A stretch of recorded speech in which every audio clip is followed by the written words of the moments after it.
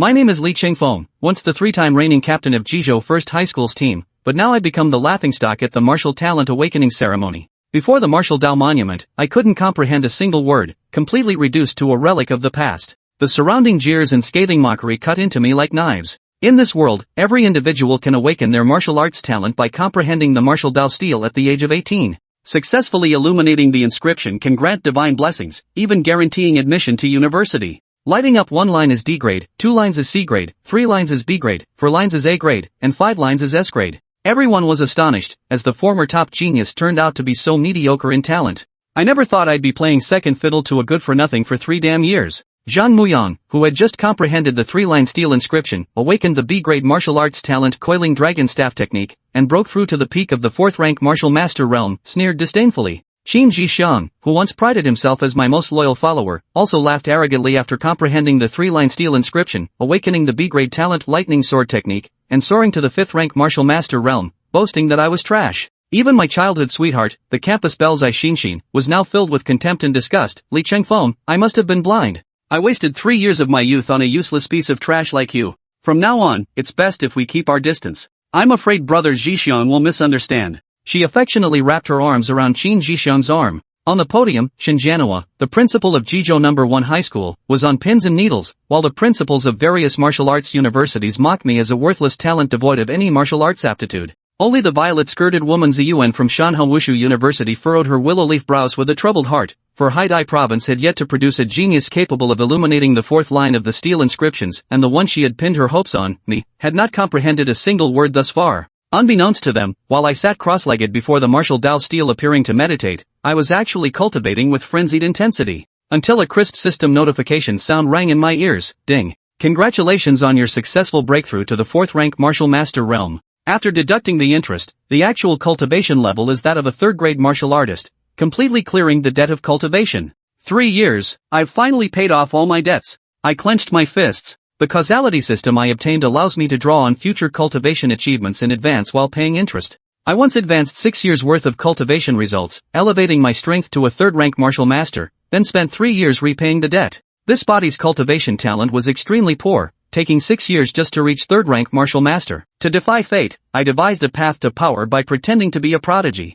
I pretended to be a prodigy, borrowing cultivation strength in advance to swindle school resources while humiliating genuine prodigies to earn karma points, a universal system currency that could be exchanged for divine abilities, techniques, and innate bloodlines. For the past 3 years, I've been frantically accumulating karma points and scrambling for resource scholarships, finally managing to pay off all my debts. Watching the once dominated geniuses regain their confidence, I smirked. These naive natives of Blue Star only saw the surface and thought they could turn the tables? What they see is merely the cause I intentionally planted. Fatten it up, then slaughter it with a single stroke. Turkeys, let me see how much karma value I can harvest from you this time. My thoughts were crystal clear. System. I want to advance my cultivation achievements. The specific requirement is to comprehend the martial Dao stele to the level of beginner's insight. Boom! A thunderous roar echoed in my mind, my thoughts grew even sharper, and the golden inscriptions on the martial Dao stele leaped into view. The principals below the stage were still mocking me, but suddenly, an anomaly occurred. Look at the martial Dao stele quickly. The ancient and desolate martial Dao stele abruptly erupted with dazzling golden light.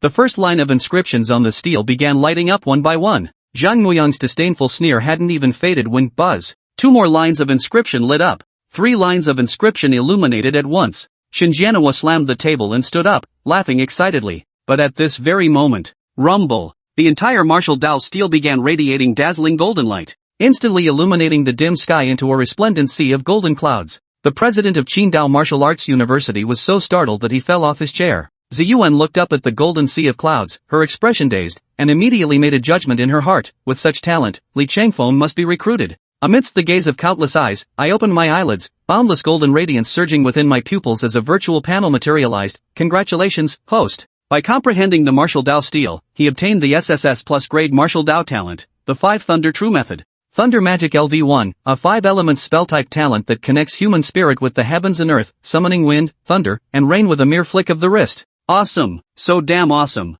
Ha ha ha. The highest talent on Blue Star was merely SSS tier, yet with just a slight advance, I awakened an SSS plus tier martial arts talent. I immediately pulled up the system to check the causality value. Ding! The host shone brilliantly before the crowd, illuminating the entire martial arts monument. Zhang Muyang felt ashamed of his inferiority, losing 150 points of heavenly pride points and gaining 750 points of karma value. Ding! The host's display of saintly prowess before others has once again made Qin Zhixiang realize the vast difference between them, resulting in a loss of 150 points of heavenly pride and an increase of 750 points of karmic value. Ding! The host manifested divine prowess before others, causing Zhai Xinxin's self-confidence to collapse with overwhelming talent. Heavenly pride points decreased by 230, and karma value increased by 1050. Ding! Detected that the host's current karma value has exceeded 10,000. Congratulations! The cultivation attribute allocation path has been unlocked. This is exactly why I've painstakingly raised this turkey for 3 years, it never fails to deliver.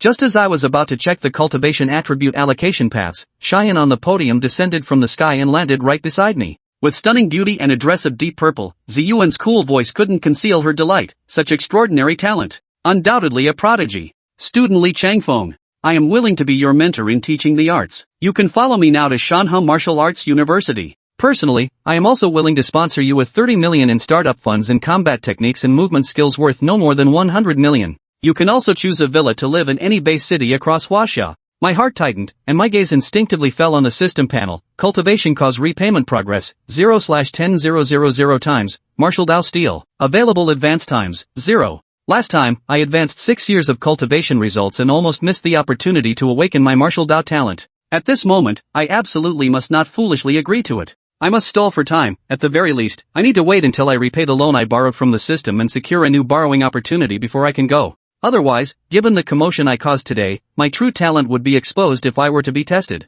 Just as I was struggling to come up with an excuse to delay, Shai Xinxin's shrill scream suddenly erupted from the crowd below. Cheating! Li Chengfeng, he absolutely cheated, instantly causing an uproar throughout the venue. Chapter 3, he's definitely cheating. Li Chengfeng is challenged. One stone sent ripples across the pond. After Zhai Xinxin stepped forward first, whispers finally began to stir among the crowd. Observing the shift in the atmosphere, a cold, ruthless glint flashed in Qin Zhixiang's eyes. Qin Zhixiang, who prided himself on his deep cunning, understood perfectly. The same words spoken by different people naturally carried different weight. Therefore, the moment he saw through Li Qingfeng's deception, Qin Zhixiang had already colluded with Zhai Xinxin. They planned to publicly challenge Li Changfeng when Zi Yuan decided to admit him as a recommended student. Their goal was to utterly destroy Li Qingfeng's reputation. Seeing Qin Zhixiang give him an almost imperceptible nod, Zhai Xixin felt reassured.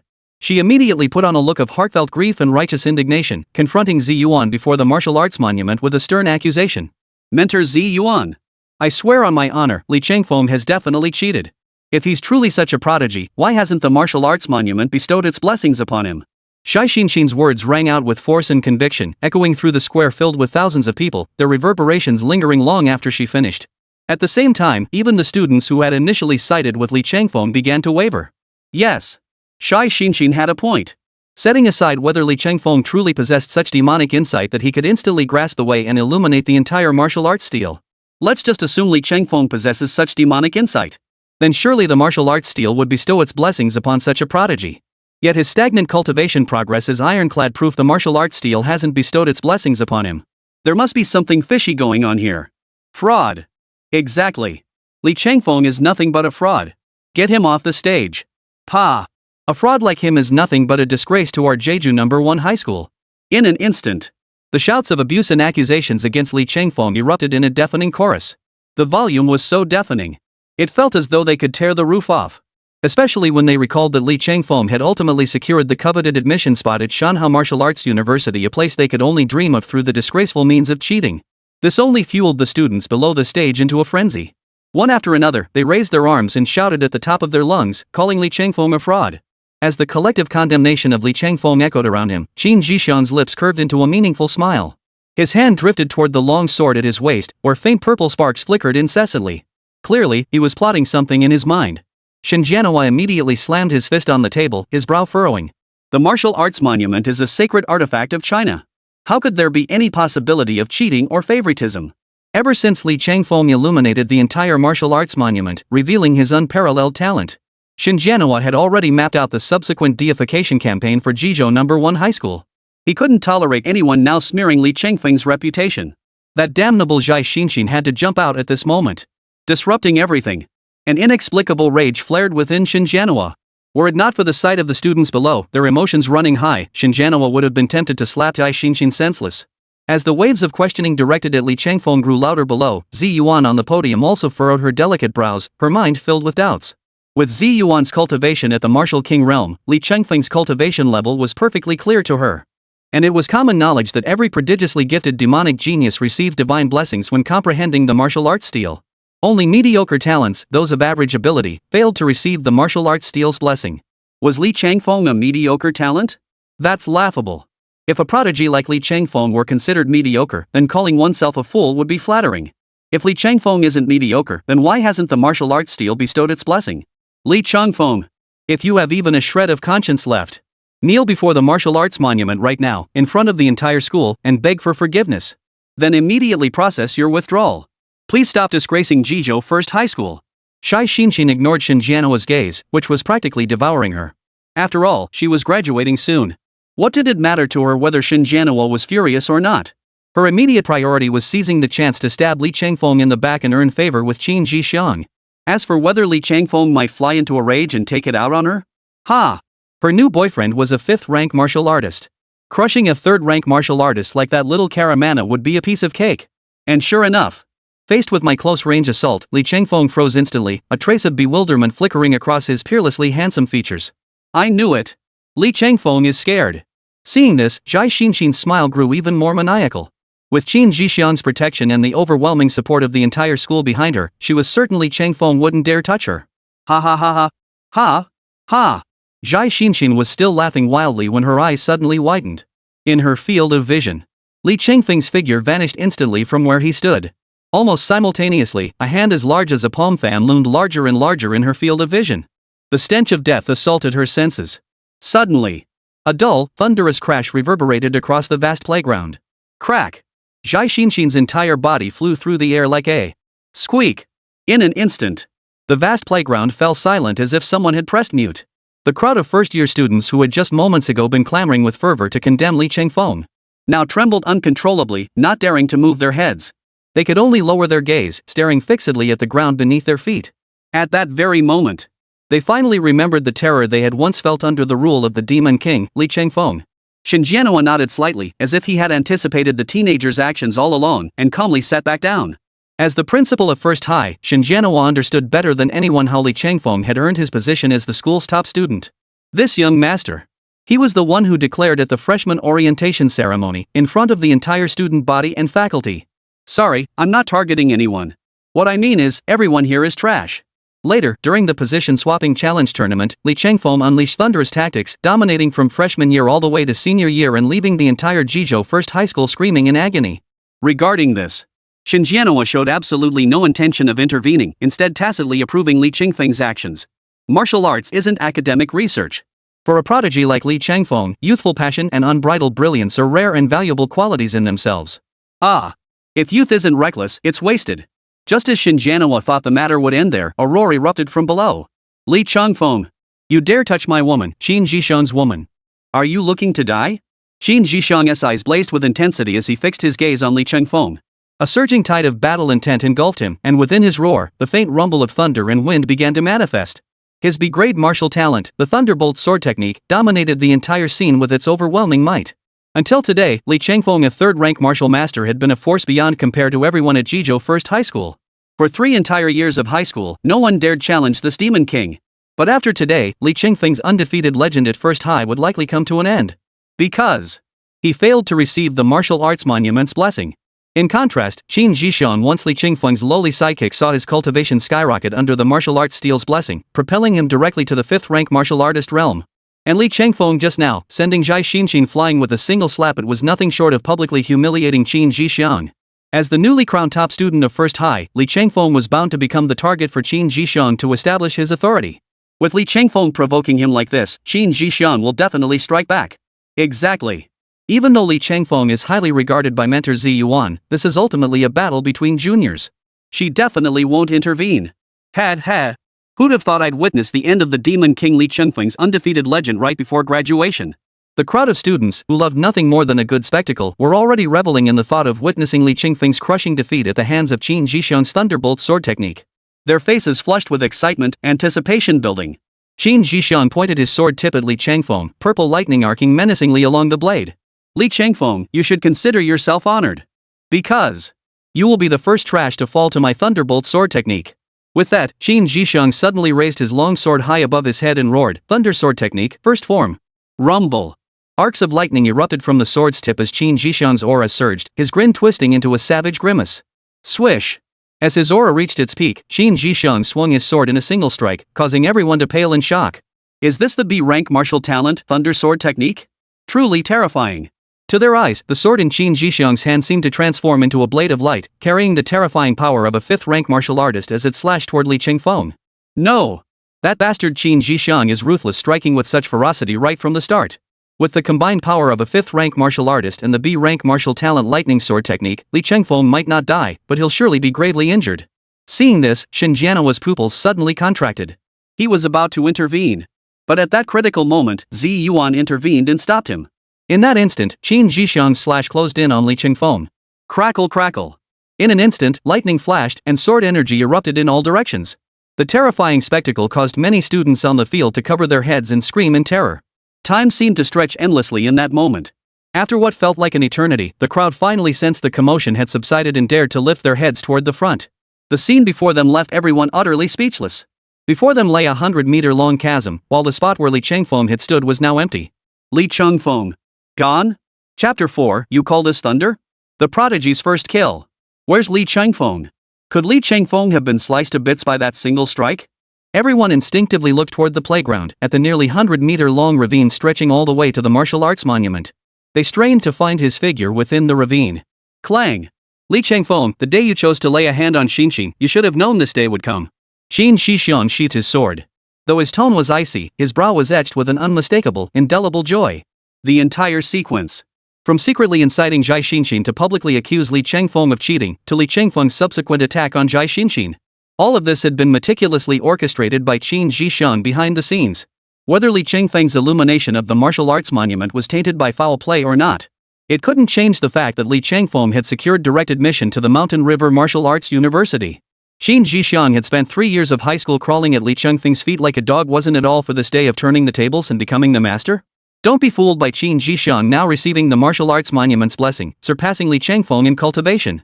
But if Li Changfeng were truly admitted to the Mountain River Martial Arts University, the hard-won gap he'd finally managed to create between them wouldn't just be instantly overtaken. Moreover, his public betrayal of Li Changfeng today would inevitably invite relentless retaliation from him. Rather than passively waiting for Li Changfeng to grow stronger after his direct admission to the Mountain River Martial Arts University and then come after me, it would be far better to strike now, while he still held the upper hand in strength. Decisively eliminate him. Then, even if the school in Mountain River Martial Arts University came down hard on him, Qin Zhixiang could easily justify his actions by claiming it was a fit of rage for a woman. As for Li Changfeng? Ha! He'd either be crippled or dead by then. Shanhe Martial Arts University? They'd never admit a dead man as a recommended student. In the end, I still won. Ha ha ha ha. At this thought, Qin Zhixiang's lips curled into a maniacal grin, and he couldn't help but burst into laughter. What's so funny? But just then, a voice filled with icy authority echoed faintly, instantly freezing Qin Zhixiang's smile. Simultaneously, someone on the playground suddenly pointed skyward and gasped. Look up! Li Changfeng! He's up there in the sky! Everyone hurriedly looked in the direction of the cry. There he was. Li Changfeng, enveloped in purple lightning, stood suspended in midair. His entire body floated mid-air, gazing down coldly upon the crowd below. His gaze was haughty, like a cold-hearted god scrutinizing ants below. As for Qin Zhixiang's earlier thunderous sword technique, not only did it fail to injure Li Changfeng, but it didn't even leave a speck of dust on his white robes. Not even a speck of dust clung to him. Li Changfeng actually flew into the air to dodge? Could it be the martial talent he awakened just now is related to flying through the air? No one else could have dodged that. Li Changfeng really has incredible luck. He just awakened a flying-type talent. Otherwise, if he'd taken Qin Zhixiang's sword head-on, he'd have been skinned alive if not killed outright. Qin Zhixiang looked up at Li Changfeng suspended midair. The smile on his face quickly faded, replaced by an unprecedented gravity. That strike he had just unleashed was delivered with the absolute intent to kill Li Changfeng. Therefore, he held nothing back, neither in destructive power nor in the speed of his strike. It was the most devastating slash he could possibly unleash. Yet even so, Li Changfeng had managed to dodge it with complete composure. Crucially, he emerged unscathed. Instantly, the bewilderment in Qin Zhixiang's eyes was severed by his own Dao heart. Once the arrow is released, there's no turning back. Having resolved to take action against Li Changfeng, I must see it through to the end. Come on. Li Changfeng, I'll see how long you can keep dodging. Crackle. In an instant, purple lightning flared. Qin Zhishan's long sword was once again enveloped in purple lightning as he swung it toward Li Changfeng midair. Whoosh, whoosh, whoosh. Several streaks of purple sword energy, infused with the essence of thunder, pierced through the void. They converged from all directions and angles, striking toward Li Changfeng suspended in midair. In an instant, all of Li Changfeng's escape routes were sealed off. Feeling the fierce, overpowering lightning bolts, everyone felt their scalps tingle with terror. It's over. This time, Qin Zhishan was truly determined to kill Li Changfeng, unleashing so many sword strikes. Yes. This time, even if Li Changfeng is in midair, he won't be able to dodge. Just as everyone was gripped with anxiety over Li Changfeng's predicament. But in the very next second, Li Changfeng made a move that left everyone present utterly speechless, something they never could have imagined. There he was. Li Changfeng didn't dodge or retreat. Instead, he raised his hand and reached out to grab the sword chi infused with electric sparks. What? Before unleashing that strike, Qin Zhishan had imagined countless possible outcomes. But he never imagined Li Changfeng would be so reckless as to attempt to grab his sword energy with his bare hands. This was no ordinary sword energy. It was a lightning sword chi infused with his martial talent. Li Changfeng must be out of his mind to do this. The others were equally stunned by Li Changfeng's insane move. Li Changfeng actually dared to bare his fists and block Qin Zhishan's sword strike? Are you kidding me? That's suicide. But what unfolded next was something no one would ever forget. Snap. Li Changfeng casually reached out, clenching his fist. The sword light, crackling with purple lightning, shattered under his grip, scattering into countless tiny sparks of electricity mid-air. This can't be. Everyone present felt as if their minds had been struck by a club, leaving them blank and utterly unable to think. Qin Zhishan couldn't believe it either. Despite his 5th rank martial master cultivation and the double boost from his B-grade martial talent lightning sword technique, Li Changfeng had shattered it with his bare hands. It felt as though Li Changfeng had crushed not only his sword energy, but also Qin Zhishan's very core as a prodigy. This strike. That was the most powerful thunder strike I could possibly unleash right now. How could it possibly be crushed so easily by you? I refuse to believe it. I absolutely refuse to believe it. Stunned, Qin Zhishan instinctively stumbled backward.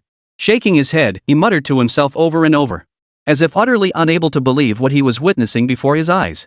Ding! Detected collapse of Qin Zhishan's Tao heart. Combat will completely lost. 300 celestial prodigy points lost. Karma value increased by 1,500. Notice, current celestial prodigy points have been reset to 0, triggering the kill drop rule. At that moment, the system alert echoed in his mind. Li Changfeng knew the moment had finally arrived. It was time to squeeze every last drop of value from Qin Zhishan. He. Thunder? You call this thunder? Li Changfeng suddenly burst into laughter. He laughed while shaking his head. I thought you'd awaken some incredible martial talent, giving you the courage to bark at me like a dog. After all that fuss, you've merely grasped a shallow, laughable spark. And you naively believe you've mastered the power of thunder. You call that thunder? If word got out, people would laugh themselves silly. Li Changfeng stifled his laughter, the smile fading from his face. Very well. I'll open your eyes and show you what it's really like. What true heavenly might truly looks like. Boom. With that, Li Changfeng raised his right hand and pointed toward the sky. Though his hand held nothing, his right arm seemed to conceal a sharp blade. Even without touching its edge, its towering arrogance could still be felt. Under the stunned and bewildered gazes of the crowd, Li Changfeng calmly uttered 2 words. Thunder, come. In an instant, the heavens and earth abruptly changed color. The sky darkened with a deep rumble as countless black clouds surged in from the horizon. In the blink of an eye, the clouds churned and rolled, a thick, oppressive blackness like a collapsing canopy, so dense you could barely see your hand before your face. Rumble, rumble. Lightning crackled within the black clouds, thunder exploded, and the entire hall was bathed in blinding white light. This thunderous roar symbolized the mightiest force in all creation. It represented supreme judgment and majesty. Li Changfeng, thunder in hand, stood like a celestial deity. Qin Zhishan's pupils suddenly contracted into dangerous pinpricks, as if he'd stumbled upon a ghost while walking at night. What is this? Is this your martial talent? Just as Qin Zhishan stood speechless, stunned by the resplendent divine might Li Changfeng had summoned, Li Changfeng gripped the thunder in his right hand, every hair on his body standing on end. His expression was solemn and dignified, his entire being bathed in a purple lightning glow. 5 thunderbolts. Boom. Crack. Li Changfeng swung his right hand downward, hurling it fiercely toward Qin Zhishan's position below. His voice boomed like spring thunder. Justice. Boom. A purple bolt of lightning instantly descended from the dark clouds, erupting from Li Changfeng's right hand. The lightning serpentined through the air, twisting 9 times before striking down toward Qin Zhixiang below. The lightning bolt came with such overwhelming speed. Like a flash of lightning, it left no time to dodge. Qin Zhixiang could only instinctively raise his arm, holding the long sword horizontally across his chest. Clang! The blue-edged blade that had accompanied him through countless days and nights emitted a piercing shriek under the impact. In an instant, it shattered into several pieces, and the man himself was instantly swallowed by the lightning. In that instant, the world seemed to brighten to blinding intensity, forcing everyone to shut their eyes. They instinctively shut their eyes. They felt an overwhelming heat surge around them, as if the very air itself had ignited. After a long while, those nearby forced their eyes open despite the stinging pain. They saw. The dark clouds in the distant sky had dispersed, and the bright moon hung high once more in the night sky. On the playground, where Qin Zhixiang had stood moments before, a massive crater over 100 meters wide had been blasted open by the thunder. At the bottom of the crater, only wisps of blue smoke could be seen drifting away. Qin Zhixiang was utterly annihilated, body and soul destroyed, leaving not a trace of his remains. It was as if he had never existed at all. Not even a speck of ash remained. In that instant, the sports field, packed with thousands of people, fell silent as if a heavy snow had just fallen. On the podium, Shanhe and the others all stared at Li Changfeng with inexplicable expressions. Some stared in utter disbelief, others wore complex expressions as they watched the white-clad youth standing tall with one hand behind his back. Their emotions were a tangled mess. Before the battle began, no one had high hopes for Li Changfeng. And certainly no one naively believed that Li Changfeng, merely a third-rank martial master, could defeat Qin Zhixiang, a fifth-rank martial master blessed by the martial arts monument and awakened with the B-grade martial talent, thunder sword technique. Had it not been for Zi Yuan's intervention, Shanhe would have already charged forward to forcibly halt the fight. But the reality was, Qin Zhixiang didn't just lose. Moreover, he had perished at Li Changfeng's hands. Deadly and decisive. Li Changfeng was simply too ruthless. Such ruthless tactics left Shanhe and the other principals utterly speechless and deeply shaken. A scene like this, killing someone before their martial talent awakens. Even with their extensive experience, this was the first time they'd ever witnessed such a thing. Yet another major dilemma now faced by Shanhe. That was Li Changfeng. How should he handle this? Chapter 5, Ignorant Fool? Li Changfeng blacklisted. Click. Amidst the deathly silence that engulfed the entire venue, only the steady rhythm of footsteps echoed. The sound was faint, yet it felt as heavy as a footstep crushing everyone's hearts. Under countless gazes filled with complexity and horror. There he was. The handsome youth in white robes and black hair, his expression suddenly composed, stride forward. Behind him lay the 100-meter deep crater that had reduced Qin Zhixiang to nothing but bones, a stark reminder that stood out starkly. Though Li Changfeng stood alone. He silenced the thousands of students from first middle school who had been mocking him as a worthless failure from below. Until Li Changfeng approached the nearest youth. He's killing them. He's killing them. Li Changfeng, he killed Qin Zhixiang. After a long silence. In the vast playground, someone finally broke the deathly silence. The youth closest to Li Changfeng trembled as he pointed at him. He tried to step back, but his body stumbled, sending him crashing to the ground. Even then, the youth scrambled backward on all fours, retreating in panic. He was utterly terrified. He wasn't alone. The other students present, witnessing this scene, all scrambled backward in unison. Every breath was held, not a single sound escaped the crowd. The silence was so profound that the sound of a pin dropping could be heard clearly. But then, all eyes turned back to Shanhe, seated on the podium. His withered face was dark and grim, his expression so unpleasant it seemed it could drip with water. This included the amused, mocking gazes and smiles from the other university presidents seated on the podium, representing major martial arts universities across Haidai province. Of course, the most crucial figure was Zi Yuan, the special grade instructor of Shanhe Martial Arts University, who held the greatest authority and most prestigious status on the podium. Her delicate brows furrowed slightly as she watched Li Changfeng's expression with a complex look on her face. Those who had previously held intense fear toward Li Changfeng now shifted their gazes to expressions of either mockery or schadenfreude. Among them, many present couldn't help but let their lips curl into maniacal grins. The ugly expression of petty triumph was written all over their faces. Rather than witnessing a genius rise like the morning sun with eyes filled with envy and jealousy, they were now left far behind, unable to even catch a glimpse of his retreating figure, reduced to pitiful wretches without even the privilege of groveling at Li Changfeng's feet. This had instantly stripped them of the fleeting sense of superiority they'd managed to regain before Li Changfeng's martial arts monument awakened. And now, these petty scoundrels witnessed with their own eyes the once great genius of first high school fall before them. Transformed into a murderer and prisoner worse than themselves, this spectacle fed the filthy, depraved desires of these sewer rats like never before. Especially when they thought about how Li Changfeng had been killed right at the scene of his martial talent awakening. In full view of the entire school, including Zi Yuan and the presidents of several other martial arts universities, he had brazenly killed Qin Jixiang. The nature of this act itself was utterly heinous. Therefore, Li Changfeng must have finally grasped the gravity of his actions this time, which is why he was utterly terrified and completely at a loss, right? While the vast majority watched with a gleeful, schadenfreude-filled attitude, their eyes filled with mockery and scorn directed at Li Changfeng. At the same time, many eyes also fell upon Zi Yuan. This time, however, they did not follow Zhai Xixin's lead in publicly egging him on, attempting to force a confrontation. Forcing someone out of office typically meant applying pressure to Zi Yuan, Xinjianhua, and others without concrete evidence in hand. But now, Li Changfeng's murder was an established fact. Several pairs of eyes had witnessed it firsthand. Both eyewitnesses and physical evidence were present. The bloody reality lay before them. With such irrefutable proof, attempting another forced resignation would only backfire. Thus, the vast majority of the first middle school students present, roughly estimated to number over 1,000. They all chose to stage a sit-in protest, then turned to pressure those like Zi Yuan and Xinjianhua who wanted to protect Li Changfeng. Mentor Zi Yuan, what's your take on this? Feeling the oppressive, tense silence permeating the entire venue, Xinjianhua clearly began to buckle under the pressure. He turned his pleading gaze toward Zi Yuan. Xinjianhua knew full well.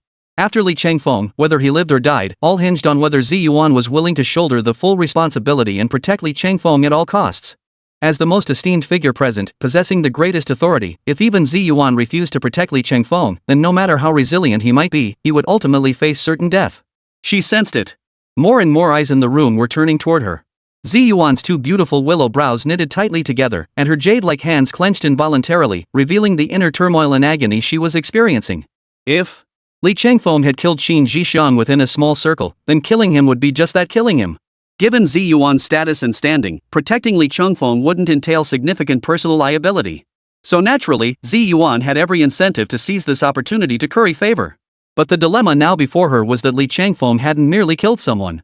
He did it in front of thousands of students and faculty from First High, along with the presidents of all the martial arts universities in Haidai province, right in the middle of the solemn and sacred martial talent awakening ceremony.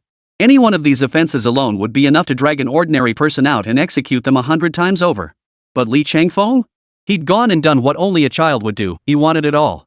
This move instantly put Zi Yuan on the hot seat, trapped between a rock and a hard place. The most crucial point was this. If Zi Yuan chose to stand by Li Changfeng to the death, it's not that she lacked the capability.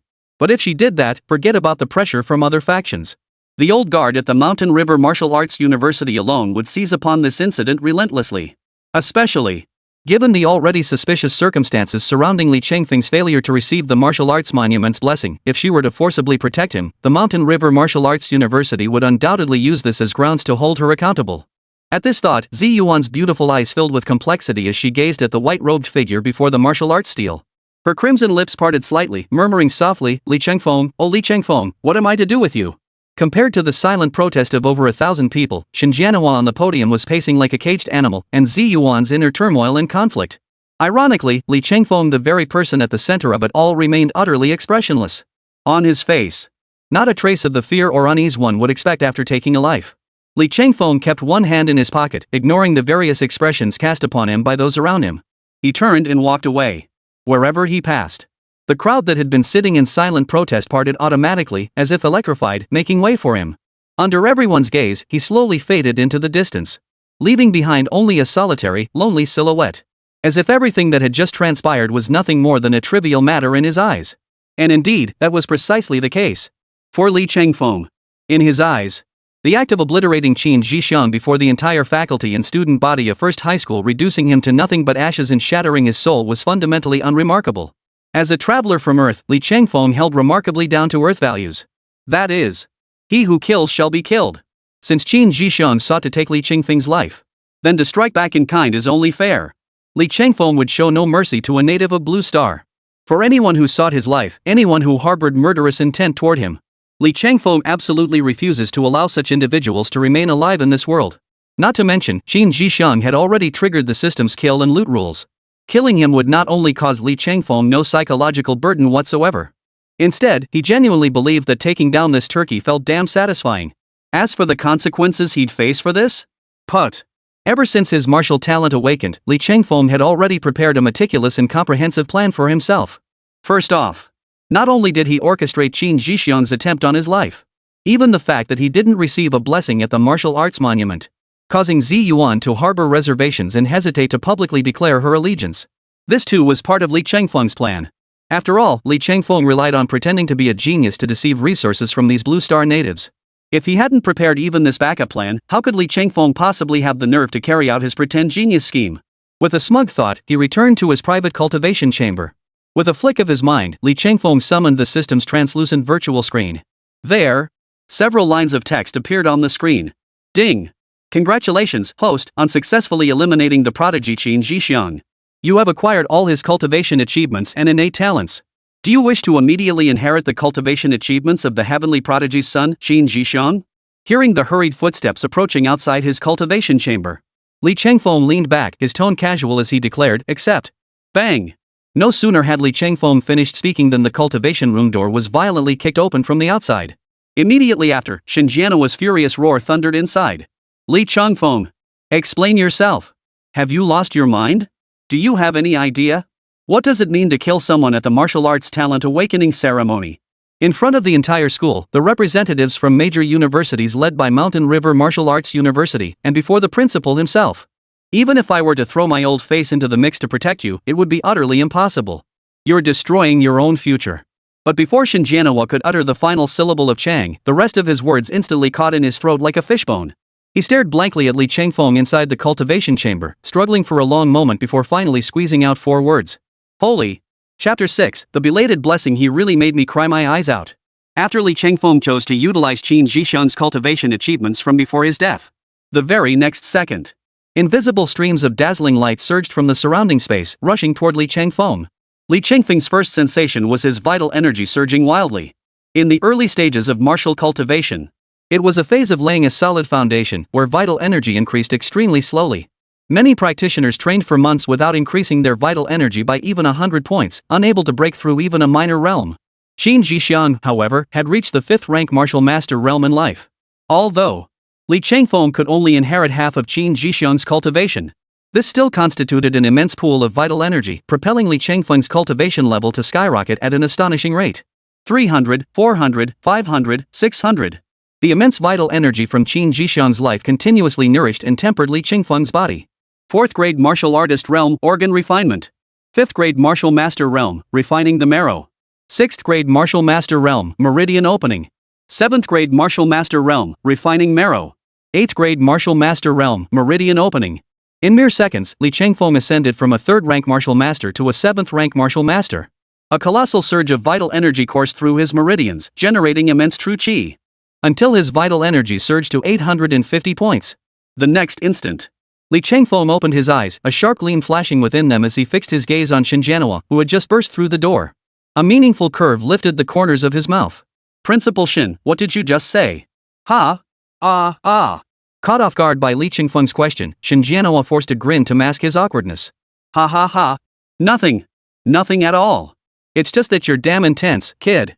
You've nearly given me hysteria with your performance today. Indeed. If one had to describe Shinjiano's emotional state today in a single phrase, it could only be described as a roller coaster ride, twists and turns upon twists and turns. His mood truly felt like riding a roller coaster. If Shinjiano didn't have nerves of steel, forget about hypochondria. He might have had a heart attack from the sheer terror Li Chengfeng put him through. But regardless of the process, the outcome was ultimately positive. The terrifying aura Li Chengfeng displayed moments ago, that of an 8th rank martial master, served as the most powerful rebuttal to those who had once doubted he had received the martial arts steel's blessing. For most others blessed by the martial arts steel, advancing 1 or 2 minor realms was already considered exceptional. Someone like Qin Zhixiang, who advanced 3 minor realms under its blessing, was a rarity, a phoenix feather or a unicorn horn. Even across the entire Haidai province, there were likely few such cases. But when it came to Li Chengfeng, it was an entirely different story. Holy crap! This kid just skyrocketed 5 minor realms in cultivation, leaping straight from 3rd rank martial artist to 8th rank martial artist. Such a blessing. Shinjiano wouldn't claim it was unparalleled across all of China, but within their Haidai province, it was absolutely unprecedented and likely unmatched for generations to come. The martial arts steel served as the ultimate test of a martial artist's innate talent. To receive such a blessing from it, this alone was enough to reveal Li Chengfeng's monstrously prodigious talent, truly unparalleled throughout history. As for those so-called rules, they're just tools the rule makers use to bind ordinary mortals. Laughable. Have you ever seen a rule maker bound by their own rules? Whether it's Li Changfeng igniting the entire martial arts stele today to awaken supreme talent, or receiving its blessing to instantly surge 5 cultivation realms. I'm not exaggerating when I say that. Barring any unforeseen circumstances, it's only a matter of time before Li Changfeng becomes a rulemaker in Huaxia. Therefore, Li Changfeng publicly executing Qin Zhixiang could still be considered a significant event. But now, it's nothing but a fart. Qin Zhixiang was nothing but a worthless life. How could he possibly compare to Li Changfeng?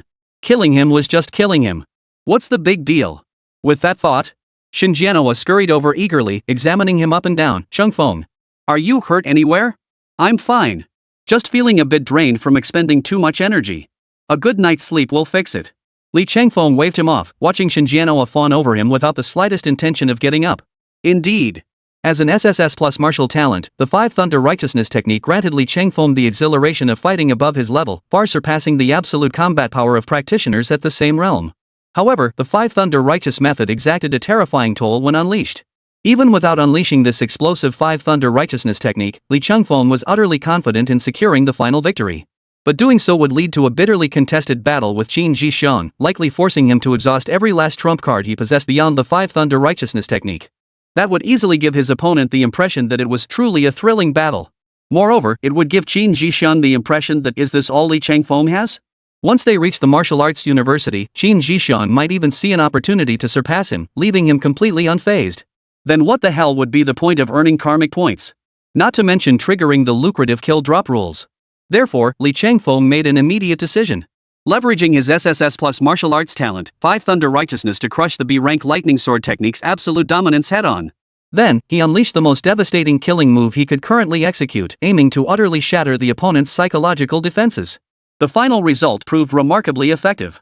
Under Li Changfeng's meticulously orchestrated chain of events, Qin Zhixiang's resolve crumbled under the relentless pressure, plunging him into existential doubt.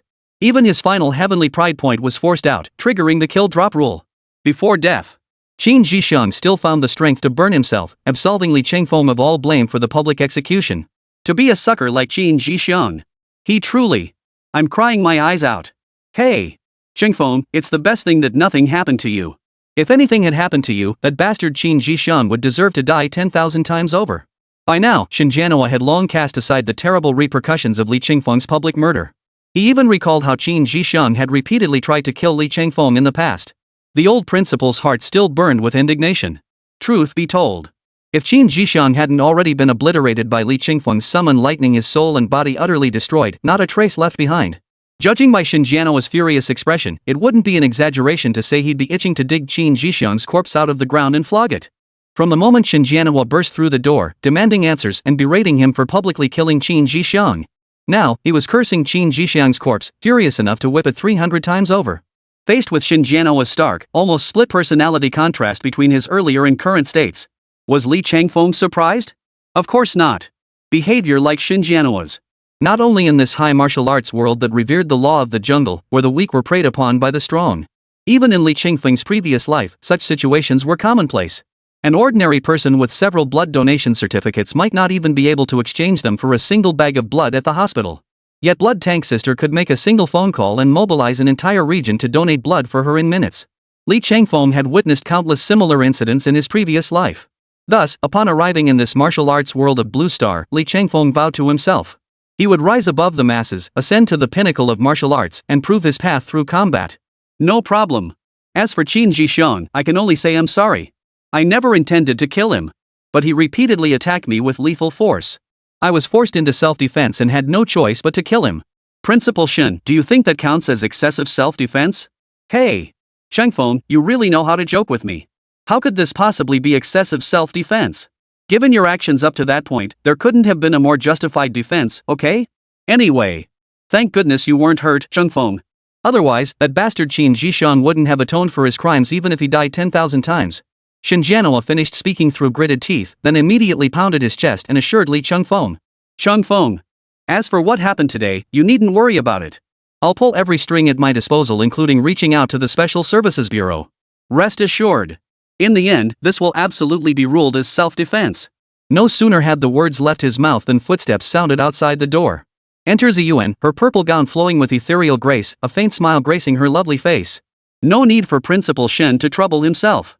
I've already made arrangements with the Jeju Special Services Bureau. Li Chengfeng's killing of Qin Jixiang has been officially classified as self-defense by the Special Services Bureau. The matter is settled. No one will cause trouble for Li Chengfeng over this matter. If Mr. Li Chengfeng has no further concerns, he may accompany me now to register at Mountain River Martial Arts University. Upon seeing the visitor, Shanhe froze for a moment before his gaze swept over them, his pupils involuntarily widening. Just a second ago, he had promised Li Chengfeng he'd figure out how to explain things to Zi Yuan. The very next moment, Zi Yuan walked right in, claiming she'd already resolved everything and taken care of all the follow-up work. Could it really be that efficient? Shanhe found it hard to believe. After all, what Li Chengfeng had just done was no small matter. This was murder committed in public at the Martial Talent Awakening ceremony right before the eyes of all first highest faculty and students, along with the presidents of Haidai Province's major martial arts universities. The nature of the crime was utterly heinous. Despite Shanhe's solemn assurances and guarantees to Li Chengfeng. But if he were truly tasked with making this happen himself, Shanhe didn't have much confidence in pulling it off. Yet unexpectedly, the headache he'd been grappling with had been resolved by Zi Yuan. Moreover, Zi Yuan's decision to step in and protect Li Chengfeng at this moment indirectly signaled something else. After Li Chengfeng's direct admission to the Mountain River Martial Arts University, he would undoubtedly receive unprecedented attention from the school. Vast amounts of cultivation resources would be unconditionally channeled toward him. With such treatment, Li Chengfeng was bound to soar to new heights from now on. Chengfeng. Shanhe Martial Arts University is one of China's top 10 prestigious institutions and ranks first among martial arts universities in Haidai Province. If you secure early admission now, it will greatly benefit your future development. Precisely. As she spoke, Zi Yuan couldn't help but step forward, her gaze fixed intently on the coldly aloof, solitary youth in white before her. Joy blossomed on her face, and her autumn water-like eyes flashed with evident fervor. She hadn't misjudged him. Li Chengfeng, he was the peerless prodigy she had been searching for. As for why the martial arts monument hadn't immediately bestowed blessings upon Li Chengfeng just now, it wasn't because his innate talent and potential were lacking. The truth was quite the opposite. Li Cheng's innate potential was simply too extraordinary. So extraordinary, in fact, that even a celestial artifact like the martial arts stele required such an extended period to conduct a thorough, specialized assessment. This fact alone could be glimpsed from Li Chengfeng's cultivation base soaring directly to the fifth minor realm. To encounter such an unparalleled prodigy in a place like this time, I truly stumbled upon a colossal opportunity. Indeed. Choosing to go to the Mountain River Martial Arts University now is indeed a very good choice. Finally, under Zi Yuan's ardent gaze, Li Chengfeng spoke calmly. But I refuse. Chapter 7, Why not both give a little? I want it all. Zi Yuan? She had thought. She had already shown such sincerity, even going so far as to mobilize every resource at her disposal to smooth things over for Li Chengfeng. Moreover, as one of China's top 10 martial arts universities and the premier institution in Haidai Province, their university boasted the strongest faculty and vast cultivation resources. Li Chengfeng agreeing to the early admission offer should have been a done deal. Yet, Li Chengfeng actually refused. And his refusal was so abrupt. This left Zi Yuan, the Ice Queen beauty, unable to hide her surprise. With her naturally absent-minded manner, she asked, "Why? Was my sincerity insufficient?" "My sincerity was more than enough." Li Chengfeng nodded naturally. "Then what about you?" "I refuse." Zi Yuan. You know what? The thrill of repeatedly tugging at Zi Yuan, this icy-cold beauty of a mentor, was surprisingly satisfying. Li Chengfeng couldn't help but sigh silently to himself. This habit of saying no to those who are practically guaranteed success, he'd probably never kick it in this lifetime. Dripping. So, since all conditions and sincerity are in order, why have you repeatedly rejected me, Li Chengfeng? Even Zi Yuan, with her cool demeanor, couldn't help but flush slightly at this point. Li Chengfeng spread his hands, looking perfectly reasonable. Because I still have to attend the elite training camp. What? You said you still have to attend the elite training camp? Zi Yuan froze for a long moment. For a moment, she even began to doubt whether her ears had played tricks on her. What had he just said? He said he was going to join the elite training camp. Could this be the generation gap between me and today's minors? Good heavens! I couldn't understand a single word Li Chengfeng was saying. After a long pause, Zi Yuan finally steeled herself and spoke earnestly. In my opinion, Li Chengfeng, joining that elite training camp is nothing but a waste of your precious time. It's completely unnecessary. Setting aside the very existence of the elite training camp, it's designed for students who didn't secure direct admission to Mountain River Martial Arts University. Simply put, everything the elite training camp offers, our Mountain River Martial Arts University can provide. And what the elite training camp cannot provide, our Mountain River Martial Arts University can still offer you. At this point, Zi Yuan paused briefly before continuing. Furthermore, Although I intervened to smooth over the incident where you killed someone during your martial arts talent awakening ceremony. But the repercussions of this incident are far too severe. Your blatant actions have already made you the focal point of attention among students at all major high schools in Haidai Province. Especially students from the 3 elite institutions of Haidai Province: Haidai Provincial Experimental High School, Shandong Normal University Affiliated High School, and Qingdao No. 2 High School, who will also be attending the elite training camp. These prodigies are all exceptionally talented and fiercely proud. If word gets out that you, the center of attention, have joined the elite training camp, they'll definitely come looking for you. As she spoke, Zi Yuan looked at Li Changfeng with an unprecedented seriousness and gravity in her tone. To put it bluntly, they'll be looking for trouble, testing your mettle. Why? Li Changfeng asked bluntly. What else could it be? Because they're jealous of you, of course. Zi Yuan sighed, placing her hand on her forehead and shaking her head. Li Changfeng, just heed your teacher's advice. Although you've now reached the 8th rank martial master realm through the blessings of the martial arts stele. But your starting point was simply too low. Even with such rapid cultivation growth, you still lag behind the prodigies from the 3 great clans of Haidai Province. So, joining the elite training camp now, isn't that just inviting trouble? There's absolutely no need to compete with them like this. Don't you agree? Zi Yuan pleaded earnestly. Originally, she believed that by laying out the facts and reasoning with him. When she laid out the stark disparity in strength between him and the 3 major aristocratic families of Haidai Province right in front of Li Changfeng, she expected him to back down. Who could have imagined? As Zi Yuan spoke, she noticed the dark eyes of the youth before her growing brighter and brighter. Mentor Zi Yuan does have a point. Under Zi Yuan's puzzled gaze, Li Changfeng nodded, his tone calm. Then let's put it this way. It's getting late. Let's not dwell on this issue any longer. I'll take the direct admission spot, and I'll join the elite training camp too. Zi Yuan? What? You want it all? Zi Yuan stared at Li Changfeng in utter bewilderment, wondering if she'd misheard. As night deepened, the full moon hung high above the night sky of Jizhou City. Under Zi Yuan's lingering gaze, still tinged with reluctance, Li Changfeng exchanged phone numbers and the villa keys with this icy beauty mentor before decisively parting ways. Then, Shinjianwo personally opened the car door for Li Changfeng, ushering the young master of First High into the vehicle. For the immense honor Li Changfeng had bestowed upon him today, Shinjianwo wouldn't just open the door, he'd agree without hesitation even if Li Changfeng asked him to rename the school to Chengfeng Martial Arts High School. Once inside the car, there was no need for prompting. Shinjianwo instinctively took the driver's seat. As he drove, he cheerfully struck up a conversation with Li Changfeng. Changfeng, you could have gone straight to Shanhe Martial Arts University to enroll.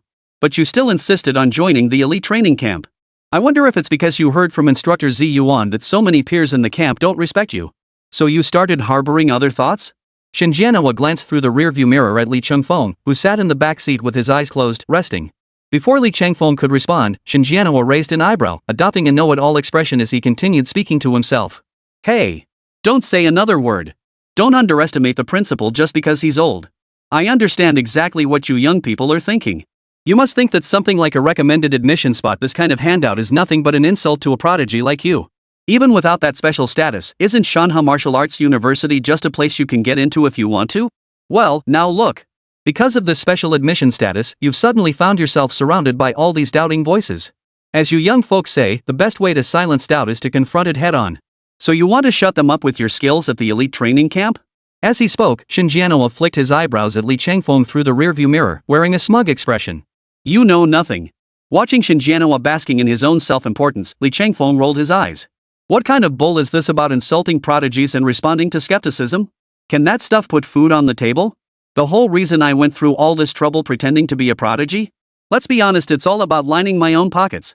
If I didn't still owe that martial arts monument debt, do you think I'd even bother going to Mountain River Martial Arts University? After venting his frustration internally, Li Changfeng began seriously contemplating his next move. But then again, joining the elite training camp is a reluctant choice. But for me at this stage, it might just be the better choice. With my current strength, the only elite schools I stand a chance against are the likes of Shanhe Affiliated High, Haidai Provincial Experimental, and Qingdao No. 2 High. If I went straight to Shanhe Martial Arts University, my current cultivation at the 8th rank martial master realm wouldn't get me anything worthwhile. So, I'll use the elite training camp as a platform to harvest another batch of scrubs before moving on. If I get lucky and encounter another heaven-sent target like Qin Zhishang, someone I can harvest and then trigger the kill drop rule by exposing their roots, I'd be absolutely thrilled. Just as Li Changfeng was basking in his delights, Shinjianwo, driving ahead, turned back and called out to him. Changfeng, if you plan to join the elite training camp, you'll need to depart in the next day or two. From what I've heard, there'll be an entrance assessment before you officially join the camp. If there's anything else you need, just ask. Whatever the principal can provide, he will make it happen. Li Chengfeng thought carefully for a moment, then smiled. Nothing else comes to mind. Over these 3 high school years, the school has taken great care of me in every way. I don't need any additional resources. Well, about this direct admission to Shanhe Martial Arts University, could we make it a bit more high profile? In his previous life, Li Chengfeng had been an orphan, never experiencing the warmth of parental love or family.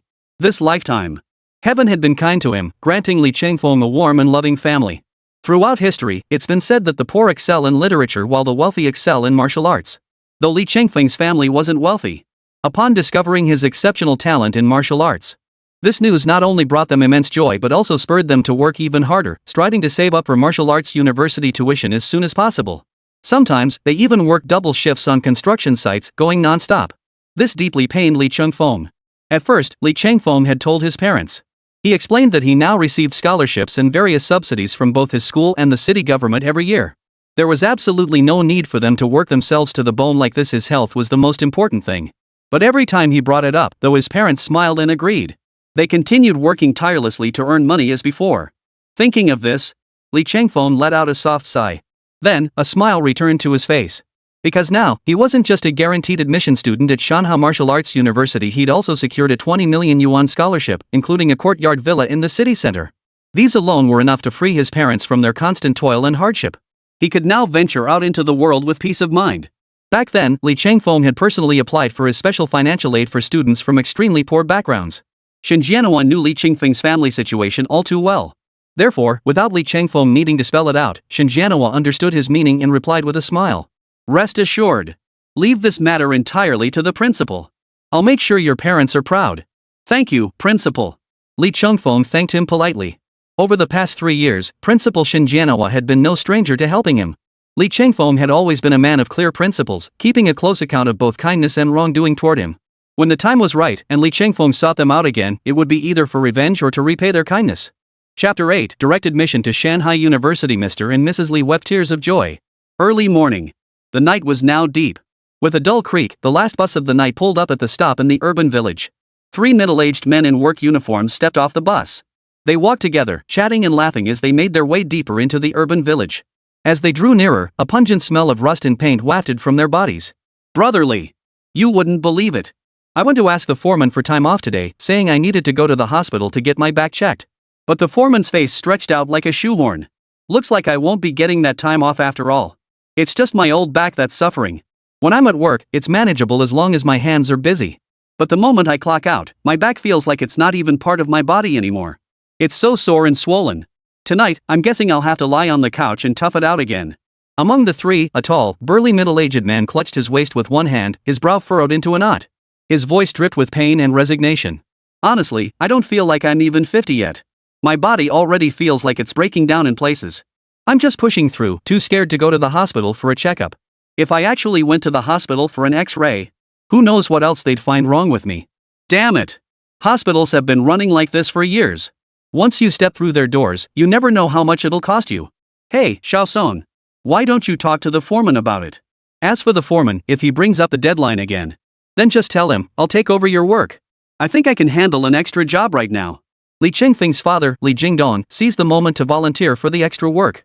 Damn it! Brother Li, are you serious? You've already pulled 2 straight all-nighters. Not just carpentry work, but also welding during the day. Even if you were just an ordinary person.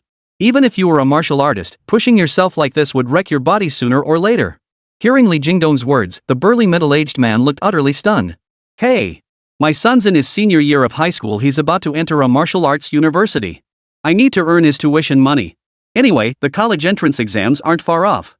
Once my son finishes them and gets into martial arts college, I'll take a proper break. Besides, don't let my age fool you. When it comes to physical stamina, you might not even match mine. As they spoke, Li Jingdong straightened his back, feigning nonchalance. Alright then. Brother Li, I owe you one this time. After your son finishes his college entrance exams, I'll cover your class for you too. The middle-aged man thanked Li Jingdong before walking off toward the other side of the urban village. Under the dim streetlight, Li Jingdong's back hunched over again. He rubbed his numb waist with his hands.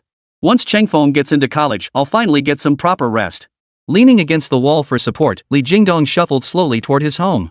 But the further he walked, the more uneasy he felt. Usually, the area in front of his house was deserted, with hardly a soul in sight. But today, the entrance to his home was completely blocked by satellite broadcast trucks from TV stations across Haidai province. Numerous media reporters had their cameras and lenses ready, standing in formation as if preparing for battle. Seeing so many reporters all at once left Li Jingdong feeling utterly bewildered. He wondered if something major had happened in their urban village. This made Li Jingdong instinctively lower his head, hoping to quickly slip past the crowd of reporters.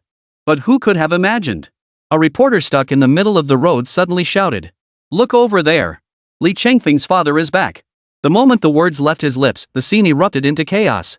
The scattered group of journalists gathered nearby swarmed toward Li Jingdong like sharks sensing blood closing in. Some reporters even lost track of their assigned photographers in the scramble, but they couldn't care less. In their desperation, they even borrowed their fellow photographers' cameras to get on camera. "Hello, everyone. I'm a reporter from the Jeju Daily.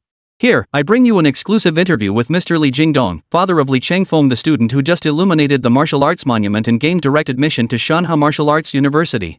"Hey! What the hell is wrong with you? Why are you filming here?" "Hey! Sorry, we're all in the same business, let's cut each other some slack, okay?" "Damn it! Like hell, I understand you. What do you mean exclusive coverage? Haven't you seen all these media outlets here?" While Li Jingdong was still watching the journalists in front of him arguing fiercely, Li Jingdong's jaw dropped and he froze in place. Shanhe Martial Arts University, one of China's top 10 institutions and the premier martial arts university in Haidai province.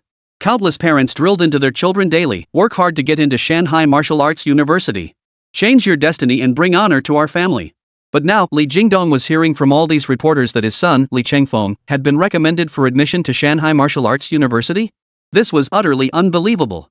Li Jingdong stood there, taking several deep breaths, yet he couldn't bring himself to take a single step forward. Seeing himself like this, Li Jingdong even began to doubt whether he had worked an entire day, become exhausted, and was now hallucinating. Just then, his wife, Zhao Dongmei, and his son, Li Chengfeng, approached. Li Chengfeng smiled as he handed over the admission letter from the Mountain River Martial Arts University, saying cheerfully, "Dad, starting today, you won't have to work on construction sites to earn money anymore." "Huh?" Li Jingdong quickly took the letter, reading every word carefully from the first line to the last.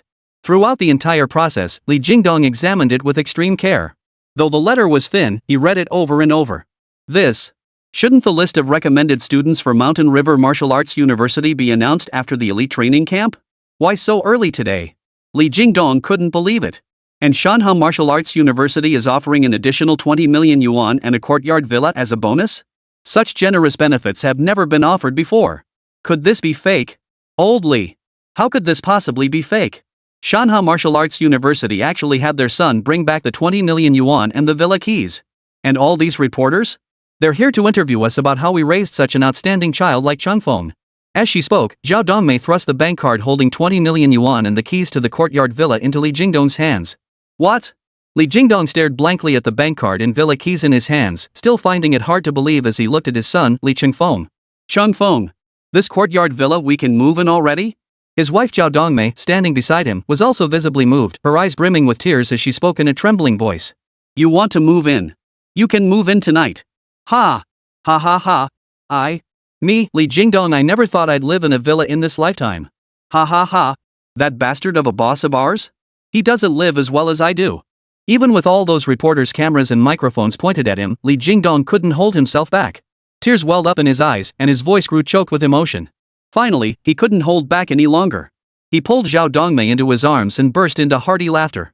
His laughter carried both joy and countless bittersweet memories. All these years, he had gritted his teeth and silently fought for this family.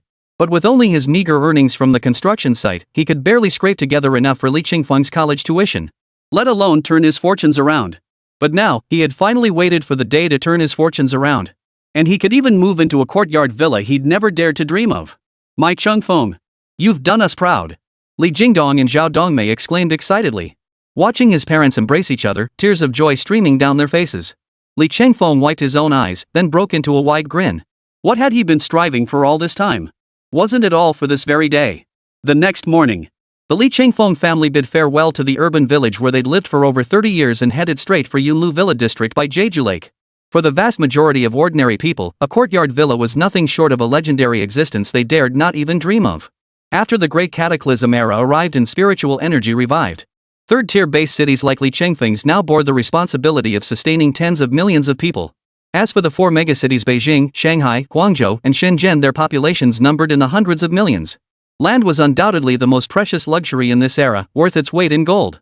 Compound villas, in particular, are exceptionally rare due to their large footprints and low floor area ratios. Even the wealthiest commoners cannot afford them. Mr. Lee. This is Villa 10086. Given the vast expanse of the lakeside Yunlu Villa district. After another 10 minutes of shuttle travel, the group finally came to a halt before a courtyard villa spanning over 5,000 square meters. The solid bronze gates and the stone lions flanking them unmistakably signaled the villa's extraordinary status. Li Chengfeng took 2 steps forward. The bronze gates swung open from within.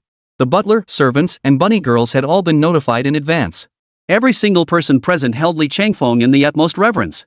For these ordinary individuals, the opportunity to serve a figure of Li Chengfeng's stature would undoubtedly benefit them for life. It might even change the course of their entire lives. The butler and servants swiftly carried in the luggage of the elderly couple, Li Jingdong and Zhao Dongmei. Mom and Dad, you can settle in here comfortably from now on. The air is fresh, and the surroundings are perfect for your retirement. Li Chengfeng guided Li Jingdong and Zhao Dongmei through the villa's layout.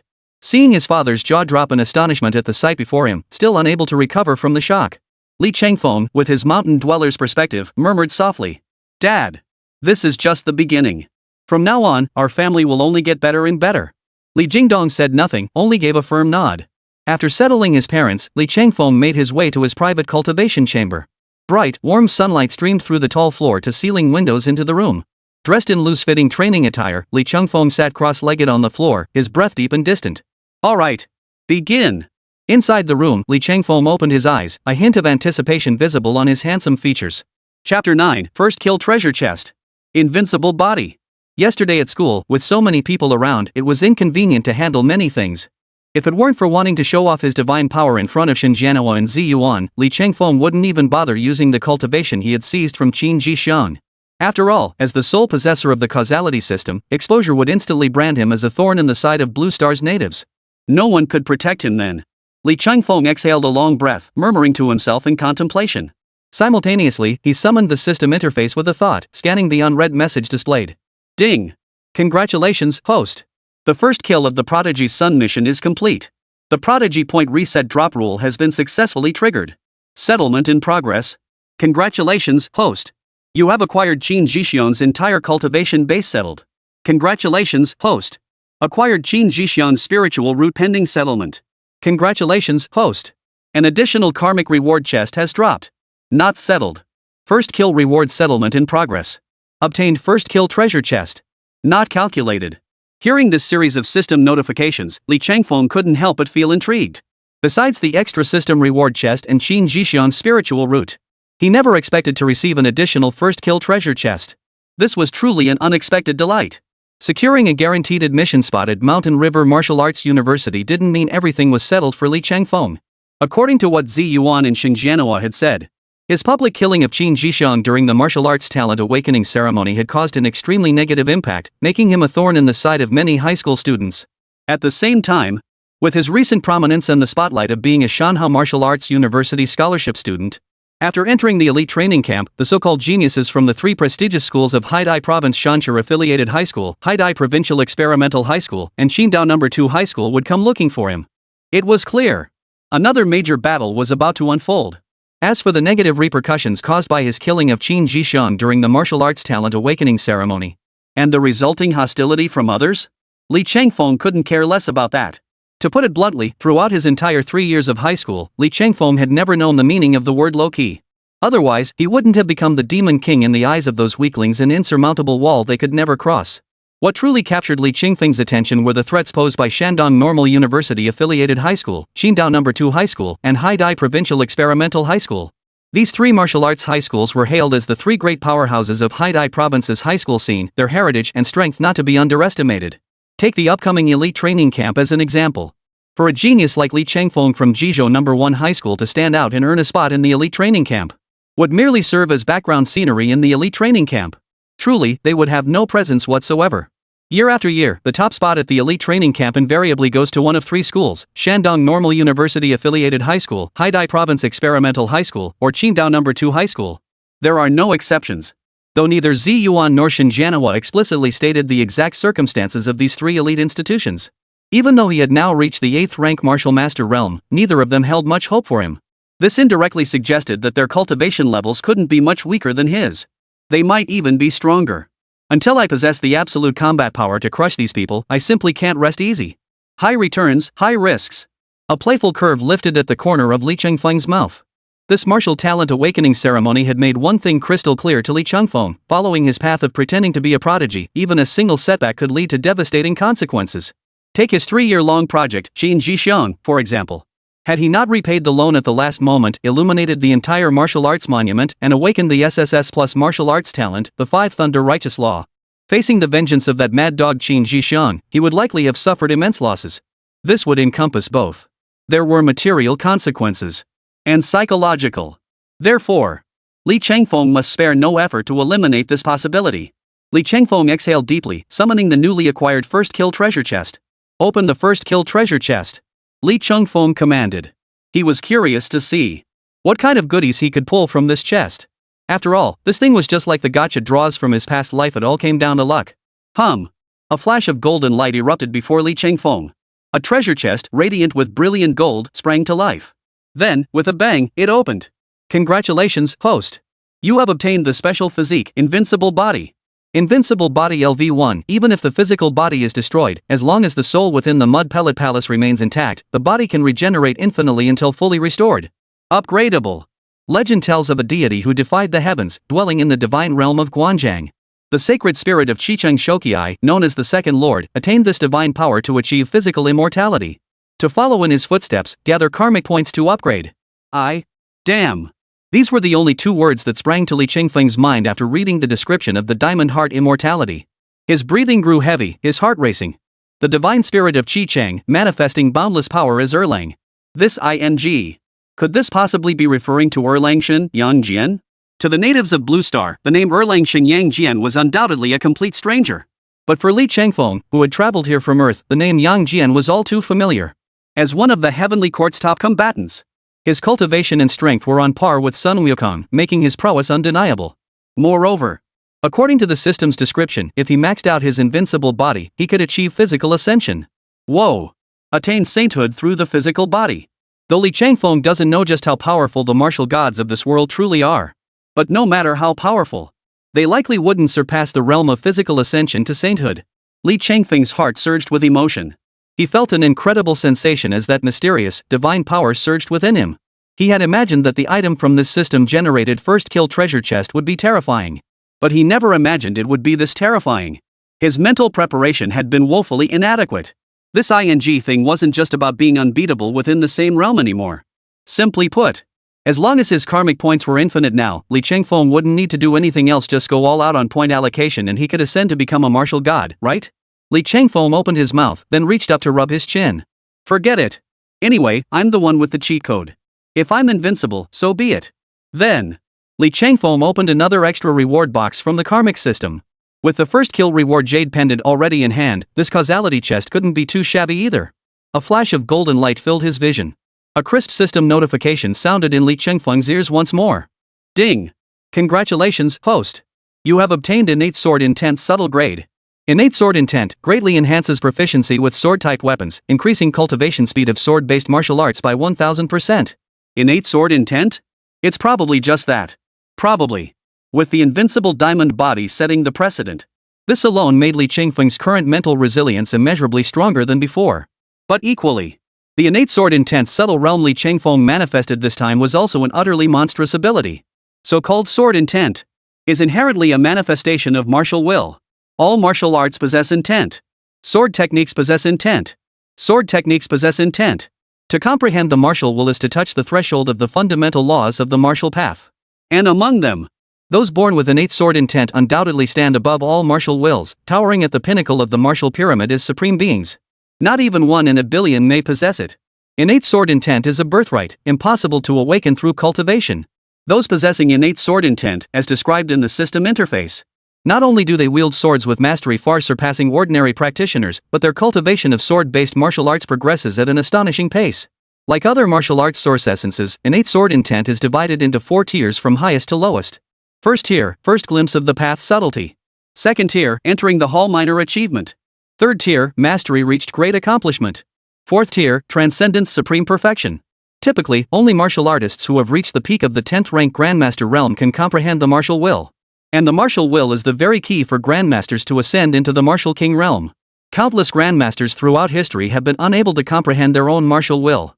They ultimately get stuck at this bottleneck, unable to enter the martial king realm for their entire lives. Yet Li Changfeng, merely an 8th rank martial master, has awakened innate sword intent. If other martial artists learned of this, they'd likely drool with envy. After opening both treasure chests, Li Changfeng unlocked his final reward. Grade 3 Spiritual Root doubles cultivation efficiency. Spiritual roots are ranked from 1st to 10th grade. So Qin Jixiang only has a 3rd grade spiritual root? While it's somewhat mediocre compared to my current mixed spiritual root, my cultivation efficiency has doubled. What once required 10,000 cycles of cultivation to repay my karmic debt will now be settled in roughly 5,000 cycles. Li Changfeng immersed his mind in cultivation, oblivious to the swift passage of time. While Li Changfeng was frantically cultivating, striving to repay his karmic debt. At the same time, at Qingdao No. 2 Middle School. As the top and second ranked players on the school team, siblings Yao Ziyuan and Yao Mingjin have both emerged from their intensive training. At the same time, they were brimming with anticipation for the elite training camp set to begin tomorrow. Bro, have you heard? That Li Changfeng guy who's been stirring up trouble in Haidai province, the one who got special admission yesterday. He didn't go with Ziyuan to the Mountain River Martial Arts University. Instead, he chose to join the elite training camp. What do you think? That kid Li Changfeng daring to do this, it's nothing short of openly challenging us. So, bro.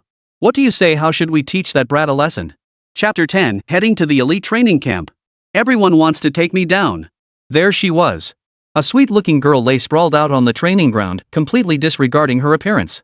In stark contrast to her sweet appearance, she sported fiery red hair cascading down to just above her pert buttocks, resembling a blazing flame from afar. Her almond-shaped eyes were large and watery, drawing attention.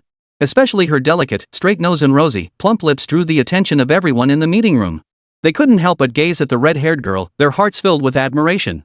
It was hard to imagine what kind of breathtaking beauty she would become as she grew older. Her fiery red hair fell loosely around her shoulders, yet her voice carried a hint of eager anticipation. Little sister. How many times have I told you? We have only one goal this time: to become the ultimate champions of the elite training camp. He looked at his sister, brimming with fighting spirit, like a fiery little pepper. Yao Ziyuan pushed his glasses up his nose and sighed with a helpless smile. What's so special about that Li Changfeng? Even if he somehow gets lucky and secures a scholarship spot at Mountain River Martial Arts University by activating the martial arts monument. So what? It still doesn't change the fact that Li Changfeng is nothing but a third-grade martial master, a worthless piece of trash. In my opinion. Little sister, we shouldn't waste our energy on him. Oomph. I couldn't care less. Yao Mingjin flung her fiery red hair back and snorted lightly. First place in the training camp? Let my brother fight for it. My goal is simple: to teach that little thief who stole your stuff a lesson. If it weren't for that little thief, the guaranteed admission spot at Mountain River Martial Arts University would definitely be yours, big brother. Perhaps before this incident. Even if Yao Mingjin had known about Li Changfeng, she wouldn't have given this little trash a second thought. But now it was different. The current Li Changfeng had transformed from a piece of trash in a girl's eyes. Suddenly transformed into the one who snatched her brother's spot. A despicable villain. You at Mountain River Martial Arts University refuse to give my brother that scholarship spot? Then I, Yao Mingjin, will use this elite training camp as my stage. To thoroughly humiliate Li Changfeng in front of every high school student in Haidai province. Do you think this is merely about saving face for Li Changfeng? No. What I'm doing is publicly humiliating your entire Mountain River Martial Arts University. Yao Mingjin stood there, his face twisted with indignation and fury. Yao Ziyuan shrugged his shoulders, deliberately feigning helplessness as he sneered. Fine, fine. Since you hate this Li Changfeng fellow so much, little sister, then there's nothing to be done. Tell me. Little sister, how do you plan to teach him a lesson? Big brother will help you. Seeing Yao Ziyuan agree, Yao Mingjin's eyes lit up instantly. Her tone grew noticeably more urgent than before. Brother, here's what I'm thinking. Every year, before the elite training camp officially begins, there's an entrance assessment. Considering Li Changfeng is a madman who dared to attempt murder against Qin Jixiang during the martial talent awakening ceremony. So we can leverage this very fact. At this point, Yao Mingjin flashed a mischievous grin, revealing her two small fangs. We can have our people provoke a conflict with the Jeju First High School students first. Given Li Changfeng's temper, he won't be able to hold back from intervening. Once the situation escalates, we siblings can position ourselves on the moral high ground. Under the pretext of protecting our comrades, we'll give Li Changfeng a thorough beating. Isn't that going too far? After hearing his sister's plan, Yao Ziyuan's lips curled upward involuntarily, but he quickly composed himself, adopting a stern expression as he replied. Besides, you're oversimplifying the problem. What if Li Changfeng shows up and doesn't fight back? Doesn't make a move? Yao Mingjin crossed her arms and snorted dismissively. He won't make a move. But this has blown up, the feud is already set. As long as we raise the banner of seeking justice for our comrades, neither Shandong Normal University Affiliated High School nor Haidai Provincial Experimental High School will dare to intervene. That way, Li Changfeng will be completely isolated, no one will come to his aid. With that, under Yao Ziyuan's approving gaze, Yao Mingjin extended her pale little hand, clenching it into a fist bit by bit as she exclaimed excitedly. Oh my! During the entrance assessment, when Li Changfeng sees us siblings appear before him, what kind of priceless expression will appear on his face? I'm really looking forward to it now. As the awakening of martial arts talents across Haidai province gradually concluded, the roster for the elite training camp was finalized.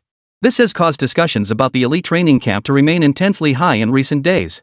However, compared to the excitement felt by the vast majority, Li Changfeng remained remarkably calm, continuing his daily routine of eating and drinking without a hint of excitement about the approaching camp. Ironically, Shinjianhua seemed far more invested in the elite training camp than Li Changfeng himself, despite being the one participating. Whenever they met, Li Changfeng would inevitably hear that classic line from his friend. Restoring the glory of First High is our solemn duty.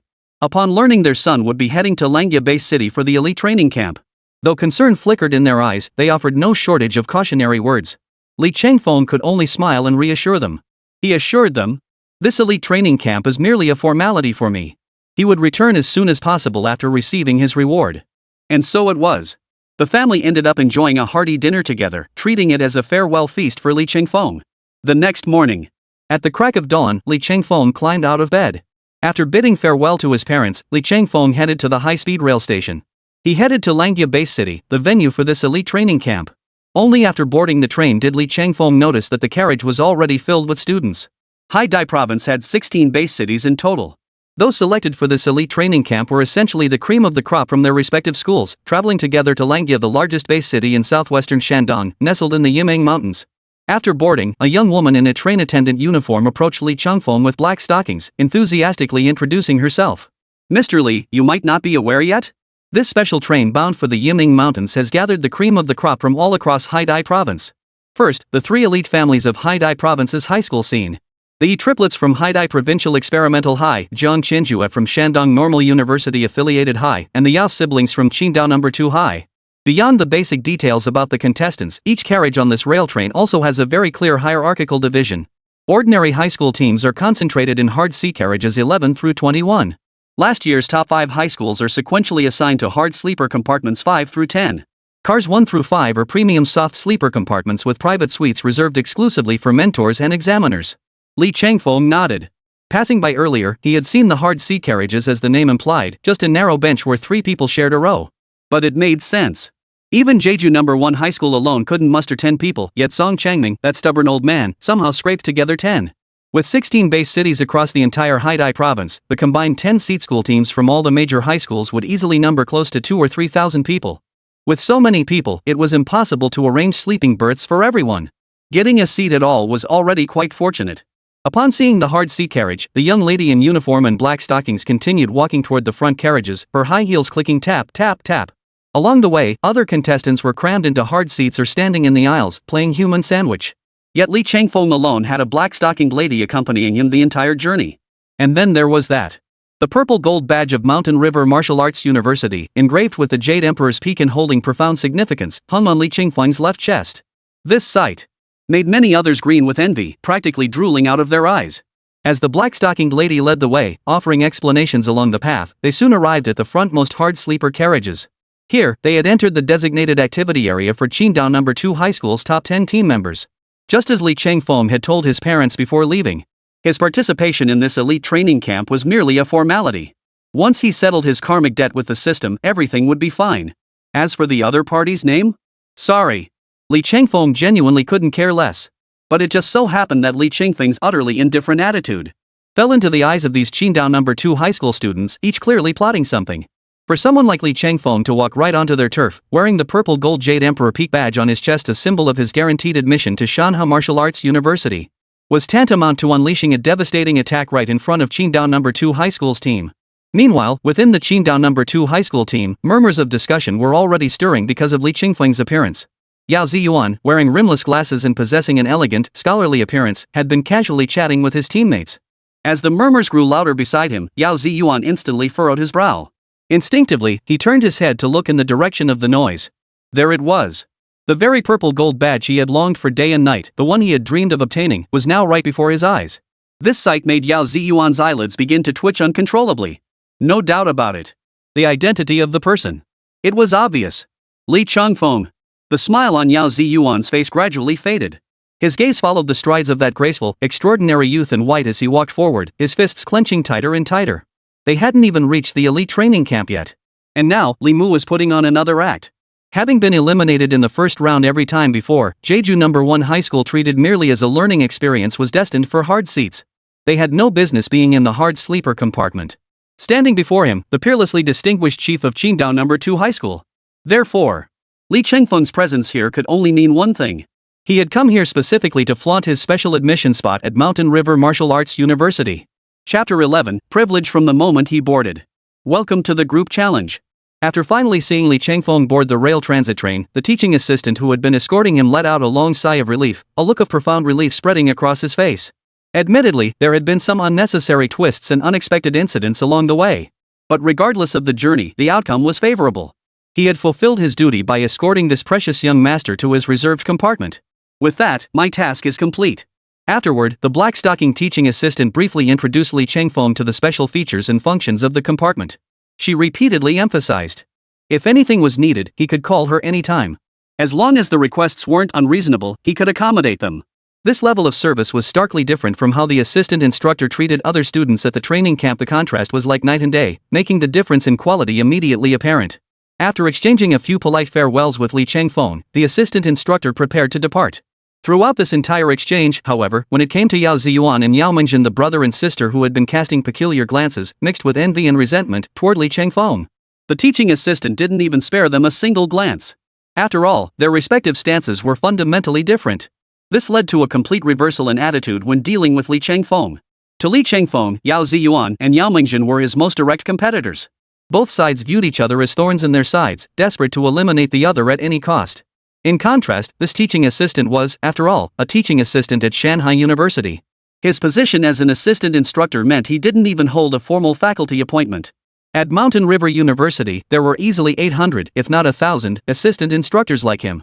In stark contrast, Li Chengfeng's status and standing placed him worlds apart from this assistant instructor. First, Li Chengfeng. As the prodigy who had successfully illuminated the entire martial arts cup during the last assessment, he was highly favored by the mentors. Moreover, before his arrival, Mentor Ziyuan had repeatedly emphasized that he must attend to Li Chengfeng, affectionately known as Master Li, with utmost care. If Li Chengfeng were to be treated poorly, or if he developed any prejudice or negative impression of the Mountain River Martial Arts University, then she might as well not return at all. Thus, the disparity in status and standing between them was immediately apparent. After maintaining a 90-degree bow for an extended period, the black-stocking teaching assistant finally raised her head slowly. Yet the assistant instructor's demeanor toward Li Chengfeng grew increasingly deferential. This, in turn, fueled the mounting displeasure in the gaze of Yao Mingzhen and his sister, who stood nearby observing silently. Their expressions darkened, tinged with a hint of vicious coldness, their faces contorting into something truly hideous. Li Chengfeng. In my view, you not only resorted to underhanded methods to cheat during the last martial arts assessment. Not only that, but you spread false rumors and deceived Professor Ziyuan of Mountain River University into granting you a recommended admission spot that rightfully belonged to someone else. If it weren't for your bizarre and unpredictable nature, then that Shanhe University spot would have been mine. But none of that matters now. Soon, you'll be nothing but a corpse. I imagine that no matter how prodigiously gifted or extraordinary you may have appeared before this moment, the instant you vanish from the path of life and death, no matter how highly the Ziyuan mentors of Shanhe University may have valued you, no matter how much regret they feel, I believe they couldn't possibly grant a dead man a direct admission spot. If they did, that would be utterly ridiculous. At that moment, Yao Ziyuan began scheming silently within himself. He resolved to find ways to frame Li Chengfeng both on the orbital train and later at the elite training camp. Make life miserable for Li Chengfeng. Set him up. The best course of action would be to eliminate Li Chengfeng during the elite training camp. Only then could he achieve his ultimate goal. Yet just as Yao Ziyuan's face darkened, his mind churning over what underhanded schemes to deploy against Li Chengfeng. Beside him, several students from First High School pointed at Yao Ziyuan's retreating figure, chattering away in a flurry of voices. Hey! Did you guys see that? Just look at Yao Ziyuan's face all red and neck bulging. Looks like he's still pretty upset about that teaching assistant's decision earlier. Oomph. Absolutely ridiculous. He's just a beggar, gritting his teeth in frustration and resentment. From our perspective, no matter how much Yao Ziyuan resents it or rages, what can he possibly do? Anyone with eyes can see that assistant instructor was blatantly favoring senior Li Chengfeng in every word. Moreover, with senior Li Chengfeng's innate talent and extraordinary brilliance, he'll be treated as an honored guest wherever he goes. Even university professors, or even mentors like Ziyuan, would hold him in high regard. So what if Yao Ziyuan dislikes Li Chengfeng? What difference does it make? Isn't there a saying that goes perfectly here? I love the look on your face when you can't stand me, but you just can't take me down. Ha ha ha. Brilliant. Brother, that line of yours is truly brilliant. In the end. If Li Chengfeng had a broad mind, he might have let this guy off like a fart. But if Li Chengfeng were the narrow-minded sort, he might just slap him dead with a single blow. Just imagining that scene was utterly hilarious. Upon hearing this, Yao Ziyuan, who had been keeping his head bowed, looking angry but afraid to speak, suddenly snapped his head up as if struck by a tremendous shock. He scanned the room, his eyes blazing with an unprecedented, icy killing intent. Simultaneously, the nameless rage he'd been desperately suppressing within himself, finding no outlet, erupted in one explosive burst through this opportunity. With bloodshot eyes, Yao Ziyuan bellowed at the top of his lungs, his voice raspy and filled with gritted teeth. Dare any of you utter another word of nonsense in my presence? Do you believe me when I say I'll throw every last one of you off this train right now? Chapter 12, Soaring with the Wind. As he uttered the final words, Yao Ziyuan's aura surged to its peak, crushing down like a thunderous force upon the gawking crowd who had dared to point fingers at him moments before. Each of them felt a sudden chill run through their spines, cold sweat beating on their foreheads. Though seething inside, they dared not voice their anger, unwilling to fully antagonize Yao Ziyuan, that petty villain. After all, they knew all too well the saying, better to face the devil than his minions. If they were targeted by a schemer like Yao Ziyuan, they knew they wouldn't fare well either. So, after exchanging meaningful glances, the crowd ultimately decided, if they couldn't beat him, they could at least avoid him. Better to get out of here fast. And so, as the crowd of onlookers dispersed in a flurry, Yao Ziyuan, who moments ago had been the target of everyone's ridicule, nearly shattered his own teeth from gritting them so hard. A dull thud echoed through the air. Yao Ziyuan slammed his fist hard against the wall, sending out a series of dull thuds. The rage boiling inside him had nowhere to vent. Meanwhile, Li Chengfeng had already returned to his private room. Hearing Yao Ziyuan's resentful, venom-filled roars and howls outside the private room, he couldn't help but peer through the peephole in the door. At that very moment, Yao Ziyuan, who had been pounding the wall with his fist, seemed to sense something. He also looked toward the private room door. Thus, the gazes of Li Chengfeng and Yao Ziyuan collided head-on through the door. The cold, hate-filled glint in Yao Ziyuan's eyes, laced with a desire to eliminate Li Chengfeng at any cost, pierced deep into Li Chengfeng's soul like a dagger from the swamp. It was clear Yao Ziyuan intended to pursue this feud with Li Chengfeng to the bitter end. Yet, despite Yao Ziyuan's icy, murderous glare, Li Chengfeng paid it no mind whatsoever. A sneer curled his lips, revealing utter contempt. He didn't give Yao Ziyuan's threats a second thought. As the saying goes, only a tiger would turn around because of a dog's bark. Granted, Yao Ziyuan was a man, not a dog. But in Li Chengfeng's eyes, he was worth less than a dog. Yao Ziyuan was like a stubborn mutt. If he just tucked his tail between his legs and behaved himself, then Li Chengfeng wouldn't bother stooping to deal with such low-level trash. But if this stubborn dog Yao Ziyuan not only refused to stay in his place but dared to jump in front of him, then Li Chengfeng wouldn't hesitate to crush him with a single blow. After all, before Yao Ziyuan, there had been at least 800, if not 1,000, who had sought to kill him. But every single one of them met a miserable end at Li Chengfeng's hands, becoming nothing more than wandering spirits. So, a mere Yao Ziyuan? He didn't even merit Li Chengfeng's attention. With that, Li Chengfeng withdrew his gaze and continued walking deeper into the private room. Just then, the teaching assistant who had heard the unusual sound behind him turned around. His gaze fell upon Yao Ziyuan, who had just moments before shot a defiant look at Li Chengfeng. His voice rose in anger as he barked out a command. Yao Ziyuan, what are you still standing around for? Do you want to be my mascot and get thrown off the monorail? If you don't want that, get back to your assigned position immediately. By this point, the teaching assistant's eyebrows were knotted into a tight frown, her face as cold as ice as she spoke in a frosty tone. If you delay something important, or if you incur the displeasure of the distinguished passengers in this VIP compartment, then I'll make sure you pay dearly for it. Hearing the teaching assistant's stern reprimand, Yao Ziyuan couldn't help but shiver. He nodded repeatedly like a chick pecking at grain, not daring to utter another word. Then, he scurried back to his assigned spot. Once everyone had returned to their assigned spots, a humming sound filled the air. The train's diesel engine roared to life, slowly chugging forward. Outside the station platform, a crowd of onlookers instinctively turned their gaze toward the train cars. Deep envy was etched across their brows. Clearly, they were genuinely envious of this train bound for the elite training camp. Li Qingfeng's homeroom teacher watched the train gradually recede from view before him. A faint, satisfied smile had crept onto his lips at some point. He murmured to himself in a voice only he could hear. Li Chengfeng. We have a classic saying in China, a golden-scaled dragon is no mere creature of the pond when it meets wind and clouds, it transforms into a dragon. Now, you're finally leaving this small city of Jizhou to venture out into the wider world. I'm truly curious now with your abilities, just how far will you go in the future? As he spoke these words, a surge of boundless ambition welled up within Li Qingfeng's homeroom teacher. A rare spark of fervor and passion flickered in his eyes. After gazing intently for a long moment, he suddenly burst into a loud laugh, his voice echoing toward the heavens. When the great bird rides the wind, it soars straight to the heavens. Li Qingfeng, you are my proudest student, my most cherished pupil. Having a student like you is a blessing for a teacher like me. I hope that one day in the future, I will see you become an unparalleled powerhouse in the newspapers and on television. Then I would die without regret. With that, Li Qingfeng's homeroom teacher burst into hearty laughter, then turned and walked away with a flourish, drawing peculiar glances from many present. Meanwhile, within the crowd, Qin Ziyuan's brow darkened with a hint of viciousness. Gritting his teeth, he stared in the direction the train had departed and declared. Li Chengfeng, rest assured. You killed my brother. As his elder brother, I will make sure you pay dearly. This is just the beginning. You'll be sorry you did this. After delivering this threat, Qin Ziyuan pushed through the crowded train station platform and hurried toward a budget hotel outside the high-speed rail station. The person staying at that budget hotel was none other than a powerful demonic being. Qin Ziyuan intended to report the latest intelligence concerning Li Chengfeng before the demonic clan's elite departed.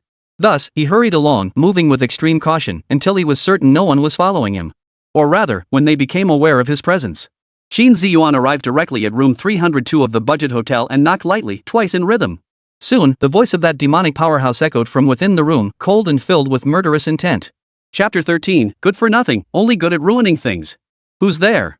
Upon recognizing the voice's owner, Qin Ziyuan immediately bowed his head, speaking with trembling reverence.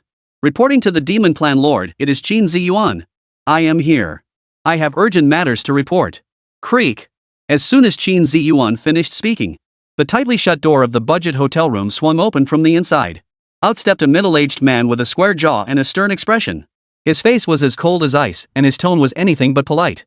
Spit it out. Get it over with. Seeing this powerful demonic being, Qin Ziyuan felt a surge of resentment. He dared not play coy in front of him anymore. Instead, he spilled the beans like beans spilling from a bamboo tube, detailing how Li Chengfeng had already boarded the bullet train. Upon hearing that Li Chengfeng, their sure thing, had slipped through their fingers like this, the square-jawed demonic powerhouse erupted in fury. He let out a howling roar, followed by a sharp crack. Accompanied by a roar and a resounding slap, his palm struck Qin Ziyuan's round face like a palm leaf fan. His face darkened so intensely it seemed water could drip from it. He took a deep breath and roared furiously. You're nothing but a useless piece of trash who can't accomplish anything worthwhile. I knew it. Entrusting this to you was bound to fail. You're nothing but a worthless piece of trash, good for nothing. Didn't you claim that with enough money, you could bribe the assistant instructor to ensure Li Chengfeng never set foot in the elite training camp? And what happened? In the end, not only did Li Chengfeng board the express train to the elite training camp, but he was treated with courtesy by the teaching assistants on board. Don't you owe me a reasonable explanation for this? Originally, according to the initial plan, Li Chengfeng was never supposed to receive such high-level treatment from the track train teaching assistants. In fact, they were supposed to make his life miserable. Yet the mastermind behind all this was none other than this square-jawed demonic powerhouse. He was the one orchestrating everything in the shadows. Meanwhile, Qin Ziyuan, reeling from the demonic cultivator's palm strike that sent stars dancing before his eyes, dared not even breathe heavily. Both hands pressed against his face, now swollen from the blow, he looked like a wronged little wife. Beads of sweat the size of soybeans trickled down his forehead as he stammered timidly. However, seeing Qin Ziyuan's pathetic state only fueled an inexplicable rage within the demonic powerhouse. He swung his arm violently and barked angrily. Get out! You useless piece of trash, good for nothing but wasting food. Get out of my sight, you're nothing but a nuisance. Hearing the demonic powerhouse actually tell him to get lost, Qin Ziyuan's heart, which had been lodged in his throat, finally dropped. He immediately bowed and scraped in agreement, then fled the private room as if granted a pardon, practically running out in 3 strides. Before leaving, Qin Ziyuan made sure to close the door behind him. Watching the closed door, a cold gleam flashed in the eyes of the square-faced demonic powerhouse. Running his fingers over his chin, he paused in thought before murmuring to himself. Judging by the Grand Elder's prophecy, Li Qingfeng's threat to our demon clan is nothing short of a crime against our present and a calamity for generations to come. In any case, he absolutely must not be allowed to reach the elite training camp alive. This mission must succeed at all costs. At that moment, another demonic warrior emerged slowly from the bathroom. He stretched his arms and addressed the square-jawed man in the center. Young master, in my opinion, you needn't worry about this matter at all. Truthfully, I had already anticipated this situation long before you mentioned it. A worthless piece of trash like Qin Ziyuan will never succeed. He might even ruin our demon clan's 1,000-year plan. Therefore, I've already prepared a contingency plan and assigned skilled operatives to secretly monitor Li Chengfeng aboard the orbital train. Rest assured, young master, I won't let you down. Hearing his subordinate's words, the sullen expression on the square-jawed middle-aged man's face finally eased slightly. A hint of delighted surprise crept onto his lips. Is this true? Young master, how could I dare deceive you on a matter of such critical importance? At this point, the subordinate nodded solemnly before making a throat-slitting gesture and adding with a cold chuckle. In short, young master, I dare not guarantee anything else. I can guarantee you this, Li Chengfeng will die without a trace on his way to the elite training camp.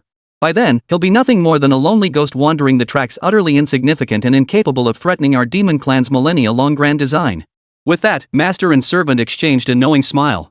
A cold, malicious plan would now shroud Li Chengfeng's entire journey to the elite training camp. Meanwhile, as the two demonic powerhouses plotted in secret, their excitement mounting over how to eliminate Li Chengfeng.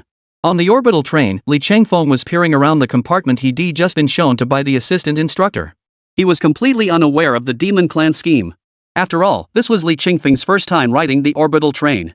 He was incredibly excited inside, though he simply wasn't good at showing it. Thus, he maintained a poker face throughout, appearing utterly disinterested in everything around him. Just then, the teaching assistant called to remind him.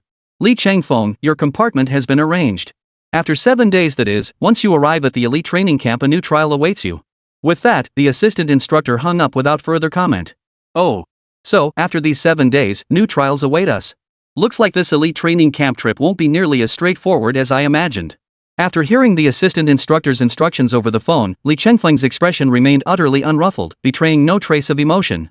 A serene smile, as gentle as a spring breeze, lingered at the corners of his mouth. Looks like I'll need to prepare thoroughly during this time.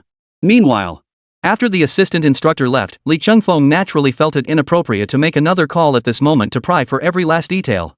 He didn't press for details about the specific procedures for this elite training assessment. But for Li Chengfeng, this clearly didn't matter anymore. In any case, it all boiled down to that one phrase. When the enemy comes, meet them head-on. When water comes, block it with earth. Just get it done. Chapter 14, Camp Entry Assessment begins, new rules emerge. The next morning, all trainees participating in this elite training camp assemble immediately at the square of Langya High-Speed Rail Station. Inside his soft sleeper compartment, Li Chengfeng slowly opened his eyes upon hearing the announcement over the loudspeaker. He had spent the entire previous night meditating before the martial arts stele. Though he had repaid a night's worth of debt, Li Chengfeng felt not a trace of fatigue. Instead, his night of contemplation and cultivation had brought about another significant surge in his vital energy. He felt refreshed and invigorated, his spirits soaring. Li Chengfeng smiled faintly. Have we finally arrived at Langya? The entrance assessment should begin any moment now. This truly has me feeling excited. Then, Li Chengfeng took a quick shower in the bathroom, then grabbed his backpack and headed toward the high-speed rail station plaza. On the small plaza, 200 to 300 students were already waiting. These students were undoubtedly the elite trainees selected from cities across Haidai province to participate in this training camp. Upon seeing Li Chengfeng and his group arrive, trainees from other base cities began whispering among themselves. Look over there. Newcomers again. Which base cities are these ones from? Looks like Jeju base. With this, only the 3 major powerhouses are missing, everyone else is here. Just as they were talking, the crowd watched as over 30 young men and women approached from another direction. They wore the uniforms of Haidai Provincial Experimental High School, Shandong Normal University Affiliated High School, and Qingdao No. 2 High School. Each strode with the confident, powerful gait of a dragon or tiger. Their sheer presence alone towered head and shoulders above the students from other regions present. Whoa! Now all 3 major powerhouses are fully assembled. No wonder they've dominated the top 3 spots in the training camp for 20 consecutive years. I hear their top disciples have already reached the 9th rank martial artist realm, or even the 10th rank martial artist realm. Haidai province comprised 16 base cities, with vast disparities in their overall strength. Compared to other base cities, the 3 great clans were like a dimensional strike. They were in a league of their own. Almost every year, whether it's the entrance assessments or the closing evaluations, the top 10 spots in the elite training camp are invariably claimed by these 3 powerhouses. Without exception. Therefore, for trainees from other base cities outside these elite institutions, attending the elite training camp amounts to little more than serving as background scenery or making up the numbers. Students from Shandong Normal University Affiliated High School, Haidai Provincial Experimental High School, and Qingdao No. 2 High School needn't lift a finger merely standing there. And that alone instills an invisible pressure in the hearts of trainees from other base cities. The overall strength of the three powerhouses remains far ahead every single year. This year is no exception. Observing the three distinct factions of trainees, the crowd murmured among themselves. In short, during the elite training camp, you absolutely must not provoke anyone from the three great families. Mess with them, and you might not even know how you died in the camp. Hearing the murmurs around them, many present turned their gaze toward the Jeju First High group led by Li Chengfeng. Some were clearly gloating. Yesterday's clash between Li Chengfeng's Jeju No. 1 High and Qingdao No. 2 High. Though most hadn't witnessed it firsthand, word had spread far and wide. In their eyes, Li Chengfeng, a country bumpkin from a small town, had the audacity to pick a fight with the reckless students of Qingdao No. 2 High School. It was like an old man eating arsenic. He must be tired of living. Sir! Cadets from all 16 base cities of Haidai province are assembled on the parade ground. Please inspect the formation. Xiao Wenfeng gave a slight nod, his gaze sweeping over each person present. Finally, he raised his finger toward the vast, unbroken mountain range stretching before them. Do you see that mountain range behind you? This is the Yiming mountain range. The elite training camp's base lies beyond these mountains. Let me solemnly remind you, the Yiming mountains are teeming with demonic beasts. Later, each of you will receive a badge marking your identity.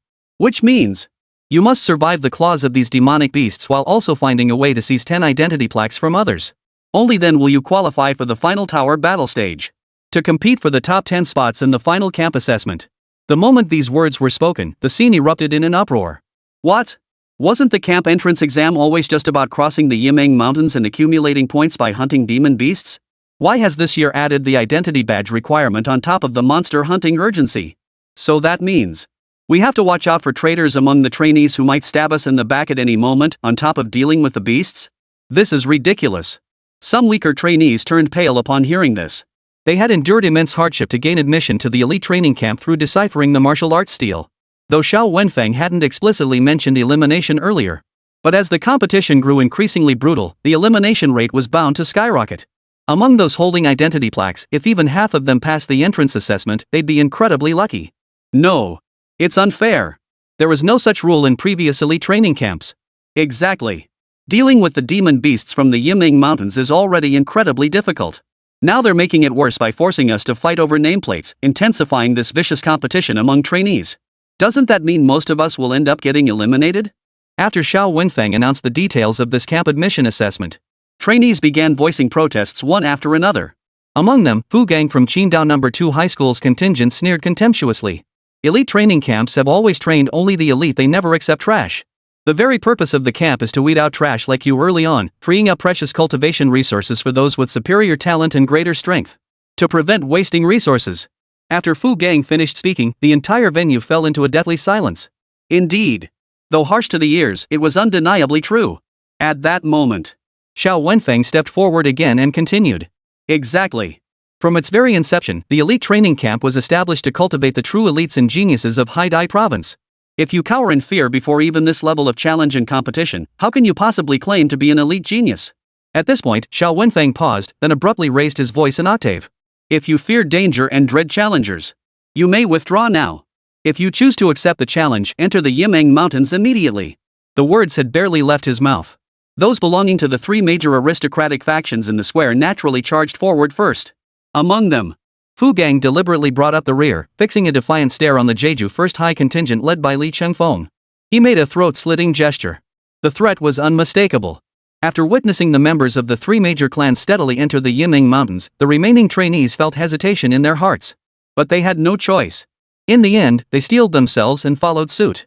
A quarter of an hour later. Elite training camp base. Yet there stood a middle-aged man, standing a full 190 centimeters tall with a massive, mountain-like build. Surrounded by a crowd that fawned over him like stars surrounding the moon, he entered the conference room. Colonel Zhao, you're here. Xiao Wenfeng, head of the elite training camp, beamed with a radiant smile upon seeing the arrival and stepped forward to greet him. The imposing figure who had just entered was none other than Zhao Jiangwo, the renowned commander of the War Wolf Brigade under the Haidai Military Command. The War Wolf Legion under Zhao Jiangwo's command had slain tens of thousands of demon beasts on the battlefield, consistently holding the front lines in the resistance against the demonic invasion. The 4 brilliant stars on his shoulders were a testament to the extraordinary military achievements he had earned for Huaxia over the years. I never expected this. This is merely an annual elite training camp, yet it has even drawn the attention of Colonel Zhao himself. I heard from higher-ups that your purpose in coming this time is to serve as the chief instructor for this elite training camp. This is truly an honor for our elite training camp. Upon seeing the visitor, Xiao Wenfeng shed the stern, commanding demeanor he displayed before the trainees. The thrill and excitement on his face were impossible to contain. Indeed. As Xiao Wenfeng had stated, given the stature of the elite training camp, the role of chief instructor was typically reserved for officers at the rank of battalion commander. What merit could possibly warrant this? For a brigade commander 2 ranks above a battalion commander to condescend to the elite training camp and serve as chief instructor to this bunch of wet behind the ears greenhorns. Yet the reason behind such a monumental decision by Haidai province.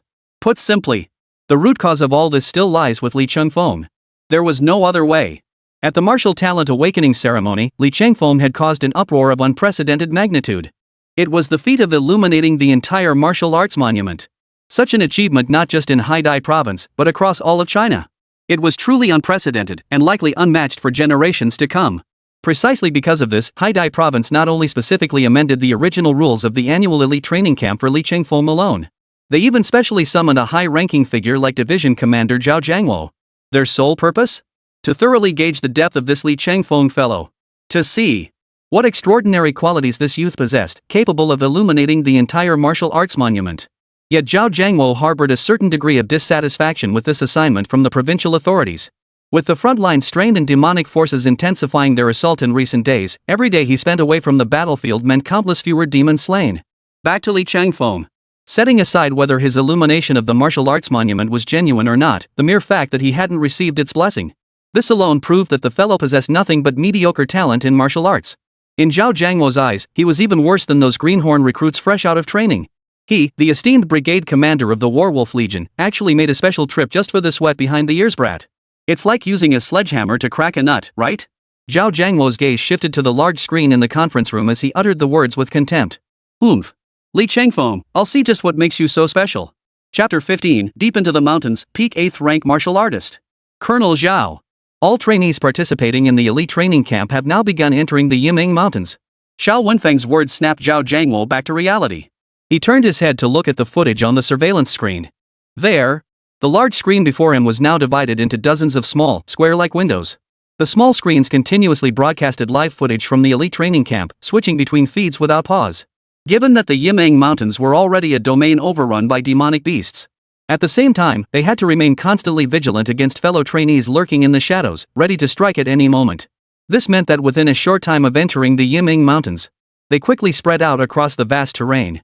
This year's training camp participants demonstrate significantly stronger overall capabilities compared to previous years. Of course, the most noteworthy among them is undoubtedly Li Chengfeng from Jeju First High School. Based on the intelligence we currently possess. After activating the martial arts monument, Li Chengfeng's awakened martial talent appears to be of the thunder attribute. The exact rank remains unknown. It remains puzzling why, despite possessing such terrifying insight, Li Chengfeng ultimately failed to receive the martial arts monument's blessing. Not only that. At this point, a look of confusion crept onto Xiao Wenfeng's face. What puzzles me even more is that Li Chengfeng was clearly eligible for direct admission to the Mountain River Martial Arts University. Yet he insisted on joining the elite training camp first. When I later asked Zi Yuan about it, she just gave me that aloof, no comment look. It's truly perplexing. There's nothing puzzling about it. Before Xiao Wenfeng could continue, Zhao Jiangwo waved his hand to interrupt. The higher-ups assigned me as the chief instructor for this elite training camp precisely to test Li Chengfeng's true capabilities.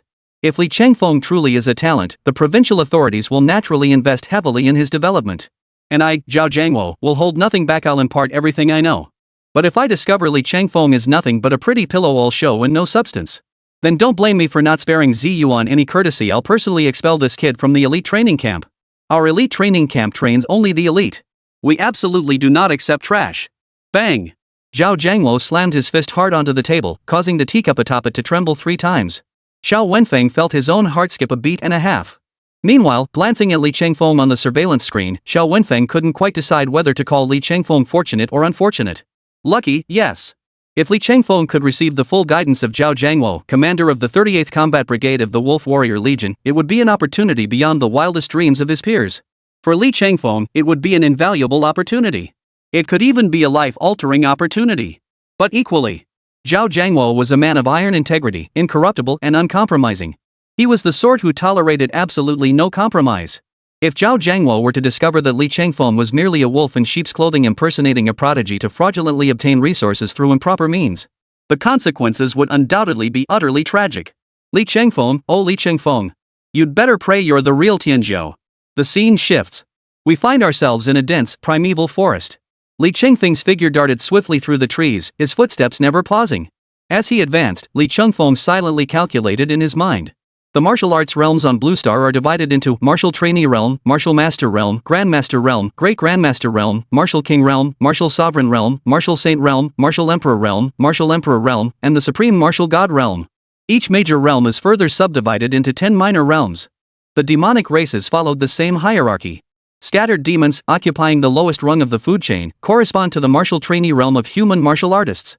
Above the scattered demons are Lie Demon Soldiers, Demon Generals, Demon Kings, Great Demon Kings, Demon Lords, Demon Saints, Demon Emperors, and Demon Emperors. And the legendary progenitor of all demons, the Demon God. But with Li Changfeng's current cultivation at the 8th rank Martial Master realm, he could unleash terrifying power rivaling that of a half-step Grandmaster when playing all his trump cards. Upon entering the Yiming Mountains, Li Changfeng's objective became crystal clear. After collecting 10 identity tokens, he would proceed directly to the elite training camp for the final tower battle phase. Roar! But not long after Li Changfeng had ventured deep into the Yiming Mountains, a majestic beast's roar suddenly echoed through the jungle. Startled birds flapped their wings and took flight. This instantly infused the previously tranquil forest with an intangible aura of grim foreboding. My first battle in the Yiming Mountains, is it coming this soon? Facing the impending battle, Li Changfeng showed not a trace of fear, his face instead radiating eager anticipation. Clearly, he held this demon beast in no regard. Li Changfeng drew the sword at his waist. A cold gleam flashed from the blade's edge. The very aura of Li Changfeng, sword in hand, underwent a dramatic transformation, radiating an unstoppable sharpness from every pore. If any sword cultivator happened to pass by this place, they would surely gasp in astonishment. Innate sword intent. This realm of swordsmanship, which countless sword cultivators had spent decades striving for yet could never attain. Yet here it was, manifested in Li Changfeng, a mere 16-year-old youth. The sheer prodigiousness of it is beyond imagination. Li Changfeng moved as if strolling through his own living room. His entire body was riddled with openings, utterly devoid of caution, as if deliberately creating opportunities for the demonic beast. Roar! A dark shadow darted out from the bushes ahead. Its gaping maw snapped toward Li Changfeng's throat, unleashing a wave of foul wind. Right on! Not a trace of fear crossed Li Changfeng's face as his right hand swung the long sword in a sudden strike. SSS-Level. A black sword aura erupted from the blade. It sliced through the air with a piercing whistle. Die! The sword light flashed like lightning, immediately followed by the sound of a blade piercing flesh. That shadow black panther, whose power rivaled that of a peak 8th rank martial master, was cleaved clean in two mid-air by Li Changfeng's single strike. Empowered by innate sword intent, Li Changfeng could fully concentrate his true chi at the sword tip before releasing it. The true chi on the blade transformed into a crescent-shaped edge, shooting from the tip to strike the enemy. Such a terrifying slash granted Li Changfeng the formidable combat power to effortlessly annihilate peak 8th rank demon soldiers. Ding! Host defeated a demon beast exceeding their current realm and completed the kill. Rewarded with 100 karma points. Note, hosts who challenge stronger enemies beyond their current tier, not limited to human martial artists, and achieve victory will earn increased karma points. Gazing down at the corpse of the phantom cheetah, severed cleanly at the waist by his blade, Li Changfeng couldn't suppress the upward curve of his lips. Just as I suspected. Just as I had initially suspected. This method of acquiring causality points isn't limited to human martial artists. Demon clans count too. The more brutal the battle, the more easily one can plunder the heavenly talent points from the prodigies who suppress all races across the heavens, converting them into karmic value. If you look at it that way, this damn system, isn't it openly and covertly encouraging me to actively court death? Li Changfeng raged inwardly against the divine-grade causality system as he worked. With the tip of his sword, he pried open the skull of the afterimage cheetah, extracted the demon crystal within, and crushed it to dust. In an instant, Li Changfeng felt a wave of warmth surge from his dantian. His strength had also increased. Excellent. Since hunting demon beasts also grants karma points as rewards, I needn't rush to the elite training camp after all. I'll go on a killing spree here and see if I can push my cultivation to the 9th rank martial artist realm. After making up his mind, Li Changfeng plunged headlong into utter madness. Defense and endurance were bolstered by his invincible Vajra physique. His offensive arsenal included the 5 Thunder Orthodoxy and innate sword intent. With both abilities synergizing, Li Changfeng plowed through the Yiming Mountains like a bulldozer. Wherever he went, he bulldozed everything in his path. The rate at which his karma points surged was nothing short of meteoric. Ever since entering the Yiming Mountains, Li Chengfeng's semi-transparent virtual screen kept flashing system notifications. Ding! Host successfully defeated a 7th-tier demon soldier, the steel-backed porcupine. Rewarded with 50 karmic points. Ding! Host successfully defeated an 8th-tier demon soldier, the snowmastiff demon dog. Reward, 100 karma points. Ding! Host successfully defeated an 8th-tier demonic soldier, the crimson demon ape. Rewarded with 100 karma points. The sun was setting in the west. The crimson sunset filtered through the leaves, casting scattered patches of light. Beneath a towering tree, Li Chengfeng gasped for breath, panting heavily. His body was covered in bloodstains. But it was all demon beast blood. His eyes brimmed with excitement. After a full day of combat, Li Chengfeng's achievements were remarkable. He had hunted down a full 30 demon beasts, most of which were at least 7th-tier demon soldiers. These 30 demon soldiers provided Li Chengfeng with 30 demon crystals. Li Chengfeng's strength had surged dramatically. His cultivation. He had now reached the peak of the 8th rank martial master realm. Moreover, Li Chengfeng sensed that he was on the verge of breaking through to the 9th rank martial master realm. Judging solely by the speed and efficiency of demon beast hunting, Li Chengfeng's solo achievements were already astonishing. The other trainees who entered the Yiming Mountains training camp with Li Chengfeng. At this moment, the vast majority of them were still on edge, cautiously guarding against ambushes from other trainees lurking in the shadows. Hunting 2 or 3 demon beasts was already considered quite exceptional. But someone like Li Chengfeng. In less than a day, he had hunted over 30 demon soldiers.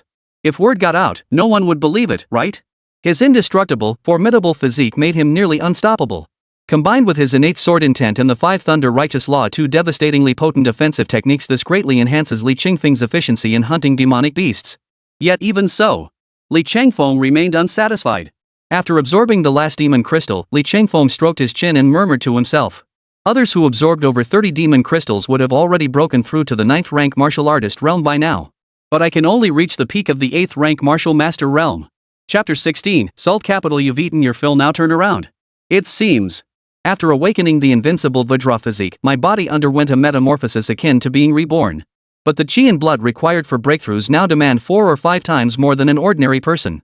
Fortunately, Li Chengfeng's strength had also multiplied. On Blue Star, a strength of 100,000 jin is merely the limit achievable at the martial artist realm. It is also the limit that even a super genius can reach. However, monsters like Li Chengfeng, blessed with extraordinary physiques, can still surpass the 100,000 jin limit, reaching 110,000 jin of strength, 120,000 jin, or even higher. This is the legendary Forbidden Realm. Take Li Chengfeng as an example. Though he's only at the peak of the 8th rank martial artist realm, he's already increased his strength by 180,000 jin. An ordinary peak 8th rank martial master could only approach 90,000 jin at most. His strength is a full 2-fold greater than others. Though it must be said, the martial artist realm was ultimately only the 2nd stage of cultivation, and no one wished to waste too much time at this level. However, Li Chengfeng paid little heed to such conventions. Since she had obtained the invincible body from the first kill treasure chest, she was determined to reach the pinnacle of the martial master realm. This would lay a solid foundation for achieving physical enlightenment in the future. Glancing at the increasingly treacherous Yiming Mountains, Li Chengfeng gritted her teeth. I must venture deeper into the mountains. The deeper I go, the stronger the demonic beasts become, the greater the energy contained within their demonic crystals. His resolve set, Li Chengfeng did not head toward the elite training camp. He intended to venture deeper into the Yiming Mountains, hunting stronger demon beasts to bolster his own strength. As Li Chengfeng pressed onward, the surrounding scenery constantly shifted. The trees here towered far higher than those on his earlier journey, their canopy completely blocking out the sky. Sunlight filtered through only the narrow gaps between branches and leaves. The atmosphere grew increasingly heavy and eerie. Occasionally, blood-curdling demon beast howls echoed through the air. Danger lurked at every turn. If before, Li Chengfeng could still sense the traces of activity from the training camp trainees nearby, but the place he now occupied was truly desolate and uninhabited. Ordinary trainees dared not set foot here. Those who could reach this place must be at least a 9th rank martial master. Fortune favors the bold. Li Chengfeng thought to himself. Better safe than sorry. As long as I stay cautious from here on out, I won't crash. Even if I encounter some demon beasts I can't handle alone, with this god-defying life-saving skill, the invincible Vajra body, I'll still walk away unscathed. As he journeyed onward, the further Li Chengfeng ventured, the more towering the mountains and vast the rivers became. The forests grew increasingly dense and lush. Rounding a mountain bend, Li Chengfeng found himself facing a valley. He listened intently, and faint tinkling sounds of a stream reached his ears. Li Chengfeng rubbed his chin and murmured softly. Constant battles have left me feeling rather weary. Might as well rest up first. There's no rush to keep grinding. As soon as he stepped into the valley, his sword-like brows knitted tightly. He immediately sensed an unusual aura. The stench of blood. The entire valley, inside and out, was saturated with a thick, indelible stench of blood. Li Qingfeng's heart skipped a beat as he instinctively scanned the valley's depths. 100 meters ahead lay the skeletal remains and severed limbs of numerous demonic beasts. Blood-stained and reeking of a foul, pungent stench. Li Qingfeng instantly realized. He had most likely stumbled into the territory of a powerful demon beast. Once a demon beast reached a certain level of power, it claimed its own territory. They do not permit outsiders to enter. Any intruders are hunted down without exception. The scattered remains and severed limbs ahead served as a warning to Li Qingfeng. If he pressed on, this demon beast would surely strike. A demon beast capable of claiming territory must be at least a peak 9th rank demon soldier, or even a demon general level. With my current strength, even with all my trump cards played, a 10th tier demon soldier is about my limit. Anything beyond that, and I'd have to consider the risk of failure. As Li Qingfeng debated whether to press deeper, suddenly, a fierce wind swept through. It scattered much of the thick, blood-soaked stench lingering in the valley. A peculiar fragrance, as if it had grown wings, drifted into Li Qingfeng's nostrils. It left his mouth and nose feeling refreshingly crisp. An indescribable sense of clarity and refreshment washed over him. Subconsciously, Li Qingfeng felt the true qi stored within his dantian stir as if stirred, becoming restless. Celestial treasures? Those 4 words flashed unbidden through Li Qingfeng's mind. Legend had it. The Yimeng Mountains were said to harbor countless heavenly treasures and rare gems. For martial artists, each one represented a stroke of fortune and opportunity. If one could obtain them, cultivation would soar dramatically, and breaking through to the 9th rank martial artist realm would be a breeze. In an instant, the scales in Li Qingfeng's mind began to tilt once more, leaving him hesitant. Just as Li Qingfeng was weighing whether to proceed with this venture or not, a middle-aged man wearing an exam proctor badge suddenly appeared ahead, blocking Li Qingfeng's path. Do not leave the examination grounds without authorization. The area ahead is hazardous. Can't I go any further? Li Qingfeng frowned. Fine. Seeing the proctor had come out, Li Qingfeng wisely chose not to push forward. But just as he was about to turn around, intending to collect 10 identity badges and head straight to the elite training camp with the final tower battle segment, he suddenly halted in his tracks. He turned to face the proctor and warned earnestly. Watch your back. The proctor snorted coldly, not even turning his head. That's hilarious. Young man. Trying to trick me into turning around so you can sneak out of the exam area? Venture deep into this valley and try your luck, see if you can stumble upon some extraordinary encounter that might defy fate and rewrite your destiny? Hey! I really don't know what to say about you young folks. You're all like newborn calves fearing no tigers. You naively think that slaying a few stray demons makes you invincible. You've lost the most basic reverence for the demonic race. In short, young people, don't blame me, the examiner, for being unyielding and unreasonable. I'm doing this for your own good. After all, I've eaten more salt than you've eaten rice. No! Who cares how much salt you've eaten? Look back now. Li Qingfeng was sweating bullets on his forehead. Naive. I won't fall for it. Go, go, go. Don't make me have to kick you out myself. The proctor was about to lecture Li Qingfeng some more as someone who'd been there before, when a sudden, foul stench hit him from behind. The color drained from the proctor's face in an instant. Just as he turned around, a massive figure, towering like a mountain, had materialized behind him without warning. My hair. The proctor managed only to utter these 3 syllables. Before he could react further, a fist the size of a sandbag loomed larger and larger in his field of vision, growing ever closer. Finally, his entire body was hurled away like a cannonball, crashing heavily into the rock wall dozens of meters away, his fate unknown. Li Qingfeng stared intently. There stood. A giant ape covered in fiery red hair stood before him. A peak 9th tier demonic soldier, the Crimson Ape King. This stubborn mule, truly single-minded. Watching the Crimson Ape King advance toward him, Li Qingfeng couldn't help but roll his eyes. He'd told this exam proctor to turn back several times already. But the blighter simply refused to listen. Sensing the Crimson Ape King's aura, it was already nearing the threshold of breaking through to a 10th tier demonic weapon. Even Li Qingfeng needed to activate his SSS plus martial arts talent, 5 Thunder Righteousness. Otherwise, he wouldn't stand a chance against this Crimson Ape King. Fiery breath.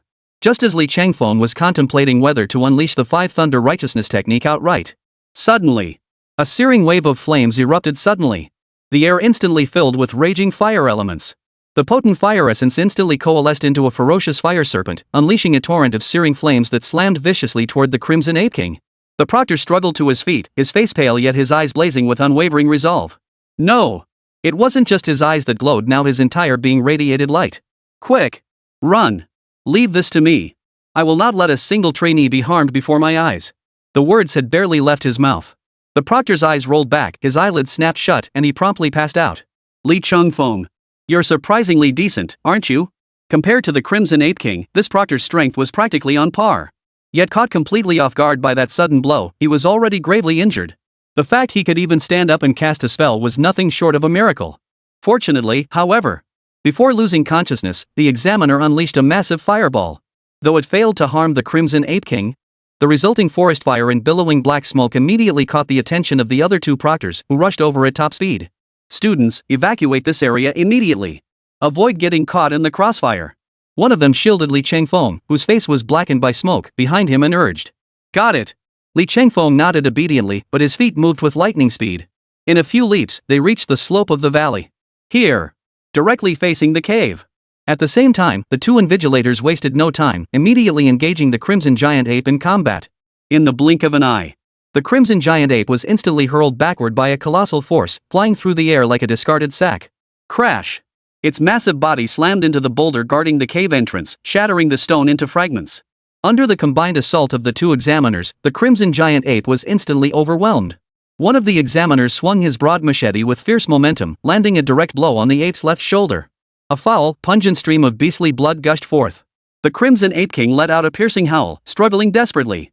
Refusing to be outdone, the Crimson Ape King roared defiantly toward the heavens. In an instant, dozens of demon apes surged toward them like a tidal wave, clashing fiercely with the two examiners. At that moment, Li Chengfeng's eyes flashed with sharp determination.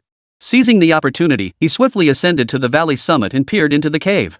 The peculiar fragrance grew increasingly potent, while the glow within the cave intensified. At that moment, Li Chengfeng finally discerned the true form of that heavenly treasure, and a gasp escaped his lips. Zhu Yunzi Chao. Chapter 17, 9th Rank Martial Artist Realm. Monkey heads can steal like this too. Come closer. Li Chengfeng finally got a clear look at the true nature of this heavenly treasure. He stared intently. The crimson cloud purple grass stood about a foot tall, its leaves divided into 3 lobes. Its entire body was crystal clear and translucent, resembling a ruby carving. It appeared exquisitely beautiful and incredibly delicate. A purple mist swirled around the sacred herb, giving it an otherworldly aura. Zhu Yunzi Chao. Li Chengfeng's breathing grew heavy, his heart skipping a beat and a half from sheer excitement. This was an exceedingly rare heavenly treasure. Such treasures are classified into 9 grades.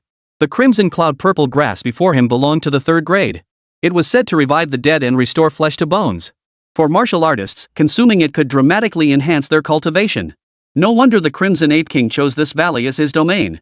It all came down to him. A fiery intensity flickered in Li Chengfeng's eyes. Moments later, he exhaled a long breath and murmured to himself. This Shu Yunzi grass must be mine. Instantly, Li Chengfeng had already begun to scheme in his mind. However, his mind remained exceptionally calm. The more critical the moment, the more cautious one must be. Never act impulsively. He thought to himself. Li Chengfeng turned his head to look outside the cave. Although the Crimson Ape King had summoned Crimson Demon Apes to aid him, the 2 examiners who had arrived were both at the peak of the 10th rank Martial Master realm. Ultimately, the Crimson Ape King's defeat was merely a matter of time. Therefore, if he tried to smuggle the Zhu Yunzi grass out directly, not only would he gain little profit. Worse still, those 2 examiners might confiscate it outright on the grounds of bringing in prohibited items. Wouldn't that make all my efforts for nothing? Though consuming the Zhu Yunzi grass directly wouldn't yield as potent an effect as using it as the primary ingredient in alchemy. But right now, swallowing it whole to secure the benefits first was far better than anything else. His resolve was set. Li Chengfeng crunch, crunch, crunch. Devoured the Zhu Yunzi Chao in 3 bites. As his teeth crushed it between his lips, a burst of sweet, fragrant juice immediately exploded in his mouth. Li Chengfeng closed his eyes slightly, holding his breath and focusing his mind. He began absorbing the energy of the Zhu Yunzi grass. Behold! The sweet nectar of the Zhu Yunzi grass transformed within Li Chengfeng's body into a gentle, warm energy. This made every part of Li Chengfeng's body feel warm and cozy. His entire being felt as though immersed in a hot spring, utterly blissful. Simultaneously, the qi and blood surged violently within Li Chengfeng's body, rapidly expanding and growing at a visible pace. Whoosh! This Shu Yunzi grass truly has extraordinary effects for martial artists at the martial artist realm. Li Chengfeng opened his eyes, his face lighting up with delight. Immediately, he exerted himself fully to absorb the energy of the Zhu Yunzi grass. The energy of the Zhu Yunzi grass traveled through his extraordinary meridians and 8 extraordinary vessels, circulating throughout his entire body. While fortifying his vital energy, it simultaneously tempered his physical body without cease. Wave after wave of energy surged through him like mighty rivers, relentlessly washing over his bones, sinews, and flesh. Under the ceaseless tempering of the Zhuyanzi grass, his sinews, bones, and flesh began to harden like mystical iron. Golden radiance began to radiate from his skin. Snap! A crisp sound echoed. The ever-strengthening vital energy surged like mighty rivers, relentlessly flowing toward a single direction. Crashing against an invisible barrier invisible to the naked eye. Li Chengfeng could distinctly feel a wave of excruciating pain emanating from the deepest recesses of his body. The 9th rank martial master realm. After a full day of relentless slaughter and absorption of demonic beasts, Li Chengfeng was finally poised to make the crucial breakthrough to the 9th rank martial artist realm. Li Chengfeng clenched his jaw. He endured the relentless waves of agony. He fought to keep himself from fainting. After an unknown span of time had passed, Li Chengfeng faintly sensed the agony radiating from his body gradually receding, bit by bit. His body grew increasingly solid, now faintly radiating a pitch-black aura. Like black iron steel. The sensation it evoked. As if Li Chengfeng himself had been cast from molten bronze into a golden Arhat statue, radiating an iron-hard resilience. Li Chengfeng suddenly opened his eyes. A long, piercing roar erupted from his throat. Within that roar lay an indescribable sense of exhilaration. Finally, the breakthrough was successful. Li Chengfeng had ascended to the 9th rank martial artist realm. Simultaneously, if the special physique the invincible golden body awakened from the system earlier had granted Li Chengfeng terrifying, near-immortal regenerative power. The 9th rank martial artist realm is also known as the rebirth realm. Its true meaning signifies a complete transformation, representing a comprehensive enhancement and leap in the martial artist's physical form. Not to mention, Li Chengfeng had ascended to the 9th rank martial artist realm with the aid of a heavenly treasure like the Zhuyanzi grass.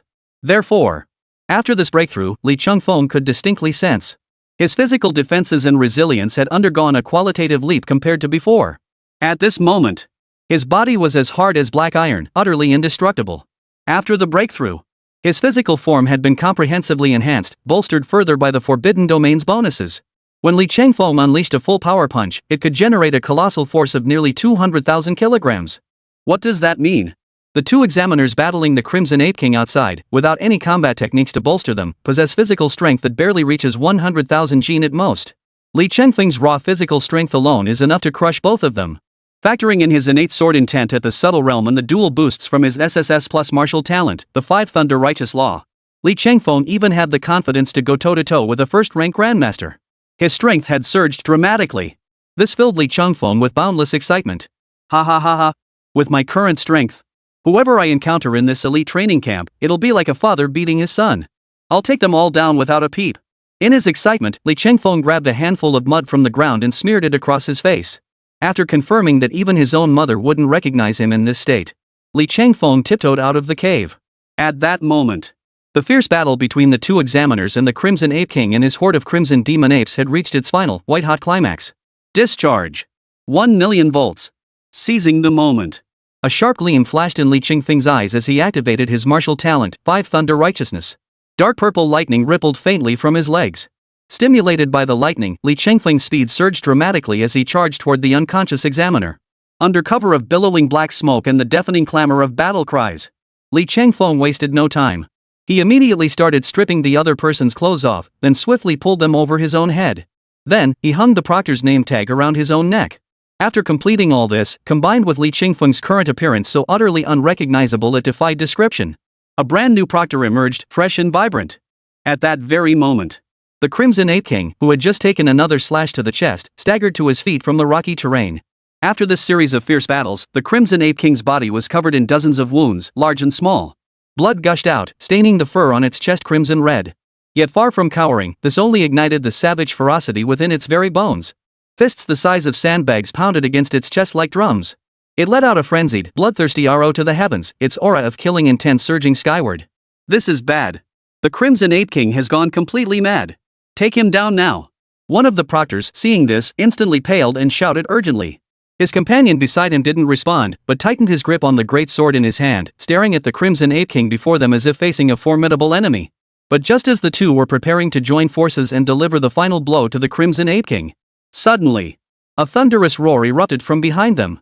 Wretched beast! How dare you disrupt the examination grounds? I shall not spare you. My fellow examiners, I'll assist you. Li Chengfeng's voice was deep and resonant. Then, flipping his right hand, he began to gather violent, ferocious lightning attribute elements from his palm. Dark purple arcs of electricity surged from his body, converging at his palm. Although it had been less than a week since Li Changfeng awakened his martial talent, the Five Thunder Righteousness technique. Perhaps because in his previous life, Li Changfeng had encountered numerous characters and quests involving electricity. This experience provided him with considerable inspiration, significantly advancing his mastery of the Five Thunder Righteousness. Take this moment, for instance. By manipulating the intensity of the thunder element, Li Changfeng began to shape the lightning in his palm into different forms. 30 million volts, Thunderbird. Rumble. Whoosh. As Li Changfeng uttered the final syllable, the surging thunderous energy coursing through his entire body reached its limit. The immense, frenzied thunder energy materialized directly behind Li Changfeng, taking the form of a dark purple phoenix like Thunderbird. Go! Crackle! With Li Changfeng's sharp command, the dark purple phoenix, which had been continuously chirping, spread its wings and soared upward, leaping from behind Li Changfeng.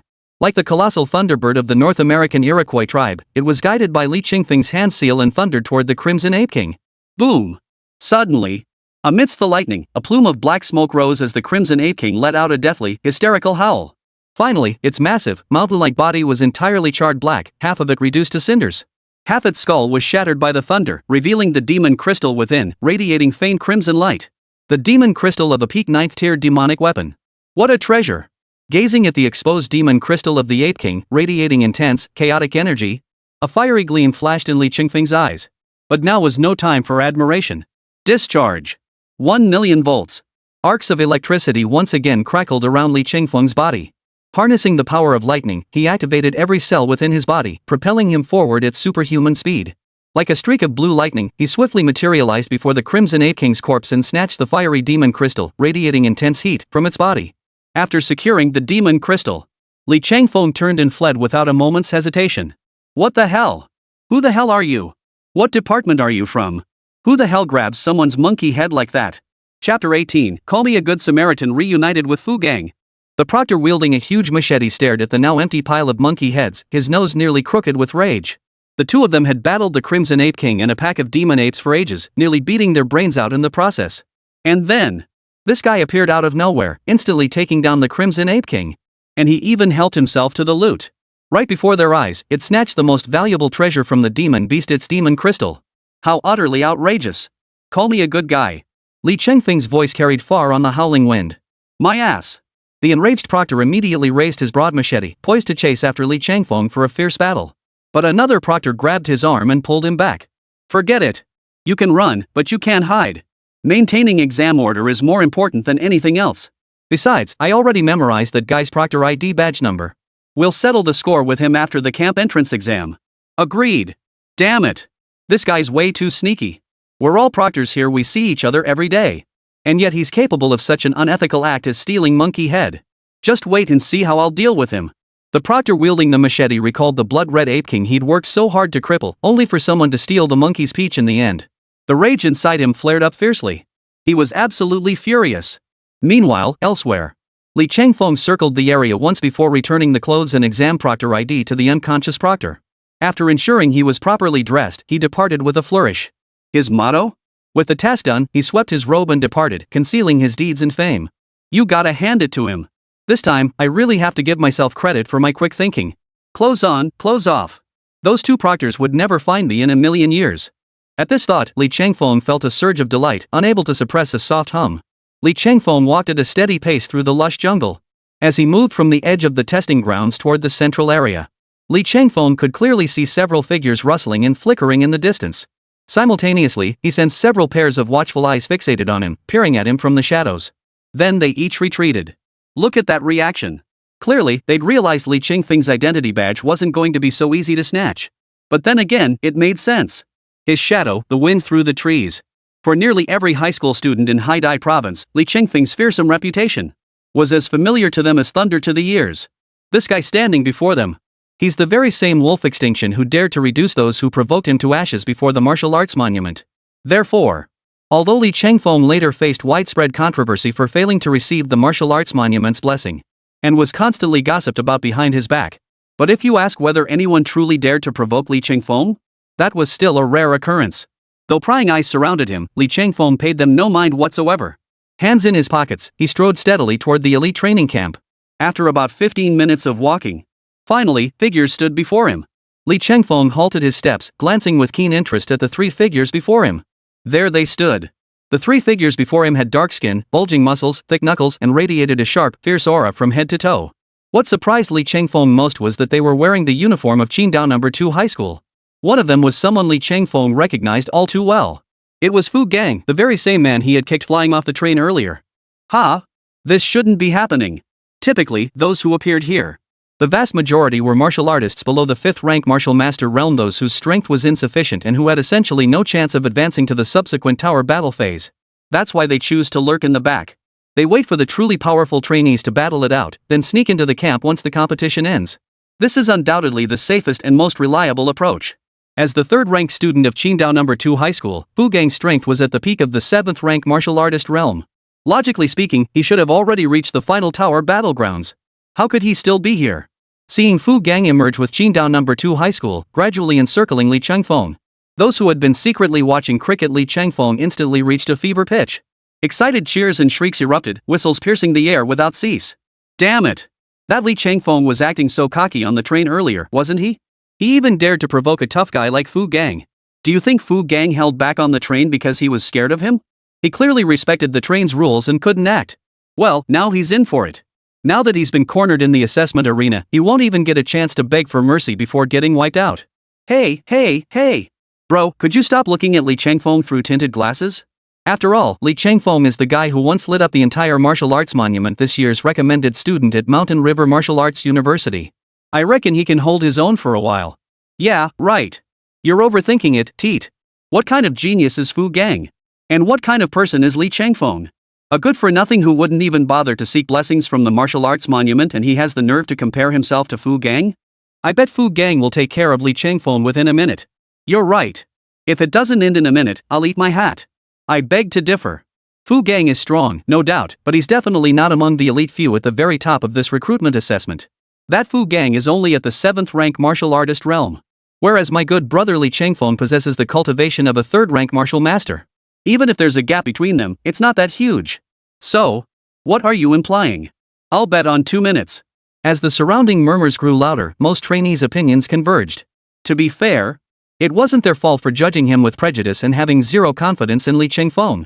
It was purely because Qingdao No. 2 High School, one of the 3 formidable giants in Haidai Province's high school scene, was inherently a class above Jizhou No. 1 High School. Not to mention, Li Chengfeng was facing Fu Gang, the 3rd-ranked student of Qingdao No. 2 High. In terms of combat technique proficiency in cultivation realm alone, Fu Gang completely outclassed Li Chengfeng in every aspect. Their hardware specifications were simply not on the same level, okay? Li Chengfeng. What a small world. Originally, I just wanted to lead my men in a search of the vicinity. See if there were any more of your Jeju first high school stragglers. Never imagined I'd run right into you. Fu Gang's expression froze when he saw Li Chengfeng. Then a vicious grin spread across his lips as he clenched his fists, as big as sandbags, until they cracked loudly. Simultaneously, Fu Gang exchanged knowing glances with his 2 companions. His 2 companions, perfectly in sync, split left and right, forming a semicircle around Li Chengfeng. Instantly, they formed a pincer movement. Chapter 19, the heavenly pride points are so low, guess what I'm doing? Oomph. Meet the fool. But a fool like you? That's a first for me. Looks like I didn't finish you off on that train after all. Watching these 3 lambs once again walk right into the trap, Li Chengfeng couldn't help but chuckle and shake his head. Undaunted, he strolled forward, showing no fear toward Fu Gang and his 2 henchmen. Ding! Verbal insult inflicted upon Fu Gang, a 7th-rank martial master and rival prodigy, 2 prodigy points lost, 10 karma points gained. Who would have guessed? Fu Gang was actually a prodigy. Though the karmic value squeezed out was pitifully small.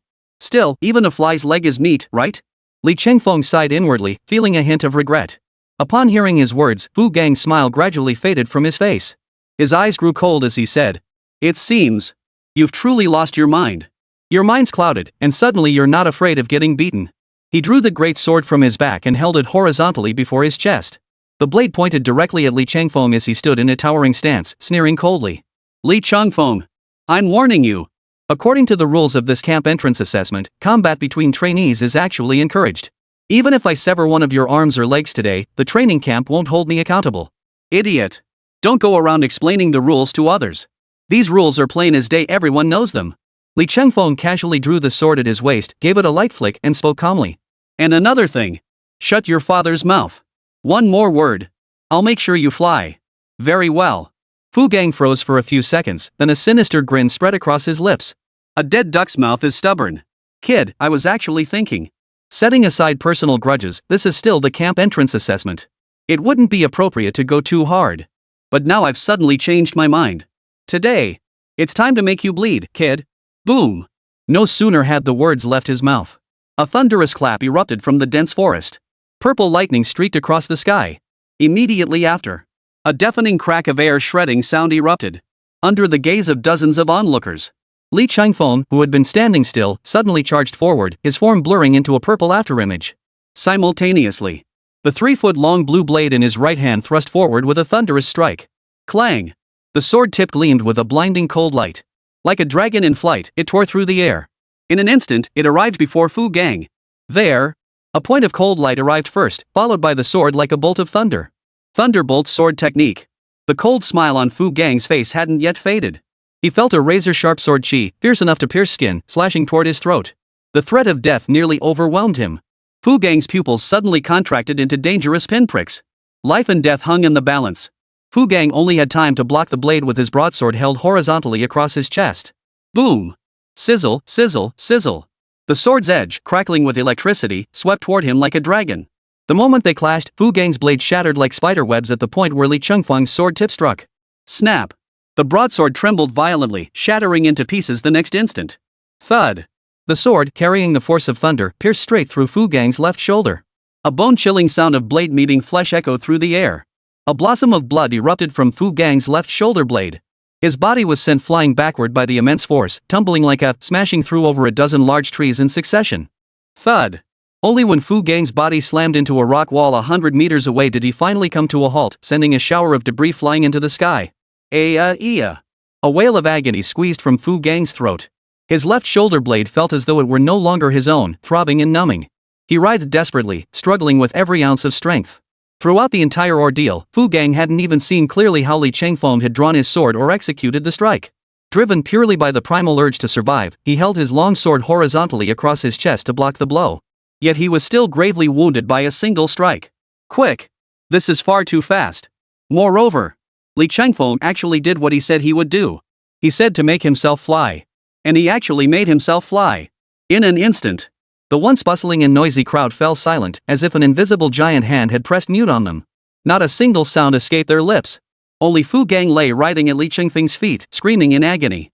Every trainee stared wide-eyed, mouths agape, frozen in disbelief at the scene unfolding before them. At the same time, even the proctors drawn by the commotion were utterly dumbfounded upon arriving at the scene. What the hell? What kind of joke was this? Fu Gang, the third-ranked prodigy of Qingdao Second High School, one of the 3 great aristocratic families of Haidai Province.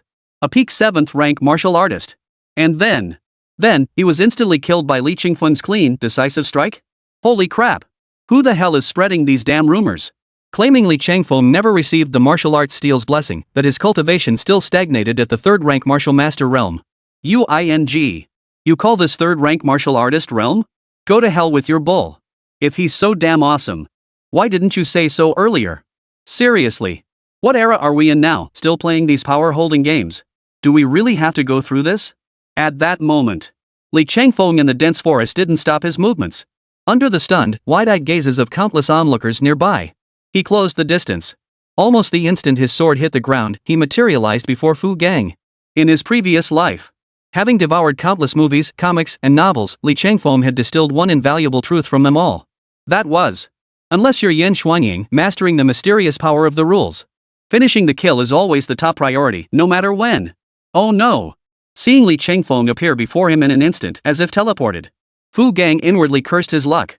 But by the time he regained his senses and tried to resist again, it was already too late. Li Chengfeng's form leapt into the air, his toes grazing the rock wall. His body refracted at an impossible angle, landing behind Zhao Jiancheng.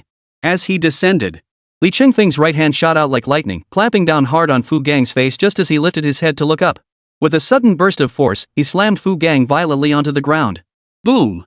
The force of the fall combined with Li Chengfeng's terrifying physical strength, comparable to that of a grandmaster. The two powerful forces collided. Fu Gang's head slammed into the ground with a thunderous thud. The immense impact caused blood to spurt from Fu Gang's mouth and nose, and several teeth were knocked loose.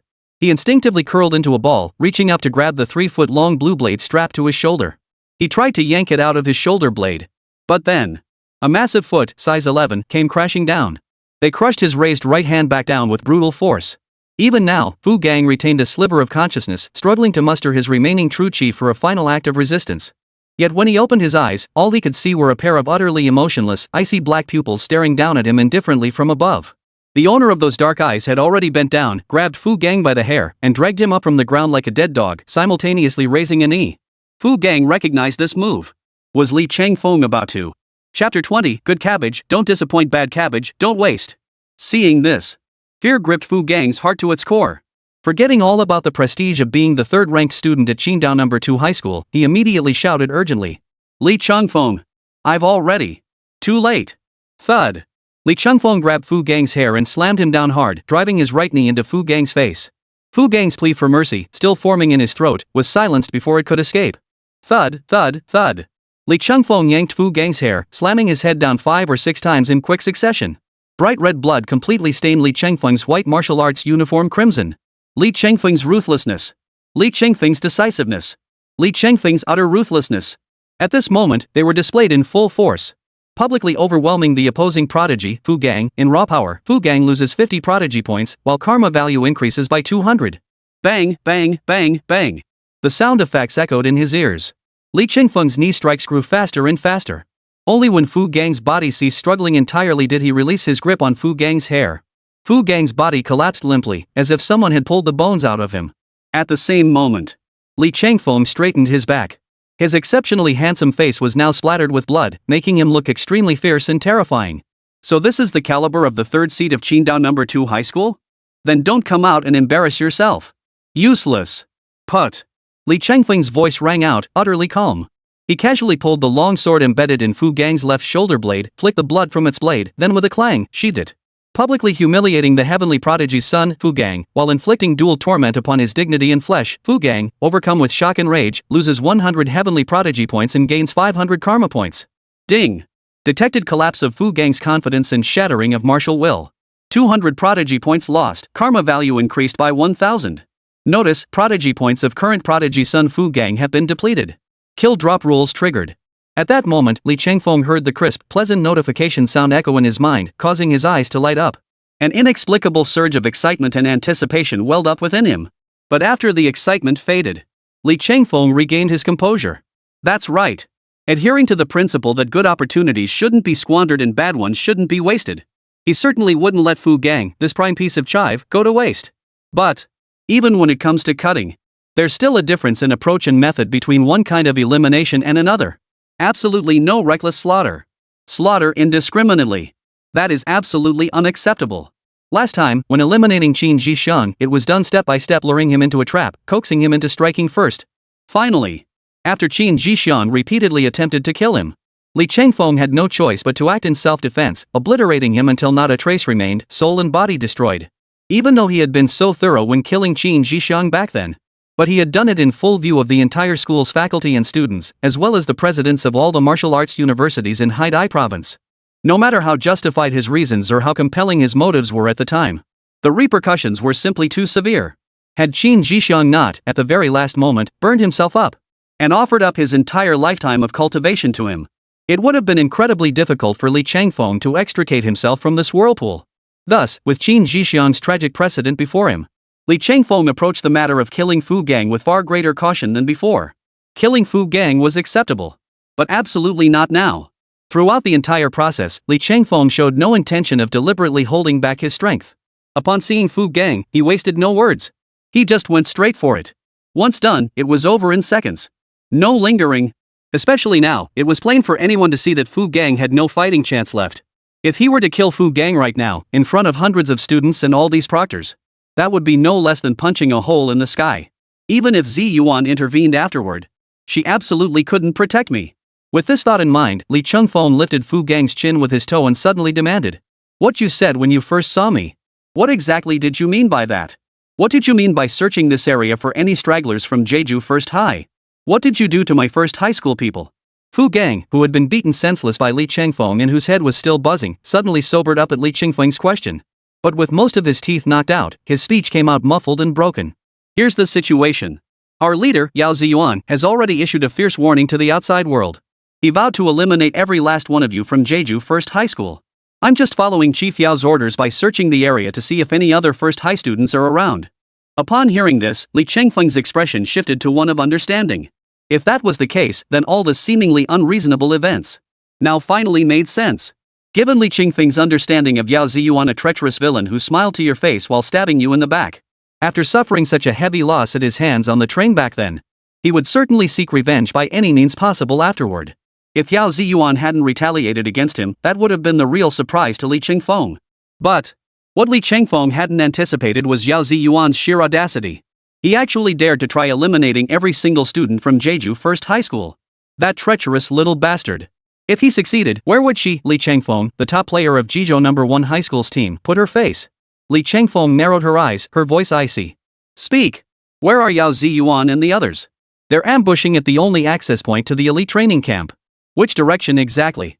As he spoke, Fu Gang pointed in one direction. Before he could say more, Li Chengfeng's 43-yard cannon shot came into view. Thud! The kick landed. Fu Gang's vision went black and he passed out instantly. Then, Li Chengfeng slashed a large tree trunk with his fingers drawn like a blade, then glanced toward the trial's exit before hurling it with all his might. He leapt forward, landing both feet on the log. A black blur shot across the sky, vanishing into the distant horizon with a sharp whistle. After Li Chengfeng vanished completely, leaving only a faint trace behind, the entire scene remained utterly unchanged by his departure. Everyone stared wide-eyed, holding their breath as they fixed their gaze on the direction Li Chengfeng had vanished. The silence was so profound, it felt as though even the drop of a pin could be heard. Chapter 21. You call this lacking talent? Old Li. Quick, lend a hand. Get this trainee to the medical room for emergency treatment. It wasn't until nearby proctors rushed over to carry him away and begin emergency treatment. The hundreds of trainees present finally snapped out of their earlier shock. Then, a deafening roar erupted from the crowd. Holy crap! Can someone tell me what just happened? Unbelievable. This is just insane, okay? The third-ranked prodigy from Qingdao No. 2 High, one of Haidai Province's 3 elite families, got taken down instantly by Li Sungwang from Jeju No. 1 High the moment he showed up. Damn it! Li Chengfeng is way too strong. That got me wet. That sword strike was absolutely flawless. Charging forward, sealing the enemy with a single strike. Powerful. He's just too strong. What nonsense about lacking talent to earn the martial arts steel's recognition. So that's why the martial arts stele didn't bestow its blessings upon him? UING. You call this lacking talent? He's already this messed up, and you call that no talent? Does that mean I can just pull the trigger on a life reset and say goodbye to this world? This guy's got some serious swagger. He sure knows how to keep a secret. Who was it who said before? Students from ordinary schools have no chance against the 3 elite families? Come out and take your beating. After the initial shock wore off, the entire crowd erupted into a frenzy of excitement. No one had expected it. This entrance assessment, which seemed like a foregone conclusion to everyone. The top 10 spots would undoubtedly be claimed by the 3 elite schools, just like every year. Other schools likely didn't even have the chance to get close enough to sniff at the competition. But now, this one-sided dominance by the 3 elite families might just face a new twist. Meanwhile, at a vast open area near the exit of the Yimeng Mountains, all 7 members of Qingdao No. 2 High School's team were present. They formed a triangular formation, trapping the Jeju First High School team in the center. Meanwhile, the Jeju First High students were in no good shape, each one bruised and battered, sprawled haphazardly across the ground. Clearly, they had suffered no small amount of physical pain just moments ago. Amidst the crowd, only one pale-skinned, stunningly beautiful girl in a purple combat uniform remained standing. Even so, her aura was utterly exhausted, clearly at the end of her rope, ready to collapse at any moment. To have held out this long is truly admirable. But it's a pity. Why must you be from Jeju First High? If you weren't from Jeju First High, you could have advanced your skills at the elite training camp. After graduating, you might have secured a bright future through the college entrance exams. But now. At this point, Yao Ziyuan's lips curled into a sneer. If you must blame someone, then you've only got yourself to blame for being from Jeju No. 1 High School. With that, Yao Ziyuan raised his fist, poised to deliver the final blow to Lu Shangyao. Seeing this, Lu Shangyao said nothing. As Yao Ziyuan's fist hurtled toward her, the girl resignedly closed her beautiful eyes. At this point, no one could save her. Yao Ziyuan. As the top student of Qingdao No. 2 High School, one of the 3 elite institutions, his strength was unfathomable. To anyone, this was an insurmountable chasm. Lu Shangyao had sunk into utter despair. But when it came to regret, Lu Shangyao felt an inexplicable sense of relief welling up in her heart. Yes. Having come this far, there's nothing to regret. Hope. That demon Li Changfeng passed the camp entrance exam. And one day in the future, avenge today's single arrow for the students of Jeju First High. However, just as this last flicker of hope flickered in Lu Xingyao's heart, boom!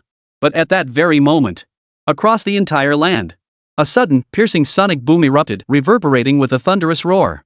The instant that sonic boom reverberated, Lu Xingyao's gaze, along with countless others present, shot upward, following the sound. Then, they witnessed a purple-black lightning-like shadow. Piercing through the heavens and earth at a terrifying speed beyond description, it swept violently toward them. Ha! Look, everyone! What is that? The sudden commotion naturally drew gasps from the students of Qingdao No. 2 High School, who all pointed toward the eastern horizon. Even as he spoke, that purple-black lightning-like shadow was closing in on them.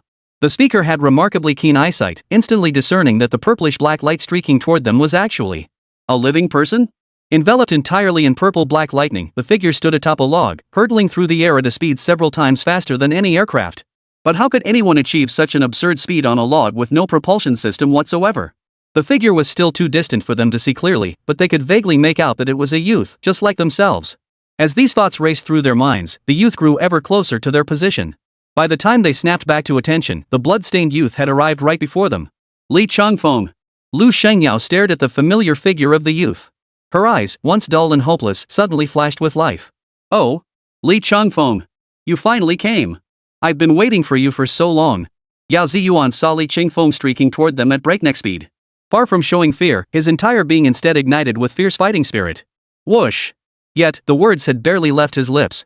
That terrifyingly swift purple-black streak of light had already hurtled toward him like a meteorite crashing to earth. Before Yao Ziyuan could even react, a fist crackling with purple-black lightning, a fist containing extreme brutality and terrifying power, slammed heavily toward his chest. Whoosh! In that instant, Yao Ziyuan's smile froze, alarm bells ringing in his mind. As the thunderous fist rapidly closed in, an unprecedented sense of overwhelming threat engulfed Yao Ziyuan like a tidal wave, causing every hair on his body to stand on end. He had no time to spare for Yao Mingjin and the others from Qingdao No. 2 High School, who were already speechless with terror. True energy surged wildly within him as he summoned every ounce of strength to brace himself, gritting his teeth as he blocked the blow head-on. The overwhelming aura of a peak 9th rank martial master erupted from his body. Boom! A low sonic boom. It seemed to reverberate in the ears of everyone present. Immediately after, the crowd witnessed Yao Ziyuan's figure launch backward like a cannonball. Boom! Finally, skimming along the ground, he flew over 1,000 meters. He slammed into a mountain rock, his entire body embedded into it, causing a massive crack to spread outward in all directions. Chapter 22. You think you can eliminate me? Get up! Thud! Li Changfeng. Li Changfeng, he's finally here. As the dark purple figure descended through the air, a heavy weight lifted from Lu Xingyao's heart. She could no longer hold herself up and collapsed onto the ground with a thud. But unlike the previous pallor and despair, Lu Xingyao's face was now filled with delight as she exclaimed excitedly. Though, no matter how anyone looked at it, facing the full-scale assault of Qingdao No. 2 High School, whether Li Changfeng came alone or not made no difference to the overall situation. But for some reason, in the heart of this pale-skinned beauty, she had always harbored an inexplicable and blind personal admiration for Li Changfeng. It seemed that even tasks others deemed impossible, destined to fail. When it came to Li Changfeng, he would always find a solution. Just because others couldn't do it didn't mean Li Changfeng couldn't. In the young girl's eyes, Li Changfeng possessed an indescribable, almost magical allure. It was like that day during freshman orientation. A freshman like Li Changfeng dared to challenge the senior captain of the school team right there at the new student assembly. When everyone doubted him, even mocking and sneering at him, Li Changfeng crushed that senior with overwhelming, absolute skill. And then there was the recent incident. When Li Changfeng sat cross-legged before the martial arts monument, with everyone doubting him. He lit up the entire martial arts monument with his actions, proving that Li Changfeng was still the same Li Changfeng. You couldn't see my back then, and you still can't now. And now. To anyone else, Li Changfeng's challenge to Yao Ziyuan, the top student of Qingdao No. 2 High School and a peak 9th rank martial artist, was nothing short of a moth flying into a flame, or an egg smashing against a stone. But in Lu Xingyao's eyes, he would win. Li Changfeng, he will win. Just as he had countless times before. Meanwhile, deep within the rocky cliffs a kilometer away. Ha! Yao Ziyuan let out a startled whoa and spat out a mouthful of blood. His vision blurred with stars, his head spinning dizzyingly. Every bone in his body felt as though it had been brutally shattered, throbbing with excruciating pain. Yet compared to the searing agony radiating from his limbs and bones, the shock gripping his heart was even more intense. Yao Ziyuan took several deep breaths, struggling to lift his head toward the blood-stained figure slowly approaching him. Uncontrollable fear and unease flashed in his eyes. Yao Ziyuan's Adam's apple bobbed as he forced a few words from his throat. Reborn.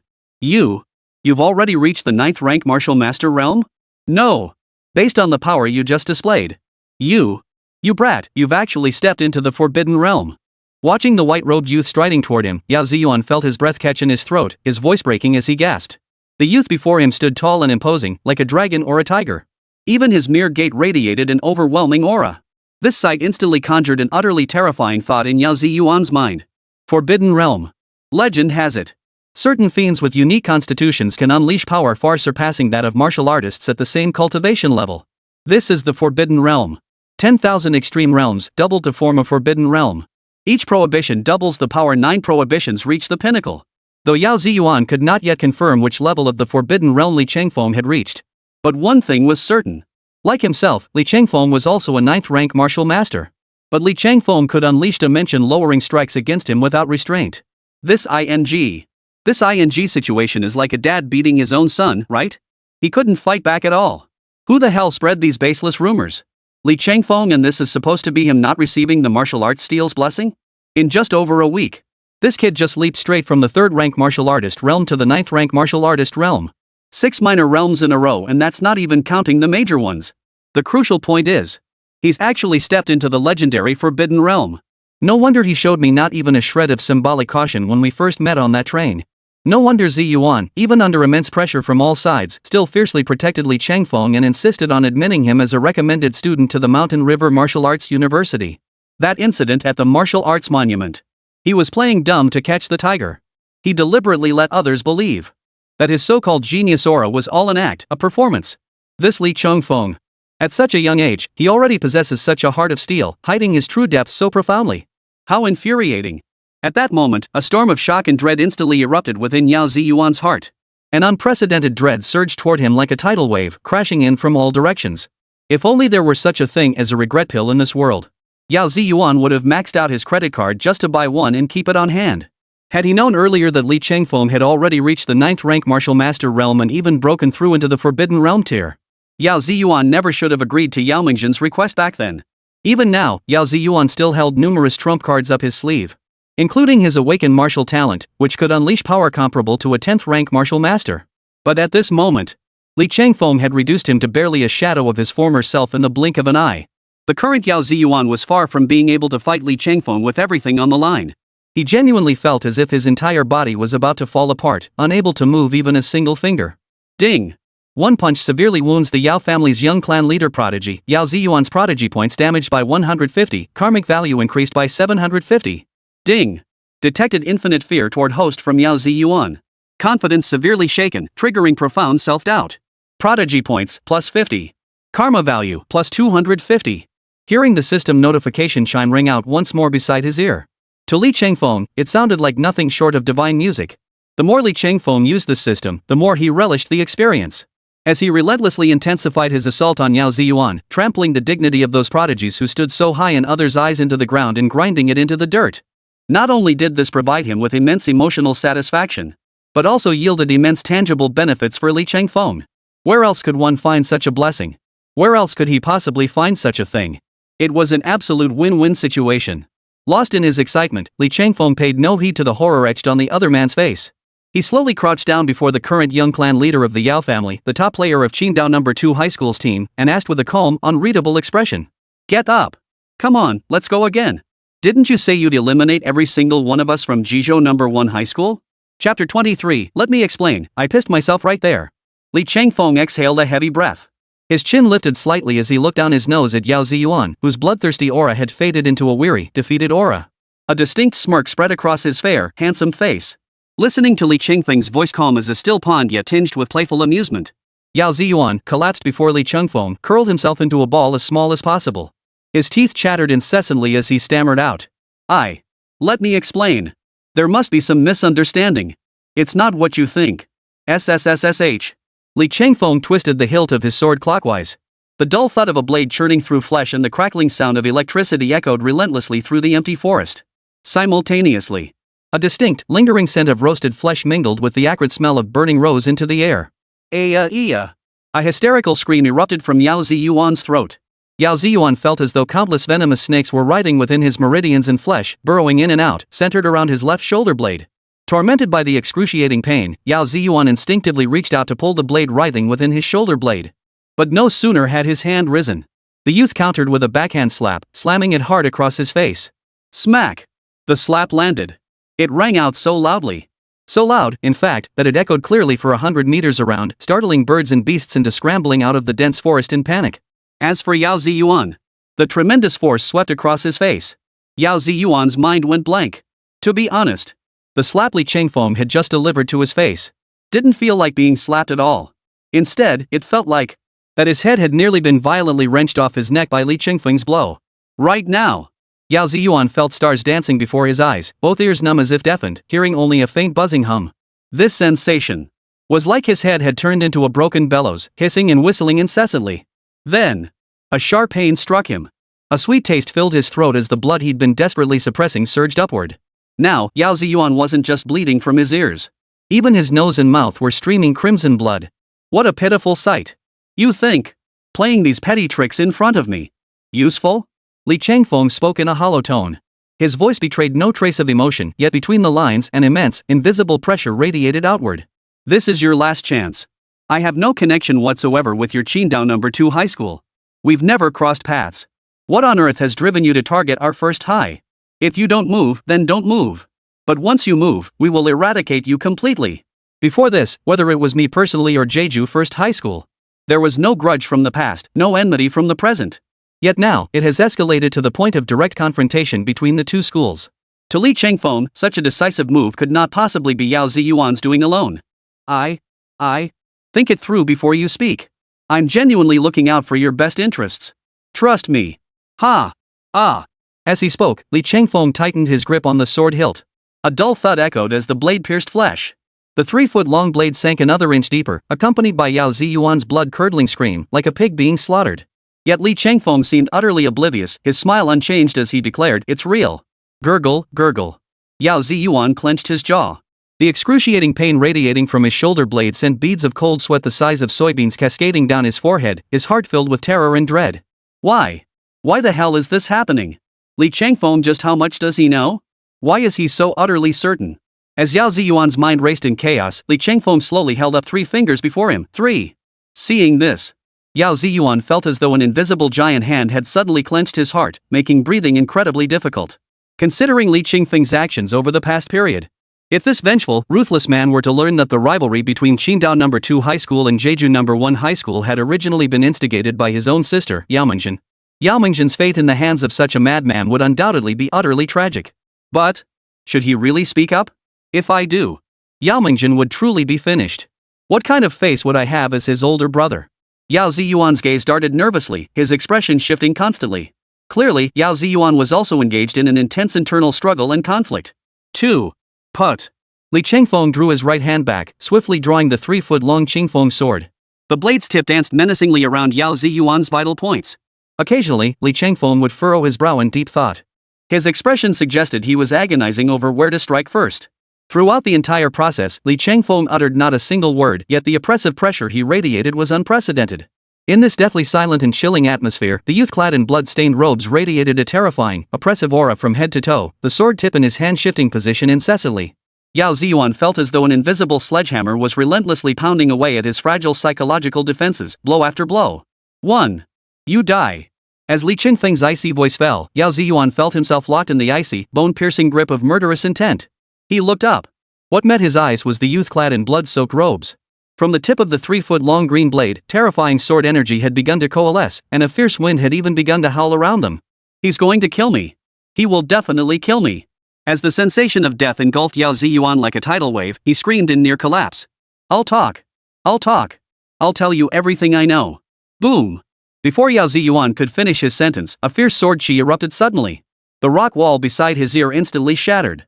Dust and debris swirled everywhere. A gaping hole was blasted into the rock mere inches from Yao Ziyuan's head, sending strands of hair drifting away in the wind. Yao Ziyuan's legs buckled, a wet patch spreading rapidly in his trousers as bright yellow liquid pooled on the floor. That single strike. Yao Ziyuan had literally scared himself into wetting his pants. Deep within a dense forest over a kilometer away, A beautiful young woman with fiery red hair and an adorable, sweet face stood in a clearing. She stared blankly at the massive crack stretching over a kilometer before her, created by the colossal impact. Her entire being felt utterly disoriented in the wind. Chapter 24, Sorry to disappoint you. From the moment Li Chengfeng appeared to the instant he sent Yao Ziyuan flying with a single punch, the entire sequence hadn't even taken a minute, right? Yao Mingjin hadn't even processed what was happening. Her older brother was already nowhere to be found. Vanished along with Li Chengfeng. Staring at the massive log now skewered diagonally in the center of the clearing, Yao Mingjin felt as though his heart had been clenched in a vice, making every breath an agonizing struggle. Though their encounter had lasted only a moment, it left Yao Mingjin trembling with lingering fear. Indeed. As the current young clan leader of the Yao family and the top student at Qingdao No. 2 High School, at just 17 years old, his cultivation had already reached the peak of the 9th rank martial artist realm, standing but a single step away from the legendary Grandmaster realm. Moreover, the martial talent he had awakened this time was an A-grade talent, beast blood boiling. Just now, the overwhelming pressure Li Chengfeng had exerted upon her was simply too intense. Especially that single punch he delivered. Though they were far apart at the time, Yao Mingjin could still sense a domineering fist aura of supreme yang and unyielding might. That single punch alone made Yao Mingjin feel the opponent's aura far surpass his own. Damn it! He'd heard countless rumors from the outside world claiming Li Chengfeng was nothing more than a third-grade martial master, a mere small fry. Unexpectedly, this seemingly weak and easily bullied little Karami, the kind anyone could trample underfoot or spit upon, had suddenly transformed. He'd transformed into a great shark, ready to devour anyone in its path. Yao Mingjin nervously bit her lower lip, repeatedly calming herself mentally to regain composure. Moreover, judging by the direction her elder brother had been blown away just now, this clearly points deeper into the Yimeng Mountains. The demonic beasts lurking there demand caution even from us. But Li Chengfeng is stronger than me. What does that have to do with my older brother? You must understand. When my elder brother unleashed his beast blood boiling technique, Yao Ziyuan's cultivation broke through the shackles of the peak 9th rank martial artist realm, propelling him directly to the peak of the 10th rank martial artist realm. Even facing a powerhouse at the threshold of Grandmaster realm, Yao Ziyuan still possessed the strength to fight.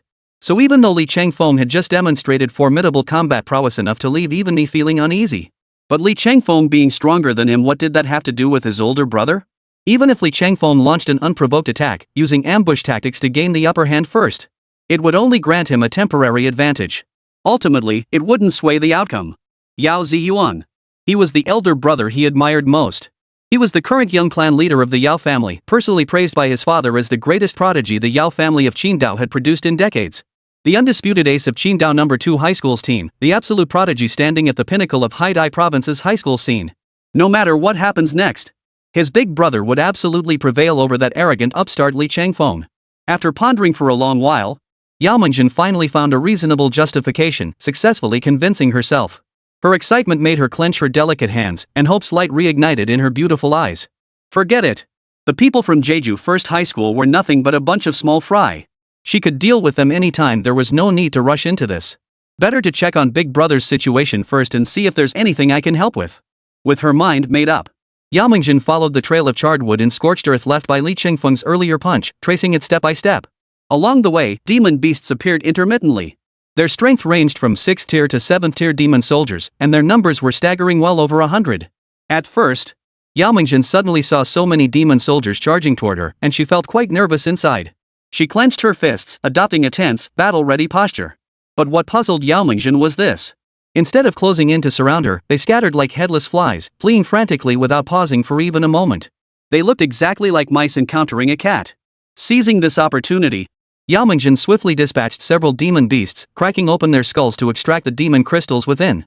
As Yao Mingjin pressed deeper into the mountain, the quantity and variety of demon crystals she gathered from creatures of different ranks grew steadily. After advancing another 100 meters or so, a faint, lingering scent of blood wafted through the valley wind from the ravine ahead. Then, an aura that felt incredibly familiar to Yao Mingjin surfaced. It was her older brother's. Ha ha ha. I knew it. My brother would win in the end. Definitely. Yao Mingjin's heart surged with wild joy. She instinctively quickened her pace. After pushing through thickets tall enough to engulf a person, Yao Mingjin finally reached the mountain stream. Overcome with delight and excitement, she cried out, "Big brother!" The very next second, Yao Mingjin's voice froze mid-cry, her pupils instantly contracting into dangerous pinpricks. There he stood. A youth with a straight back, clad in a blood-soaked robe, stood no more than 100 meters away. Before this blood-stained youth stood Yao Ziyuan, blood streaming from his ears, nose, and mouth. At that moment, the latter stared toward Yao Mingjin with utter terror etched across his face. His expression was as if he had encountered a ghost in broad daylight. Beyond the terror, what shone most in Yao Ziyuan's eyes was an unshakable, profound guilt. As if sensing someone approaching from behind, the blood-stained youth slowly turned halfway around, glancing backward. Then, the blood-clad youth seemed to notice the lingering hope and excitement still flickering in the red-haired girl's eyes. A faint smile touched his lips as his tousled black hair swayed in the breeze. With a flick of his 3-foot-long blade, blood spattered in a spray, the tip curling upward slightly. "My sincere apologies. I'm afraid I've disappointed you." Hearing this, Yao Mingjin felt an inexplicable thud in her heart. At this point, the situation couldn't be clearer. The elegant young man now leaning against the rock wall, covered in blood and looking like a beaten dog, was none other than Yao Ziyuan, the most outstanding young clan leader the Yao family had produced in decades, the star player of Qingdao No. 2 High School's team, the once confident and spirited young man. At this moment, Yao Ziyuan looked utterly dejected, like a stray dog.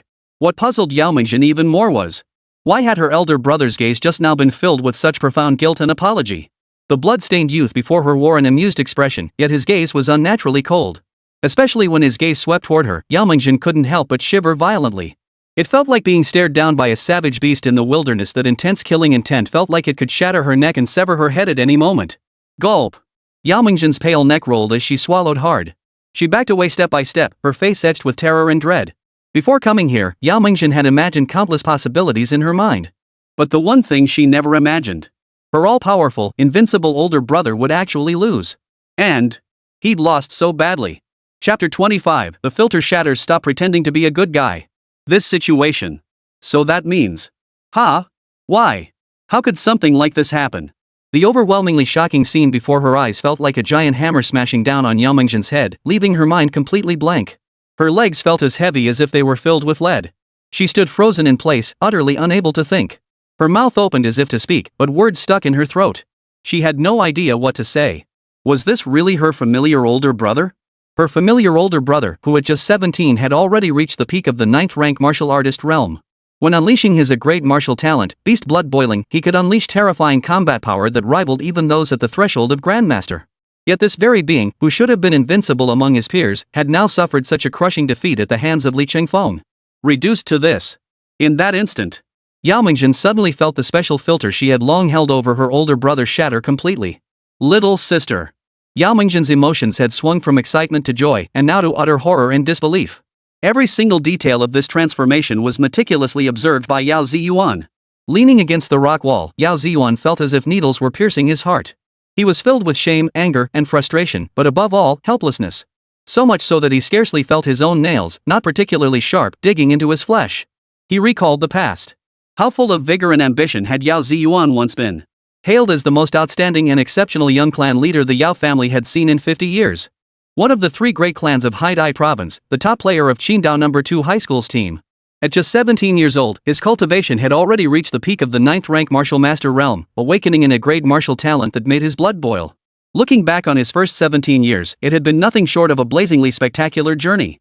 But now, he had actually fallen to such an obscure nobody. The worst part? He had suffered this humiliating defeat right before the eyes of his sister, the one he admired and idolized most. A searing shame and bitter rage gnawed at Yao Ziyuan's pride like a swarm of venomous snakes and ants, while the flames of fury threatened to consume her entirely. But even at this point, Yao Ziyuan remained convinced she hadn't lost. For in his hands lay the final, most crucial trump card, one powerful enough to turn defeat into victory. As long as my adorable little sister could buy me about 10 minutes during the upcoming battle, then he could use the medicinal pills he carried to heal his injuries. Once my condition recovered, my body would be strong enough to withstand unleashing the great martial talent, beast blood boiling. At that point, even if Li Chengfeng had already stepped into the realm of the forbidden, bolstered by the formidable combat power of beast blood boiling, I would still hold a significant advantage. Thinking of this, Yao Ziyuan took several deep breaths in succession, steadying his emotions. He deliberately feigned a pained expression of agonizing indecision, his eyes reddening as his voice trembled. Little sister. Run. Li Chengfeng is a madman, a psychopath. Don't worry about me, hurry. Smack. Yao Ziyuan's last words were still stuck in his throat when the blood-stained youth whipped his arm around and delivered a vicious backhand smack across his face.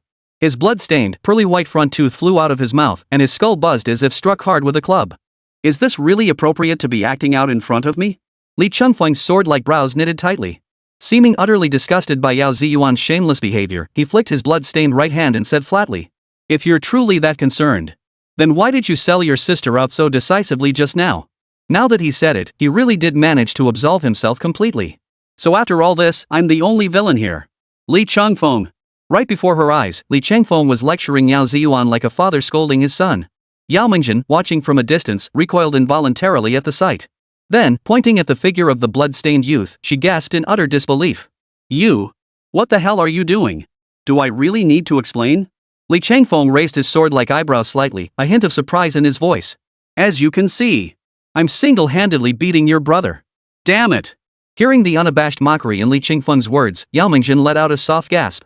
Watching her beloved older brother being humiliated like this by Li Changfeng. If she didn't step in now, then Yao Mingjin would be utterly unworthy of the fearsome reputation she'd earned over the years as Qingdao's #1 female demon lord. Boom! Yao Mingjin's qi erupted violently. Her waist-length crimson hair, seemingly without wind, danced wildly behind her. Her battle intent surged relentlessly. Li Changfeng. Die! Initially, Yao Mingjin had already felt a twinge of fear upon witnessing her elder brother's crushing defeat at Li Changfeng's hands. But hearing Li Changfeng repeatedly insult her elder brother, coupled with that slap just now, this ignited a fierce rage within Yao Mingjin. Enough was enough. The red-haired girl let out a sharp cry and lunged forward, her fist already striking out. Her fists clenched tightly, her aura erupting violently. The punch she unleashed spun like a millstone, trailing a blinding gust of wind. Yao Mingjin felt utterly certain within herself.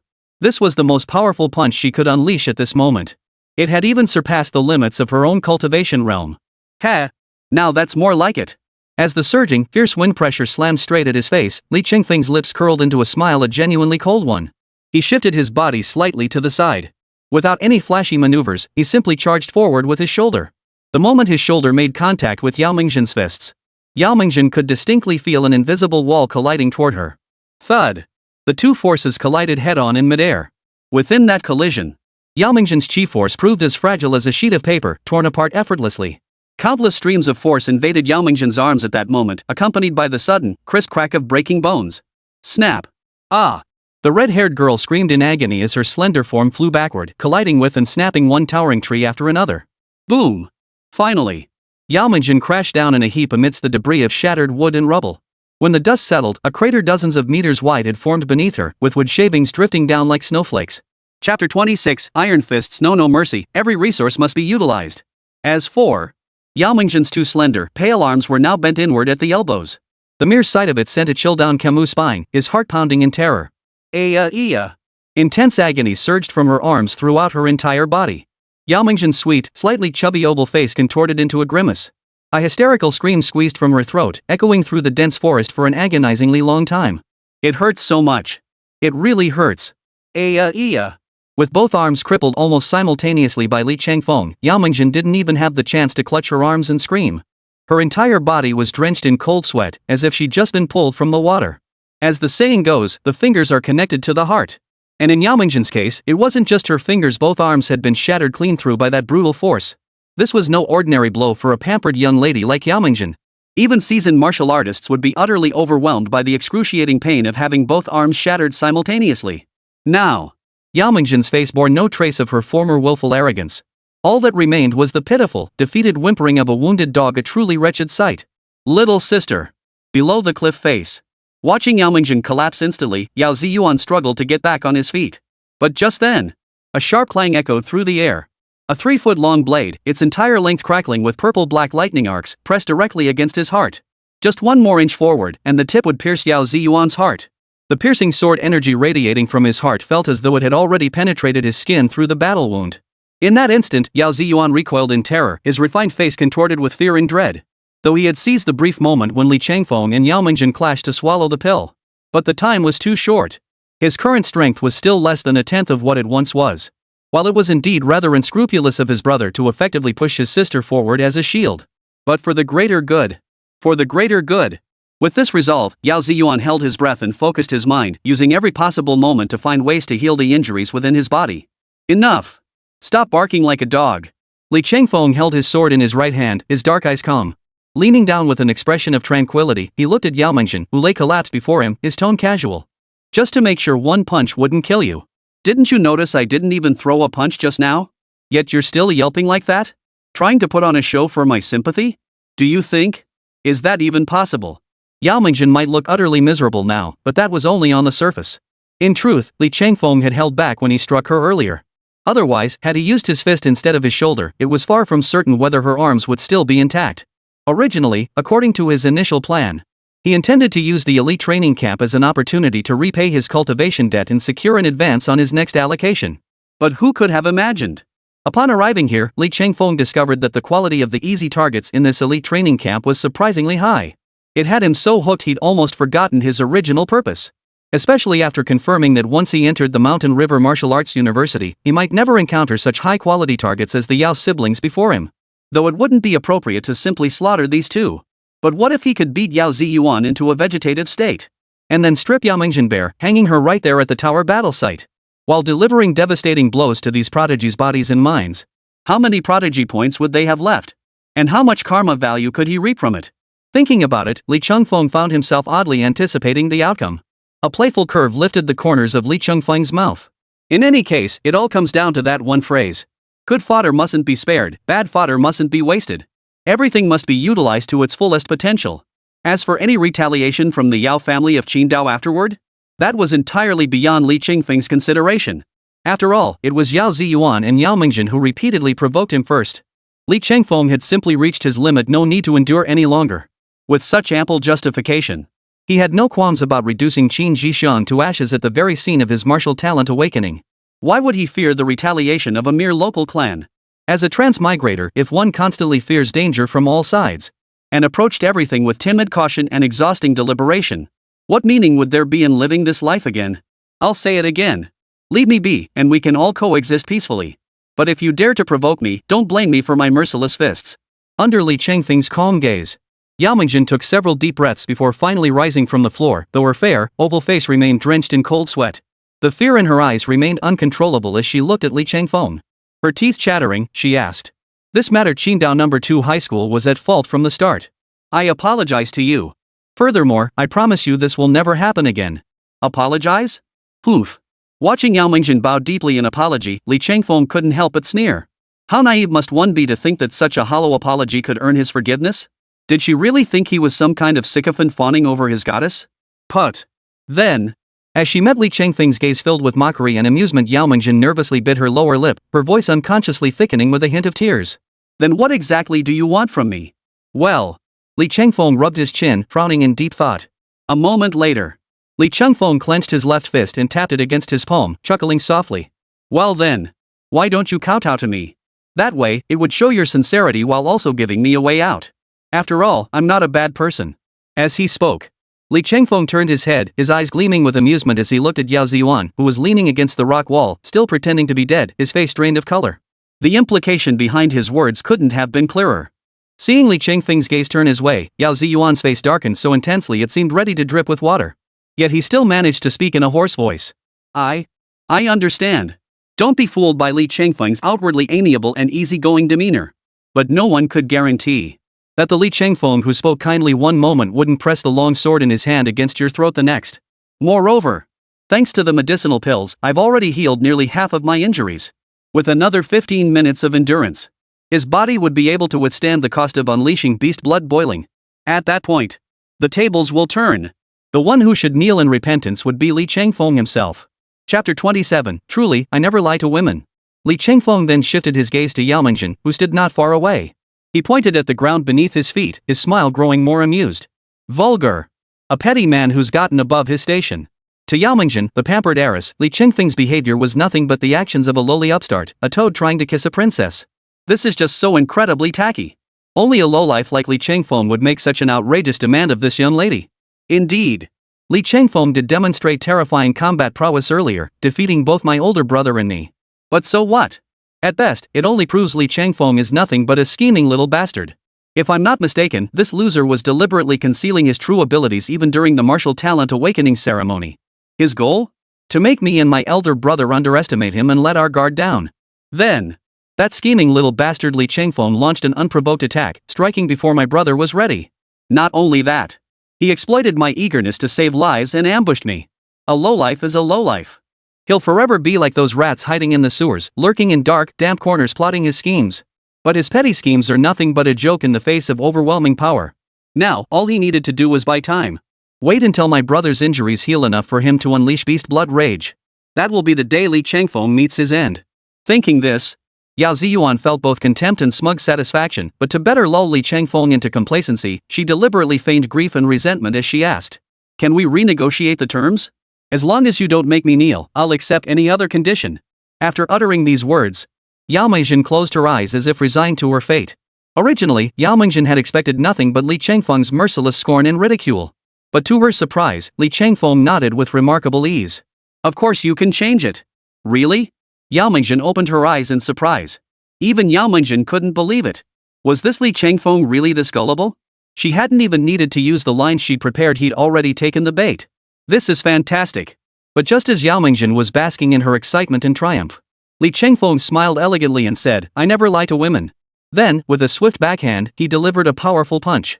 It landed squarely on Yao Ziyuan, who was crouched motionless, desperately trying to recover. Smack! A crisp, resounding crack echoed through the air. "Brother!"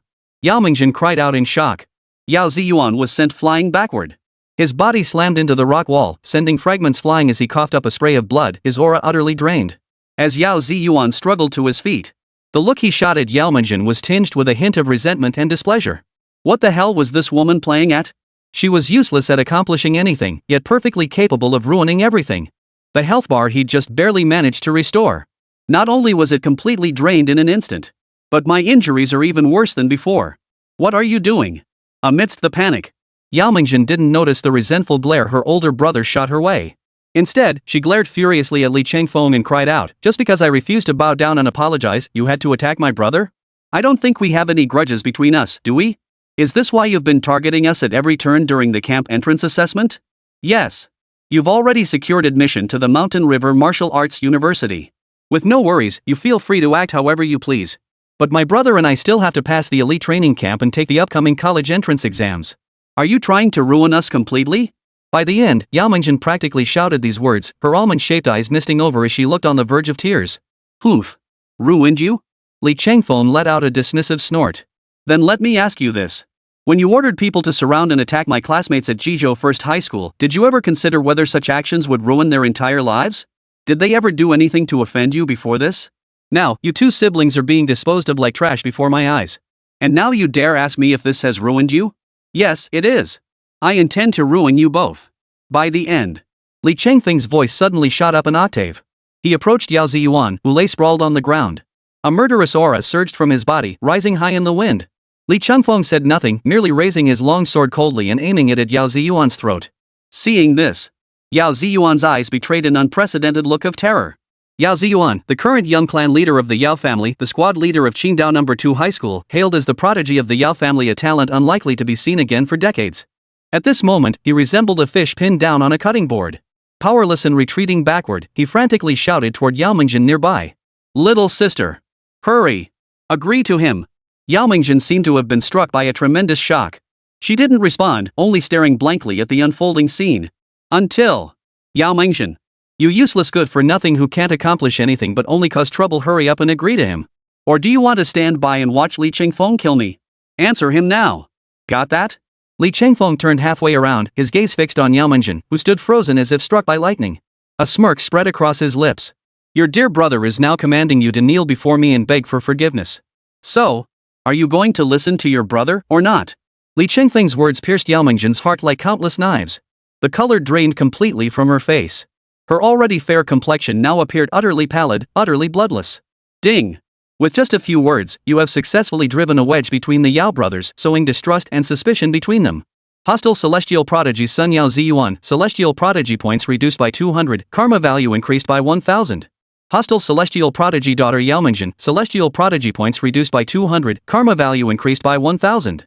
At that moment, Li Changfeng's mind echoed with these two system prompts one after another. Sure enough, he had merely conducted the simplest of humanity tests, yet it had already caused a rift in the once close sibling bond. So this is how it is. This Yao Ziyuan has utterly ruined himself. This newly born prodigy sure knows how to play the game. I haven't even deployed my subsequent tactics yet, and you've already taken the initiative to drag your sister into the gold rush. Li Changfeng chuckled with amusement. Listening to Li Changfeng's words dripping with scorn, Yao Mingzhen nervously bit her lower lip with her pearly teeth, her moist eyes welling up with tears. The brother who had once been so caring and utterly dependable toward her. Now, in front of her enemy, he was forcing her to abandon her dignity and kowtow to Li Changfeng in apology. Chapter 28. Is kneeling not enough? He's already at his last gasp. Of course. If he were on Yao Ziyuan's side, he'd surely insist, I'm doing this for the greater good. But for the greater good, there must always be a price to pay. But Yao Mingjin knew all too well that he himself was that price. Every time this thought crossed his mind, Yao Mingjin felt as though needles were piercing her heart, causing unbearable pain. A wave of bitter sorrow and humiliation surged within her heart. Especially, she had to bow her head and apologize to Li Changfeng, the man she despised most, the one she held in utter contempt and scorn. This was more agonizing than death itself. But if she refused to kneel, Li Changfeng might actually kill someone. After all, he was a madman who dared to kill even before the martial arts monument. To your big brother. Say goodbye. Li Changfeng raised his long sword and swung it down. Wait. Yao Mingjin finally cried out in a choked voice. I'll kneel. I'll kowtow to you in apology. Thud. Before the words had even finished echoing, the girl's pale knees buckled and she collapsed to the ground. Along with all her pride, stubbornness, and self-respect, they crashed heavily to the floor as she bowed before the very loser she had once looked down upon. Li Changfeng shifted slightly to the side, his gaze cold as he stared at the red-haired girl. His voice remained calm. Continue. Yao Mingjin bit her lower lip with her pearly teeth, her pale hands braced against the floor as her head slowly lowered. The last traces of arrogance and defiance vanished from her sweet, slightly chubby face. Almost screaming, she cried out to Li Changfeng. I'm sorry. I was wrong. Watching his younger sister break down in tears, kneeling and kowtowing, Yao Ziyuan, who moments ago had resented her lack of enthusiasm in kneeling, now closed his eyes in anguish. Seeing the sister he had cherished and protected since childhood being treated so cruelly, his heart was undoubtedly torn with agony and struggle. But just as Yao Mingjin thought this nightmare had finally ended, as she attempted to rise from the ground, a large foot slowly pressed down on the back of her head. Under the crushing weight, the girl's fair, smooth forehead made intimate contact with the ground below, covered in gravel and dirt. Li Changfeng's indifferent voice echoed in her ears. Didn't your parents teach you? When kowtowing, should your head touch the ground? How utterly uncivilized. Must I personally teach you every single basic rule of etiquette? As Li Changfeng pressed harder, the slightly chubby face beneath his shoe began to deform slightly. Yao Mingjin felt her heart turn to ashes. Tears of humiliation welled up in her large almond-shaped eyes. An unprecedented wave of shame and rage surged through her, threatening to consume her entirely like a ravenous demon. She wanted nothing more than to tear this man before her limb from limb, grind his bones to dust. But the reality was, she could do nothing. She was utterly powerless to resist. Senior Yao. At that moment, students from Qingdao No. 2 High School began arriving one after another. But the moment they arrived, they witnessed a scene that made their eyes bulge in horror. Their esteemed Chief Yao lay gravely wounded on the ground, her spirit utterly broken. And their prodigy, Yao Mingjin, was now being trampled under Li Changfeng's feet, subjected to utter humiliation. The sight sent shockwaves through them, causing them to recoil in horror. Everyone, don't panic. At that moment, a student from Qingdao No. 2 High School finally steeled their resolve, suddenly grasping a crucial point. Don't be fooled by Li Changfeng defeating Chief Yao and Senior Yao. It might seem like nothing's wrong on the surface. But from my experience, he's clearly running on fumes. So we absolutely mustn't be intimidated by his bluff. With that level of true chi depletion, forget martial master realm, even a first-rank grandmaster might not survive. And among all of us here, forget everything else, sheer attrition alone could wear this guy down. Right. You're absolutely right. The words fell. Others present quickly grasped this crucial point, their faces lighting up with delight as they shouted in agreement. After enduring so many fierce battles, Li Changfeng's true energy must be nearly depleted. With his current posture, he's clearly trying to intimidate us with bluffing. So he can buy time to recover his chi. You know what? That possibility can't be ruled out. It's exactly what's happening. This. That makes bloody good sense. Everyone, don't just stand there. Get moving. We can't give Li Changfeng a moment to breathe. The trainee who first spotted the problem let out a furious shout, as if to steel his own nerves. At the same time, his eyes remained fixed on Li Changfeng, not blinking once. He couldn't tell if it was just his imagination. He thought he saw a hint of pallor on Li Changfeng's face. This only served to indirectly confirm the fact that Li Changfeng was all bark and no bite at that very moment. Moreover, the blood-stained clothes on Li Changfeng's body clearly confirmed that he had sustained severe injuries long before my arrival. Ha ha ha ha. I really am a genius. Even this seemingly insignificant detail slipped right through my fingers. The student's heart surged with wild joy. He waved his hand and shouted excitedly. Guys! What are you all standing around for? Follow me into the fray. I'll see just how much true energy he has left to burn. With that, Everyone was moved by his words. The students of Qingdao No. 2 High School, who had felt uneasy and timid after witnessing Yao Ziyuan and Yao Mingjin suffer crushing defeats at Li Qingfeng's hands. At that moment, they were all fired up as if injected with adrenaline. They began howling like madmen, charging en masse toward the blood-stained youth. As the Qingdao No. 2 High students charged at him like ravenous wolves, Li Chengfeng remained rooted to the spot, utterly motionless. The closest student was now mere inches away. Then, the student saw Li Chengfeng suddenly close his eyes, adopting a posture of surrender, as if accepting his fate. Got it. First kill on Li Chengfeng. It's mine. A look of excitement spread across the student's face. But for some reason, his body instinctively warned him, danger ahead. Flee immediately. At the same time, he couldn't tell if it was just his imagination. He felt not only the hairs on his body standing on end, but even his hair seemed to bristle. Then, an aura of extreme danger nearly slammed into him. He wasn't the only one who felt it. One by one, the others around him felt a chill rise, their hairs standing on end. Instinctively, they looked up toward the sky. And there it was. Above their heads, a thick, ominous cloud had appeared, seemingly out of nowhere. Simultaneously, Li Chengfeng pressed his index and middle fingers together, pointing distantly toward the dark cloud in the sky. Under the stunned and bewildered gazes of the crowd, he calmly uttered two words. Thunder Beast. With a thunderous roar, lightning crackled through the void. Thunder exploded. The hall was flooded with light. Crackle. Above the blood-stained youth, the thick, dark cloud overhead had been torn open by a beastly claw, now crackling with black-purple lightning arcs. Immediately, a thunder beast formed entirely of black-purple lightning burst forth from the clouds. The blood-clad youth, lightning in hand, stood like a celestial deity. Chapter 29, Thunder Beast Clears the Field, One Battle to Immortality. Oomph. Under the stunned and despairing gazes of all present, the youth wielding lightning emitted a faint, enigmatic chuckle. In an instant, the colossal beast forged from thunder swept across hundreds of meters. Every student from Qingdao No. 2 High present was utterly horrified. Amidst cries and wails of terror, the group scattered like a pack of stray dogs, fleeing backward at 10 times the speed they had arrived. But how could they possibly outrun electricity? Li Chengfeng gripped the lightning and hurled it forward. Crack!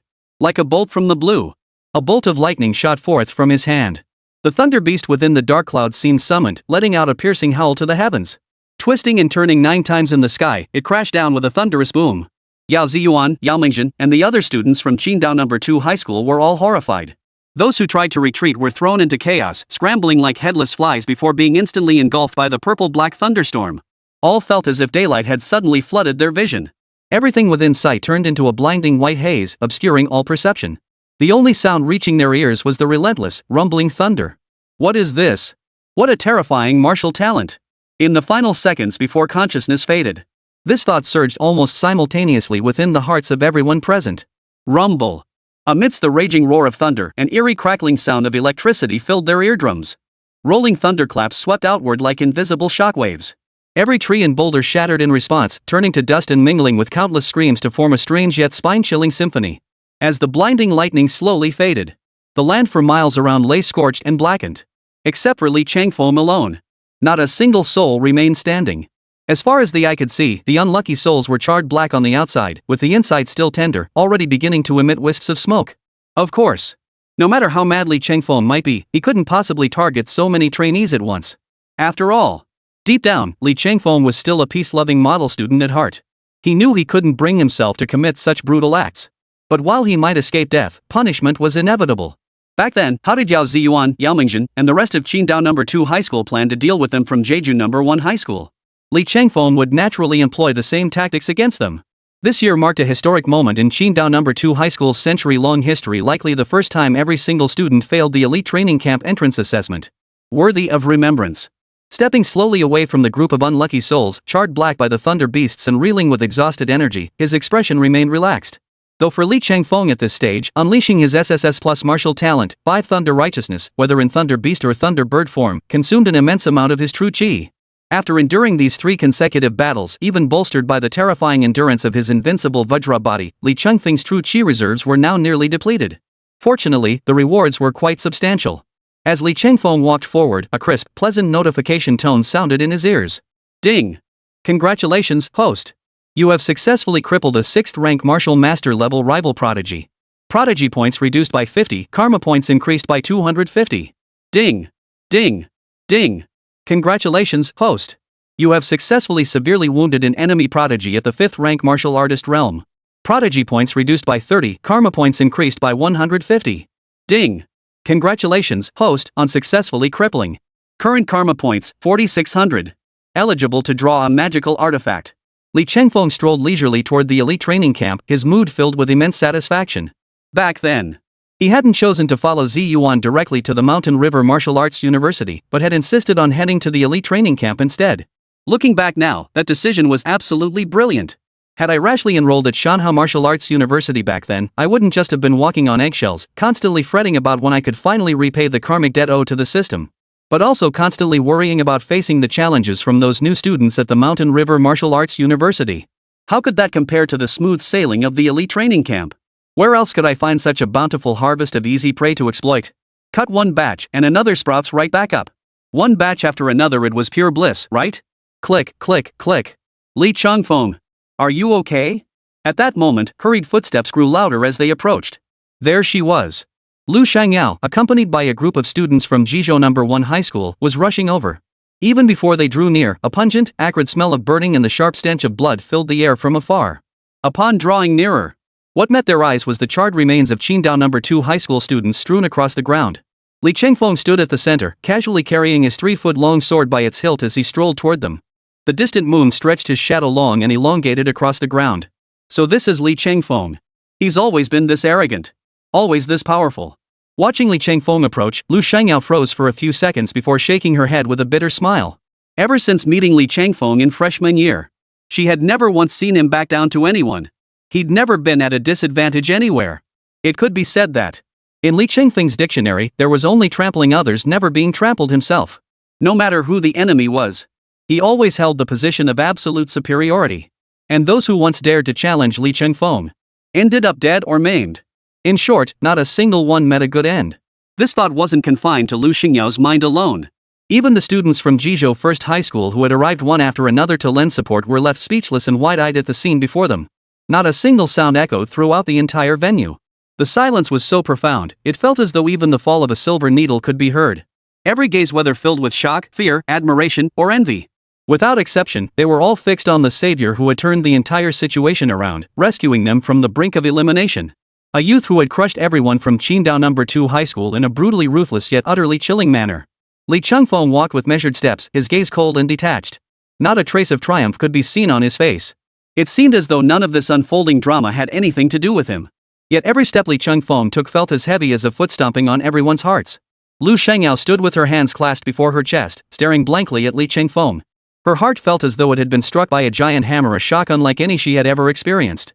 Her beautiful eyes held only the figure of that youth clad in blood-stained robes, yet commanding the entire scene with his presence. One battle. Deification. Chapter 30, Clean up neatly, it's time to believe again. Clean up properly. Amidst the stunned gazes of Lu Shangyao and the others, Li Chengfeng said nothing more. He merely reached out and gave the girl a light pat on the shoulder. With a casual tone, he gave his instructions before striding out of the scorched wasteland. Pant, pant, pant. Only after Li Chengfeng had disappeared into the distance did the Jeju First Middle School students, who had been holding their breath instinctively, finally gasp for air like fish out of water. Only then did that oppressive feeling seem to vanish completely. Zhang Muyang watched the boy's fading silhouette. He recalled just 1 week prior, during the martial arts talent show, when he had been consumed by the urge to challenge Li Chengfeng. The urge to repay the humiliation this demon king had inflicted upon him over the past 3 years tenfold, 100-fold, sent a shiver down his spine. Now, the person Zhang Muyang most wanted to thank was Qin Jisheng, even though it had been over a week since his passing. With such formidable strength, even Yao Ziyuan and Yao Mingjin from Qingdao No. 2 High School, one of the 3 great powerhouses, had been wiped out here by him.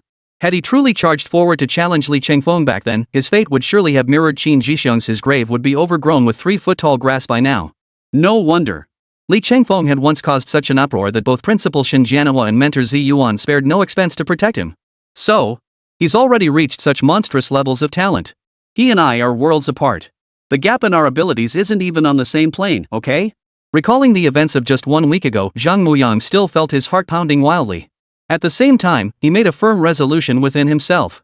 From now on, he'd rather eat than court death again. At that moment, inside the elite training camp conference room. Clap, clap, clap. Watching the live surveillance feed before him, Xiao Wenfeng found nothing more to say. Applause, 666, that was all. No wonder. That's why Zi Yuan had spared no expense to protect Li Chengfeng back then, even going so far as to offer him substantial benefits in an almost fawning manner, all to recruit him as a disciple. It turned out, Li Chengfeng's monstrous, perverted nature had reached such an exaggerated level that even exhausting all imagination couldn't fathom it. Never mind anything else. The fact that Li Chengfeng could single-handedly crush and eliminate Qingdao No. 2 High School, one of the three major powerhouses. Forget him. Even Zhao Jiangwo of the War Wolf Legion might never have witnessed such a breathtaking spectacle.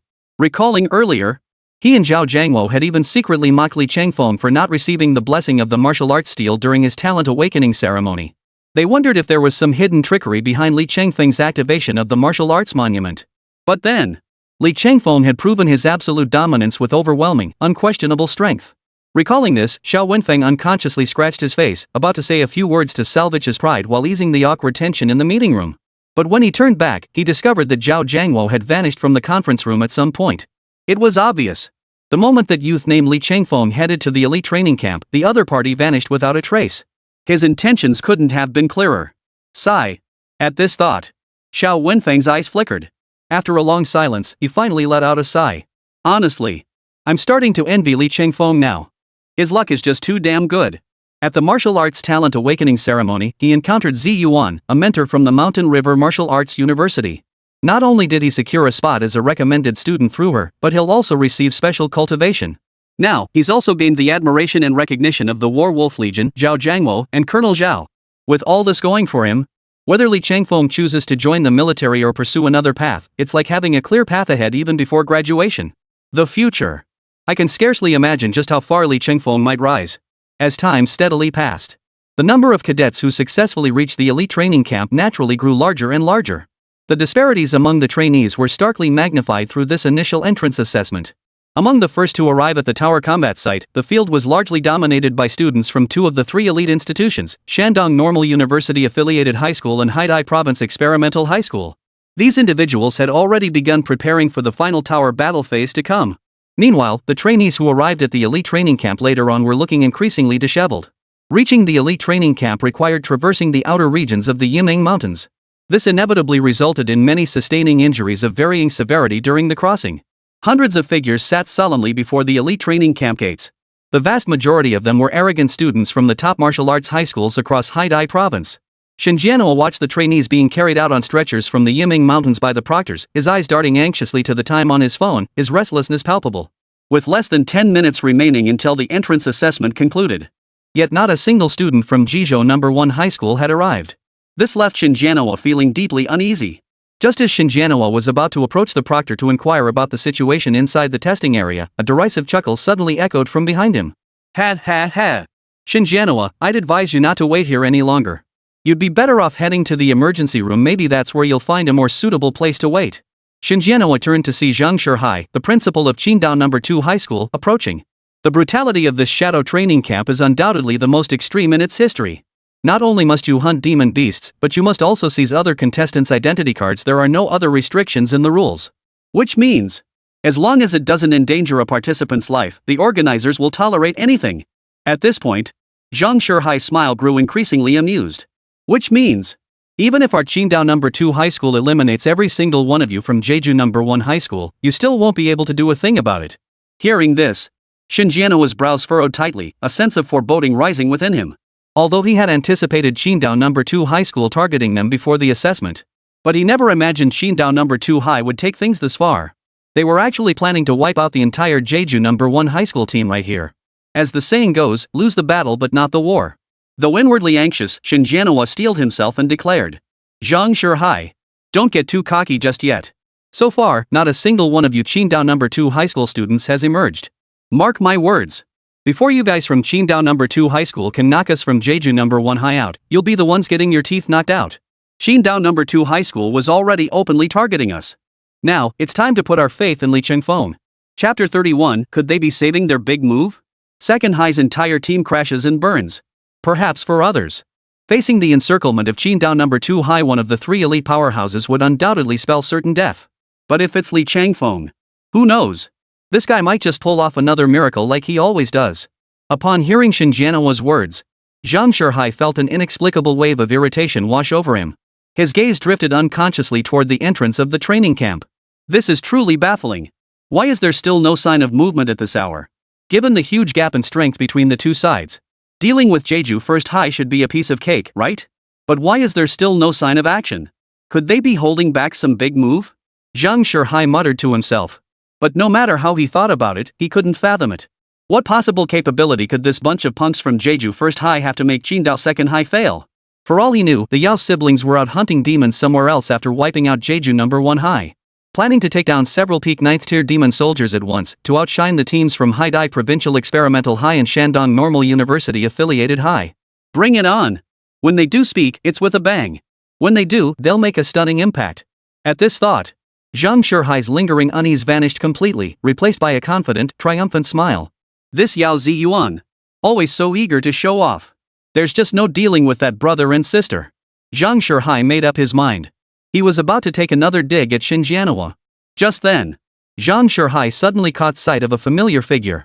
Numerous invigilators emerged from the Yimeng Mountains, moving in pairs while carrying stretchers. On the stretcher lay a young man, his body charred black and still emitting wisps of smoke. If not for the faint rise and fall of the youth's chest, Zhang Shuhai would have wondered just how well done this guy was. Quickly, quickly, quickly. Many students are critically injured and need immediate medical attention. The proctors who had rushed out from the Yimeng Mountains shouted urgently. Under the stunned gazes of many in the crowd, he rushed into the emergency room. Was that just Yao Ziyuan, the top student from Qingdao Number 2 High School? Whoa! No way! But he does look a bit like him. I recall Yao Ziyuan's cultivation has already reached the peak of the 9th rank martial artist realm. Combined with his beast-blooded martial talent, he's practically on par with a half-step grandmaster. What kind of demon beast could possibly beat him up like this? Judging by Yao Ziyuan's state, it must be some thunder attribute demon beast, right? He's practically sizzling like meat. Who can say for sure? Could it be that Yao Ziyuan, in pursuit of higher points, arranged with the proctor to have the exam held outside the designated area, only to get wrecked? For a moment, students and principals from various high schools all chimed in with their opinions, deeply surprised by Yao Ziyuan's failure. Seeing this scene, Zhang Shuhai, who had been relentlessly taking jabs at Xinjianhua just moments before, now froze in place. Yao Ziyuan was eliminated? How could this be possible? Zhang Shuhai clutched his head in disbelief, staring blankly at Yao Ziyuan being carried off to the medical room, unable to snap out of his shock for a long while. It just feels absolutely unbelievable. It's okay. Even without Yao Ziyuan, we still have Yao Mingjin. Even if we can't beat the Provincial Experimental High School or Shandong Normal University Affiliated High School, third place isn't so bad. Just as Zhang Shuhai was still trying to console himself. Not far away, the crowd erupted in gasps once more. Holy crap! Could that girl be Yao Mingjin? That signature red hair, there's no one else it could be but Yao Mingjin. Holy crap! It's not just Yao Mingjin. Fu Gang and the rest of Qingdao Number 2 High's team are being carried out too. Qingdao Number 2 High School's entire team is eliminated. This is insane. As Yao Ziyuan and Yao Mingjin were carried out on stretchers by the proctors. After that, more and more students from Qingdao Number 2 High School were carried out one by the proctors, like dumplings being boiled. Without exception. Their bodies charred black, faces unrecognizable, hair standing on end. In this state, they looked as if struck by lightning. Unmistakably conspicuous. There was no doubt about it. Qin Island's Second High must have endured a truly brutal battle. Otherwise, they wouldn't have been wiped out. My goodness. Witnessing this scene, Zhang Shuhai felt the world spinning, his mind going blank as he nearly collapsed to the ground. It's over. This time, it's truly over. Holy moly. Compared to the dazed and disoriented Zhang Shuhai, Xinjianhua's inner shock was no less intense. He slumped in his chair, eyes vacant, yet his voice betrayed an uncontrollable surge of elation. Li Changfeng! Li Changfeng! You little bastard! You're practically the living god of Jeju First High. If it were anyone else, they probably wouldn't be so certain that Li Changfeng was the one who wiped out Qingdao Number 2 High School. They might have been more inclined to believe Qingdao Number 2 High School had strayed from the exam area, ventured deep into the Yimeng Mountains, and suffered a collective disaster. But Xinjianhua had witnessed firsthand Li Changfeng using the Five Thunder Righteousness technique to obliterate Qin Jixian, leaving no trace of his soul. Combined with the lightning strike injuries sustained by Yao Ziyuan, Yao Mingjin, and others from Qingdao Number 2 High School, it was virtually certain that Li Changfeng acted alone. In the past, though Li Changfeng had displayed extraordinary talent as early as his freshman year, securing the top position on Jizhou Number 1 High School's team for 3 consecutive years. But back then, his extraordinary brilliance was still within the bounds of what everyone could accept. But now, since awakening his martial arts talent, Li Changfeng has truly lived up to the saying. A golden-scaled dragon is no mere pond creature. Once it encounters wind and clouds, it transforms into a dragon. Single-handedly, he annihilated Qingdao No. 2 High School, one of the three elite powerhouses. Xinjianhua could already foresee it. In the near future, the youngster's name would leave an indelible mark upon the martial arts world of China in the most striking manner. The entrance assessment is over. Due to unforeseen circumstances, the scheduled tower battle segment is hereby cancelled. The tower battle competition will now serve as the closing assessment. Just as everyone was still buzzing about the complete elimination of Qingdao No. 2 High School's entire contingent, suddenly, one of the camp instructors hurried over and announced to the group of trainees gathered at the camp entrance. Hearing that the tower battle segment had been rescheduled for after the training camp concluded, many trainees breathed a sigh of relief. Except for the two remaining powerhouses: Shandong Normal University Affiliated High School and Haidai Province Experimental High School. For the rest of the trainees, merely traversing the outer regions of the Yiming Mountains had already pushed them to their absolute limits, a journey fraught with mortal peril. The terrifying elimination rate had skyrocketed to over 50%. It was nothing short of brutal. Forcing them to participate in the subsequent tower battle would be nothing short of courting disaster. As for the students from Haidai Province Experimental High and Shandong Normal University Affiliated High, upon learning of the tower battle adjustments, they found the outcome both surprising and unsurprising. The surprise was that Qingdao No. 2 High School, one of the three elite powerhouses considered their equals, had been completely wiped out. What wasn't surprising was this: even Qingdao No. 2 High School had been wiped out in this camp entrance assessment. This meant that something truly extraordinary must have occurred during the camp entrance assessment. This forced the elite training camp to make last-minute adjustments to the tower battle competition. But so be it. Regardless, the rewards for the tower battle competition will ultimately only be claimed by one of these two powerhouse schools. Sooner or later. A little later. It makes little difference. They might as well use this time to hone their skills at the elite training camp and make a grand entrance in the final tower battle tournament. With that thought, the tension between the Haidai Province Experimental High and Shandong Normal University Affiliated High camps instantly flared up. Both sides were seething with pent-up frustration, waiting to make the other look foolish in a month's time. Chapter 32, Moving into the Training Camp: How Easy It Is to Reap the Rewards. Open the door. Enter the elite training camp. With the instructor's command, the gates of the elite training camp slowly swung open to the left and right, and the trainees who had passed the assessment filed in one after another. Holy crap! This elite training camp is huge. The moment they stepped inside, everyone felt as though they had entered a whole new world. Truly worthy of being a training base built with resources concentrated from an entire province. The training facilities and equipment were undoubtedly top tier. Form ranks. At the command of a camp instructor, all trainees fell silent. Each stood with their backs straight as arrows, solemn expressions etched upon their faces. Immediately after, several middle-aged men in military uniforms strode purposefully toward them. At the head of the group, none other than Zhao Jiangwo, the newly appointed chief instructor of this elite training camp, who had just received the urgent notification. With Zhao Jiangwo's appearance, every trainee present could sense an imposing aura emanating from him, the kind forged through years of battle and bloodshed on the front lines. Especially, even without deliberately concealing his aura, he stood there, doing nothing. Yet when his gaze swept over them, it caused a tightness in their chests, made breathing difficult, and stirred a vague dread as if staring into the abyss. The terrifying aura emanating from Zhao Jiangwo did not linger for long. After taking his place on the elevated platform, Zhao Jiangwo swiftly reined in his oppressive aura. Otherwise, the weaker trainees would surely be unable to withstand it and might even faint on the spot. Whoa! Who knows how many brutal battles he must have endured to cultivate such terrifying killing intent. Li Chengfeng looked at Zhao Jiangwo, his heart sinking in silent awe. At that moment, Xiao Wenfeng, standing beside Zhao Jiangwo, spoke up first. First off, I'd like to congratulate you all on successfully entering this year's elite training camp. The gentleman standing to my right is Zhao Jiangwo, Brigadier General Zhao. Over the next month, Colonel Zhao will serve as your chief instructor. After hearing Xiao Wenfeng's introduction, the trainees below the stage exchanged glances. They all felt that the name Zhao Jiangwo seemed familiar, as if they had heard it somewhere before. But they couldn't quite place it just yet. After briefly introducing the instructors of the elite training camp, Xiao Wenfeng glanced at the sky and continued. It's getting late. Injured trainees should proceed to the infirmary for treatment immediately. The rest of you will check into the camp and rest for the night. Official training begins tomorrow. After giving these brief instructions, Xiao Wenfeng dismissed the group. The vast majority of trainees were assigned to the infirmary for treatment. The remaining handful of trainees, meanwhile, were already heading to the elite training camp dormitories with their belongings to settle in. Along the way, trainees traveling in pairs chattered excitedly. Hey! Did you all feel that Chief Instructor Zhao Jiangwo earlier? The killing intent radiating from him was so terrifying it felt almost tangible. I was standing in the front row, and I could practically feel myself suffocating. Yeah. That kind of killing intent, I've never felt it even from the elders in my own family. I can't imagine how many brutal battles our chief instructor must have endured. That ultimately forged such a terrifying, almost tangible aura of murderous intent.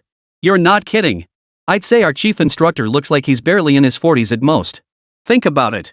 At 40-something, he's already a brigade commander with 2 bars and 3 stars. That's no ordinary man.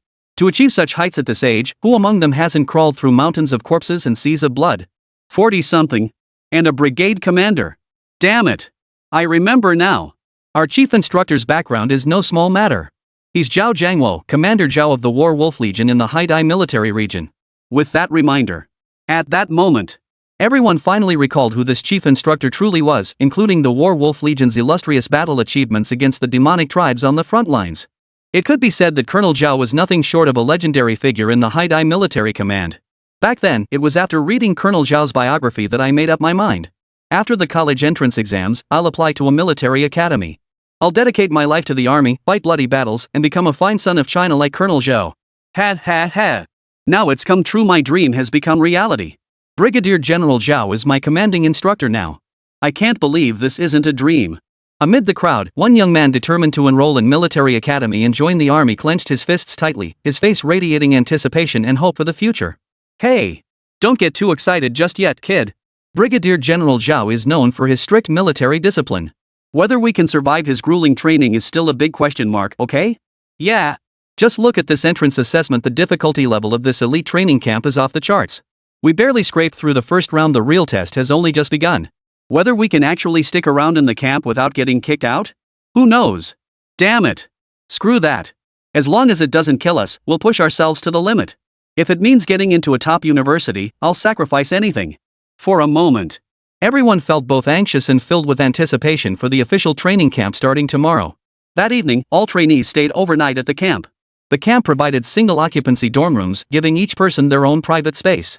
At that moment, Li Chengfeng sat cross-legged on his bed, his peerlessly handsome face reflecting a look of anticipation.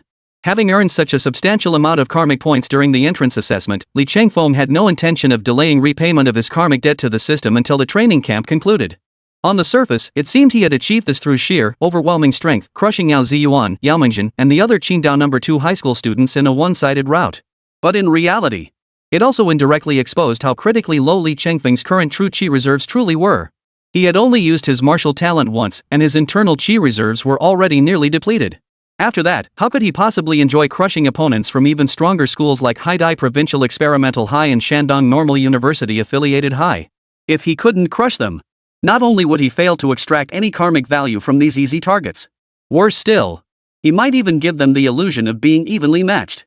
An illusion that they could catch up with just a little effort, spurring them to train even harder. Wouldn't that indirectly increase the difficulty of harvesting these suckers?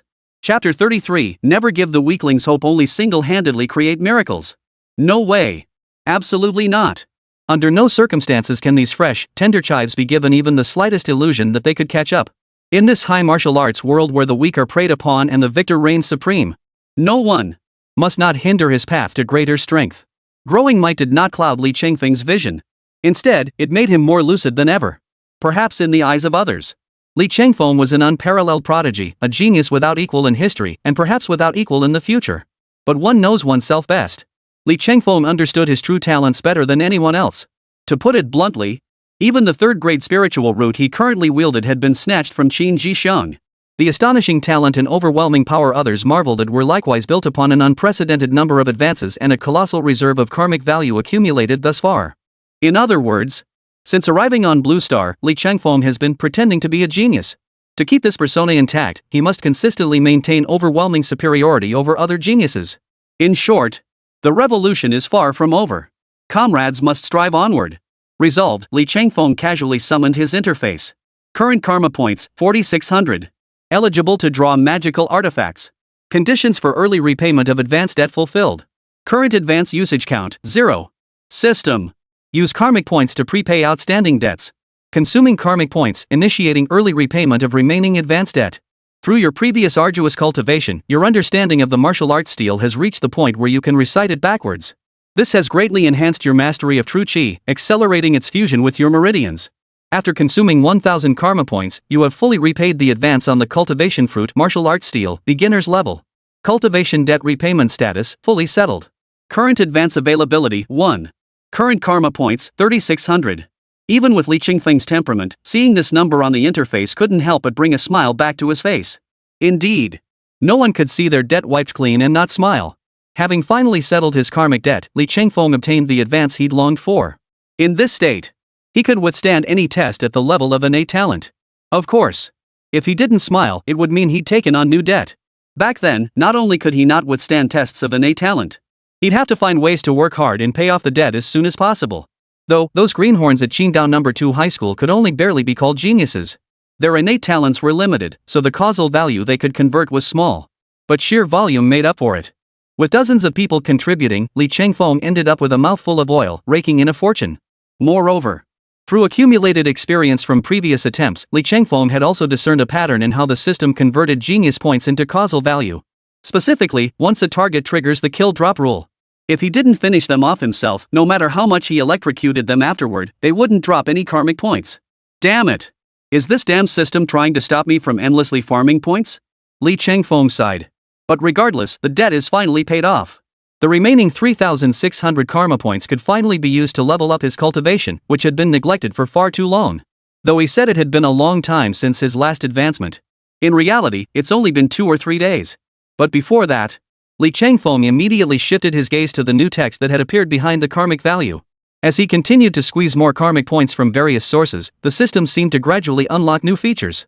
For instance, after securing the first kill on Qin Jishong, he unlocked the ability to use karmic points for early repayment. This gave Li Qingfeng room to maneuver as he leveled up using the system. This was truly a blessing. Not to mention, he was currently lacking a reliable flying sword artifact. A thought flashed through Li Qingfeng's mind. The text on the system panel immediately changed. Pay 648 karma points to spin the artifact wheel once. Treasure wheel, a mystical wheel containing artifacts from myriad realms across the cosmos. Any wondrous item may be drawn from it. Note 1, want to leap to the top overnight? Seek instant riches? Why not try your luck now? Note 2, this artifact pool guarantees a golden legendary item after 50 spins. Holy crap! No wonder the system only unlocked the treasure wheel feature once I had a few thousand karma points. After skimming through the system description, Li Qingfeng felt like he had black lines appearing all over his forehead. Seriously. Li Qingfeng was starting to suspect this damn system might be from Blue Star just like him. Forget everything else. Just this gotcha system, the three-pronged scam of pay to win and guaranteed drops. It was practically identical to the shady tactics used in those exploitative mobile games he played in his past life. It's practically identical, okay? Li Qingfeng suddenly understood. So the system thought he had the guts to go all in. And now it's immediately presenting this roulette wheel. System. You've got the wrong guy. I, Li Qingfeng, have never been a gambling addict. Li Qingfeng sneered coldly. Then, without hesitation, he chose to take a shot first to test the waters. Why? A new pool right in front of you, wouldn't you give it a shot? A single draw could bring a miracle. 10 pulls guarantee a reward. Damn it all. Ding. Congratulations, host. You have successfully obtained a purple rare grade treasure item. A purple glow washed over Li Qingfeng's handsome face. Not bad. Though not a one-shot soul-binding, purple quality is still pretty decent. Li Qingfeng nodded in satisfaction, then shifted his gaze to the interface. Functional artifact, Harmony Ring. Effect, consumes true chi to force enemies within a 10-meter radius to kneel before you. The higher the enemy's cultivation level, the more true chi consumed. Cooldown, 1 day. Li Qingfeng remained silent for a long while. What a splendid Harmony Ring. Are you sure using this artifact will lead to harmonious coexistence? Not only does this artifact lack a specific grade, it only has a quality rating. And its effect is just too perfectly suited to oneself? Li Qingfeng's dark pupils gleamed. The 648-point roll has definitely paid off for me. Thump, thump, thump. At that moment, the dorm room door rattled from the outside as Xiao Wenfeng's voice echoed through the hallway. Li Qingfeng, Instructor Zhao wants you to report to his office. Got it. Zhao Zhangwo's initiative to request a private meeting with him was, in fact, entirely within his expectations. Whether it was the previous incident of snatching the Red Ape King's monkey head, it was still just me single-handedly wiping out Yao Ziyuan and Yao Mingzhen's Qingdao No. 2 High Team. After causing such a stir during the camp entrance assessment, it would be strange if Zhao Zhangwo, as the chief instructor, didn't come looking for him. That's what he thought to himself. Li Qingfeng changed his clothes and pushed open the door, only to find Xiao Wenfeng waiting right there. Hey kid, you're a handful wherever you go. You always manage to stir up such a huge commotion. Xiao Wenfeng led the way ahead as soon as Li Qingfeng emerged, his tone dripping with irritation. Instructor Xiao, you be the judge of this. This is clearly a case of Qingdao No. 2 high school students violating martial ethics. Li Changfeng spread his hands innocently. Ever since boarding the train, those Qingdao No. 2 high school students have been targeting us at every turn. I thought after giving them a taste of their own medicine on the train, they'd finally behave. But no. They're actually getting cocky. They're actually trying to exploit a loophole in the camp assessment rules to eliminate our entire Jeju First High team. If this happened to anyone else, let alone me, even you, Instructor Xiao, you wouldn't just swallow that humiliation either, would you? Xiao Wenfeng.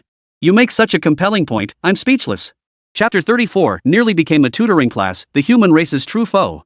Originally, Xiao Wenfeng had planned to use this opportunity to give Li Changfeng a stern warning. He wanted the kid to rein himself in a bit during this month at the elite training camp.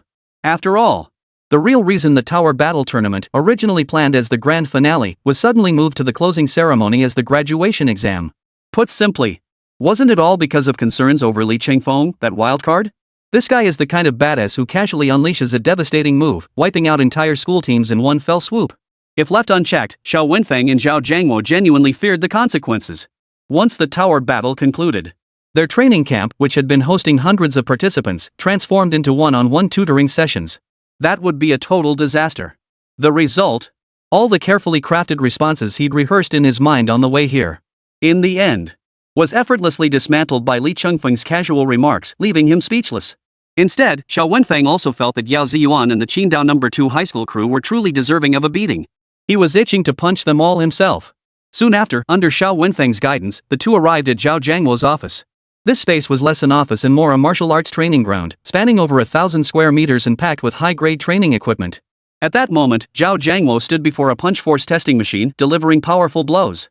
Colonel Zhao. Li Changfeng stepped forward to greet him. You're here. Zhao Jiangmo wiped the sweat from his forehead, smiling broadly at Li Changfeng. Xiao Wenfeng should have briefed you on everything before you came, right? According to my original plan, the final tower battle phase of the camp assessment is designed to gauge the trainees' true combat strength. And based on their rankings, different rewards will be distributed.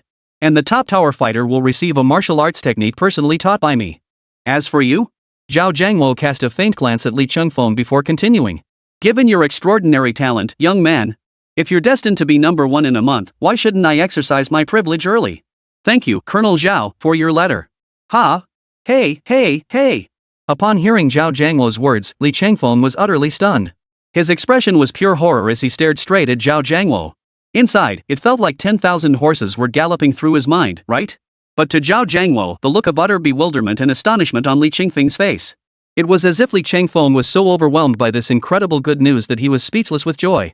To have someone like Li Changfeng, a prodigy without equal, past or present, stunned to this degree. It had to be said. This also gave Zhao Jiangmo's ego a massive boost. Emotional satisfaction? It was maxed out in an instant.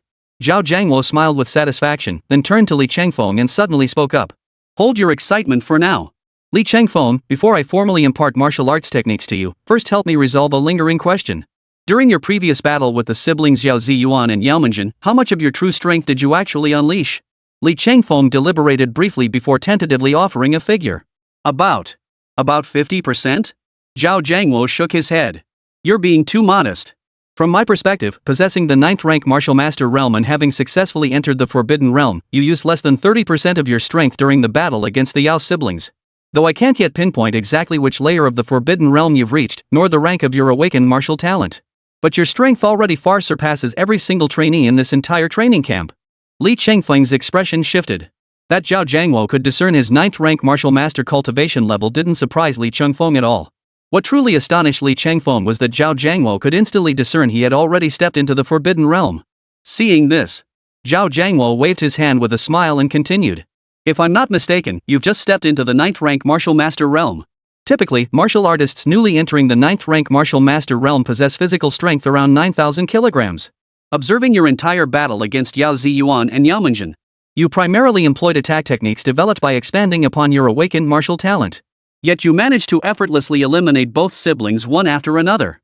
Therefore, I suspect you have already stepped into the Forbidden Realm spoken of in legend. Hearing this, Li Changfeng could only admit the truth. Colonel Zhao, you have keen eyes. I did conceal a tiny bit of my strength. Zhao Jiangmo nodded with satisfaction, a look of approval spreading across his face. To others, you, Li Changfeng, always appear indifferent to life and death, ready to fight if challenged. But beneath that brute exterior lies a sword with its edge hidden, truly a commendable quality. Since embarking on the martial path, I've witnessed countless prodigiously gifted prodigies. Yet no matter how dazzling their initial displays, only 1 in 10,000 truly blossoms in the end. The vast majority perish before they can truly blossom. At this point, a flicker of sorrowful reminiscence passed through Zhao Jiangmo's eyes, followed by a deep, heartfelt sigh. Li Changfeng, do you know who the 3 mortal enemies of our human race are? Li Changfeng nodded. Beasts, the myriad races of the heavens, and the celestial demons beyond the realms. Exactly. Zhao Jiangmo nodded solemnly. Among these 3 mortal enemies, the only ones you young people are likely to encounter are demonic beasts. But the truth is, demonic beasts pose the least threat to our race. Of the 3, the greatest threat to the human race actually comes from the celestial demons beyond the realms. At this point, Zhao Jiangmo's expression suddenly grew incredibly grave.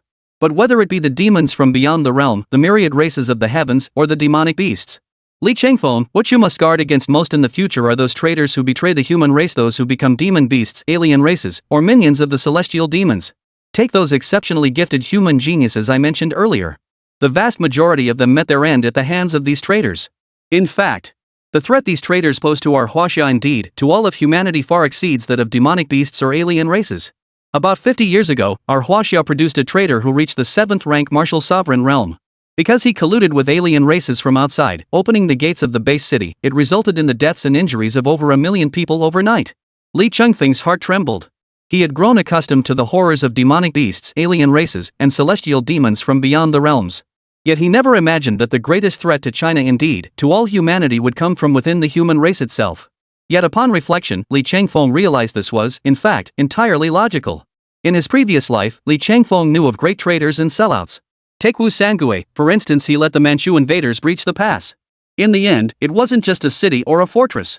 He turned the entire land of China into a place where every inch of soil was soaked in blood. Then there was Li Chengdong, who orchestrated the Jiadingsan massacre, committing the atrocity of slaughtering 100,000 Han Chinese. Recalling these great traitors and sellouts from his past life, Li Changfeng, the time traveler, still felt his teeth itch with hatred to this day. If this was the case in the cold weapon era of his past life, how much more so in this high martial arts world? The damage wrought by traitors and collaborators within the human race was 10-fold, 100-fold worse than the harm caused by the likes of Wu Sangui, Li Chengdong, and Kong Yud in his past life. Therefore, compared to demonic beasts, alien races, and celestial demons from beyond the realms, those traitors and sellouts are humanity's true mortal enemies, the most terrifying threats of all. Chapter 35, Midnight Transmission of the Tao, Heaven and Earth Great Unity Art. Li Changfeng. The reason I'm telling you all this, the reason, is because of the terrifying talent you've demonstrated thus far and the immense potential you hold for the future. Even if you haven't been targeted by those traitors lurking among the human race yet, at your current rate of growth, it's only a matter of time before you are. Therefore, no matter what happens, always keep as many survival cards up your sleeve as possible. Remember, a genius only truly matters when they fully come into their own. A genius who perishes young, no matter how dazzlingly brilliant they were in life. No matter how extraordinary they were in life. Once they die, that person dies like a lamp extinguished, holding no meaning whatsoever. Zhao Jianghua urged earnestly. I understand, Colonel Zhao. Li Changfeng, too, grasped the gravity of the situation and nodded solemnly in agreement. Seeing this, Zhao Jianghua smiled with satisfaction. Truthfully, given his rank and stature, he really didn't need to say so much to a high school student like Li Changfeng. The reason he had given such detailed warnings stemmed purely from his genuine desire to nurture talent. Next, I will impart to you the most powerful martial arts technique I have cultivated. Zhao Jianghua spoke solemnly, enunciating each word with deliberate care. Li Changfeng froze on the spot. Originally, in Li Changfeng's eyes, even if Zhao Jianghua gave him the reward for winning the Tower Battle Tournament early, a B-grade martial arts technique would already be a pleasant surprise. But unexpectedly, Zhao Jianghua was being so generous, offering to teach him the strongest martial arts technique right off the bat. He truly didn't treat me as an outsider.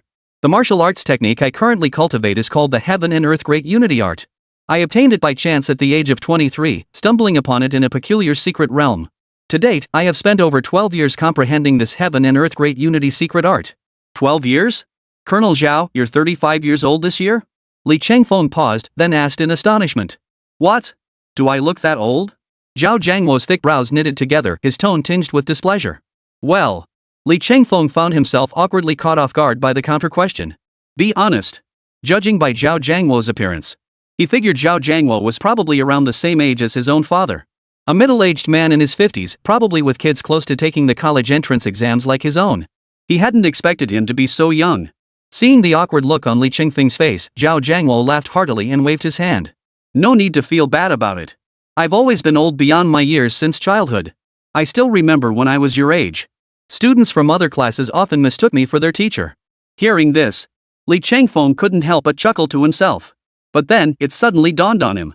Judging from Zhao Jiangwo's earlier self-introduction, he must have been the brigade commander of a combat brigade in the War Wolf Legion several years ago. Whoa! So this meant the man before him had attained the rank of 2 bars and 3 stars as a brigade commander before turning 30? The sheer weight of that rank was absurdly high. It also indirectly proved just how immense a contribution Zhao Jiangwo had made to China, indeed, to all of humanity in the battles against the myriad races and demonic beasts. Thinking of this, admiration welled up in Li Changfeng's heart. Next, Zhao Jiangwo formally began imparting the martial arts technique Heaven and Earth Great Unity Art to Li Changfeng. The Heaven and Earth Great Unity Art I cultivate is a cultivation method that uses the heavens and earth as its crucible, the cosmos as its embodiment, the human body's acupoints as stars, and the meridians as the Milky Way. After briefly outlining the essence of the Heaven and Earth Great Unity Art he practiced, Zhao Jiangwo had already captured Li Qingfeng's full attention. His back straightened involuntarily as he listened intently to Zhao Jiangwo's measured narration. This Heaven and Earth Great Unity Art possesses supreme and terrifying power. When cultivated to its highest realm, one can summon clouds with a flick of the wrist and rain with a wave of the hand. All things in heaven and earth exist at your command. At its deepest cultivation level, as described by this martial art, one achieves the grand ideal of heaven and earth in perfect harmony. At this point, Zhao Jiangwo couldn't help but sigh gloomily. Alas, I am naturally slow-witted. Though I possess this Heaven and Earth Great Unity Art for over a decade, even after practicing day and night without rest, I've only barely reached the minor achievement realm. Even so, I can still hold my own against warriors at the 8th rank Battle King realm and those nearing the martial sovereign realm. When discussing his ability to fight opponents of higher tiers, Zhao Jiangwo couldn't help but let a hint of pride show on his face. Standing opposite him, Li Changfeng was quite adept at reading the room, masterfully amplifying the emotional resonance of the moment. In response, Zhao Jiangwo waved his hand with a smile, muttering a few words of self-deprecation before. He then turned to Li Changfeng, his expression suddenly turning serious. Li Changfeng. Enough small talk. I shall now impart to you the Heaven and Earth Great Unity Art. But before that, you must swear an oath. You absolutely must not pass on the Heaven and Earth Great Unity technique to anyone else. Li Changfeng nodded. Though he still didn't know what rank this Heaven and Earth Great Unity Art truly held. But judging from what Zhao Jiangwo had said earlier, nearly reaching the minor achievement realm in its cultivation had granted Zhao Jiangwo terrifying combat prowess enough to leapfrog 3 minor realms and stand toe-to-toe with a half-step martial sovereign. This clearly indicated that the Heaven and Earth Great Unity Art was far from ordinary in its tier. At that moment, Li Changfeng pressed his right index and middle fingers together, solemnly raising his hand to the heavens. After witnessing Li Qingfeng's oath, Zhao Jiangwo smiled with satisfaction. He then extended a finger toward Li Qingfeng's brow. Li Qingfeng, focus your mind, guard your dantian, and deeply comprehend the Heaven and Earth Great Unity secret technique. Li Changfeng. This Heaven and Earth Great Unity Art is extremely difficult to cultivate. It tests one's innate wisdom and comprehension profoundly. Therefore, at the outset, if you struggle to grasp its essence, it may feel like deciphering a heavenly text. But there's no need to panic. Keep your composure. I believe that with your prodigious talent, you might reach the threshold of mastery within 3 months. Zhao Jiangwo patiently imparted the teachings to Li Changfeng while constantly patching up his understanding. He seemed utterly terrified that Li Changfeng might fail to grasp it, give up on the spot, and start questioning his very existence. However, everything Zhao Jiangwo said afterward went in one ear and out the other for Li Changfeng. He paid it no mind whatsoever. His entire focus was now consumed by the rich information flooding his mind. The martial arts technique, Heaven and Earth Great Unity secret, was now fully revealed within his mind. At the same time, faint golden characters, visible only to him, appeared before Li Changfeng's eyes. Preemptive cultivation achievement, Heaven and Earth Great Unity Art. Normal cultivation requires 48 months of continuous, uninterrupted practice to reach the first layer and gain a preliminary grasp. Chapter 36, Is this technique difficult? Instant enlightenment. Seeing the words appear on the interface, Li Changfeng's mood lifted. For the system, any martial arts technique that could be successfully cultivated at his current realm, he could definitely complete the advanced borrowing. Though the Heaven and Earth Great Unity Art appeared to have a high grade and steep threshold, it wasn't entirely beyond his current capabilities. Colonel Zhao. Doesn't this training camp only last a month? Besides, afterward, I still need to graduate from the Mountain River Martial Arts University. I simply don't have the time to waste on this. Li Changfeng sat cross-legged, his eyes half closed, his breath steady and deep, as he sorted through the internal cultivation techniques of the Heaven and Earth Great Unity secret in his mind. He paid no heed whatsoever to the reactions Zhao Jiangwo and Xiao Wenfeng might have upon hearing these words, his entire being seemingly immersed in a state of cultivation. If I'm not mistaken, from the tone Li Chengfeng used just now, is he planning to master the heaven and earth great unity art within a month? After a long moment, Zhao Jiangwo's thick brows knitted tightly, a faint trace of displeasure stirring within him. Colonel Zhao, don't get angry. After all, Li Chengfeng is still just a 16-year-old boy. He's had smooth sailing his entire life, never experiencing any setbacks. So his arrogance is only natural. We've all been young once, but given the profound complexity of the heaven and earth great unity art, expecting him to master it before the training camp closes is nothing short of a pipe dream. Hearing this, Zhao Jiangwo's expression darkened instantly. This youth possesses talent and brilliance that is certainly commendable. But he must also possess self-awareness and learn to guard against arrogance and impatience. Otherwise, Zhao Jiangwo hadn't rushed to impart his teachings to Li Chengfeng from the start. Instead, he first pointed out those prodigies and prodigious talents who had perished midway. His purpose was to give Li Chengfeng a proper wake-up call. But judging by the current situation, all that I just said seems to have gone in one ear and out the other with Li Chengfeng. Cultivation is a grind. Such impatience and empty boasts are utterly meaningless, Zhao Jiangwo said coldly. Cultivating the heaven and earth great unity art, even those with average talent require 3 years to master it. Those with exceptional talent still require a year or two. Those with exceptional talent and innate wisdom, aided by elixirs, still require at least a year. Even with the immense fortune that favored me back then, perfect timing, favorable conditions, and the support of others, it still took me over half a year just to grasp the basics.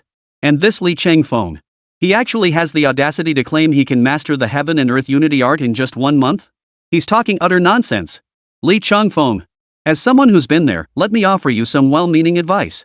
Youthful arrogance is common, but don't bite off more than you can chew. Self-awareness is precious, not knowing one's place. Zhao Jiangwo was about to deliver a few more stern words to Li Chengfeng. But at that very moment, suddenly, the surrounding celestial and earthly energies erupted violently. Like mighty rivers and streams, it surged toward Li Chengfeng, who sat cross-legged. In mere moments, Li Chengfeng was enveloped by an indissoluble, dense aura of spiritual energy. His body began to float into the air, continuously emitting streams of pale golden light. How is this possible? Witnessing this scene, Zhao Jiangwo's rebuke, already on the tip of his tongue, suddenly caught in his throat. His expression turned as if he'd seen a ghost, staring blankly at Li Chengfeng across from him. Meanwhile, Xiao Wenfeng, who had been about to step in as a peacemaker, sucked in a sharp breath. His face betrayed utter disbelief as he blurted out, "Spiritual energy infusing his body? Has Li Chengfeng already cultivated the heaven and earth great unity technique to the first level? My goodness! How long has it even been? At most, just a cup of tea's time." Gulp. Zhao Jiangwo's Adam's apple bobbed as well. He stammered for a long while before finally managing to squeeze out a sentence. So this is what a peerless prodigy is like. At the same time, Zhao Jiangwo's expression underwent a complete 180-degree turnaround, as if by magic, shedding the discontent and fury that had previously dominated his face. He stared at Li Chengfeng, suspended mid-air, as if beholding a priceless treasure, as if gazing upon the imperial seal itself. Is the heaven and earth great unity art difficult to cultivate? Of course it is. Of course it is. Before turning 30, Zhao Jiangwo had already attained the rank of colonel with 2 bars and 3 stars, commanding a special operations brigade within the Warwolf Legion. His innate talent and genius were nothing short of extraordinary, defying the heavens. Yet even for Zhao Jiangwo, a prodigy so rare he might be one in a million, mastering the heaven and earth great unity art proved arduous. This was despite possessing the 3 crucial elements: favorable timing, advantageous location, and harmonious circumstances. In the end, it took Zhao Jiangwo over half a year of stumbling and struggling to finally cultivate the heaven and earth great unity art to the first level. Now look at Li Chengfeng. Holy crap! Before he could even finish his sentence, the guy had instantly grasped it and entered the Dao. Turns out, all that time I'd been practicing fei techniques. Just as Zhao Jiangwo and Xiao Wenfeng stood there utterly flustered, an overwhelming surge of cosmic energy surged toward him like a tidal wave from all directions. Like 100 rivers flowing into the sea, it poured into Li Chengfeng's body without cease. This made him appear increasingly sacred, his physical form visibly strengthening at an astonishing rate. Zhao Jiangwo, witnessing this, spoke with trembling excitement. In the brief span of a tea break, he's mastered the first layer of the heaven and earth unity art. Whoa! Is this the prodigy capable of instant enlightenment, achieving success in the blink of an eye and illuminating the entire martial arts monument? Truly terrifying. He will surely cultivate the heaven and earth great unity art to its ultimate realm in the future. The celestial and terrestrial acupoints he can open might just reach an unprecedented height. Xiao Wenfeng, standing nearby, spoke with equal anticipation. The cultivation method of this heaven and earth great unity art differs from most internal cultivation techniques. It doesn't involve developing the traditional acupoints within the human body. Instead, it utilizes celestial and terrestrial acupoints arranged in patterns reflecting the heavens and earth, mountains, rivers, the waxing and waning of the sun and moon, and the shifting constellations. And hidden within the human body, there are a staggering 9,999,999 celestial acupoints arranged in these patterns. Li Changfeng instantly reached the realm of spiritual energy permeating his body. This means he has successfully opened 9 heaven and earth acupoints within himself, mastering the first level of the heaven and earth great unity technique. Zhao Jiangwo himself had spent over half a year cultivating just the first layer of the heaven and earth great unity art. Even now, since obtaining this technique, he had devoted himself to cultivation day and night, working tirelessly. He had only barely managed to cultivate the heaven and earth great unity art to the third level, opening up 999 heaven and earth acupoints within his body. In comparison, Li Changfeng's progress was nothing short of astonishing. Now, only one thought remained in Zhao Jiangwo's mind. You? How dare you? Chapter 37. Though he didn't understand, he was utterly stunned. Zhao Jiangwo didn't understand. But he was profoundly shaken. Though Zhao Jiangwo never boasted about being a genius, he took pride in achieving so much before turning 40. He had always believed that the pinnacle of a prodigy was roughly what he himself had achieved. But today, Li Changfeng's emergence not only shattered his understanding of the term prodigy, it also caused the worldview, outlook on life, and values he had cultivated since childhood to crack visibly at that very moment. The gap in innate talent between any two individuals. Could it truly be this vast? Or could it be? Was this youth, Li Changfeng, not human at all? But rather some kind of being that merely resembles a human? Could he be the reincarnation of the human Emperor Taizu? Or perhaps the star of literature incarnate? Or perhaps a favored child of destiny, blessed by the way of heaven? After the initial shock and awe subsided, Zhao Jiangwo, whose worldview was now thoroughly shaken, let his imagination run wild, conjuring up countless origins and secrets for Li Changfeng. But one thing was undeniable. This youth was undeniably a prodigy. Watching Li Changfeng emerge from his deep meditation, Zhao Jiangwo fought to suppress the surge of excitement and complexity within him. He tried his best to keep his voice steady, but a slight tremor still crept into his words as he spoke. Li Changfeng, I have imparted to you all the secrets of cultivating the heaven and earth great unity art, along with every insight gained from over a decade of practice. Nothing has been withheld. From here on out, your cultivation rests entirely on your own shoulders. Should you encounter any difficulties along the way, you may seek my guidance at any time. Understood. Thank you, Colonel Zhao. Li Changfeng said gratefully. Little did he know that in the mere blink of an eye since he began cultivating the heaven and earth great unity art, a roller coaster of twists and turns, twist after twist after twist, had already unfolded in Zhao Jiangwo's mind. As for Zhao Jiangwo, Li Changfeng had nothing but respect. He was profoundly grateful to this chief instructor. Not only had Zhao Jiangwo meticulously imparted the supreme martial art technique, the heaven and earth great unity art, but he had also shared his cultivation insights without reservation, treating Li Changfeng as nothing less than his own disciple. Calling him Li Changfeng's half-master would be no exaggeration. Li Changfeng, I'll never have the chance to open all the acupoints of the heaven and earth great unity art in my lifetime, but you're different. With your innate talent and comprehension, perhaps one day, you truly will cultivate the heaven and earth great unity secret art to its highest realm. I eagerly await that day. The heaven and earth great unity art. Li Changfeng had obtained it by sheer coincidence in an ancient secret realm. His own talents were limited, making it difficult to fully comprehend its profound mysteries. But Li Changfeng is different. Perhaps heaven intended for him to obtain the heaven and earth great unity secret technique precisely so he could pass it on to Li Changfeng. Colonel Zhao, rest assured, I will see it through. As he spoke, Li Changfeng pounded his chest with a thudding sound, his face radiating a confident smile brimming with certainty. Is the heaven and earth unity secret difficult to cultivate? Of course it is. If it weren't, a prodigy like Zhao Jiangwo wouldn't be stuck at the third layer, struggling to make any progress. But for Li Changfeng, as long as his reputation points were high enough, it wouldn't matter if he had one heaven and earth great unity secret. Even 10 combined wouldn't stop him from achieving enlightenment in an instant and succeeding immediately. No way around it. No matter how strong a prodigy is, they can't compete with a cheat code. Zhao Jiangwo suddenly remembered something else and said to Li Changfeng, "Oh, right. With your current talent and strength, you've already left the other students in the elite training camp far behind. There's really no need to train alongside them anymore. It'll only slow down your own progress. Here's what we'll do. Move out of the student dormitory first. I'll arrange an exclusive quadrangle courtyard for you, one reserved for instructors. It'll be similar to the one I'm staying in now, fully equipped with the most advanced cultivation apparatus. When cultivating the heaven and earth unity art, if you gain any insights, you can immediately verify your hypotheses." Upon hearing Zhao Jiangwo's words, Li Changfeng nodded noncommittally. Indeed. Just as Zhao Jiangwo had said, at his current stage, when facing other trainees in the elite training camp, even those from Shandong Normal University Affiliated High School and Haidai Provincial Experimental High School, Li Changfeng could still effortlessly dominate them with ease, therefore forcing him to train alongside them. It would be like sending a top student from Tsinghua or Peking University back to kindergarten. Not only would it offer him no benefit whatsoever, but it could potentially slow down Li Changfeng's own cultivation progress significantly. After Li Changfeng departed, Xiao Wenfeng finally approached and whispered into his ear. "Colonel Zhao, this approach might be a bit unwise, don't you think?" Zhao Jiangwo glanced at him, his tone flat. "What's inappropriate about it?" "Think about it, Colonel Zhao. Li Changfeng is already facing hostility from other trainees in the camp because of his status as a recommended student from Mountain River Martial Arts University. Remember why Yao Ziyuan's Qingdao No. 2 high school students picked on Li Changfeng first on the train, then in the exam hall? Let's be honest, it's nothing but envy and resentment." As he spoke, Xiao Wenfeng then glanced toward the direction Li Changfeng had just departed. Li Changfeng is already the public enemy in the eyes of all trainees. Now, Colonel Zhao is secretly giving Li Changfeng special treatment, even assigning him to live in the courtyard residence reserved for instructors.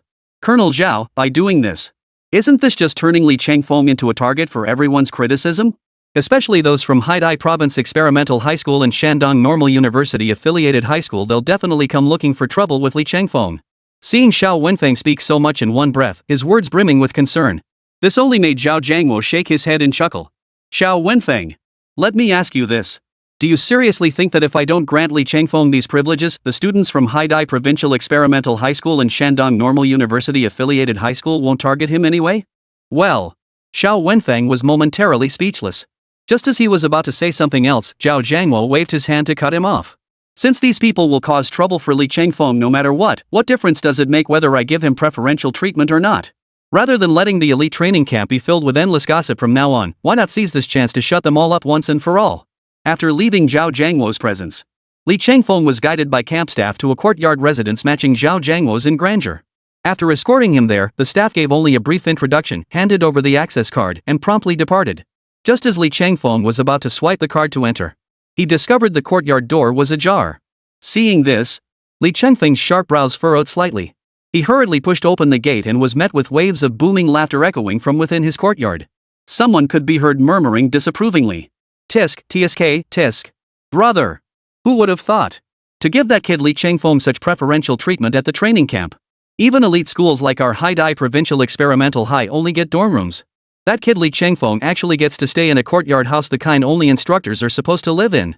Not only is the training equipment here top-notch and fully equipped, even the spiritual energy here is noticeably denser than in our dorms." The words had barely faded. Another voice burst out in laughter from inside. "Then from now on, this courtyard will be ours." Listening to the boisterous banter within, Li Changfeng exhaled silently. Then he lifted his foot. He kicked the door panel with all his might. Bang! The entire door panel shattered instantly, splattering wood chips everywhere, revealing 3 stunned figures inside. Chapter 38, Fist Still Rule, Easy Prey. The leader, a tall, obese man with a flabby face, stared in utter shock at Li Changfeng, who had just kicked his way in. The other 2 youths, clad in the academy's training uniforms, hadn't expected Li Changfeng to be so bold. Without so much as a greeting, he'd kicked the door down. Just as the rumors claimed a brute. After regaining their composure, the 2 men rose from their stone seats one after another, a hint of amusement flickering across their faces. True chi began to circulate within them, and their aura surged steadily. "Who would have thought? You're actually this brainless kid." Gazing at the white-robed youth standing by the doorway, and Xiqing, the second seat of Haidai Province's experimental academy, curved his lips into a smile. "Li Changfeng, heard you've been making quite a splash lately. You won't even give Qingdao No. 2 High School the courtesy of a response. But do you really think our Haidai Provincial Experimental High is some worthless trash like Qingdao No. 2 High? Let me tell you, with that disrespectful behavior of yours just now, this matter won't end well today." After Xiqing finished his smug speech, the 2 Haidai Provincial Experimental High School students beside him burst into mocking laughter. Clearly, as the undisputed leader among Haidai Province's 3 dominant elite schools, they truly held no regard for a mere Li Changfeng. Had Qingdao No. 2 High School not intervened first, the Haidai Provincial Experimental students would have already taken action against Li Changfeng, the troublemaker, long before now. With that, Xiqing shot a knowing glance at the 2 beside him. The 2 flanked Li Changfeng from both sides, their expressions unmistakably hostile. The atmosphere within the courtyard instantly plummeted to freezing point. A palpable, murderous chill seemed to permeate the air. Watching Li Changfeng surrounded by his own people, and Xiqing's smile grew even more smug. He looked at Li Changfeng, already picturing the look of shock and panic that would surely appear on the young man's face once he learned the true identities of Njitsing and his group. But unfortunately, after hearing everything, Li Changfeng's expression remained as calm and unruffled as before. Only the dark pupils gazing at the three of them grew increasingly fiery. Li Changfeng, you. And Xiqing frowned, about to speak. Li Changfeng's figure vanished from the spot. The next second, Li Changfeng materialized before the two youths who had closed in on him. Staring into the youth's black pupils, utterly devoid of any emotion. One of them paled in shock, utterly unprepared for Li Changfeng's blinding speed. Li Changfeng, what do you think you're doing? Bang! Before the man could finish his sentence, Li Changfeng's knee shot upward with explosive force. His chi surged through his body, unleashing a torrent of powerful, domineering energy. His knee slammed viciously into the man's midsection. Boom! Thousands of kilograms of force erupted in an instant. Caught completely off guard, he felt as though his intestines were being torn apart. A mouthful of blood gushed forth violently, his body contorting into a twisted heap. His back arched like a giant shrimp, his mouth gaping wide yet only spewing out mouthfuls of bloody fluid, utterly unable to make a sound. But Li Changfeng showed no sign of stopping. With a flying kick, sending the man flying horizontally 5 or 6 meters through the air. The man's entire body slammed into the wall behind him. The reinforced concrete wall shook violently from the impact. This clearly demonstrated just how immense the force behind Li Changfeng's kick had been. Ding! Fists always speak louder than words. Host has demonstrated absolute martial prowess, severely injuring an opposing 8th rank martial master prodigy. The opponent's prodigy points reduced by 100, karma points increased by 500. Damn! Damn! Seeing this, the other man finally snapped out of his stunned state. Gazing at Li Changfeng, whose aura radiated overwhelming pressure, terror uncontrollably welled up in his eyes. Clearly, Li Changfeng's sudden outburst had thrown him off balance. In his panic, he frantically summoned his inner chi, crossed his arms in front of him, and assumed a defensive stance. He naively believed that he could successfully stall for time against Li Changfeng. Was that even possible? Of course not. The next second, he materialized before another opponent, his right fist raised high before crashing down with devastating force. Even before cultivating the heaven and earth great unity art, Li Changfeng, having stepped into the forbidden realm, already possessed terrifying strength fully comparable to that of a grandmaster. And now, although Li Changfeng's surface cultivation remained at the 9th rank martial artist realm, his actual strength had undergone a genuine, comprehensive enhancement. The moment the youth crossed his arms in a defensive stance, Li Changfeng's fist erupted like a cannonball from its barrel. The youth felt an excruciating pain surge through both arms. Then, they began to go numb. The terrifying force of the impact sent the youth staggering backward. When he finally steadied himself and looked down, his arms had been deformed by Li Changfeng's single punch, caved inward. Clearly, they had been shattered into 2 pieces. Ah! The young man screamed in agony as he stumbled backward. But Li Changfeng showed no mercy, striding forward to stand directly before him. His long fingers shot out like lightning, snatching the man's hair and slamming his head hard against the shattered stone slab. Snap! Snap! Snap! After just 3 slams, the youth was knocked unconscious, his nose and cheekbone now forming a straight line. Ding! Overwhelming might is absolute truth. Host successfully crippled a peak 8th rank martial master prodigy through force, reducing the target's prodigy points by 250 and increasing karmic value by 1,250. Releasing the youth's hair, the latter collapsed limply to the ground. Li Changfeng never once glanced at him throughout the entire ordeal. He turned his smiling gaze toward Njitsing, who stood frozen in shock. You. Caught in Li Changfeng's gaze, and Xiqing's entire body jerked as if struck by lightning, nearly tumbling from his chair. His mind felt completely blank. Given what Xiqing knew about Li Changfeng, he simply couldn't comprehend how Li could possess such terrifying speed and strength. In the blink of an eye, he had dealt devastating blows to 2 members of the Haidai province experimental team. Even he himself would likely struggle to achieve such feats. Slap, slap, slap. Li Changfeng casually wiped the blood from his hands before striding toward Njitsing at a measured pace. A smile played on his lips, yet his gaze was icy as it fixed on Njitsing, who remained seated on the stone bench, staring at him in stunned silence. Now, your turn. Li Changfeng's voice was icy, devoid of any emotion.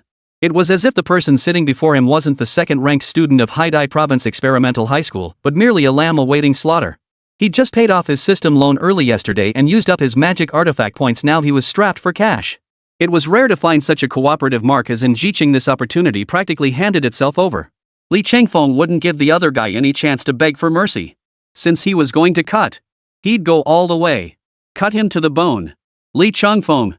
You? What realm are you even at? And Xiqing stared intently at Li Changfeng's impassive face, his heart filled with both shock and dread. You? Your strength is absolutely nothing like the pathetic rumors circulating outside. You must be concealing your true power." As he spoke, and Xiqing abruptly stood up. Judging by Li Qingfeng's stance, he seemed determined to go all out. "He wouldn't let me off the hook. If it's meant to be, it's meant to be. If it's misfortune, there's no escaping it." Since evasion was futile, he might as well face Li Changfeng in a real, no-holds-barred fight. Chapter 39, You've been holding back 10th rank martial master realm. Oomph. Li Changfeng, even if you schemed and plotted, hiding your true strength, so what? Perfect. I'll use this chance to make you open your eyes wide and see the gap between us. And Xiqing roared furiously. A towering battle intent erupted from his body.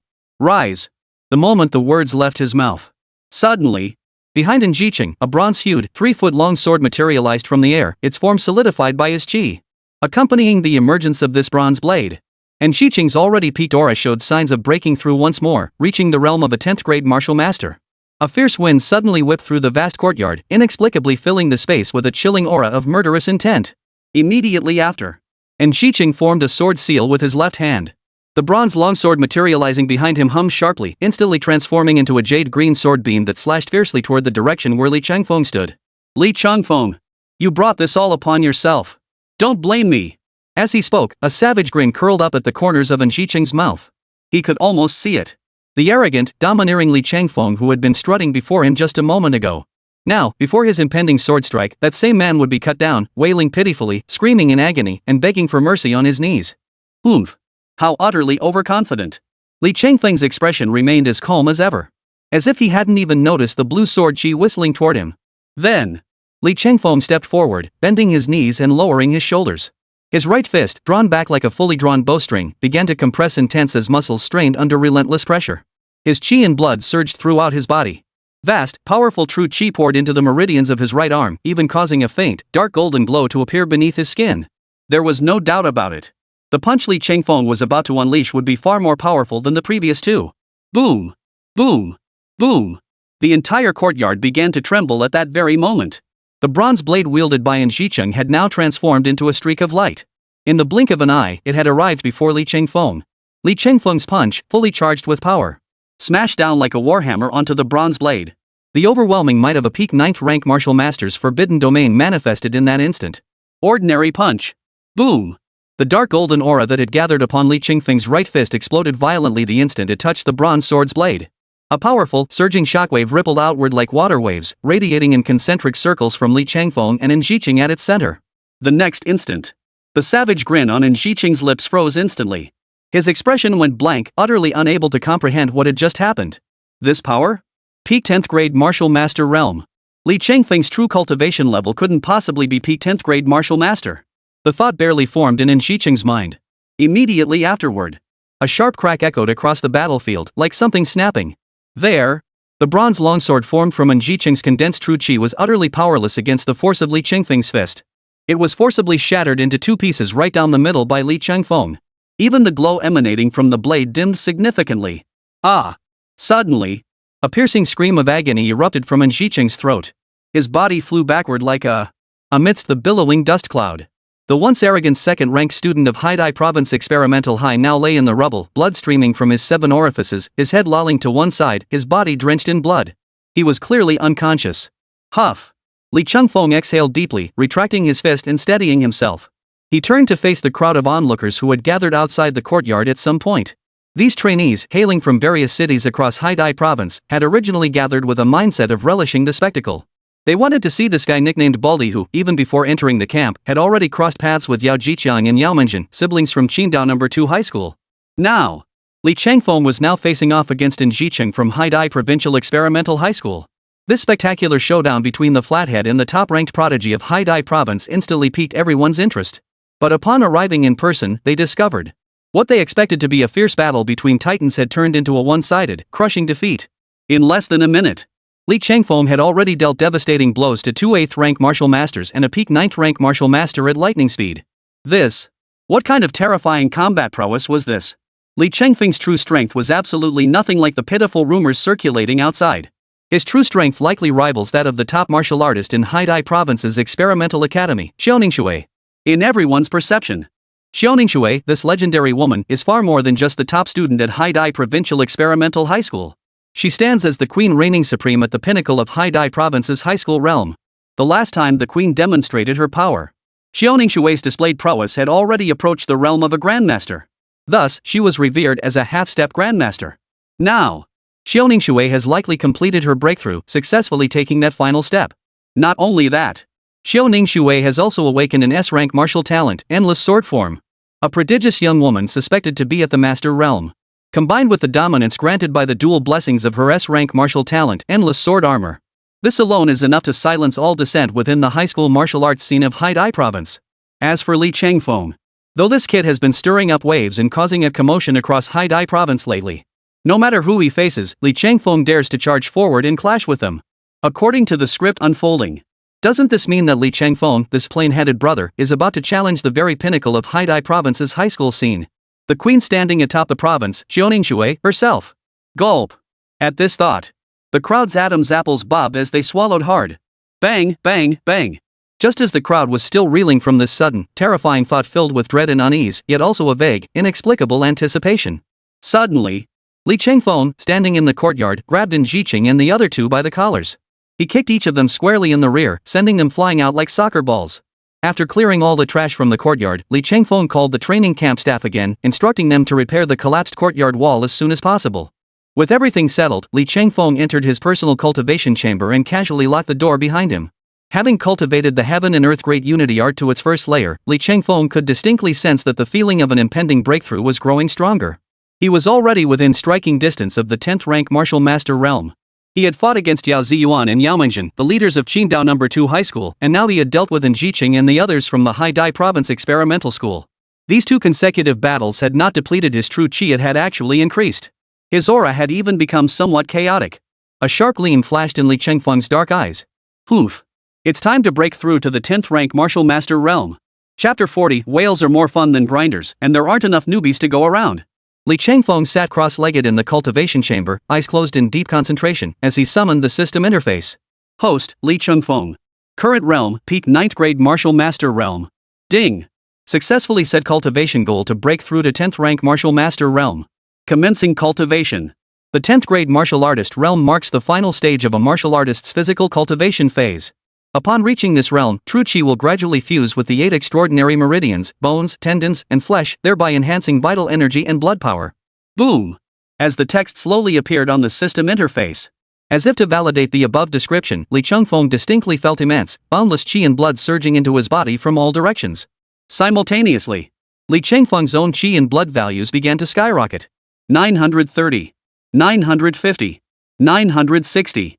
Originally, Li Changfeng had intended to use these causality points to purchase a martial arts technique suited to him from the system store. Now, thanks to obtaining the Heaven and Earth Great Unity art, he was directly using it as experience points to level up. Indeed. Whether in his past life or this one, being a whale felt way more satisfying than grinding like a hardcore player.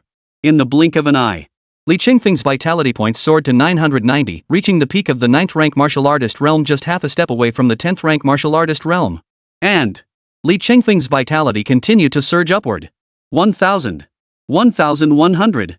1,300. 1,500. Finally, Li Changfeng's vitality points stabilized at 1,800. 10 grade martial artist realm, minor achievement. In less than a minute. Not only did Li Changfeng effortlessly break through to the 10th rank martial artist realm, but he also saw his vitality surge by a staggering 800 points. For others, this would be an insurmountable challenge, requiring years of grueling training. For Li Changfeng, it was nothing. Instant breakthrough, instant success. Is this what the 10th grade martial master realm feels like? Powerful. It's incredibly powerful. This is completely different from the sensation I experienced when advancing from the 9th rank martial master realm to the 1st rank martial master realm. After successfully entering the 10th grade martial master realm, it feels like pushing open a door to a whole new world. Before the 10th grade martial master realm, each minor breakthrough between levels required a mere 100 points of qi blood energy. But to break through from the 10th grade martial master realm to the 1st grade grandmaster realm? A full 1,000 points of vital energy are required. This single fact alone reveals the sheer terror of the 10th grade martial master realm. As if responding to Li Changfeng's thoughts, a crisp cracking sound suddenly emanated from Li Changfeng's bones and tendons. Then, a portion of his meridians and bones underwent a successful transformation in an instant. His entire body radiated a translucent, jade-like green glow, nurturing the qi and blood throughout his being.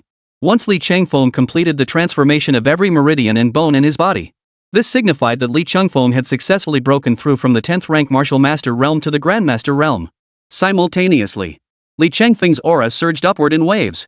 The true qi circulating within his body grew stronger alongside his enhanced vital energy, increasing in total volume by several fold. Huff! Li Changfeng exhaled a long stream of white breath. As his eyes snapped open, they blazed with piercing brilliance. He raised his palm, and with a thought, a sliver of pale golden qi erupted. He lightly drew it across the steel shield on the weapon rack.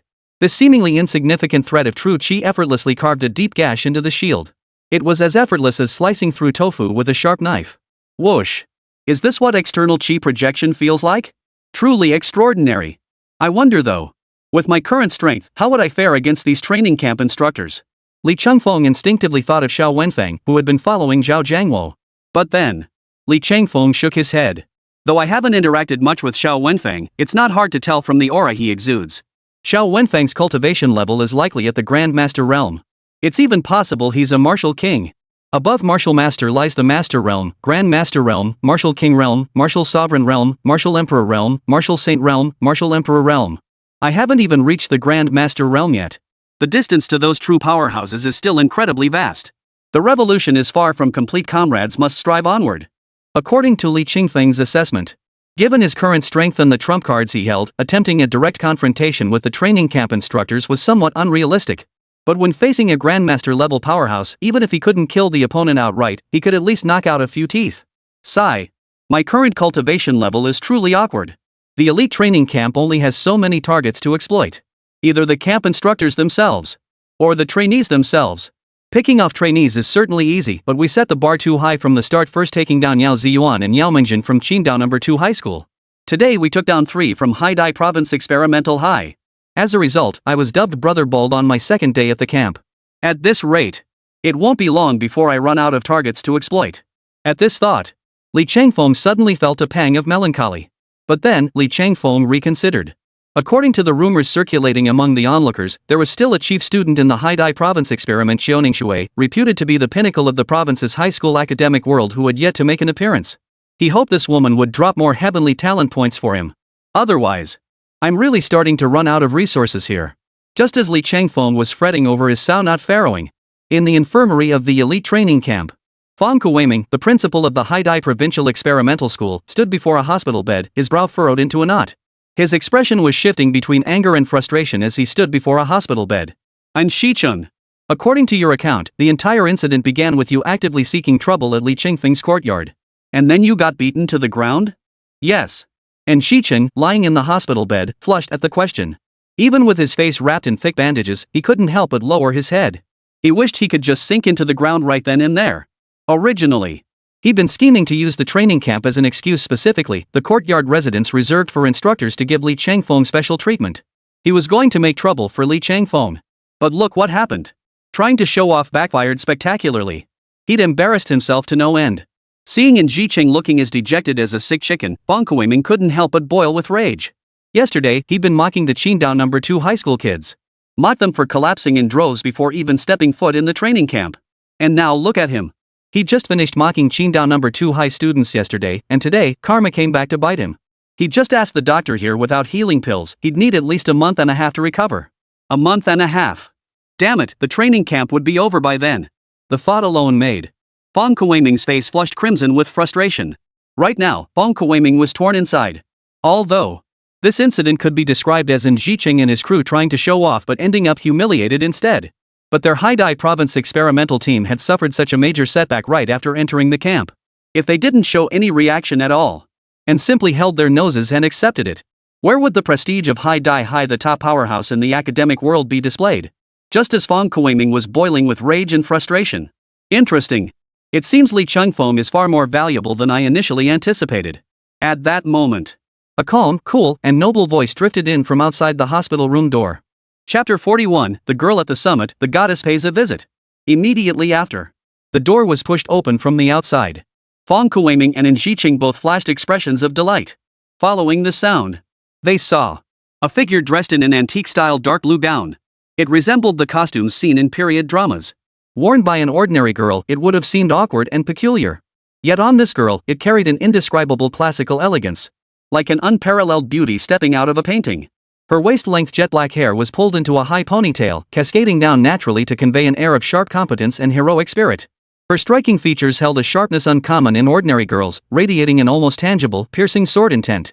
This girl was none other than the prodigy hailed as the pinnacle of Haidai Province's high school scene, a terrifying talent rumored to possess master-level prowess. Xiaoningshui. And Shichun.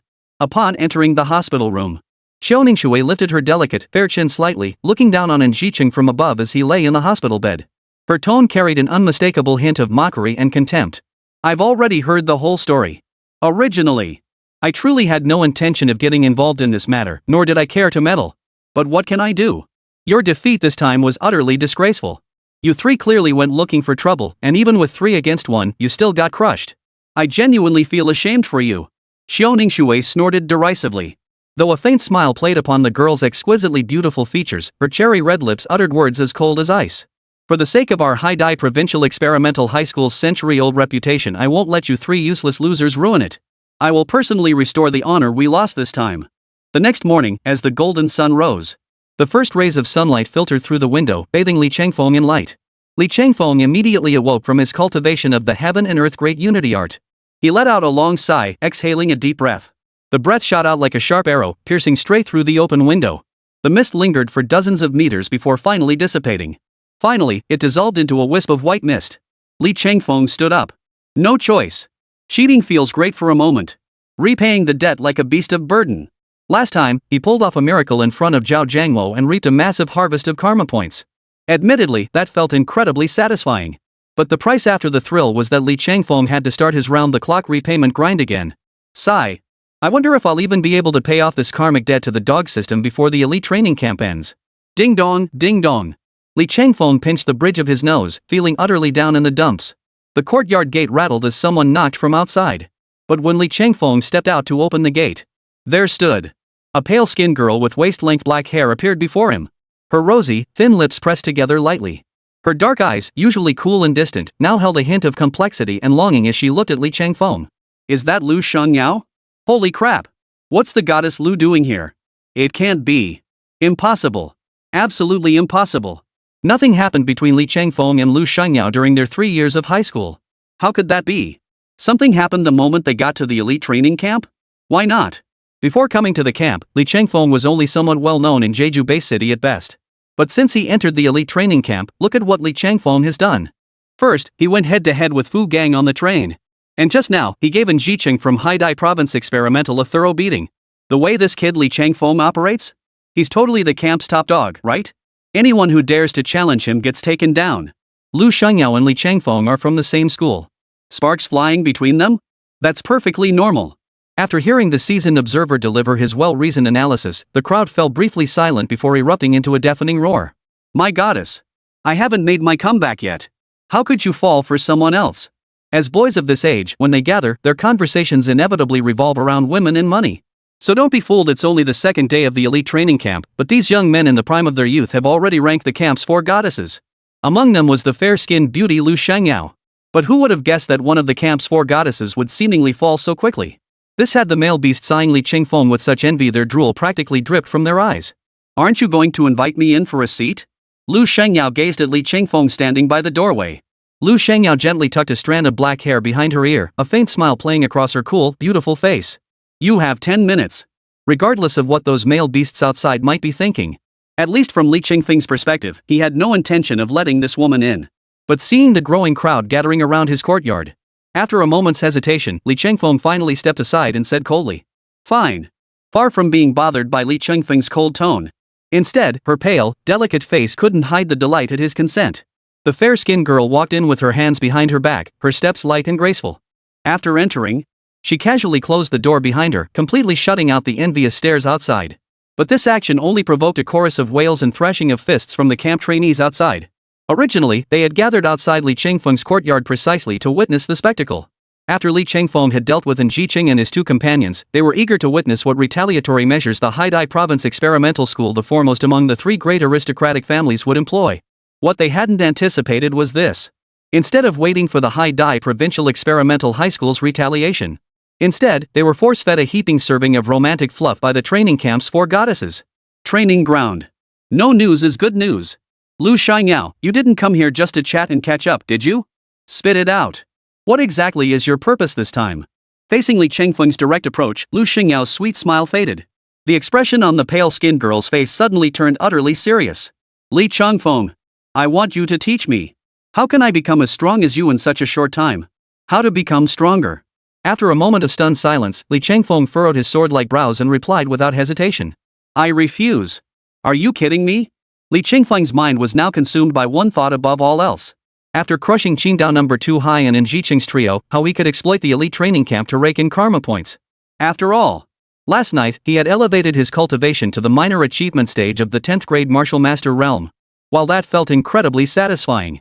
But after the thrill wore off, Li Chengfeng faced a grim reality. Not only had he squandered his hard-earned karmic points, at the same time, he had publicly displayed his divine power before Zhao Jiangwo and Xiao Wenfang, leaving him deeply indebted to the system. This left Li Chengfeng completely broke.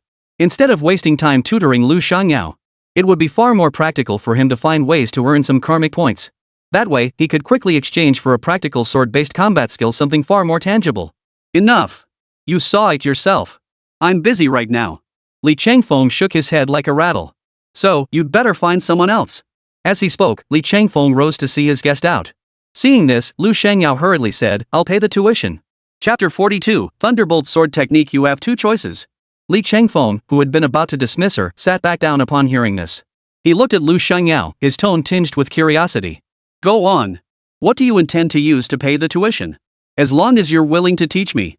I'm willing to teach you a B-rank offensive combat technique, the Thunderbolt Sword Art. Though this Mad Thunder Sword technique may appear only B-rank on the surface. But this sword technique is utterly ruthless, ferocious, and fierce. It holds its own against any A-rank sword-based combat skill. When this sword is unleashed, it unleashes the fury of a raging thunderstorm, possessing immense power and devastating lethality. After extolling the myriad virtues of the Thunderbolt Sword technique at length, Lu Xiangyao paused. Then, the pale-skinned girl uncomfortably tucked a strand of hair behind her ear, her voice suddenly softening considerably. But this Thunderbolt Sword technique boasts numerous merits and possesses potential rivaling that of an A-grade sword combat skill. But there's one drawback: the method of cultivating the Thunderbolt Sword technique. The cultivation method? What cultivation method? Li Chengfeng froze for a moment. However, seeing Lu Xiangyao's hesitant expression, a vague sense of foreboding began to stir within him. He couldn't shake the feeling that this woman, Lu Xiangyao, was hiding a bomb waiting to explode in his face. It's this Thunderbolt Sword technique. It requires standing atop a high place with your sword during a thunderstorm. By doing so, one channels the thunderous energy of heaven and earth to temper the blade in hand. The more she spoke, Lu Xiangyao's voice grew fainter and fainter. Especially when she uttered the final phrase, invoking the thunder of heaven and earth to temper the sword in one's hand, her voice dwindled to a mere whisper, barely louder than a mosquito's buzz. If Li Chengfeng hadn't been sitting right in front of Lu Xiangyao, with his astonishingly keen hearing, he might not have been able to make out a single word of the gibberish this woman was muttering right in front of him. Then, after hearing her words, Li Chengfeng clenched his left fist and tapped it lightly against his right palm. A look of sudden realization spread across his face. Oh, I thought it was something else entirely. All this beating around the bush just to get me struck by lightning. Ha! For such a trivial matter, you've been dragging this out for ages. You're something else, really. At that moment, Li Chengfeng's smile suddenly vanished. Then, he paid no heed to what Lu Xiangyao, sitting across from him, might be thinking. He sprang to his feet, strode forward, grabbed the pale-skinned girl by the arm, and was about to drag her out by force. Wait! Seeing that Li Chengfeng was genuinely intent on kicking her out this time, Lu Xiangyao couldn't hold back any longer. She grabbed the doorframe with both hands and urgently explained. Li Chengfeng, let me explain. This Thunderbolt Sword technique is the highest grade, most powerful sword technique I currently possess.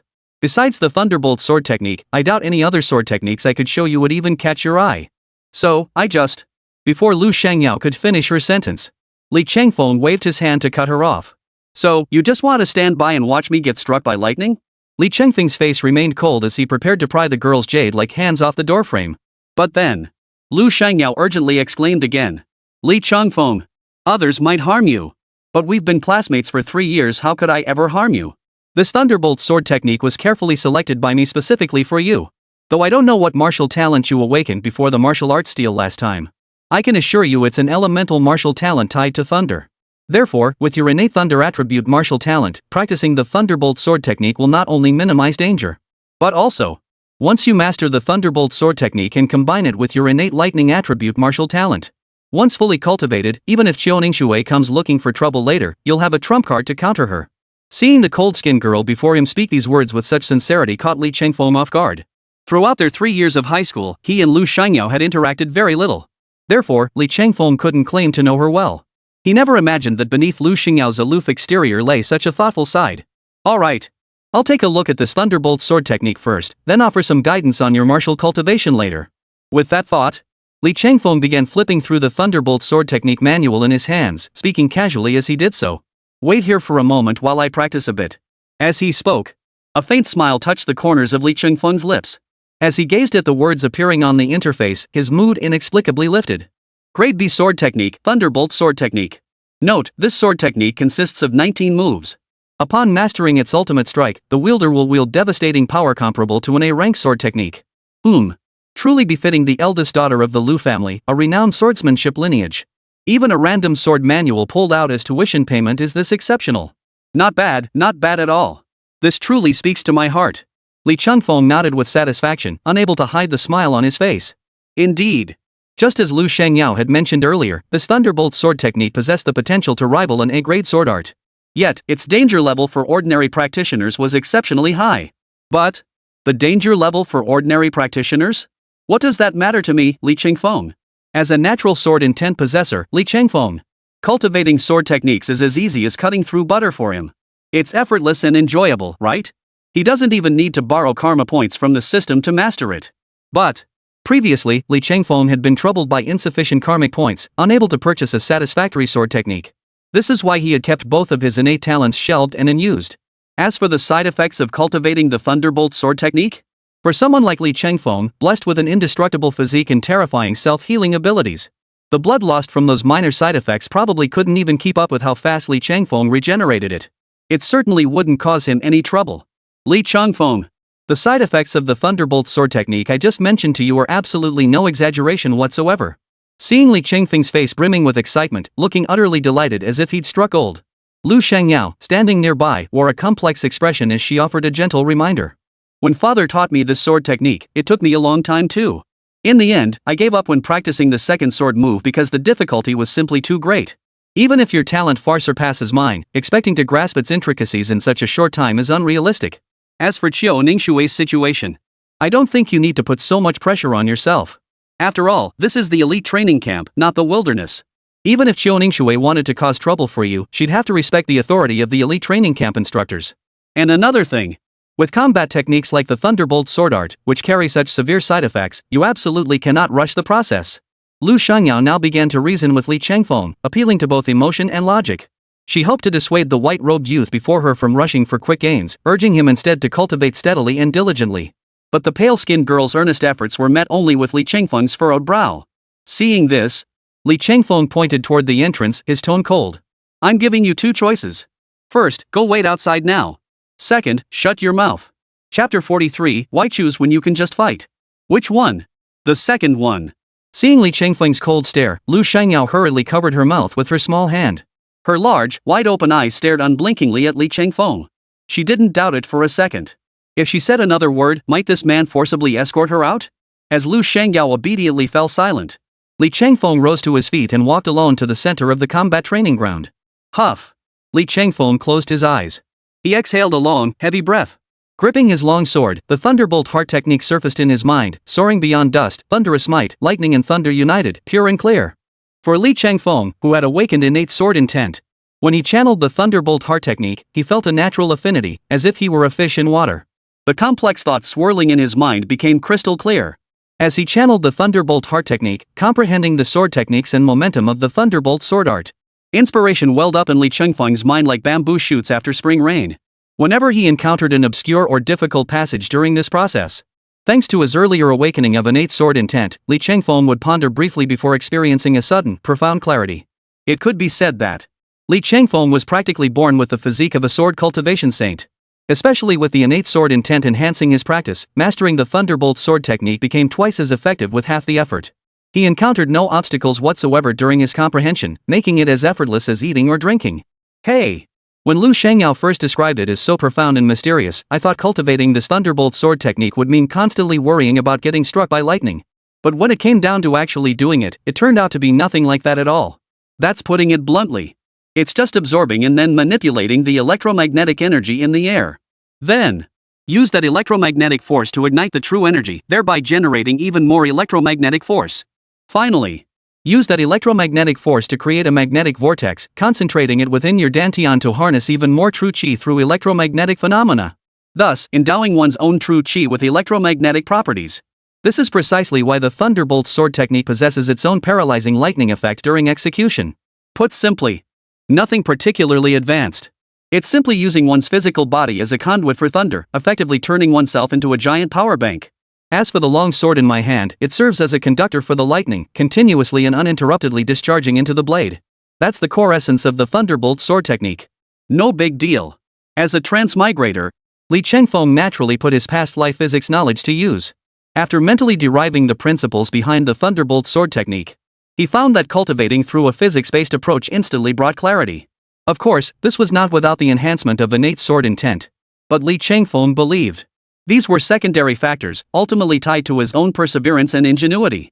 Casually setting aside the thunderbolt sword technique, Li Chengfeng stood sword in hand, instantly entering a state of cultivation. Not far away, Lu Shangyao stared speechlessly at Li Chengfeng, who stood in the training ground, eyes closed, absorbed in his sword practice. Then, she shook her head helplessly. Remember when I first practiced the thunderbolt sword technique? Back then, father personally taught me step by step, while grandfather stood by to protect me. Even under such circumstances, it still took me 3 full days and nights to barely master the first form of the thunderbolt sword technique, clear and pure. Mastering the second form, thunder and lightning united, took me a full half-month. From that moment on, I recognized the staggering threshold and immense difficulty of this thunderbolt sword technique. It was absolutely beyond the reach of ordinary sword cultivators. Even though Li Chengfeng's talent in martial arts far surpassed mine, if he were to cultivate it through trial and error alone, he likely wouldn't even meet the prerequisites for the thunderbolt sword technique. That is, channeling thunder attributed spiritual energy into his body, even that might be beyond his reach. Then, it was time to face reality. At this thought, Lu Shangyao couldn't help but cover her mouth and giggle out loud. Well, that's just as well. Ever since the martial arts monument, that guy Li Chengfeng has had it far too easy. Making him sweat a little over this thunderbolt sword technique might not be such a bad thing. As for my earlier worries about Li Chengfeng, well, it seems completely unnecessary now, doesn't it? If Li Chengfeng can't even channel lightning elements into his body, then there's no need to worry about the sword technique backfiring later. Just as Lu Shangyao was quietly reveling in her own amusement, her little mind already painting vivid pictures of Li Chengfeng's humiliating defeat. Suddenly, the surrounding thunder attribute spiritual energy erupted violently. Like a torrent from the heavens, it poured down, surging toward Li Chengfeng as he stood sword in hand. Li Chengfeng, who had been standing with his eyes closed, seemed to faintly sense the vast, surging thunder attribute spiritual energy in this expanse of heaven and earth. It gathered and solidified above his head like the eye of a storm. Simultaneously, the aura surrounding Li Chengfeng surged upward relentlessly, purple lightning arcs faintly appearing around his body. How is this possible? The scene unfolding before her eyes instantly sent Lu Xingyao's almond-shaped eyes widening in shock, her exquisitely delicate oval face filled with astonishment. Li Chengfeng, this isn't using martial talent. It's the unilateral absorption of thunder attribute spiritual energy from the heavens and earth. I've seen enough. Li Chengfeng abruptly opened his eyes, meeting Lu Xingyao's gaze, her expression now slightly dazed. He handed her the thunderbolt sword technique and spoke in a calm tone. Didn't you just master the second form of the thunderbolt sword technique, lightning and thunder united, earlier? Very well. I'll start teaching you from the thunderbolt sword technique right now. Are you ready? So soon? Lu Shangyao snapped back to her senses, her voice brimming with utter astonishment. She hurriedly stood up. Then shall I demonstrate the first 2 moves for you now? In Lu Xingyao's view, Li Chengfeng had merely gone through the motions briefly. At best, he was at the beginner level. Who knows who might end up teaching whom later on?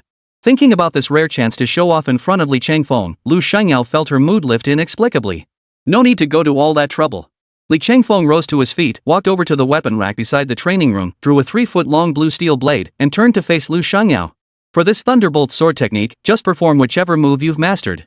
Don't hold back, just come at me. No amount of explanation or detail can compare to the real thing, a real fight with real blades. Chapter 44, Watch My Sword Moves, the girl who breaks through her limitations.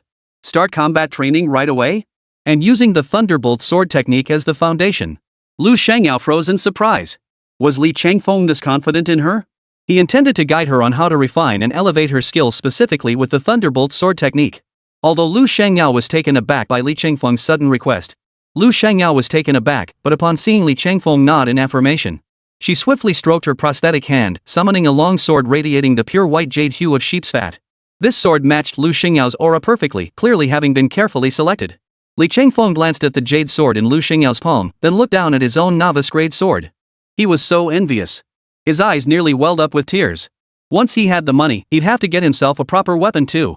White jade dragon-adorned sword, great a superior weapon. Noticing Li Changfeng's gaze lingering on her jade dragon sword, seemingly by accident yet deliberately, Lu Shangyao gave a brief introduction. This white jade dragon sword resonates perfectly with my martial arts cultivation. When I channel my techniques, it harmonizes with the sword, unleashing even greater power. Enough. No need to explain any further. I'm not interested. Let's begin. Li Changfeng forcibly tore his gaze away from the white jade dragon sword in Lu Xingyao's hands and raised the novice training sword in his own. His gaze remained calm as he looked at Lu Shangyao, his aura growing increasingly subdued. Though Li Changfeng no longer radiated the overwhelmingly oppressive aura he had before. The profound, ocean-like sensation still made Lu Shangyao unconsciously tighten her grip on the sword hilt. The pale-skinned girl exhaled a long breath.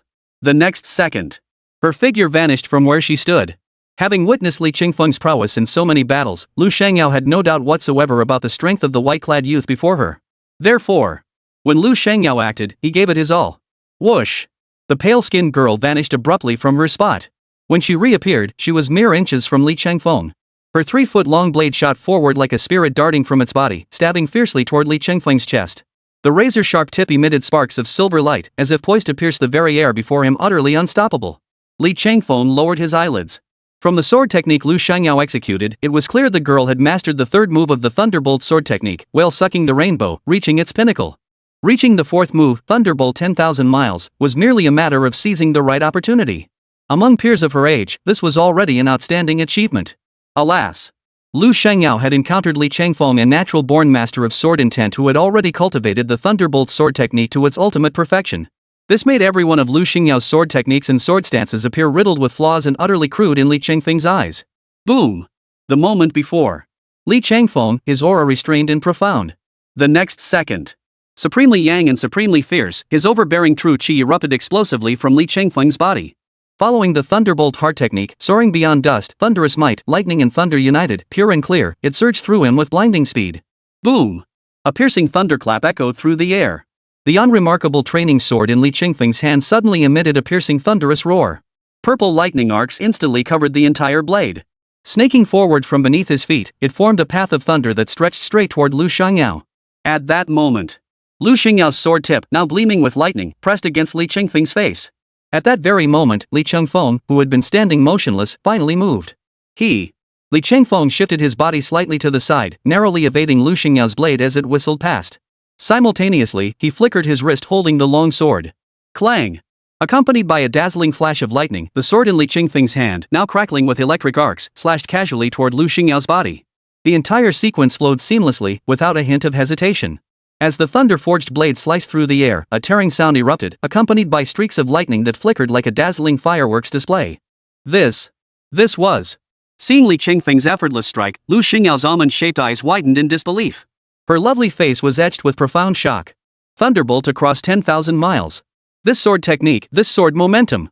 It was precisely the fourth form of the Thunderbolt sword technique, Thunderbolt across 10,000 miles, that Lu Shangyao had painstakingly pursued for an entire year, yet had never managed to master. Boom! Accompanied by a deafening roar, the thunderous sword energy slashed past Lu Shangyao face, sending strands of her black hair drifting down. Even as Lu Shangyao was still reeling from the shock of Li Changfeng's earlier strike, his sword technique and momentum showed no sign of stopping. Fifth form of the Thunderbolt sword technique, soaring beyond dust. Sixth form of the Thunderbolt sword technique, thunderous might. Seventh form of the Thunderbolt sword technique, roaring tide, lightning flash. Thunderbolt sword technique, eighth form, scattering current. Clang! Watching Li Changfeng execute the Thunderbolt sword technique with fluid, layered precision, Lu Shangyao stood frozen in place, utterly dumbfounded. She didn't even notice the white jade dragon sword in her hand had slipped unconsciously to her side. The pale-skinned girl stared blankly as the youth before her executed the Thunderbolt sword technique flawlessly from the fourth form, Thunderbolt 10,000 miles, which she herself had never mastered, all the way to the 10th form, swift as the wind, swift as lightning without a single pause. Throughout the entire sequence, he showed no sign of stopping. Li Changfeng's seemingly effortless sword techniques and momentum delivered an unprecedented, overwhelming shock to the pale-skinned girl. A single thought echoed relentlessly in her mind. How is this possible? From the moment Li Chengfeng obtained the Thunderbolt sword technique until now, it hasn't even been a full quarter of an hour. Huff, huff, huff. Lu Shangyao took several deep breaths in succession, her right hand gripping the long sword trembling uncontrollably. She knew Li Chengfeng was deliberately guiding her. The pale-skinned girl took several deep breaths, suppressing her inner shock while beginning to redirect the true qi within her body.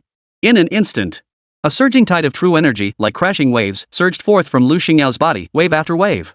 The pale-skinned girl wielded her long sword, adopting a defensive stance to counter the offensive.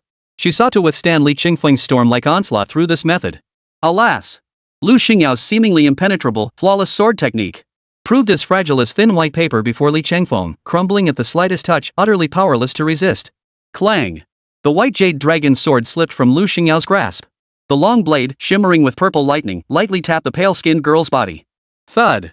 Though before the strike landed, Li Chengfeng had already transformed his thrust into a slap, nearly striking her exposed chest with the flat of the blade.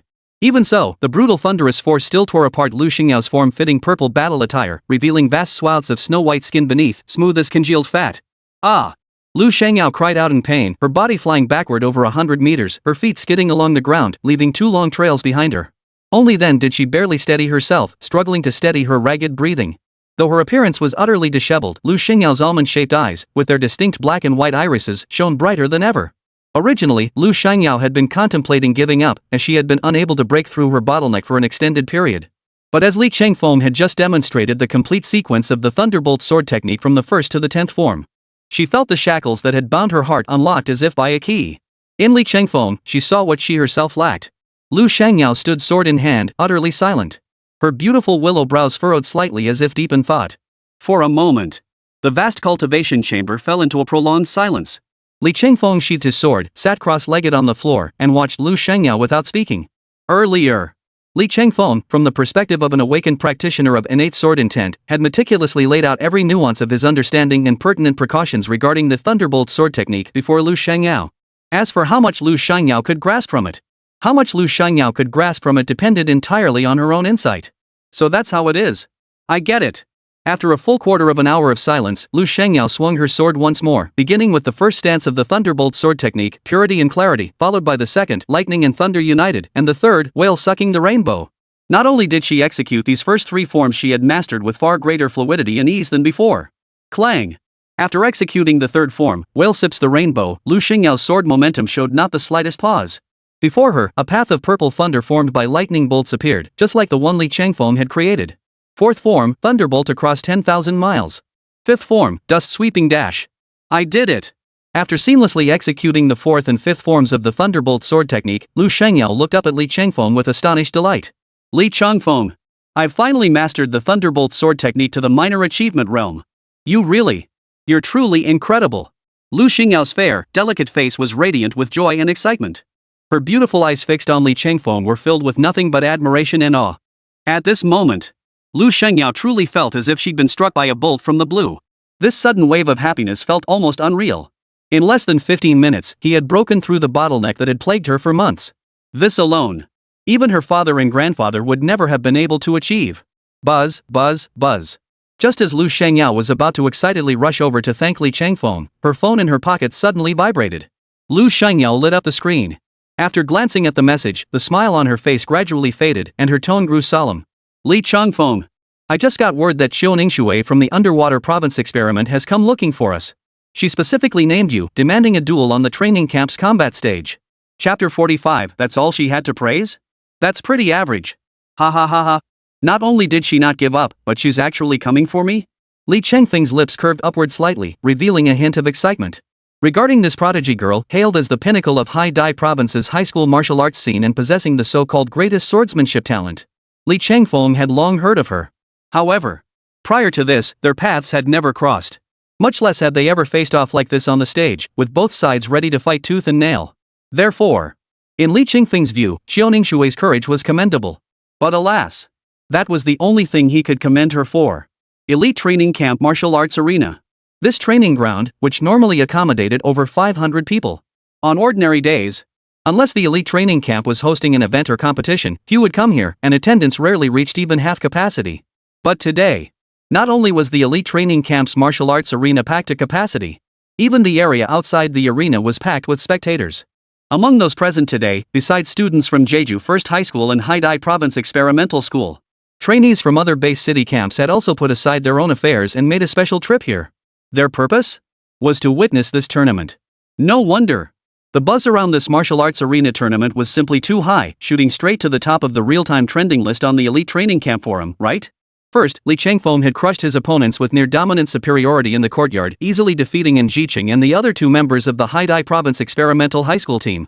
Now, Li Changfeng was going head-to-head with Xiao Ningshui, the top student of Haidai Provincial Experimental High School, the legendary sword maiden hailed as the pinnacle of the province's high school martial arts scene.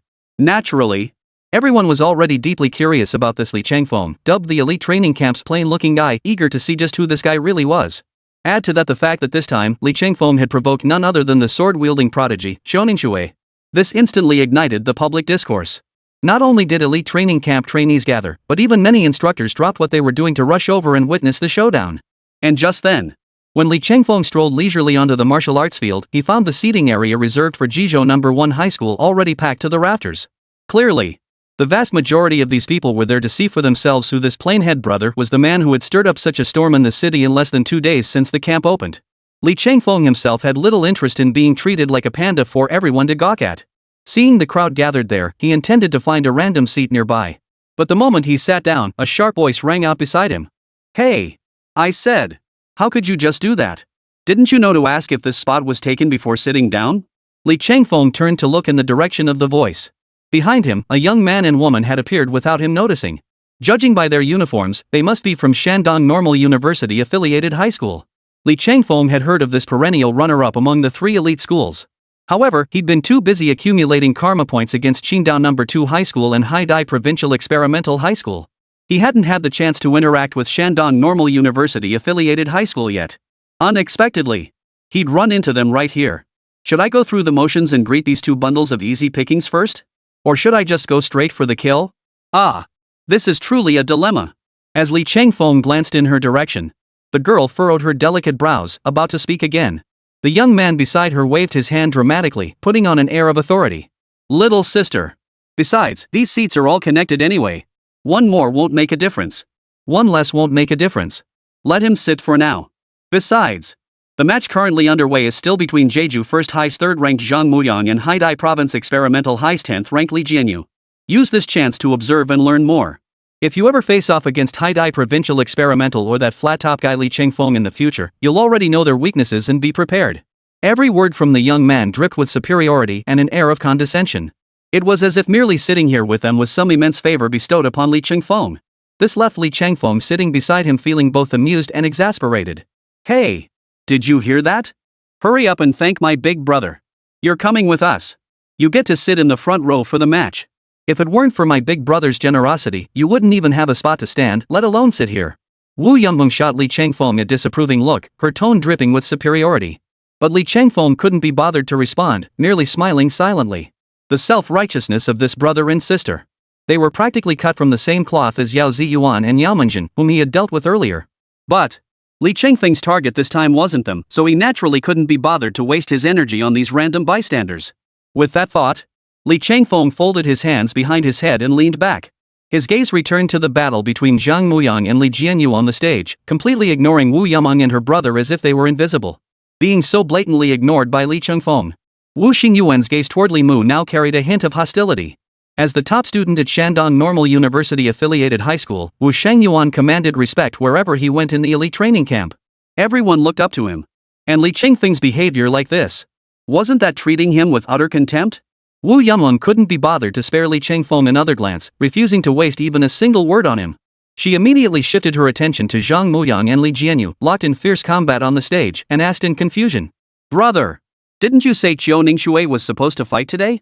Why hasn't she shown up yet?" Wu Shengyuan paused briefly before continuing.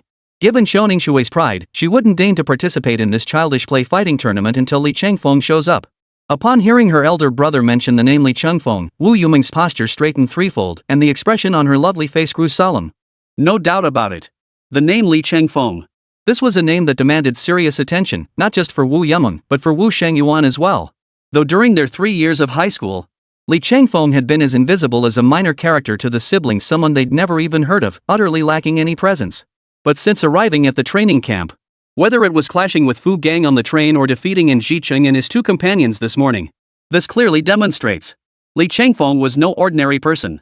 Otherwise, Wu Shangyuan, the top student at Shandong Normal University affiliated high school, wouldn't have specifically brought his younger sister to watch Li Changfeng and Xiaoning Shui's tournament match. Seeing how highly her brother rated Li Changfeng, Lu Shangyao couldn't help but ask another question. So big brother, how do you compare to this Li Changfeng? Hearing this, Wu Shangyuan stroked his chin, pondered seriously for a moment, then shook his head. I haven't even laid eyes on Li Changfeng. There's simply no basis for comparing who's stronger. But I know exactly how strong In Jicheng is. He's at the peak of the 9th rank martial artist realm. Plus, he awakened in a great offensive martial talent.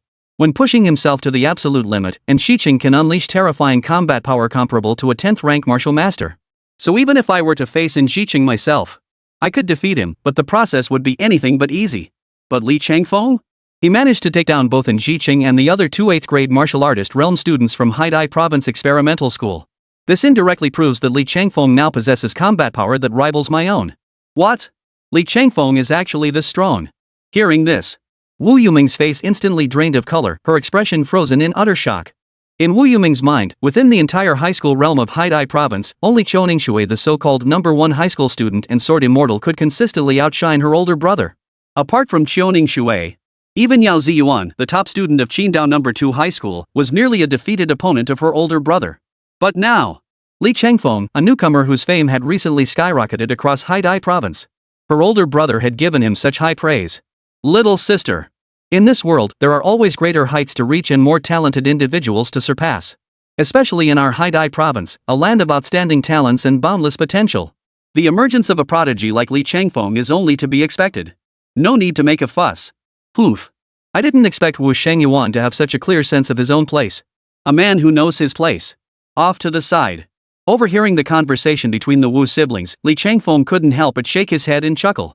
But just then, the battle between Zhang Muyang and Li Jianyu on the stage had reached a fever pitch. They could see. After initial probing moves, Zhang Muyang and Li Jianyu suddenly charged toward each other. Their figures surged forward explosively, fists and feet colliding midair. Boom! A deafening roar echoed through the arena. The stage seemed to explode from within. Immediately afterward, an invisible shockwave rippled outward, forcing students in the front rows to squint against the blinding force. The crowd in the martial arts arena watched the fierce battle between the two fighters on the stage with burning eyes, shouting in excitement. Oh? I thought that aside from Li Changfeng, the rest of Jizhou First High were nothing but a bunch of nobodies. When they faced off against Haidai Province Experimental High, they were destined to flee in defeat. Who knew they'd have a genius like Zhang Muyang? Very good, very good. As he spoke, Wu Xingyuan's tone carried a hint of admiration. It carried that distinct air of a senior mentor offering guidance to a junior, a tone of superiority. Beside him, Wu Yaman watched the battle between Zhang Muyang and Li Jianyu on the stage with rapt attention. In her excitement, she couldn't help but glance at Li Changfeng sitting beside her. What do you think? Did you see that clearly? This is what a true clash of masters looks like. Seeing them, you realize where the gap lies, right? Wu Yaman was captivated by the increasingly intense battle on the stage, yet she couldn't resist taking a dig at Li Changfeng. But Li Changfeng seemed oblivious to Wu Yuming's subtle jabs. He merely glanced casually a couple of times before closing his eyes again. Is that so? I think it's pretty average, actually. Before Wu Yaman could retort, it was Wu Shangyuan sitting there offering his expert commentary, whose voice suddenly shot up an octave. What did you say? You call this average? Chapter 46, Who doesn't know their place? You call this the peak? Hey! I'm talking about how cocky you sound. Aren't you afraid the wind will twist your tongue? Let me tell you. Whether it's Zhang Muyang's iron wire fist or Li Jianyu's 12-step spring leg, these aggressive combat techniques pack devastating power in every move. With your puny frame, if you step into the ring, either of them could knock your health insurance card into the red with a single punch. And you still have the nerve to brag? You really have no self-awareness. Wu Shangyuan had long been annoyed by Li Changfeng's arrogance, but had refrained from commenting due to their relationship. But now this kid Li Changfeng not only lacked self-awareness, he was actually bragging right in front of him. Wu Shangyuan saw no reason to hold back and went straight for the jugular. One punch? Li Changfeng shook his head and chuckled lightly. Even if I stood perfectly still and let them land 10 or 8 punches on me, I'd still walk away unscathed. Li Changfeng spoke with complete seriousness, not a hint of jest in his tone. But to Wu Xingyuan's ears, it only elicited a cold snort. He turned his head away, not even bothering to acknowledge Li Changfeng. Put. You're the most incompetent, boastful person I've ever met. If anyone can talk big, so can I. I could even claim I'll defeat the top high school student, sword immortal Xiaoning Shui. Is that even possible? Though it was only their first meeting, Wu Yumeng despised Li Qingfeng's arrogance and conceit to the utmost. In response, Li Changfeng merely smiled without a word, not bothering to waste his breath on this group of nobodies. The world often works in strange ways. Sometimes when you speak the truth, others may not believe you. When you tell lies, they might actually find it plausible. Just then, the battle on the stage had already determined its victor. Zhang Muyang's iron wire fist proved clearly superior, edging out Li Jianyu by a single move. Zhang Muyang stood tall on the stage, his chest puffed out, and called out to the Haidai Provincial Experimental High School team. Haidai Provincial Experimental High School. Is there anyone else who wants to step up and test their skills? If not, then the winners of this tournament are us, Jizhou No. 1 High School. Awesome. This feeling is awesome. I never dreamed I'd have such a heroic moment. He surveyed the Haidai Provincial Experimental students, each flushed with anger yet none daring to step forward. Zhang Muyang felt utterly exhilarated inside. But then again, if it weren't for the fact that earlier, Li Changfeng hadn't stepped in and taken out the top fighters like in Jiqiang from the Haidai Provincial Experimental School, how could Zhang Muyang have gotten the chance to show off? He would have been beaten senseless by the province's elite long ago. As for Qiuningshui? Well, he'd already finished showing off. Once that lady arrived, he'd just surrender. Admitting defeat to the top student in Haidai province? Could it be any more normal? If you don't believe it, then go ahead and try. Just as Zhang Muyang was basking in his smug calculations, suddenly, a cool, noble female voice suddenly echoed from outside the training ground. The winner cannot possibly be Jizhou No. 1 High School. There can only be one victor. And that is me. The moment the cool, commanding voice echoed, every person present instantly rose from their seats, their expressions filled with excitement. They all turned their gaze toward the source of the voice. Under the gaze of the crowd, a maiden dressed in an antique-style dark green gown, wielding a 3-foot-long sword, appeared like an ethereal sword immortal, untouched by worldly dust. At that moment, she appeared before the crowd. As the maiden in the long gown neared the spectator stands, her feet lightly touched the ground, propelling her body into the air. She soared effortlessly over the 100-meter-long stands and landed lightly upon the stage. Qiuningshui. Is the top high school student of Haidai province finally making her move? Gazing at the figure standing atop the stage, Wu Shenjiwan's eyes gleamed, his breathing quickening involuntarily. Meanwhile, on the Haidai province experimental side, upon seeing the girl in the long skirt appear, the crowd that had been utterly composed erupted into a frenzy. Unison, they all cheered the same name. Qiuningshui. The roar was so loud and unified it seemed poised to tear the roof off the martial arts arena. The atmosphere in the arena reached its peak with the arrival of this girl in the long dress. Seated in the front row, Fong Kuweiming, the principal of Haidai Province Experimental School, rose to his feet upon seeing Qiuningshui appear, pressing his palm downward in a gesture of quieting the crowd. The frenzy among the Haidai Provincial Experimental School students in the arena abruptly fell silent. Every pair of eyes, filled with anticipation, turned toward the girl in the long dress on the stage. Finally, Fong Kuweiming voiced the question on everyone's mind. Can you win? Clang. Suddenly, a blindingly bright sword beam erupted. The piercing, arrogant cry of the sword echoed throughout the training ground. Simultaneously, accompanying that piercing sword cry was a terrifying surge of sword energy. Zhang Muyang, who had just won his previous match, hurriedly raised his arms to shield his chest. But the very next second, he was instantly knocked off his feet by the sword energy, crashing heavily off the platform. The entire sequence. The battle ended in the blink of an eye. Dead silence fell over the entire arena. Even Wu Shangyuan, who had been pontificating moments before, fell silent. In the vast martial arts arena, only the cold, clear voice of the girl in the long skirt echoed faintly. I will win! Roar! As the girl in the long skirt made her declaration of victory upon entering the arena, a wave of gasps rippled through the crowd both inside and outside the arena. Everyone still vividly remembered the earlier battle between Zhang Muyang and Li Jianyu. Yet even someone as formidable as Zhang Muyang couldn't even withstand a single casually emitted sword chi before Qiuningshui getting blasted off the stage. This glimpse revealed the full extent of their disparity. The gap in strength between the two sides was like a divine punishment. First-ranked Grandmaster Realm. Qiuningshui, she's actually succeeded in breaking through to the first-ranked Grandmaster Realm. Wu Shangyuan stared blankly at the solitary, icy figure of Qiuningshui on the stage. He quietly sensed the terrifying aura radiating from her. Wu Shangyuan felt his legs grow heavy as if filled with lead, his face drained of color. He dared not move a muscle. His purpose in coming here. On one hand, I just want to see for myself who this Li Changfeng, the bald brother who's been making waves lately, really is. As for the other aspect, Wu Shangyuan simply wanted to see for himself whether Qiuningshui, the top high school student in Haidai province, the so-called sword immortal, was truly as the rumors claimed. Had she truly broken through to the first-ranked Grandmaster realm? But now, The terrifying aura of a grandmaster emanating from Qiu Ningshui spoke volumes. Lu Xiangyao also felt a heavy weight on her heart.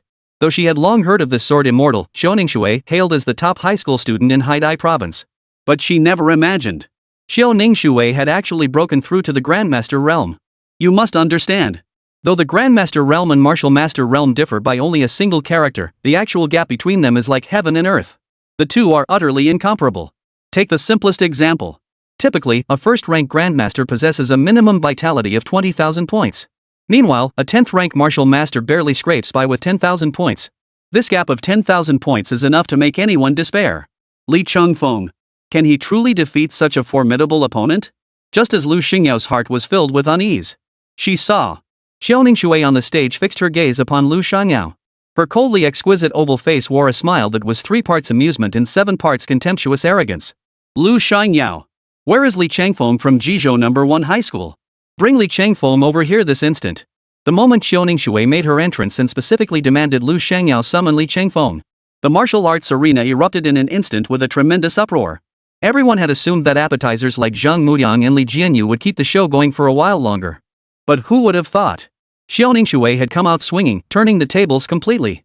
Amidst the surging waves of murmurs echoing around them, the Jeju First High School contingent remained utterly silent.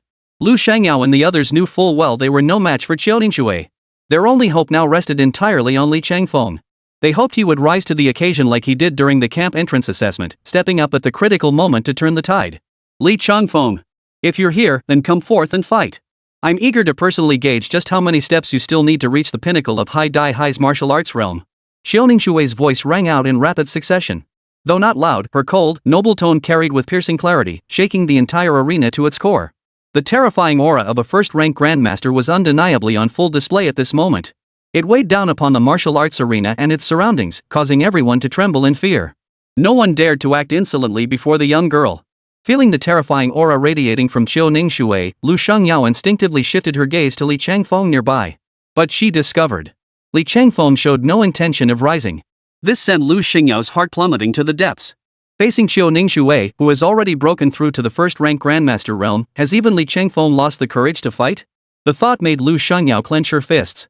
Gazing at the figure standing atop the arena, surveying the crowd with an air of calm confidence, she resembled a sword immortal maiden standing tall and unyielding. It seemed as though everyone present would pale in comparison to her. As everyone was gripped by fear and awe at the transcendent, terrifying aura radiating from Qiu Ningshui, at that very moment, a youthful voice suddenly cut through the air. Not loud, yet carrying far, it reached every ear in the arena with crystal clarity. A mere Qiu Ningshui dares to claim the pinnacle of Haidai province here? Have you asked me? Chapter 47, You're the challenger, show me again. At these words, the crowd was utterly stunned. Who was this reckless upstart, daring to provoke Qiu Ningshui in public? And judging by the tone of his words, it seemed he doesn't hold Qiu Ningshui in the slightest regard. He probably doesn't even know how to spell the word death. With such curiosity, all eyes instantly focused on the white-clad youth beside Wu Yameng. Except for a handful of individuals, the overwhelming majority present regarded the white-clad youth with looks brimming with confusion and derision. As if to say, where on earth did this obscure nobody get the nerve to cross Qiu Ningshui? Are you out of your mind? Shut your mouth this instant. Wu Yameng, however, wore a look of sheer terror, as if she'd seen a ghost. She quickly grabbed Li Chengfeng's arm and warned him in a hushed voice. Did this kid still not get the situation? Did he really think Qiu Ningshui was some kind of easygoing girl? Little did he know. Her reputation as the top student in Haidai province was earned through her own blood, sweat, and tears. She's ruthless. Especially when he dares to provoke her like this under the current circumstances. Wasn't this just asking for trouble? Beside him, Wu Shengyuan also covered his face with both hands, feeling utterly helpless and on the verge of tears. Could this guy from Jeju First High School possibly be an idiot? Qiu Ningshui had already drawn her sword and he still dared to act cocky in front of this female sword immortal? He must be desperate to die faster. The rest of the crowd cast pitying glances toward Li Chengfeng, as if he were mentally challenged. Never underestimate a prodigy. After this, Li Chengfeng is bound to suffer greatly. As the vast majority of the crowd sneered at Li Chengfeng's reckless behavior, only Lu Xiangyao and the students from Jizhou No. 1 High School behind her gazed at Li Chengfeng with eyes brimming with hope. Though it must be said, Li Chengfeng was about to face a genuine grandmaster of the first rank. The gap in raw power between them seemed like an uncrossable chasm. But Li Chengfeng had always been the man who repeatedly created miracles, turning the impossible into reality. Even though the odds of defeating Qiu Ningshui were incredibly slim, Lu Shengyao still believed in Li Changfeng. He would win. On the stage, Qiu Ningshui's gaze, sharp as a sword, fixed on Li Changfeng as a fierce aura of sword energy surged around her. Today, Qiu Ningshui fought representing the dignity of their Hai Dai Province experimental school. Therefore, even if the white-robed youth before her was merely an arrogant upstart who didn't know his place, she would show him no mercy. Are you speaking to me? Qiu Ningshui's icy eyes narrowed slightly. The 3-foot-long sword sheathed in its scabbard trembled faintly, as if echoing its master's surging battle intent. Of course. Didn't you just call out for me earlier? Li Changfeng casually grabbed Wu Yumeng by the back of her neck, tossing her aside as he strode step by step toward the stage. Unlike Qiu Ningshui, who made a stunning entrance that left the crowd in awe, Li Changfeng simply ascended the stone steps one by one. When he stood before Qiu Ningshui finally registered who he was. You are Li Changfeng? Qiu Ningshui's eyes flickered with astonishment and doubt. Judging solely by his appearance, Qiu Ningshui found it truly difficult to associate this peerlessly handsome, ethereal youth in white robes before her with the bald guy who had beaten in Jicheng and the others so badly yesterday that they ended up hospitalized. Li Changfeng, I'm counting on you. Below. Lu Xingyao's words answered the question for Li Changfeng. What? Everyone was stunned into silence. Especially Wu Shengyuan and his sister Wu Yumeng. They were so startled they jumped to their feet. That kid. He's the Li Changfeng whose fame has skyrocketed recently. The Wu siblings exchanged bewildered glances. Both saw utter disbelief and incredulity written all over each other's faces. Wu Yumeng felt utterly bewildered. Before this, she had seen Li Changfeng as lazy and slovenly, possessing nothing but a decent-looking face. Nothing else about him had left a lasting impression. From the moment they met, Wu Yumeng had never associated the boy before her with the famed bald brother Li Changfeng. Now that his identity was revealed, Wu Yumeng was utterly shocked. Even if he is Li Changfeng, so what? Qiu Ningshui is a genuine first-rank grandmaster. A mere martial artist dares to challenge a grandmaster? Absolutely ridiculous. Wu Shengyuan snapped out of his initial shock, a cold, disdainful sneer curling his lips. No matter how dazzling Li Changfeng's battle record had been before a grandmaster, it was nothing but bubbles. A mere flick of the wrist and it all vanished. Comparing the two, Li Changfeng's decision to step onto the stage for a challenge was nothing short of courting humiliation. If you're looking for the person, the one who crippled several of your Hai Dai Province experimental dogs yesterday, then it's definitely me. He met Qiu Ningshui's sharp, unfriendly gaze. Li Changfeng shrugged indifferently, seemingly oblivious to it all. Too bad, including your guy named in Jicheng. He was simply too weak. So weak he doesn't even have the qualifications to please me. Hope. You can please me. The moment Li Changfeng uttered these words, a deafening uproar erupted across the vast martial arts arena. Though they knew Li Changfeng was arrogant, no one expected him to be this arrogant. The fight hadn't even begun yet. He was already unleashing a torrent of insults at Qiu Ningshui. To please you? Ha ha ha. Li Changfeng. There's something I need to tell you. I hope you don't get the wrong idea. Qiu Ningshui narrowed her beautiful eyes and let out a cold laugh. Then, tilting her chin slightly, she looked down at Li Changfeng with a condescending gaze, repeating her earlier words in a tone laced with mockery and disdain. You're the challenger. As Qiu Ningshui and Li Changfeng ascended one after the other. At the very top level of the martial arts arena, within an exceptionally spacious and luxurious private box, the many people gathered here began discussing the upcoming tournament unfolding below. Qiu Ningshui is still the Qiu Ningshui we know. That girl? She's as sharp and unstoppable as ever. Though, to be honest, the outcome of this match between a grandmaster and a martial artist is already a foregone conclusion. But I still want to see. Just how far can Li Changfeng push Qiu Ningshui? Inside the VIP box, numerous high-ranking members of the elite training camp now watched Li Changfeng and Qiu Ningshui on the stage with keen interest. With their cultivation levels, these spectators could instantly discern the combat prowess of the two combatants. A first-rank grandmaster versus a 10th-rank martial master. Especially judging by the fluctuations emanating from Li Changfeng. It was clear he had only recently broken through. At this level, it was only a matter of time before he lost to Li Changfeng. Therefore, the discussions among the insurance form participants naturally shifted from who would win to how much stamina Li Changfeng could drain from Qiu Ningshui. Qiu Qingze, the patriarch of the Qiu family, a renowned swordsmanship lineage in Quanchun, gazed at the arena, stroking his beard and nodding. Clearly, he was thoroughly satisfied with Qiu Ningshui's current cultivation level and swordsmanship prowess. She had already begun to form the rudiments of sword intent. Barring any unforeseen circumstances, it wouldn't be long before Qiu Ningshui's nascent sword intent would transform into a subtle level sword intent. But before that happened, as he spoke, Qiu Qingze's gaze instinctively fell upon Zhao Jiangwo, who stood before the floor-to-ceiling window. It would be best if Zhao Jiangwo could impart the heaven and earth great unity technique he discovered in ancient ruins over a decade ago to Ningshui. given Xiao Ningshui's innate talent in martial arts and her mastery of the sword path. If she could also acquire. With this thought, Xiao Qingze approached Zhao Jiangwo and spoke carefully. Colonel Zhao, are you interested in taking Ning Shui as your disciple? Oh. Zhao Jiangwo turned halfway toward him, gave Xiao Qingze a fleeting glance, then withdrew his gaze. Xiao Ning Shui is my cadet. As the camp's chief instructor, I will naturally teach him to the best of my ability. Upon hearing this, Xiao Qingze silently retreated without another word. Any discerning person could see that Zhao Jiangwo's refusal to give a direct yes amounted to an indirect rejection. But then again, a martial arts technique like the Heaven and Earth Great Unity Art was something rare and hard to come by. Unless one demonstrated truly extraordinary potential and innate talent. Otherwise, who would casually pass it on to just anyone? At this thought, Xiao Qingze snorted coldly with disdain. Since you, Zhao Jiangwo, wish to watch and wait a little longer, I'll let you watch your fill. Next, Xiao Ningshui will show you what it means to be the ultimate, unrivaled combat power that crushes all opposition.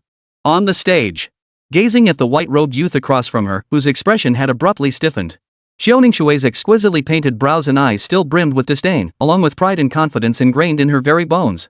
Even if Li Changfeng could defeat In Jisheng and the others, such achievements were utterly insignificant in Xiao Ningshui's eyes. Oomph. Young men and women these days are getting more arrogant by the day. Li Changfeng murmured under his breath, speaking to himself. Or perhaps, is arrogance itself the common flaw of all geniuses? Come to think of it, if these sons and daughters of the elite weren't arrogant and self-assured, and bowed their heads without a word upon seeing him, how else would they earn their prodigy points? Where else would he go to grind his karma points? After envisioning this terrifying scenario, Li Changfeng steadied himself before turning his gaze back to Xiao Ningshui. I'm the challenger? I hope 10 minutes from now, I still hear that confident declaration of victory from your lips. This isn't a declaration. With that, Xiao Ningshui stepped forward of her own accord, her true qi surging upward through her body. Her icy voice carried an air of stern resolve. Because I've already seen you lying defeated at my feet like a beaten dog. Shoo! In the blink of an eye, Li Changfeng materialized behind Xiao Ningshui, a smile devoid of warmth curling his lips. Then show me again. Let me see it. Chapter 48, One Punch to Shatter It. Was it really luck? Originally, in Li Changfeng's view, his relationship with Xiao Ningshui was nothing more than a mutual arrangement of convenience. Xiao Ningshui, with nothing better to do, came over to him seeking a fight. And someone as soft-hearted as Li Changfeng naturally couldn't bring himself to refuse her request. In the end, Xiao Ningshui got her wish a beating from him. He, in turn, gained the karmic points he desired from her. It should have been a win-win situation where everyone was happy. But who could have imagined? Xiao Ningshui actually had the nerve to push her luck. Well then, you're just a mere native. Act more arrogant than me, a time traveler? Very well. The top high school student in Haidai province, huh? A female sword immortal, huh? Li excels in combat, not in words. If you don't know how to keep a low profile, I can make you keep a low profile, a very low profile, through combat. The next second, the ring announcer's voice rang out at the perfect moment. The match officially begins. Endless sword gear. Open. Accompanied by Xiao Ningshui's cold, low command. Suddenly, whoosh, whoosh, whoosh. Silver sparks began to flicker and flash behind Xiao Ningshui. In the blink of an eye, these silver sparks coalesced into a single silver light sword, now suspended silently before Xiao Ningshui. Simultaneously, Xiao Ningshui's entire aura underwent a profound transformation at that very moment. If one were to say, before, Xiao Ningshui had exuded the aura of a formidable and icy prodigy. Now, Xiao Ningshui, unleashing her S-class martial talent, seemed to transform into a heroic and spirited Valkyrie. This dramatic shift in aura left Li Changfeng utterly astonished. Li Changfeng, regarding my martial talent, I imagine you've already heard about it. It's an S-class offensive martial talent, endless sword gear. The first stage involves condensing special sword energy into a light sword. Upon activating endless sword gear, my attack power, speed, defense, and recovery capabilities will all be comprehensively enhanced. Simultaneously, the silver light sword will shift and adapt according to my intent, instantly adjusting its offensive tactics to counter any battlefield situation. With that, Xiao Ningshui's form transformed into a streaking silver flash, darting straight toward Li Changfeng. Whoosh, whoosh, whoosh. Just as Li Changfeng attempted to dodge out of the way, above his head, several sharp lightsabers suddenly appeared. Then they slashed down horizontally. Ha ha ha. Is that all an S-rank martial talent can do? Whale sucks rainbow. Boom. Under Xiao Ningshui's piercing gaze, Li Changfeng sneered coldly. His sword drew from its scabbard, slicing through the air to form a crescent moon arc. The blade traced a vivid purple arc across the sky. The spectacle was utterly magnificent. Beneath the sword flashing with purple lightning arcs, a sound like a whale's cry seemed to resound. Like a colossal whale charging from the sea, it struck down at the silver light sword overhead. Boom! As it struck, the sword energy formed from purple thunder collided head-on with the silver lightsword falling from midair, exploding violently upon impact. In that instant, sword energy surged wildly, shattering rocks that flew through the air. The vast arena itself trembled violently. "And you?" a cold, clear female voice echoed. Amidst the swirling dust, a maiden in a flowing gown descended upon her sword, striking out at Li Changfeng before he could withdraw his attack. Just as Qiu Ningshui's sword was about to strike Li Changfeng's chest, his body shifted backward by an inch at an impossible angle. By the narrowest of margins, he evaded Qiu Ningshui's deadly strike. "I'll finish you off." Li Changfeng sneered coldly, clenching his right fist as a surge of blood energy flared. Without any flourish, he slammed it toward Qiu Ningshui's midsection. Three distinct forces erupted simultaneously: brutal force, subtle energy, and a perfect blend of both. It crashed toward him like a colossal wave smashing against the shore. Instantly, Qiu Ningshui's expression changed. She felt as though she'd been struck head-on by a speeding dump truck, instantly hurled several meters away. Blood trickled from the corner of her mouth, and the jade-like hand gripping her long sword trembled slightly. What?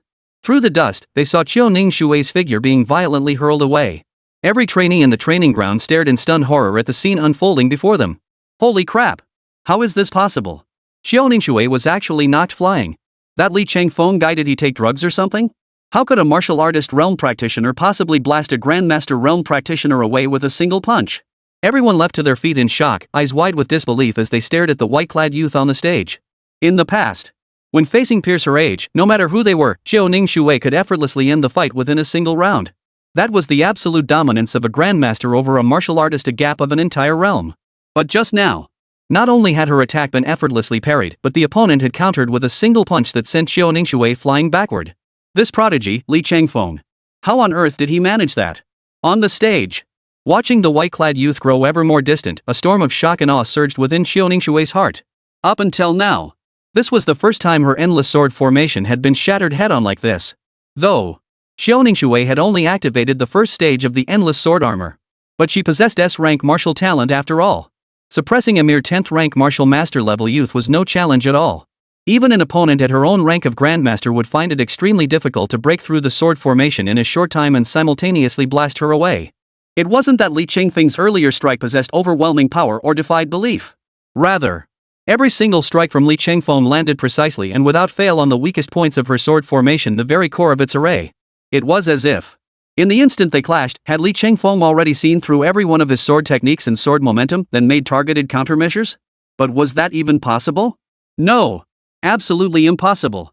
Only a swordsman possessing sword intent could achieve such feats. Even if the opponent only mastered entry-level sword intent, their profound understanding of the sword way would allow them to dominate opponents with superior cultivation, achieving a decisive, sweeping victory. But could Li Changfeng be that master who awakens subtle-level sword intent? After a moment of shock, Qiu Ningshui in midair quickly regained her composure. Oof. Impossible. He's just been a bit luckier than others. He just happened to strike the array's focal point with a single sword. Li Changfeng. I'll see how long your luck lasts. Qiu Ningshui would rather believe. She'd sooner believe the sun would rise in the west tomorrow than accept Li Changfeng could master the subtleties of sword intent. In the VIP box on the highest tier of the martial arts arena, the crowd, who had initially thought this match itself wouldn't hold much suspense.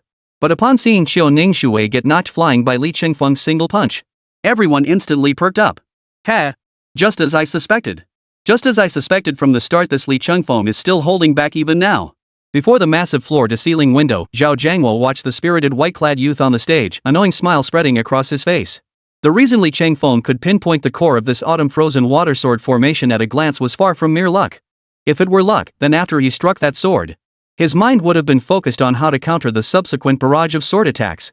There's no way he'd have had the energy left to deal with Qiu Ningshui's close-range strike. Yet after striking that sword, Li Changfeng had already begun gathering power for a punch. This proves he not only saw through the array's focal point, but also anticipated Qiu Ningshui's subsequent attack intent. Whoa! What terrifying sword talent! What terrifying combat awareness! At this realization, Zhao Jiangwo's astonishment deepened, and the gaze he cast upon Li Changfeng grew increasingly intense, as if he were beholding a flawless piece of raw jade. Damn it! That Li Changfeng's luck is truly unbelievable. He actually pulled off that 1 in 10,000 chance. Xiao Qingze muttered under his breath, his eyes fixed on the unfolding battle on the stage. Admittedly, a faint doubt had just surfaced in Xiao Qingze's mind. Could Li Changfeng possibly possess a talent for swordsmanship far surpassing that of his own daughter? But the moment that thought surfaced in his mind, he promptly dismissed it with a shake of his head. This rejection was undoubtedly influenced by deeply personal, subjective emotions. Yet it was also grounded in his understanding of Qiu Ningshui as the clan leader. Qiu Ningshui's swordsmanship talent was truly a once-in-a-century phenomenon, even within their renowned swordsmanship lineage. Xiao Qingze would never believe it. Could someone like Li Changfeng, a commoner from humble origins who'd only wielded a sword for a few years in high school, possibly match the centuries-old legacy of their sword-wielding lineage? Ridiculous. On the arena, Qiu Ningshui regained her balance midair. Her feet scraped along the ring as she skidded backward dozens of meters, only managing to barely dissipate the force surging through her body when she reached the edge. Then, Qiu Ningshui lifted her eyes, sharp and piercing, coldly fixing her gaze upon the handsome youth standing proudly with his sword pointed at the ground. Poof. The top high school student of the Hai Dai region. Nothing special? The white-clad youth met Qiu Ningshui's gaze, shook his head, and sneered, countering directly. How presumptuous. Qiu Ningshui's tone remained deeply cold, yet a trace of anger involuntarily flashed across her fair face. Clearly, she too felt humiliated and unwilling to accept her earlier defeat at Li Changfeng's hands. His pride. Still as solid as a rock. Unshakable. You relied on sheer luck to deflect one sword formation attack. But if I abandon the sword formation, what then would you do? Li Changfeng's earlier words stirred a flicker of emotion within Qiu Ningshui. But this emotion lasted less than a few seconds. She quickly suppressed it once more. Li Changfeng. This is the regenerative power of the endless sword armor I mentioned earlier. It's just that there hasn't been a need to use it. So there's never been an opportunity to demonstrate it. There. A haughty smile once again curved across Qiu Ningshui's cold, arrogant oval face. Her right hand gently caressed the lower abdomen that had just been struck by Li Changfeng's fist. A flash of silvery particles erupted. The gruesome wound on her abdomen began healing at a visible pace. Until it vanished completely. Though. It only works on myself. As she spoke, Qiu Ningshui formed a sword seal with her right hand, her gaze fixed on Li Changfeng as a meaningful curve lifted the corners of her lips. But, when I activate the second stage of the boundless sword armor. Li Changfeng, what then? Chapter 49, Endless Sword Armor Stage 2, 10,000 Rivers Autumn Waters. With that, the countless silver cross-shaped light swords that had enveloped Qiu Ningshui's entire body suddenly seemed to come alive, completely engulfing him as they continuously condensed and compressed. Moments later, they coalesced into a particle armor radiating a brilliant silver glow. Only a pair of cold, clear eyes remained exposed, gazing at Li Changfeng. The girl's haughty voice echoed through the thick, sword-forged armor. Li Changfeng, let us continue our contest in your area of strength. I wonder, what fighting style will you employ to delight me this time? I'm eagerly anticipating it. Infinite blade works. Sealed. As the final syllable fell, Qiu Ningshui's vital energy surged upward violently. The vital energy coursing through her body surged outward like a raging torrent, staining the gleaming silver particle armor that enveloped her with a crimson hue. The momentum that had just begun to wane from Qiu Ningshui's body, at this moment, surged upward once more. Like a mountain, it pressed down upon Li Changfeng's head. Although, during the earlier assault, Li Changfeng had shattered her sword formation with a single strike, and even sent her flying with a single punch. This had indeed left Qiu Ningshui utterly stunned. But that was where it ended. Master Realm versus Martial Artist Realm. The advantage lies with me. This was an absolute disparity in raw strength. It was impossible to bridge this gap by any means or method. In Qiu Ningshui's view, this was a battle with absolutely no suspense whatsoever. Li Changfeng. Defeat is inevitable. Boom. A piercing sword cry rang out once more. Qiu Ningshui conjured another silver light sword in her hand, her form transforming into a dazzling silver streak as she charged toward Li Changfeng at breakneck speed. Li Changfeng remained calm. Watching the silver streak hurtling toward him, he slowly extended his palm. It seemed. Li Changfeng seemed to be warning Qiu Ningshui with this gesture, no entry ahead. Ha ha ha. Has Li Changfeng lost his mind? Does he think he's a traffic cop? And he's waving his arms to stop us. This is hilarious. Just as waves of laughter erupted inside and outside the martial arts arena, a ring of dazzling light quietly glowed on Li Changfeng's knuckle-bony right palm. The next second. Suddenly, that relentless, lightning-fast, blinding silver streak abruptly halted midair. Amidst Qiu Ningshui's utterly bewildered expression, her body protected by the sword armor uncontrollably knelt midair. Thud. The girl's knees slammed heavily onto the stage. The sound of utter humiliation erupted, instantly drowning out the booming laughter echoing around the martial arts arena. Before the eyes of all, Qiu Ningshui, the top high school student of Haidai province and hailed as the female sword immortal, knelt on the ground with both knees pressed against the earth. Simultaneously, Driven by powerful inertia, Xiaoningshui slid along the floor, crawling all the way from one end of the stage to the other until she came to a halt before Li Changfeng. Witnessing this scene, hundreds of spectators in the martial arts arena were left speechless and utterly horrified. In an instant, the earlier roars of laughter, jeers, and taunts abruptly fell silent. The lively, festive atmosphere froze solid in an instant. The vast training ground was eerily silent. So quiet that one could almost hear a silver needle drop. The only sounds audible throughout the entire arena was the sound of slightly labored breathing and the intermittent gasps of shock. Ding! Host publicly humiliated the rival prodigy's daughter, Xiaoningshui, by forcibly kneeling before her. Prodigy points, 100. Fortune points, plus 500. At that moment, Xiaoningshui, standing on the arena, wore a look of utter bewilderment and shock across her fair face beneath her sword-adorned armor. She lowered her head in disbelief, staring at her own knees pressed against the ground. What am I doing? Kneeling before an enemy who has repeatedly provoked me in front of everyone? Disgrace. Absolute disgrace. In an instant, beneath the armor, Xiaoningshui's exquisitely cold, oval face flushed crimson like a boiled crab. The shame and fury within her reached an unbearable peak. The icy blue eyes peeking out from beneath her helmet eyes that usually held no trace of emotion now seemed ready to spit fire. She lifted her head. Gazing at the white-clad youth mere inches away, she clenched her teeth so hard they nearly shattered. Li Chang Feng. The words were practically forced out of Xiaoningshui's throat. But before she could make her next move, Li Changfeng's hand shot out like lightning, grabbing hold of Xiaoningshui's sword-mounted helmet. Immediately after, before Xiaoningshui could react, Li Changfeng slammed her head down with brutal force. His knee shot upward, delivering a brutal blow to her haughty, icy-cold face. Thud! A thunderous thud echoed through the air. Even with the protection of her sword-adorned helmet, the terrifying shockwave and deafening echo still sent Xiaoningshui's exquisitely delicate oval face contorting in agony. For a moment, Xiaoningshui felt the world spinning wildly, stars bursting before her eyes. Thud! She opened her mouth to speak, but her words were met with another powerful knee strike. The immense force sent her body tumbling backward uncontrollably. What time is it? Still trying to chat? Li Changfeng sneered coldly. He lunged forward, closing the distance to Xiaoningshui in an instant. The effect of the harmonious coexistence amulet proved far more potent than he had anticipated. It was akin to a one-time immobilization charm. Who knows when it might catch you off guard and deliver a surprise effect? Li Changfeng's eyes gleamed with excitement. Even as he marveled at the ring's ingenuity, his hands moved with lightning speed. His right hand darted out like a serpent, once again seizing Xiaoningshui's face. SSS-Level. That was close. If I hadn't already activated the second stage of the endless sword armor beforehand, I might have really gotten myself into deep trouble. After the initial shock, Xiaoningshui's heart was immediately consumed by an unprecedented surge of humiliation and rage. Damn it! A commoner like Li Changfeng. Not only did he use underhanded tactics to force me to kneel, he actually used his filthy knees to violently strike her face. It could be said, from the very start, Li Changfeng never treated this tournament match as a battle against me. It was more like he was using the tournament as a stage to humiliate me in front of all the trainees and instructors. Kneel. A slap in the face. Since Xiaoningshui could remember, she had never been subjected to such blatant, public humiliation.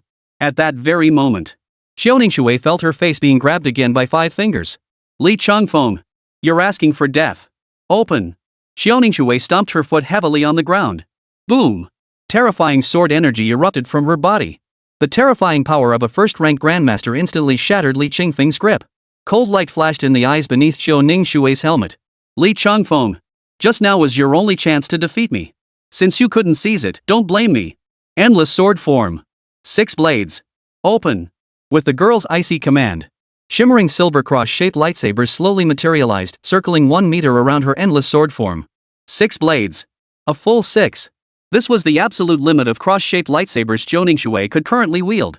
The terrifying assault formed by these 6 swords swept toward Li Changfeng like a raging storm, overwhelming him. Half a month earlier, following the conclusion of the martial arts monument test, the 3 major powerhouses of Haidai Province Shandong Normal University Affiliated High School, Qingdao No. 2 High School, and Haidai Provincial Experimental High School, to test the upper limits and strength of their respective school team captains after awakening their martial arts talents, they had specially organized a 3-way exchange match. It was during this very tournament that Xiaoningshui, facing Shandong Normal University Affiliated High School's top student, Wu Shang Yuan, and Qingdao No. 2 High School's top student, Yao Ziyuan. She utterly crushed both opponents with the ferocious killing move of endless sword form, 6 blades, leaving them no room to retaliate whatsoever. Ultimately, Xiaoningshui claimed the title of Haidai Province's top high school martial artist with this overwhelming dominance, earning her the moniker Sword Immortal. No wonder. The S-rank offensive martial talent, Endless Sword Armor, wasn't just god tier, it was exceptionally versatile. Endless Sword Armor fused strength, speed, recovery, and more into one. Add to that the supremely unnatural defensive sword armor, along with 6 razor-sharp, unstoppable cross-light swords. The sheer magnitude of these attribute bonuses alone was enough to demonstrate just how terrifying Xiaoningshui had become under the second stage of the Endless Sword Gear. From this day forward, the title of highest peak of the high school realm in Haidai Province became synonymous with her name, Xiaoningshui. 6 blades. Slash. Xiaoningshui formed another sword seal with her right hand.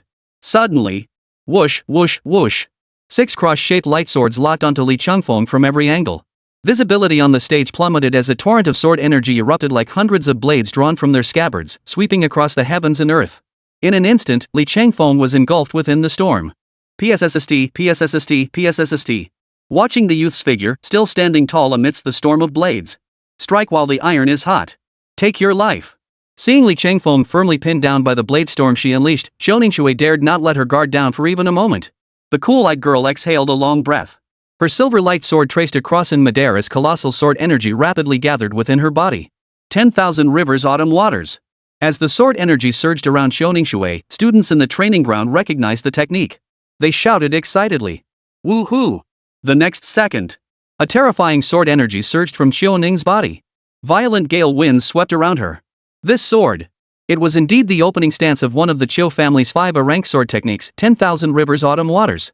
Though 10,000 rivers autumn waters couldn't compare to the Autumn clan's S-rank inherited sword technique one only successive clan chiefs were qualified to cultivate. Yet even among rank sword techniques, 10,000 rivers autumn waters stands as the pinnacle of the pinnacle. And now, Xiaoningshui had unleashed it. Her intent couldn't be clearer. She had no intention of delaying any longer. Next, Xiaoningshui would settle the outcome with a single strike. Chapter 50, defeated by this strike, thunderous and overwhelming. Li Changfeng. You fall to this strike of mine. Enough for you to be proud. Gazing at the blurred figure of the youth still utterly pinned down by the storm of blades, Xiaoningshui's cold, beautiful face radiated a murderous aura. This art, 10,000 rivers autumn water, had long been cultivated to perfection by Xiaoningshui. First second, gathering energy. Second, draw the sword. The terrifying destructive power contained within that fierce sword energy was precisely the secret to her reign as the undisputed top high school student in Haidai Province. During the exchange match, facing a 2-pronged attack from Wu Shangyuan and Yao Ziyuan, Xiaoningshui ultimately defeated both opponents with the 10,000 rivers autumn waters technique. Now, the same sword technique, yet this time against Li Changfeng, whose cultivation realm was a full tier below hers. The final outcome couldn't be clearer. Slash. A low shout rang out from Xiaoningshui. In an instant, the surroundings plunged into darkness. A deafening roar, accompanied by waves of terrifying gale-force winds, sent tremors rippling through the entire arena.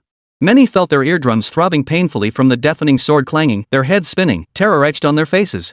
They seemed to witness a river of autumn water roaring down from the heavens, cascading like a torrent toward Li Changfeng. Boom! In an instant, the arena shook, the world spun. Such an overwhelmingly terrifying spectacle caused many students within the martial arts arena to clutch their heads, curling into tight balls while emitting terrified screams. Time seemed to stretch endlessly in that moment. Who knows how long it truly lasted? Only when the martial arts arena finally settled back into silence did the crowd dare lift their heads to look toward the central platform. The scene before them plunged the entire arena into a prolonged, stunned silence. Before them stretched a long, deep, bottomless fissure. The entire ground of the martial arts arena had been cleaved cleanly in two by Xiaoningshui's sword strike. Gazing at the 100-meter-long, bottomless fissure on the platform, the trainees felt their scalps tingle and cold sweat soak through their clothes. That single sword strike. Had it struck any one of them present, they would have been gravely injured, if not killed outright. Xiaoningshui truly lives up to her reputation as the top high school student in Haidai Province. With just that one strike, she split the entire training ground clean in two. Looks like Xiaoningshui has indeed won in the end. After the initial shock, the faces of hundreds of students on the training ground lit up once more with excited, thrilled smiles. Many couldn't contain their excitement and shouted aloud. The instructors in the viewing boxes nodded slightly, inwardly acknowledging Xiaoningshui's demonstrated prowess. Ha! On the stage, Xiaoningshui exhaled a long breath, her cold eyes fixed on the massive crack before her. I never expected this. This Li Changfeng, a mere martial artist, not only forced me to activate the second stage of Endless Sword Gear, but also forced out my 10,000 rivers autumn waters and the embryonic form of my sword intent. But just as this thought flashed through Xiaoningshui's mind, a sudden, ominous foreboding surged within her heart. It felt as though her heart had skipped a beat, gripped tightly by an invisible, iron-clenched hand. Is it above me? Xiao Ningshui hurriedly looked up, her gaze locking directly with a pair of blazing, piercing golden eyes suspended mid-air. That gaze was as dazzling as the scorching midday sun. Then, a terrifying pressure, so overwhelming it defied description, surged toward her like a tidal wave. Xiao Ningshui felt as if a mountain of unimaginable weight had crushed her shoulders, leaving her nearly immobilized. At the same moment, a voice utterly devoid of emotion, like the Grim Reaper's verdict, echoed eerily into her ears. Is this your strongest strike? It was the unique, abrupt tone of the white-clad youth, yet every word dripped with profound disappointment. Paired with the look of disappointment on his face, it seemed to say, and I had such high hopes for you. I never imagined you'd be so utterly useless. Indeed. Li Chengfeng's casual remark cut like a sharp blade, stabbing repeatedly into Xiao Ningshui's heart. Then, a sharp, icy glint flared in Xiao Ningshui's beautiful eyes. Since you're so arrogant, then I'll see just how many blows you can withstand. Crack. In an instant, sword light flared. Several more streaks of 10,000 rivers autumn water, sword energy, like thunder and lightning, simultaneously slashed toward Li Chengfeng in midair. Whoosh! Whoosh! Whoosh! A vast river of autumn waters surged like the Milky Way spilling onto the earth, flooding the heavens. As if it were tearing the sky apart. Every soul in the training grounds looked up to see Li Chengfeng soaring above the open-air arena. Yet the sword chi slashed forth by Xiao Ningshui, each blade carrying the embryonic form of sword intent, clung to him like flesh-eating maggots. A mere glance sent a chill running down one's spine. It's over. In midair, Li Chengfeng has nowhere to hide this time.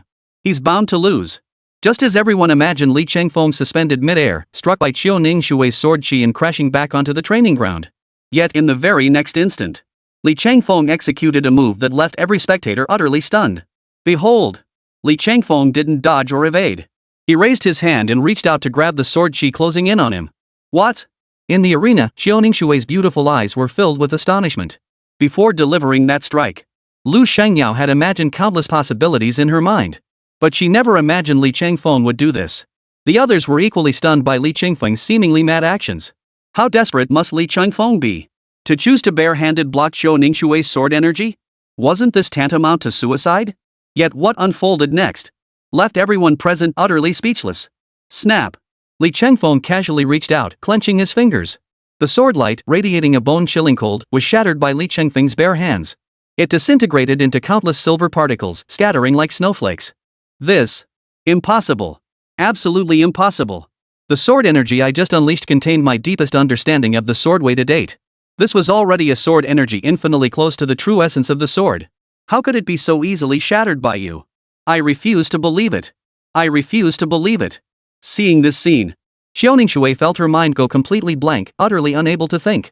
She kept shaking her head, seemingly unable to believe that her most powerful strike had been so effortlessly shattered by Li Chengfeng. Sword intent? You call that sword intent? At that moment, Li Chengfeng, suspended midair, suddenly burst into laughter. He laughed and shook his head. I thought you'd possess some earth-shattering skill worthy of calling yourself a female sword immortal. After all this fuss, you've only studied a few years of half-baked techniques and you naively believe you've grasped the essence of the sword? If something as low-grade as yours could be called the essence of swordsmanship, people would laugh themselves silly if they heard about it. Fine then. I'll make you see clearly. Watch closely, watch. What true sword intent really looks like. Boom. With that, Li Chengfeng slowly raised his right hand under the gaze of the entire crowd, his finger pointing toward the sky. Though his hand held nothing, it seemed as if a sharp blade was concealed within his right arm. Even without touching its edge, one could feel its arrogance piercing the heavens. Under the stunned and puzzled gazes of the crowd, Li Chengfeng calmly uttered 4 words. Thunderous might. With a thunderous roar, lightning crackled through the void, thunder erupted. He grasped the lightning in his hands, resembling the thunder god himself. Xiao Ningshui's pupils suddenly contracted, her lovely face etched with utter disbelief. This is Thunderbolt sword technique. But just as Xiao Ningshui uttered the name of the sword technique Li Chengfeng had unleashed, Li Chengfeng, thunder in his right hand, transformed his palm into a sword and slashed fiercely toward Xiao Ningshui below. Boom! Like a bolt from the blue, Li Chengfeng transformed his hand into a sword. A thunderous sword chi erupted from his right arm, twisting and turning like a serpent in the air as it slashed toward Xiao Ningshui, who lay face up on the arena, staring directly at him. The strike was so swift, like lightning flashing in stone fire, leaving no time to dodge. Xiao Ningshui instinctively raised her hand, holding her silver longsword horizontally before her chest. Simultaneously, she activated her sword armor, assuming a posture of maximum defense. Crack! Suddenly, it felt as though something shattered in that instant. As the thunderous sword energy struck Qiu Ningshui's sword armor, it erupted with a bone-chilling crack. Immediately after, spreading out from the point of impact like a spiderweb, countless fine cracks began to spread across the sword armor. This state didn't last long. Crash! The sword armor finally succumbed to the thunderous sword energy, shattering instantly. Qiu Ningshui was struck squarely in the chest, several ribs snapping under the impact as she flew backward through the air. Qiu Ningshui felt as though she had been struck by thunder itself. All she could see was a blinding white haze.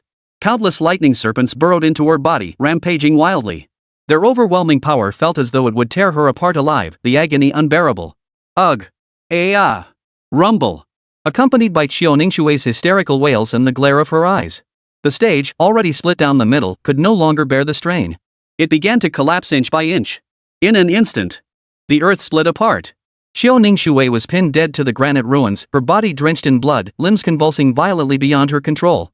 The exquisite oval face of the sword-clad maiden, once radiating innate pride and cold detachment, now bore no trace of those traits.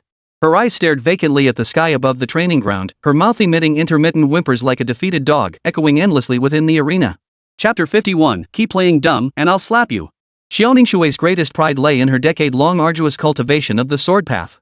Countless efforts and sweat had finally allowed her to grasp the rudimentary form of sword intent. And now, Li Changfeng had shattered it with such brutal, domineering force. Li Changfeng. This man. He had knocked her off her throne as the top high school student in Haidai province in the very domain where she held her greatest pride and confidence. Slamming her back down into the cold, harsh reality. An indescribable sense of defeat welled up from the depths of the young girl's heart. Why?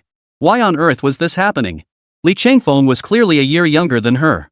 He hadn't achieved anything remarkable in the way of swordsmanship before. Then why was he able to grasp the subtleties of sword intent before her? If Li Changfeng is a prodigy, then what does that make me? Having carried the mantle of prodigy's daughter for over 2 decades since childhood, what did she amount to compared to this youth, Li Changfeng, who had only been practicing for a few years? Resentment. A deep, seething resentment now filled every fiber of Qiu Ningshui's being. It felt more like a pent-up breath trapped in her chest, with nowhere to escape. Qiu Ningshui gasped for breath several times, struggling to lift her numb body off the ground. But just as she was about to rise, she suddenly felt a tight grip around her neck. Then, in an instant, Li Changfeng seized her by the throat and hoisted her off the ground. Your swordplay is nothing but flaws in my eyes that much is forgivable. But in our previous battle, you repeatedly provoked me, blind to the situation. The crucial point. From our very first clash, when I effortlessly shattered the sword formation you set. You should have realized the vast gap between us in the realm of swordsmanship, and proactively changed your battle plan to find other ways to defeat me. Had you done so, with your cultivation at the first-rank Grandmaster realm, even if I ultimately prevailed, victory would have been far from easy. At this point, Li Changfeng sneered. Yet instead of doing that, you repeatedly challenged me with your clumsy swordplay. And here you are, insisting it's all over. You've already lost. How laughable is that? What I, Li Changfeng, pursue is a life-or-death battle, not this childish nonsense. The golden glow in the white-clad youth's eyes gradually faded, finally returning to a deep, piercing black. With that said, Li Changfeng raised his long, slender hand, knuckles clearly defined, and with a sharp smack, delivered a hard slap across Qiu Ningshui's coldly beautiful, oval face. Thud. The chaos in her mind hadn't yet dissipated. Another tremendous force slammed into her. Li Changfeng's slap held no mercy whatsoever, directly striking the girl hailed as the top high school student in Haidai province. The heavenly prodigy known as the Sword Immortal immediately rolled her eyes back, her head slamming uncontrollably onto the ground. The sight was utterly pitiful. In the final second before Qiu Ningshui's consciousness faded, she faintly heard the youth's icy voice ask, "Qiu Ningshui, what kind of genius are you? Damn it!" An unprecedented wave of humiliation surged through her. With her spirit already pushed to the brink, Qiu Ningshui could bear it no longer and collapsed unconscious on the spot. Severely wounded and utterly humiliated, Qiu Ningshui, the arrogant, overbearing daughter of a rival prodigy hailed as the top high school student in Haidai province. Fortune points, 500. Karma points, plus 2,500. Current karma points, 3,000. As the crisp, melodious system notification echoed in his ears, Li Changfeng's lips curved upward slightly, revealing a delighted smile. Indeed. The stronger the prodigy he humiliated, the higher their talent, and the more aggressive their methods, the more substantial the karmic value reward he received. Before even stepping onto this stage, Li Changfeng had already used up all his karmic points to advance to the 10th rank martial master realm. This was truly a case of having more money than sense. Who would have thought? Merely participating in this arena tournament and soloing the Autumn Frost Water instance had netted him a staggering 3,000 karmic points. Tell me, in this world, what could possibly feel better than striking it rich overnight? just as Li Changfeng was still reveling in his sudden fortune. The martial arts arena, filled with hundreds of people, fell silent as if a heavy snow had fallen. It wasn't just the students of Haidai Province Experimental High. Everyone present, whether staring in disbelief, wearing complex expressions, or struggling to accept what they saw on the stage, remained speechless for a long time. Every gaze directed at Li Changfeng was filled with awe and dread. Li Changfeng's performance in the recent tournament could only be described with two words: invincible. Roar. Li Changfeng's strength is truly terrifying. Even Xiaoning Shui, once the top high school student in Haidai Province, couldn't last 10 rounds against him. Crucially, judging by his performance against Xiaoning Shui just now, he clearly held back. This is simply unbelievable. Now I finally understand why Li Changfeng earned the title Demon King during his time at Jizhou No. 1 High School. Truly terrifying. After dispatching Xiaoning Shui, Li Changfeng turned his gaze toward Wu Shangyuan, Wu Yumeng, and the rest of the Shandong Normal University affiliated high school team, along with the remaining members of the Haidai Province Experimental High School group. He spoke. You're all far too weak. I hope that in the postponed closing assessment next month, I hope you'll challenge me with everything you've got. I also hope that among you, someone will succeed in pleasing me. Otherwise, it would be utterly boring. Li Changfeng's words were nothing short of psychological warfare, right? Anyone with eyes could see it. Li Changfeng's purpose in doing this was to provoke the other trainees, to spur them into redoubling their efforts and training diligently. Lying on the stage with her eyes slightly closed, pretending to be unconscious, Xiaoning Shui's fists clenched unconsciously. The girl's nails, not particularly sharp, dug into her flesh as if she felt nothing. The pride that had been brutally trampled underfoot by Li Changfeng seemed to be reclaimed by Xiaoning Shui herself. This defeat was etched into every fiber of Xiaoning Shui's being. Simultaneously, an unprecedented, overwhelming will to survive surged within Xiaoning Shui, burning fiercely. Li Changfeng, you just wait. I will never allow myself to fall to you again. From now on, I will train tenfold, 100-fold harder than before. In the tower battle at the end of the training camp in 1 month, I will defeat you. Below the arena. As Li Changfeng's gaze swept toward him, the complex expression on Wu Shangyuan's face froze instantly, replaced by a blazing, searing fighting spirit. Indeed. After all, he, Wu Shangyuan, was the top student of Shanhe affiliated high school, one of the 3 great aristocratic families. Even an opponent like Li Changfeng, no matter how formidable. But as the top student, and as a prodigy's pride, how could Wu Shangyuan possibly tolerate being looked down upon by others? Especially just now. Li Changfeng had been sitting right beside him, yet showed no intention of revealing his identity. Clearly, in Wu Xingyuan's eyes, this was nothing short of a blatant, unilateral provocation against him. He believed he didn't even deserve the honor of being defeated by Li Changfeng. A warrior may be slain, but not disgraced. A sharp gleam flashed in Wu Xingyuan's eyes, like a beast whose fierce fighting spirit had been reignited. He glanced at Xiaoning Shui, who lay knocked down on the stage by his palm strike. Though her eyes remained tightly shut, her fists clenched involuntarily. Then, Li Changfeng glanced again at the seat he had just vacated. Wu Shangyuan, his fighting spirit reignited, glared back at him with an unyielding gaze. Observing the shifts in their expressions, Li Changfeng smiled with satisfaction. Great. Keep that never-give-up spirit and roll like hell. By the next tower battle round, I want to see those karmic points exploding off your bodies. That'll give me a thrill too. Meanwhile, in the VIP box atop the martial arts arena, Zhou Qing's fist opened and closed, opened and closed. After repeating this motion several times, finally, Zhou Qing's let out a long sigh. Though witnessing Xiaoning Shui being so ruthlessly crushed, humiliated, and even toyed with by Li Changfeng, it filled Zhou Qing's with such rage. If he could, he'd leap from the box right now, grab Li Changfeng by the collar, and rain a double dose of slaps across his face. He'd make that arrogant brat understand in no time why the flowers were so red. But after wrestling with himself and weighing his options for a long time, Zhou Qing's ultimately chose not to act on his impulse. As for the reason? Nothing else. His pride was something he, Zhou Qing's, simply couldn't afford to lose. In the situation just now, if Xiaoning Shui lost, it could only be attributed to her being outmatched. Losing was simply losing. But if he, an elder, personally stepped in to teach a junior a lesson, that wouldn't just be a loss of face for him, Zhou Qing's. It would even bring shame upon the entire Qiu family of Quan City. But this time, though his old face wasn't completely lost, it was nearly gone. Especially when recalling how he had intended to let Zhao Jiangwo, the elite training camp's chief instructor, witness first-hand what kind of talent truly deserved to be called a genius. Now, looking at Xiaoning Shui lying unconscious on the ground, his old face burned with stinging pain. He pondered for a long while.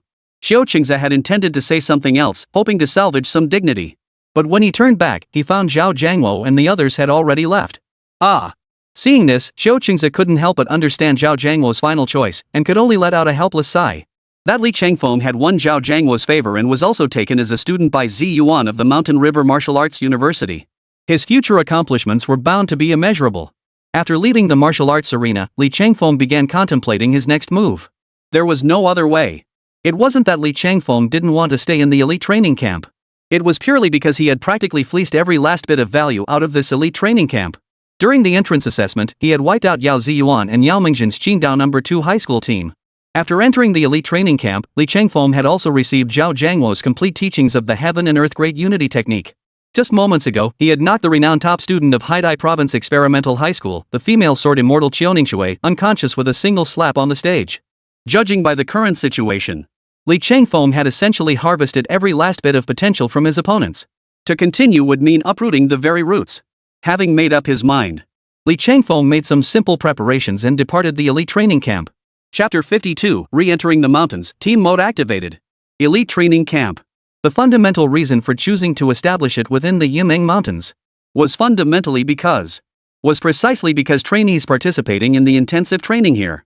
Beyond the fixed daily training sessions at the camp, the greater hope was for them to gain real combat experience through life and death battles with demonic beasts. Therefore, even if Li Changfeng did not actively venture into the Yimeng Mountains, the elite training camp would still assign daily tasks like demon beast hunts. However, the vast majority of trainees typically only dared to operate within the vicinity of the elite training camp. This is because the camp is situated on the outskirts of the Yimeng Mountains. Thus, the creatures they usually encounter are mostly demon soldiers. The risk factor remained within manageable limits. As long as one didn't deliberately court disaster, failure was unlikely. But once one ventures into the deeper core regions of the Yimeng Mountains, they might encounter powerful demon beasts of the high-tier demon soldier or even demon general level. However, Li Changfeng had originally planned to take only Lu Shengyao with him this time, intending to use the opportunity of real combat to guide her on some issues with her sword technique. But somehow, Zhang Muyang had gotten wind of the plan and volunteered to join. After some deliberation, Li Changfeng ultimately decided to bring Zhang Muyang along. On one hand, Li Changfeng wanted to mentor his high school classmates. On the other hand, taking only Lu Shengyao might invite unnecessary gossip. Having Zhang Muyang as a shield would effectively eliminate much unnecessary trouble. Having made up his mind, Li Changfeng departed immediately with Lu Shengyao and Zhang Muyang in tow. On the way, Zhang Muyang observed Lu Shengyao following obediently behind Li Changfeng, step by step. He nudged Li Changfeng's arm with his elbow and whispered in a voice only the two of them could hear. "Brother Li, how do you think I can become as charismatic as you?" Without turning his head, Li Changfeng walked ahead and casually tossed back a reply, "Don't be a suck-up."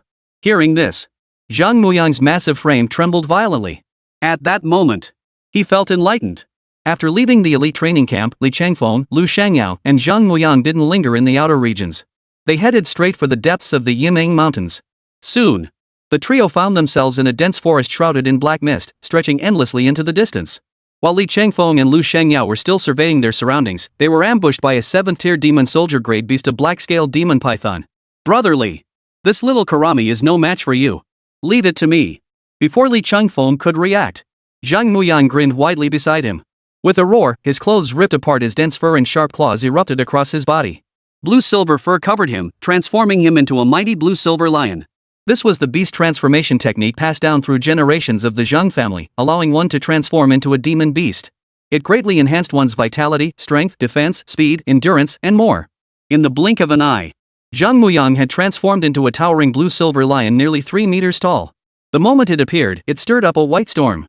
With a mighty lion's roar, it lunged toward the black-scaled demonic python. In his beast form, Zhang Muyang moved with blinding speed.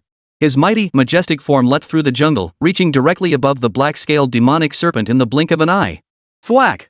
Hovering mid-air, the blue-silver lion unleashed a flash of blue-silver claw energy, striking directly at the demonic black-scaled python's vital point. Thud! Throughout the entire sequence, the black-scaled demon serpent didn't even have time to react. The moment the claw strike flashed past, it was severed cleanly. Blood spattered through the air as the serpent's long body snapped into segments, plopping to the ground. After the battle concluded, Zhang Muyang landed on both feet and swiftly shifted back into human form. The combat suit specially crafted by the Zhang family instantly enveloped his entire body, preventing any embarrassing exposure. Zhang Muyang walked up to Li Changfeng with a playful grin, cheerfully calling out, "Brother Li, from now on, you don't need to handle demonic beasts of this caliber. Leave it to me." As he spoke these words, Zhang Muyang's words were dripping with flattery, clearly aiming to curry favor with Li Changfeng through this approach. However, Zhang Muyang's flattery left Li Changfeng speechless. A flicker of pain flickered in Li Qingfeng's eyes as he cast an almost imperceptible glance toward the pitifully slain black-scaled demonic python. If only he could. Li Changfeng truly wanted to tell Zhang Muyang. I only called you over to make up the numbers. All you need to do is stand there and shout hooray. Damn it. All that karma points just vanished. If every demon soldier level beast we encounter from now on gets snatched up by that bastard Zhang Muyang, where the hell am I supposed to earn my karma points? After all, even a mosquito's leg is still meat. If Zhang Muyang, who was still gloating nearby, found out that his flattery had backfired spectacularly. And just as Li Changfeng began to wonder if bringing this guy along was a mistake. Ding! Detected, host's cumulative karmic points have successfully surpassed 10,000 points. New team mode feature now activated. Loading team mode 10%, 25%, 50%. Suddenly, just as Li Changfeng was pondering how to tactfully remind Zhang Muyang, the system's crisp, pleasant voice echoed in his ears. Li Changfeng froze in surprise. Team mode? Host, once you activate team mode. Whenever a team member you designate kills a martial artist, demon beast, or alien race, a certain percentage of the causality from the defeated target will be converted into your own causality value. Karma points are scaled proportionally to the level of the team mode. The upcoming team mode is level 1, granting the host 10% of the karma points earned by squad members. Maximum team size 3. Note, team mode levels also require the host to spend karmic value for upgrades. Currently, level 2 is available, requiring 10,000 karmic points to upgrade. At level 2, the proportion of karmic value gained from squad members increases to 20%, with a maximum squad size of 5 members. Furthermore, when the team mode level reaches certain thresholds, squad members will also receive corresponding benefits. Listening to the system's introduction of this newly activated team mode, Li Changfeng's lips curled upward involuntarily. Awesome! This is absolutely awesome! Who knew this damn system could be so considerate sometimes? Just when I was about to nod off, someone came along to hand me a pillow. With the introduction of the team mode, all the problems Li Changfeng had previously encountered would be easily resolved. Moreover, this team mode clearly represents a solid long-term investment. A solid blue-chip stock, right? As his team grew larger, his profits would only increase. By then, he wouldn't have to constantly worry about where to go next to exploit others. There'll be savvy suckers who'll come to earn karma points for their master. When you crunch the numbers on that efficiency, it'll be way faster than Li Changfeng harvesting the chives himself. At that moment, Li Changfeng suddenly understood the mindset of those so-called people's entrepreneurs from his past life. But then again, Li Changfeng asked himself honestly he wasn't heartless enough to abandon all dignity like that. Even if he actively sought out others to form a team later, the primary condition for joining would be that the person had to be someone Li Changfeng trusted. Then, as long as he leveled up the team mode, these squad members would naturally receive their share of the profits. This was a classic case of mutual pursuit and win-win cooperation, right? Ding! Team mode loaded. Current level 1, feedback ratio 10%. Maximum team size 3 members. Note, host must interlock fingers with partner for the system to automatically generate squad bonds. As the system prompt echoed in his ears, Li Changfeng's smile grew increasingly sinister. He strode forward, directly approaching Zhang Muyang, who was still winking at him and striking a pose as if seeking praise. Without a word, he extended his warm, powerful hands. Like agile snakes, they wrapped around Zhang Muyang's fingers, interlocking them tightly before the other could react. The sensation of his left palm enveloped in that warm, firm grip sent a jolt through Zhang Muyang's sturdy frame, leaving him frozen in place. As the eldest son of the Zhang family, with Zhang Muyang's credentials, who knew how many times he'd intertwined fingers with girls of every type and style in his daily life. But interlocking fingers with a man? Was a completely new experience for Zhang Muyang. Especially when Zhang Muyang looked up at Li Changfeng, who seemed to sense his gaze and flashed him a devilishly charming smile utterly unsettling. Paired with Li Changfeng's strikingly handsome, otherworldly features, it was enough to send his screen-licking fans into a frenzy of excitement. Zhang Muyang, fingers intertwined, felt both flattered and a bit overwhelmed. Though his but clenched instinctively, he still managed a cheerful smile. Being noticed by a prodigy like Li Changfeng made Zhang Muyang feel a bit giddy with delight. Excellent. From now on, he'd hunt demon beasts even harder just to keep Brother Li holding his hand. Ha ha ha ha. But just as Li Changfeng finished patting him, he casually brushed off his own backside and strode off with a swagger, leaving behind only his aloof silhouette. Ding! Host has successfully added Zhang Muyang as a squad member. Current squad size 2-3. As Li Changfeng stared at the series of messages displayed on the semi-transparent virtual screen before him, he suddenly felt a vague sense that he and Zhang Muyang had somehow established a peculiar connection. It felt as if simply closing his eyes would allow Zhang Muyang's precise location to naturally appear in his mind. After briefly experiencing the marvels of this team-up mode, a bold thought suddenly surfaced in Li Changfeng's mind. Right. System, can I add a big shot to the team? Like that training camp chief instructor Zhao Jiangwo? Could I save the last team slot for him? After voicing this question, Li Chengfeng rubbed his hands together excitedly, his face brimming with anticipation. If he could recruit Zhao Jiangwo, the brigade commander of the War Wolf Legion, into his squad, would he ever lack karma points again? He'd probably never have to lift a finger again. Just lying in bed dreaming would make him wake up laughing. Chapter 53, The Three-Man Squad. Brother Li's absolute combat power. Ding. Host, inviting another party to join your squad requires a prerequisite. The target must be of a lower cultivation realm or comparable strength to the host. Those exceeding this range cannot join the host's squad. Seeing the system's response, Li Chengfeng shrugged helplessly. Just as expected. There really is no such thing as a free lunch in this world.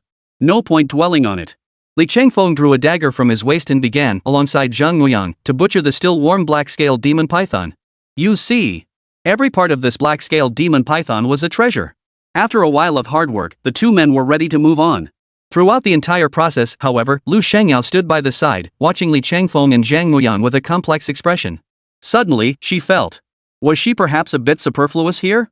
Wasn't she just getting in the way of Li Chengfeng and Zhang Muyang's business? The deeper they ventured into the Yiming Mountains, the more profoundly unfathomable they felt. The dense, layered forests only intensified an indescribable sense of oppression. Especially with the occasional howls of beasts echoing from the woods. If it were someone with a weaker heart, they might well be backing out in their mind by now. Of course. For Li Chengfeng, who had awakened the invincible Vajra body and possessed terrifying regenerative abilities akin to regrowing severed limbs, this was nothing to fear at all. Before long, Li Chengfeng led Lu Shengyao and Zhang Muyang to a clearing in the woods. At that moment, within the dense forest, a pack of over a dozen demon wolves lay or stood on the ground, howling incessantly. In the very center of this pack, a clearing nearly 100 meters in diameter had been deliberately cleared. In the center of this clearing stood a silver-furred giant wolf, its size clearly 6 or 7 times that of an ordinary demon wolf. From a distance, it resembled a small calf. After a brief survey, Li Chengfeng turned to Zhang Muyang beside him and grinned, baring his teeth. Need me to lend a hand? This silver-furred giant wolf possessed the strength of an 8th-tier demon soldier. If faced by another 8th-rank martial master, they'd be nothing but a punching bag. But Zhang Muyang was different. He possessed a great enhancement-type martial talent, and with the added boost from the Zhang family's beast transformation secret technique, he had the capability to face this silver-furred giant wolf head-on. Brotherly, you're seriously underestimating me. Zhang Muyang smugly pointed his thumb at his own nose, then strode forward with utter disregard for danger toward the silver-furred giant wolf howling at the sky. Simultaneously, he turned back to boast triumphantly to Li Chengfeng. Truth be told, my greatest achievement is holding my own against an 8th-tier peak demon soldier in direct combat. With that, roar! Zhang Muyang suddenly dropped to all fours, shook his body, and instantly transformed into a blue-silver lion. His beastly eyes glowed with a blood-red light, radiating raw ferocity and madness. His coat, a blend of blue and silver, rolled like the vast ocean. Without a word, the blue-silver lion charged toward the silver-furred giant wolf. For 8th-tier demonic beasts, though they had gradually awakened some spiritual intelligence, their cognitive abilities remained severely limited. The silver-furred giant wolf, seeing a lion whose coat color closely matched its own charging toward it, immediately raised its wolf head and let out a long howl. Swinging its forepaws, it leapt into the air. However, when confronted by Zhang Muyang's massive, powerful, and razor-sharp lion claws, clang! A metallic clang echoed through the air.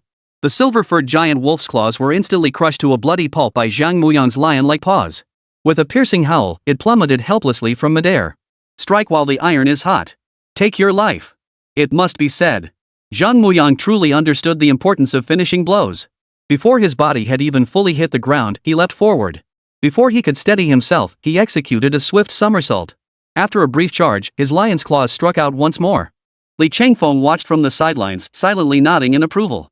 To be fair, if not for being overshadowed by his own dazzling brilliance, Zhang Muyang would undoubtedly be considered an exceptionally talented individual. Admittedly, his skill level fell somewhat short compared to the top disciples of the 3 great clans, Xiaoning Shui, Wushang Yuan, and Yao Ziyuan. But if he were to clash with the 2nd or 3rd ranked disciples of those 3 great clans, the final outcome would be anyone's guess. Roar! Roar! Roar! Die for me! After another fierce clash of blades, where white steel pierced and red blood spilled, Zhang Muyang seized the moment, using his razor-sharp lion claws to violently pierce the silver-furred giant wolf's skull. One strike, one swipe.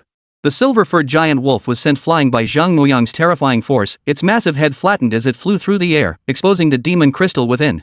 It was a pitiful sight, utterly and completely dead. Ding! Squad member successfully slays an 8th-tier demon soldier grade beast, the silver-haired giant wolf. Host successfully gains 86 karmic points. Whoa! System, you're not lying to me. Team mode actually lets me gain karmic points. A flash of wild excitement flickered in Li Qingfeng's eyes. Typically, slaying an 8th tier demon soldier grade beast would yield him around 800 karmic points. At a 10% conversion rate, 86 points was pretty much spot on. Ha ha ha ha. Not bad at all. Though the number of targets I can harvest at this stage is still somewhat lacking, as long as I earn more karmic points to elevate the squad to level 2, or even higher levels. On that foundation, I'll recruit more members.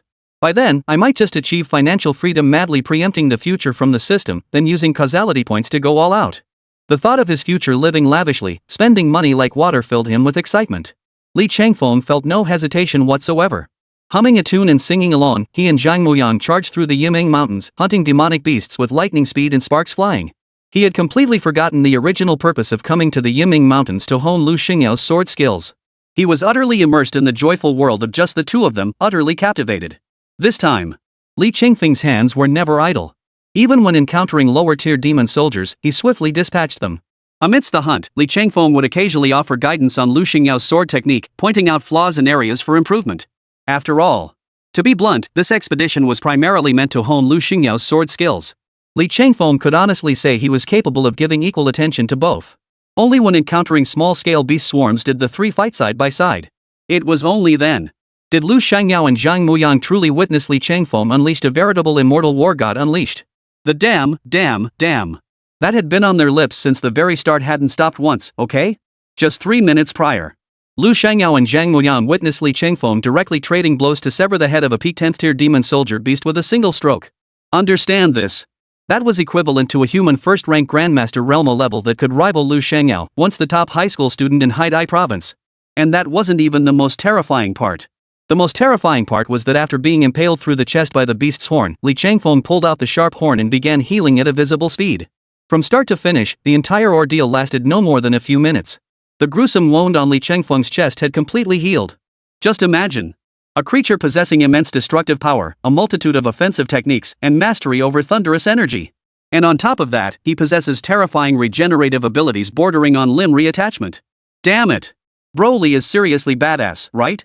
As they ventured deeper into the Yiming Mountains, the trio encountered demon beasts that were all at least high-tier 8th rank soldiers. After witnessing Li Changfeng effortlessly dispatch several 9th and 10th tier beasts as if slicing through cucumbers, Zhang Muyang's Adam's apple bobbed as he swallowed hard, his voice raspy. Brotherly. You're just too damn awesome. After witnessing these consecutive battles, Zhang Muyang even believed that even if they encountered demon generals next, Li Changfeng would still emerge victorious without a scratch. Forget everything else. That effortless, masterful ease with which he sliced through them, even some lower-tier Grandmaster level experts might not be able to pull that off. Damn awesome. That Xiao Ningshui? Frankly, it's like a monkey calling itself king when the tiger isn't around. In front of my brotherly, forget the entire Haidai province high school scene. Even if you put him in the Shanhe Martial Arts University, he'd still be the brightest supernova. All those so-called prodigies on the Shanhe rankings, hyped up by outsiders? They've simply never crossed paths with my brotherly. Anyone who crosses paths with me, brotherly, is just asking to get beaten up, got it?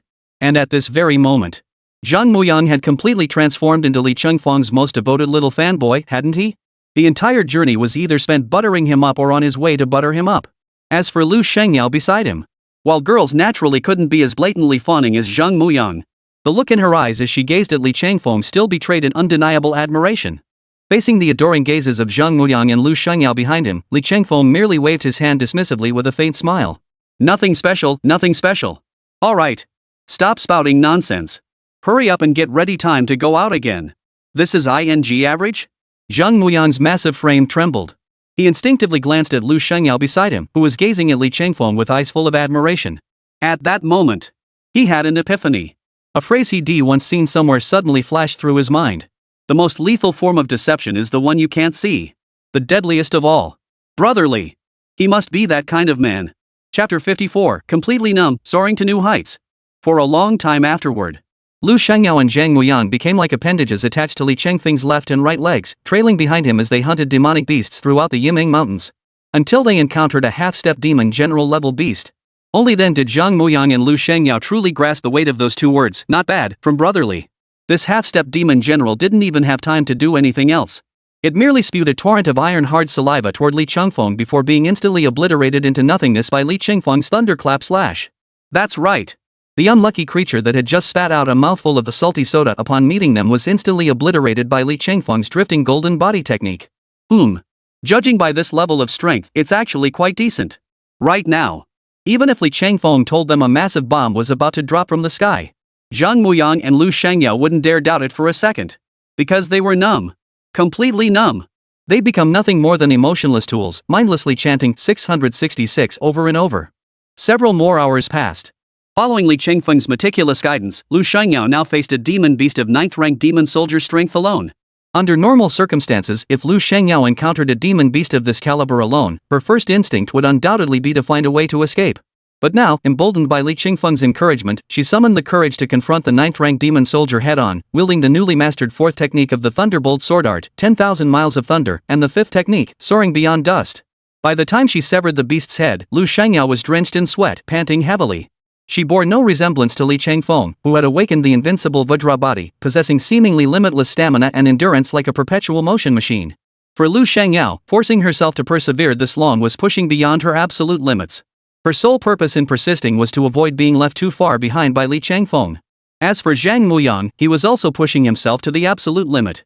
For nearly a full day, the kid had either been in beast form or on his way there, risking his life to hunt down dozens of demon soldier-level beasts. Witnessing such diligent dedication from this prime Chinese slave, even slave master Li Changfeng was moved to tears. Even in his past life playing a druid who transformed into a bear, he never shifted as frequently or with such frenzied intensity as Zhang Muyang. Seeing this, Li Changfeng walked over on his own initiative. He reached out and gave Zhang Muyang, who had just finished his beast transformation, a satisfied pat on the shoulder. A hint of admiration flashed in his eyes. Good work, Zhang Muyang. That's all for today's combat training. Li Changfeng had observed Zhang Muyang's performance throughout the day. At the very beginning, Li Changfeng had decided to bring Zhang Muyang along purely because he feared rumors might spread if he and Lu Shangyao, a man and a woman alone, ventured deep into the mountains. Though Li Changfeng was a man of integrity who didn't fear such gossip. But considering Lu Shangyao was, after all, a young woman, it wouldn't be right to tarnish her reputation for no reason. Therefore, after weighing the options, Li Changfeng reluctantly agreed to bring Zhang Muyang along as a shield. What Li Changfeng hadn't anticipated, however, Zhang Muyang wasn't just exceptionally talented, his willpower was also remarkably resilient and relentless. To put it bluntly, this absolutely possessed 1/10,000,000th of his own brilliance. Indeed, this boy takes after me. Gazing at Zhang Muyang's resolute profile, Li Changfeng nodded with satisfaction. In no time, Li Changfeng's long sword danced through the air, swiftly carving out a relatively concealed cave before the small mountain ahead. The moment they entered the cave, Lu Shangyao, being a woman and a very mature one at that, leaned back against the cave wall, panting rapidly in short, shallow breaths. As for Zhang Muyang, he lay sprawled on the cave's cold floor, completely disregarding his appearance, gasping for breath in heavy, ragged heaves. Sweat poured from his forehead like water from a showerhead. Seeing this, Li Changfeng had an idea. He pulled a bottle of fatty happy water from his storage ring and tossed it to him. Brother Li, you're the man. After a simple thank you, Zhang Muyang unscrewed the cap and began chugging it down in big gulps, gulp, gulp, gulp. Li Changfeng sat cross-legged on the ground, watching Zhang Muyang chugging down the 2-liter bottle of soda with a smile. Zhang Muyang, I told you earlier, just have a little. But now that I've said it, it's too late. The more I say, the more you get into it. You're impossible to stop. Feeling humble now? Sitting on the ground, you can't even stand up now, can you? Zhang Muyang collapsed onto the ground like a pile of sludge, gasping for breath in heavy, ragged heaves. After a long while, he finally regained his composure, turned to Li Changfeng, and flashed a toothy grin. Brother Li, the reason I pushed myself so hard. Let's be honest, it's all because I was fired up by what you said at the training ground. I'm genuinely worried now if I don't push myself harder. Then someday, I might really get left in the dust by you, Brother Li, so far behind I can't even see your taillights. At this point, Zhang Muyang let out a long sigh. The carefree expression on his face faded, replaced for the first time by a look of solemnity and earnestness. Besides, even if you don't see it that way, Brother Li, I believe you saved my life back in the Yiming Mountains. If you hadn't stepped in back then, who knows what might have happened. I might have been crippled by that treacherous scoundrel Yao Ziyuan. Then forget about me joining the elite training camp, I'd probably miss the national college entrance exam too. In short, that day's experience felt like a wake-up call from the heavens. Brother Li, you can protect me once, but you can't protect me every single time. That's why I have to get stronger. Become a man who can truly stand on his own 2 feet. Looking at Zhang Muyang, his expression resolute and his face solemn, Li Changfeng paused for a few seconds before chuckling quietly. He patted Zhang Muyang's shoulder and said with unwavering conviction, I believe that day will come soon. You will become a man who can stand on his own 2 feet.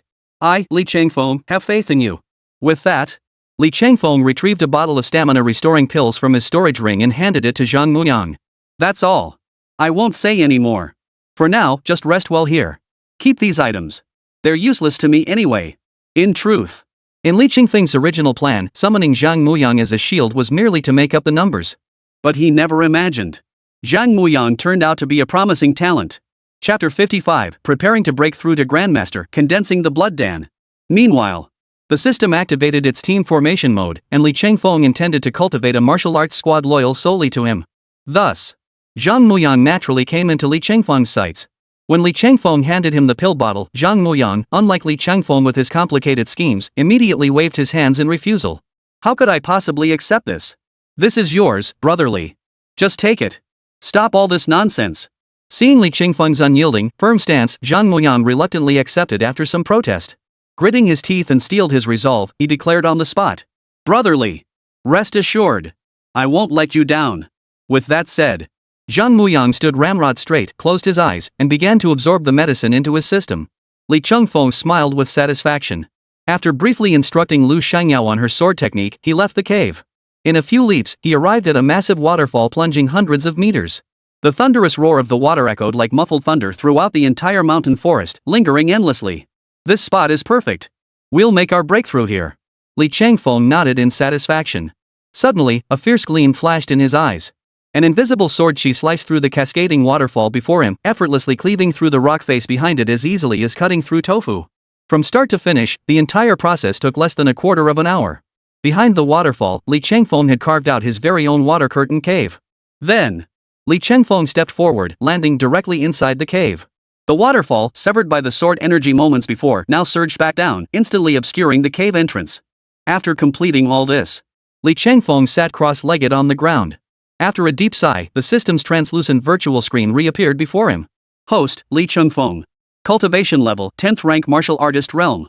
Martial talent, 5 Thunder Orthodoxy LV1. Technique, Heaven and Earth Great Unity Art. Combat technique, Thunderbolt Sword Art. Karma points, 10,890. It must be said. After Zhang Muyang's relentless efforts, coupled with the substantial harvest of karmic points he had reaped earlier from Qiuningshui, the top high school student in Qianhaidai province, Li Changfeng's total causality points had finally broken through the 10,000-point barrier. Moreover, it's worth mentioning, this was largely due to Li Changfeng's extraordinary luck this time. While grinding monsters, he also happened to raid the lair of a mid-tier demon soldier. Otherwise, if he had relied solely on hunting demonic beasts one by one, he might not have been able to gather this 10,000 points of karmic value. Alright. System. Help me advance to the Grandmaster realm.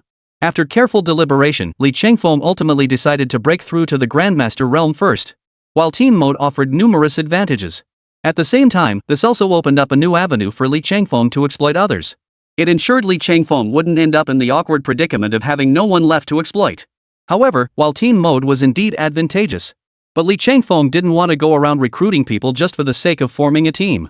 That's why, for now, Zhang Muyang was the only member of his squad. Even if Li Changfeng were to spend a fortune maxing out the team mode, the actual boost it would give him in the end would be extremely limited. On the other hand, if he used those causal points to advance his cultivation realm, the martial artist realm and Grandmaster realm might seem like just a single character difference on the surface, but the actual gap between them was as vast as heaven and earth.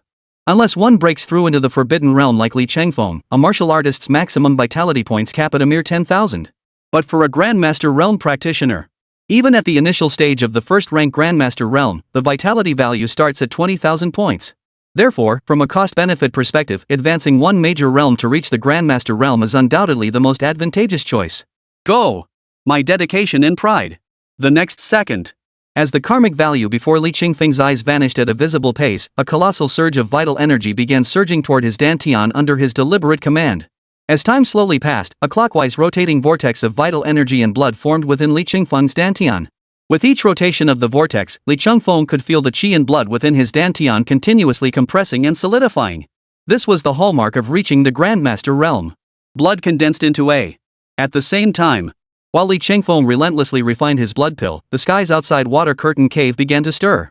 Directly above the waterfall, a massive vortex of spiritual energy had materialized. No one knew when it had appeared. Had Li Changfeng witnessed this, he would have gasped in shock. For this spiritual energy vortex was an exact replica of the crimson vortex currently swirling within his dantian. Within it, faint crimson lightning flickered and roared. Rumble, rumble. The wrath of heaven rolled forth. The thunder god's wrath. Within a radius of dozens of kilometers, low-grade demon soldiers and demon beasts, driven by primal instinct, sensed the sudden, terrifying pressure descending upon them. One by one, they broke into a frantic sprint, fleeing in panic toward the outer reaches of the Yiming Mountains. For ordinary martial artists breaking through to the Grandmaster realm, unusual phenomena would indeed manifest. However, the range of this phenomenon was extremely limited, almost negligible. But Li Changfeng was different. He had stepped into the Forbidden Realm, an anomaly who, even at the martial artist realm, possessed power sufficient to crush grandmasters and even demon generals. The commotion Li Changfeng caused when breaking through to the Grandmaster realm far exceeded anyone's imagination.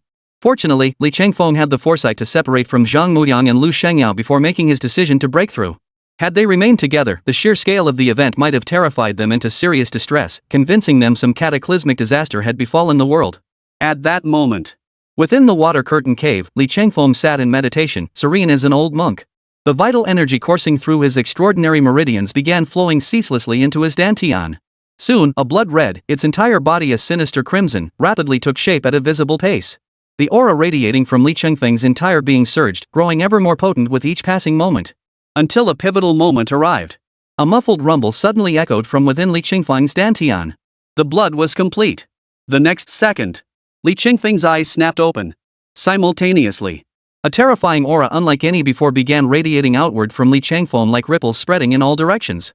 Chapter 56, Breaking Through to Grandmaster Realm, a Real Feast. In an instant, the 100-meter-tall waterfall before his eyes abruptly froze in place, halted mid-fall. As if an invisible giant hand had pressed pause. Everything utterly still. After a full 10 seconds had passed, the frozen, suspended flow of the waterfall finally began to move once more. The world, which had lost its color, finally regained its brilliance in that moment. Ha! Li Changfeng exhaled a long breath, a smile spreading across his lips. Without exaggeration, this breakthrough to the first-rank Grandmaster realm not only multiplied the enhancement of his own vital energy and blood.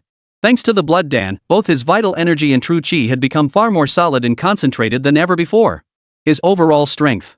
After a quick mental assessment, Li Changfeng estimated his overall strength had increased by more than tenfold. Li Changfeng's figure flickered. His entire body seemed to teleport, instantly crossing the waterfall before him. His figure flickered and reappeared mid-air. Flying through the air. After a Grandmaster-level martial artist condensed their blood essence into a core, the true chi within their body underwent another qualitative leap. In the past, Li Changfeng would have relied primarily on his SSS plus martial talent, the 5 Thunder Orthodoxy's electromagnetic field abilities, to achieve flight. While the magnetic force of the 5 Thunder Orthodoxy could indeed enable flight, it exacted a tremendous toll on Li Changfeng's own true chi reserves. Therefore, under normal circumstances, unless absolutely necessary, Li Changfeng would avoid using his flight ability. But now, things were different. After breaking through to the Grandmaster realm, Li Changfeng, with the blood dan condensed within his body, could now fully achieve gathering chi to form a domain, thereby gaining the ability to preemptively control flight. The Grandmaster realm and Martial Master realm marked crucial turning points on the martial path. Both the Martial Trainee and Martial Master realms merely focus on strengthening sinews and tempering the physical body. Only upon reaching the Grandmaster realm does one conclude this foundational phase of solidifying the physical foundation, advancing to the stage of gathering energy to form domains and condensing blood into pills. Thus, the Grandmaster realm represents a newcomer's successful acquisition of an entry ticket to the realm of the powerful within the entire martial path. Huff! After soaring freely through the air for a while, Li Changfeng returned to the water curtain cave. He planned to pack his belongings briefly before seeking out Lu Shengyao and Zhang Muyang. But as he was packing, Li Changfeng's gaze suddenly sharpened as he turned his head toward the rear. He heard. Outside the water curtain cave, a series of footsteps grew louder as they approached from the distance. Clearly, someone had discovered the cave he had just excavated. Brother! I told you someone nearby had broken through to the Grandmaster realm. Ha ha ha! This guy's really cautious, choosing to carve out a water curtain cave beneath this waterfall. If it were anyone else, they might never have found it. But too bad. This kid has run into someone as sharp as attack me. Second brother. Ever since we were kids, your eyesight has been sharper than anyone else's. Now we've stumbled upon a prime target, someone who just broke through to the Grandmaster realm. He's probably still stabilizing his blood core. So we'll kill him, seize his, and rake in a fortune. Within the water curtain cave. Oh? Kill him for his pill?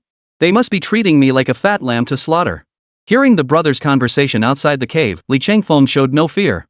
Instead, he grinned, rubbed his hands together, and couldn't help but let a look of anticipation flicker across his face. Having devoured countless fantasy novels in his previous life, Li Changfeng was no stranger to such scenarios.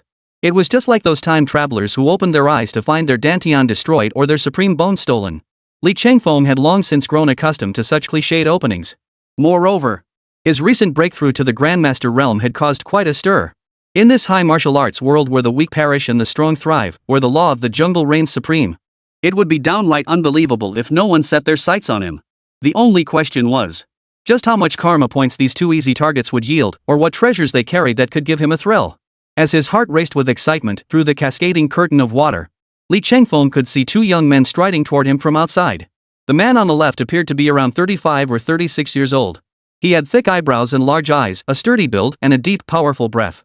His bulging muscles strained the fabric of his combat uniform to the limit. Paired with his square jawline, he exuded an imposing presence that commanded respect without needing to raise his voice. As for the young man on his right, judging solely by his appearance, he also looked to be around 35 or 36. Interestingly, though the two had just addressed each other as brothers, their appearances bore not a single resemblance. The young man had a sharp, monkey-like face, especially his triangular eyes, which constantly shot out cold, menacing glances. His brow always carried an aura of ill intent. Aha! Big brother! Look at the clothes that kid is wearing. He's definitely a trainee from the elite training camp. TSK TSK TSK. Breaking through to the Grandmaster realm at such a young age, he must come from a prominent family. He's bound to have some valuable treasures on him. The triangular-eyed youth burst into a maniacal chuckle upon spotting Li Changfeng's elite training camp combat uniform, his delight impossible to conceal. Ha ha ha! Who would have thought? We brothers have truly hit the jackpot this time. To actually stumble upon such a juicy target, someone bold enough to venture deep into the Yiming Mountains all by themselves. At the height of his excitement, the young man with the triangular eyes grew so excited he started gesticulating wildly. His expression was pure ecstasy, as if he'd just won a 100 million yuan lottery jackpot. As for the square-jawed middle-aged man, he remained considerably more composed than the other. Unlike his companion, he didn't jump up and down with excitement upon learning Li Changfeng's age. His eyes were equally filled with greed and excitement when he looked at Li Changfeng. For martial arts squads like theirs, constantly active in the Yiming Mountains, risking their lives with their heads hanging by a thread. Who didn't know that trainees from the elite training camp, like Li Changfeng, were nothing but fat lambs that could run and jump? Those who earned admission to the elite training camp all hailed from prominent clans and powerful families. Each one was filthy rich, not to mention armed with priceless treasures.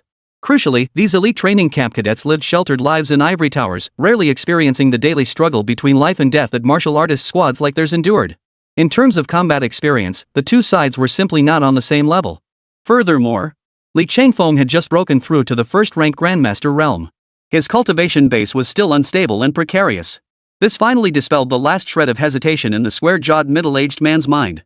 Chapter 57, I've disappointed you, but I'll make it up to you. But then again, under normal circumstances, elite camp trainees like Li Changfeng would primarily operate in the outer perimeter of the camp, an area densely packed with overt and covert surveillance posts. Therefore, even if a martial artist squad like the square-jawed middle-aged man harbored such intentions, they likely wouldn't have the audacity to target these trainees under the watchful eyes of the elite training camp instructors. But now, the situation was entirely different. Li Changfeng had long since entered the depths of the Yiming Mountains, far beyond the elite training camp's jurisdiction. It could be said, Li Changfeng was practically a fat lamb delivered right to their doorstep by the heavens themselves. Kid, hand over everything of value you're carrying. If you play nice, maybe we brothers will be in a generous mood and spare your life. The younger brother, Kujaching, stepped forward. His triangular eyes gleamed with malicious intent as he fixed Li Changfeng with a menacing stare, simultaneously locking him down with a surge of qi. Should Li Changfeng dare the slightest movement, he would strike him down with a single blow. Meanwhile, the other man, a square-jawed middle-aged man named Kujaching, remained silent, but his hand had already reached for the hilt of the long sword at his waist, poised to strike at any moment. At that moment, Li Changfeng spread his hands toward the two men, a playful curve lifting the corners of his mouth. I'm afraid I'll disappoint you. I came in such a hurry this time that I didn't bring anything of value with me. Hearing this, instead of anger, Kujaching's grin grew even more maniacal. Ha ha ha. Not disappointed? How could we possibly be disappointed? That freshly condensed blood pill in your dantian is the most valuable treasure to us brothers. Later, I'll rip open your belly and use that blood dan to make a fortune. Oh, cut me open and extract thee while I'm still alive?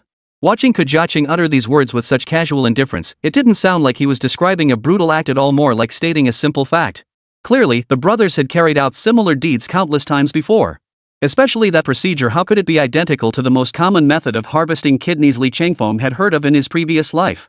At this thought, Li Changfeng's eyes narrowed slightly. Though murderous intent had solidified within him, his expression remained utterly unreadable, still wearing that innocent, harmless smile. Kujacheng seemed utterly unconcerned with Li Chengfeng, smacking his lips as he continued speaking to himself.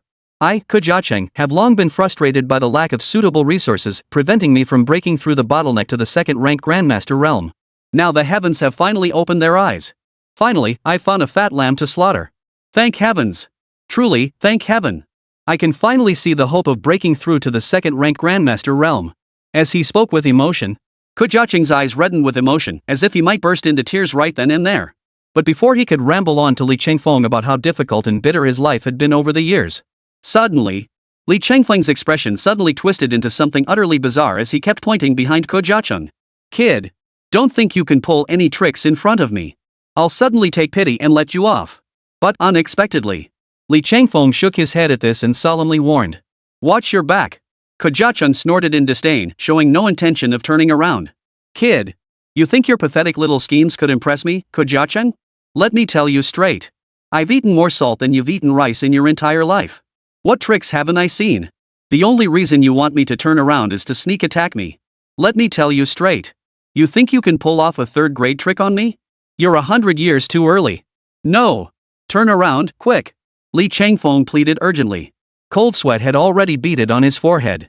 No way. I won't fall for it. Brother. Why aren't you saying anything? Join me in mocking this kid. Ha ha ha. Just as Kujacheng opened his mouth to mock Li Chengfeng with abandon, he saw. The square-jawed middle-aged man who had been standing behind Kujacheng moments ago had silently and stealthily moved to his back. A murderous intent erupted from his seemingly honest and simple face. His tightly clenched right fist slammed out like a tidal wave, striking squarely against Kujacheng's back. That single strike. Kujacheng poured every ounce of strength he possessed into it, instantly shattering the young man's heart meridian. The young man flew forward like a rag doll, sent flying a full 11 or 12 meters before crashing heavily to the ground. You bastard! Could it be that truly the soil shapes the people? Back in Jeju, it didn't seem like anything special. But ever since I arrived in Langya, everyone I've encountered has been more stubborn than the last. The exam proctor last time was like that, and now this stinking fool. Could it be? Am I, Li Chengfeng, really so untrustworthy? Watching that square-jawed middle-aged man send Kujacheng flying with a single palm strike, shattering his heart meridian, Li Chengfeng couldn't help but feel utterly exasperated. This was beyond speechless, utterly speechless, to say the least. Just as Li Chengfeng stood there, chin in hand, looking utterly speechless as if questioning the heavens, Kujacheng's faint, thread-like voice reached his ears once more. Big brother! Why did you try to ambush me? I'm your own brother. Kujacheng's vital meridians were severed. Blood gushed from his mouth and nose like a gushing spring, yet his eyes remained filled with disbelief, horror, and astonishment. Even now, Kujacheng couldn't fathom who had struck the fatal blow. It was the very elder brother he had always trusted most. Ha ha ha! My foolish younger brother. As the old saying goes, men die for wealth, birds die for food. Now then, should I enjoy this plump lamb delivered right to my door all by myself, or should I share half with you? What's there to discuss? Only children make choices. I want it all. As they spoke, the square-faced middle-aged man named Kujacheng shed the honest, earnest expression that had previously graced his face. In its place emerged a look of madness and sinister cruelty. Chapter 58. Doesn't your conscience hurt? Not only that. Even that old bastard intends to hand over most of his lifetime's fortune to you. And look at me, his eldest son. I've always been the one sacrificed in this family, silently bearing it all. Good, good, good. At this point, Kujacheng suddenly threw his head back and burst into maniacal laughter, uttering 3 successive goods in quick succession. His expression in that moment became utterly hideous and terrifying. Thank goodness heaven has eyes.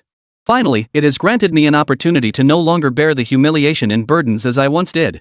Now, this fat lamb is mine. Even that old bastard's inheritance is now entirely in my hands. From this day forward, I call the shots in this household. I'll never have to kowtow to anyone again. After a fit of maniacal laughter, Kujacheng abruptly stifled his laughter. His gaze toward Kujacheng now held a hint of amusement and a sense of release. Well then, my foolish little brother. Go in peace, all by yourself. From now on, every Qingming festival, I'll burn extra joss paper at your grave to honor you. Pwah! Hearing the last words, Kujacheng's eyes bulged with rage, his chest tight as if a breath were trapped inside. Finally, unable to hold it in, he let out a loud wah and spat out a large mouthful of blood mist. Trembling, he extended his right index finger toward Kujacheng and laughed bitterly. Well done, my dear elder brother. So that's how it was. All these years, that honest, trustworthy facade of yours was just an act. In reality, You're the most cunning and treacherous one in our family. How ridiculous that I only realize it now. Our ancestors were right after all. The dog that bites never barks. The barking dog won't bite. Pwah! By the end of it all, Kujashing felt rage and frustration overwhelm him. He could have held on a little longer. But now, with a tilt of his head, he breathed his last, dead as a doornail. Ah! The ancients truly did not deceive me. In my past life, Zhu Zhanji stumbled once and promptly turned his uncle Zhu Gaoshu into a sizzling, crispy pork belly. This lifetime, it's my seemingly honest and gentle eldest brother. After years of pretending, he suddenly lashed out and smacked his beloved Udu to death. Life is but a fleeting few decades. And in the end, it all boils down to a few measly pieces of silver. Is it truly worth all this bloodshed and fratricide? Watching Kujasong, whose eyes remained wide open even in death, Li Chengfeng walked over with his hands clasped behind his back. Shaking his head, he sighed with a tone of profound pity. I say, you're being way too ruthless for an older brother. You actually raised your hand against your own flesh and blood. Could it be? Doesn't your conscience hurt at all? As he spoke, Li Chengfeng pressed his hand tightly over his chest, shaking his head and sighing. Those in the know understood that the figure lying on the ground was merely an insignificant extra. To the uninitiated, it might have seemed as though the man lying there was none other than Li Chengfeng's long-lost brother, Odo. Oomph. Kid. If I were you, I'd shut my mouth right now.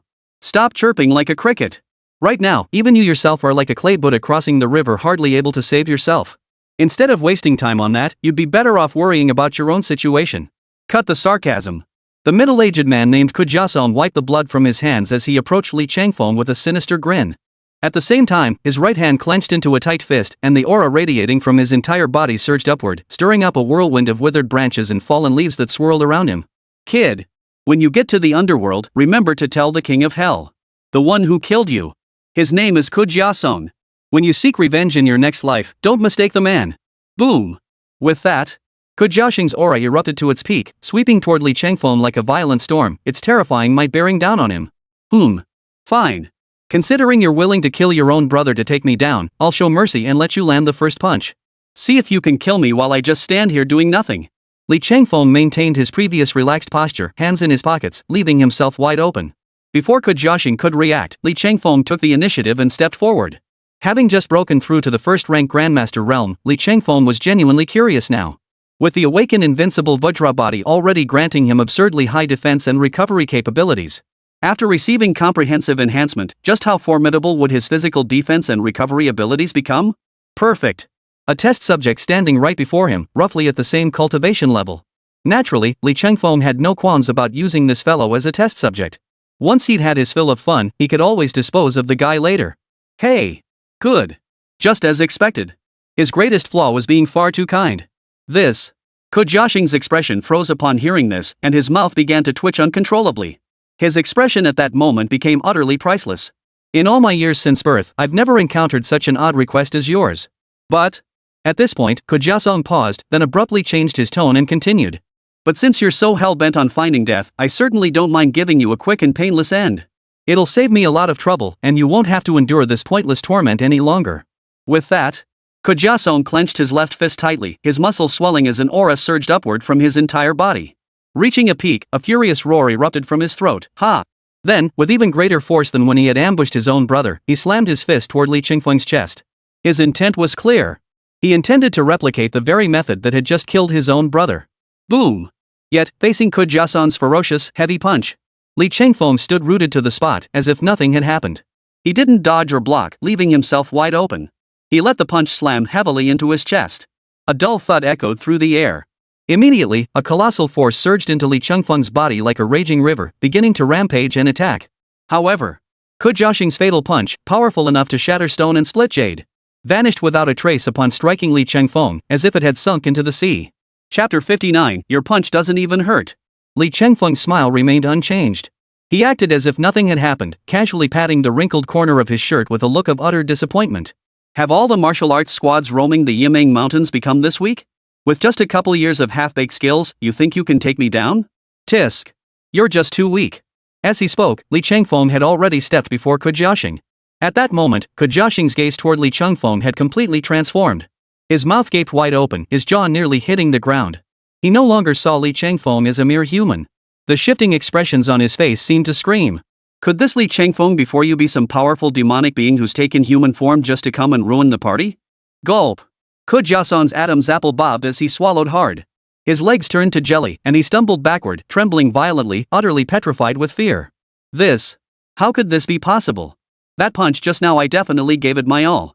Forget someone like Li Changfeng, who just broke through to the first-rank Grandmaster realm and hasn't solidified his foundation yet. Even if it were a Grandmaster at my own level, caught completely off guard by that punch, they'd be gravely injured if not killed outright. But in Li Qingfeng's case, under the same circumstances. How is this kid like some kind of monster, completely unscathed? Is it just me still half asleep, or has this world gone completely mad beyond my comprehension? Though he'd just taken Ko Jiaosong's punch squarely, Li Changfeng felt it was nothing more than a tickle. Not only did he effortlessly block the blow with his bare flesh. After Ko Jiaosong's punch landed, a peculiar warmth actually flowed back from his chest, spreading throughout his limbs and bones. This warmth then stabilized the still slightly unstable blood essence within Li Qingfeng's dantian. No. Impossible. Ko Jiaosong stumbled backward, shaking his head as he repeated the same phrase over and over. The helpless look on his face resembled that of a child lost, searching for home. Watching Li Changfeng advance relentlessly toward him, Ko Jiaxing froze for a few seconds before letting out a furious roar. He swung both fists forward again, the air whistling like a raging storm crashing against the shore. Boom! Boom! Perhaps it was the life or death urgency of the moment. Ko Jiaxing could distinctly feel the explosive force unleashed by this punch surpassing his previous strike. It forced Li Chingfeng's body to stumble back half a step. Not bad, not bad. That punch had the right feel to it, far superior to that limp, powerless one you threw earlier. At this point, Li Changfeng paused, then the corners of his mouth lifted, his smile growing increasingly amused. But if this is the extent of your strength, then you're going to disappoint me terribly. Enough. I'm bored of this game. You can go die. With that, Li Changfeng struck suddenly, instantly clamping his hand around Ko Jiaxing's throat. Under Ko Jiaosong's gaze, filled with terror and despair, Li Changfeng spoke in a hollow tone. 5 Thunder Righteous Punishment. Rumble. In an instant, lightning erupted from the void, flooding the chamber with blinding light. Purple-black lightning, like divine punishment descending, materialized out of thin air, instantly engulfing Ko Jiaosong entirely. Under the scorching heat of the terrifying purple-black lightning, in the blink of an eye, Ko Jiaxing was reduced to a handful of black ash, vanishing completely from this world. Only a scorched, charred mark remained on the ground, a testament to his once existing presence. Ding! Congratulations, host! You have successfully slain a second-rank Grandmaster martial artist, earning 1,000 karma points. Tisk. Just as I suspected. The karmic points gained from killing humans are indeed far greater than those from slaying demonic beasts. Li Changfeng wasn't particularly surprised by this outcome. According to the system's design, its very essence revolves around the concept of karma. The cultivation karma he had borrowed in advance would alter the future fruits of his cultivation. Thus, altering the causal relationship changed his future. This was akin to the butterfly effect from his previous life. By the same token, this system alters not only one's own karma, but also the karma of others due to one's very existence. The greater the alteration to another's future caused by oneself, the more karmic value one can naturally gain from that person. Take Qin Zhixiang, for example. Had he not, at the critical moment of life or death peril, successfully repaid the debt from his previous cultivation karma and gained the ability to advance into the future? Given that kid's remarkable capacity for endurance, his profoundly calculating nature, and his exceptional martial arts talent, Li Changfeng had every reason to believe that if he hadn't struck him down before the martial arts monument back then, given time, Qin Zhixiang might indeed have become a towering figure, dominating the martial world in the near future. But precisely because of his intervention, he had forcibly extinguished a rising star before it could ascend. A bolt of divine lightning struck him down, obliterating both soul and spirit, reducing him to a wisp of ashes scattered across the mortal realm. It was his very existence that had cut short Qin Zhixiang's path to greatness, transforming what should have been a broad avenue toward power into a sudden, brutal end. It was only now that Li Changfeng realized the immense karmic value and treasure chests he had gained from Qin Zhixiang. In other words, Li Changfeng wasn't merely stealing the opponent's karma, he was also plundering their destiny to strengthen himself. This cause and effect system truly embodies the ultimate art of cutting the chives to the fullest, and by the end, it doesn't forget to uproot the very roots of the other party's chives. It's downright ruthless. After this, the more exceptional a person's talent, the greater the deviation in their future path that one can influence. Naturally, the more karmic value one can reap from it. As for why there are so few demonic beasts, it's likely because they lack spiritual intelligence. Even if they don't fall to your blade, they'll soon meet their end at the hands of other martial artist squads or in the jaws of other beasts. Killing them now merely hastens their demise, hardly a significant impact on the future. Therefore, the karmic value one could gain from it was naturally quite limited. Chapter 60. Are you kidding me? This can be misunderstood. After disposing of Ko Jiaosong, Li Changfeng made sure to set fire to the corpse of Ko Jiaxing, who had died with his eyes wide open, before leaving. Only after confirming the body was completely destroyed and all traces obliterated did he leave. Li Changfeng clapped his hands in satisfaction. He then headed toward the other cave he had previously cleared out for Lu Shangyao and Zhang Muyang. But just as Li Changfeng reached the cave entrance, a thunderous boom erupted. A terrifyingly scorching blast of air suddenly surged toward him from not far ahead. Li Changfeng stared intently into the depths of the cave and realized, holy crap! Zhang Muyang had actually broken through to the 9th rank martial artist realm in this short span of time. Just as he had anticipated from the start. His own presence had subsequently influenced Zhang Muyang's destiny. Had he not decided to bring Zhang Muyang along, had he not subjected Zhang Muyang to so many battles within the Yimeng Mountains, pushing him to challenge his own limits time and again throughout the process. It was precisely these unique experiences that ultimately allowed Zhang Muyang to break through his limitations. Watching Zhang Muyang slowly open his eyes, Li Changfeng's face broke into a smile of approval. Congratulations, Zhang Muyang! You've successfully broken through to the 9th rank martial artist realm, bringing you one step closer to the Grandmaster realm. Ha ha ha ha! Brother Li, you flatter me. Everything I've achieved today is entirely thanks to your generous guidance, Brother Li. Without your guidance and support, Brother Li, I wouldn't be where I am today. Listening to Zhang Muyang's flattery, which flowed as freely as water, wave after wave of praise rolled in one after another. A faint smile involuntarily curved Li Changfeng's lips, his heart equally filled with satisfaction. Very good, very good. Never forget the one who dug the well. Knowing that after breaking through, you'd be the first to come thank your big brother. It was worth pulling you into my squad, giving you a chance to be my cash cow. Not far away. Lu Shangyao, too, had altered his fate through prior trials and bloodshed, shattering his shackles to break through to the 9th rank martial artist realm. However, the treatment she received compared to Zhang Muyang was like heaven and earth. Both had broken through to the 9th rank martial artist realm. Yet Li Changfeng greeted Zhang Muyang with beaming smiles, offering constant encouragement and praise. Especially now, the two were practically inseparable, as close as two halves of a whole. If this weren't the remote wilderness of the Yimeng Mountains surrounded by demonic beasts, Lu Shangyao began to suspect the next scene might unfold just like those unspeakable novels she'd read before. Deeply moved, Zhang Muyang immediately bowed his head in reverence, staging a scene of offering himself to Li Changfeng. At that very moment, a wave of inexplicable desolation suddenly welled up within Lu Shangyao's heart. So, I was the one who was superfluous. But, Li Changfeng had no idea what was going through Lu Shangyao's mind at that moment. If he ever found out, he'd be left speechless with grief, wouldn't he? Are you kidding me? I, Li Changfeng, am male and into women. As for Zhang Muyang? Not a shred of interest whatsoever. The reason Li Changfeng treated Lu Shangyao and Zhang Muyang so differently. The reason? Well, it's because Zhang Muyang was recruited into the team as a fresh, green, and promising target. By encouraging and praising Zhang Muyang now, this is essentially fertilizing and watering Zhang Muyang in advance. The ultimate goal? To ensure Zhang Muyang grows strong and lush, making the next harvest all the smoother, right? The next morning, as the first pale light of dawn began to spread across the distant sky, Li Changfeng and Zhang Muyang both climbed to their feet one after the other and walked out of the cave together. After a full night's rest, Zhang Muyang was now as energetic as a dragon and as vigorous as a tiger, brimming with vitality. Here, one crucial point must be emphasized. The Zhang family's ancient secret technique of beast transformation, combined with Zhang Muyang's own awakened a great martial arts talent. When these two elements combined, they truly produced a synergistic effect greater than the sum of their parts, resulting in recovery speed that was incredibly fast. Thinking of this, Li Changfeng, just like yesterday, slapped Zhang Muyang's shoulder hard and flashed him a mischievous grin. Zhang Muyang, the goal I've set for you today is even tougher than yesterday's. Any shortfall means demotion. Can your little frame handle it? Seeing Li Changfeng get straight to the point first thing in the morning, Zhang Muyang froze for a few seconds before scratching the back of his head and chuckling. Brother Li, don't talk like that. For real men like us, when there's a challenge, we charge ahead. If there's no challenge, we'll create one just to charge ahead, right? Especially when it's a mission assigned by you personally, Brother Li.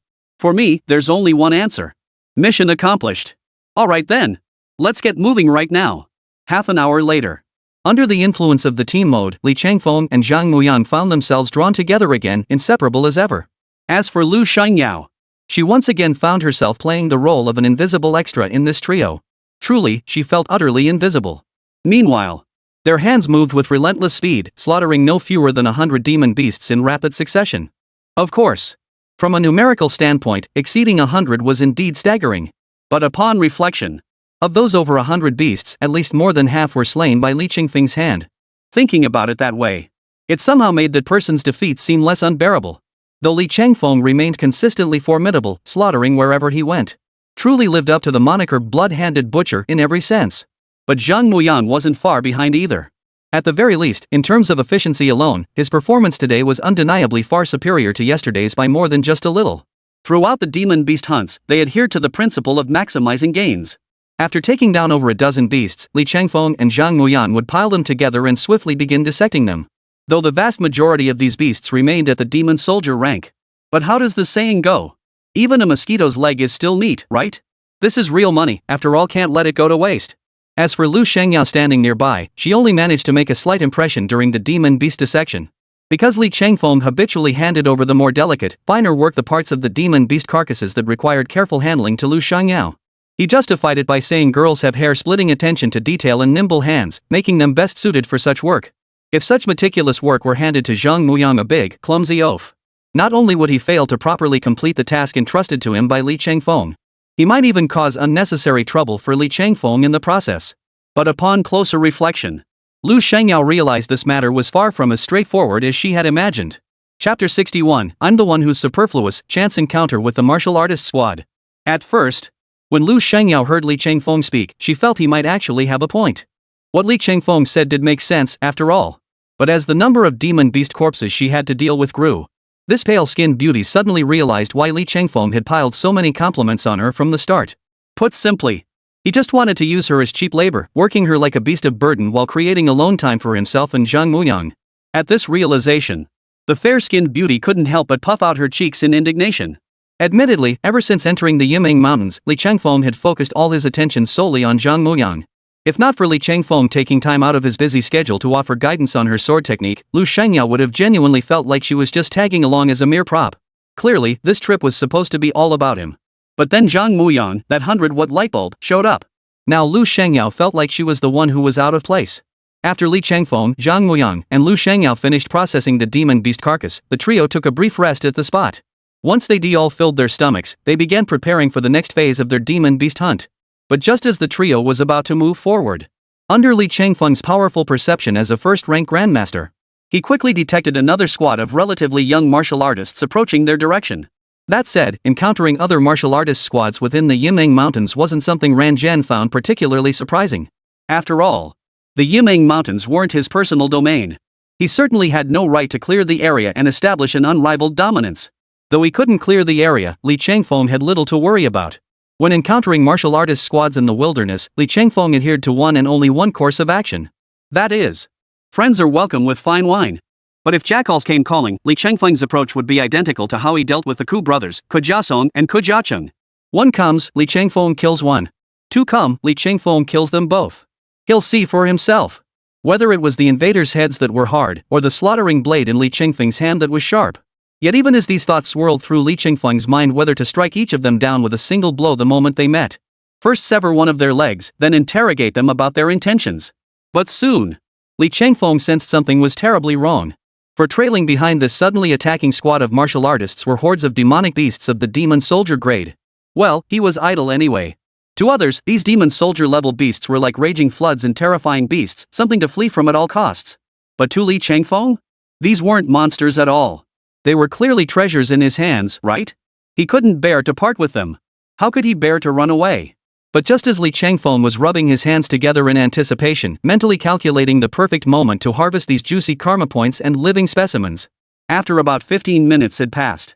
Whether intentionally or by accident, the martial artist squad bursting out of the dense forest ahead immediately lit up upon spotting Li Changfeng's trio. Without so much as a glance at Li Changfeng's group, the martial artists charged toward them, bellowing like wild beasts. Upon reaching Li Changfeng, they abruptly slammed on the brakes. Then, splitting left and right, they dashed off in two separate directions. Soon after, the beasts that had been relentlessly pursuing the martial artist squad burst out of the woods one after another. The moment they spotted Li Changfeng and his companions, they charged forward with bloodshot eyes and snarling roars, heedless of whether these humans were their intended prey. Among them was a terrifying beast at the peak of the 10th grade demonic soldier tier. Though for Li Changfeng's current strength, before he had broken through to the first-rank Grandmaster realm, dealing with a beast of this caliber would have been as easy as snapping his fingers pointing wherever it shone. He could then effortlessly dispatch it. But despite this being true, Li Changfeng had no intention of doing so. As Lu Shengyao and Zhang Muyang adopted solemn expressions, standing ready as if facing a formidable enemy. Before they could even prepare to fight these demon beasts to the death, a sudden, overwhelming sensation of weightlessness washed over them like a tidal wave. Before they could comprehend what was happening, Li Chengfeng grabbed one of them with each arm, hoisting Lu Xiangyao and Zhang Muyan onto his shoulders. He then began sprinting away at lightning speed. During their escape, Li Chengfeng's smile faded without warning, his eyes growing cold as blades, radiating a bone-chilling glare. Had their trio himself, Zhang Muyan, and Lu Xiangyao been deliberately diverted into trouble? Interesting. Meanwhile, Lu Xiangyao and Zhang Muyan, each slung over one of Li Chengfeng's shoulders, wore identical expressions of utter bewilderment. Exchanging silent glances, they felt the biting wind whipping past their faces. Every so often, they'd turn their heads to glance back at the pack of demon beasts behind them, ferocious creatures bristling with murderous intent, howling like wolves. Lu Xiangyao remained largely unresponsive, but Zhang Muyang beside him couldn't sit still. He immediately roared in anger. Brotherly! Damn it! We've been ambushed! That martial artist squad we just encountered? They're the very definition of shameless bastards. Opening the door for shamelessness? That's just shameless to the extreme, okay? This is ridiculous. That martial artist squad that suddenly popped out of some godforsaken corner, they clearly wanted to push Brotherly and his two companions out as scapegoats.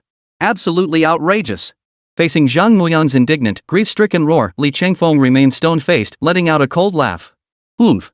Ignorance breeds fearlessness. This martial arts squad will likely never realize what terrifying force they've provoked. I'll make every moment of their lives from now on a living hell. Li Chengfeng let out a cold snort through his nostrils. Between the lines, an icy killing intent seeped through. Clearly, that martial artist squad had already been sentenced to death in Li Chengfeng's mind. Chapter 62, Redirecting the Trouble Eastward, Caught Off Guard. Damn it! How dare they? In this world, Li Chengfeng roams the martial arts realm adhering to one absolute truth. As a time traveler, he alone had the right to kill these natives. How dare these natives even think of killing Li Chengfeng? Ridiculous. Especially just now these Blue Star natives had the audacity to scheme against him, Li Chengfeng. Trying to pull a fast one on him? This was nothing short of touching upon Li Chengfeng's absolute taboo. It was absolutely unforgivable. An eye for an eye. Tooth for tooth. 100-fold in return. This was the sole thought in Li Chengfeng's mind. Indeed. Kindness. In the end, it all comes down to being too kind. Out here in the wilderness of the Yiming Mountains, aside from his own squad members, the others, their very humanity couldn't withstand even the slightest test. In truth, Li Chengfeng had long since detected the movements of this martial artist squad. The reason he hadn't chosen to strike them down the moment they emerged, before they even charged out. To put it plainly, it was purely because Li Chengfeng, mindful of heaven's benevolent nature, wished to offer them a choice between life and death. But alas, the path they ultimately chose for themselves was undoubtedly a dead end. Now, reflecting on the entire sequence of events that had just unfolded, Li Chengfeng could now say with absolute certainty, if Li Chengfeng hadn't been present today, had Lu Xiangyao and Zhang Muyang encountered a similar situation in the Yiming Mountains, where they were used as cannon fodder by a martial arts squad, they would have faced certain death. These two experiences during his first journey to the Yiming Mountains for training had given Li Chengfeng an all-too real understanding of the profound truth behind the saying, human nature is inherently evil. Yin and yang part ways, humans and ghosts walk separate paths. Humans fear the ghostly terror, ghosts understand the poison of human hearts. In my past life, when I first encountered these lines, I took them purely as playful banter. I just wanted to enjoy the spectacle without delving deeper. But now, after these two lessons, it's as if heaven itself has sounded a warning bell for me.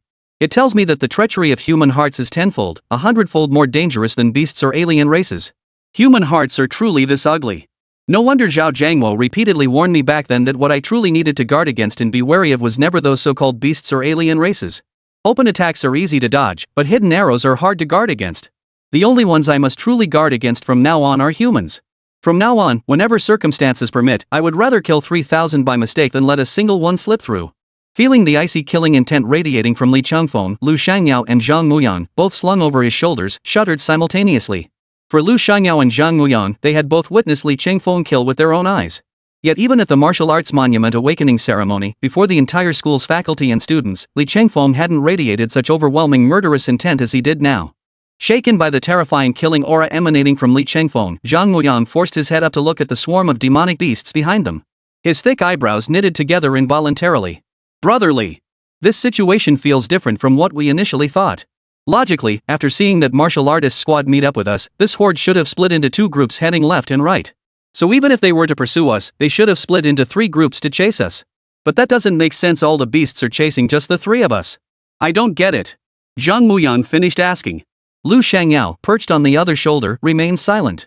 Yet the pale-skinned beauty's almond-shaped eyes, with their distinct black pupils and white sclera, fixed intently on Li Chengfeng's profile without blinking. Clearly, the pale-skinned beauty harbored similar doubts. What's so hard to understand? Li Changfeng hoisted Zhang Muyang onto his shoulders and sneered coldly. Didn't you notice? The leader of this demon beast pack is a peak 10th grade beast one that's already reached the rank of a first-tier demon general. At this stage, while they possess some human-like intelligence, it's certainly not abundant. In the eyes of that demon general, my strength is clearly the strongest among all of us. And the fact that this martial artist squad split up immediately after encountering us? That's undoubtedly sending two signals to that first-tier demon general. The first possibility is that this martial artist squad has delivered the treasure they stole from the demon general to me, and my presence here is undoubtedly to provide them with backup. The second possibility is that the martial arts squad might have killed the young offspring of that first-tier demon general, thereby touching its sore spot. During their pursuit, they encountered me, a grandmaster-level powerhouse. Therefore, among the four straightforward members of that first-rank demon general, they would instinctively conclude that I am the mastermind behind all this. That I am the mastermind who orchestrated and instigated these martial artist squads to hunt down the demon general's cub. That's why this first-tier demon general ignored that martial artist squad earlier and fixed his target solely on me. Although this was Li Qingfeng's first solo venture deep into the heart of the Yiming Mountains to hunt monsters and level up. His experience wasn't necessarily any richer than that of Lu Shangyao and Zhang Muyang, who were on either shoulder. But as the saying goes, never seen a pig run, but surely you've eaten pork? In his previous life, Li Changfeng was a veritable master who had devoured countless types of web novels with all sorts of openings.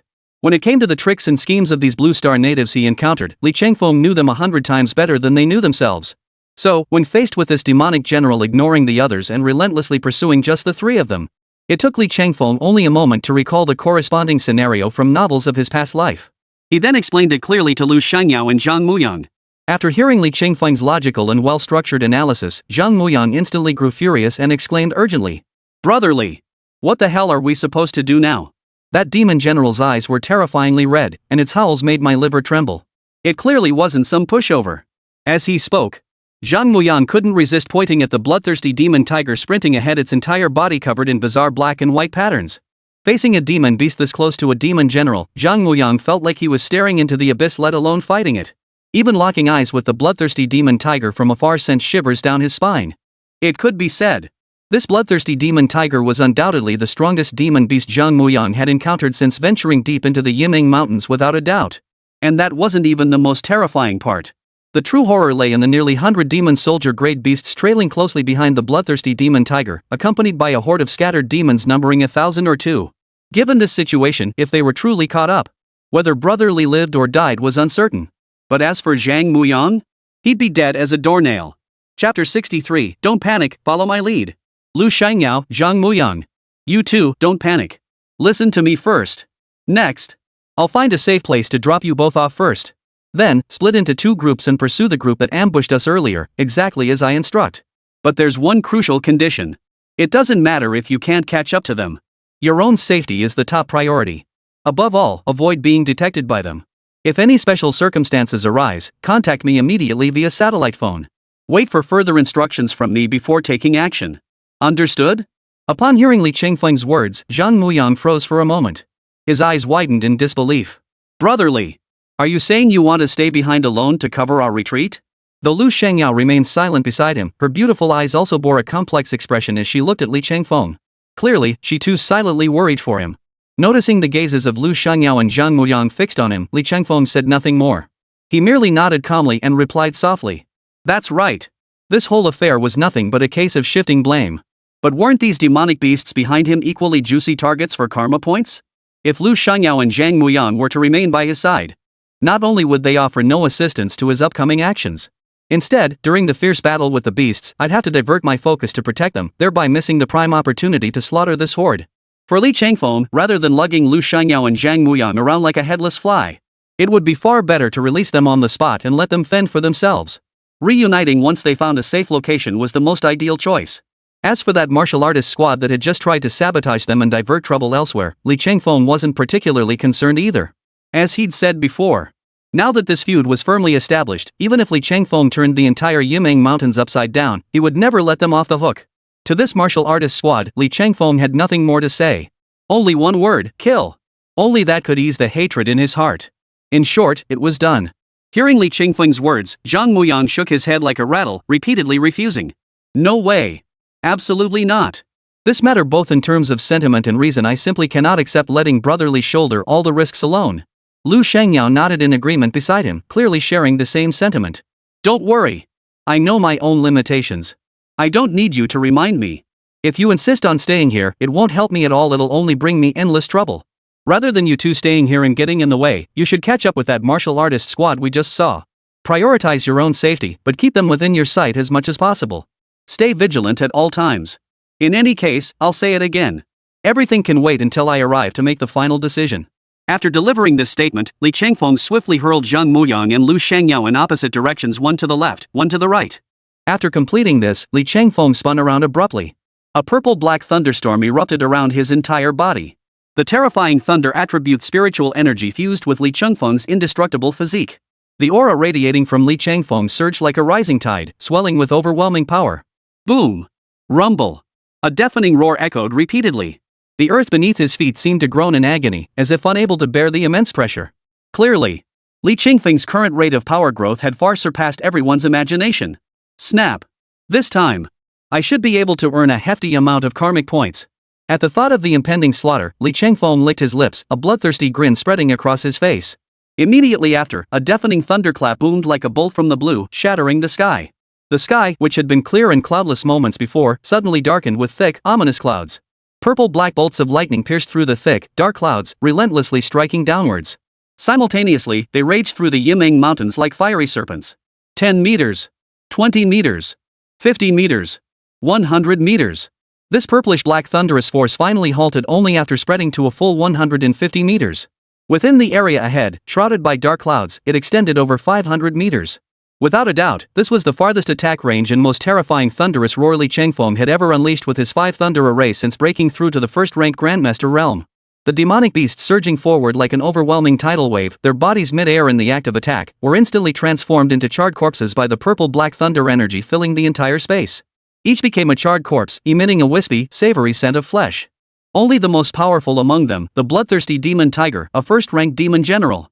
Relying on its beastly instincts and demon general's intelligence, it sensed the impending danger and wisely chose not to charge headlong into the thunderstorm zone. Yet even so, Li Changfeng's 5 thunder formation was not something easily evaded. With a sharp flick of his right index and middle fingers, the thunderous energy that had been raging throughout the space instantly shifted direction as if obeying a military command, converging like a disciplined army to pounce upon the bloodthirsty demon tiger.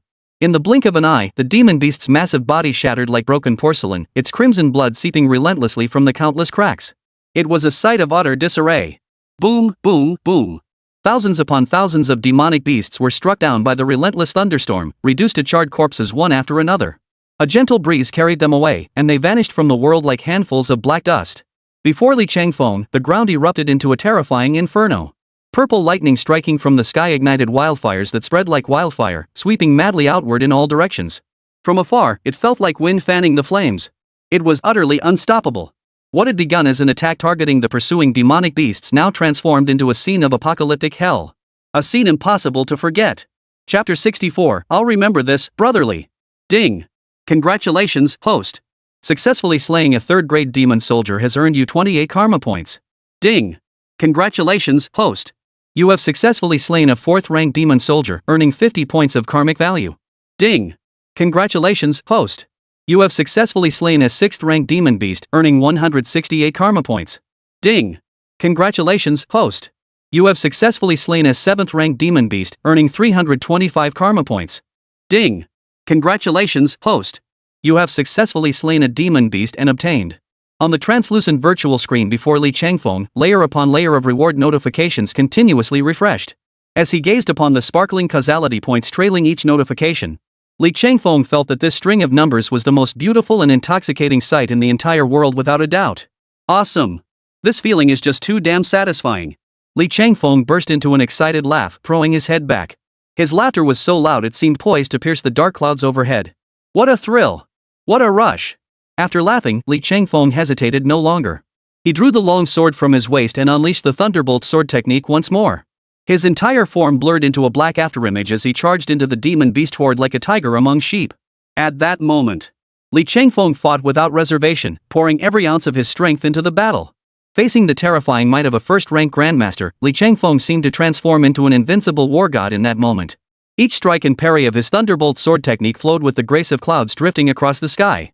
Wherever the sword's edge pointed, the demons present were left in rivers of blood, their cries of agony filling the air. Not a single beast could withstand the onslaught of his thunderbolt sword technique. At this moment, Li Changfeng seemed to become Zhao Zilong on the battlefield of Changban Slope from a past life, cutting through the panicked, scattering horde of demonic beasts 7 times in and out. He moved as if entering an empty realm. His power was breathtaking. At that moment, deep within a primeval forest some distance from Li Changfeng, the members of the martial arts squad also halted their advance one after another. Had Li Changfeng seen them, he would have instantly recognized this young martial artist squad that had regrouped. After confirming no demonic beasts pursued them, they retraced their steps to regroup. As for the identities of this martial arts squad, they were certainly not as straightforward as they appeared on the surface. Every single one of them was a mercenary living off the land near the Yiming Mountains. This time, they had taken on the mercenary job hoping to score a major haul.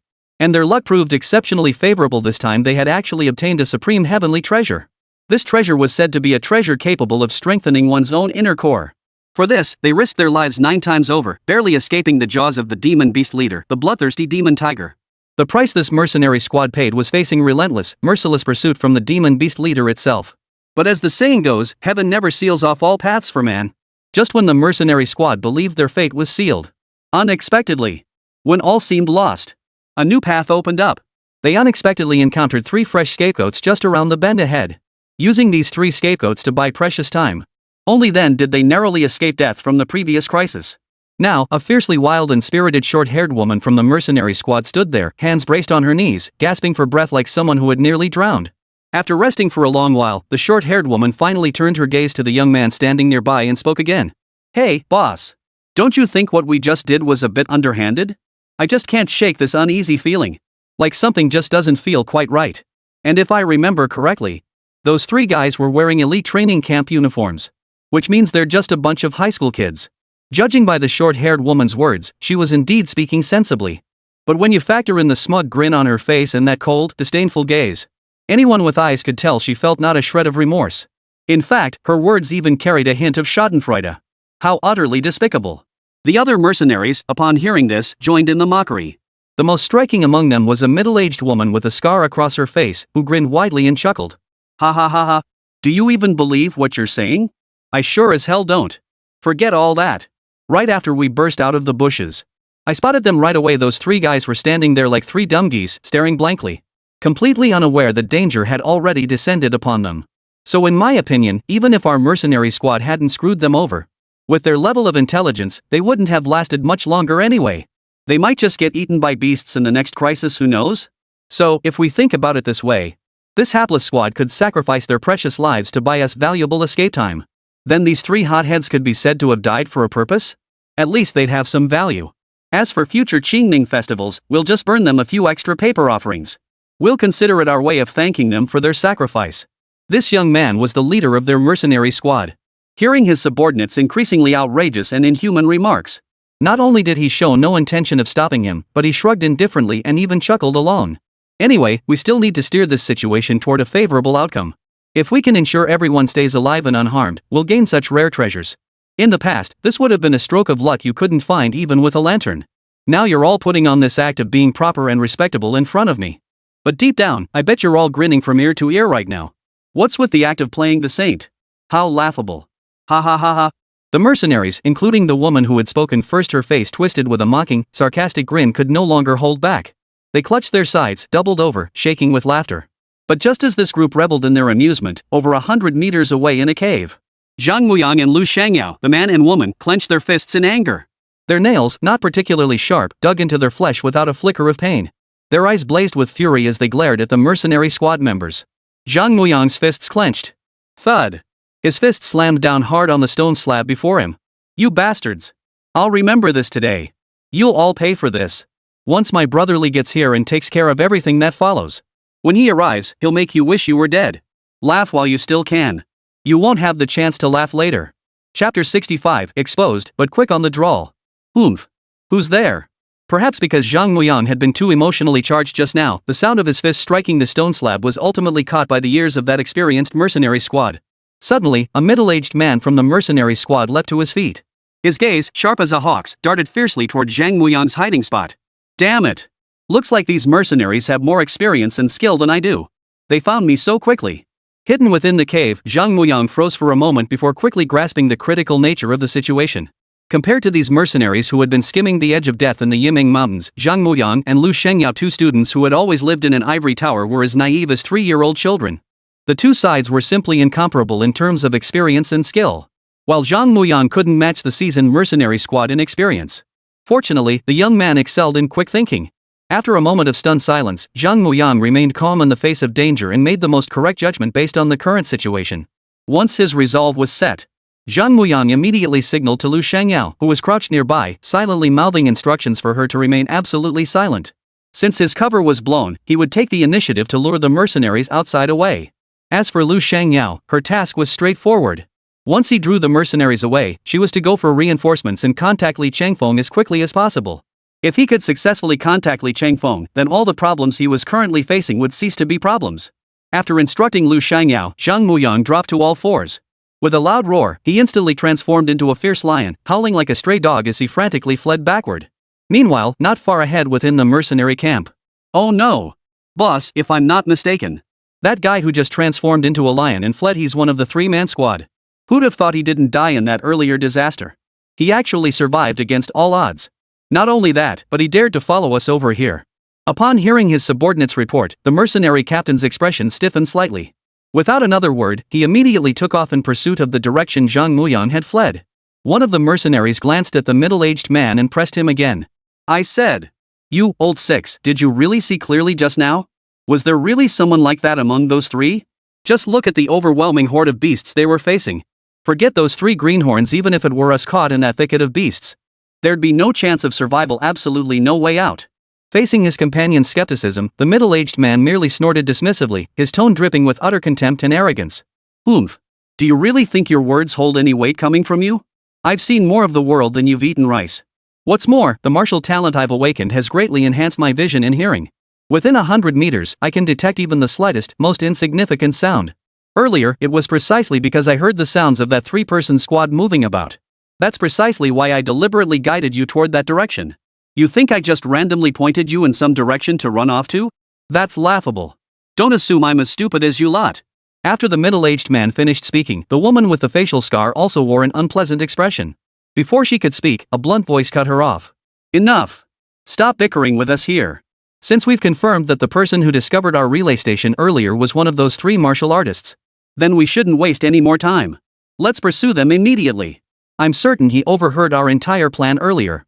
Also, the information we have about this rare treasure must not leak out under any circumstances. Even though we're about to return to the mercenary camp. But I'll say it again. Better safe than sorry. Better safe than sorry." As she spoke, the scarred woman's eyes grew equally cold and sharp. Without hesitation, she picked up the large machete from the ground and charged after her mercenary leader, who had already departed. It was clear she intended to demand an explanation from Zhang Muyang, who had just fled. The other members of the mercenary squad exchanged glances. Without a word of objection, they each grabbed their weapons and charged after Zhang Muyang with murderous intent. At that moment, everyone instinctively overlooked one crucial detail. Namely, Zhang Muyang was the only one who had spoken. The one who had made the noise was also Zhang Muyang. Throughout the entire incident, Lu Shengyao had remained completely invisible. Furthermore, before fleeing, Zhang Muyang had specifically instructed Lu Shengyao and shared the subsequent battle plan with her. Consequently, the mercenary squad only detected Zhang Muyang's presence. This was essentially how Lu Shengyao narrowly and rather clumsily managed to save her own skin. In the primeval forests of the Yiming Mountains, Zhang Muyang showed no hesitation whatsoever. He charged forward at full speed, roaring with all his might as he fled. Within his towering, majestic lion form over 10 meters tall, his forepaws flickered like phantoms, leaping from one sturdy tree trunk to the next. His speed was now on par with that of a half-step grandmaster-level powerhouse. This clearly demonstrated that Zhang Muyang was indeed a prodigy of extraordinary talent. Compared to pretenders like Li Changfeng, who relied entirely on cheating and resource manipulation from the start, his credentials held far greater substance. Yet, no matter how gifted or talented Zhang Muyang might be, it pales in comparison to the sheer chasm of power between them. Especially since the entire mercenary squad tracking him only made Zhang Muyang feel utterly overwhelmed. And that wasn't even the worst part. The worst part was that Zhang Muyang discovered this mercenary squad was remarkably well equipped. Among them was a formidable 10th-rank martial master who had awakened a martial talent related to speed. Right now, he clung to Zhang Muyang's heels like a bone-gnawing parasite, refusing to let go. And in this relentless chase, the distance between them was closing at a visible pace.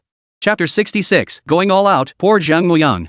Feeling the growing sense of danger closing in behind him, Zhang Muyang instinctively glanced back, only to discover the enemy was now less than a kilometer away. This made Zhang Feiyang curse under his breath. Damn it all to hell. Earlier, I already became the scapegoat, taking the brunt of all those demon beast pursuits for you lot. Instead of giving me a commendation or showing any gratitude when you found me. Instead, you all clung to me like rabid dogs. What the hell do you want from me? Spit it out. Can't I just change? This was because, even though they were a kilometer apart. Moreover, neither side held back, they unleashed full firepower from the start, giving it their all. The wind noise during the chase and escape was deafening. So even the mercenary captain couldn't make out a single word of Zhang Muyang's gibberish at that moment. However, though he couldn't make out Zhang Muyang's gibberish, his eyes widened in awe at the sight of the imposing figure radiating golden legend-like might. Holy! Am I seeing this right? This is actually the king of beasts, the golden lion. I've read countless records about martial arts talent before. In mere moments, the crowd recognized this legendary beast incarnate. Before us, the seemingly unremarkable young man is actually an A-class beast-type martial arts talent awakener. And what's more, the talent he'd awakened was that of the golden-haired Ho, the king of all beasts. This guy is definitely not as simple as he appears on the surface. Hold on. If my memory serves me correctly, it seems that this elite training camp cohort is arguably the strongest in both talent and quality compared to any previous batches. Among them are prodigies of all kinds, heirs and heiresses of extraordinary talent. So viewed this way, that statement isn't just empty talk, some of it actually happened. Could it be? I've really hit the jackpot this time? It seems the person I'm pursuing isn't just an ordinary camp member, but a tough nut to crack. At this realization, the mercenary captain felt a wave of dizziness wash over him, leaving him momentarily at a loss. As the saying goes, risk and reward always go hand in hand. On the surface, pursuing this super genius from the elite training camp would undoubtedly mean completely severing ties with the elite training camp. Moreover, the forces backing this youth were undoubtedly formidable. Provoking them would be like poking a hornet's nest. But equally, if viewed from another angle, the fact that the opponent possessed such extraordinary talent, possessing such terrifying martial arts talent, that means he must be carrying a fair share of valuables, treasures, gold, silver, and other precious items. Therefore, if one were to eliminate this fellow without anyone noticing, not only would I avoid any retaliation from the elite training camp afterward, but could even profit handsomely by taking advantage of the situation. In short, this time I absolutely must strike. Clean and decisive. Absolutely no one could find out. If necessary, he wouldn't rule out disposing of the body to cover his tracks. After contemplating this, the mercenary captain frantically organized his thoughts. Then, the light in his eyes completely dimmed. Replacing it was a bone-chilling, almost maniacal killing intent. Without further ado, he channeled every ounce of his inner energy, unleashing his innate martial talent for speed. Once more, he closed the gap between himself and the fleeing Zhang Muyang. Damn it! If only I could advance to the first-rank Grandmaster realm like Brotherly did. Then I swear I wouldn't waste a single word, I'd just swing my blade twice and chop you to pieces. I'd chop you blind bastard into mincemeat. Sigh. After thinking this through, a sudden urge to cry welled up in Zhang Muyang's heart. You! Speak up! What kind of mess is this? Not only did I get screwed over. After getting screwed over, you end up being hunted down like a rabbit. Who could possibly understand this feeling? Right now, Zhang Muyang felt like he was about to burst from frustration. But no matter how frustrated he felt, no matter how helpless he was, at this moment, Zhang Muyang had few options left. The only thing he could do now was run with every ounce of strength he had. Otherwise, forget about meeting Brotherly. Even whether he'd see the sunrise the next day was an unknown. And Zhang Muyang began to dwell on dark thoughts. If he couldn't die in Brotherly's arms this lifetime, then his entire life would truly have been utterly meaningless. Truly, as a human being, I'm sorry for existing. This is just my ing luck, it's like bad luck knocking on the door. I've hit rock bottom. I should have listened to Brotherly back then, played it safe above all else. Anyway, as long as I don't make a sound, it'll be fine. Now look at the mess we're in. It's too late for excuses now. My cover's blown. I doubt I can even make a run for it now. After that, another quarter of an hour passed in the chase and escape. Zhang Muyang had exhausted every possible means to escape. But faced with an overwhelming disparity in strength, he was ultimately overtaken by his pursuers. Simultaneously, the mercenary captain's gleaming broadsword descended like a mountain-splitting blow, striking down with brutal force. As the blade descended, it seemed as though the very air before him was being cleaved apart by the razor-sharp blade, emitting a piercing, whistling sound. SSS-Level. The intense killing intent radiating from the blade, coupled with its deadly trajectory, sent every hair on Zhang Muyang's body standing on end. In that split second between life and death, Zhang Muyang's adrenaline surged wildly. Driven by his primal urge to survive, he abruptly adjusted his posture mid-air and swung his claws forward, meeting the blade head-on. Clang! Sparks flew like arrows. Although Zhang Muyang's claws weren't severed on the spot, the immense shockwave from the collision sent his towering, 10-meter-tall frame crashing like a cannonball through the canopy, thudding into the primeval forest below. Chapter 67, No Escape, Crushing Pressure. Boom! Accompanied by a thunderous roar, Zhang Muyang's body slammed into the ground like a cannonball, kicking up a cloud of dust and dirt. Holy crap! Ow! This ing hurts like hell. Gritting his teeth, Zhang Muyang struggled to his feet, then flexed his claws. Although his hands hadn't been severed by that great sword, the most immediate sensation he felt was intense numbness. Sore, numb, and pain. His entire claw felt as though it belonged to someone else, utterly devoid of sensation. Whoosh, whoosh, whoosh. Just then, the engineer squad that had been relentlessly pursuing him like flesh-eating maggots closed in. They formed a wedge formation, surrounding Zhang Muyang in layers, inner and outer. All eyes turned toward Zhang Muyang. Once they recognized what Zhang Muyang had transformed into, shock and horror spread across every face. Holy crap! Hey, boss! Did I just see that right? That looks like a golden lion.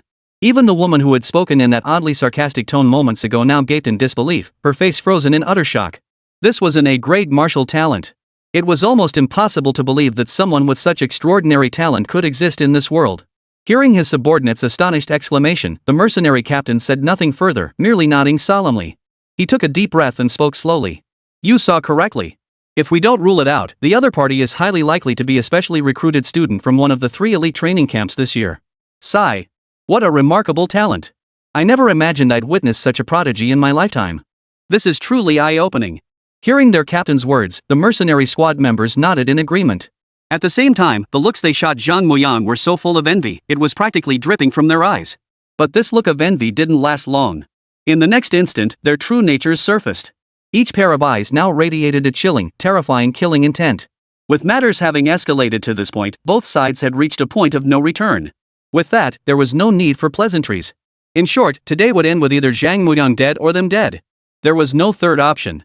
After all, whether it's the vast and mysterious forces backing Zhang Muyang or the sheer authority of the elite training camp itself. If today, Zhang Muyang is truly allowed to escape from here, every single one of them present, in the end, none of them would escape death. Either they'd be killed by the elite training camp's drill instructors, or by the family forces backing Zhang Muyang. The mercenary captain surveyed Zhang Muyang below, paused briefly, then made his decision. Enough. Stop wasting my time with all this nonsense. In short, I have only one task to assign you. Get it done cleanly and efficiently. After you've taken care of this kid, the other 2, every last one of them must die too. It's come to this. We've drawn our bows, there's no turning back now. We're committed to this path until the bitter end. As the mercenary squad leader issued his command, a burly middle-aged man, built like a mountain, stepped forward. Immediately afterward, his hands and feet began swelling visibly at an alarming rate. Finally, thick, glossy black-brown hair sprouted all over. In less than 10 minutes, the burly young man who had maintained human form moments ago suddenly shot upward by 5 or 6 meters. His hands and feet had now transformed into bare paws and bare feet, an extraordinary sight. Everyone was equally astonished, a beast-type martial arts talent awakener. To be able to slay a golden lion with an A-grade martial talent. That alone is an immense honor for me. I'm overjoyed. The burly middle-aged man, who had also chosen to abandon his humanity, wore a cold sneer across his face. After briefly flexing his limbs, he let out a fierce howl and charged toward Zhang Muyang on all fours. Each powerful stride of his sturdy limbs sent tremors rippling through the earth, shaking the very ground beneath them. As the saying goes, when 2 warriors meet on a narrow path, the brave one prevails. Zhang Muyang realized escape from this mercenary squad's encirclement was impossible. He lost all restraint, showing no intention of begging for mercy. He too let out a lion's roar to the heavens. You bastard! You really think I'm scared of you? If my head rolls, it'll just leave a scar the size of a bowl. What the hell do I have to fear? Anyway, same old deal, kill 1 to break even, kill 2 for a profit. Today, even if I die, I'll knock a few teeth out of your mercenary squad. But it always comes back to that same old question. The ideal is lush, but reality is starkly lean. Faced with an absolute power disparity, any resistance is as futile as a moth flying into a flame. The gap in strength between Zhang Muyang and his opponent was vast and overwhelming. Facing such a one-sided battle, any resistance from Zhang Muyang was futile. From the very start of the fight, he was completely overwhelmed, beaten so badly he couldn't even fight back. Thud, thud, thud. In less than 10 minutes, Zhang Muyang, battered and trampled, was drenched in blood like a blood-soaked gourd. Slammed around like a soccer ball by those terrifyingly powerful strikes, he rolled back and forth through the primeval forest. What a pitiful sight. Who knows how many massive trees he smashed along the way. The scene was utterly horrifying. Ha ha ha ha. So satisfying. This is absolutely exhilarating. Is this what it feels like to crush a genius? It certainly did. It felt damn good. The burly middle-aged man, built like a mountain, threw his head back and roared with maniacal laughter. His massive hand pressed down relentlessly on Zhang Muyang's face, a face that could no longer maintain its once slim form, crushing it with brutal force, humiliating him without restraint. The other members of the mercenary squad watched with malicious grins as their comrade toyed with and humiliated Zhang Muyang. For them, what could be more satisfying in this world than personally eliminating a prodigy who surpassed them in both innate talent and fortune? Chapter 68, a last-minute rescue dare to steal my cabbage. The sensation was utterly intoxicating. Several other mercenaries present were now rubbing their hands together, eager to join in, striding toward Zhang Muyang's location. At that moment, the mercenary captain's brow furrowed deeply. Without waiting for his men to make any more noise, he waved his hand and barked out an order. Enough! Play is play, but this is serious business. Don't gamble with your lives. Better safe than sorry. Don't do things only brainless villains would do. Just put him out of his misery. Hearing this, the burly middle-aged man, built like a mountain, nodded heavily. A bloodthirsty grin then spread across his face. Simultaneously, his bear-like paw shot upward. He prepared to crush Zhang Muyang's skull with a single, brutal blow. Lying on the ground, his breath weak and faltering, Zhang Muyang coughed up a mouthful of cold air and spoke with utter exhaustion. Brotherly, it seems our time together has come to an end. I won't get to see you one last time. Before Zhang Muyang could finish his sentence, a sharp crack echoed in his ears. Before Zhang Muyang could comprehend what was happening, a loud thud echoed. A round head rolled across the floor, landing in the sight of the exhausted Zhang Muyang. He felt utterly incredulous. He even began to doubt whether he was hallucinating. But when Zhang Muyang rubbed his eyes and looked again, that head, practically pressed against his own, belonged to the very tall man he'd just been about to smash with a palm strike. You little brat! What did I tell you before? I clearly told you. All subsequent actions must prioritize your own safety. This time, if it weren't for Lu Shangyao reaching out to me and guiding me here step by step, by the time I got here, I'd probably only be left to collect your body.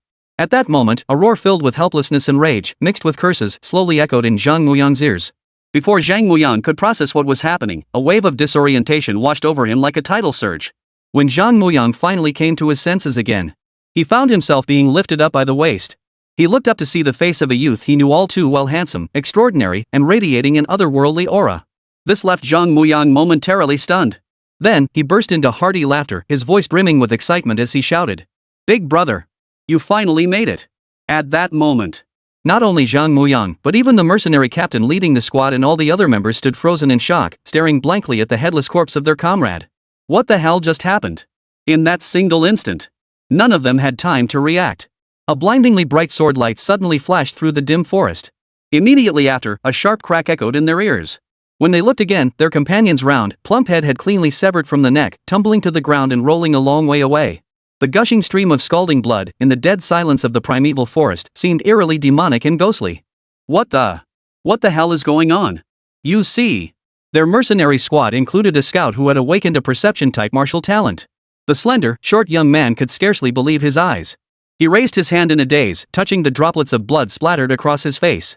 His gaze fell upon the headless torso still standing upright where it had fallen. His Adam's apple bobbed as he swallowed hard. Then, shifting his gaze to the equally tall, slender figure drenched in blood, his teeth chattered uncontrollably as his lips trembled. Boss! Boss! It was that man! That man just killed our comrade! The mercenary squad leader said little, merely nodding solemnly. He too stared intently at the figure in the distance, his expression tense as if facing a formidable enemy. His mind raced, contemplating his next move. Looking at the dust-filled, chaotic ground, the figure in his arms, drenched in blood, resembled a blood-soaked gourd. Though Li Changfeng voiced complaints, his heart tightened involuntarily. In all the years since his arrival on Blue Star, this was the first time Li Changfeng felt genuine dread. Had he arrived even a moment later? The consequences would have been unimaginable. Finding someone like Zhang Muyang a sustainable source of profit was incredibly rare. Therefore, if Zhang Muyang, this prime source of sustenance, were to be snatched away by some unknown upstarts before he could truly flourish, Li Changfeng would be furious enough to spit blood.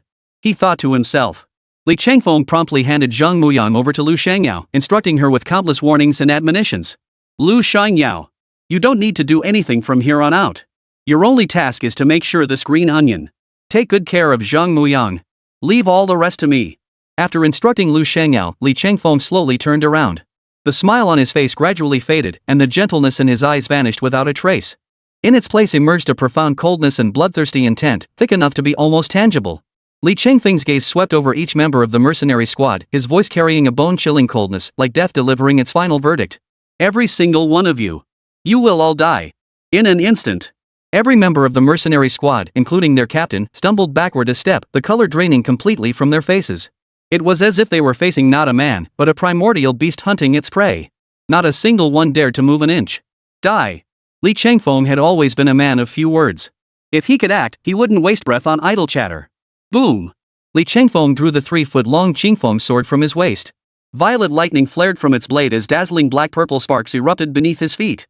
His speed instantly surged to its peak. Behold! Like a thunder dragon bursting forth from the sea of clouds, Li Chengfeng charged forward with a fierce, piercing intent.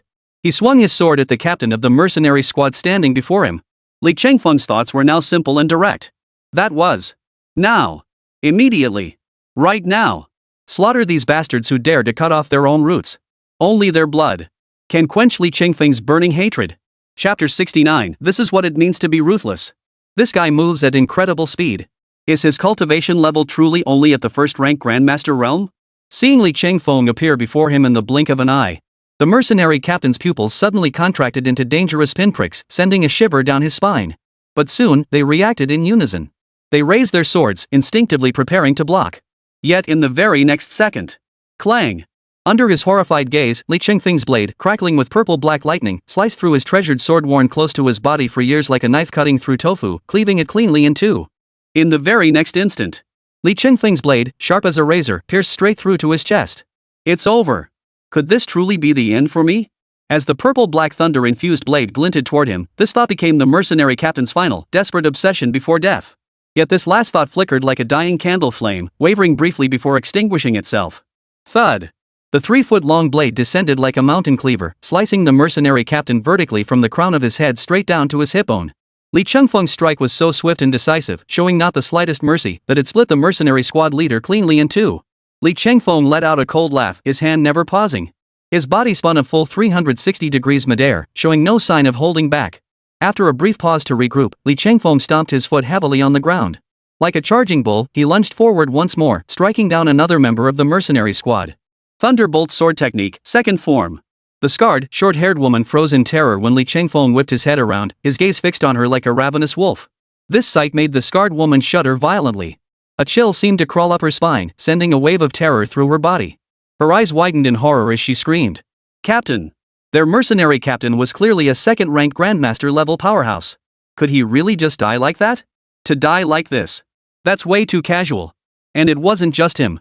The rest of the mercenary squad members stared at their captain, who had been cleaved clean in two, as if they'd seen a ghost, their faces frozen in utter disbelief. For a moment, they all wondered if they'd just been dreaming. This was all just too unbelievably unreal. If this really was a nightmare, their only hope now was to wake up as soon as possible. No. Yet, in the brief moment they hesitated, Li Chengfeng, like Zhao Zilong charging in and out of Changban Slope 7 times, dashed toward another mercenary squad member. With a swift swing of his blade, he severed the man's head clean from his neck. Throughout the entire process, Li Chengfeng moved with the ruthless precision of an emotionless killing machine. This is bad. We must regroup. We absolutely cannot let him pick us off one by one. Quickly, quickly, quickly. No hesitation. We must charge together. Amidst the crowd, someone overwhelmed by the threat of life and death shouted in panic. It was precisely this cry that snapped the remaining men out of their shock and terror, restoring their composure. Drawing on their extensive combat experience, the mercenary squads formed a pincer movement, surrounding Li Chengfeng in a tight inner circle and an outer perimeter. Then, each unleashed their most formidable martial arts talents and secret techniques, launching a fierce assault on the encircled Li Chengfeng.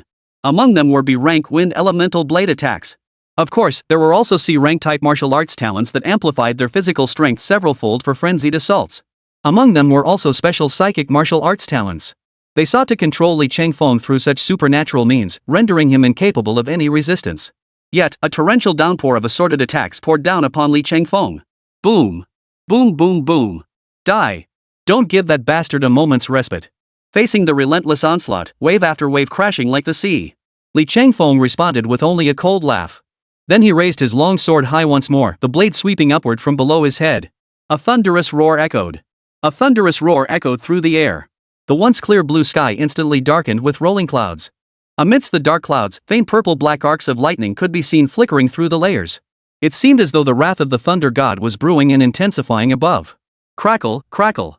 Accompanied by the sound of two eerily strange bolts of lightning striking down, all attacks vanished into nothingness like bubbles bursting in an instant. The next instant, the thunderous power lurking within the dark clouds coiled like a lightning dragon through the air, unleashing its fury upon the mercenary squad.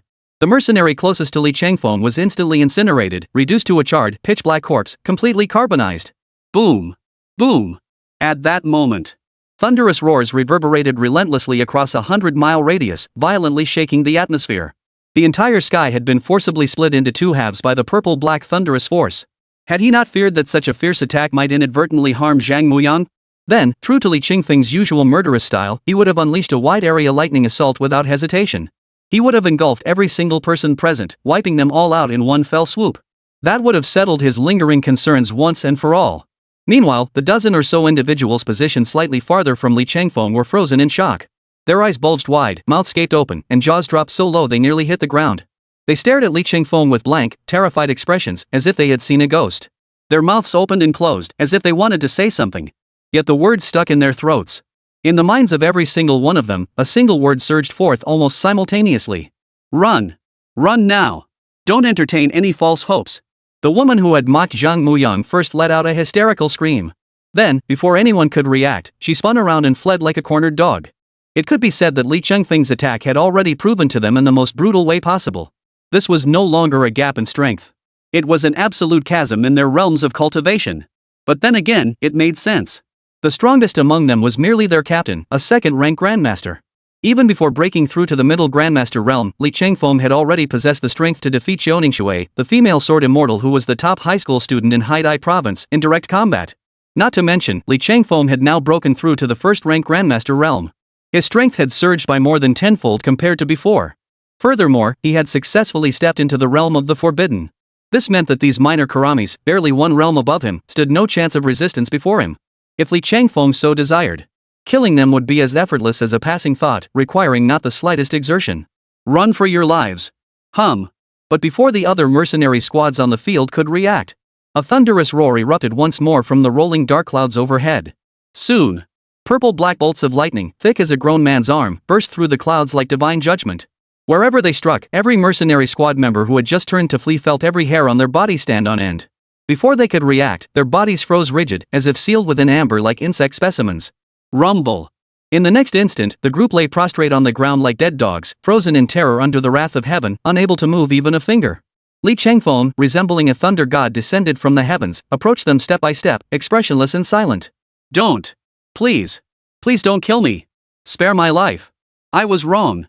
I truly regret it. Watching Li Chengfeng advance step by step toward them, the young man with the shifty eyes was now terrified out of his wits. Especially when he saw the purple-black thunderball clenched in Li Chengfeng's hand and the 3-foot-long blue steel sword in his right hand. His legs shook violently beyond his control, and a bright yellow wet patch began spreading outward from his crotch. Then, a nauseating stench of urine wafted through the air. Undoubtedly, under the terrifying pressure of Li Chengfeng's imposing aura, this mercenary squad member had been scared to the point of wetting himself. Throughout the entire ordeal, Li Chengfeng merely gazed down coldly and condescendingly at the small youth prostrate before him. Suddenly, he raised the 3-foot-long blue-edged sword in his hand high, then brought it crashing down. A sharp thud echoed through the air. A crisp, echoing sound of blade-piercing flesh rang out. The next second, the head of the short, shifty-eyed man rolled clumsily across the floor. The final expression on that head was frozen and grotesque, revealing a twisted, peculiar look. Seeing Li Chengfeng act with such ruthless decisiveness, his hand rising and falling in one swift motion to sever the man's head. The other mercenary squad members turned deathly pale, their Adam's apples bobbing as they swallowed hard. One by one, they scrambled backward frantically, hands and feet moving in a panic. The more timid among them began wailing openly, their emotions teetering on the brink of collapse. Chapter 70, Begging for mercy won't help, I'll slash you faster. I beg you. I beg you. Please don't kill us. Please, don't kill us. I'll pay any price to save my life. We have money. We also have rare treasures and demon crystals. If you spare our lives, we'll give you all our treasures to make up for our past mistakes. Listening to the cries, wails, and pleas of this mercenary squad, these sounds reached Li Chengfeng's ears, yet they stirred not a single flicker of emotion within him. Looking closely, Li Chengfeng's eyes remained as cold and sharp as ever, like daggers.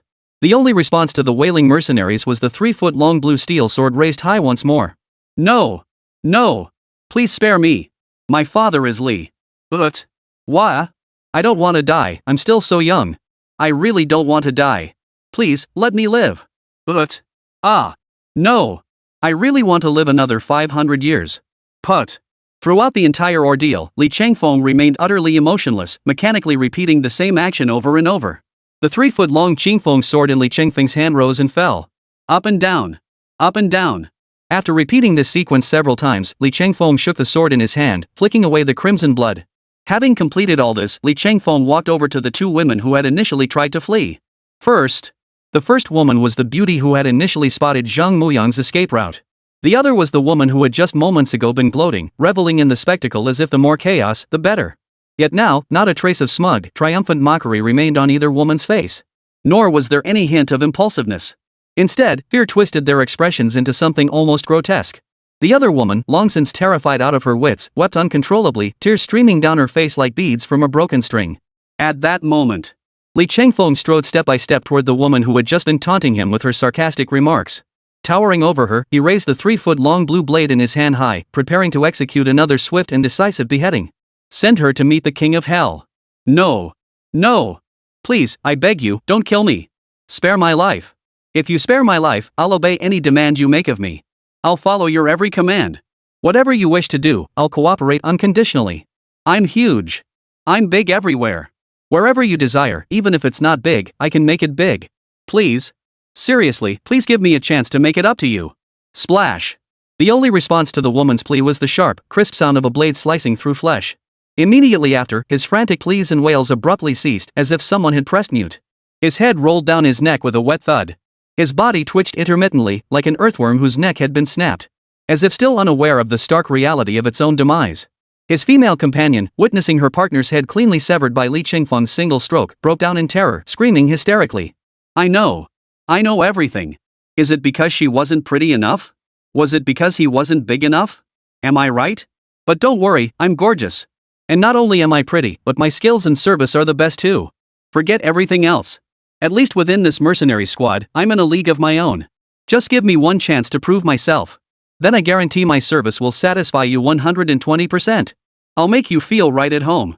The woman, still shouting incessantly, had lifted her head at some point. Her mouth gaped wide, maintaining that piercing cry.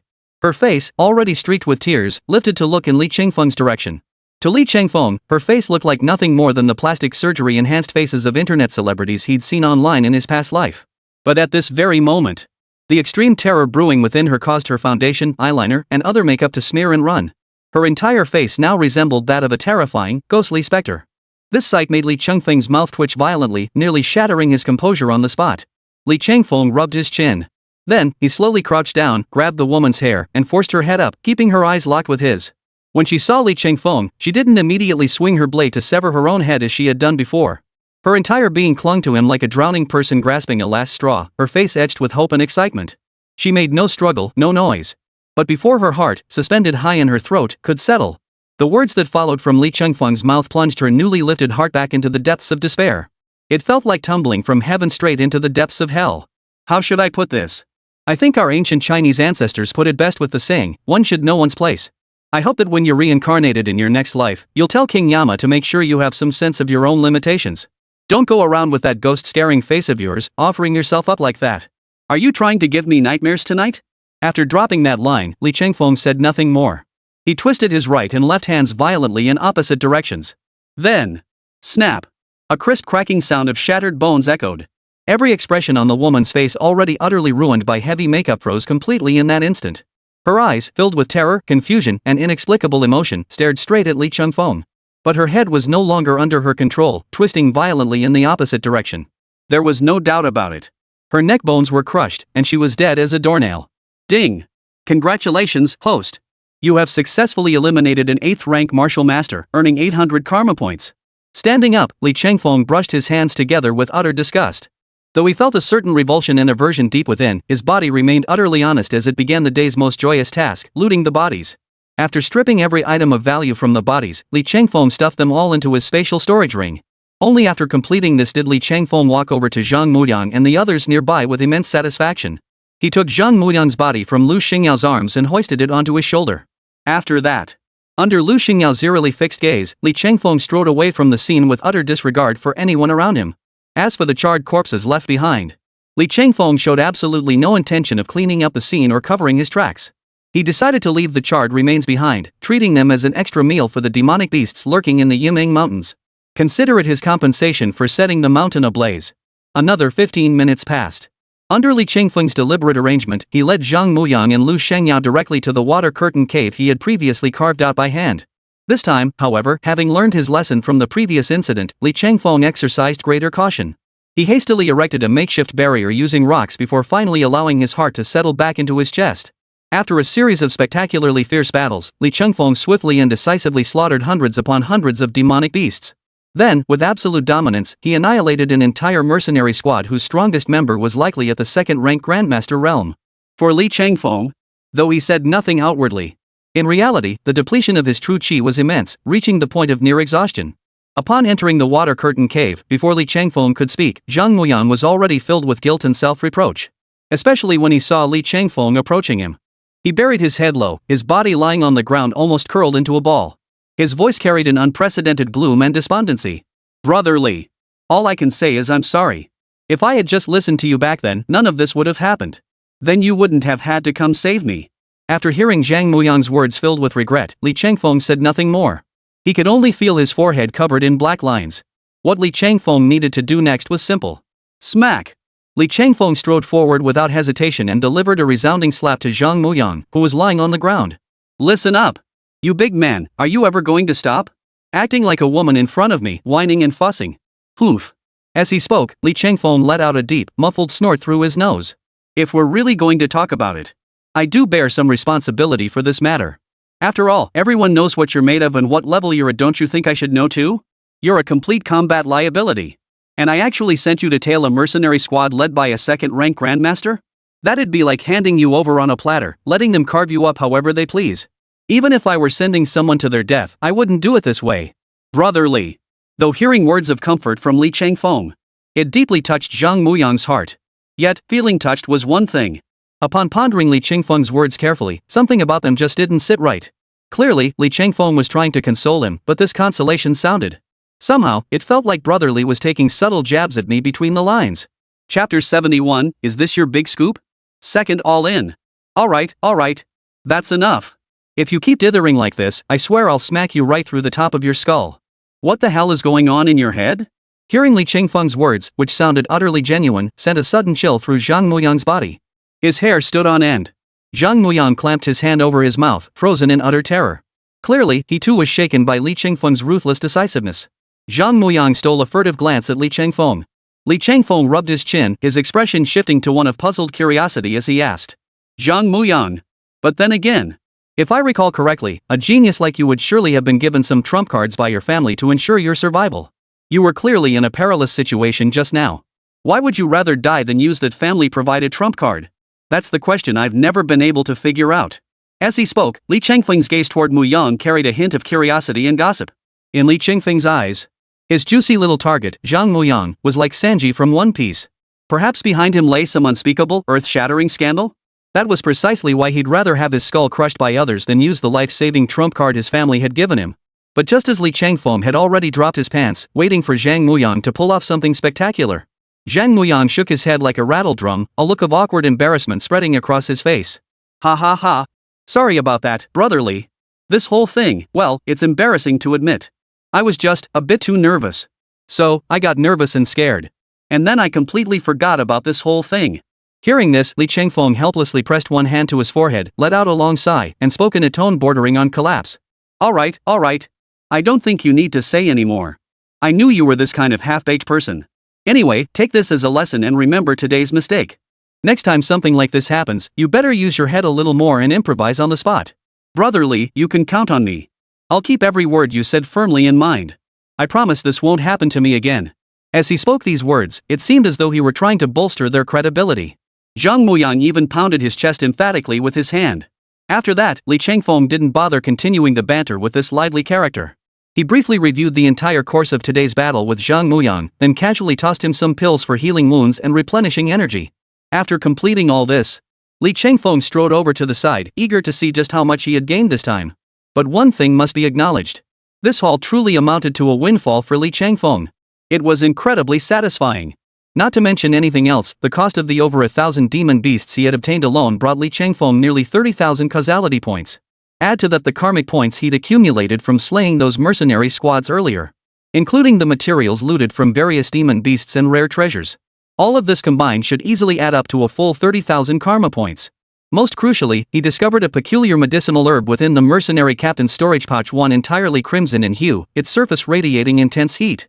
Earlier, back in high school, the principal had specifically taken the initiative to educate him on similar knowledge. Thus, he instantly recognized this heavenly treasure. This was Fire Tree Silver Flower, a high-grade, 4th-tier heavenly treasure on the market. Such priceless treasures as Fire Tree Silver Flower were virtually impossible to acquire with money, even for masters at the Grandmaster or even Grandmaster levels. After all, this treasure could grant martial artists an over 80% chance to break through to the Grandmaster realm. In his previous life, Li Changfeng had once heard this classic maxim: "What good is having possessions when you're already strong?" For those truly gifted prodigies, even if breaking through to the Grandmaster realm wasn't as effortless as drinking water for him, they should still be able to achieve it before turning 18, like Qiuningshui. But Li Changfeng certainly couldn't measure others by his own standards. Wouldn't that be nothing but unreasonable demands? For over 99% of martial artists at the martial artist realm, breaking through to the Grandmaster realm was a grueling bottleneck on the path of martial cultivation. To Li Changfeng, these fireworks were worthless, like chicken ribs. Yet to others, it was a treasure beyond their wildest dreams. Moreover, Li Changfeng himself had already broken through to the Grandmaster realm. To him, the Fire Tree Silver Flower held absolutely no value whatsoever. Upon realizing this, Li Changfeng immediately queried the system: could this Fire Tree Silver Flower be exchanged for karma points? Ding! Replied a host, except for altering the karmic bonds of humans, alien races, or demonic beasts through killing them. Other items or artifacts capable of altering human causality will grant varying causality value rewards based on the extent of the alteration. The greater the scope of altered causality, the more karmic points obtainable through the system. The opposite holds true. After hearing the system's affirmative response, Li Changfeng weighed his options in his mind. Ultimately, he decided against directly using it for karmic value exchange. While the Fire Tree Silver Flower was indeed a useless burden to Li Changfeng, neither worth keeping nor discarding. But for others, it was truly a once-in-a-lifetime opportunity. Especially now that Li Changfeng had activated the team mode. This meant that any rare treasures he didn't need could now be stored in the warehouse, reserved for future use by qualified cabbage like Zhang Muyang. After all, you can't expect the horse to run without feeding it first, right? Moreover, Li Changfeng already possesses a massive amount of karmic points. And on top of that, he had just wiped out an entire mercenary squad in one fell swoop, raking in a fortune. Therefore, whether or not to exchange rare treasures like the Fire Tree Silver Flower for karmic points no longer seemed particularly important. Among these mercenary squads, 4 individuals possessed storage rings. The rest of them only carried simple backpacks as storage items. The pickings from those were pitifully meager. But even a mosquito's leg is still meat. Li Changfeng mentally appraised the loot's value and estimated he could exchange it for roughly 4,000 to 5,000 karmic points. Ding! Host successfully absorbed a Tier 2 Demon Soldier Grade Demon Crystal, gaining 80 karma points. Ding! Host successfully absorbed a 3rd Grade Demonic Weapon Grade Demon Crystal, gaining 110 karmic points. Ding! Host successfully absorbed a 3rd Grade Demonic Weapon Grade Demon Crystal, gaining 100 points of karmic value. All told, his side had now amassed nearly 3,800 points of karmic value. Add to that the karmic points this mercenary squad would gain from slaying that group of demonic beasts. Through this back and forth, Li Changfeng's current total had surged to 19,547 points. A grand total of 34,586 points. For Li Changfeng, his expedition to the Yiming Mountains had proven to be a veritable goldmine. It felt like striking it rich overnight. But now that he had this causality value, how should he spend it? Li Changfeng shook his head, then summoned the system interface. Though, given Li Changfeng's current karma points, settling the cultivation debt incurred from the Heaven and Earth Great Unity technique would be a mere matter of minutes. But why spend money on something he could get for free? Since he wouldn't need to advance future karma anytime soon, he could simply practice the Heaven and Earth Great Unity technique a few extra times each day. Using karmic points to directly accelerate cultivation progress felt a bit extravagant. If an urgent need arose later, Li Changfeng could always spend his resources then. After much deliberation, ultimately, he concluded that for long-term investment, martial talent was the true measure. Current martial talent, SSS plus grade, 5 Thunder Orthodoxy upgradable. Your martial talent rank is right here, SSS plus tier. Now it's up to you whether you dare to keep betting. He took a deep breath. Li Changfeng rubbed his hands together in anticipation. Next, he was about to use all his karmic points to start feeding this money-guzzling beast of martial talent. As Li Changfeng's thoughts shifted, tens of thousands of karmic points surged toward the system panel like a mighty river. Ding! Detected hosts double all in. Unlocking special title, Platinum Will. Platinum Will enhances the host's mental power, granting immunity to all mental attacks below Grandmaster level. Immunity to psychic attacks below Grandmaster level? Typically, martial artist squads would deploy one awakened scout with agile martial arts talents alongside one or two awakened practitioners specializing in mental arts. These mental martial arts specialists typically play the role of the sixth member. Unless you can crush them head-on with thunderous force like Li Changfeng just did, they'll lurk in obscure, shadowy corners. While you're exhausted from fending off the other squad members' fierce assaults, they'll suddenly launch a psychic attack, delivering a brutal, underhanded blow. Open attacks are easy to dodge, but hidden arrows are hard to guard against. One misstep could easily capsize your entire endeavor. But with this title, Li Changfeng no longer needs to worry about this type of backstabber. Chapter 72, Platinum Will, Silverwing Flying Tigers Close In. As for traitors above the Grandmaster realm? Damn it! If a true Grandmaster level powerhouse showed up, why bother being the sixth man? They'd just charge straight in and unleash a no-explanation combo the moment they saw us, right? Tisk, TSK, tisk. That's why they say being a gambling addict has its perks. Going all in like that, and I even unlocked a new title. We're in the black, we're in the black. Li Changfeng nodded with satisfaction. Then, Li Changfeng turned his attention back to the constantly scrolling lines of text on the light screen before him. Developing martial talent was a headache for the vast majority of martial artists. After all, martial talents are as varied and bizarre as they come. Unlike combat techniques or cultivation methods, where one could share personal insights and experiences. Once one grasped the crucial points, cultivation could become twice as effective with half the effort, advancing by leaps and bounds. This is precisely why Lu Shangyao took the initiative to seek out a master. As for martial talents themselves, they are something every martial artist awakens through contemplating the martial arts stele. As for what one ultimately awakens? That truly depends on luck. In the vast majority of cases, even if a martial artist awakens a martial talent, they'll spend ages figuring out its mechanics on their own, let alone receiving guidance from others. Therefore, even those who awaken a rank or even S-rank martial arts talents, every single one of them is a prodigy, a child of heaven. Yet even they must invest immense time and effort into developing and refining their martial talents to awaken related abilities. This concept felt strikingly similar to the devil fruit mechanics Li Changfeng had encountered in his previous life's reading of One Piece. Through continuous cultivation of the devil fruit, one unlocks ever more powerful abilities. Those with exceptional talent, like Don Quixote da Flamingo, could develop terrifying abilities and effects even if given a worthless devil fruit. But for those with merely average aptitude, even dedicating their entire lives might barely yield any meaningful development of their martial arts talents. But when it comes to Li Changfeng, system. Max it out. Li Changfeng couldn't care less about these convoluted metaphysical questions. He believed in only one thing. Brute force makes miracles happen. Without a second thought, he dumped all his causality points into his martial arts talent in one go. Though, Li Changfeng had no idea how much karmic value upgrading the 5 Thunder Orthodoxy would consume. But for him, it was nothing short of a high-stakes gamble. Just go for it. Ding! Consuming karmic points to begin upgrading the 5 Thunder Orthodox method. After consuming 1000 karmic points, your Thunder essence has become increasingly refined. It now radiates with the crystalline clarity of dawn's first light on the horizon. This primal thunder energy activates every cell in your body, further enhancing your physical recovery capabilities. Suddenly, Li Changfeng felt an inexplicable coolness emanate from the center of his brow. A faint tingling sensation began to rise and spread throughout his limbs and bones. Though somewhat peculiar, this sensation brought an indescribable sense of comfort. Li Changfeng knew. This was the change brought about by the primal essence of thunder surging through his entire body, beginning to merge with his own being. At the same time, rows of text continuously appeared on the interface before Li Changfeng's eyes. After consuming 5,000 points of karmic energy, your thunder essence has reached the maximum limit your physical body can bear. Your rational mind has ceased further absorption and refinement of the thunder essence, instead initiating an attempt to have the thunder essence nourish your vital energy and blood. After consuming 10,000 points of karmic energy, your thunder essence has successfully nourished your entire chi and blood. This has elevated your physical strength to a new level, awakening a new innate ability. 5 Thunder Orthodoxy upgraded to LV2. New talent ability, Thunder God's Armor. Thunder God's Armor, the primal essence of thunder enters an active state. By concentrating this essence throughout your body, you become enveloped in true chi and lightning. This activates your flesh, enabling you to use lightning dash and greatly enhancing your defensive capabilities. Simultaneously, the thunder erupting within your body accelerates neural transmission speeds. As the primal essence of thunder increases, both your defense and speed will strengthen. Current karma points, 21,000. A total of 10,000 karma points consumed. Finally, the SSS plus Martial Talent 5 Thunder Orthodoxy has been successfully upgraded from LV1 to LV2. Not only did my spiritual power achieve remarkable progress, but I also gained an entirely new innate ability. The very essence of the 5 Thunder Righteous Law is the primal power of thunder. But this newly awakened Thunder God's armor represents an even deeper mastery of that primal thunder essence. Moreover, judging from the skill description, this Thunder God's armor appears to be an active skill. Thunder God's armor.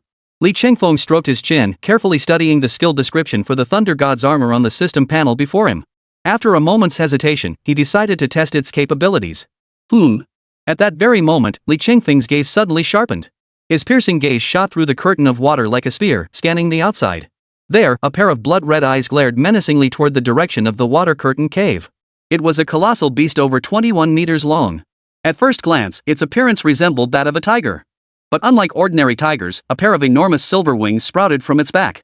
Second-tier peak demon general, silver wing flying tiger. Looks like the bodies of those mercenaries I left behind in the forest drew it here?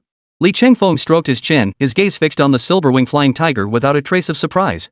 For human martial artists, every part of this demon beast was a treasure, and its demon crystal was an especially potent tonic. Likewise. But for demon beasts, aren't human martial artists equally valuable? Moreover, the captain of the mercenary squad Li Chengfeng had wiped out was a genuine second-rank grandmaster level powerhouse. Such a lavish feast would naturally draw demon generals like the silver wing flying tiger. And just as Li Chengfeng had anticipated, the silver wing flying tiger had followed the wafting scent of flesh from the warriors' corpses, tracking them down step by step. But what he hadn't anticipated. Upon its arrival, the silver wing flying tiger discovered not only a field strewn with martial artists' corpses.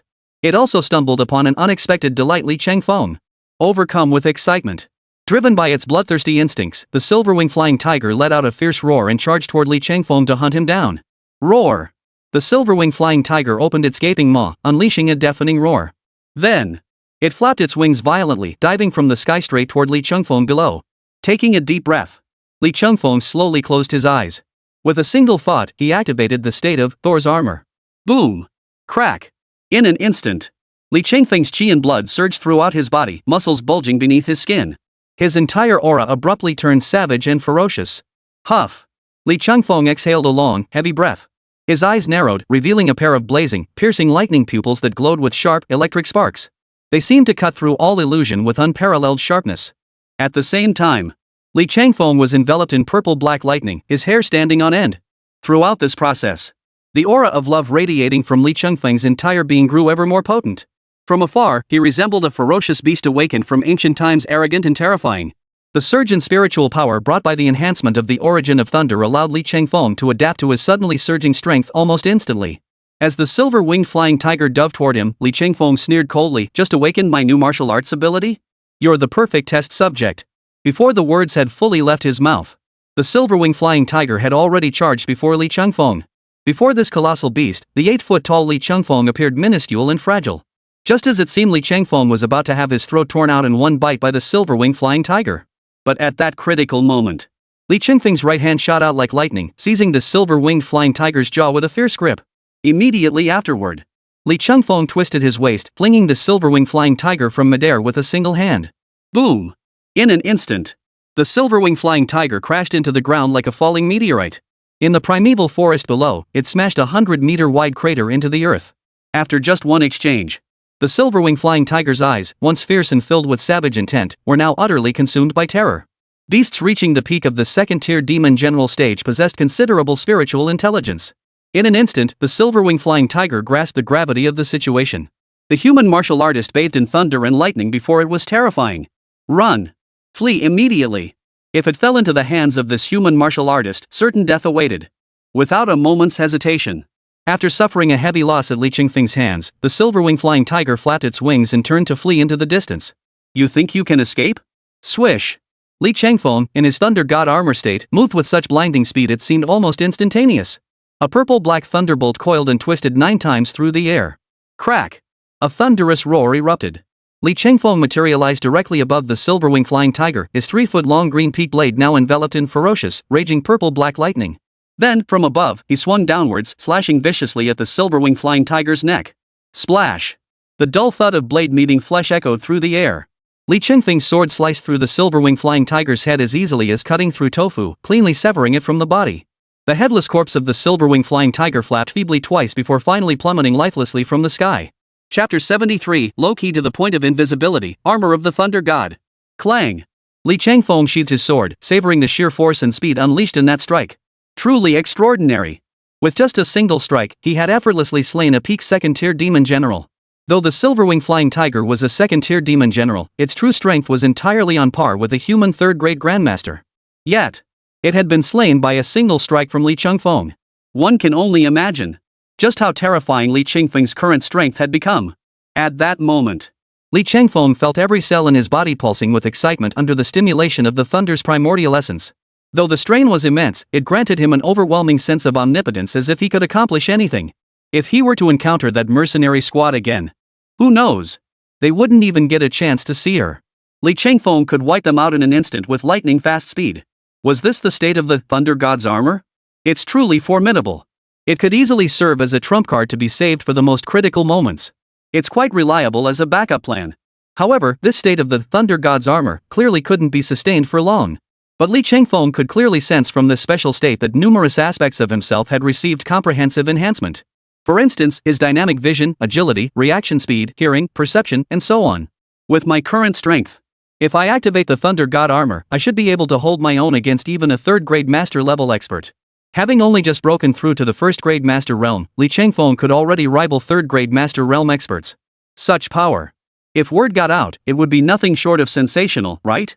Li Chengfeng turned to look at the corpse of the silver-wing flying tiger on the ground. This was a third-tier demon general. Every part of it was a treasure. Tiger meat, a premium ingredient, requires only the simplest cooking methods to create a sumptuous feast that boosts vitality and blood. As for the tiger skin, it could be sewn into battle armor. The claws, fangs, and bones could be fashioned into weapons. Take the silver-winged flying tiger before Li Chengfeng, for instance, its body measured a full 21 meters in length. Such a colossal beast would pose considerable challenges even in processing. But why should Li Chengfeng care about the hassle of handling a silver-winged flying tiger? He simply made a phone call, summoning Zhang Muyang and Lu Shangyao, who were still hiding in the water curtain cave. He handed this lucrative task over to them to handle. Li Chengfeng then settled back into his role as a hands-off manager with a clear conscience. Perhaps because the silver-wing flying tigers served as a cautionary tale. This meant that from then on, no other foolish demon beasts dared to come looking for trouble. So, in the days that followed, Li Chengfeng found himself with little to do. Additionally, Zhang Muyang needed to rest and recuperate properly due to his internal injuries. With no other commitments, Li Chengfeng simply accompanied him to pass the time. Along the way, he occasionally offered guidance to Lu Shangyao on refining her understanding of sword techniques and advancing her mastery of sword moves. As night fell, the temperature dropped sharply.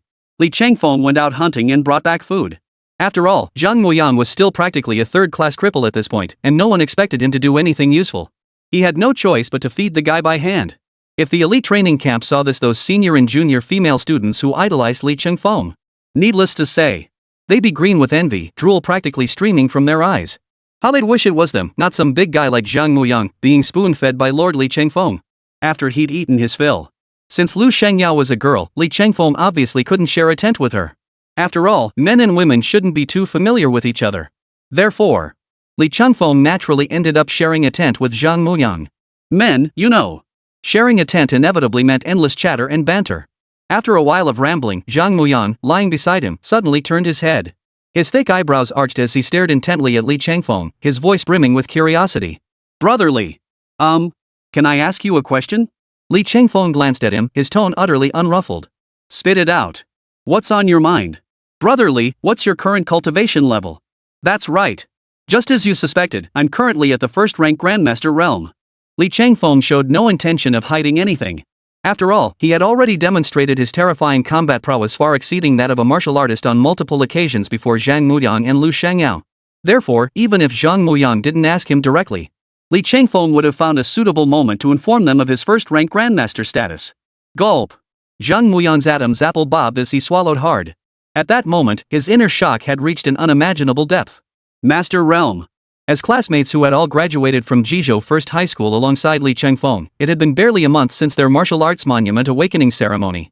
While the rest of their class struggled to advance within the martial artist realm, Brother Li had already ascended to become a dazzling grandmaster.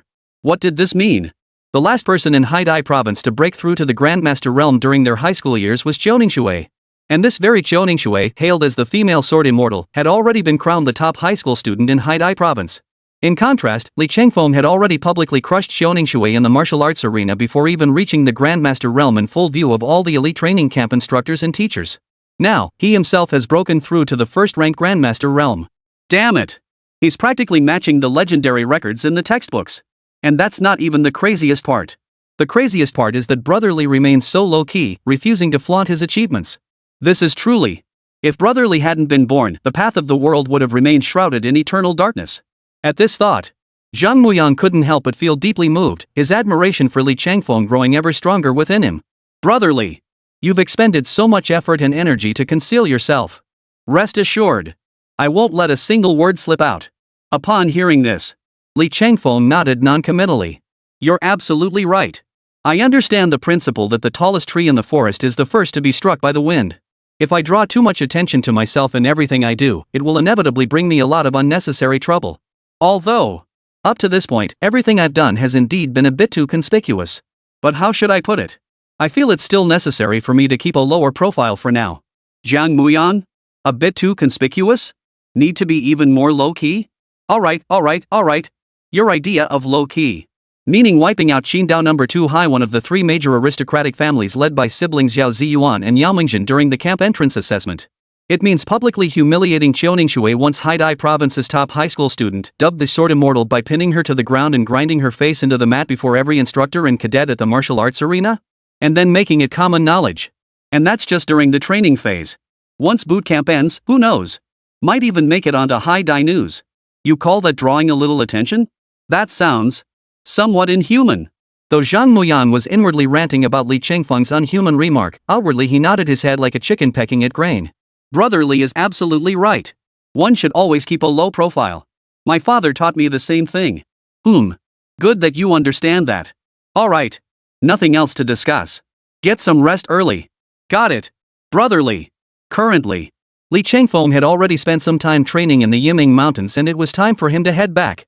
Moreover, Zhang Muyang was now seriously injured, and medical resources were limited in this remote wilderness. To prevent any potential long-term complications for his precious asset, Li Chengfeng decided to escort Zhang Muyang and Lu Shangyao back first. If he needed to, he could always come back for more trials later.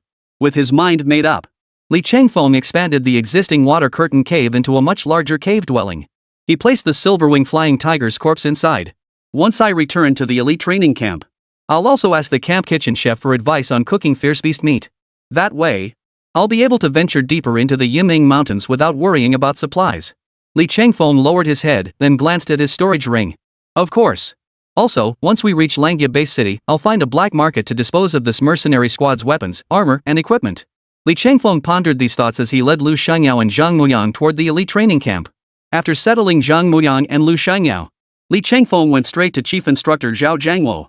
Upon learning that Li Chengfeng intended to return to Langia Base City for a brief rest before continuing his journey deep into the Yiming Mountains to hunt demon beasts for training, Zhao Jiangwo didn't say much. He simply issued Li Chengfeng an elite training camp student pass for entering the city and let him proceed.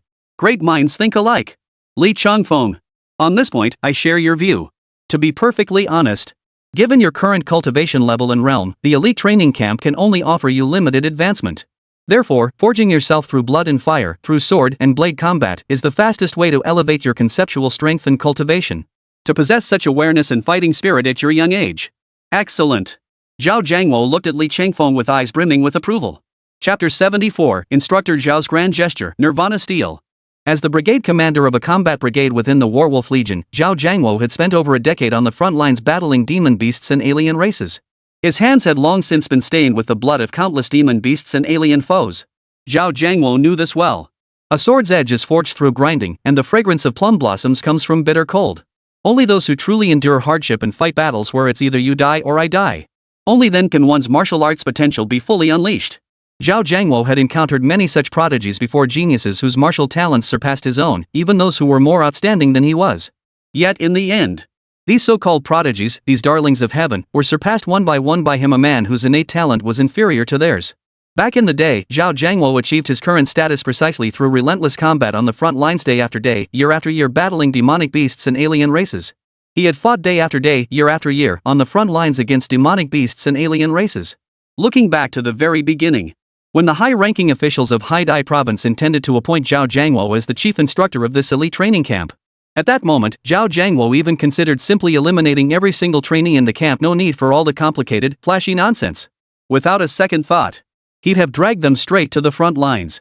No questions asked. A month of real combat, blood and guts. Such an arrangement would undoubtedly accelerate the trainees' growth far more than their current sheltered training within the camp walls. However, the mortality rate of such an approach, which strictly followed the jungle law of survival of the fittest, was simply too high. According to the elite training camp's official assessment, throwing these naive, sheltered greenhorns who'd never seen the real world straight into the front lines to fend for themselves, the survival rate would likely fall below 35%. After all, these trainees in the elite training camp are among the most outstanding martial arts prodigies in the entire Haidai province. To treat them as mere disposable expendables would be nothing short of squandering such precious talent. Thus, after much deliberation, Zhao Jiangwo ultimately abandoned his nearly insane special training plan. And now, Li Chengfeng voluntarily proposed venturing deep into the Yimeng Mountains to engage in combat with even more powerful demonic beasts, thereby maximizing his own strength. Though Zhao Jiangwo said nothing outwardly, he inwardly admired Li Chengfeng's initiative immensely. He hadn't misjudged the man. It was well worth imparting the heaven and earth unity art to Li Chengfeng. Li Chengfeng, during your last battle with Qiuningshui, I noticed you were still using only the most basic training longsword. And judging by the edge, it had already developed some chipping. Having accomplished his objectives, Li Chengfeng was about to take his leave. But then, Zhao Jiangwo, seated across from him, suddenly spoke up. Yes. Li Chengfeng nodded in agreement. Indeed. For Li Chengfeng, the training sword he currently used was indeed a bit too shabby for his present level. During duels with others, this training sword served at best as a vessel for his innate sword intent. Without the enhancement of his innate sword intent, he'd probably have chipped the blade to pieces by now. Originally, Li Chengfeng had planned to head to the black market in Langia Base City next. There, he intended to sell off the weapons, equipment, and items belonging to that unknown mercenary squad. Then, with the money earned, he'd see if he could buy a decent weapon in Langia Base City. But before Li Chengfeng could put his plan into action, Zhao Jiangwo unexpectedly brought up the weapons matter first. Could it be? Li Chengfeng rubbed his hands together excitedly, his gaze toward Zhao Jiangwo now tinged with anticipation. You little rascal. Seeing the look on Li Chengfeng's face, Zhao Jiangwo knew exactly what was on his mind. With a playful scolding, he bent down to retrieve a specially crafted titanium case from beneath his desk. After entering the password, he pulled out a unique glass vessel. And what was contained within this specialized glass vessel? Nirvana stele. Though named stele, this Nirvana stele was essentially a liquid substance, much like molten steel. It glowed with an extremely peculiar, ancient silver hue, flowing slowly within the glass vessel with an almost mystical quality. The reason this so-called Nirvana stele bears the name Nirvana.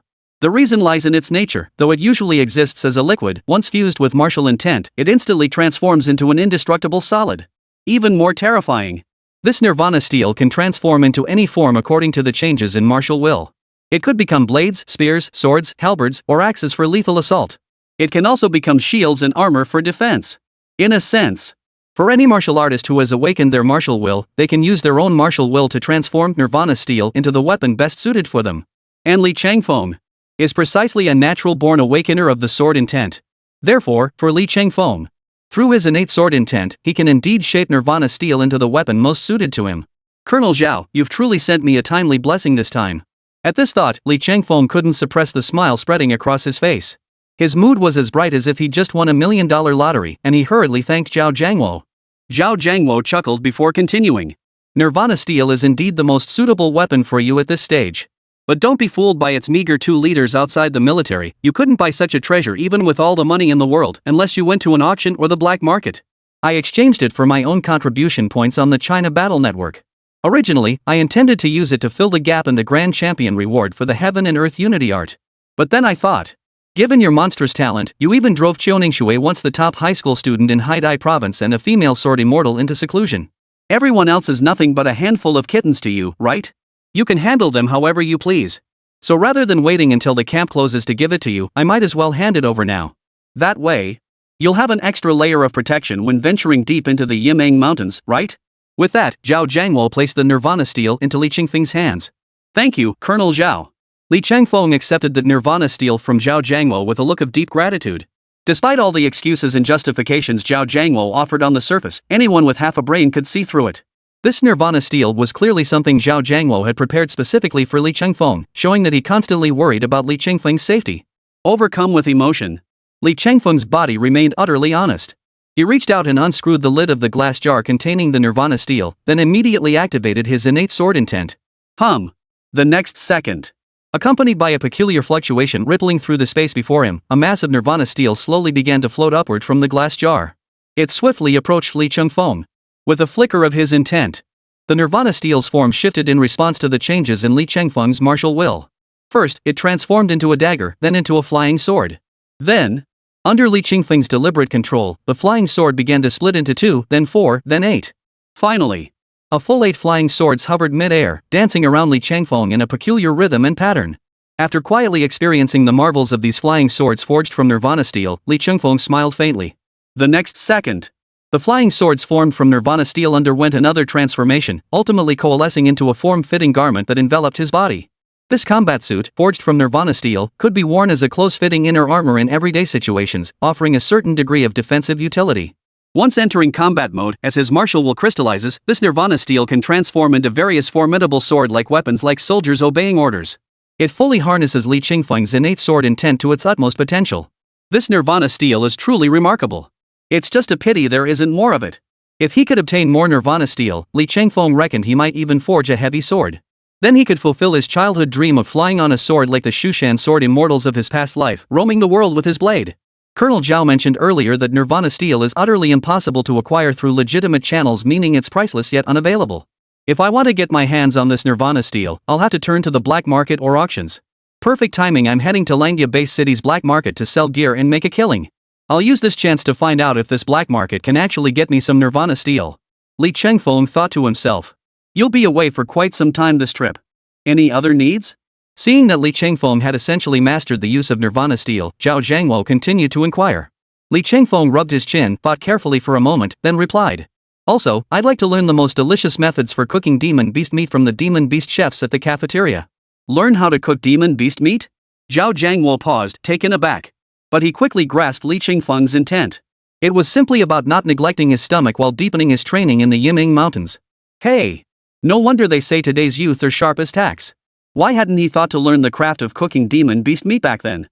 If he'd mastered that skill back then, he wouldn't have had to endure all those years of eating raw meat and drinking blood, living like a true wilderness survivor. Chapter 75. Stop competing, the rewards have been distributed. Alright. Go straight to the training camp cafeteria and find Chef Wang. Tell him I sent you to learn. Zhao Jiangwo said decisively. The matter of demon beast cooking techniques, it could be a big deal or a small one. Minor. It really wasn't a big deal, just cooking, after all. But on a larger scale, it involved the family's secret recipes. Some extreme beast chefs even established family rules, insisting on passing down knowledge only to sons, not daughters, and only to legitimate heirs, not concubine-born children. However, now that Zhao Jiangwo, the chief instructor himself, has personally given the green light, this matter is naturally a green light all the way. No further objections. A quarter of an hour later, Li Chengfeng strode into the training camp's cafeteria. Master Wang, the executive chef primarily responsible for preparing demon beast ingredients, was on duty. However, after learning the purpose of Li Chengfeng's visit, Chef Wan was deeply puzzled. He pondered inwardly. The Wolf Slayer kid, who had recently made a name for himself in the elite training camp by punching Qingdao No. 2 Middle School and kicking Haidai Province Experimental High School, why on earth would he come to the cafeteria to learn cooking from him? Admittedly, Chef Wang felt a twinge of reluctance about imparting his family treasure to Li Chengfeng. But then he reminded himself.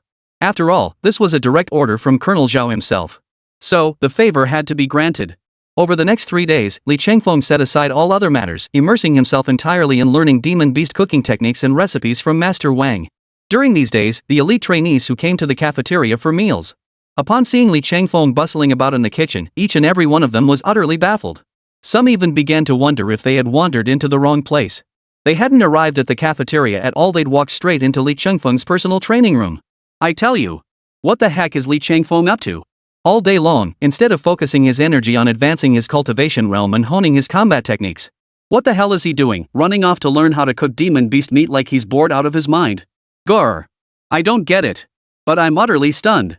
Could it be that after his battle with Xiaoning Shui at the martial arts arena last time, Li Chengfeng utterly crushed the former top high school student of Haidai Province? This made Li Chengfeng feel as if his life had lost direction, stripped of the drive to keep moving forward. So he shifted his focus to cooking and all these peculiar pursuits? I wonder what Xiao Ningshui, Wu Shangyuan, and the others would think upon seeing this scene. In truth, when Wu Shangyuan, Xiao Ningshui, and the others learned that Li Changfeng had actually abandoned cultivation to hone his culinary skills in the cafeteria kitchen, they were profoundly shocked. Deep down, they were genuinely shaken. It felt like their entire worldview was crumbling piece by piece. They were on the verge of questioning the meaning of life. Just imagine. You'd been dreaming about the strategies to defeat that formidable foe. You've sworn to show them what you're made of during the final camp assessment, your sworn enemy. Yet the person in question doesn't even consider you a threat? Try putting yourself in that situation. Doesn't it feel like the most frustrating thing ever? Xiao Ningshui, meanwhile, threw herself into relentless sword practice, determined to master the subtleties of sword intent before the final camp assessment. As for the siblings Wu Shengyuan and Wu Yameng, after witnessing Li Changfeng and Xiao Ningshui's battle firsthand, they were profoundly shaken. They gritted their teeth, desperately refining their techniques and honing their combat skills, squeezing every last ounce of potential from their bodies. Their relentless drive stemmed not only from the desire to defeat Li Changfeng, but also to secure the championship title in the closing assessment. By doing so, they hoped to gain Zhao Jiangluo's favor while simultaneously claiming the championship reward, thus achieving a literal win-win-a-win big time. Yet, what these heaven-sent prodigies could never have imagined in their wildest dreams was this.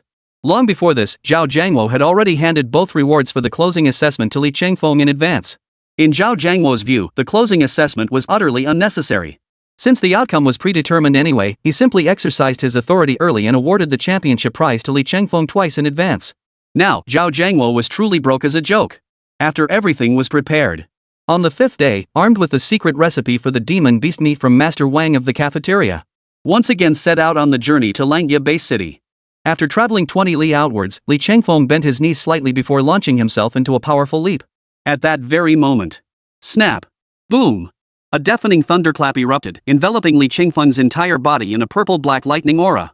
His entire body seemed to transform into a bolt of lightning, streaking toward Langya base city. Though, by manipulating the electromagnetic fields of the surrounding space while channeling the Thunder God's armor, Li Changfeng could achieve a level of ground-hugging flight akin to a maglev train. His speed was already incredibly fast. But deep within Li Changfeng's heart, a faint hope had always lingered that one day he might fulfill the lifelong dream he'd cherished in his previous life on Earth, to ride a sword through the skies. Hopefully, this trip to the black market in Langya base city will yield some results.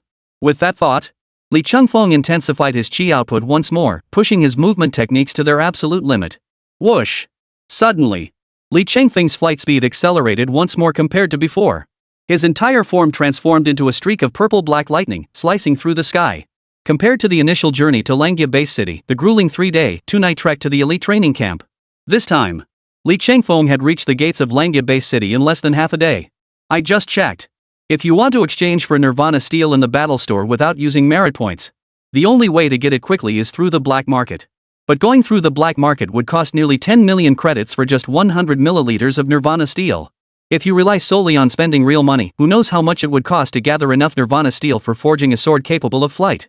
The meager earnings from mercenary squads are like a drop in the bucket. However, just as Li Changfeng was agonizing over where to find the money, his peripheral vision suddenly caught sight of the mercenary squad's bulging combat backpacks. His eyes lit up instantly. Soon, a plan to secure the maximum amount of money in the shortest time began to take shape in Li Changfeng's mind. Boss! These weapons, combat gear, and all those miscellaneous items and props. I'll sell them all. Langya, underground black market. Li Changfeng wore a hood that obscured most of his face. Like dumping a sack of goods, he heaped all the spoils obtained from the mercenary squad onto the black market merchant before him. Holy crap! No way! You actually have a fire attribute ranged weapon like this B-grade flaming longbow? And just judging by its condition. And judging by its condition alone, it's at least 80% new and well maintained. Kid, where did you even get this? Care to share? I'll pay 3 million for that intel. After surveying the 5 neatly arranged sets of high-grade weapons, combat gear, and numerous valuable materials before him. Even with a black market dealer's extensive experience, he hadn't expected this youth to possess such treasures far beyond his apparent capabilities. He couldn't help but ask one more question. Nothing to tell. Just got lucky. I stumbled upon a mercenary squad surrounded by the Crimson Ape King and 100 demon beasts. In the end, all 5 of them were wiped out, and the demon beast horde suffered heavy losses too. I just took advantage of the chaos to strip their gear and backpacks. Li Changfeng shot the unscrupulous merchant a look, his tone tinged with impatience. Cut the nonsense, boss. Just give me a straight answer. Do you want this gear and weapons, or not? If you don't want them, I'll take them to the black market. As he spoke, Li Changfeng reached out, making a move to grab the weapons and gear on the table, but the black market merchant blocked him before he could act. I'll take them. Of course I'll take them. We're all in the business of doing deals. When a deal comes knocking at your door, how could you possibly turn it down? Besides, young man, the reason you came to me instead of the black market trading house is precisely because we merchants can offer a higher price. The black market merchant released his grip on Li Changfeng's hand and chuckled. Alright. You're a lucky young man, getting your hands on so many treasures at once. I'll take them all. With that, the black market merchant held out his hand, fingers spread wide. I'll offer you 50 million. What do you say, young man? 50 million? Li Changfeng was visibly startled by the black market merchant's offer. Though the loot he'd seized from the mercenary squad would fetch at least 80 million huashare currency if sold on the battle marketplace. Chapter 76, Black Market Hall, Baiting the Big Fish. But that wasn't quite how it worked. The weapons, gear, and items in his possession were ultimately stolen goods. There was no way he could sell them openly. So, viewed this way, the price offered by the black market dealer was actually quite reasonable. Though Li Changfeng thought this to himself. He kept his expression neutral, wondering if he could squeeze a little more out of this black market dealer, skim some extra profit. Li Changfeng pondered this. Immediately, he shifted his attention to the shelves beside the black market merchant, his gaze sweeping down from top to bottom. Until, finally, his gaze settled upon a small, purple-black wooden box covered in thick dust in the corner of the fifth row of shelves. His eyes lit up involuntarily. Li Changfeng hurried over to the box, his eyes betraying his astonishment. This is it. This is it. That faint, barely perceptible stir of a soul an ordinary person would never have noticed it.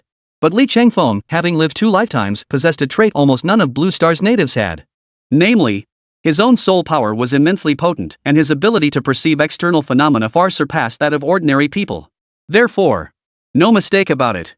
The moment Li Changfeng focused his attention on the purple-black wooden box, he could sense a faint, lifelike vibration emanating from it.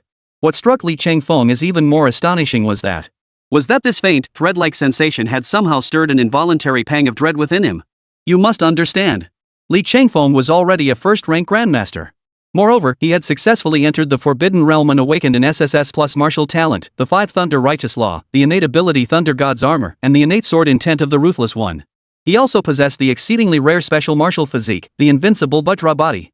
Even if Li Changfeng were to challenge a 4th-rank grandmaster, it would be no problem at all.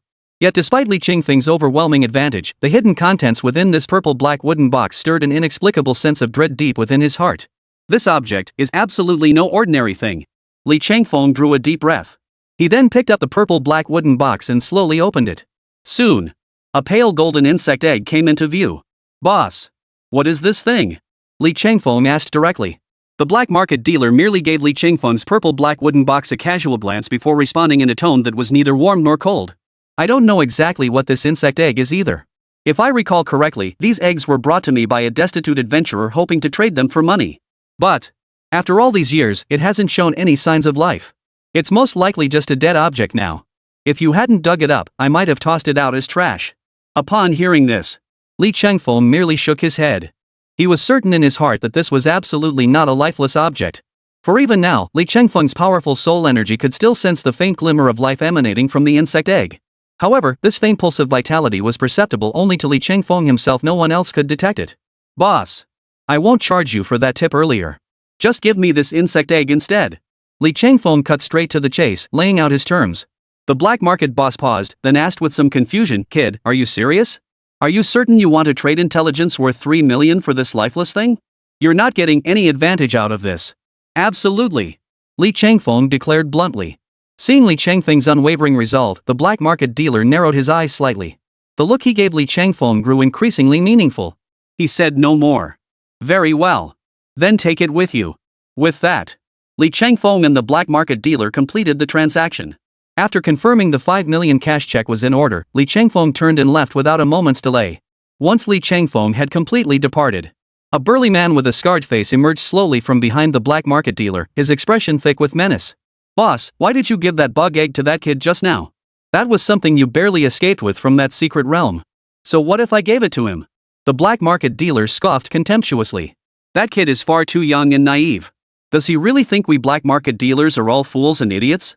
This is the real world, not some novel or TV show. Even if there really was a leak, it wouldn't be his turn to pick it up. The reason I said what I did earlier. To put it plainly, I just wanted to test that kid a little more. To see if he truly recognized the extraordinary nature of this insect egg. Hearing this, the middle-aged man with the scarred face lit up instantly and hurriedly pressed, "So boss, what did you find out?" "Of course." The black market dealer gave a cold chuckle. "This kid could pick out this golden insect egg at a glance from among all my merchandise. That alone proves he must know something about this egg. And when I kept trying to dissuade him with lifeless items, he still insisted on this one. This proves he must know the secret of this egg. He might even possess the method to hatch it." Little did he know. While he was still dreaming of snagging a bargain on the black market, I was already setting my long-term trap. Once that kid unlocks the secrets of this insect egg, we'll follow the satellite positioning signal left on the purple black wooden box, tracing it step by step. Then wouldn't it be a win-win situation? Ha ha ha ha. As they spoke, both the black market dealer and the scar-faced man named Zhang Biao let out sinister, chilling laughs. "Boss, I've already uncovered that kid's background. His name is Li Chengfeng. His family background is ordinary. His parents are just regular working-class folks. If there's anything noteworthy about him, it's the terrifying talent and potential he displayed during the martial arts awakening ceremony. That's why he was recruited as a special admissions student by Zi Yuan from the Mountain River Martial Arts University. From that point onward, every detail of Li Qingfeng's life has been classified as S-level top secret by the Chinese government. It's beyond my ability to uncover." After hearing Zhang Biao's report, the black market merchant stroked his chin, a contemplative look on his face. Moments later, a sharp gleam flashed in his eyes as he made his decision. If that's the case, then all those seemingly illogical circumstances from earlier suddenly make perfect sense.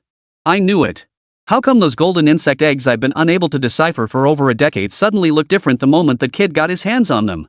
If it's that woman, Zi Yuan, then everything makes sense.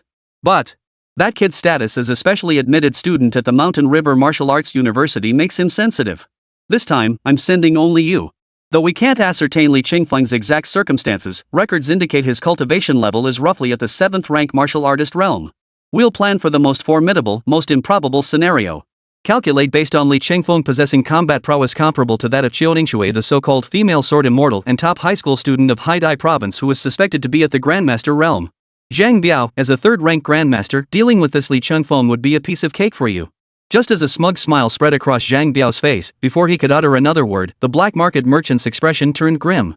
While eliminating Li Qingfeng is straightforward, ensuring this operation leaves no loose ends and minimizes repercussions is far more complex. I have only one demand of you. Keep your hands clean. Don't leave a single trace behind. Ha ha ha. Boss, leave this trifling matter to me. I guarantee this job will be done flawlessly, no need for a next time. The scarred burly man chuckled eerily upon hearing this, then slipped on his raincoat. Then he vanished into the vast, rainy night. After leaving the underground black market, Li Qingfeng didn't rush to the depths of the Yiming Mountains for training. Instead, he hailed a driverless taxi. After entering the destination on the rear seat screen, the autonomous cab headed toward the northern suburbs of Langya Bay City. At that moment, night had fallen and a steady drizzle fell outside. Compounding this, as the vehicle headed out of the city, the number of pedestrians and vehicles on both sides of the street dwindled steadily. Skyscrapers outside the windows gradually gave way to low-rise buildings, and the surrounding streets grew increasingly desolate. Li Qingfeng fiddled with the purple-black wooden box in his hands, studying the relevant information displayed on the translucent virtual screen visible only to him. A playful smile curved his lips. I hope that rat behind me doesn't keep me waiting too long. After placing the golden insect egg into his spatial ring, Li Qingfeng rolled down the window and casually tossed the purple-black wooden box out. About 15 minutes later, Li Qingfeng arrived by car at a deserted national highway. The driverless taxi came to a halt upon reaching its destination, accompanied by a crisp, pleasant electronic prompt from the display screen. Esteemed passenger, your destination has been reached. Upon payment of the fare, the doors will unlock automatically. Li Qingfeng paid the fare from the back seat, pushed open the door, and stepped out. He continued walking along the highway, braving the rain. But after walking only about a kilometer, Li Qingfeng suddenly halted, a faint smile playing on his lips. Following his gaze, a man with a scar appeared ahead, clad in a black raincoat and a large hood. His eyes were cold, and a fierce killing intent radiated from his entire being. Chapter 77, Unnervingly Calm. I'll give you a choice. It was obvious at a glance that this raincoat-clad man was coming for him. Speak. Who are you? Why are you following me? If it were an ordinary person, encountering such a raincoat-clad, scar-faced man on this desolate national highway would have scared the living daylights out of them. But Li Qingfeng seemed entirely unfazed, maintaining his composed demeanor with hands clasped behind his back as he asked with a cheerful smile. Long before leaving the underground black market, Li Qingfeng had instructed the system to conduct a thorough scan of the golden insect egg and the dark purple wooden box. This revealed that the wooden box had already been fitted with a satellite tracking device. However, this satellite tracking device was extremely well concealed. Unless you were an insider, you might not even find it if you deliberately searched for it. Upon realizing he was being followed by the black market dealer, Li Changfeng did not immediately discard the purple black wooden box. Instead, he deliberately hailed an unmanned taxi and set the destination for a national highway on the outskirts of Langya base. His objective? To lure the snake out of its hole. Is this a third-rank grandmaster who's come this time? Observing the raincoat-clad assassin who made no effort to conceal his cultivation level, a smile gradually spread across Li Changfeng's lips. Ha ha ha. The raincoat assassin's left hand flicked sharply, revealing a gleaming short blade in his palm as his aura surged upward. Finally, it stabilized at the third-rank grandmaster realm. Beyond the assassin's cultivation level. What sent chills down spines was the thick, almost tangible killing intent radiating from him, making this cold, rainy night feel even more desolate. It was clear. This professional assassin, who operated in the underground black market, had undoubtedly claimed countless lives. Otherwise, this man would never possess such terrifying, spine-chilling killing intent. Even now, without lifting a finger, merely standing there, he was enough to send shivers down the spines of most people. The raincoat-clad assassin sneered coldly, "Boy. You're nothing but a little ant living in an ivory tower, never having seen the real world. Of course you wouldn't know who I am. But you need only understand one thing, you die tonight." On the Langya National Highway. The rain grew heavier, threatening to pour down in torrents. The raincoat-clad assassin approached Li Changfeng, who had just come to a halt. He opened his mouth to speak, but his brow furrowed involuntarily. As a professional assassin who had been operating in the underground black market for years, Zhang Biao had pulled off countless double crosses over the years. The number of people who had died by his hand was at least 80, if not 100. Whenever he revealed his identity, anyone still standing would display an emotion called fear. Among the countless victims Zhang Biao had claimed, there were no shortage of ruthless, hardened criminals. Yet even they, cornered and desperate, should have shown the madness of wanting to take him down with them. He could have seen any of these emotions: fear, madness, desperation. But Zhang Biao sensed none of these in Li Changfeng. Instead, Li Changfeng stood there as if nothing had happened, smiling cheerfully in his direction, his expression brimming with anticipation and eagerness. To Zhang Biao, Li Changfeng's behavior didn't seem like something a high school student, still sheltered in an ivory tower and untouched by society, would exhibit. At the very least, Li Changfeng's current demeanor, so calm and composed, yet clearly itching for a fight, was as if he had deliberately waited here for him to arrive. Unnerving. Everything unfolding before her eyes was utterly bizarre. Waiting for me? Could it be he has some hidden ace up his sleeve I'm unaware of? That shouldn't be possible. Before taking action, I'd already used my black market connections to thoroughly investigate this kid's background. The only truly remarkable things about this kid are the cosmic anomaly triggered when he comprehended the martial arts stele and his admission as a special recruit to Shanhe University by Zhu Yuan. Beyond that, there's nothing else worth paying attention to. Much less anything about him that could possibly threaten me. Then why, deep down, does an inexplicable unease grip my heart? My killer's sixth sense keeps urging me to get away from this youth. The farther, the better. Why on earth is this happening? Just as Zhang Biao was in turmoil, Li Changfeng glanced at the dagger in his hand, then walked calmly and steadily toward Zhang Biao. With a smile, he asked, "Are you sure? Do you really think you can kill me?" Ha ha ha. Everything unfolding before his eyes was utterly bizarre. Every detail reeked of something amiss. Clearly, it was this youngster who was trapped in a deadly situation, yet Zhang Biao felt an inexplicable, bone-deep tremor and dread. Especially when Li Changfeng's gaze swept over him, Zhang Biao couldn't help but shudder violently. It felt as though he wasn't being stared at by a human, but by a demonic general that devoured its prey whole. "Kid, if I were you, right now, you'd better spill everything you know about those golden insect eggs. Then, I might even grant you a quick death." Just as Zhang Biao was about to press Li Changfeng for more details on the golden insect eggs as he usually did. But before he could finish, Li Changfeng waved him off abruptly, his tone tinged with impatience. "Enough. Spare me the clichés your kind spouts, I've heard them so often my ears are calloused. Before you spouted that nonsense, couldn't you have bothered to think it through? Why did I dare come here alone to wait for you? Do you really think my purpose in waiting here is solely to relay information about the golden insect eggs? So, in the end, who's the real fool here, me or you?" Snap. Li Changfeng came to a halt before Zhang Biao, bearing a row of pearly white teeth in a grin. Snap. Just then, a bolt of lightning split the distant sky. Bathed in the stark white glow of the lightning, Li Changfeng's grin sent a chill down Zhang Biao's spine. "Kid, you've succeeded in pissing me off. Mark my words. I won't let you die so easily. I'll make you endure every torment this world has to offer, dying in agony and despair." Shadow Tracker step. Before the words had even faded, Zhang Biao immediately unleashed the most powerful footwork-based combat technique he currently possessed. His entire body seemed to teleport. Just moments ago, he had been directly facing Li Changfeng.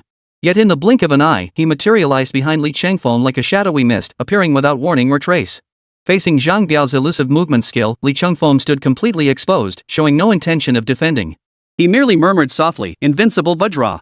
As the last syllable left his lips, Zhang Biao's short blade slashed with pinpoint precision toward Li Chengfeng's lumbar vertebrae. The faint silver blade aura emanating from the knife seemed poised to cleave through the raindrops falling in the night. As a professional assassin in the underground black market, Zhang Biao understood the importance of giving one's all, even when facing an easy target. Even though Li Chengfeng before him was only at the 7th rank martial master realm, he would never underestimate him or act carelessly.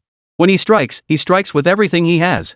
Once he did, he unleashed the full might of his 3rd rank grandmaster cultivation, combined with the stealthy charge skills of a tracker assassin. Though Zhang Biao sensed an overwhelming sense of unease and fear emanating from Li Chengfeng. As long as he severed Li Chengfeng's lumbar vertebrae, reducing him to a crippled invalid, all sources of instability would be utterly eliminated. Oomph. No matter what tricks this kid had up his sleeve, none of it mattered anymore. The longer the night, the more dreams arise. As long as he didn't give the kid a chance to stall, a 3rd rank grandmaster facing a 7th rank martial artist. The advantage is mine. A single slash. Striking Li Chengfeng squarely in the lumbar spine. Got him. I actually succeeded so easily. Ha ha ha. Ha ha ha ha. As Zhang Biao watched his blade cleave straight through Li Chengfeng's spinal column, the grin on his face grew wider and wider until he burst into loud laughter. How laughable. I thought you might have some incredible hidden trick up your sleeve. Turns out it was nothing but bluffing. And here I was, getting all worked up for nothing. All that fuss, and in the end, I was just scaring myself. With that, Zhang Biao turned to lead Li Chengfeng back to complete their mission. But suddenly, a calm, detached male voice called out from behind them, "Hey! Before we go, we need to clear something up. Who do you think you're talking to? All talk and no action?" There he was. Amidst the torrential downpour, Li Chengfeng, who should have been crippled by a blade severing his spine, not only remained standing but turned to face Zhang Biao. His back was torn, revealing only a faint white mark at his lumbar spine. Zhang Biao's swift, vicious strike hadn't just failed to sever Li Chengfeng's spine. It hadn't even pierced his skin. Witnessing this scene, Zhang Biao's eyes widened in disbelief. Now, my turn. Thor's armor. Li Chengfeng clenched his right fist, immediately activating the newly awakened innate ability. Then, with a sharp whoosh, his entire body vanished from the spot. The next second, Li Chengfeng instantly materialized before Zhang Biao, delivering a single, unadorned punch that slammed heavily into Zhang Biao's chest. Guh! The terrifying force of the punch, amplified by the Thunder God armor and cellular activation, struck Zhang Biao's chest like a cannonball. Zhang Biao immediately grunted in pain.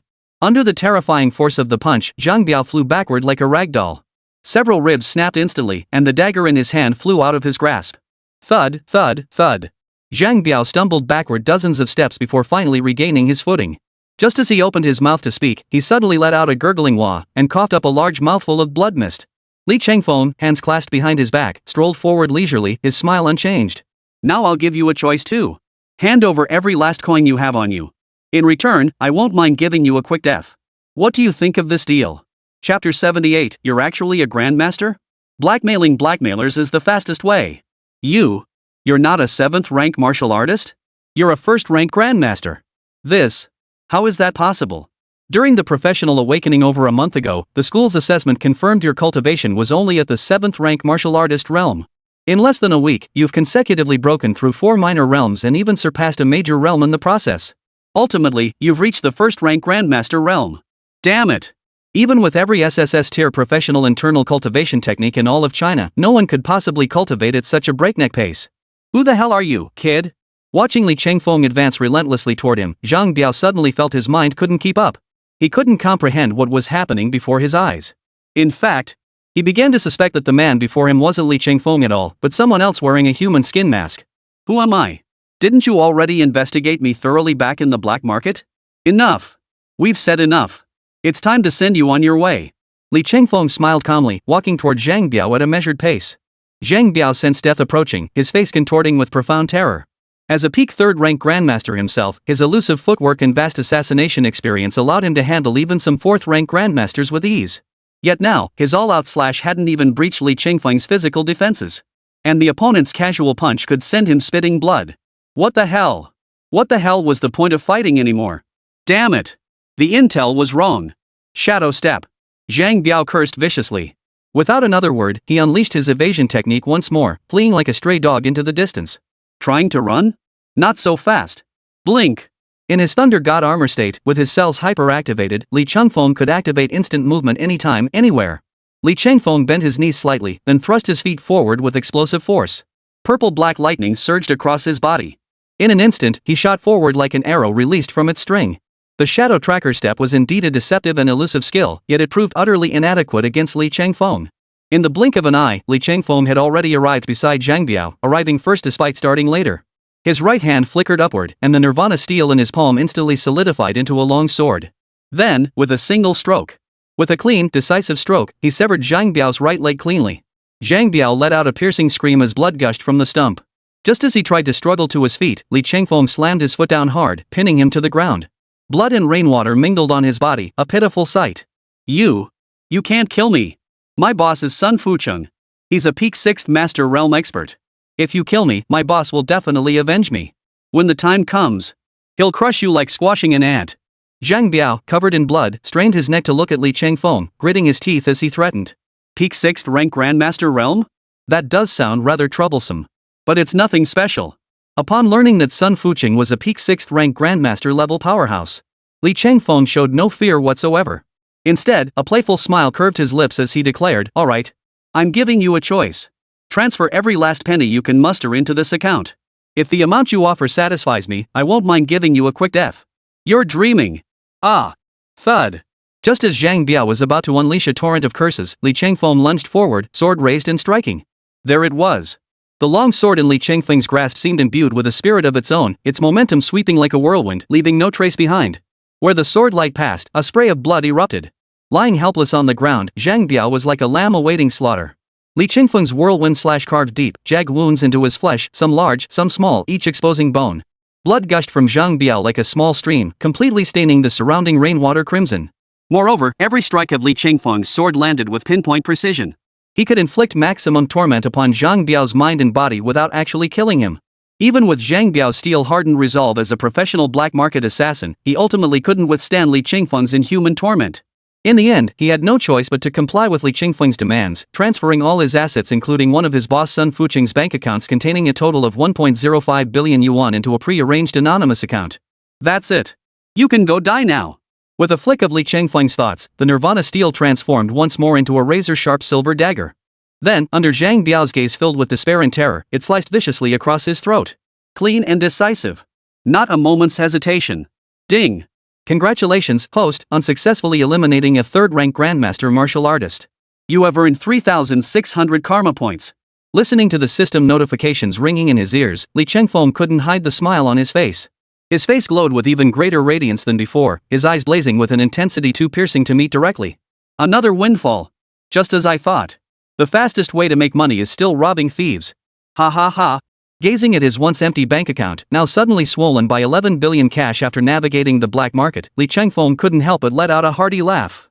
When the black market dealer Sun Fucheng tried to scheme against Li Changfeng, for his part, had been scheming against Sun Fucheng all along.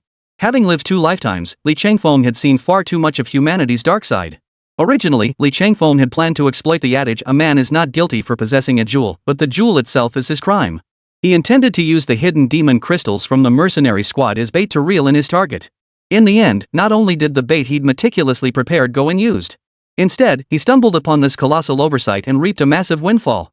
Adhering to his principle of never letting ill-gotten gains sit overnight, Li Changfeng immediately used the money to purchase 4 liters of Nirvana steel.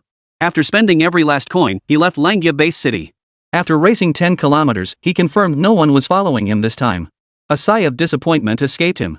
Looks like it's rare to find easy targets like Zhang Biao who practically hand themselves over.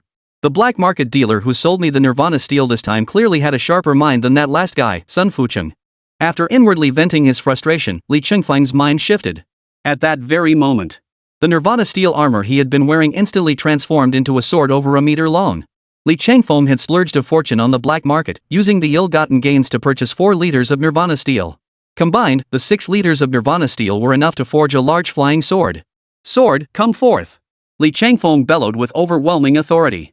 Bending his knees, he leapt forward and landed squarely on the flying sword. Guided by innate sword intent, he soared directly into the sky. Though in terms of speed, this sword flight was slower than Li Changfeng's instant teleportation in Thunder God armor mode. But the latter was merely a magnetic levitation like skimming flight, whereas this was genuine sword riding flight. Compared to the former, the latter was infinitely cooler. Awesome. This is awesome. Feeling the howling wind whistling relentlessly past his ears, echoing in his mind, Li Chengfeng's smile never faded from the very start. In his previous life, the dream of sword-riding flight he'd cherished on Earth had finally come true on Blue Star today. Then, a thought struck Li Chengfeng. What if I combined the sword-riding flight of innate sword intent with the instantaneous movement of the Thunder God's armor? How fast could one possibly fly then? Snap! The thought struck him. Li Chengfeng activated his innate ability, and dazzling purple-black lightning bolts erupted outward from his body. Whoosh! As the Thunder God's armor activated, Li Chengfeng's movement speed surged exponentially. His entire form transformed into a streak of light, piercing the sky and leaving a long white trail in its wake. Moments later, Li Chengfeng descended slowly beneath the waterfall. He severed the cascading water with his sword intent, dragging out the corpse of the silver-winged flying tiger he had placed within the water curtain cave. This was a genuine second-grade peak demon general. Every part of it was a treasure.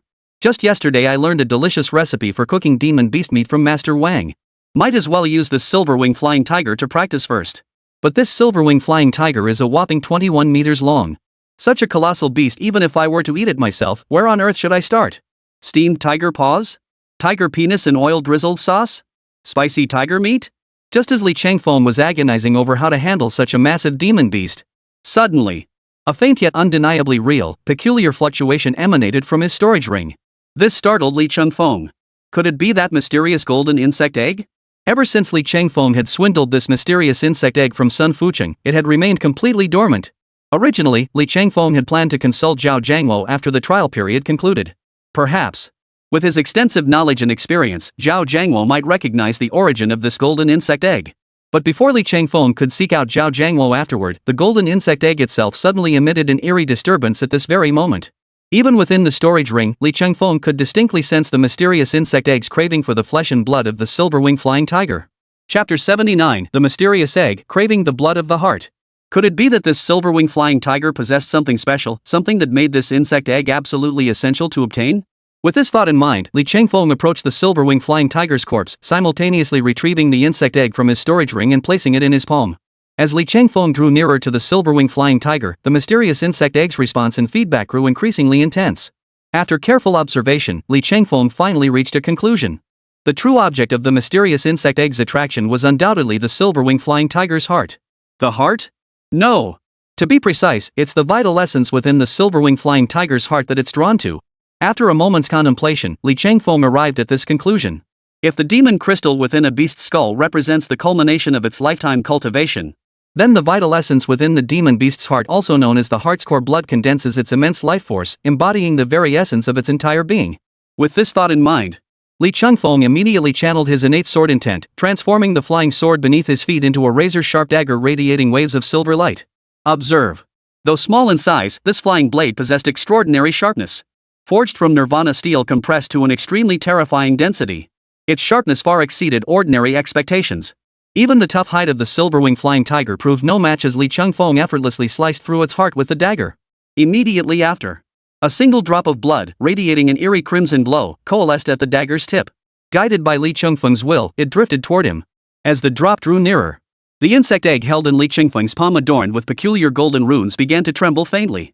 After a moment's deliberation, he immediately directed the silver-winged flying tiger's heart-tip blood to drip from the dagger's tip onto the golden insect egg.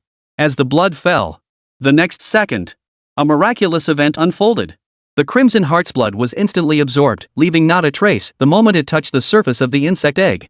In the blink of an eye, the golden insect egg began visibly pulsing and contracting before Li Chengfeng's eyes, resembling a heart beating in rhythm. Has it awakened already? What happens next? Is it about to hatch? Just as Li Chengfeng pondered this with mounting excitement, the egg, which had barely begun its pulsations, suddenly fell silent once more. Li Chengfeng. Though the mysterious changes occurring within the insect egg had ended before they even began. This was indeed deeply frustrating. Yet the very next moment, Li Chengfeng distinctly sensed the mysterious insect egg subtly conveying a scent of delight and flattery toward him. Could it be that more heart blood from demon generals or higher-tier demon beasts is needed to successfully hatch this mysterious egg? After conducting a series of experiments, corresponding speculations quickly surfaced in Li Chengfeng's mind. But regardless, he had stumbled upon a method to properly open this mysterious insect egg. No more aimlessly floundering like a headless fly. But then again, This tiny little thing requires such a vast quantity of demonic essence from demon generals or higher-ranked beasts just to hatch.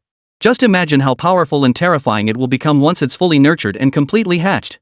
Honestly, it's terrifying to even contemplate. Li Changfeng rubbed his hands together, his curiosity about the identity and origin of this mysterious golden insect egg growing ever stronger. But what kind of creature is this golden insect egg meant to nurture? A thought flashed through Li Changfeng's mind, and he immediately summoned the system interface to begin searching. Though the causality system could be frustratingly unreliable at times, its knowledge repository was flawless, utterly impeccable. Because within this system, Li Changfeng could not only access all relevant data and information about Blue Star, but also retrieve numerous records from his previous life on Earth. Initially, when he first obtained the system, Li Changfeng had harbored doubts about its massive data model and archives, wanting to test its limits. So, Li Changfeng searched for a mysterious resource he'd treasured for years, one even his closest friends knew nothing about. Sure enough. But this search was no small matter. He was stunned. Li Changfeng was stunned to discover that this dog system not only possessed what he had, but also had things he didn't. This was an absolute treasure trove. It was precisely because of the massive resources provided by the dog system that Li Changfeng managed to endure one agonizing night after another. This enabled him to achieve the supreme state of mind free from women, drawing his sword with divine ease, a realm beyond the reach of countless others. Combining this with the golden insect egg's physical characteristics and the chain reaction triggered upon encountering the heart-pulsing blood of a high-tier demon beast, Li Changfeng swiftly located a related entry in the system's database that closely matched this mysterious insect egg. This seems to be the six-winged golden cicada? The six-winged golden cicada's formidable reputation. Not only in this lifetime, but even in his previous life, Li Changfeng had heard its fearsome reputation resound like thunder. Legend held that the six-winged golden cicada reigned supreme among the 5 great monstrous insects of the primordial chaos.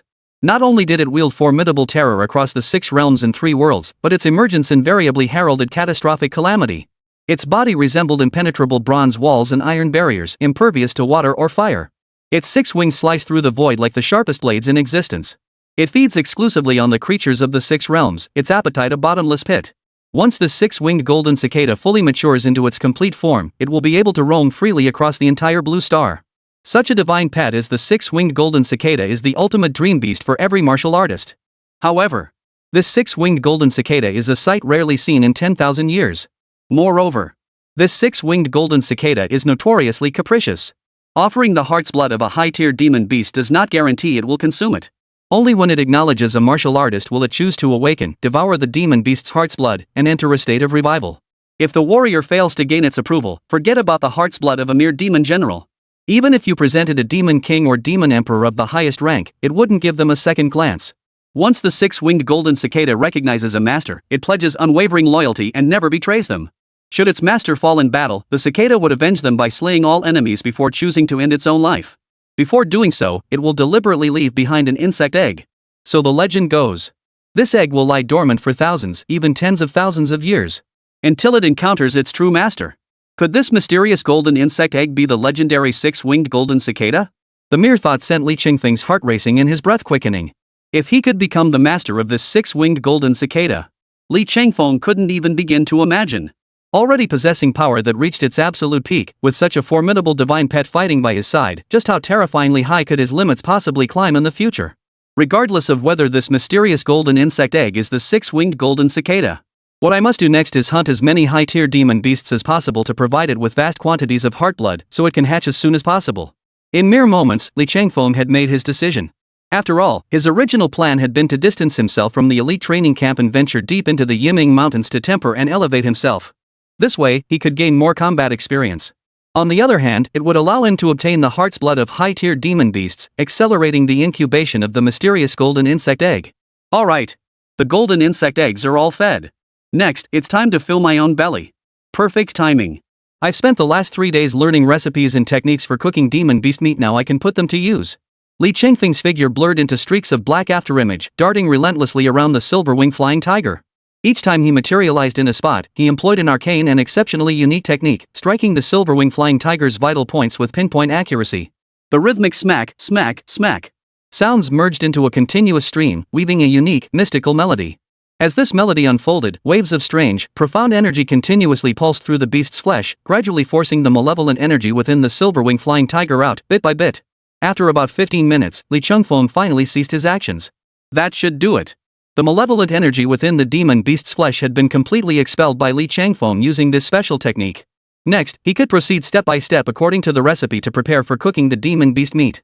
Li Changfeng then stepped outside the water curtain cave and gathered a substantial amount of firewood in branches nearby. A spark of electricity flashed from his fingertips, instantly igniting the branches. You know what? His SSS tier martial talent proved remarkably versatile, capable of both frontline combat and rear support like fire making and cooking. Truly killing two birds with one stone. With a flick of his thoughts. Once more, he harnessed his innate sword intent to reshape the Nirvana stele. It transformed from a flying dagger into the form of a bone-splitting cleaver, the weapon he knew best. Then, with swift strokes, swish, swish, swish, he sliced off 30 or 40 pounds of demon beast meat. He immediately skewered the chunks over the campfire to begin roasting them. Before long, the roasted beast meat began sizzling, releasing oil as it cooked. Crispy on the outside, tender within, it was spicy, fragrant, and utterly delicious. Li Changfeng picked up a willow branch from the ground. With his blade flickering, he swiftly whittled one end to a sharp point. Like skewering lamb, he threaded the demon beast meat onto the branch, then happily began grilling and eating. Chapter 80, Third Tier Demon General, the Human-Faced Demon Scorpion. You know what? This demon beast meat, paired with the barbecue seasoning, tasted absolutely fantastic. If only Li Changfeng could have a can of Snow Pure draft beer to go with it right now, that would be absolutely perfect. As the silverwing flying tiger transformed into skewers of meat, devoured and digested by Li Changfeng, it crystallized into pure, potent energy. This energy surged through his limbs and bones, rapidly accumulating and circulating. Simultaneously, Li Changfeng's own vitality and blood energy surged upward without pause. Wow, wow, wow. No wonder they say every part of a peak second-tier demon beast is a treasure trove. Forget the rest, the energy contained within this demon beast's flesh alone far surpasses anything a stray demon or demonic weapon could ever offer. Li Changfeng hummed contentedly, basking in a profound sense of fulfillment. Soon, the several dozen pounds of beast meat were skewered by Li Changfeng onto red willow sticks and devoured in no time. Back on Earth, he might not have finished that much meat in a month. But as Li Changfeng's cultivation level steadily rose, he discovered his appetite grew accordingly, becoming increasingly voracious. At this rate, it wouldn't be long before he needed to consume at least several dozen, if not 100 pounds of demon beast meat in a single meal. Moreover, as his cultivation level grew higher and his strength increased, his appetite would skyrocket alongside it. Li Changfeng swiftly sliced another 50 or 60 pounds of demon beast meat with a deft stroke of his knife, continuing to prepare his red willow skewers. Take this silverwing flying tiger, for instance. After removing the tiger skin, bones, fangs, and head, the remaining demon beast meat easily weighed several thousand pounds. That was more than enough to keep Li Changfeng happily fed for quite some time. Just as Li Changfeng was happily skewering meat by himself, a faint rustling sound suddenly drifted from the dense forest in the distance. The sound was extremely faint, especially within the unique environment of the primeval forests of the Yiming Mountains, where such noises could easily be concealed, making them even harder to detect. But it didn't escape Li Changfeng's ears. He immediately lifted his head, his gaze sweeping toward the northwest. As his gaze swept that way, a massive, dark brown scorpion burst forth from the earth. Who knows whether the giant scorpion had been drawn by the wafting aroma of roasting meat, creeping silently all the way. Once exposed, it burst through the earth without hesitation. It was clear it intended to confront Li Changfeng head-on. As the soil beneath rustled and fell away, the true form of this giant scorpion was finally revealed before Li Changfeng. At a glance, its body alone stretched over 16 meters in length. It brandished its two enormous pincers menacingly, its scorpion tail raised high behind it. The very tip of that tail flashed with a bone-chilling cold gleam. But what sent chills down the spine most of all was this. Though undeniably a venomous scorpion, this demonic beast bore an abrupt, hideous human face on its back, a genderless visage so grotesque that merely glimpsing it from afar was enough to make one hiss. Is this a third-tier demon general level beast, the human-faced demon scorpion? Through the hideous human face on the scorpion's back, Li Changfeng could identify the demon beast's identity at a glance. As a third-tier demon general, it had not only awakened a certain level of spiritual intelligence. Its attack methods were diverse and ever-changing. What was even more terrifying was the venomous sting at the tip of its scorpion tail, which was extremely poisonous. Forget human martial artists whose cultivation fell short, even grandmasters above the 5th grade would find it a formidable foe without thorough preparation. Yet when Li Changfeng saw this human-faced demon scorpion, his face showed no trace of tension or unease. Instead, he looked as though he'd stumbled upon a windfall, his eyebrows and the corners of his eyes radiating an unmistakable, unshakable delight. It was truly as if, just as he'd been dozing off, someone had come to deliver a pillow. Li Changfeng had been agonizing over where to obtain such a large quantity of high-grade demon general's heartblood. Little did he expect this human-faced demon scorpion to volunteer itself, running straight over to deliver the goods. Even timely rain doesn't fall like this. Rustle, rustle, rustle. At that very moment, The human-faced demon scorpion scuttled forward on its 8 razor-sharp claws, crawling swiftly across the ground as it charged toward Li Changfeng. Li Changfeng stomped his foot on the ground. The powerful recoil force sent the boulder blocking the door flying into the air. With a whipping kick, the boulder hurtled toward the human-faced demon scorpion like a cannonball launched from a catapult. Facing the hurtling boulder, the human-faced demon scorpion showed no intention of dodging. Only when the boulder reached its face did the scorpion's high raised tail suddenly thrust forward. The poisonous needle, shimmering with an eerie dark purple, sliced through the boulder like a knife through tofu, shattering it cleanly in two. The entire sequence, from attack to recovery, flowed as smoothly as water, causing not the slightest hindrance to its advance. Its 8 claws moved even faster now, lashing out toward Li Changfeng at a speed surpassing its previous attack. Not bad, not bad. In terms of raw power alone, it's certainly stronger than that silverwing flying tiger I took down last time. Now that I'm well fed, it's time for some warm-up exercises to aid digestion. Li Changfeng brushed the dust from his palms and snapped his fingers. The bone-cleaving blade that had been in his hand moments before shot forward, instantly transforming into 8 flying swords that silently hovered around him, one after another from left to right. Go! Like soldiers obeying orders, the 6 flying swords obeyed Li Changfeng's command. They first soared high into the sky. Reaching the very apex above the human-faced demon scorpion, they then poured down like a torrential rain of blades. Whoosh, whoosh, whoosh. These flying swords, streaking down from the sky, left the human-faced demon scorpion no chance to react. Each blade drove into its 8 sharp claws like nails, pinning them to the ground, immobilizing it completely. Hiss, hiss, hiss. With its 8 legs pinned, the demon scorpion resembled a fish stranded on the shore. No matter how fiercely it struggled, it could not break free from the flying sword's restraint, emitting shrill screeches from its mouthparts. But this struggle didn't last long. The demon scorpion opened its mouth, filled with fangs, and a cloud of dark purple poisonous mist spewed forth. From a distance, it resembled a miniature mushroom cloud suddenly exploding. As the dark purple poisonous mist spread outward, every plant and tree it touched withered and died at a visible speed. The fog's influence extended far beyond vegetation.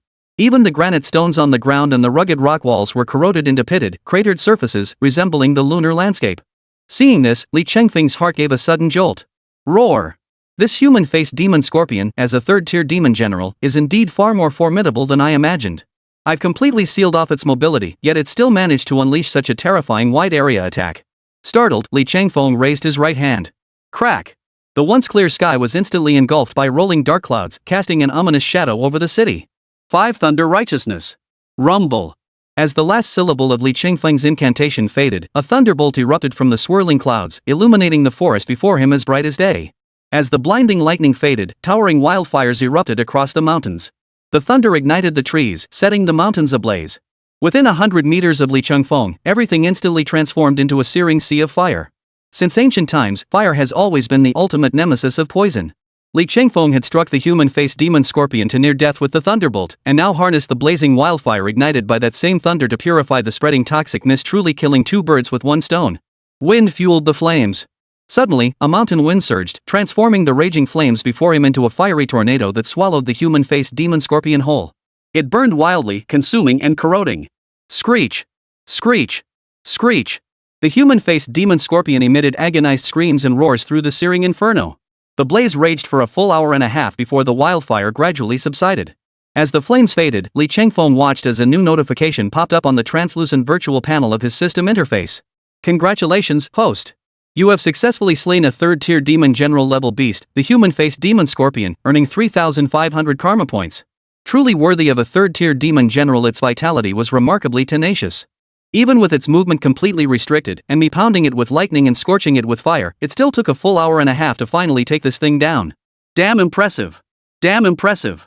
After a moment of quiet admiration, Li Changfeng fixed his gaze ahead. The humanoid scorpion that had just been lunging at him moments ago was now burned beyond recognition. Seeing this, Li Changfeng couldn't help but feel a twinge of pity for the creature. Had this happened before he obtained Nirvana Stele, Li Changfeng could still have defeated the demon scorpion through sheer strength in the end. But the process would have involved a grueling, protracted struggle. He might even have risked poisoning himself before securing victory. But now, with Nirvana Stele in hand, Li Changfeng had essentially upgraded from a musket to a cannon in the blink of an eye. He'd unleashed the unstoppable, terrifying pressure of Nirvana Stele, transforming it into 8 flying swords that pinned the scorpion solidly to the ground. Unable to move an inch, the target is burned alive by the raging flames. Chapter 81, Beastmaster Skill Unlocked. Fierce Wind Golden Eagle. This sight stirred a pang of sorrow even in the cold-hearted Li Changfeng. At the same time, this was also the first time he had personally experienced the terrifying might of Nirvana Stele through actual combat. But just as Li Chengfeng was silently mourning the human-faced demon scorpion for 3 minutes, the mysterious golden insect egg nestled in his bosom began to stir once more. Clearly, it was hungry again. Despite appearing charred black from the flames, the human-faced demon scorpion was actually crispy on the outside, tender within, and had a distinct chicken flavor. As for the heart, the vital organ of any demon beast, it was protected within the scorpion's hardest armor, so its safety was assured. But this human-faced demon scorpion is saturated with venom that strikes fear into warriors, a poison so potent that contact alone can cripple or kill. Particularly its heart's blood, which contained the scorpion's entire life essence, was the most potent and deadly source of venom. If this mysterious golden insect egg absorbs the scorpion's heart's blood and fails to digest it properly, causing itself to suffer from food poisoning, that would be a laughingstock. Li Chengfeng stroked his chin, a thoughtful expression crossing his face. It seemed as though this mysterious golden insect egg truly shared a telepathic connection with Li Chengfeng. The moment this thought flashed through Li Chengfeng's mind, the golden insect egg began to tremble incessantly, sending out a relentless, insistent demand, "I want it! I want it! I want more!" After a moment's deliberation, Li Chengfeng finally made his decision. What's there to fear? Just do it. What if this mysterious golden insect egg truly contained the six-winged golden cicada?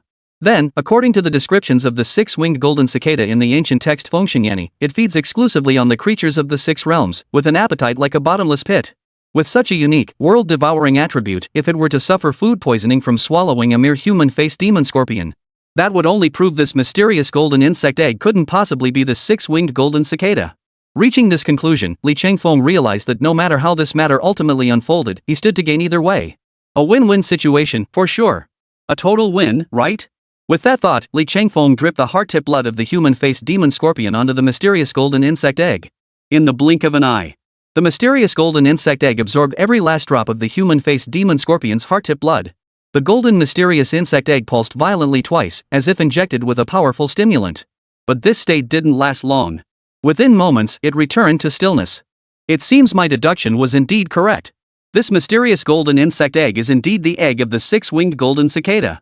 As the embodiment of destruction and calamity, the six-winged golden cicada, reigning supreme among the 5 great insects of doom, possessed an undeniably formidable aura. This small test had now confirmed Li Chengfeng's suspicions. The likelihood that this mysterious golden insect egg is a six-winged golden cicada bug has increased by another notch. It's awakening. Hunting time. That human-faced demon scorpion had successfully ignited the first spark of Li Chengfeng's hunting expedition in the Yiming Mountains. After quickly gathering the spoils of this encounter, Li Chengfeng plunged deeper into the Yiming Mountains, unleashing a killing spree. With his innate ability, the Thunder God's armor, activated, Li Chengfeng's 6 senses and 5 perceptions had sharpened to an astonishing degree. His eyes functioned like a ruler, detecting the slightest disturbance ahead. However, beyond the initial excitement and anticipation, as Li Chengfeng delved deeper into the Yiming Mountains, he discovered that the number of demonic beasts reaching the demon general tier in these mountains was actually quite limited. Not nearly as many as he had initially imagined. Reflecting on his 2 consecutive encounters, the silverwing flying tiger, the human-faced demon scorpion, and that beast nearing the demon general tier, he realized he'd been incredibly lucky. Over the next 3 days, the highest tier demon beast Li Chengfeng encountered along his journey was merely a peak-tier demon soldier of the 10th rank. Moreover, while the Thunder God armor greatly enhanced Li Chengfeng's 6 senses and 5 perceptions, it also consumed a significant amount of his own true qi. No choice. Though he was reluctant to part with the karmic points he'd painstakingly accumulated, the desire to hatch that mysterious golden insect egg sooner drove him. Li Chengfeng decided to make a purchase in the system shop first. He considered it an advance investment in the future six-winged golden cicada. With a flick of his thoughts, the translucent virtual screen before Li Chengfeng shifted once more, revealing a vivid 3-dimensional projection before his eyes. Host, Li Chengfeng. Gender, male. Martial talent, SSS rank 5 Thunder Orthodoxy LV2. Special ability, Armor of the Thunder God. Cultivation realm, 1st rank Grandmaster realm Forbidden Domain. Karma points, 26,000. Upon entering the system store, Li Chengfeng typed the keyword beast taming directly into the search bar with clear intent. Li Chengfeng's reasoning was straightforward. The ones who truly understand the habits and territorial boundaries of these beasts? That can only ever be the beasts themselves. Given that, why didn't Li Chengfeng simply purchase beast taming talents from the system store? Then he could master their techniques to counter them. Wouldn't that be splendid? Soon, Li Chengfeng swiftly located the beast taming skill branch within the special skills section. After a brief review, Li Chengfeng grasped the mechanics of these special beast taming skills. Like team skills, beast taming skills progressed from the lowest tier upwards. Higher levels unlocked increasingly powerful new functions and nitro concept attributes. The only difference was that team skills were automatically unlocked by the system once Li Chengfeng met specific conditions. Therefore, no additional karmic points were required to unlock them. But for this beast taming skill, Li Chengfeng had to actively unlock it himself, requiring the payment of 8,884 points of karmic value to activate it. Though it stung, Li Chengfeng gritted his teeth and chose to activate it. Ding! Congratulations, host! You have successfully activated the beast taming skill by paying 8,884 points of karmic value. Current beast taming level 1. At this level, the host can simultaneously command up to 2 demonic beasts, whose levels cannot exceed the host's. Note, beast taming success rate is 10%. Damn it! Not only can their cultivation not exceed mine, but the success rate for beast taming barely reaches 10%. This damn system. This setup is practically begging players to spend money. Though cursing inwardly, Li Chengfeng's body obediently began scouring the Yiming Mountains for suitable beasts to attempt taming. Finally, perseverance pays off. Through his persistent efforts, Li Chengfeng finally found a suitable target. A first-tier demon general level beast, the blazing winged golden eagle. According to the relevant literature and data retrieved from the system, this blazing winged golden eagle's long-range perception and aerial reconnaissance capabilities are truly unmatched even among demon general tier beasts. It can maintain continuous aerial surveillance for 24 hours, providing crystal-clear observation of an area spanning 30 to 50 kilometers. Li Chengfeng summoned the system interface, scrutinizing the displayed data and photographs while carefully comparing them to the actual blazing winged golden eagle before him. He nodded in satisfaction. This blazing winged golden eagle possesses such rare and unique attributes. Moreover, its cultivation level is neither too high nor too low, perfectly matching my current realm. It's practically a free radar unit gifted to me by the heavens. Perfect. Let's test out my 10,000 karma point beast taming skill on you, see how well it works. A gleam of determination flashed in Li Chengfeng's eyes as he silently sheathed the long sword in his hand. He soared into the air, diving straight toward the fiery golden eagle perched atop the great tree. Boom! The instant Li Chengfeng resolved to strike. With a single thought, he activated the Thunder God armor. Instantly, his entire form transformed into a purple-black afterimage as he lunged toward the fiery winged golden eagle. The golden eagle, startled by the sudden thunderous roar, instantly noticed the human charging toward it. 2 razor-sharp talons, gleaming with a metallic coldness, struck out like lightning toward Li Chengfeng. Whoosh! Accompanied by a sonic boom tearing through the air, the golden eagle flapped its wings. In an instant, it was before Li Chengfeng, its razor-sharp talons striking directly at his throat. But before the demon beast's eagle eyes could widen with delight, Li Chengfeng's form beneath its talons vanished like rippling water. Crack! Amidst a sudden clap of thunder and flash of lightning, Li Chengfeng materialized behind the golden eagle like a ghostly apparition, landing hard with his backside first. Caught completely off guard and pinned beneath, the golden eagle felt profoundly humiliated, erupting into a fury. Its form twisted and turned frantically midair, spiraling and shifting direction as it accelerated sharply.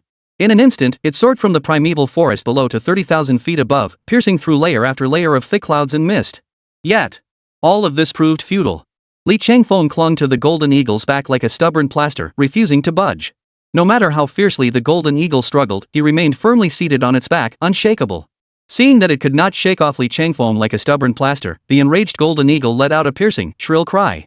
At that moment, after the piercing cry, the eagle's massive wings folded inward. Its entire body began a straight, freefall descent, plunging headlong toward the ground. A powerful wave of weightlessness washed over him like a tidal surge. Li Chengfeng's heart skipped a beat at the sight, and he inwardly cursed, "Oh no! Damn it! This beast can't shake me off, so it's trying to take me down with it." Chapter 82, Forcing My Hand, Taming the Fierce Wind Golden Eagle. Thunder God Armor. As the ground grew ever closer, Li Chengfeng clutched the golden eagle's neck with both hands, simultaneously activating the Thunder God Armor once more to brace for the brutal impact head-on.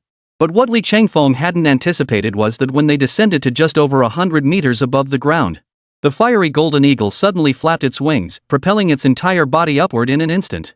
It then plunged toward the primeval forest where the target lay. Rumble, rumble. Its path was one of reckless charge. The golden eagle charged like a raging bull, toppling dozens of towering trees in its path and kicking up clouds of dust. Clearly, the golden eagle realized it couldn't intimidate Li Chengfeng. Instead, it swiftly changed tactics, attempting to shake off Li Chengfeng clinging to its back by slamming into obstacles. Ding! Host attempts to tame the Stormwind Golden Eagle for the 25th time. Ding! Taming failed. Ding! Host attempting to tame the Storm Eagle for the 26th time. Ding! Taming failed. Staring at the stream of messages popping up on the virtual screen before him, Li Chengfeng felt the veins on his forehead throb violently. He couldn't help but let out a curse. Damn it! This damn system is screwing me over. This isn't a 10% success rate at all. This ing bull. It's clearly not even 1%, okay? After Li Chengfeng's 31st attempt at taming ended in failure, Li Changfeng shook his head slightly, then slammed his fist into the eagle's head. Thud! A dull thud echoed through the air. The fiery golden eagle, poised to ram the tree once more, let out a mournful cry. Its massive form crashed straight into the deep pool below, sending a towering column of water skyward. Oomph! Damned beast! If you'd surrendered earlier, you could have spared yourself some pain. You're forcing my hand, aren't you? Li Changfeng spat out a mouthful of water, cursing under his breath. Too bad. Once a demon beast reaches the rank of demon general, it essentially gains a certain level of sentience. This is especially true for demon beasts like eagles. In his previous life, Li Changfeng had witnessed falconers at work. The very first step was to endure the eagle. When encountering those legendary endurance eagles, it was commonplace to stay awake for 7 days and nights straight. And this time, Li Changfeng was dealing with a fierce golden eagle at the first-tier demon general level. The difficulty was easily tenfold greater than taming other demon general level beasts, right?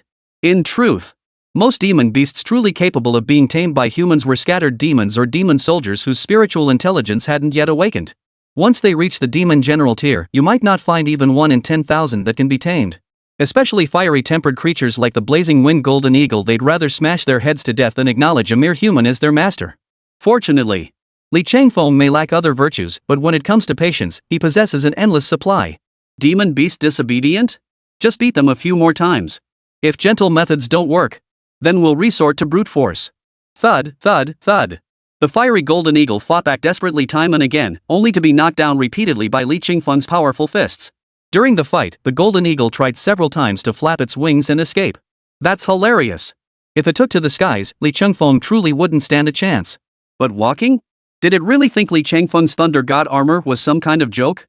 Thus, every time the fiery golden eagle tried to flee, Li Changfeng would activate his thunder god armor, teleport instantly before it, and reward the wretched beast with a thunderous fist. And that wasn't all. While delivering physical punishment, Li Changfeng tirelessly employed his beast control skill to repeatedly exert mental suppression on the blazing winged golden eagle, psychologically manipulating it. And so it went. After a full day and night of this man-eagle battle, the legendary tough guy, the golden eagle, could no longer withstand Li Changfeng's double assault of iron fists and beast control PUA. Finally broken, it chose to submit to Li Changfeng. I really don't get you. If you just surrendered earlier, none of this would have happened. But no, you had to be stubborn. You had to play the pure and noble eagle. Not only did I get worn out, but you took a beating too.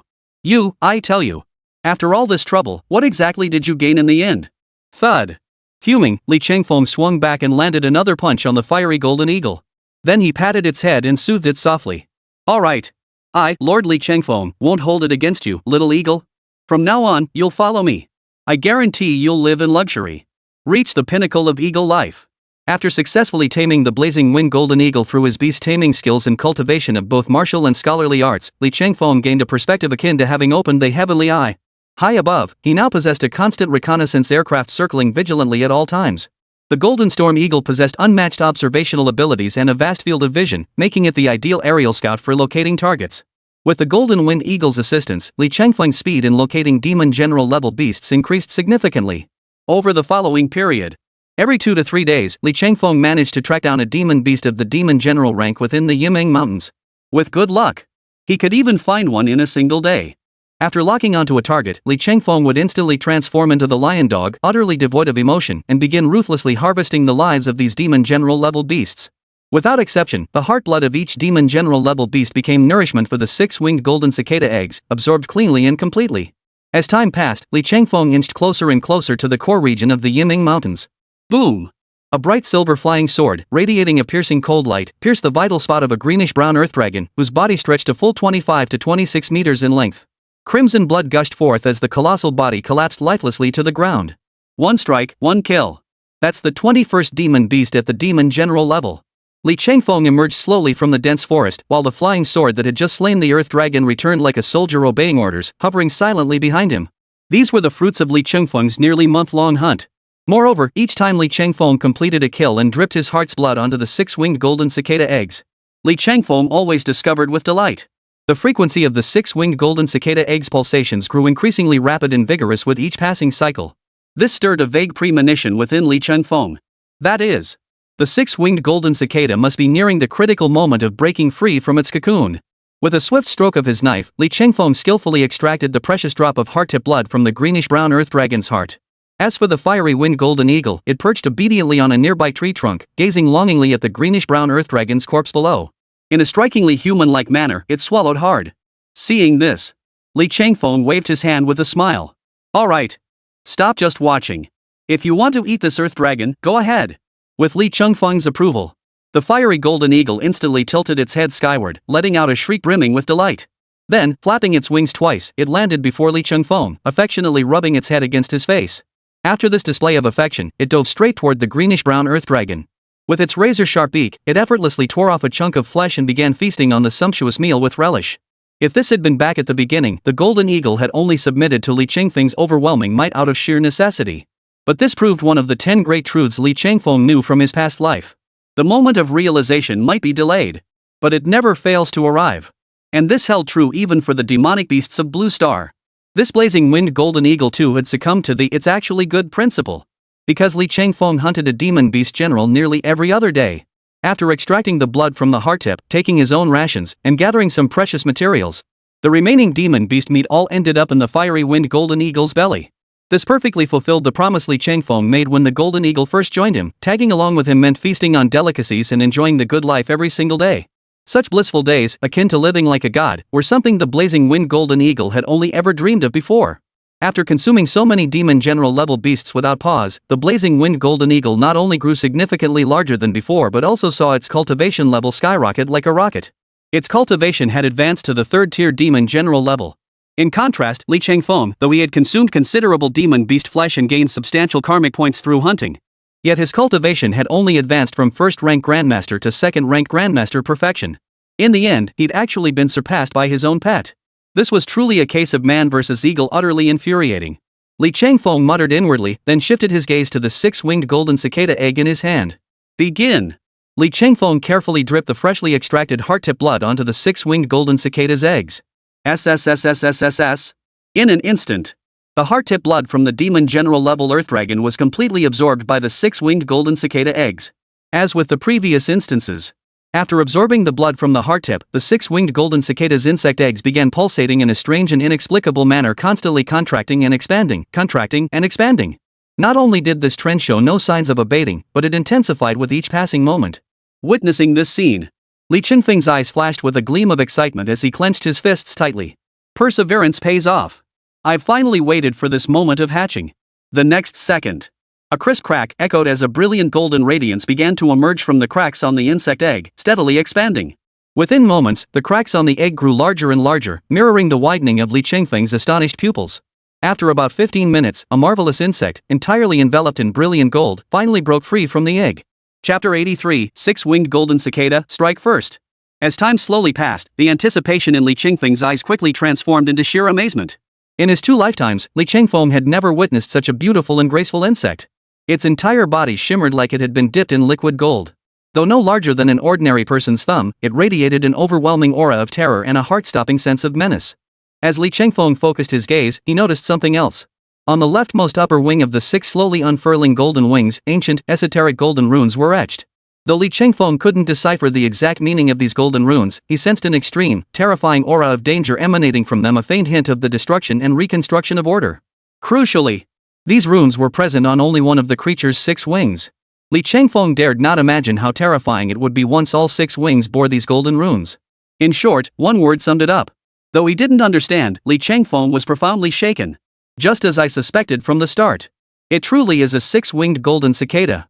The moment the 6-winged golden cicada fully emerged from its cocoon, every feather on the fiery golden eagle, which had been feasting with relish just moments before, suddenly stood on end.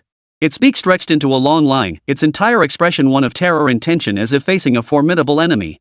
It stood rigidly in place, not daring to move, frozen like a cicada in the cold.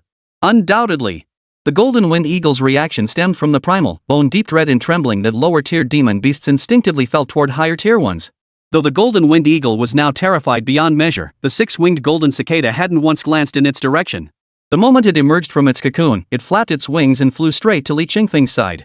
It circled around him joyfully, continuously conveying goodwill and even a hint of affectionate coaxing through its unique emotional signals. The 6-winged golden cicada only emitted such a special telepathic signal to a master it recognized.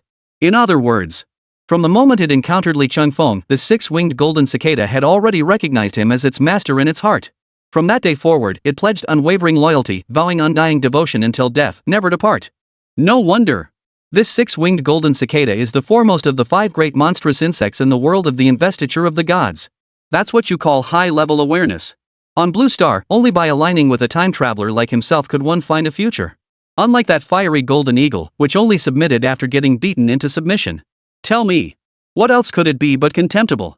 Classic case of refusing the wine offered and getting the punishment instead.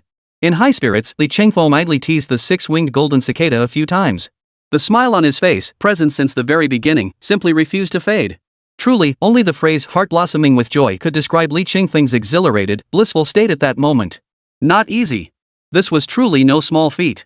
After nearly a month, he had hunted down over 20 demon beast generals. Finally, persistence paid off. He had finally witnessed the moment when the six-winged golden cicada emerged from its cocoon. What name should I give you? Li Chengfeng stroked his chin in thought, but his gaze drifted involuntarily to the six-winged golden cicada's 6 gleaming golden wings, radiating waves of brilliant golden light. His eyes lit up instantly. Got it. Since you have 6 wings. From now on, I'll call you old number 6. At these words, the 6-winged golden cicada's wing movement stiffened slightly. It tilted its little head, as if pondering something. But this state didn't last long. Soon, the 6-winged golden cicada resumed its joyful fluttering around Li Chengfeng, utterly delighted. Clearly, it too was delighted with the name it had just received. Seeing this, Li Chengfeng clapped his hands and laughed, unable to help but repeatedly call out, Old 6. Old 6. Old 6. Man and Pat lived in perfect harmony. But this atmosphere of harmony did not last long. Suddenly, the tiny body of the 6-winged golden cicada hovered mid-air. Swiftly, it pivoted a full 180 degrees, gazing toward the southeast as if sensing something amiss. At the same time, Li Chengfeng's terrifyingly enhanced 6 senses and 5 perceptions detected several powerful, profound auras rapidly closing in on his location. At that moment, approximately 100 kilometers away from Li Chengfeng, deep within a primeval forest, a 5-person squad was frantically fleeing through the woods. Leading the pack was none other than a 6th-rank peak grandmaster. Following closely behind him was a 5th-rank grandmaster. The remaining 3 members were mostly concentrated within the range of 2nd-rank or 4th-rank grandmasters. Judging by their attire, it was clear they all belonged to the same Monster Hunter Legion. The leader, a middle-aged man with a full beard and square jaw, was their Legion commander, Song Tiehu. In this high martial arts world, those who ventured into these demon beast-infested territories were either mercenary squads composed of scattered cultivators. Such mercenary squads were essentially unorganized and undisciplined. Their code of conduct boils down to one principle: money above all, profit at any cost. To put it simply, whoever pays the most gets their loyalty. Even blackmailing fellow mercenaries, like that Zhang Biao Li Chengfeng encountered a month ago, a man with no scruples or principles, is commonplace among these mercenary squads. They operate with absolutely no principles or morality whatsoever. Yet the Monster Hunter Legion now before Li Chengfeng stood in stark contrast to the makeshift, profit-driven groups he'd encountered before. The Monster Hunter Legion maintained strict internal discipline and clear division of labor. Team members fought back-to-back, hunting beasts and alien creatures together in dense jungles. The rewards obtained were pooled and distributed according to contribution. Overall, the atmosphere was infinitely more harmonious than that of mercenary squads dominated by lone wolves. Moreover, this Monster Hunter Legion also had its own official ranking system established by the Chinese government. There are 9 ranks in total, from lowest to highest. The lowest tier is Resilient Black Iron, composed entirely of martial masters, with no more than 25 members. The next tier up is Valiant Brass, where grandmasters are present among the members. These legions typically have a size of around 50 to 60 members. Then comes Unyielding Silver, where grandmasters reside among the ranks, typically numbering around 100 members. From Unyielding Silver upward, the tiers ascend to Glorious Gold, Magnificent Platinum, Radiant Emerald, Brilliant Diamond, and beyond. For every level a Monster Hunter Legion advances, its commander must be at least one major realm higher than the commander of the previous level. Simultaneously, the total troop strength of the Legion will more than double compared to the previous tier. As for the ultimate legions reigning at the pinnacle of the Monster Hunter hierarchy, it is said each commander possesses strength rivaling the legendary Peak Martial Emperor Realm Masters. Each of these Legion commanders is a true hero of their age, regional warlords commanding their own armies, effectively ruling their territories as sovereign rulers. As for Song Tiehu, who had fled to him in disarray this time, he was merely a brave bronze-ranked Monster Hunter Legion. Even so, Song Tiehu commands considerable prestige within Langia Base City, a figure whose call is answered by hundreds. Moreover, Song Tiehu had also established a medium-sized local auction house specifically in Langia Base City. Its purpose was to auction off the rare treasures and exotic collectibles they acquired during their demon beast hunts. In Langia Base City, he was undoubtedly one of the wealthiest individuals. To put it bluntly, given Song Tiehu's current status and standing, coupled with his command over 50 to 60 loyal martial master level subordinates, by conventional standards, a powerhouse of Song Tiehu's caliber would have long since retired from the limelight to immerse himself in cultivation. Their sole focus would be breaking through to the Grandmaster realm as soon as possible, swiftly elevating their legion rank from valiant bronze to unyielding silver. Indeed, that was precisely Song Tiehu's intention. But this time was entirely different from any previous situation. His valiant bronze legion had discovered a profoundly mysterious cave, brimming with enigmas and uncertainties.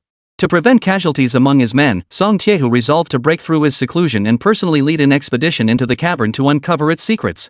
But this truly proved an old saying. In this world, what you fear most is precisely what comes to pass. Song Tiehu dreaded accidents above all else. But as luck would have it, the heavens decided to deliver a not-so-pretty accident right to his doorstep.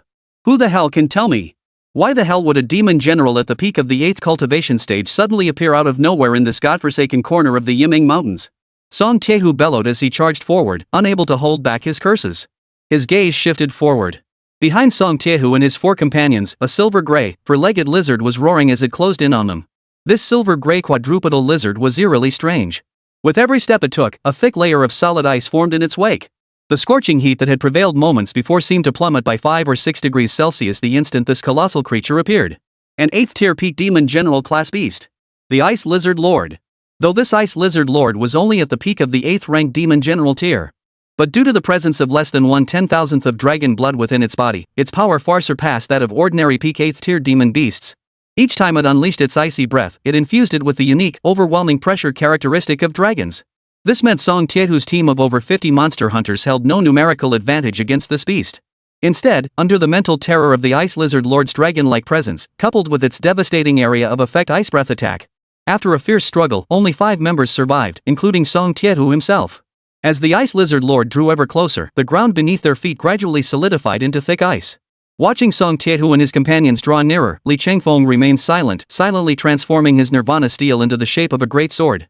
He planned to wait until they charged, then stab one dead without hesitation. But just as Li Chengfeng drew his sword to strike, the next scene made him change his mind at the last moment. Chapter 84, The Ice Lizard Lord, instantly slain. One of the team members, dragging an injured arm, bellowed hoarsely. "Boss! You go ahead. Don't worry about us. If you don't get out of here now, you might end up dying too. Damn you.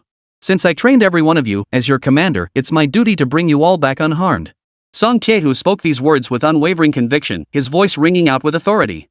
As the words welled up tears in the soldier's eyes, he silently added to himself. "Though over 50 of us set out on this mission. But in the end, barely a fraction of us made it back alive. Even though we're all in such a terrible state, hearing the boss say this still warms my heart. Suddenly, I felt an overwhelming urge to fight to the death for the boss. Ah! Ow!" Before the person could even finish organizing the words of admiration in their heart, everything suddenly went black before their eyes. Then, after letting out a scream, there was no more then. That was it. This team member, whose cultivation level was at the 3rd-ranked Grandmaster realm, was instantly flattened like a piece of modeling clay placed on a desk crushed into a puddle by a single stomp from the Ice Lizard Lord. No way around it. Facing the Ice Lizard Lord, a demon beast rivaling a peak 10th-tier demon general, these lowly karamis, not even reaching the 5th-rank master realm. They were nothing more than disposable items. A single, light stomp was all it took for them to bid farewell to this world. Watching their comrade crushed alive into bursting fragments of ice crystals that scattered in the wind, vanishing completely. I don't want to die yet. The 4th-rank Grandmaster beside him, witnessing his comrade crushed into an ice sculpture before his eyes, roared and shot skyward like an arrow released from its bowstring. Alas! This 4th-rank Grandmaster had abandoned the land route and chosen the sky route, truly a fitting way to die. But look! Before he could soar even 500 meters, the icy breath unleashed from the Frost Lizard Lord's jaws struck him squarely. His entire body instantly froze into an ice sculpture, plummeting freely from the sky and smashing to pieces upon impact. Even if he tried to reassemble himself afterward, he couldn't be put back together. Croc! You vile beast! I'll tear you apart. Watching his comrades die one after another before his very eyes, even Song Tiehu was thick as he was finally understood. This Ice Lizard Lord was deliberately toying with them. It clearly possessed the power to obliterate them in an instant, yet it deliberately held back. Instead, it was picking them off one by one, like this. Tell me, wasn't this exactly like a cat toying with mice? A warrior may die, but never be disgraced. At this thought, Song Tiehu's eyes blazed with fury. Resolved to go down fighting alongside the Ice Lizard Lord, he raised his massive siege hammer and roared as he swung it down toward the creature's skull. Yet, Facing Song Tiehu's hammer blow, a strike that gambled away his martial artist's dignity, the Ice Lizard Lord merely lifted an indifferent eyelid, allowing the colossal hammer to crash down upon him. Clang! The colossal siege hammer, heavy as 10,000 June, slammed down with overwhelming force onto the Ice Lizard Lord's forehead, sparks flying in a dazzling burst. Yet immediately afterward, the Ice Lizard Lord merely gave a slight flick of its tail. Then, as if swatting a fly, it flicked Song Tiehu out of the air mid-strike. Song Tiehu flew backward like a crashing into countless trees along the way before finally slamming into a rock wall 500 or 600 meters away. Pwah! Song Tiehu's face drained of color. He coughed up a large mouthful of blood mist, his entire aura visibly fading at a rapid pace. Just as Song Tiehu prepared to accept his impending death and reunite with his brothers in the afterlife. In his dying moments, Song Tiehu dimly perceived a figure before him, a youth clad in white, of extraordinary handsomeness and an ethereal, otherworldly demeanor. Though his height clearly exceeded 185 centimeters, judging by his features, Song Tiehu estimated the youth to be no more than 15 or 16 years old. Very young indeed. Could it be because I'm about to die? So that's why I'm suddenly seeing things? If it's not an illusion, then how could I possibly see this youth at such a critical moment? Could it be? Could this be an angel sent by heaven to guide me to the afterlife? As Song Tiehu's mind raced with wild thoughts, he rubbed his eyes, instinctively wanting to see what this angel actually looked like. But what he saw sent a chill down his spine. Song Tiehu was utterly stunned. Beside the white-robed youth stood a towering, third-tier peak demon beast, a golden-winged eagle with a wingspan so vast it was staggering. But that wasn't all. Beneath the eagle's talons lay a massive earth dragon, over 20 meters long, its entire body a deep greenish brown. The scene before him left Song Tiehu utterly bewildered. What the hell is going on here? Could it be that I've been thinking in the wrong direction from the very beginning? Was this white-robed youth not here to perform my funeral rites? But merely stumbled into the fray between these two demon general-level beasts by sheer accident. In other words, he was like a clay Buddha crossing the river, hardly able to save himself. Song Tiehu felt his mind spinning in chaos. He didn't have time to figure out what was happening. As he ran, he kept shouting at the top of his lungs and waving his arms frantically to warn others. Run! Run for your lives! This place is dangerous. However, the white-clad youth seemed utterly oblivious to his cries. Not only did he remain unmoved, but his gaze swept past Song Tiehu and fixed on the Ice Lizard Lord lurking behind them. A smile curved his lips, revealing a hint of excitement. The white-clad youth who appeared here was none other than Li Chengfeng, who moments ago had been internally debating whether to strike first and stab Song Tiehu. Soon, the figure of the Ice Lizard Lord materialized directly before them. To everyone's utter surprise, the Ice Lizard Lord abruptly slammed on the brakes the moment it neared Song Tiehu, who had lost all ability to resist, and halted in its tracks. Its bloodshot eyes fixed on Li Chengfeng as it halted, clearly harboring a subtle apprehension. As for the two surviving members of the Monster Hunter squad who had narrowly escaped death, they scrambled on all fours, crawling and rolling their way to Song Tiehu's side.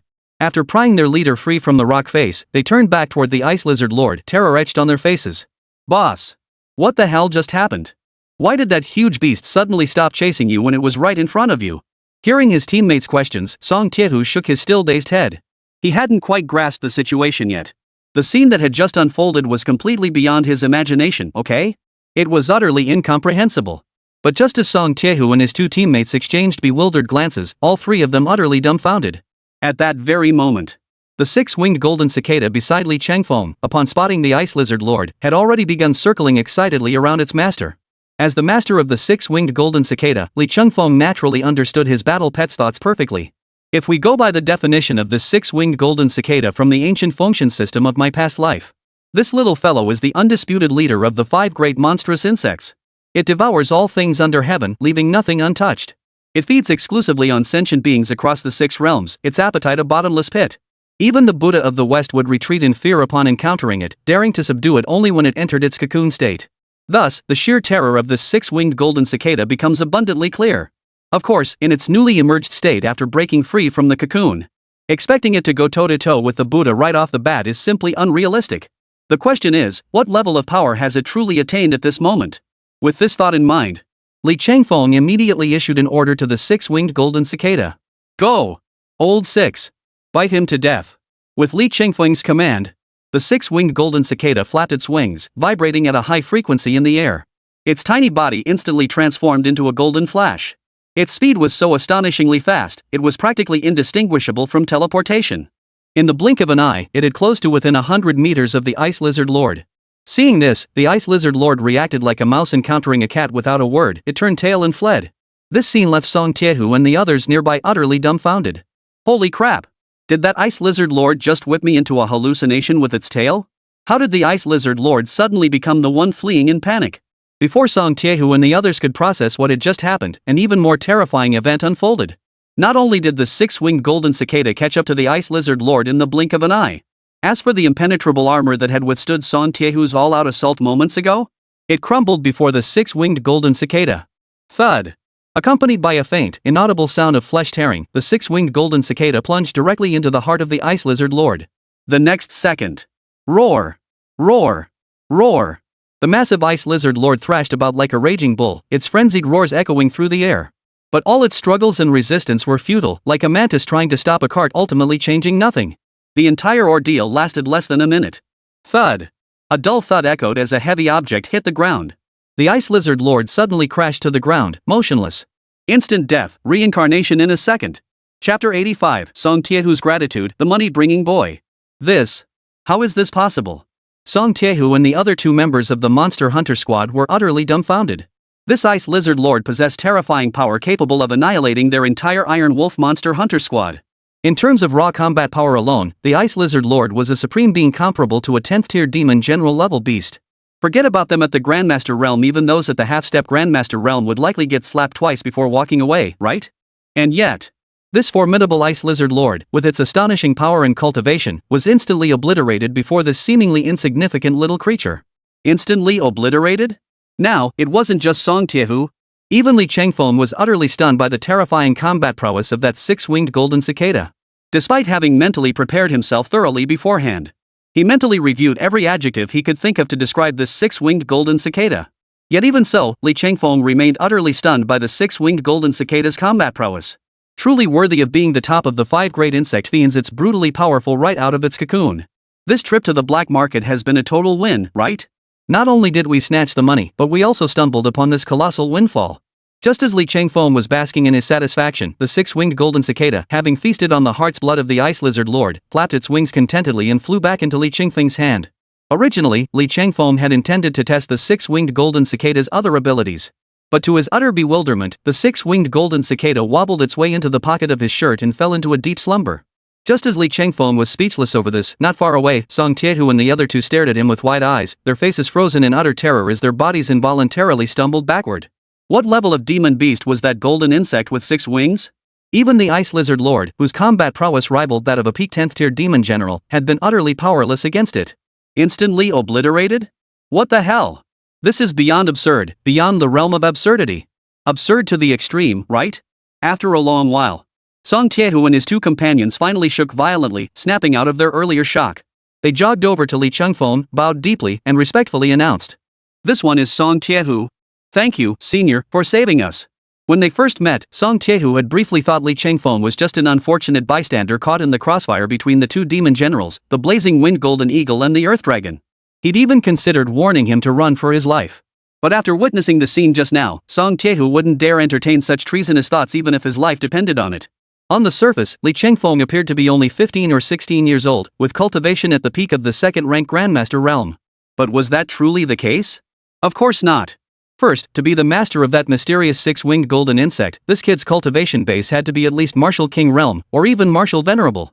At 16 or 17 years old, even if he had begun cultivating from the womb, it was impossible to attain such profound and unfathomable cultivation.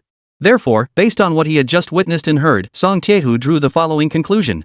The recluse master standing before him must have cultivated some mysterious and unique internal cultivation technique, enabling him to achieve the miraculous feat of reversing aging. Moreover, stories of white-haired elders with youthful complexions and rejuvenation were not uncommon to Song Taeho. Thus, he felt no surprise that Li Changfeng could achieve this feat. As for why Li Changfeng's cultivation level appeared to him to be only at the first-rank Grandmaster realm? That's laughable. If someone could reverse aging, freely concealing and altering both age and appearance. If this little nobody like me could see through this great master's true cultivation level, then Song Taeho would be the one surprised, right? Seeing Song Taeho bowing and scraping before him, smiling broadly and addressing him as senior this and senior that, Li Changfeng made no move to correct or remind him. Earlier, Li Changfeng had simply admired Song Taeho's righteous character, his brotherly devotion to his comrades, his excellent nature, and his exceptional talent.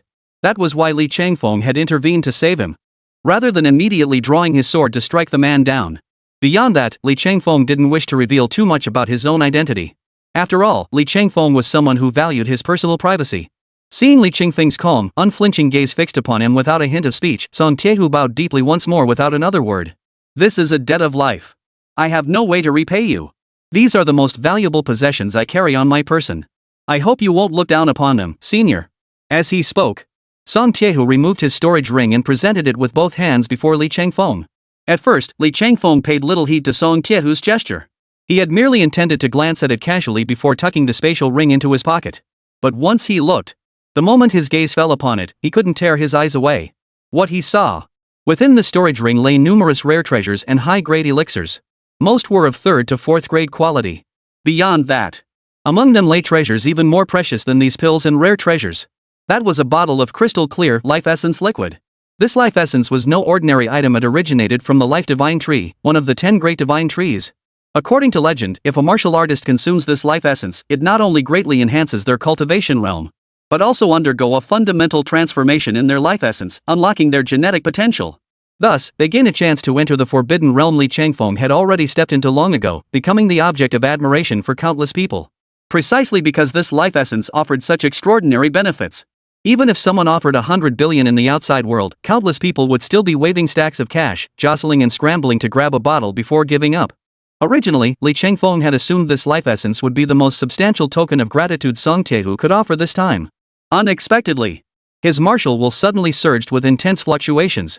Li Changfeng's heart sank. But soon, he identified the source of this disturbance. It was a relic roughly the size of an adult man's fist, radiating a deep violet hue. From this violet-hued relic, Li Changfeng sensed a sharp, piercing swordway will. If I'm not mistaken, this is most likely a soul relic formed by a foreign race that mastered the will of the sword. After examining the violet relic for a moment, Li Changfeng swiftly reached his conclusion. Beyond the demonic beasts, Blue Star was home to myriad celestial races, celestial demons from beyond the realms, and countless other factions, their interests intertwined and complex. A soul relic like the one in Li Changfeng's hand, imbued with the will of the sword path, was a rare existence among all these myriad races. Li Changfeng roughly deduced that the owner of this violet-colored relic must have possessed cultivation comparable to a human grandmaster-level powerhouse in life. It was even possible that the being had reached the martial king realm. With Song Tiehu's mediocre skills, it was utterly impossible for him to hunt down a non-human being of grandmaster or even martial king level who also possessed such a powerful sword intent. This violet-colored soul relic was precisely what Song Tiehu had discovered in that mysterious underground cavern. Upon finding this alien relic, Song Tiehu was overcome with ecstatic joy, nearly losing his mind with delight. By harnessing the sword will contained within this alien relic, Song Tiehu stood a tremendous chance of comprehending his own martial will, dramatically increasing his future prospects of advancing to the Grandmaster realm or even the Martial King realm. Just imagine. A treasure so extraordinary that it could grant a martial artist a high probability of securing a ticket to the Martial King realm. How terrifying and immense was its true value? Such a treasure, if brought to the outside world, would undoubtedly spark a frenzied scramble among all manner of powerful figures, igniting a bloody slaughter. Yet, what Song Tiehu never dreamed of was this. Before he could even face a mob attack from other martial artists, he was hunted down by the Ice Lizard Lord the moment he emerged from that mysterious cavern. This resulted in devastating casualties for his entire Monster Hunter Legion. Had Li Changfeng not intervened in the nick of time, even his own life might have been lost here. This perfectly embodied that classic saying, "Blessings and misfortunes are intertwined, misfortunes and blessings are inseparable." After all this turmoil, the alien relic imbued with the will of the sword path ultimately fell into Li Changfeng's lap as a windfall. If I can fully comprehend and absorb this alien relic, he thought, my innate sword intent will undoubtedly break through from the subtle realm to the minor achievement realm. At that point, my strength will undergo another leap forward. Li Changfeng clenched the alien relic in his hand with excitement, thinking to himself, that's exactly how it goes. When the heavens close one door, they open a window. By now, Li Changfeng had truly come to appreciate the weight of those words. During his last visit to the Yiming Mountains, that mercenary squad not only ambushed him with a massive grenade but nearly uprooted his entire livelihood. Now, returning to revisit the Yiming Mountains, he encountered Song Tiehu, a veritable walking fortune. The moment we met, he presented me with this generous gift without a word. This was nothing short of a pleasant surprise. Chapter 86, Little Tiger's Imagination, 3rd Rank Grandmaster Realm. In that case, I won't stand on ceremony. Li Changfeng said, slipping the storage ring into his pocket without the slightest hint of politeness towards Song Tiehu. Song Tiehu waved his hands repeatedly, exclaiming, "Senior! You just saved my brothers and my life. Little Tiger has nothing to repay you with. If you'll kindly accept this small token of appreciation, it would be the greatest affirmation for me." Very well. This little money spender is quite something. Not only is he sensible, but he speaks well too. Worth making an acquaintance with. Li Chengfeng nodded with satisfaction. The life essence and the alien relic imbued with the will of the sword path within this spatial ring were all rare treasures of inestimable value, things one could only hope to encounter by chance.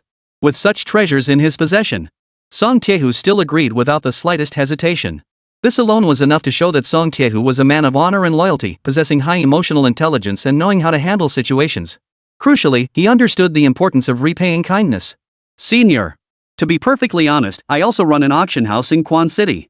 Should you ever deign to grace us with your presence, Xiaohu would be honored to invite you to tour the auction house. When you do, I'll roll out the red carpet and treat you like royalty. Song Tiehu extended the invitation with sincere earnestness, maintaining his characteristically humble demeanor. This was because, firstly, Song Tiehu genuinely wished to express his gratitude for Li Chengfeng's life-saving favor today. Secondly, Song Tiehu also intended to seize this opportunity to forge a solid friendship with Li Chengfeng, a mysterious master of unknown origins and unpredictable methods.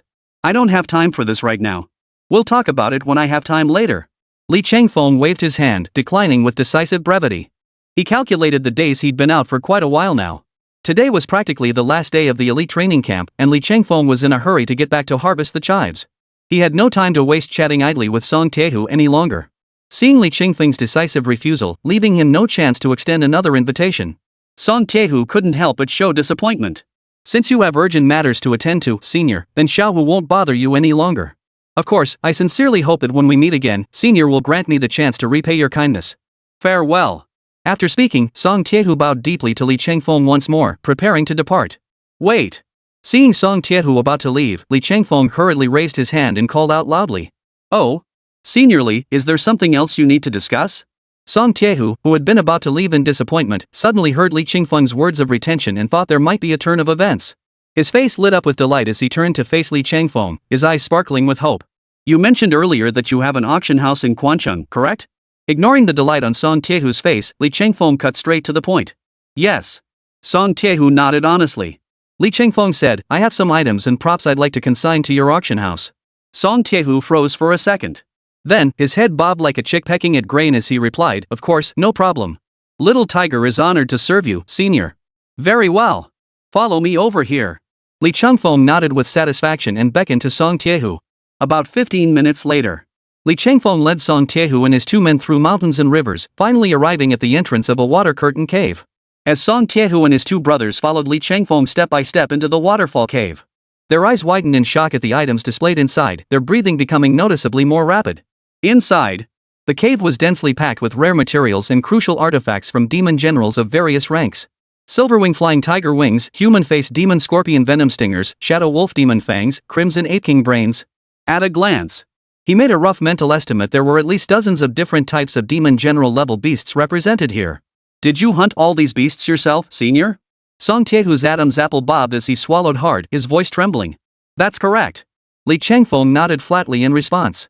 Every single one of these demon general level beasts in the water curtain cave was the result of Li Chengfeng's hunting expeditions and bounty gathered over the past 2 weeks in the Yiming Mountains. Every part of these demon general level beasts was a treasure. However, the vast majority of them had already been transformed into various delicious demon beast dishes, all ending up in the stomachs of Li Chengfeng and the Golden Wind Eagle.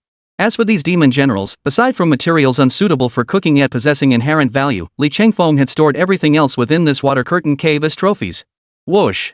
Terrifying. This elder's strength is truly terrifying.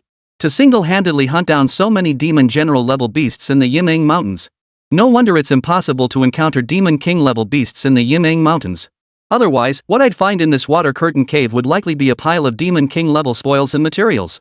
The thought that what I witnessed might only be the tip of this elder's true prowess fills me with dread.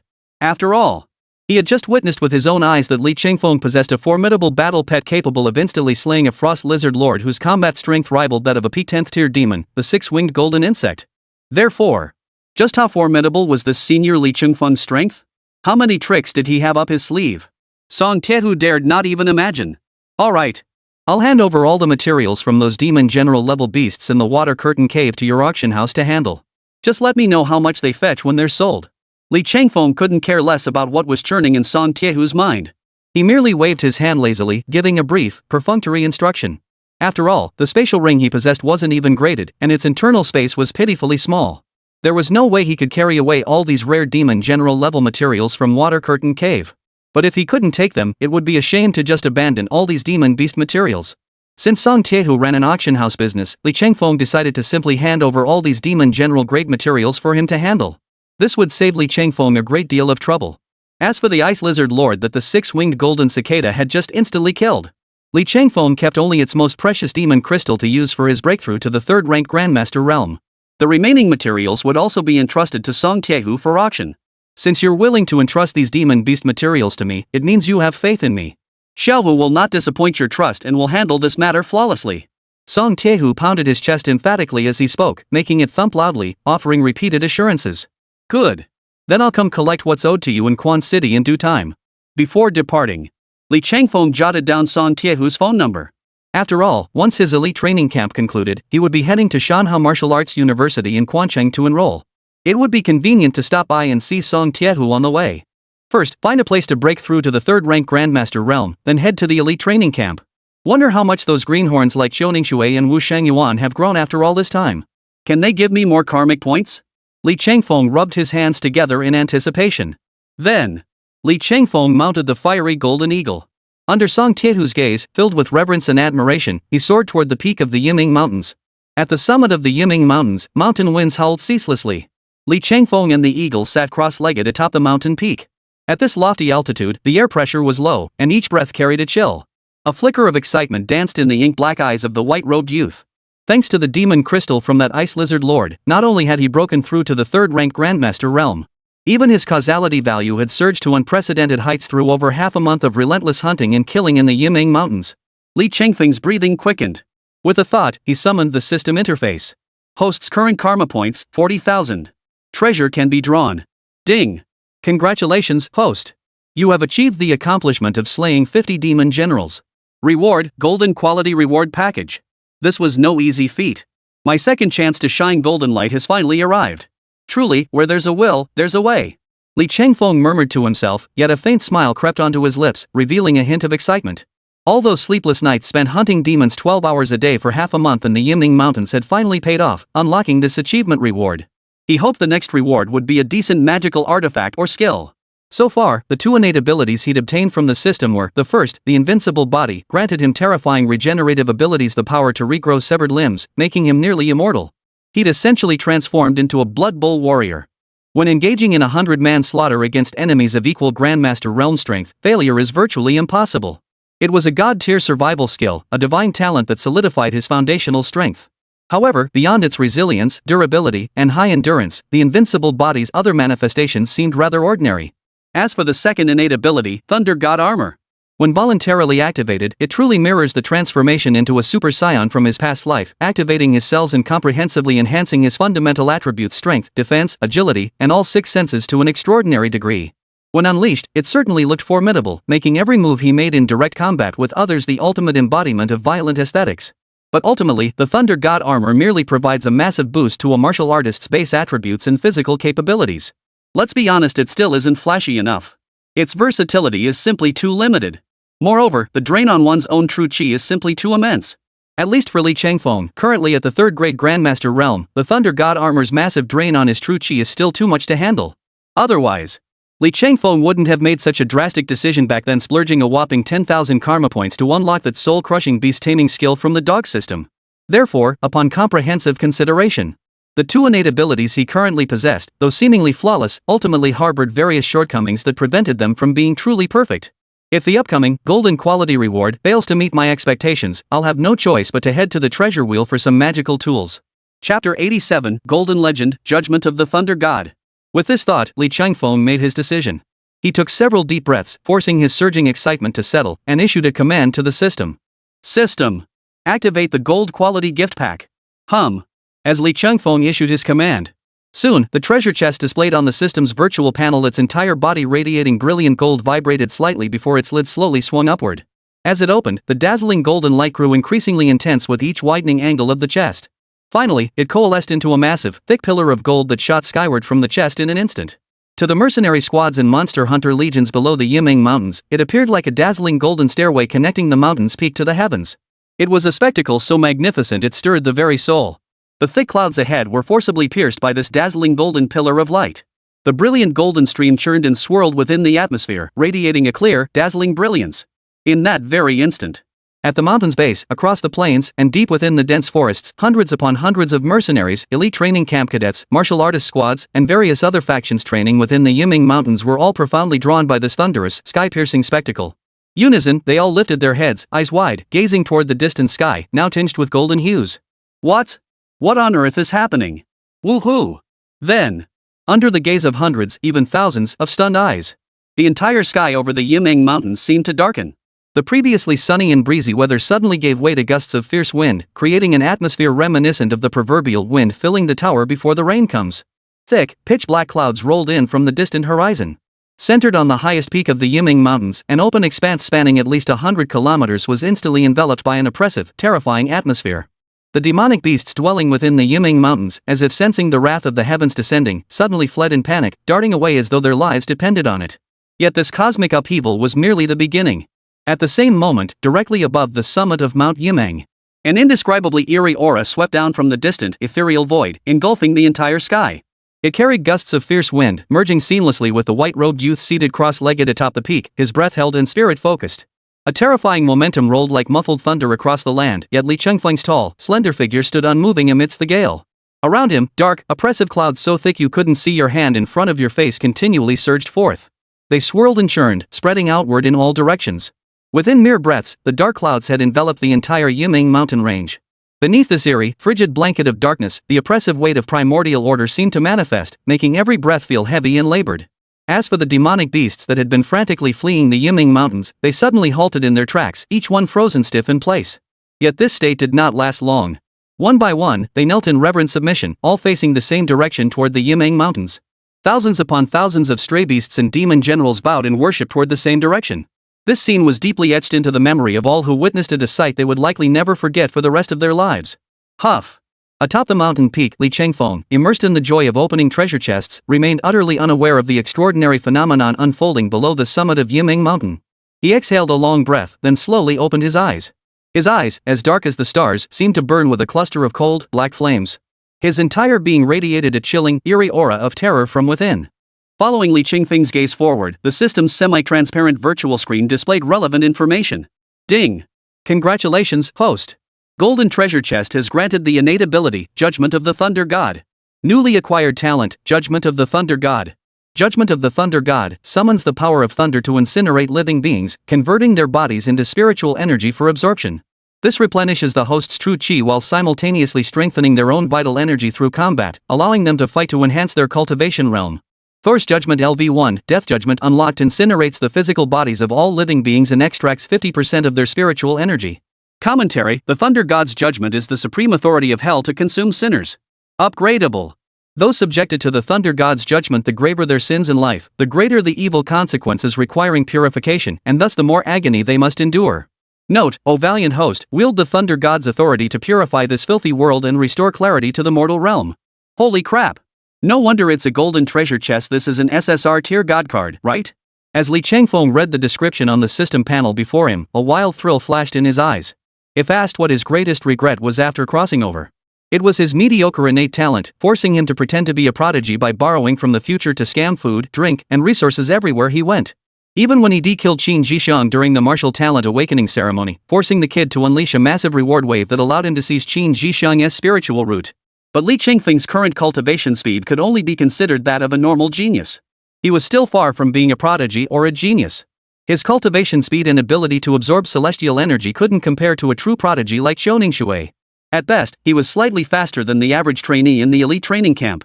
Otherwise, why would he and that fiery wind golden eagle have been feeding on the same demon beast meat all this time in the Yiming Mountains? Yet in the end, that golden wind eagle advanced in cultivation far faster than Li Chengfeng himself. Had he not ultimately relied on the demon crystal of the Ice Lizard Lord, Li Chengfeng's current cultivation pace would have made breaking through to the third-rank Grandmaster realm before enrolling at the Mountain River Martial Arts University a daunting challenge. But now, with the Thunder God's judgment innate ability, it could be said that both of Li Chengfeng's current major pain points had been simultaneously resolved. First, although Li Chengfeng's innate talent and spiritual roots remained unchanged, his cultivation speed stayed consistent with his previous pace. But now, through the Thunder God's judgment, he could incinerate the physical bodies of all living creatures and absorb 50% of their spiritual energy.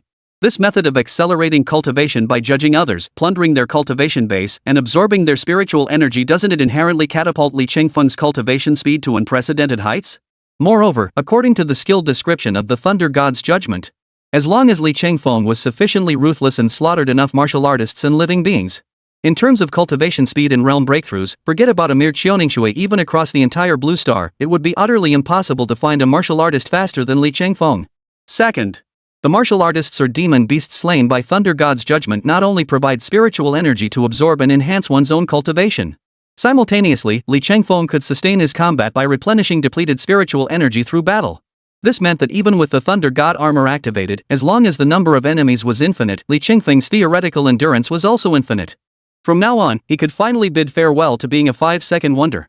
Fighting until dawn is no longer a pipe dream. With this realization, Li Chengfeng slowly rose to his feet, clenching his fists slightly. His voice remained calm, yet carried a hint of mockery. Elite training camp recruits. Your king has returned.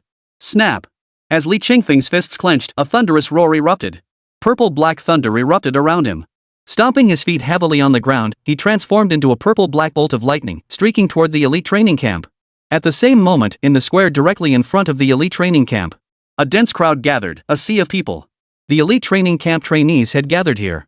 Several figures stood at the very front, radiating powerful auras, brimming with confidence, and carrying themselves with proud poise.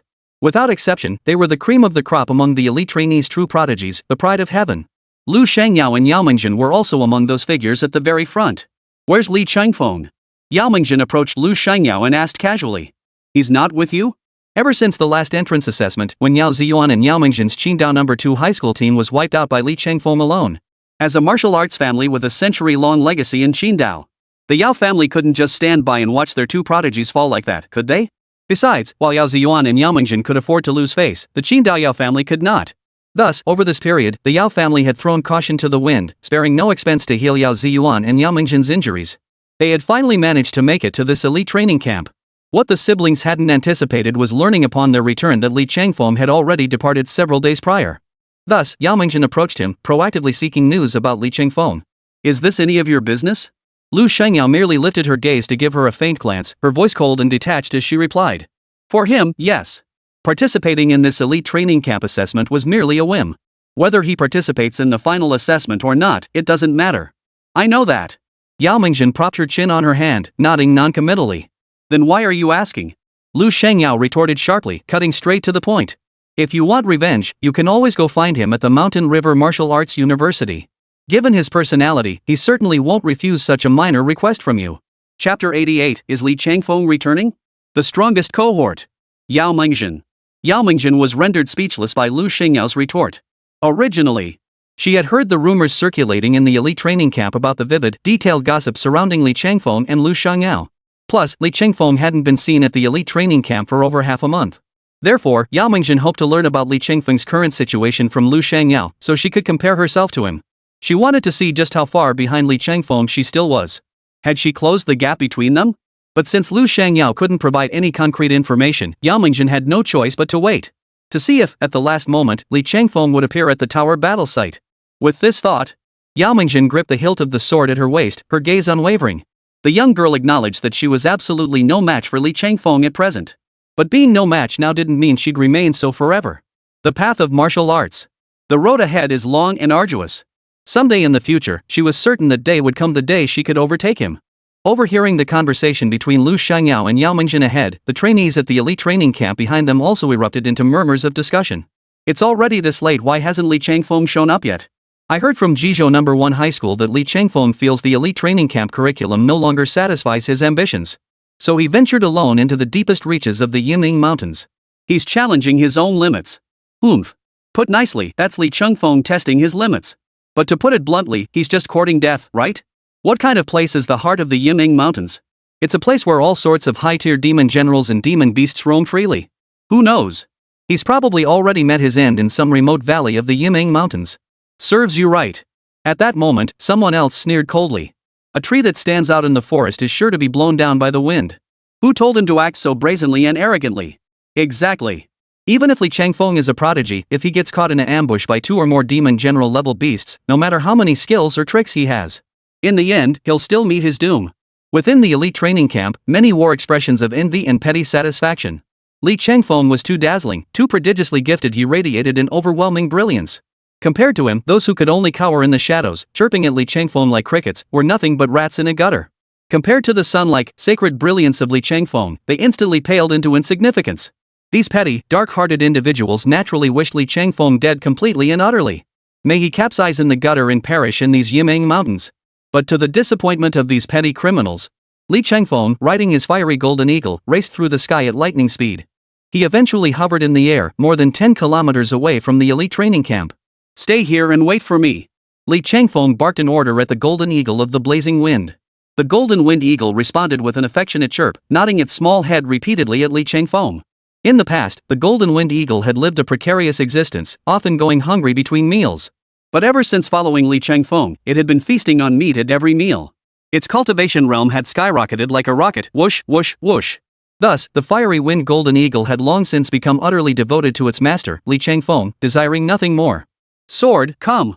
Li Changfeng bellowed into the void. A flying sword, gleaming silver from tip to hilt, pierced through the clouds and dove toward Li Changfeng. Bending his knees, Li Changfeng leapt onto the sword's blade. Mounted upon it, he sped toward the elite training camp. At the same moment, within the elite training camp, every pair of eyes fixed on one figure, filled with utter disbelief. Their expressions conveyed unprecedented shock and astonishment. That person was none other than Xiaoningshui, once hailed as the foremost prodigy of Haidai province, the celestial beauty known as the Sword Immortal. Just moments ago, the trainees of the elite training camp had all completed their final qi and blood tests. As the last trainee finished their test, the instructors of the camp all wore expressions of delight.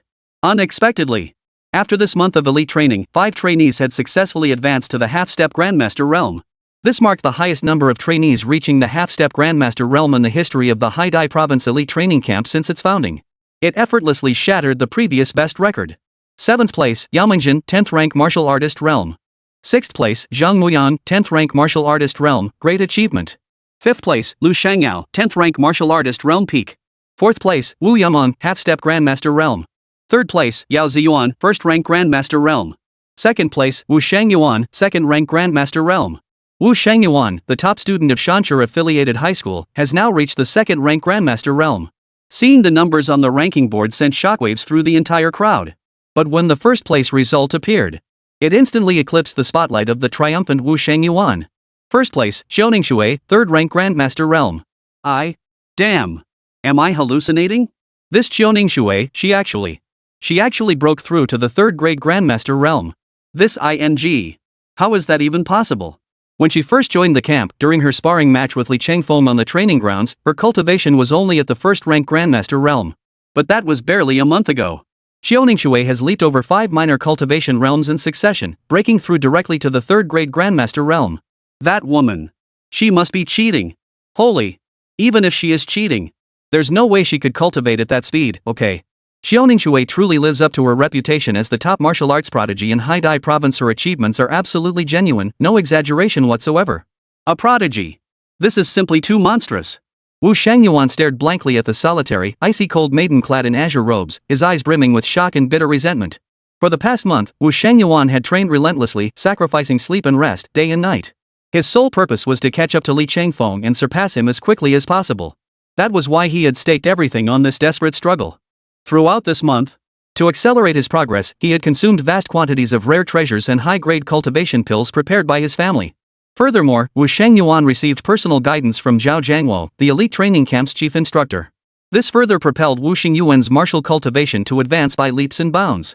Finally, within this brief month, he broke through to the 2nd rank Grandmaster realm just before the camp closed. Wu Shangyuan had believed that a prodigy like himself was already sufficiently extraordinary, sufficiently abnormal. But he never imagined Xiaoningshui's cultivation speed was actually faster than his own when he was on drugs. This is beyond absurd, beyond ridiculous. Absurd to the extreme, right? And that wasn't all. Wu Shangyuan sensed an unstoppable, razor-sharp aura emanating from Xiaoningshui, especially when she had just swept her gaze in his direction. It felt like being stabbed by a sharp blade, making Wu Shangyuan involuntarily jerk his neck back. The pressure Xiaoningshui now exerted felt like a drawn sword, its edge gleaming with unmistakable sharpness. Although over the past month, Xiaoningshui had never discussed with anyone just how far her sword intent had advanced. But in Wu Xingyuan's eyes, it was clear she had most likely attained the profound realm of sword intent. Otherwise, Such earth-shattering transformation would never have occurred within her.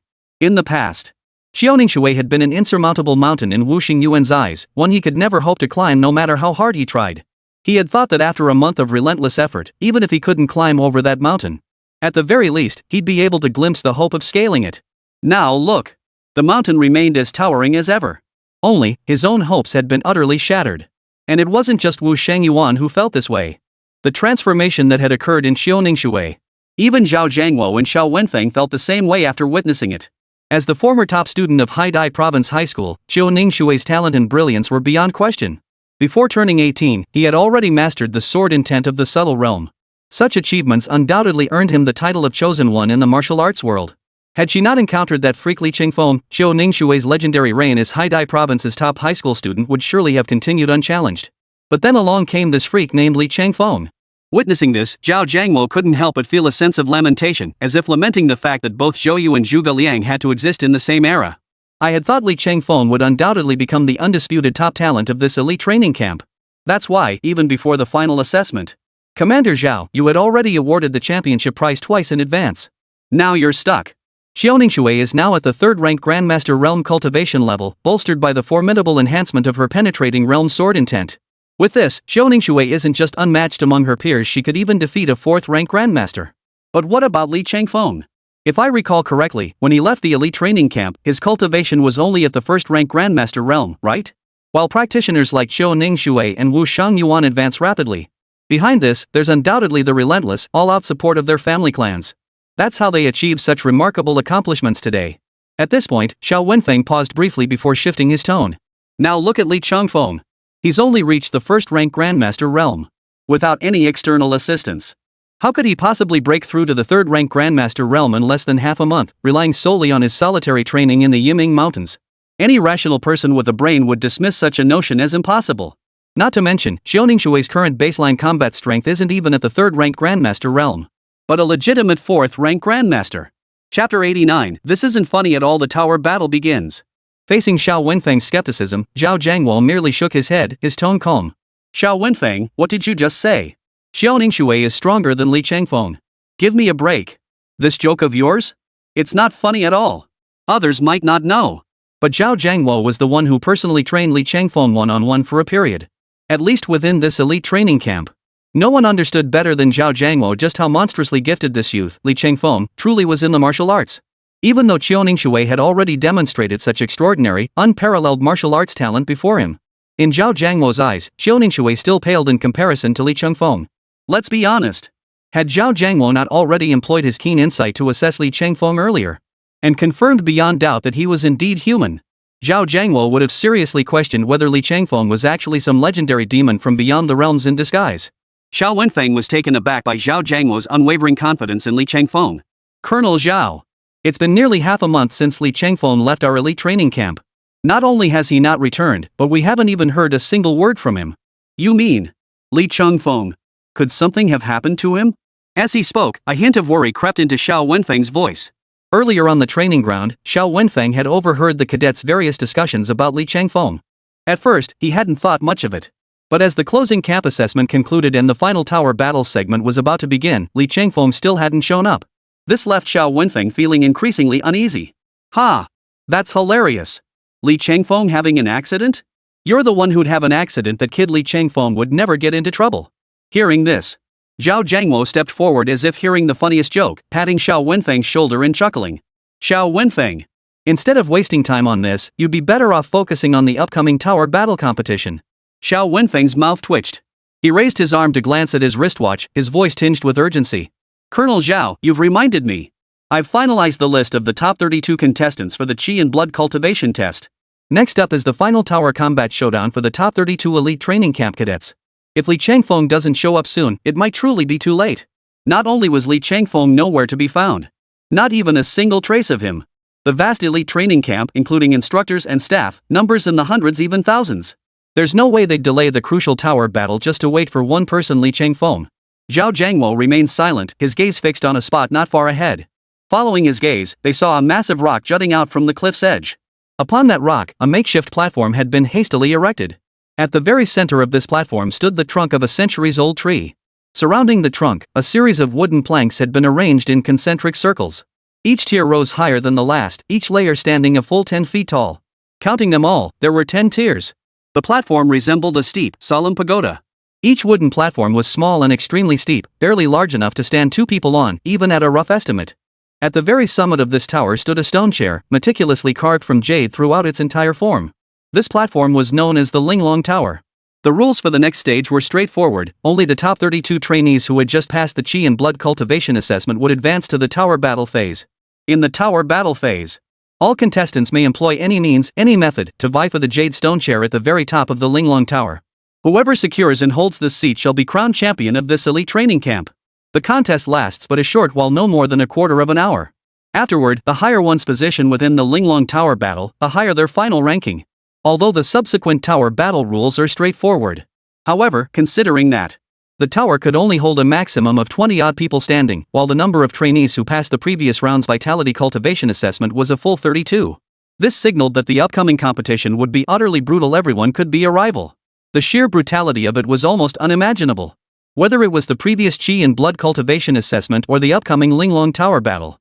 Both of these stages made it abundantly clear to everyone, this year's elite training camp closing assessment was the most brutal in history.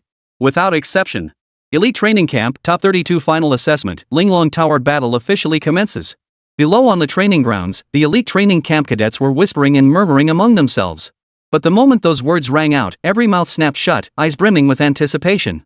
Finally, the Linglong Tower Battle for the Top 32 is about to start. Yeah, I'm going to watch. Whether or not we hold this Linglong Tower Battle segment is largely irrelevant at best. It's just a formality, a token gesture to get it over with. In any case, judging by the current list of the top 32 contestants, the female sword immortal, Xiaoningshui, is undoubtedly the undisputed champion of this Linglong Tower tournament. There is absolutely no room for debate on this point. Hearing your words. Like hearing a single word. So you've been talking all this time, and it's all nonsense. What realm is this Xiaoningshui at? She's a bona fide third-grade grandmaster, okay? Her cultivation alone is enough to crush the other contestants. Not to mention, Xiaoning mentioned he might have hidden trump cards we don't know about. Here comes the killer move. Hold on. Haven't you forgotten someone? Li Changfeng hasn't returned yet. True, many of you were just here arguing whether Li Changfeng had ventured deep into the Yiming Mountains and been devoured by some demon beast or something. But I think, even though you all sound so sure of yourselves, but these speculations are just that, speculations. They can't be taken as fact. That's hilarious. Even if we take a step back and assume Li Changfeng didn't die in those Yiming Mountains, even if he somehow returned now, it wouldn't matter at all. Forget everything else. At the very least, Xiaoningshui has already reached the third-rank Grandmaster realm. You can't seriously still believe Li Changfeng is stronger than the female sword immortal Xiaoningshui, can you? No way, right? No way? That's true. Xiaoningshui is at the peak of the third-rank Grandmaster realm, and with all those hidden cards up her sleeve. These alone form an insurmountable moat around Xiaoningshui. Even if Li Changfeng has returned now, there's absolutely no way he could defeat Xiaoningshui.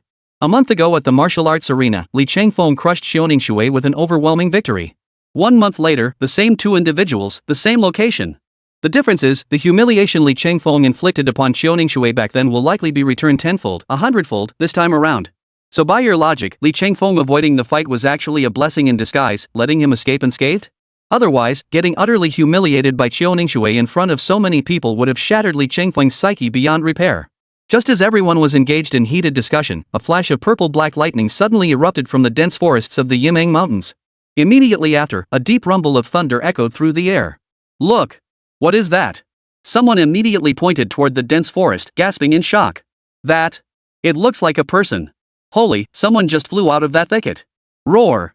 In the blink of an eye, the figure streaked across the sky, finally hovering above the crowd. There he was. The figure stood atop a silver flying sword, enveloped in purple-black thunder. Their expression was sudden, their posture serene and commanding, as if reigning supreme over the world.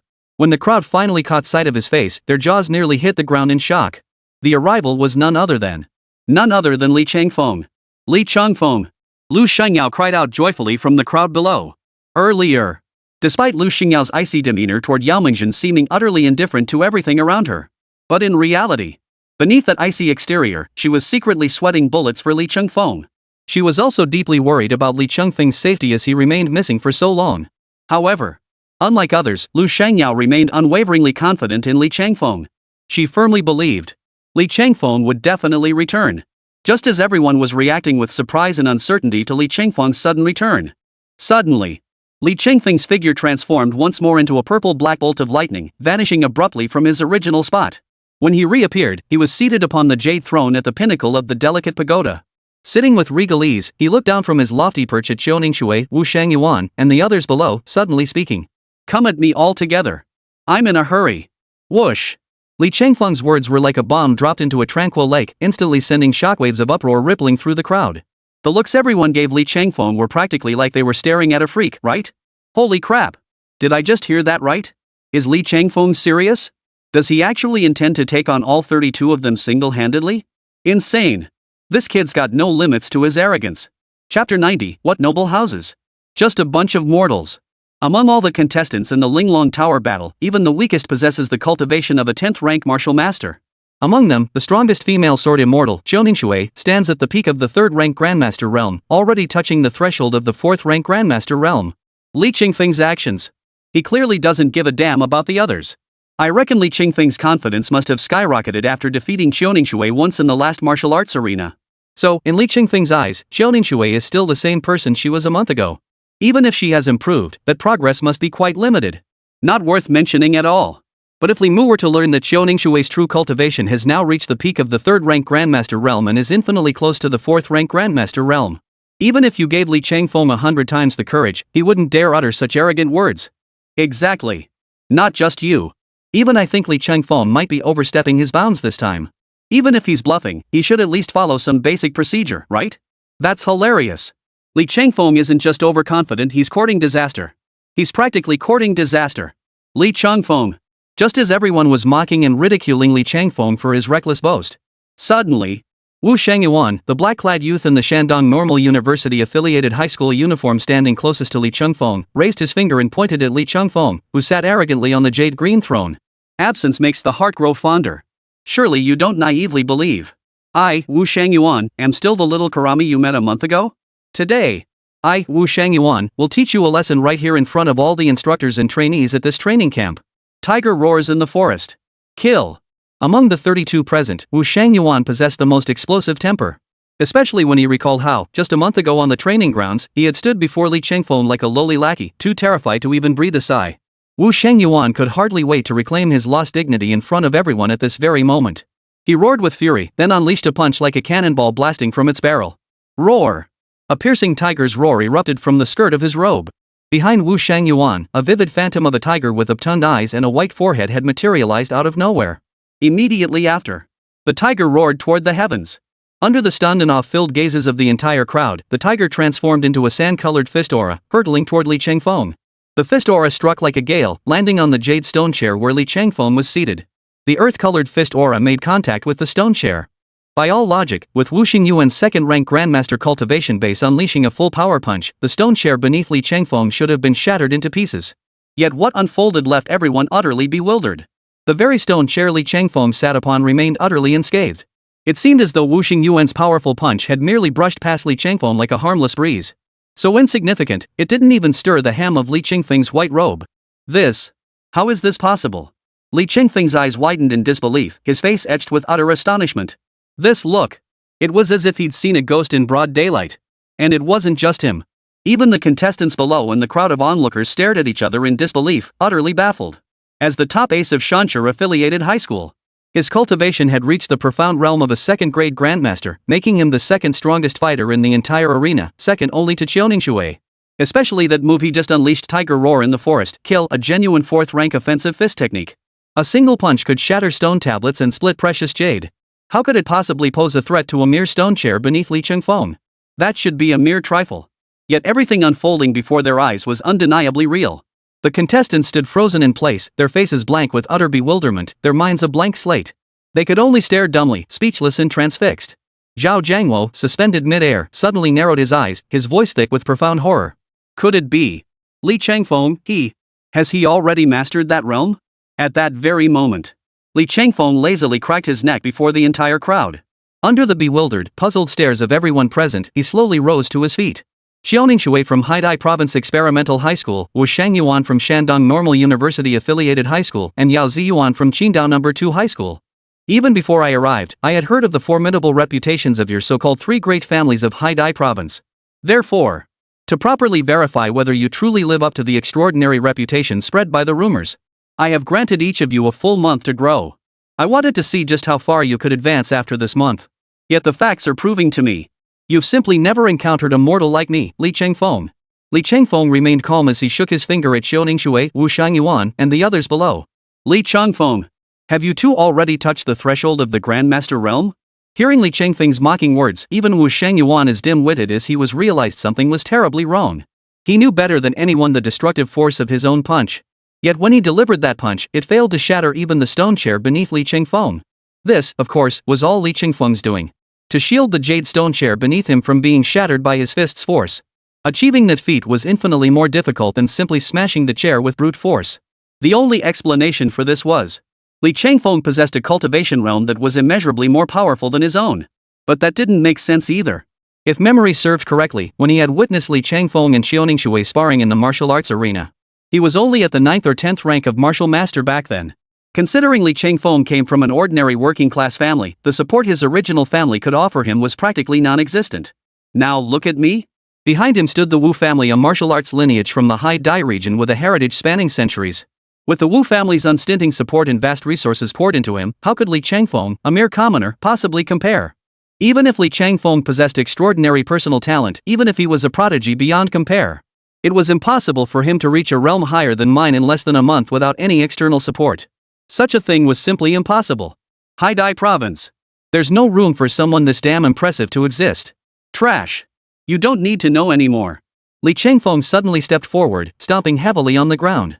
In an instant, 100-foot radius of surging energy erupted, swirling like a chaotic dance of demons that engulfed all 32 members of the Linglong Pagoda.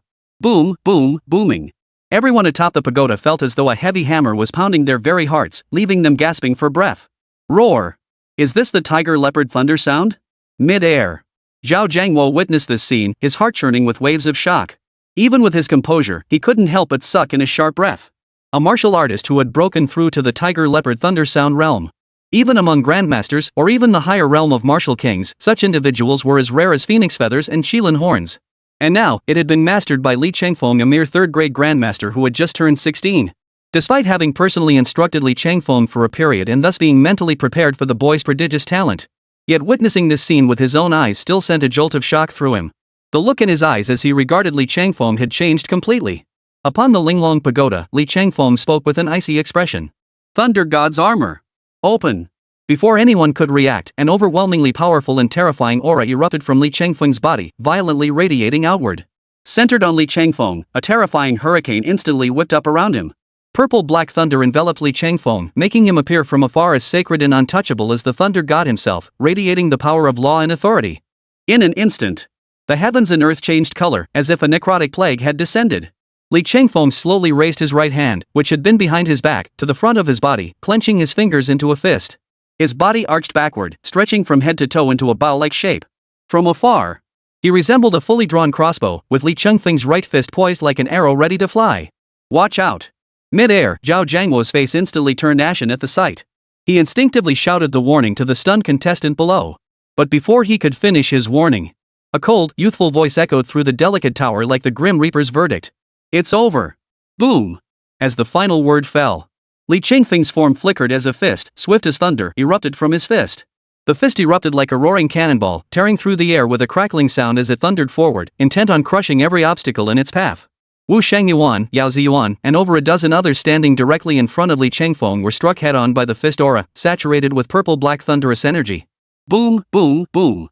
The next instant, the very men who had been taunting Li Chengfeng moments before were instantly sent flying by the force of his thunderous punch. In an instant, a full 6 or 7 figures were instantly hurled out of the Linglong Pagoda, eliminated on the spot. As for Wu Shangyuan, though he clung to survival with his formidable second-rank grandmaster cultivation, even so, faced with Li Chengfeng's overwhelming might, Wu Shangyuan was but a lone boat in a raging storm, seemingly about to be hurled out of the Linglong Pagoda. No! I refuse to accept this. I refuse to accept this. Wu Shangyuan gritted his teeth.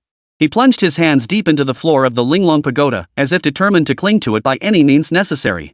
Yet against such overwhelming power, his struggle was nothing more than a desperate last stand. It was utterly insignificant. In the blink of an eye, Wu Shangyuan was flung backward along with the wooden plank he clung to desperately, crashing heavily onto the ground beneath the Linglong pagoda. Wu Shangyuan scrambled to his feet, covered in dust and dirt. He flung the wooden plank he still clutched from the pagoda aside, smashing it to pieces.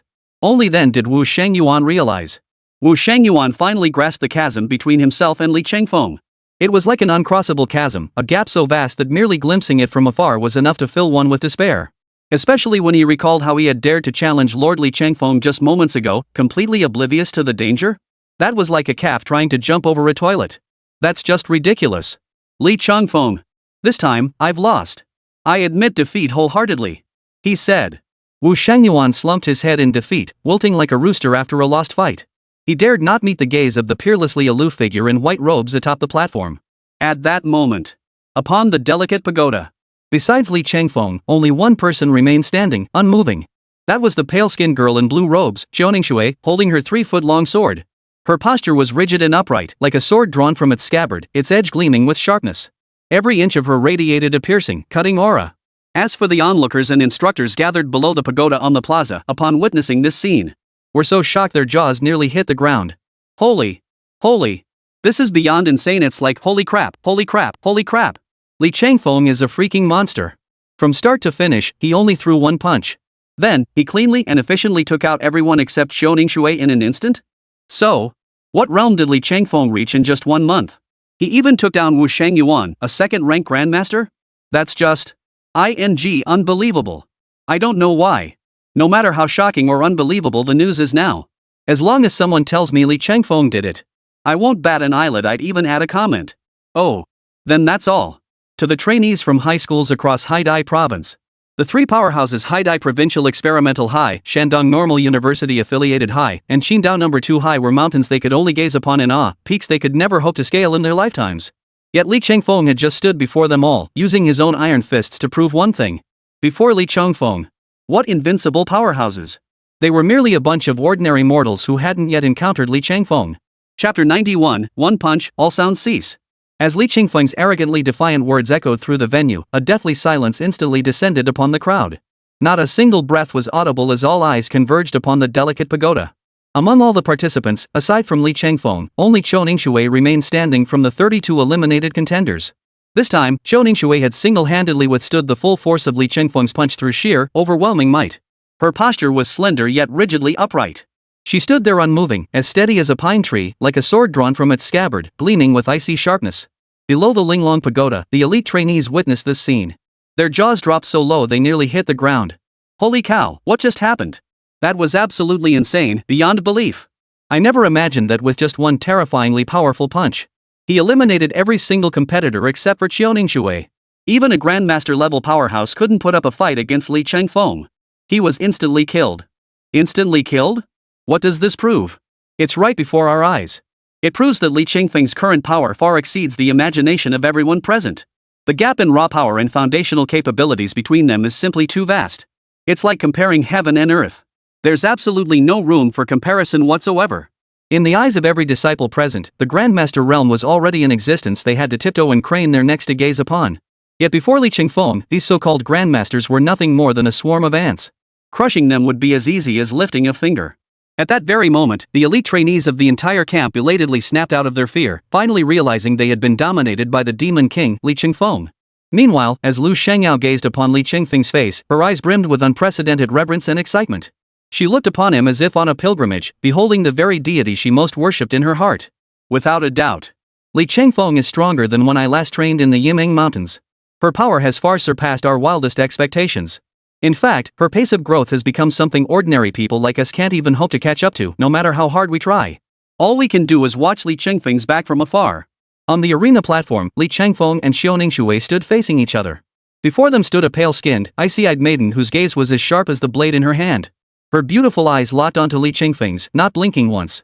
Li Chengfeng, I've been anticipating this moment for so very long. I've longed to face you in open combat. I will avenge that single arrow from years past.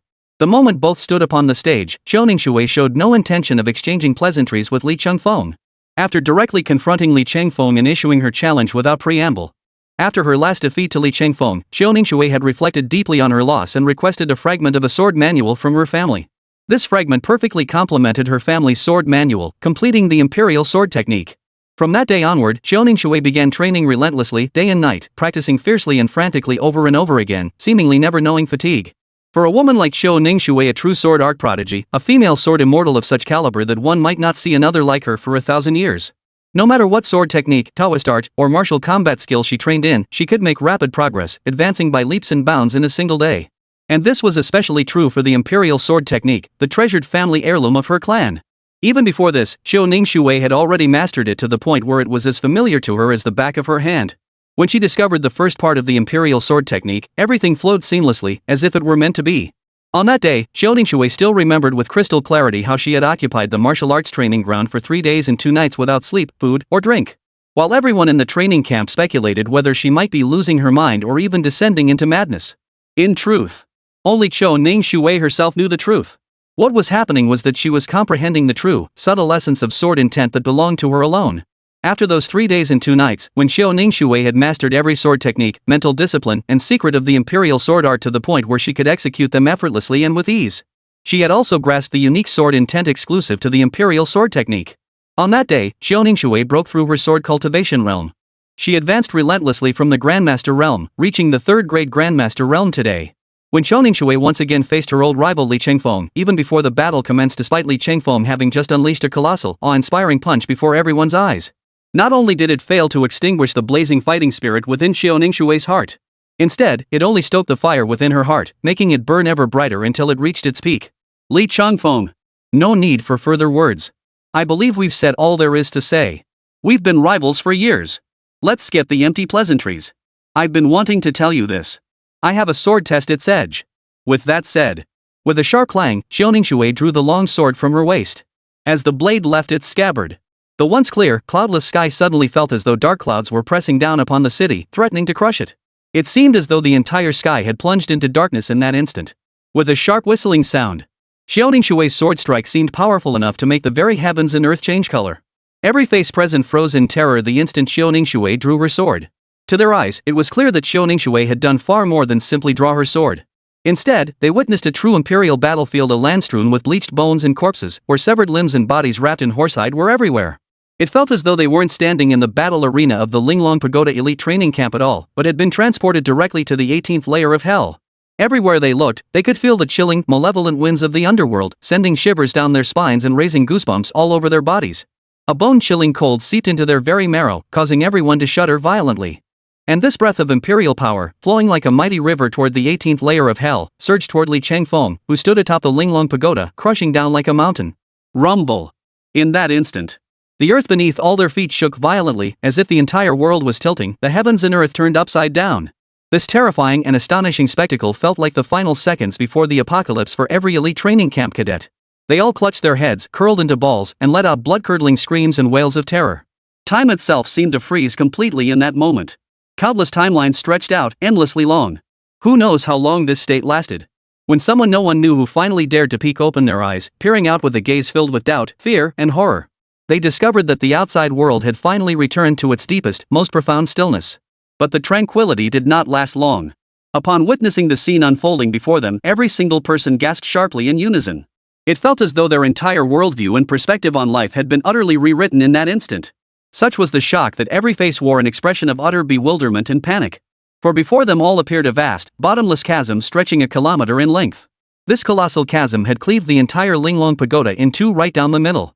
And at the very end of that ravine, all of this had originated from the icy, merciless blade of Xiao Ningshui's sword. Beneath everyone's feet, the earth had vanished into a chasm stretching over a kilometer wide, so vast that its end was impossible to see. The thought was terrifying. After comprehending the essence of the sword, her strength, though everyone had prepared themselves for a certain level of advancement, they knew she would undergo significant progress and transformation. But what none of them could have ever imagined in their wildest dreams was the sheer magnitude of Xiao Ningshui's transformation and advancement. Had that sword strike landed squarely upon them just now, the outcome would be beyond doubt. It would have left every single one of them utterly destroyed, dead beyond any hope of revival. My goodness. Terrifying. Absolutely terrifying. The very first thing Xiao Ningshui did upon breaking through the barrier was to completely reshape the entire terrain and split it down the middle, creating a massive canyon stretching for kilometers. How could the terrifying combat prowess of a peak third-rank grandmaster be this formidable? At that moment, Wu Xingyuan's face was equally etched with unprecedented shock and horror. Some were even rubbing their eyes repeatedly, as if doubting whether what they had just witnessed was real or merely an illusion. If this were all an illusion, it felt far too real, far too unbelievable. Others might not understand. But Wu Xingyuan knew all too well. Her brother was a genuine 9th-rank peak grandmaster level powerhouse. She had once had the privilege of witnessing her elder brother in action. To put it bluntly, at the very least, the overwhelming pressure emanating from that sword strike just now from Wu Xingyuan's perspective felt even more formidable than anything her elder brother had ever unleashed. That doesn't make sense. Impossible.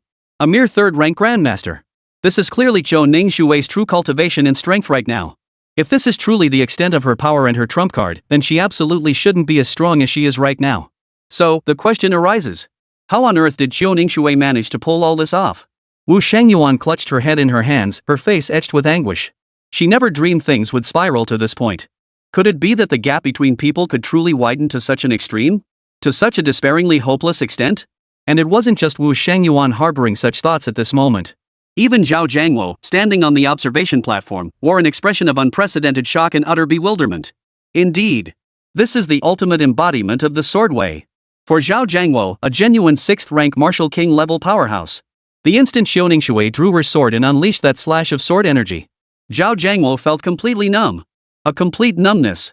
As Zhao Jiangwo, he could feel the terrifying pressure radiating outward from Zhou Ningshui's sword blade with crystal clear clarity. It was precisely this that left Zhao Jiangwo utterly shocked and horrified within. One must understand that the imperial sword intent itself embodies the most primordial and core force of martial arts. As the very foundation of martial arts, the terrifying power and symbol of its pinnacle were divided into 4 major realms, descending from highest to lowest. The first realm of martial arts is the initial insight, the subtle entry realm. The second tier is the entering the halt stage, the minor vehicle realm. The third realm is the mastery realm, where one achieves consummate skill. As for the final, 4th realm, the pinnacle of martial arts, it is revered by the world as the transformation realm, the pinnacle of mastery. Only beyond the realm of true grandmaster can one truly grasp the core of martial will. This martial will is the most crucial key to unlocking future breakthroughs into the grandmaster realm and beyond. Countless grandmaster level powerhouses devote their entire lives to this pursuit. Yet, constrained by their innate limitations, they remain unable to take that final step to truly comprehend the essence of martial will. Countless grandmaster level experts remain stuck at this bottleneck for years, unable to achieve breakthroughs. This is precisely why they cannot ascend to become true martial king level masters. Chapter 92, Power that Drives One Mad. Yet what no one present could have ever imagined was this. Zhou Ningshui, a young girl who had only recently broken through to the peak of the 3rd-grade grandmaster realm, had comprehended the sword intent of the first tier, the subtle realm, with a terrifying level of insight beyond the comprehension of ordinary people. Without a doubt. At the very least, through this feat, had silently declared a brutal truth to everyone present through the most direct action. At the age of 16, Zhou Ningshui had grasped the first tier of the microcosmic imperial sword intent, a realm most people might never comprehend in a lifetime. This was genius Zhou Ningshui proving once more to everyone the true worth of who holds the title of Hai Dai Province's top high school student. Once, before everyone. Including Li Changfeng. What Zhou Ningshui had once lost. At this very moment, he would reclaim it all. Holy crap! That's actually sword intent. Hey, Colonel Zhao, are you sure you're not seeing things? Beside them, Xiao Wenfeng could scarcely believe his ears. He even began to doubt. Was he experiencing auditory hallucinations? Others might be confused. But at least for Xiao Wenfeng, he knew deep down he hadn't truly grasped the essence of martial intent? And something he himself hadn't achieved? How could a mere wet behind the ears brat possibly accomplish what he himself couldn't achieve? If that were truly the case, where on earth could he, Xiao Wenfeng, possibly hide his face? It would be utterly humiliating. I don't think you need to ask me that question twice. Trust your own eyes. You saw correctly just now. At least for Zhou Ningshui, he has truly grasped the essence of imperial sword intent in this very moment. He is that one in a million, a prodigy of unparalleled genius. At that moment, Zhao Jiangwo shed his usual icy cold, stern image as the head instructor and, for the first time in Zhou Ningshui's presence, showed a moment of emotional vulnerability. All this stemmed from the breathtakingly brilliant sword strike he had just executed. This prompted Zhao Jiangwo to lavish praise upon him without reservation. Yet amidst the praise, everyone noticed Zhao Jiangwo's face flushed crimson, his entire body trembling with excitement. Even his voice trembled intensely as he spoke. My goodness, it's truly the imperial sword intent. What realm is Zhou Ningshui at? He's only at the peak of the 3rd-rank grandmaster realm. A high school student barely 16 years old has grasped the imperial sword intent? This is utterly unbelievable, beyond comprehension. Every single person present was utterly stunned by Qiu Ningshui's breathtakingly brilliant sword strike. At this point, how much time had passed? 3 minutes? 5 minutes? Perhaps 10 minutes later. Only then did the others recall the existence of the other protagonist. Holy! Didn't any of you notice? What about Li Changfeng? Where the hell is Li Changfeng now? My god, no way! Li Changfeng, could he have been sliced into mincemeat by Qiu Ningshui's dazzling sword strike? As everyone buzzed with speculation and quietly searched for Li Changfeng's whereabouts, everyone's gaze instinctively followed the kilometer-long fissure in the ground. They desperately searched for any trace that might prove Li Changfeng still walked this earth. But as the crowd remained unable to pinpoint Li Changfeng's whereabouts at that very moment, suddenly someone raised a hand, pointing directly upward toward the sky, and let out a startled cry. Good heavens! Look up! Li Changfeng! Li Changfeng, he's actually flying in the sky. This is just unbelievable. After the first person let out a startled cry, everyone present collectively shuddered, then abruptly craned their necks to gaze upward at the midair. There he was. Li Changfeng, seemingly out of nowhere, now stood directly above their heads. His feet rested upon a flying sword, like a legendary sword immortal. Not a speck of dust or dirt clung to his body, let alone any injury. To everyone present, it seemed utterly preposterous. In fact, Li Changfeng used this leisurely, effortless demeanor to prove to everyone present. The sword strike just unleashed by Qiu Ningshui was indeed astonishingly brilliant and immensely powerful. But for Li Changfeng, that strike felt like using a cannon to swat a mosquito, like punching cotton. Beyond being visually impressive and somewhat intimidating, it inflicted not a single shred of damage upon Li Changfeng, let alone exerted any pressure whatsoever. Good heavens! This Li Changfeng. He actually dodged the deadly slash by flying on his sword. This is simply... it's utterly unbelievable. I never imagined that in just over half a month, Li Changfeng would have mastered such a formidable technique as sword flight. Could this be one of the hidden cards Li Changfeng has up his sleeve? Even if others were given a sword, they still couldn't take flight. After all, this defies the laws of physics. Alright. Let's not get bogged down in physics after all, we're in a high martial arts world where spiritual energy has revived. Moreover, we should consider ourselves fortunate that Li Changfeng. Thankfully, he holds the trump card of sword flight. If Li Changfeng hadn't possessed the trump card of sword flight, let's consider the alternative. Given Li Changfeng's current cultivation level and realm, had he attempted to directly withstand Qiu Ningshui's terrifying slash just now, he would have met a fate of either death or crippling injury. Just as everyone was buzzing with speculation about how Li Changfeng had mastered sword flight, suddenly, Qiu Ningshui lifted her small head as well, her gaze fixed intently on the figure of the youth soaring through the air atop his flying sword. The white-robed youth remained as graceful and carefree as ever, radiating boundless vitality. This air of effortless control over the entire situation only intensified an inexplicable sense of foreboding that slowly took root within his heart. There was no doubt about it. Others might not realize it, but Qiu Ningshui knew all too well. The Imperial Sovereignty sword he had just unleashed, whether in terms of lethality or combat prowess, including the sheer speed of its execution, it represented the pinnacle of his current third-rank Grandmaster realm, a culmination of his mastery. It could be said that, to a certain extent, it represented the most powerful and terrifying slash he could possibly unleash at this stage. Yet even so, Qiu Ningshui never dreamed. For Li Changfeng, this strike should have been a death sentence utterly impossible to survive, with no chance of reversal whatsoever. Yet, in this desperate situation, Li Changfeng had somehow found the one possible opening to turn the tide.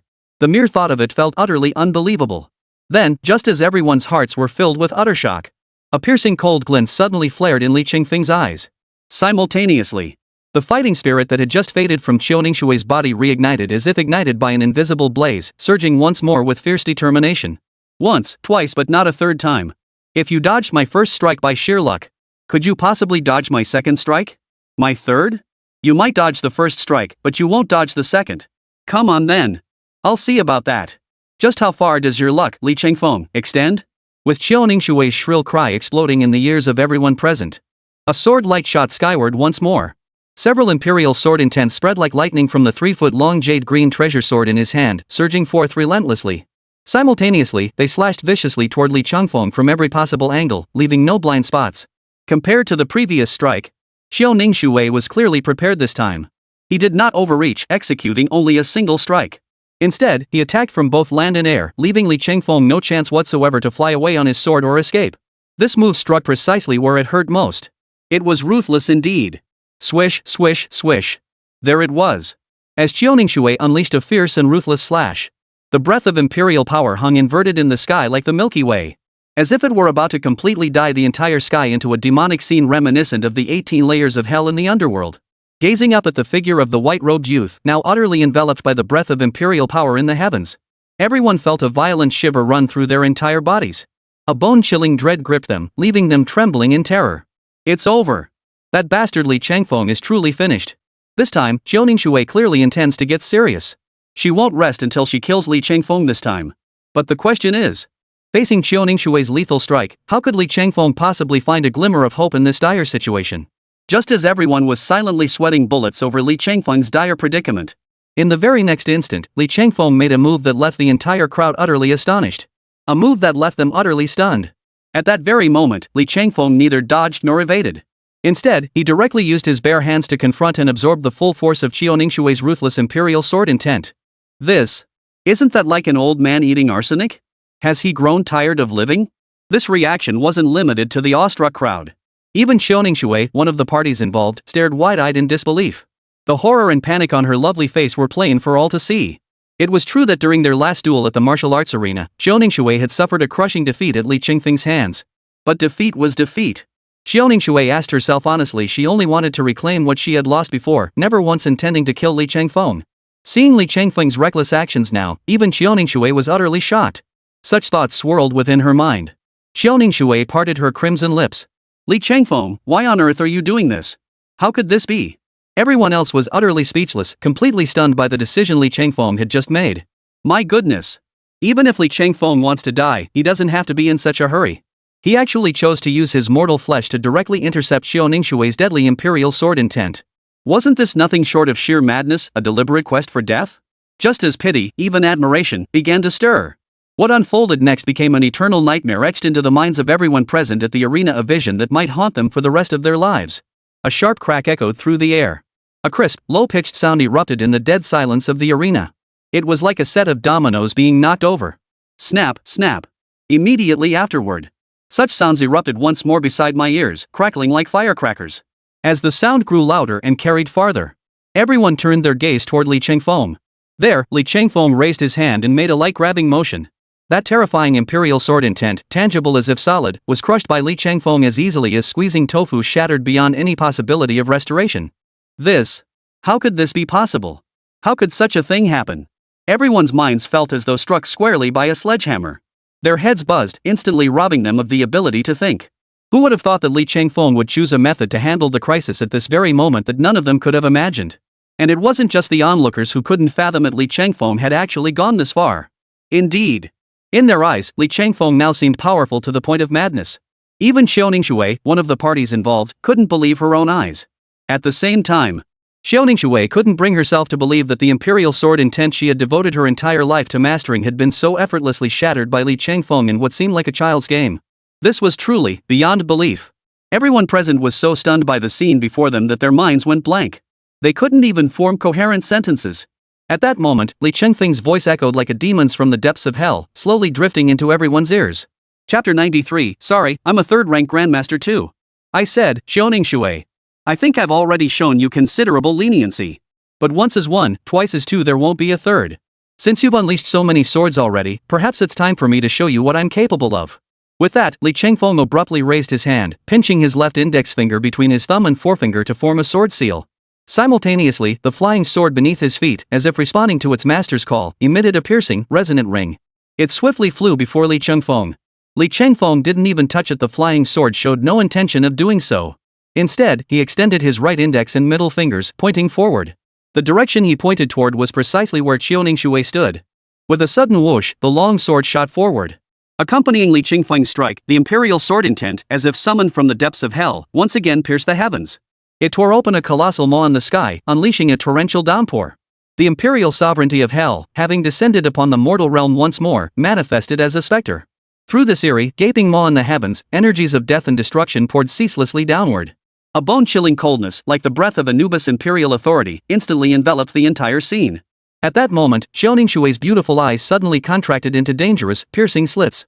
She seemed utterly unable to believe what she was witnessing. My God! Am I seeing this correctly? Li Changfeng. He just tried to use the exact same technique I did moments ago. This is also the power of imperial authority. And the ferocity and dominance Li Changfeng unleashed were practically imperial will itself. It seems this sword strike transcends mere technique and momentum. It now fatally touches upon the dual divine power of spatial and temporal laws. At that very moment, Xiaoningshui felt utterly immobilized, like a butterfly trapped within sealed amber.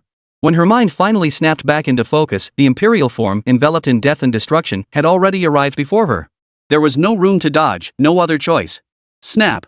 At that moment, Xiaoningshui could do nothing. Her only recourse was to thrust the 3-foot-long jade-edged sword in her hand horizontally across her chest. But against Li Qingfeng's imperial aura-infused strike, it was like a mantis trying to stop a cart shattered instantly into countless pieces, reduced to a bloody mess. Her entire body was struck head-on, as if hit by a speeding truck. Her body flew backward like a kite whose string had snapped. Boom! The ground, already cleaved clean through the middle. At that very moment, it suffered another devastating blow of unprecedented destruction. In an instant, a scene of earth-shattering destruction, as if mountains trembled and the heavens collapsed, unfolded before the eyes of everyone present once more. In that moment, it felt as though an invisible giant hand had pressed mute on the entire arena. Every soul held their breath, hearts racing, faces etched with grim resolve. Moments later, a battered figure emerged, covered in wounds, crawling step by step from the rubble strewn with shattered stones. It felt like a scene straight out of the Shawshank Redemption brought to life. At that moment, the 3-foot-long sword in Xiaoningshui's hand had snapped clean in two. Her entire body was drenched in crimson blood, her appearance utterly wretched. As if she had just fled a famine-stricken border region. Over the course of this month, Li Chengfeng had slain a staggering 50 demon beast generals.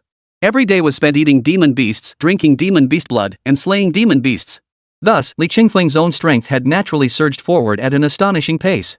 For the current Li Chengfeng, his cultivation and realm had long since broken through from the first-grade Grandmaster realm to the third-grade Grandmaster realm. Compared to Xiaoningshui, he now surpassed her in every way. The gap between them had been forcibly narrowed to the same starting line. And when the same imperial sword intent was wielded by Li Chengfeng, it would be 100-fold, 1,000-fold stronger than Xiaoningshui's. Had it not been for Li Qingfeng's restraint at the critical moment out of respect for heaven's benevolent nature, he had deliberately held back his full power. Then, had he unleashed it with full force, holding nothing back, it would have been perfectly normal for Xiaoningshui to be chopped into mincemeat on the spot to feed the dogs. No. No. How could this be? How could something like this possibly happen here? Just now, Li Chengfeng had casually slashed Xiaoningshui to an instant death with a single sword strike. At that moment, the air was so still you could hear a pin drop. Everyone was utterly speechless. Witnessing the scene unfolding before them, they were overcome with shock and disbelief. It was utterly beyond description. Just now, Li Chengfeng's display of the imperial sword intent had directly split this martial will into a formidable and domineering, peerless combat power. Simultaneously, this once again demonstrated Li Chengfeng's absolute dominance within the elite training camp. In the eyes of many, this contest was destined to end with Xiaoningshui's victory, painting a spectacular finale titled Revenge. At the critical moment, Li Chengfeng managed to turn the tide. Through that utterly unconventional fighting style, he shattered every offensive move from Xiaoningshui head-on. Finally, while crushing Xiaoningshui's offensive, Li Chengfeng ultimately did not forget to employ the most decisive and ruthless means to brutally tear apart all of Xiaoningshui's attacks and resistance. Before the eyes of all witnesses, he effortlessly ended Xiaoningshui with a single sword strike. And all of it happened in the blink of an eye.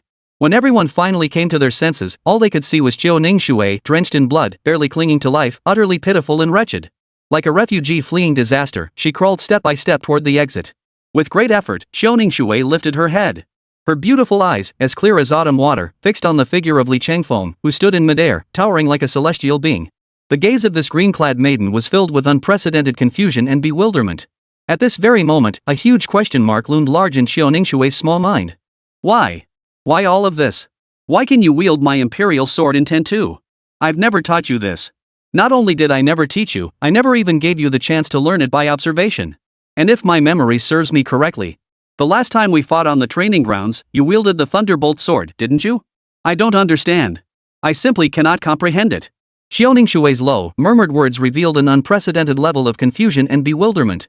The young girl couldn't fathom why any of this was happening. This imperial sword intent was passed down from their family's ancient ancestor. As for the upper half of the incomplete manual, he had obtained it by sheer coincidence.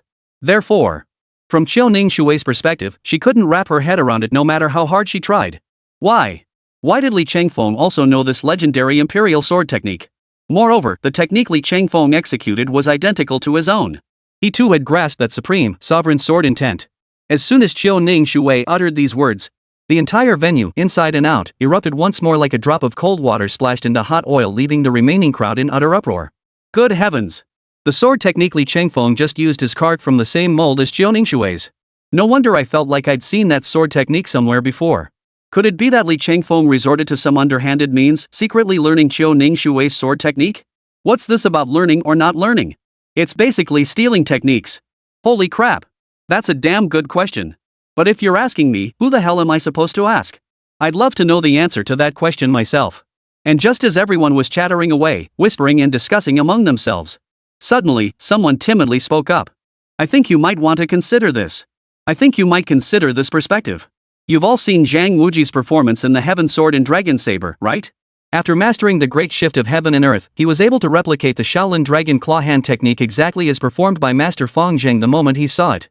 So, judging by this point, at least in my eyes, Li Chengfeng surpasses the legendary Zhang Wuji. Is not only on par, but surpasses him. If Zhang Wuji could achieve it, why couldn't Li Chengfeng? Therefore, there is only one truth. That is, just as he did back then at the scene of his martial arts talent awakening when he comprehended the martial arts stele, Li Chengfeng attained enlightenment in a single second and achieved success in an instant. Upon hearing this, everyone present suddenly understood. It seemed as though this very conjecture had been silently confirmed in the minds of all who had been perplexed. At this moment, they finally found the most fitting and reasonable explanation. Holy crap! Though this whole thing sounds utterly unbelievable. But think about it. It does indeed hold genuine potential for implementation. To the average person, it might seem like pure fantasy. But if this were done by that psychopath Li Chengfeng, then, if he manages to pull it off, it would just seem like nothing special. However, while it's true that Li Chengfeng accomplished this feat, but if we shift our perspective, if Li Chengfeng could master Qiu Ningshui's imperial sword technique merely by observing it once, that would be utterly unbelievable. If it happened to anyone else, I'd never believe it. But then again, Li Chengfeng has another nickname. He's the Demon King. After their two previous head-to-head confrontations in the tournament match, it's safe to say that Li Chengfeng, in a sense, has become a nightmare deeply etched into the minds of everyone involved. They could never forget it. So no matter how unbelievable or unfathomable the events during the counterattack became, people felt they could always find the most reasonable explanation for Li Chengfeng's unreasonable behavior. They even proactively filled in the blanks for Li Chengfeng, crafting the most perfect explanation for every unfathomable event unfolding before their eyes. Of course, none of them could have imagined. The Li Chengfeng they imagined omnipotent and all-knowing was actually nothing more than a cheat code user. Once Li Chengfeng decided to cheat, then all impossibilities became possible before him. Anything he couldn't do, he could master, becoming an all-knowing, all-powerful being bordering on godhood. The murmurs of the crowd each whisper like a dagger pierced deep into Li Chengfeng's heart.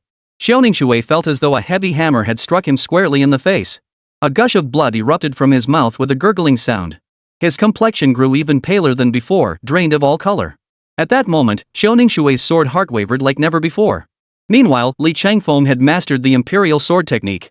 In less than a month, he had grasped the sword intent of imperial sovereignty, a talent in the way of the sword. It was truly unparalleled in history, with no precedent before and none to follow. He absolutely deserved the title of prodigy. Even the phrase unparalleled prodigy fell short of describing the sheer monstrosity of Qiu Ningshui's talent. Yet, the imperial sword intent Qiu Ningshui's most prized achievement was effortlessly mastered by Li Chengfeng, that freak, after merely glancing at it twice. Such a devastating blow. For any sword cultivator, it was a near devastating, earth-shattering blow. As the sense of defeat Qiu Ningshui felt toward Li Chengfeng grew stronger and more intense, the once unstoppable, razor-sharp sword chi emanating from Qiu Ningshui's body.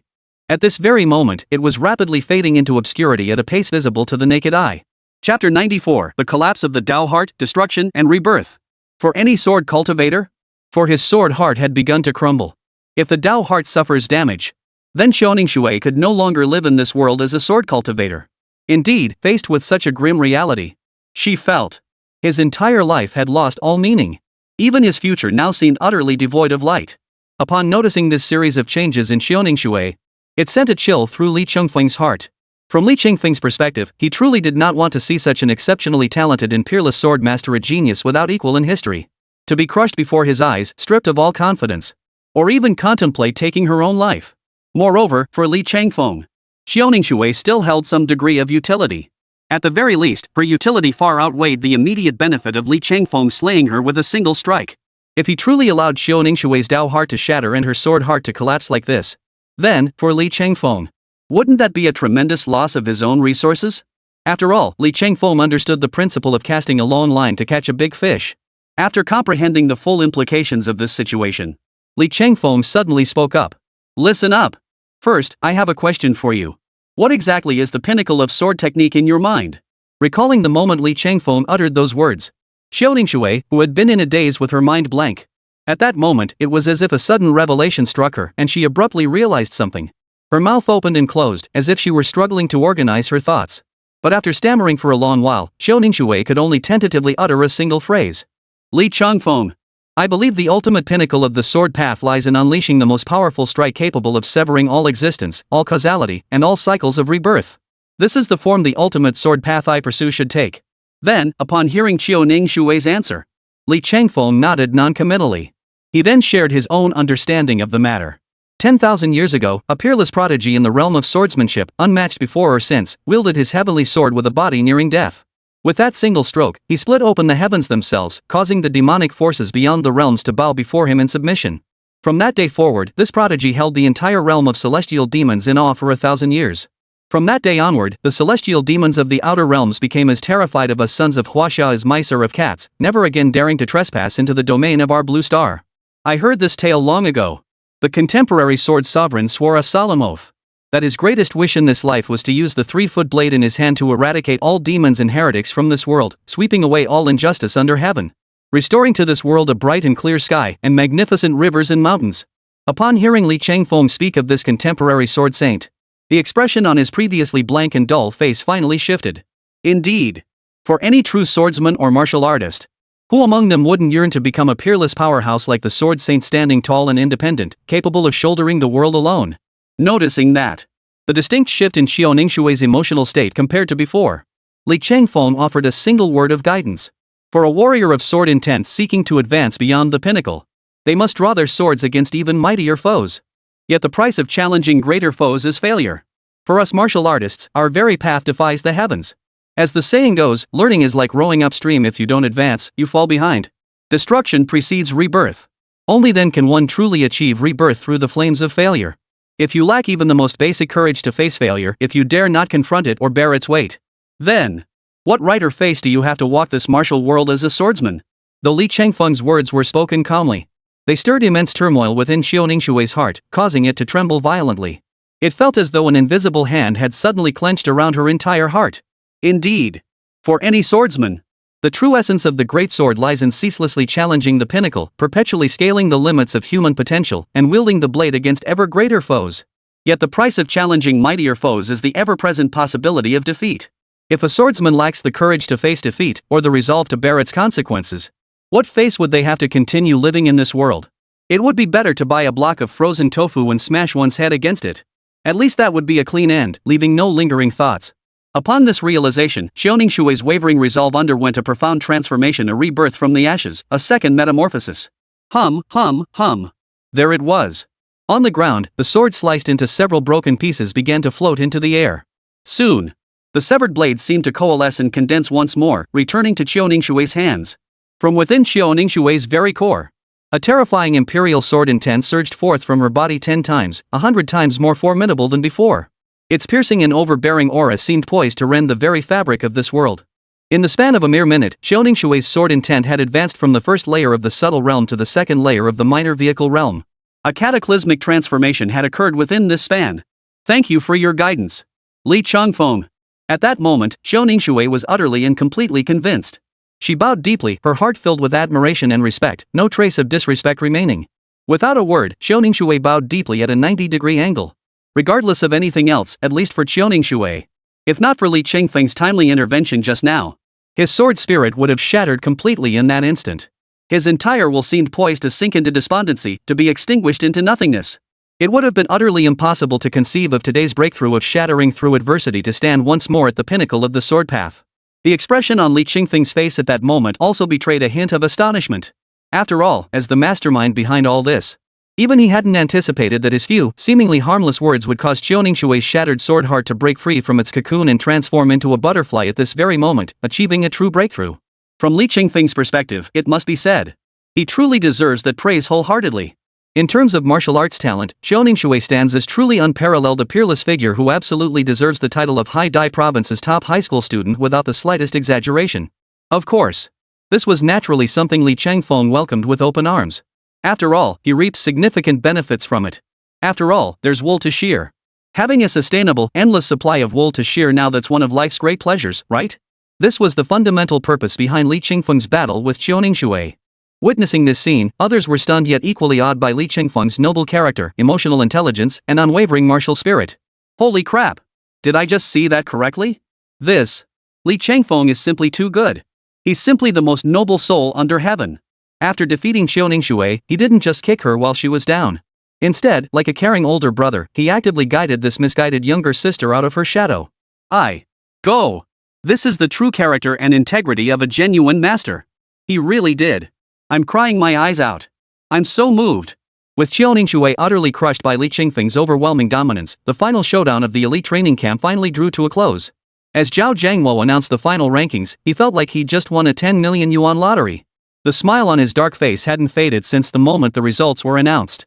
At least, that was how it felt to Zhao Jiangwo. The elite training camp he oversaw had produced not just one, but two prodigies like Li Qingfeng, unparalleled in history, with no equal before or after. And then, when he thought about what was about to happen next, Qingfeng was destined to shake the nation and become a dazzling spectacle.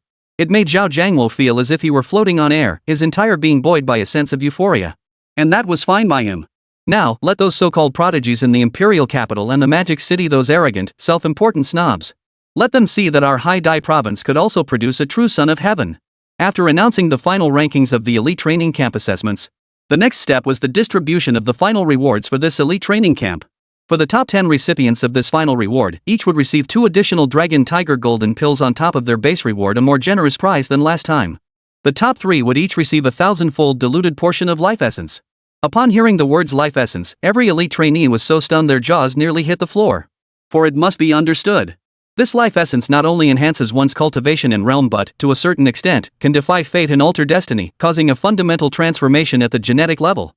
It could be said that, even diluted 1,000-fold, the value of this life essence remained beyond estimation. Holy crap! This is the life essence. It's truly enviable enough to make your mouth water, right? The other elite training camp trainees were all green with envy over this reward. But compared to this bunch of greenhorns who'd never seen the world, Li Qingfeng, at least as others perceived him, showed no inner disturbance whatsoever. He even seemed on the verge of laughing. As for why, Li Qingfeng's reasoning was simple. Because inside his storage ring right now was an entire mineral water bottle's worth of life essence. And this life essence wasn't diluted 1,000-fold, it was the genuine article. There was absolutely no possibility of dilution. Beyond the life essence, Li Qingfeng, as the undisputed first-place winner, also received an additional reward. But to be honest, this extra reward had already been given to Li Qingfeng, so presenting it again now held little significance. It was merely a formality for everyone involved. Cadets, the month-long elite training officially concludes today. As your chief instructor, I have no further demands of you. My sole wish is that in 2 days' time, during the National College entrance exams, you can perform at your true level, showcase your genuine potential, and ultimately achieve the ultimate goal of having your names inscribed on the Golden List. After all, haven't you spent over a decade poring over books, striving for this very moment? Zhao Jiangwo wore a warm, approachable smile as he addressed the elite training camp below, dispensing a mix of useful and useless platitudes from his own experience. Everyone knew Zhao Jiangwo was spouting nonsense.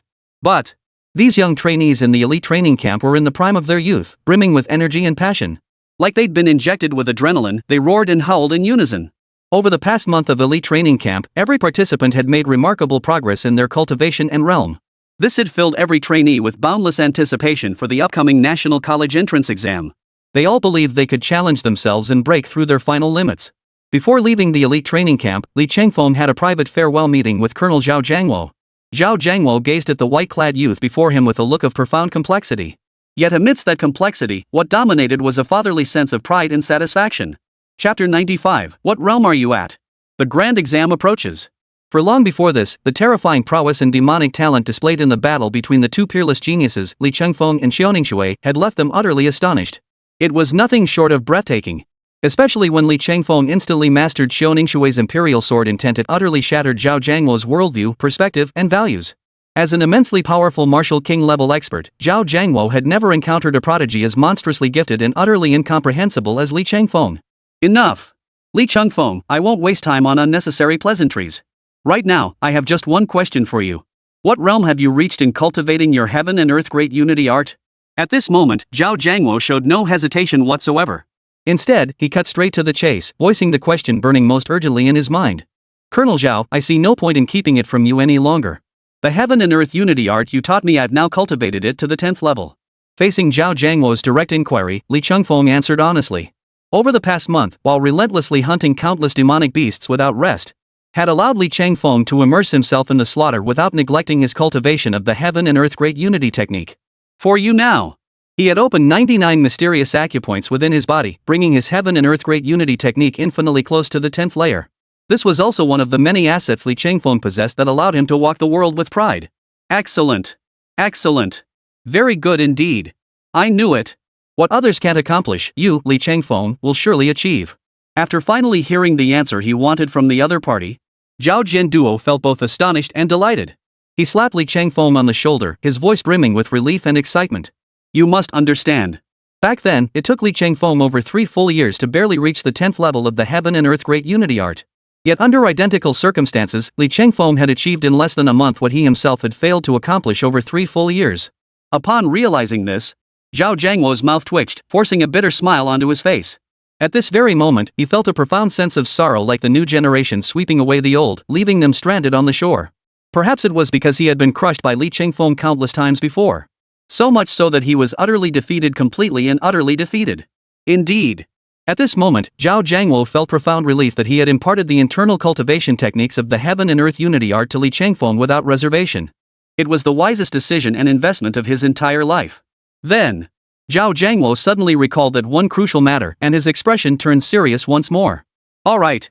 Li Chengfeng, I'll explain the real reason I sought you out this time.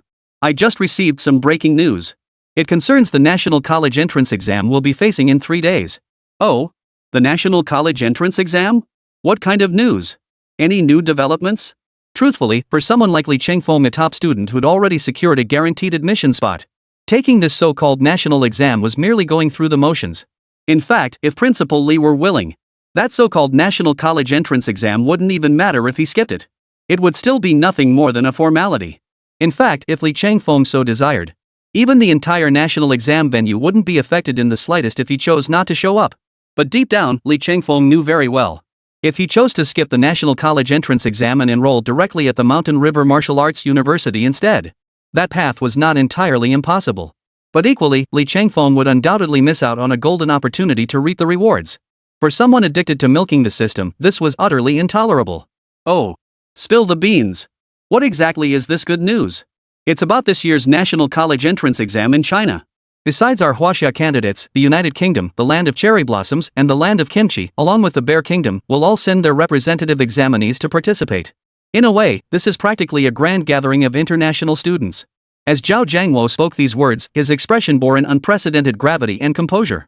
Upon hearing Zhao Jiangwo's words, Li Chengfeng froze for a few seconds, then his face betrayed a hint of bewilderment, his tone echoing the utter disbelief of the previous remark. Good heavens! This is clearly our Gaokao. Why would other countries send their students here? It doesn't seem like it's time for their exams yet, and their entrance exams aren't the same as our college entrance exam anyway. Enough! Li Chengfeng, you shouldn't pry too deeply into this matter. Anyway, there are all sorts of twists and turns involved. And the illusions of romance and misunderstandings are incredibly complicated. Seeing Li Chengfeng ask so bluntly, Zhao Jiangwo's face also wore an expression of unease. Let's not even get into it. At least for present-day China, the United Kingdom, Japan, and Russia. Without exception, they are among the most powerful martial empires in the world today. Throughout 5,000 years of history, these great powers have united time and again to confront demonic beasts, alien races from other realms, and the relentless assaults of celestial demons from beyond. Judging solely by their joint military operations, China and these empires appear to be in perfect harmony. But in reality, wherever there are people, there are rivalries, and this holds doubly true between nations. On the surface, the 5 great alliances appear to be in perfect harmony. All is well when all is well. Yet beneath this veneer of tranquility, hidden rivalries and friction inevitably simmered. It can be summed up in one phrase. There are no major conflicts, but minor frictions persist. Another saying captures it perfectly. China undoubtedly stands unchallenged at the pinnacle of the world's nations. But for China, this very status makes them a target a tall tree attracts the wind. However, this time around, besides China, the United Kingdom, Japan, South Korea, and Russia, each harbors its own hidden agenda regarding China's dominant position. Moreover, as they face a common adversary, they have gradually chosen to align themselves, both openly and covertly, forming a tight-knit alliance. This time, the first challenge we face is the United Kingdom, Japan, South Korea, and Russia proactively proposing that their most outstanding students not participate in our national college entrance examination. Thus, on the surface, it appears to be a friendly exchange and one-on-one competition between young people from different nations. But anyone with eyes can see this is merely a smokescreen. In reality, it's like a weasel paying New Year's respects to a chicken they're up to no good. At this point, Zhao Jiangwo's lips curled slightly, revealing a faint, cold smile. Upon hearing Zhao Jiangwo's words, Li Changfeng nodded noncommittally. To him, it was nothing but a banquet of treachery. No feast is truly a feast, no wine is truly wine. Who knew what underhanded tricks the United Kingdom, Japan, South Korea, and Russia were plotting behind the scenes? But consider the reverse scenario. If the top spot in China's national college entrance exam were snatched away by a candidate from any of these 5 nations, that would be nothing short of a blatant violation of China's fundamental principles. It would be utterly intolerable. Therefore, even if it was solely for the sake of China's prestige, Li Changfeng had no grounds to refuse. And it seemed that when the conversation turned to Li Changfeng, having grasped the true intent behind seeking him out, Zhao Jiangwo stroked his chin, gathered his thoughts, and then spoke. Perhaps they harbor some other ulterior motive. But for now, we lack direct evidence to prove it. Everything remains mere conjecture at this stage. I can't very well bar the bear, kimchi, and cherry blossom from entering just because of some fleeting speculation. That would undermine the dignity of our great nation. Still, there's a wise saying, never harbor malicious intent, but always remain vigilant. Li Changfeng. When you encounter these 4 nations I just mentioned, be cautious, and then cautious again. In short, it boils down to this. Better safe than sorry. Colonel Zhao, I advise you to keep your mind firmly in check regarding this matter. What should be done, and what shouldn't? I know far better than you do. Li Changfeng waved his hand dismissively, his tone carrying an air of calm detachment. Additionally, this year's national college entrance exam should see some young clan leaders from martial arts families with centuries of heritage. They will likely choose to step forward. In short, this time the suspense was at its peak. Zhao Jiangwo couldn't resist adding one more thing at this point. Although Zhao Jiangwo didn't explicitly state the exact level of this century-old martial arts family at this point. After all, a century still qualifies as a century-old family. And a lineage spanning 999 years is likewise called a century-old martial arts family. Thus, the disparity in their actual stature was as vast as heaven and earth. However, given that Zhao Jiangwo had delivered this warning to Li Changfeng with such solemnity and gravity, then even if Li Changfeng were to ponder it with the back of his head, he could still grasp the underlying cause and effect. If his guess was correct, the martial arts families Zhao Jiangwo mentioned were likely the 5 clans and 7 noble houses. Representing the elite sons and daughters of those distinguished lineages, they naturally wouldn't appear as ordinary as the rest of us high school students. They went to school to further their cultivation, constantly improving themselves. Ultimately, it was all because they were favored by the heavens. Within their respective 5 surnames and 7 noble houses, they received the full support of 999 years of deep-rooted family heritage and dedicated guidance. Indeed, the patriarchs of these 5 clans and 7 noble houses were martial emperors, true emperors in their own right. The cultivation resources and diverse training they've accessed since childhood far surpassed anything a lowly karami like myself or ordinary people could ever imagine. If one were to describe this feeling with a fitting metaphor, it's like an old farmer toiling daily in fields and forests. Would they ever imagine that an emperor's life might involve using a golden hoe and eating hastily every day? Thus, this notion is laughable. But looking at it from another angle, it is also a rather tragic thing. For these farmers, who know only the toil of facing the earth and bending their backs to the sky, the limit of their imagination is that even an emperor's life could be no more than this. For the reality of an emperor's life far surpasses the limits of their imagination.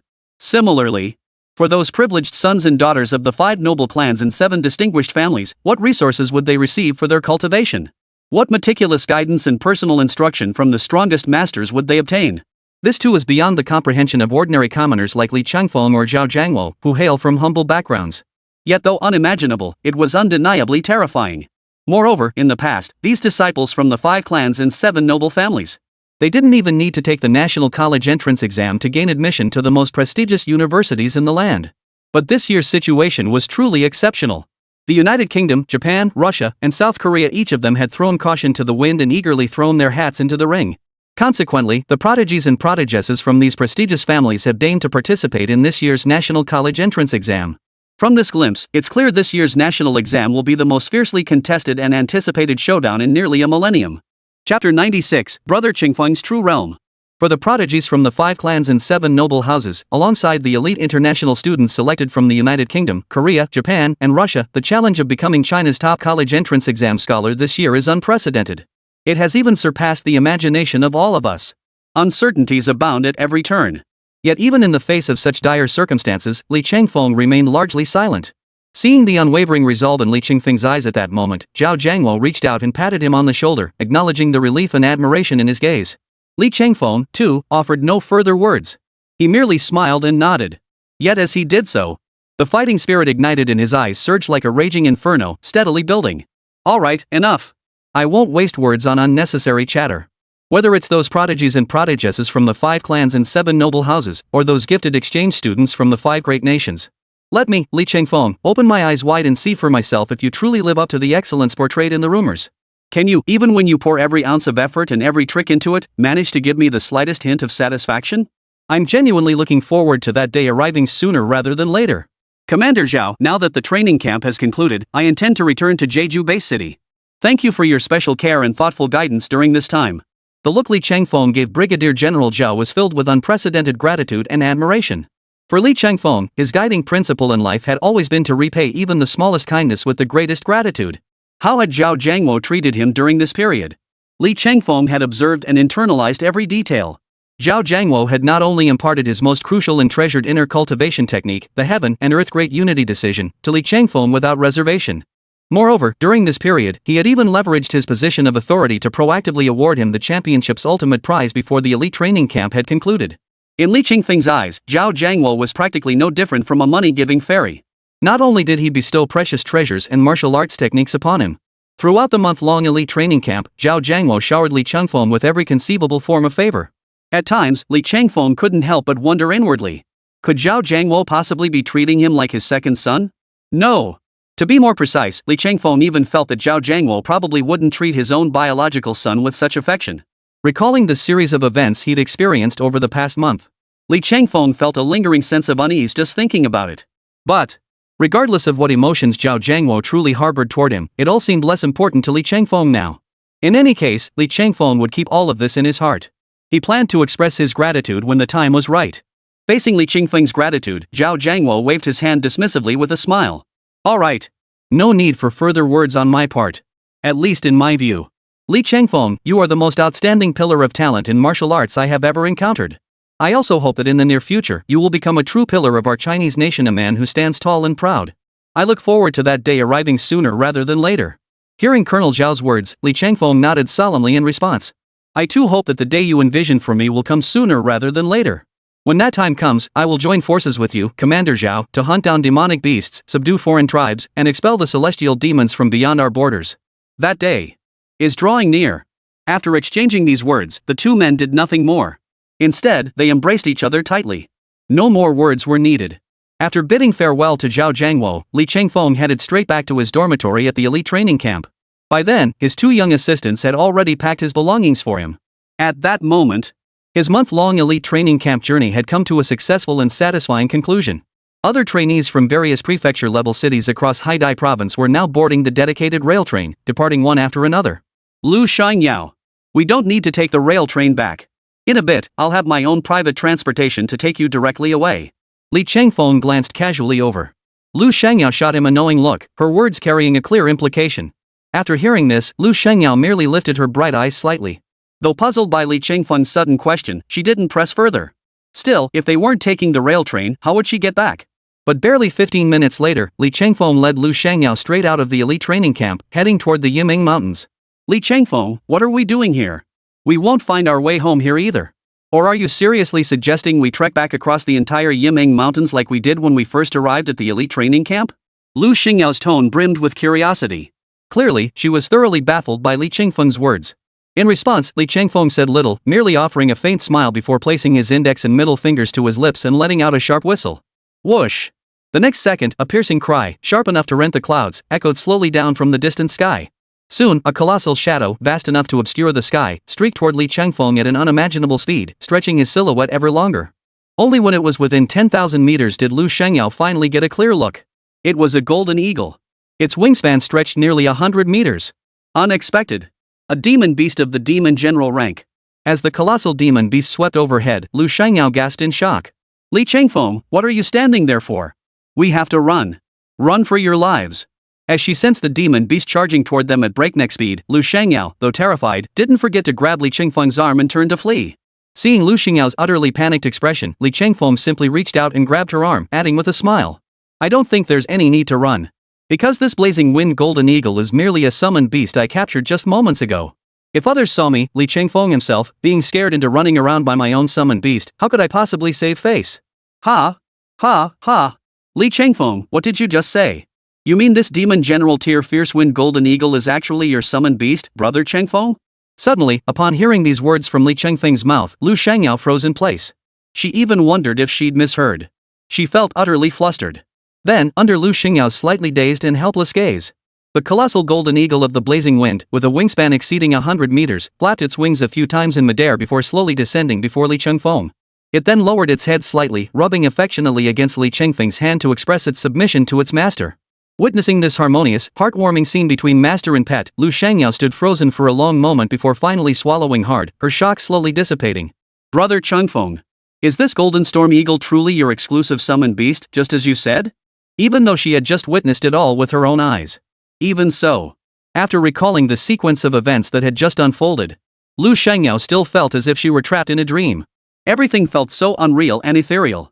When confronted with the young girl's question, Li Chengfeng casually waved his hand and replied. Come on, it's not that much. Are you serious? As you can see, it's absolutely true.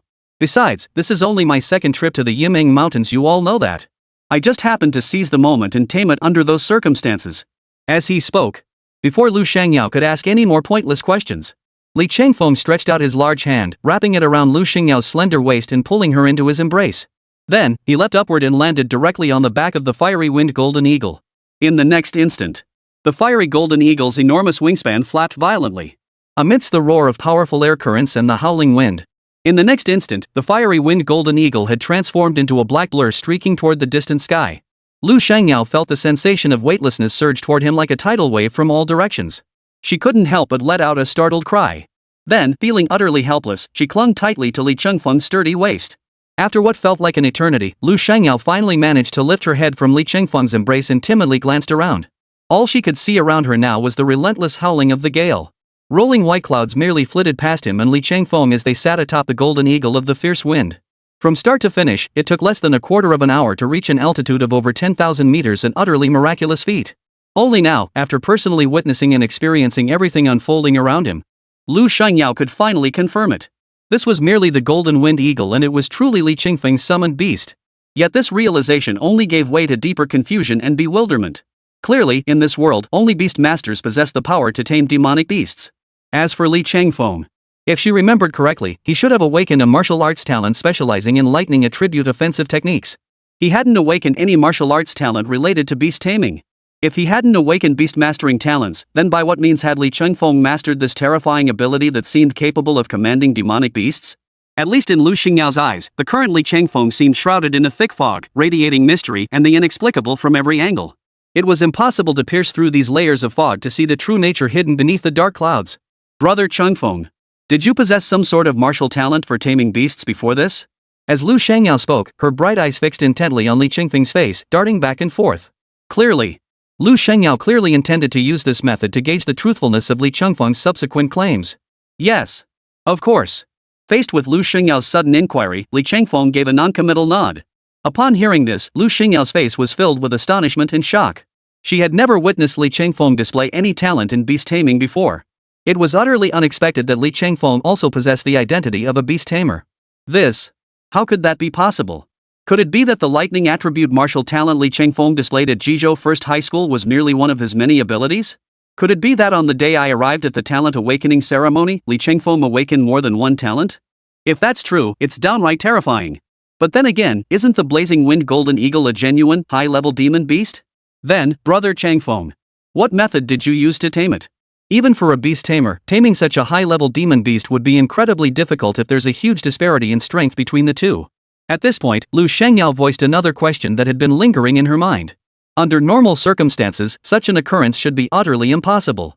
But before this, Lu Shangyao had witnessed far too many times Li Chengfeng's terrifying ability to turn seemingly impossible feats into reality. Therefore, he dared not rush to deny it outright. Instead, he continued to regard Li Chengfeng with a skeptical and scrutinizing gaze, as if seeking the answers he saw through this very look. Ha. Lu Shangyao, haven't you already found your answer? If you already know the answer, why ask me? What else could it be? Of course, it's time to let fists do the talking. Use force to tame him. Li Changfeng chuckled, his tone light and unconcerned. Oh? Could it be that he was tamed by force? If that's the case, it's simply unbelievable.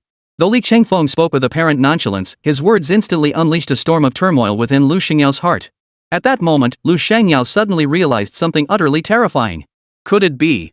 Brother Changfeng, has your true strength already reached the third-rank Grandmaster realm? Chapter 97, Don't Doubt Your Eyes. Oh my! Who knew you had such a sharp mind, Lu Shengyao? That's right. I am indeed at the third-rank Grandmaster realm now. Upon hearing Li Changfeng admitted himself, Lu Shengyao felt her mind go completely blank, as if an invisible giant hammer had struck her forehead head-on. A wave of utter astonishment surged through her, refusing to subside. He had always assumed that even after Li Changfeng's trials in the Yiming Mountains, his cultivation realm should have remained at the first-rank Grandmaster level. But what he never could have imagined. In less than half a month, Li Changfeng, while still at the first-grade Grandmaster realm, had achieved an almost unimaginable triple leap. From first-rank Grandmaster, he had broken through directly to third-rank Grandmaster. And, most crucially, compared to the breakthroughs achieved by other trainees in the elite training camp. To put it nicely, those individuals were all crowned with the halos of heaven's chosen sons and daughters. But in reality, their cultivation was merely artificially inflated by piling on rare treasures and miraculous elixirs. Simply put, these so-called prodigies are essentially medicine jars, nothing truly worthy of praise. Li Changfeng's achievements, however, stand in stark contrast to theirs. He didn't rely on that so-called forced growth method, propped up by his family's deep-rooted power and resources. That's how he reached this level. Compared to these various medicine pots in Lu Shengyao eyes, it could be said that Li Changfeng had reached this day entirely through his own strength, one step at a time. After receiving Li Changfeng's affirmative response, recalling how Li Changfeng had swept through all the elite training camp trainees today with the invincible aura of a true powerhouse, Lu Shengyao was utterly dumbfounded, her cherry-red lips parting and closing repeatedly for a long while, yet no coherent words emerged from her mind. Clearly, Lu Shengyao was utterly consumed by shock and awe, utterly at a loss for words. But this state of speechlessness wasn't unique to Lu Shengyao. Even if anyone else had been in her place, their reaction probably wouldn't have been much different.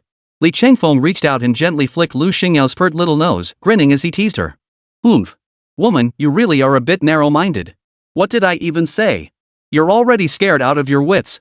This truly proves the old saying, women have long hair but short sight. Hearing Li Changfeng's hesitant words, Lu Shengyao finally snapped out of her earlier shock. Without another word, she threw herself at him like a swallow returning to its nest, wrapping her arms around his neck. Like a kitten, she rubbed herself against his chest repeatedly, her voice brimming with unprecedented excitement and thrill. "Brother Changfeng, how can you be so amazing, so powerful? Every single one of your heroic deeds. Every choice you make, they all surpass my wildest imagination.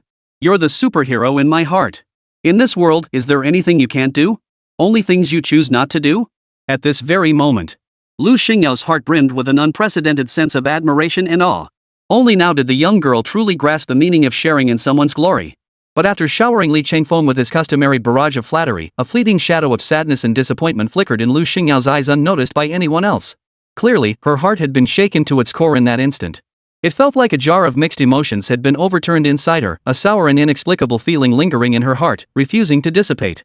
After all, Lu Shengyao understood perfectly well the truth behind the saying, a firefly cannot compete with the moon. The young girl also realized that, unbeknownst to her, her own strength and cultivation had been left far behind by Li Changfeng. Between them now stood a thick, invisible barrier, a chasm called the Barrier of Realm. This moment made them fully grasp the true meaning of a gap in cultivation. At this very moment, Lu Shengyao's heart was filled with an unprecedented mix of admiration and loss. If this situation continued unchecked, then over time, the gap between her and Li Changfeng would only widen and widen, until the day they could no longer see each other at all. Lu Shengyao even feared she might lose even the chance to chase after Li Changfeng's retreating figure. The thought that she might soon part ways with Li Changfeng in the near future. A sharp, inexplicable pain pierced her heart. As if a sharp dagger had been thrust deep into her heart. For any young woman in love, the most precious, most cherished memories in their hearts were undoubtedly the beautiful moments and memories accumulated over those 3 years of high school. Yet all of this, like a fleeting dream or a bubble, lingers in the hearts of every girl. Whenever they recalled those days, ripples of emotion would inevitably stir within their hearts. And Lu Shengyao wasn't some time traveler. As a girl of her age, she couldn't escape the common experience. Li Changfeng and Lu Shengyao had been classmates for 3 years in high school. Though they weren't exactly soulmates who knew each other inside out, at least Li Changfeng could see right through Lu Shengyao's current thoughts and had them etched in his mind. After a moment's thought, he smiled, gently rubbed Lu Shengyao's head, and offered reassuring words. I don't think there's anything to worry about in situations like this. Isn't there a saying that goes? When fortune smiles upon us, let us not forget each other. That saying holds true for me as well. Rest assured. Since I chose to accept the Thunderbolt sword technique from you last time, it effectively means that from that moment onward, I, Li Chengfeng, have taken you, Lu Shengyao, as my final disciple. As a qualified and responsible master, I certainly won't just focus on advancing my own cultivation and realm while neglecting others' feelings. I certainly won't forget you high school classmates either. Once I return, I will begin formulating a scientific and comprehensive plan for you to enhance your cultivation strength. In short, I, Li Chengfeng, stand by my words. As long as I get a bite of meat, you and Zhang Muyan will definitely get a sip of soup. You two can rest assured about that. As for Li Chengfeng, he had already obtained a vial of life essence from that monster hunter squad long before this. During his more than half a month in the Yiming Mountains, Li Chengfeng had slain numerous demonic beasts. Among the materials from those beasts, there was always something suitable for both Lu Shangyao and Zhang Muyang. He believed that combining these two elements both for internal consumption and external application, it would undoubtedly maximize the enhancement of Lu Xingyao's cultivation realm and his own formidable martial arts talent. Moreover, it wouldn't stop there. Li Chengfeng felt that once he truly returned to Jizhou Base City, he could also incorporate Lu Shangyao into his martial artist squad. After all, Li Chengfeng understood the principle of treating everyone equally. One couldn't always show favoritism. At the very least, he had to keep things balanced on his end. And he, Li Chengfeng, wasn't that kind of person. And so it was. With these few simple words, Li Chengfeng effortlessly dissolved the bitterness and resentment that had been weighing on his heart. Meanwhile, the golden eagle soared at an astonishing speed. In just under an hour and a half, they had already reached the outskirts of Jeju Base City. No need for further words. For now, just stay put outside the city. I'll come find you in a few days. Li Chengfeng issued his latest command directly to the golden eagle once more. However, considering the overall security of the base city, even a beast tamer as formidable as Li Chengfeng couldn't completely disregard the base's security protocols and recklessly bring his summoned beast into the city. Doing so would only invite unnecessary trouble for the blazing winged golden eagle. Moreover, the national college entrance exams were scheduled to begin in 3 days, making this a particularly busy time. Therefore, Li Chengfeng saw no point in going through the hassle of reporting to the relevant authorities. After weighing all factors, he decided to leave the golden eagle outside the base room for now. He could deal with it after completing the national exams. There would be plenty of time then. As for the six-winged golden cicada, it was far less troublesome. It was still sound asleep, clinging obediently to Li Chengfeng's back. At this rate, even Li Chengfeng himself didn't know how long the six-winged golden cicada planned to sleep. But in any case, he had no immediate use for the six-winged golden cicada. So why not? Since it wanted to sleep, let it sleep to its heart's content. After giving instructions to the blazing winged golden eagle, Li Chengfeng swept Lu Shangyao into a princess carry. Then, transforming into a black blur, he dashed swiftly toward the direction of Jizhou Base City. Today was undoubtedly a momentous day. The day Li Chengfeng and Lu Shangyao returned triumphant from their elite training camp. Both sets of parents had gathered early, each of them standing on tiptoe, craning their necks to peer outside. Clearly, they were filled with immense anticipation for something. Whispering and murmuring, they exchanged glances. Ah! I wonder if those kids, Li Chengfeng and Lu Shangyao, are actually coming? It should be about time by now. Why haven't I seen them yet? Could something unexpected have happened along the way? Li Chengfeng's mother appeared visibly tense at this moment. Her anxious expression was evident as she fidgeted with her hands. Her gaze kept drifting toward the window, as if she were glancing out without meaning to. Clearly, something was weighing heavily on her mind. I say, what's there to be anxious about in a situation like this? Besides, Li Chengfeng already sent me a text message beforehand, explaining everything clearly. He and Lu Shangyao have already arrived at the base room entrance. It won't be long before they're at the front door. In stark contrast to Li Chengfeng's anxious mother, Li Jingdong remained utterly composed at this moment. In fact, he showed no signs of worry whatsoever, even going so far as to try and console his wife. However, Li Chengfeng's mother was clearly not the type to take things lightly. Upon hearing his words of comfort, she showed no inclination to respond. Instead, she shot her husband a disapproving look. You make it sound so easy. Look at what you're saying. Is that even human speech? Only someone as heartless as you could be so unconcerned. Li Chengfeng is flesh of my flesh. How could I not be anxious? Besides, it's been over a month since I last saw my precious son. I have no idea how Li Chengfeng and Lu Shangyao have been doing in that elite training camp all this time. Have they been bullied? Have they been eating well? Did they sleep soundly? I still don't know any of this. That's why I haven't been sleeping well during this time either. However, just as Li Jingdong and Li Chengfeng's mother were exchanging casual, disjointed chatter, a crisp click sounded as a key was inserted into the lock. Then, Under the delighted, excited, and expectant gazes of Li Chengfeng's parents, the living room door slowly opened from the outside. There they were, Li Chengfeng and Lu Shengyao, one following the other, stepping through the doorway. "Mom and Dad. We're back." Li Chengfeng and Lu Shengyao greeted their parents, who were eagerly looking their way, with cheerful smiles. Chapter 98. What a pair of childhood sweethearts. College entrance exam outlook. But then again, no one knows a child better than their mother. During this month-long elite training camp, Li Chengfeng's growth extended far beyond mere cultivation and realm advancement. Simultaneously, his height had surged to 188 centimeters, nearly 190 centimeters. His entire physique was lean and muscular, his features handsome and dashing, making him exceptionally good-looking. Beside him, compared to Li Chengfeng, Lu Shengyao had also grown noticeably taller than she had been a month prior. She must be at least 168 centimeters tall now. She truly lived up to the saying, one smile could captivate a city, another could captivate a nation. She was absolutely a radiant beauty. Especially when Li Chengfeng and Lu Shengyao stood side by side. They seemed like figures stepping out of a traditional ink wash landscape painting. They were a perfect match, truly embodying the phrase a handsome man and a beautiful woman to the fullest. Alright. No need for further words. Please come in and take a seat. The meal has been ready for you all this time. Let's eat and chat first. Once we've eaten our fill, we'll discuss the specifics of what happened at the elite training camp. After that, Li Chengfeng's parents and Lu Xingyao's parents sat down together around the octagonal table. Smiles spread across every face. Especially the glances from Li Jingdong and Lu Xingyao's vicinity. Ever since the two checked in, they'd been constantly eyeing Li Chengfeng and Lu Shengyao. They could tell at a glance. Compared to a month ago, Lu Shenyao's cultivation level had visibly surged. This alone made it clear to anyone that Li Chengfeng and Lu Shengyao must have gained immensely from their time at the training camp. In contrast, Li Chengfeng's aura radiated a profound, ocean-like depth and restraint. If one judged solely by appearances, no matter how one scrutinized him, one couldn't help but feel a sense of awe, as if gazing upon a towering mountain. One could only feel a deep sense of trepidation and apprehension. After a month of intensive training in the elite camp, your cultivation levels should have made significant strides compared to a month ago. After exchanging brief pleasantries, Lu Shi's father took the initiative to break the awkward silence. Upon hearing his father's question, Lu Shengyao didn't say much, but simply smiled and nodded. Oh. Truth be told, I've already reached the 10th rank martial master realm. Upon hearing this, both the Li and Lu families lit up with ecstatic joy. Just a month ago, especially when heading to the elite training camp, he had only been at the 5th rank martial artist realm. After a month of cultivation, he had advanced directly to the 10th rank martial master realm. His astonishing progress far exceeded the imagination of both Li Chengfeng and Lu Xingyao's parents. That's wonderful. Truly wonderful. Given Lu Xingyao's current cultivation level, if she continued to cultivate diligently from here on out, she would surely gain admission to a top-tier university. Speaking of the future, Li Jingdong and Lu Xingyao's father exchanged glances, seeing nothing but overwhelming excitement in each other's eyes. A top-tier university. That undoubtedly symbolizes China's most elite, most prestigious top-tier universities. Gaining admission to such a prestigious institution is the ultimate goal every martial artist dreams of achieving. Thus, the two engaged in mutual flattery and backslapping over the topic of Lu Shengyao. Then, Li Jingdong and Lu Xingyao's father turned their attention to Li Chengfeng, who had remained silent since earlier, and asked with a smile. But speaking of which, Li Chengfeng, after all this talk, what exactly did you gain from this month-long elite training camp? Why don't you tell us about it?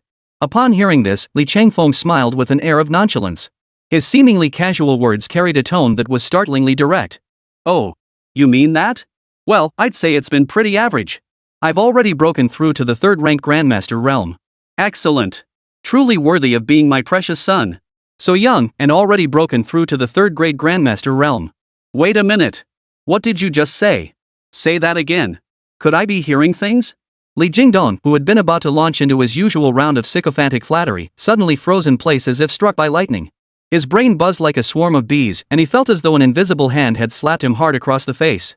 His mind seemed to freeze completely, leaving him utterly speechless. Seeing Li Chengfeng's father standing there looking utterly dumbfounded, Lu Shengyao covered her mouth and giggled before adding, Uncle Li, you really didn't hear things just now. Brother Chengfeng truly broke through to the 3rd rank Grandmaster realm today. You can rest assured about that. The words hung heavy in the air. Not only Li Chengfeng's parents, but even Lu Xingyao's parents froze in place as if struck by a spell. Every mouth opened and closed, every Adam's apple bobbed up and down as they struggled to speak, but in the end, all words dissolved into the same single phrase. 3rd grade. 3rd grade Grandmaster realm? This. How could that be possible? How could such a thing ever happen? You must understand what the 3rd grade Grandmaster realm truly signifies. Especially for a small base city like there's anyone who truly reached the third grade Grandmaster realm would be a force to be reckoned with in Jizhou base city. And now, Li Changfeng was actually claiming. He had already reached a level where he could stand on his own in Jeju base city. Lu Xingyao's parents and Li Changfeng's parents. At that moment, they were both struck dumb by the news, utterly thunderstruck, unable to utter a single coherent word. No matter how they tried to process it, a Grandmaster level powerhouse represented an unattainable pinnacle of existence for them. They never imagined that their first close encounter with a legendary master would be their own precious son. This was beyond absurd, utterly mind-boggling. Li Changfeng's mother clutched Li Jingdong's arm tightly, her voice trembling with disbelief. Hey, kid's dad. Did I get drunk earlier? Am I hallucinating now?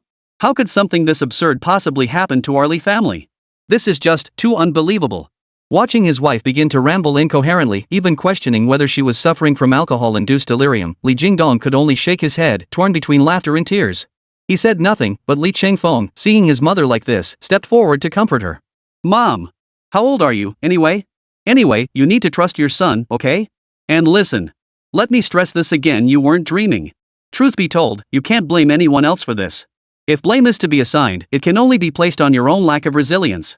Even this little surprise has you so flustered you've lost your bearings. As he finished speaking, Li Changfeng couldn't resist teasing his mother with a touch of humor. Exactly. In my eyes, Brother Changfeng will always be the greatest, most outstanding man in the world. In this world, no one can compare to my brother, not even a strand of his hair. As soon as Li Changfeng finished speaking, Lu Shangyao beside him immediately launched into a barrage of effusive praise and glowing compliments, acting like a professional fangirl and die-hard fan. For Lu Shangyao, her own successes pale in comparison to witnessing Li Changfeng achieve such greatness. What brings Lu Shangyao even greater joy? There was this absurd feeling that as long as he was happy, she was satisfied. This very point the gravity of the situation remained entirely unrecognized by Lu Shangyao.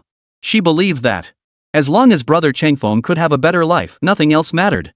After all these twists and turns, Li Changfeng and Lu Xingyao's parents finally accepted this undeniable reality. But what they could never have imagined was this. In less than a month, how on earth did this Li Changfeng go from being a mere martial artist to reaching the level of a grandmaster? It was like he'd been launched by a rocket. Next, Li Changfeng's parents and Lu Shi's parents were instantly hooked by Li Changfeng's words. All four elders eagerly began asking about the events that unfolded at the elite training camp. Especially Lu Shangyao, who vividly recounted Li Changfeng's seemingly glorious, even astonishing and breathtaking achievements during the elite training. Oh, right. There was something I forgot to mention earlier. That is, Brother Changfeng just tamed a golden storm eagle. This is a demon beast of extremely high rank. And the reason we didn't take the rail train? It's all thanks to this golden wind eagle flying us all the way back from the elite training camp. By this point, Lu Shangyao was practically glowing with excitement as she spoke. Though Lu Shangyao was chattering away happily, the revelation she shared left both sets of parents Li Changfeng's and Lu Xingyao's utterly speechless. Their jaws nearly hit the floor. The sheer horror in both sets of parents' hearts was beyond words. Holy crap! What kind of joke is this? She actually wants to use a fierce wind golden eagle, a high-level demon beast, as her summoned beast? And as a means of transportation, no less. This is beyond absurd. It's absurdity opening the door for absurdity, absurdity taken to the extreme, right? It's utterly unbelievable no matter how you look at it. After a long pause, Lu Xingyao's father finally spoke again. Looking at the college entrance exams over the past 100 years or so, in terms of the overall landscape, there has never been a candidate like Li Changfeng, a prodigy so extraordinary, even bordering on the unbelievable. And this year's top scorer. Barring any unforeseen circumstances, it will undoubtedly be yours, Li Changfeng. Of course, there remains another possibility. That is, Li Shangyao has already obtained the training completion certificate from the elite training camp. Plus, you've got another guaranteed admission spot at Mountain River Martial Arts University. With both these certificates as your credentials, this college entrance exam is merely a formality for you, Li Changfeng. If you choose not to participate, it won't cost you anything. The only change it might bring is maintaining a degree of suspense for this exam. But if you choose to take it, then needless to say, this time, the Gokao in China will hold no suspense whatsoever. It might as well be declared over in advance. The thought that their precious son had just completed the elite training camp and would soon go on to claim the top spot in China's national college entrance exam again. Li Changfeng's parents couldn't help but beam with genuine, heartfelt joy. Yet while his parents were already halfway to popping champagne, practically entering celebration mode, Li Changfeng slowly shook his head. Unlike his parents' unabashed optimism, his expression was grave and somber as he cautiously voiced his perspective. Chapter 99, Why Pop the Champagne Early? Hold on. Come on, you're all grown adults here, not children. Why are you still popping champagne at halftime? People your age shouldn't be doing that. In my view, this year's Gaokao was clearly the most challenging in history, both in difficulty and the sheer volume of questions covering such a broad range of knowledge. Therefore, securing the top spot in the Gaokao is clearly much harder this year than in previous years. After finishing his statement, Li Chengfeng proceeded to relay every detail he had heard from Colonel Zhao Jiangwo to his parents and Lu Xingyao's parents. Of course, Li Chengfeng's intention in doing so was also to give both sets of elders a heads up in advance. After all, this matter, even if Li Chengfeng himself didn't mention it, it wouldn't be long before the Huaxia authorities made the announcement themselves. Therefore, by sharing this information, Li Chengfeng merely gave them a few days' head start on receiving the first-hand news. It was nowhere near the level of a leak. Because, frankly, this matter itself couldn't really be considered a secret, right? And upon hearing that, the families present, including the elite from Korea, Japan, Russia, and the United Kingdom, after each of them chose to participate in this year's Chinese college entrance exam, the entire dining table fell into stunned silence. Eyes widened in unison, staring fixedly at Li Chengfeng as if questioning whether he was joking. They questioned the veracity of his claims. Compared to Li Chengfeng's parents and Lu Xingyao's parents, who were so stunned they couldn't speak. As Li Chengfeng's biggest fan, Lu Xiangyao clenched her little fists, waving them excitedly while cheering him on from the side. No matter who our competitors are in this Huaxia college entrance exam, or those so-called illustrious 5 clans and 7 families, or those so-called prodigies from Kimchi, Cherry Blossom, Bear, and the United Kingdom. In my eyes, this Gaokao hasn't even begun before it's already over. Because I will always believe in Brother Chengfeng. Brother Chengfeng, you're absolutely going to be this year's top scorer, it's a done deal. Lu Xiangyao excitedly clenched her fist and declared to Li Chengfeng with unwavering confidence. The rest of the group, upon hearing this, they all nodded non-committally before raising their glasses in unison, clearly offering premature congratulations to Li Chengfeng. Facing the well wishes from family, friends, and high school classmates, Li Chengfeng offered a similarly faint smile before speaking again. Oh, right. After dinner, I plan to take Lu Xiangyao to a relatively quiet and secluded spot. We'll retreat for a couple of days of focused study to make our final push for the upcoming Gaokao. Oh, retreating for intensive study? Hearing this sudden announcement from Li Chengfeng about his upcoming decision, everyone at the table put down their chopsticks. Confused and puzzled looks turned toward him. After a brief pause, Li Chengfeng continued. It's like this. During my intensive training at the elite training camp, I gained quite a lot myself.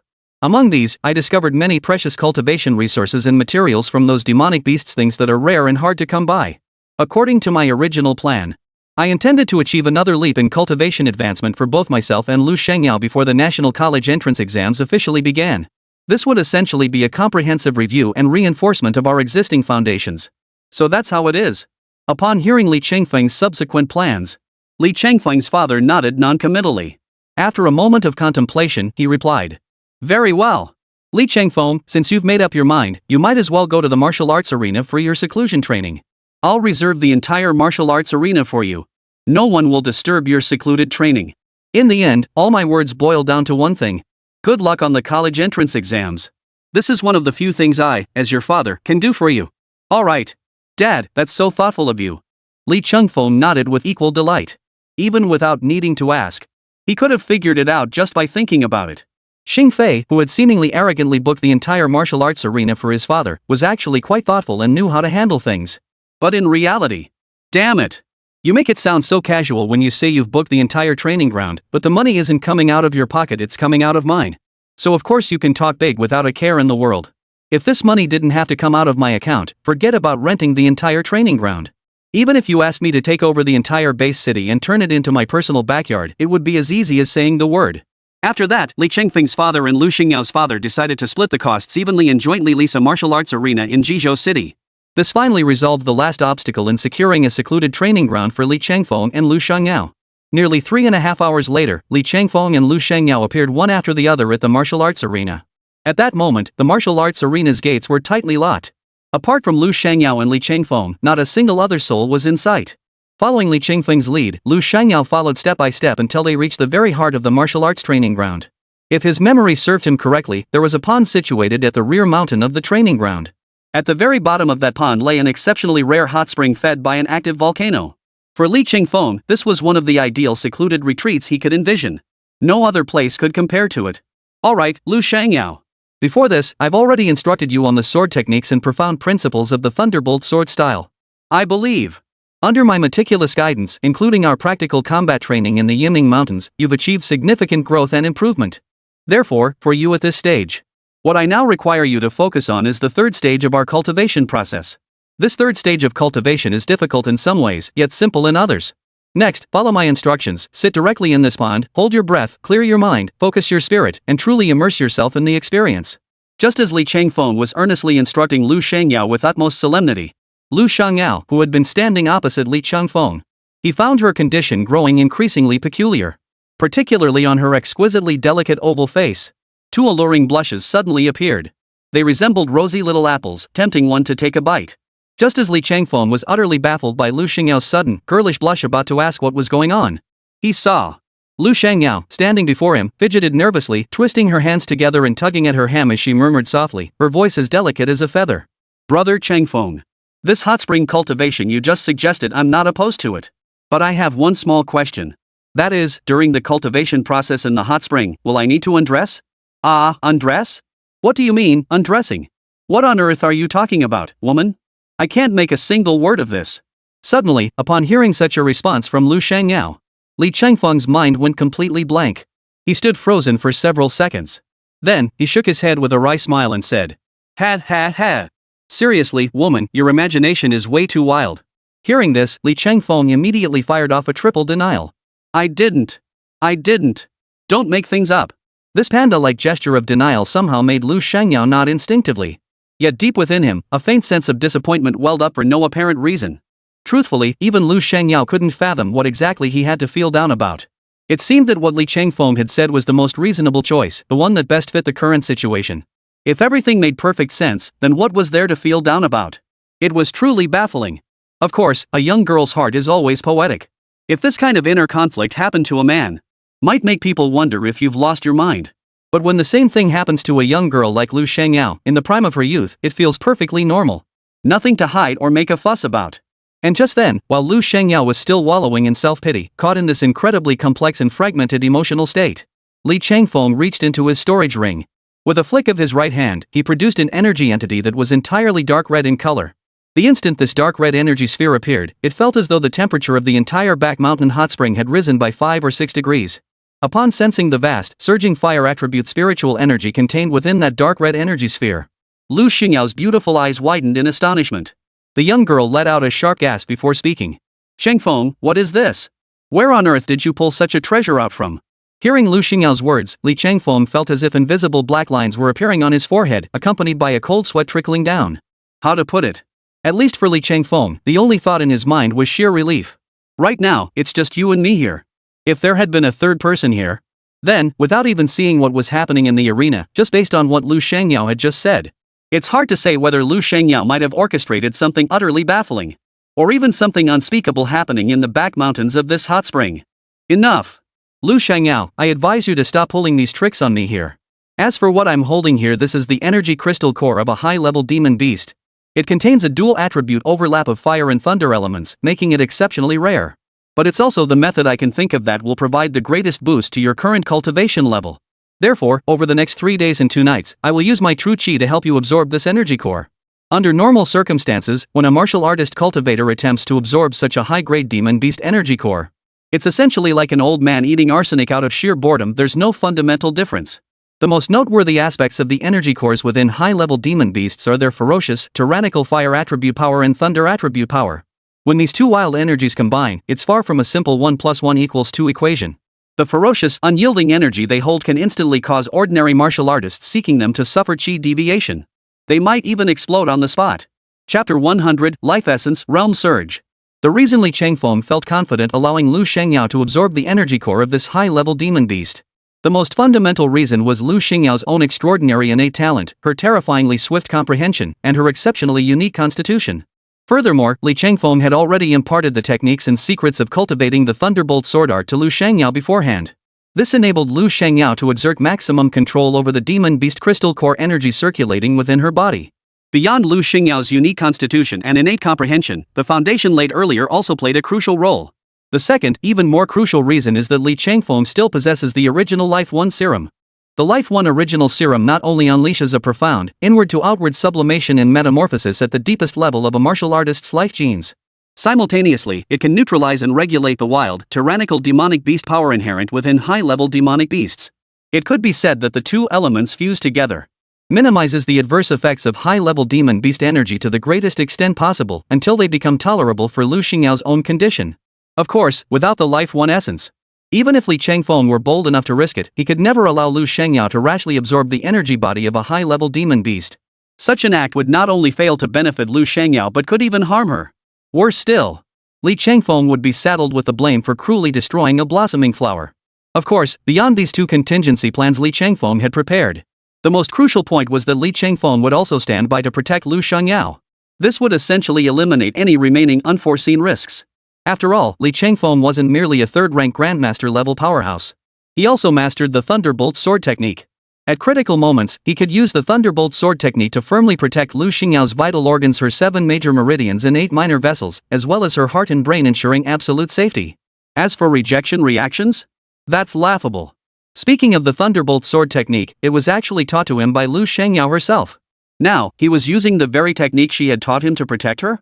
How could there possibly be any rejection reaction? Think about it, it's simply impossible. Alright, no need for further words. Lu Xiangyao, sit cross-legged in the center of the hot spring immediately. Clear your mind and empty your thoughts. From this moment on, do everything exactly as I instruct. And one more thing. Most crucially, keep that little head of yours focused and stop dwelling on all that nonsense. Otherwise, if you end up losing control because of your wandering thoughts, don't come crying to me. Okay, thank you, Brother Changfeng. Lu Xiangyao understood the gravity of the situation all too well.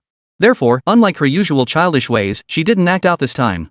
Absorbing the energy essence of a high-level demon beast was akin to walking on a razor's edge. The slightest misstep, she could plunge off a cliff into an abyss of eternal ruin. Yet, despite the inherent peril and terror, even under these circumstances, Lu Xiangyao remained unwavering in her absolute trust in Li Changfeng. Not even 1% of doubt crossed her mind. To put it bluntly, even if Li Changfeng were to order Lu Xiangyao to leap off the rooftop right now, Lu Xiangyao would not hesitate for a moment. She would obediently follow every instruction Brother Changfeng gave her. For the young girl understood clearly, if Li Changfeng asked her to do something, there was always a reason behind it. Thus, when it came to trust, she could offer it unconditionally. And so, guided by Li Changfeng, Lu Xiangyao sat cross-legged on a raised spot right in the center of the hot spring. Her tall, graceful figure slowly descended into the steaming hot spring water, sending ripples spreading outward in all directions. Then, once Lu Xiangyao had entered her cultivation state, Li Changfeng flipped his left wrist again, retrieving the life number 1 from his spatial ring. He then sat directly across from Lu Xiangyao. With a casual toss, the high-grade demon beast energy crystal moved without wind, quietly hovering directly above Lu Xingyao's crown chakra. As the demon beast energy crystal hovered, from afar, it resembled a torrential downpour. Soon, powerful and domineering streams of lightning and fire attributes instantly coalesced into a fiery dragon and a thunder dragon. These two colossal dragons roared and bellowed as they surged madly toward Lu Xingyao's extraordinary meridians and every bone in her body. The raging fire elements and the overbearing thunder elements, like ice and fire, instantly made Lu Xiangyao feel as though she were no longer in this world. It felt like being cast into the Avicii hell. Moreover, as the terrifying energy from this high-grade demon beast's energy body continued to spill out, bubbles began to form in the hot spring water beneath Lu Xiangyao. Sensing the mortal danger, Lu Xiangyao instinctively held her breath and focused her mind, actively shielding her heart meridian and spirit. She plunged into the deepest state of cultivation. Even though Lu Xiangyao had now exhausted every last card and technique at her disposal, her efforts against the energy crystal of that high-level demon beast were like a grasshopper trying to stop a cart. Just as Lu Xiangyao felt herself on the verge of collapse, about to slip into a deep unconsciousness.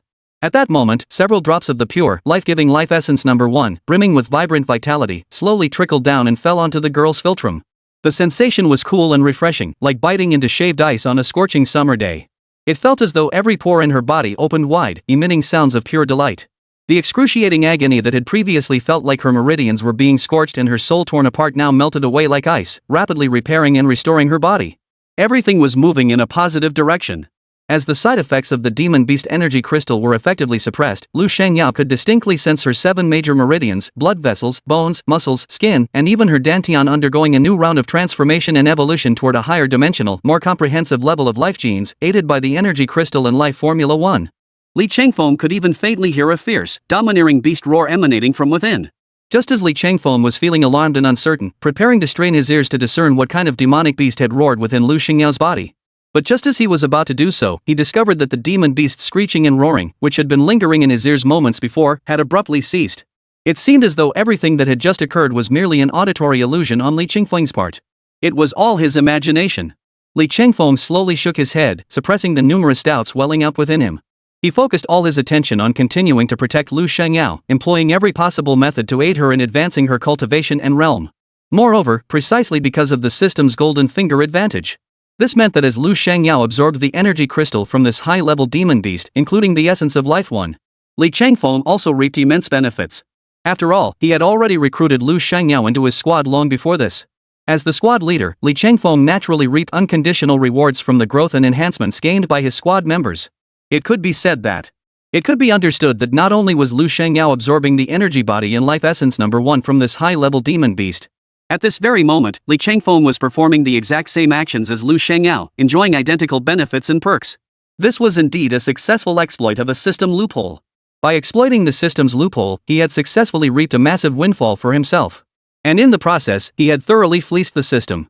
Thus, as time steadily slipped away, the energy crystal from this high-level demon beast was rapidly shrinking and solidifying at a visible pace. As for the bottle of life one essence that Li Chengfeng had opened earlier, its gauge line steadily descended toward emptiness.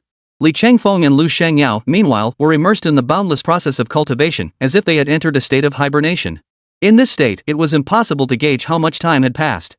Once the energy crystals from the high-grade demon beast and the life one essence were completely absorbed by the two of them.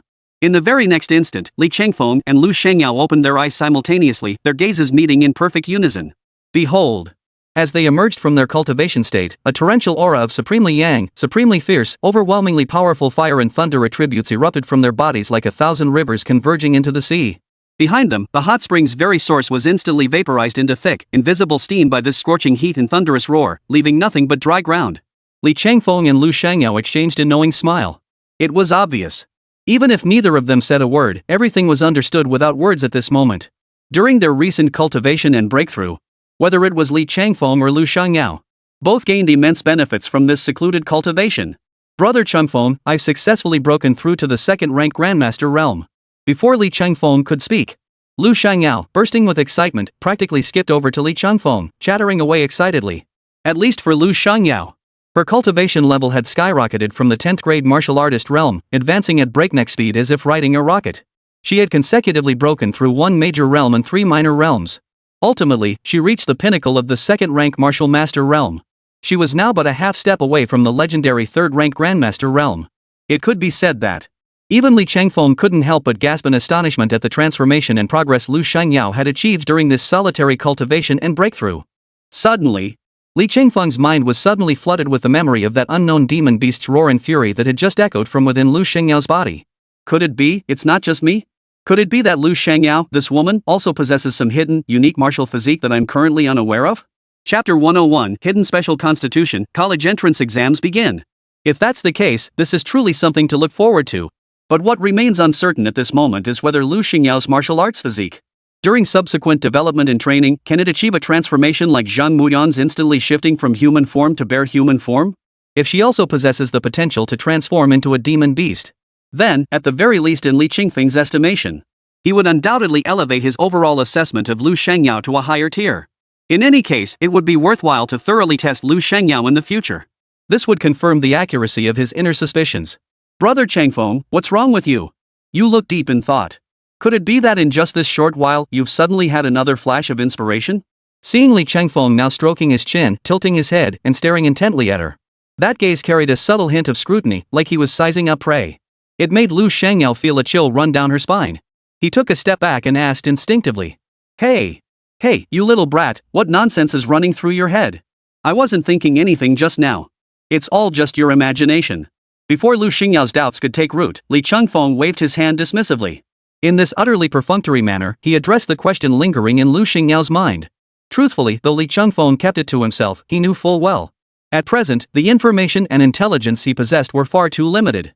Based solely on what he currently possessed, Li Chengfeng couldn't accurately determine whether Lu Shangyao before him had truly awakened a special and powerful martial physique, one so unique that even its bearer remained unaware, much like Zhang Muyang. After that, Li Chengfeng refocused his attention, redirecting his energy back to his cultivation realm. He had now leaped from the 3rd-rank Grandmaster realm to the 6th-rank Grandmaster realm. Compared to Lu Xingyao's extraordinary leap, Li Chengfeng's advancement was merely a modest 3 minor realms. However, if such matters were to be shared with outsiders, It would inevitably draw a crowd of onlookers rushing to publicly accuse him of flaunting his achievements in front of everyone. But Li Changfeng understood better than anyone else the relentless refinement and enhancement of his cultivation. The higher his realm, the harder it became to achieve breakthroughs that shattered human limits with relentless momentum. The immediate challenge before him was merely one aspect of cultivation advancement.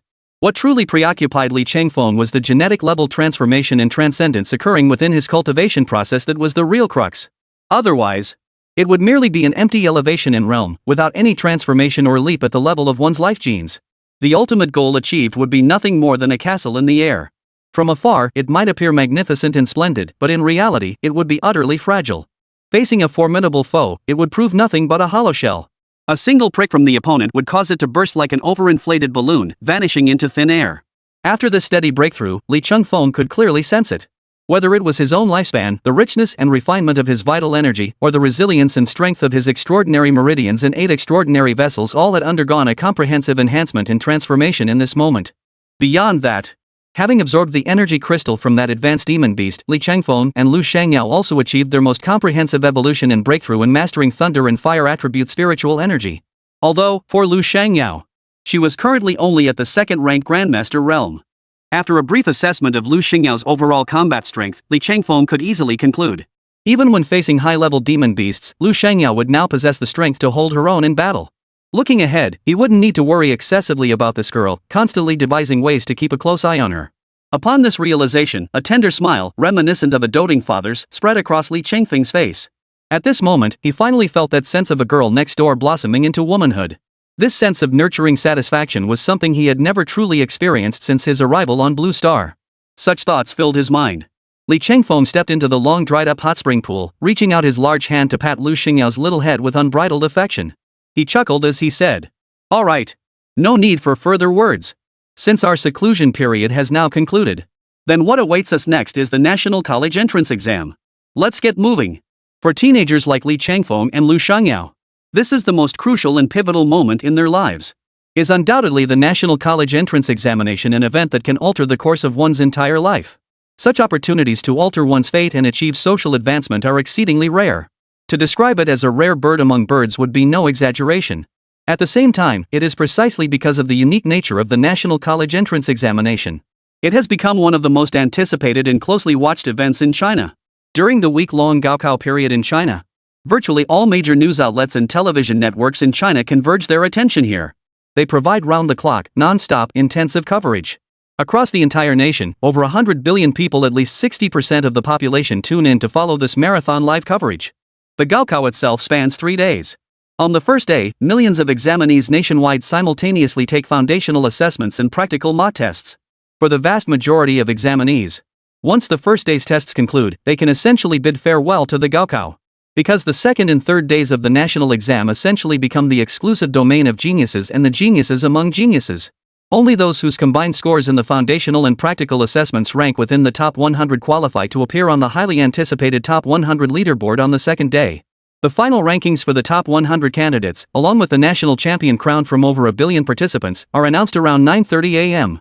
At the gates of Jeju No. 1 High School, a long line of examinees from all over Shandong province stretched out as they presented their credentials to enter the campus and prepare for the first day of testing. The moment Li Changfeng and Lu Shangyao appeared, they instantly captured the attention and gazes of countless people present. "Look, everyone! Who did I spot? Oh, it's Li Changfeng and Lu Shangyao. Who would have thought they'd actually make it out of the elite training?" After 2 months of intensive, closed-door training at the camp, it's unclear just how much Li Changfeng and Lu Xingyao's cultivation levels have advanced compared to before they entered the camp's assessment. What level have they reached now? It's nothing. Best not to pry into matters that don't concern you. Here it comes. We're almost at the final stage, the foundational college entrance exam assessment. Anyway, you two should focus on yourselves first. Once your cultivation reaches martial artist level where you can at least trade blows with others, then you might get into a specialized martial arts college, right? Holy crap! Man, your words are so damn hurtful. It took no more than 15 minutes.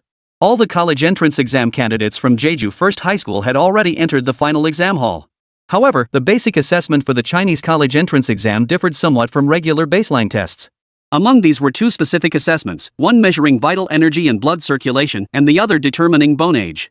To uphold the 3 core principles of fairness, impartiality, and transparency in the Gaokao, all examinees must be no older than 18 years of age. It is precisely because of this explicit regulation that an invisible barrier has been erected. This rule alone excludes over 80% of potential candidates. Some deliberately choose to repeat grades, spending many more years than others.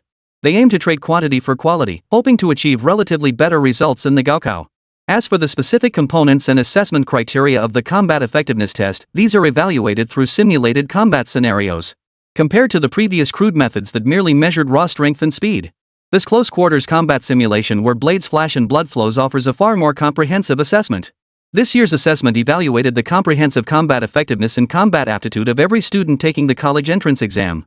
Meanwhile, at the Jeju City Martial Arts Training Ground, staff had already partitioned off over 100 separate assessment stations.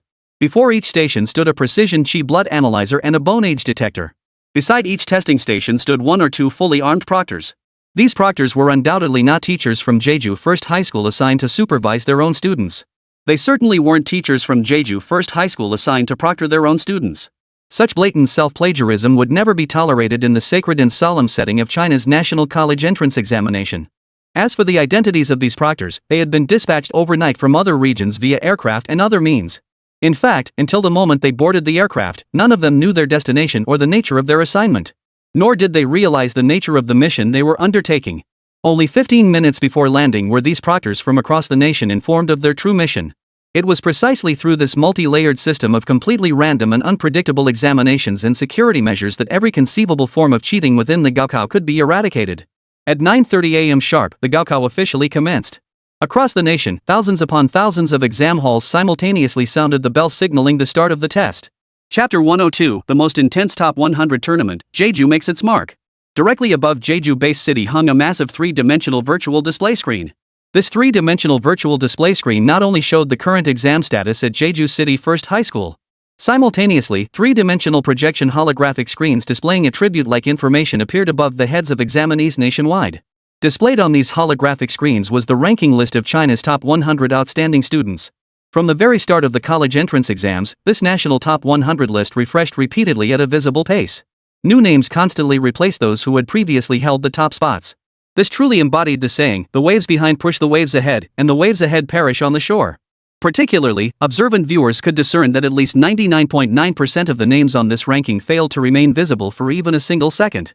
A surname might flicker for a few seconds before being swiftly overtaken by the next contestant. Only the truly exceptional earn a rightful place on the China Top 100, becoming figures of universal admiration and reverence. After about an hour and a half, the national Top 100 list was filled entirely with candidates at the Grandmaster level. Even the lowest-ranked master-level candidate at the bottom of the list continued to be eliminated. Meanwhile, in the official live stream of the China College Entrance Examination, as the tally steadily increased, the number of online viewers had long since surpassed 40 billion. The attention of everyone present was completely absorbed by the information and content displayed on the holographic screens suspended above their respective cities. Breaths grew heavy, eyes gleaming intensely. That said, the overall caliber of this year's Gaokao candidates seemed to have risen several notches compared to previous years. At the very least, I felt that the competition for spots on this year's top 100 list was the most intense, the most thrilling, and also the most unpredictable I'd witnessed in decades of watching the exam livestream. It could be said, if you didn't watch until the very end, you wouldn't be able to tell if the names on the top 100 list were the same as before. The pace of change is simply too rapid. And precisely because of this, it demonstrates that our vast land of China truly is a land of outstanding talents, where geniuses emerge in every generation. This is undoubtedly a positive development. Soon, many audience members present began voicing their opinions on this year's national top 100 rankings. Exactly. It's not just you, I actually noticed it earlier too. It's only been an hour and a half. And on the national top 100 list, even the weakest are at the peak of the first-rank Grandmaster realm. In previous years, a first-rank Grandmaster would likely be a force to be reckoned with in any base city. For such a capable individual to secure a spot on the national top 100 list? That's practically a given. But now, what would have been a source of pride in cultivation achievements is now merely an entry ticket allowing you to compete for a spot on the top 100 rankings alongside other exam takers. If your cultivation and realm haven't reached the level of a true Grandmaster, you won't even qualify for a spot on the top 100 list. Thus, it's clear this year's cohort of prodigies is unquestionably the most exceptional in over a decade. Yet, just as everyone was buzzing with speculation and whispering about the final national top 100 rankings, suddenly, a single candidate's name suddenly descended like a king, landing squarely at the top spot. In one fell swoop, the rankings of the 99 candidates below him were pushed down one position each. The appearance of this young man's name instantly captured the attention of everyone present. Their eyes darted sharply toward the name on the ranking board. Name, Wan Balu. Bone age, 17 years and 11 months. Vitality points, 3,863, Grandmaster Realm, 3rd grade. Candidate's hometown, Imperial Capital. National ranking, currently ranked 1st. The moment the name Wan Balu appeared, it was like a drop of cold water splashing into a cauldron of boiling oil. In that instant, a staggering 3 to 4 billion viewers in the livestream went wild with excitement. Holy cow! Did I just hallucinate that? This is actually a 3rd-ranked Grandmaster level powerhouse. Holy cow! This is a 3rd-ranked Grandmaster at just 17 years and 11 months old. This is beyond absurd. It's absurdity itself opening the door for absurdity. Absolutely insane, okay? When I was his age, I was still eating off others' plates and couldn't even keep up with the hot stuff. This truly lives up to the reputation of an examinee from the Imperial Capital. Just based on this alone, compared to candidates from other regions, it's like comparing heaven and earth, utterly incomparable. Sigh. A peak 3rd-ranked Grandmaster tier powerhouse if placed in previous year's national exams, his cultivation alone would be enough. Even disregarding his combat prowess and tactical training ratings, purely in terms of raw strength alone, he could utterly crush every other student taking the exam. Could it be that the top scorer of this year's national exam has been revealed this early? I think. No way? At this point, as the entire audience buzzed with whispers and speculation about whether Wan Balu could claim the ultimate crown of China's national college entrance exam, the very next second, before Wan Balu could bask in triumph for even 3 seconds, a new name shot to the top. It promptly kicked Marlborough off the championship throne before they could even warm their seat. Name, Lu Shangyao. Bone age, 17 years and 11 months. Vitality points, 4,863. Cultivation realm, 4th grade Grandmaster realm. Location, Jizhou-based city, Haidai province. Ranking, currently 1st. However, candidates nationwide and the billions watching the live broadcast instantly had their jaws drop at this scene. Holy crap!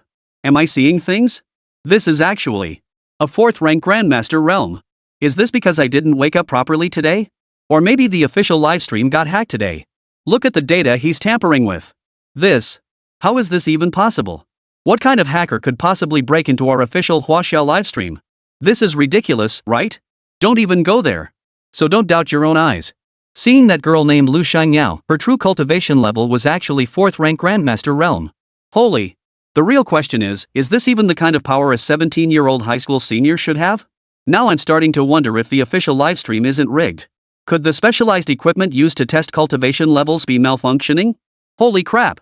You're just a die-hard hater of Lu Shangyao, aren't you? What the hell is wrong with you? This is the official livestream channel. There's absolutely no way it could malfunction. Let me be blunt. If you can mess this up, then the cultivation level tester is the only thing that can't fail. Fine. But let's not fixate solely on the official livestream and the cultivation tester. Don't you guys wonder about this candidate named Lu Shangyao from Jizhou City, Haidai province? What's his background? Why does this city feel so familiar to me? What kind of backwater county did they dig this kid up from? This truly proves the old saying, a phoenix has risen from the chicken coop. Forget everything else. This girl named Lu Shangyao, who came from the Jizhou Bay City, has actually managed to consistently outperform the candidates from the Imperial Capital. Not only that, but over 30 billion viewers watching the livestream were utterly stunned by the cultivation realm Lu Shangyao had displayed. At that moment, other trainees participating in the elite training camp for college entrance exams witnessed their fellow students' cultivation level surge at a terrifying, meteoric pace. Each of them stared wide-eyed in disbelief, jaws nearly hitting the floor, still unable to process what they were witnessing.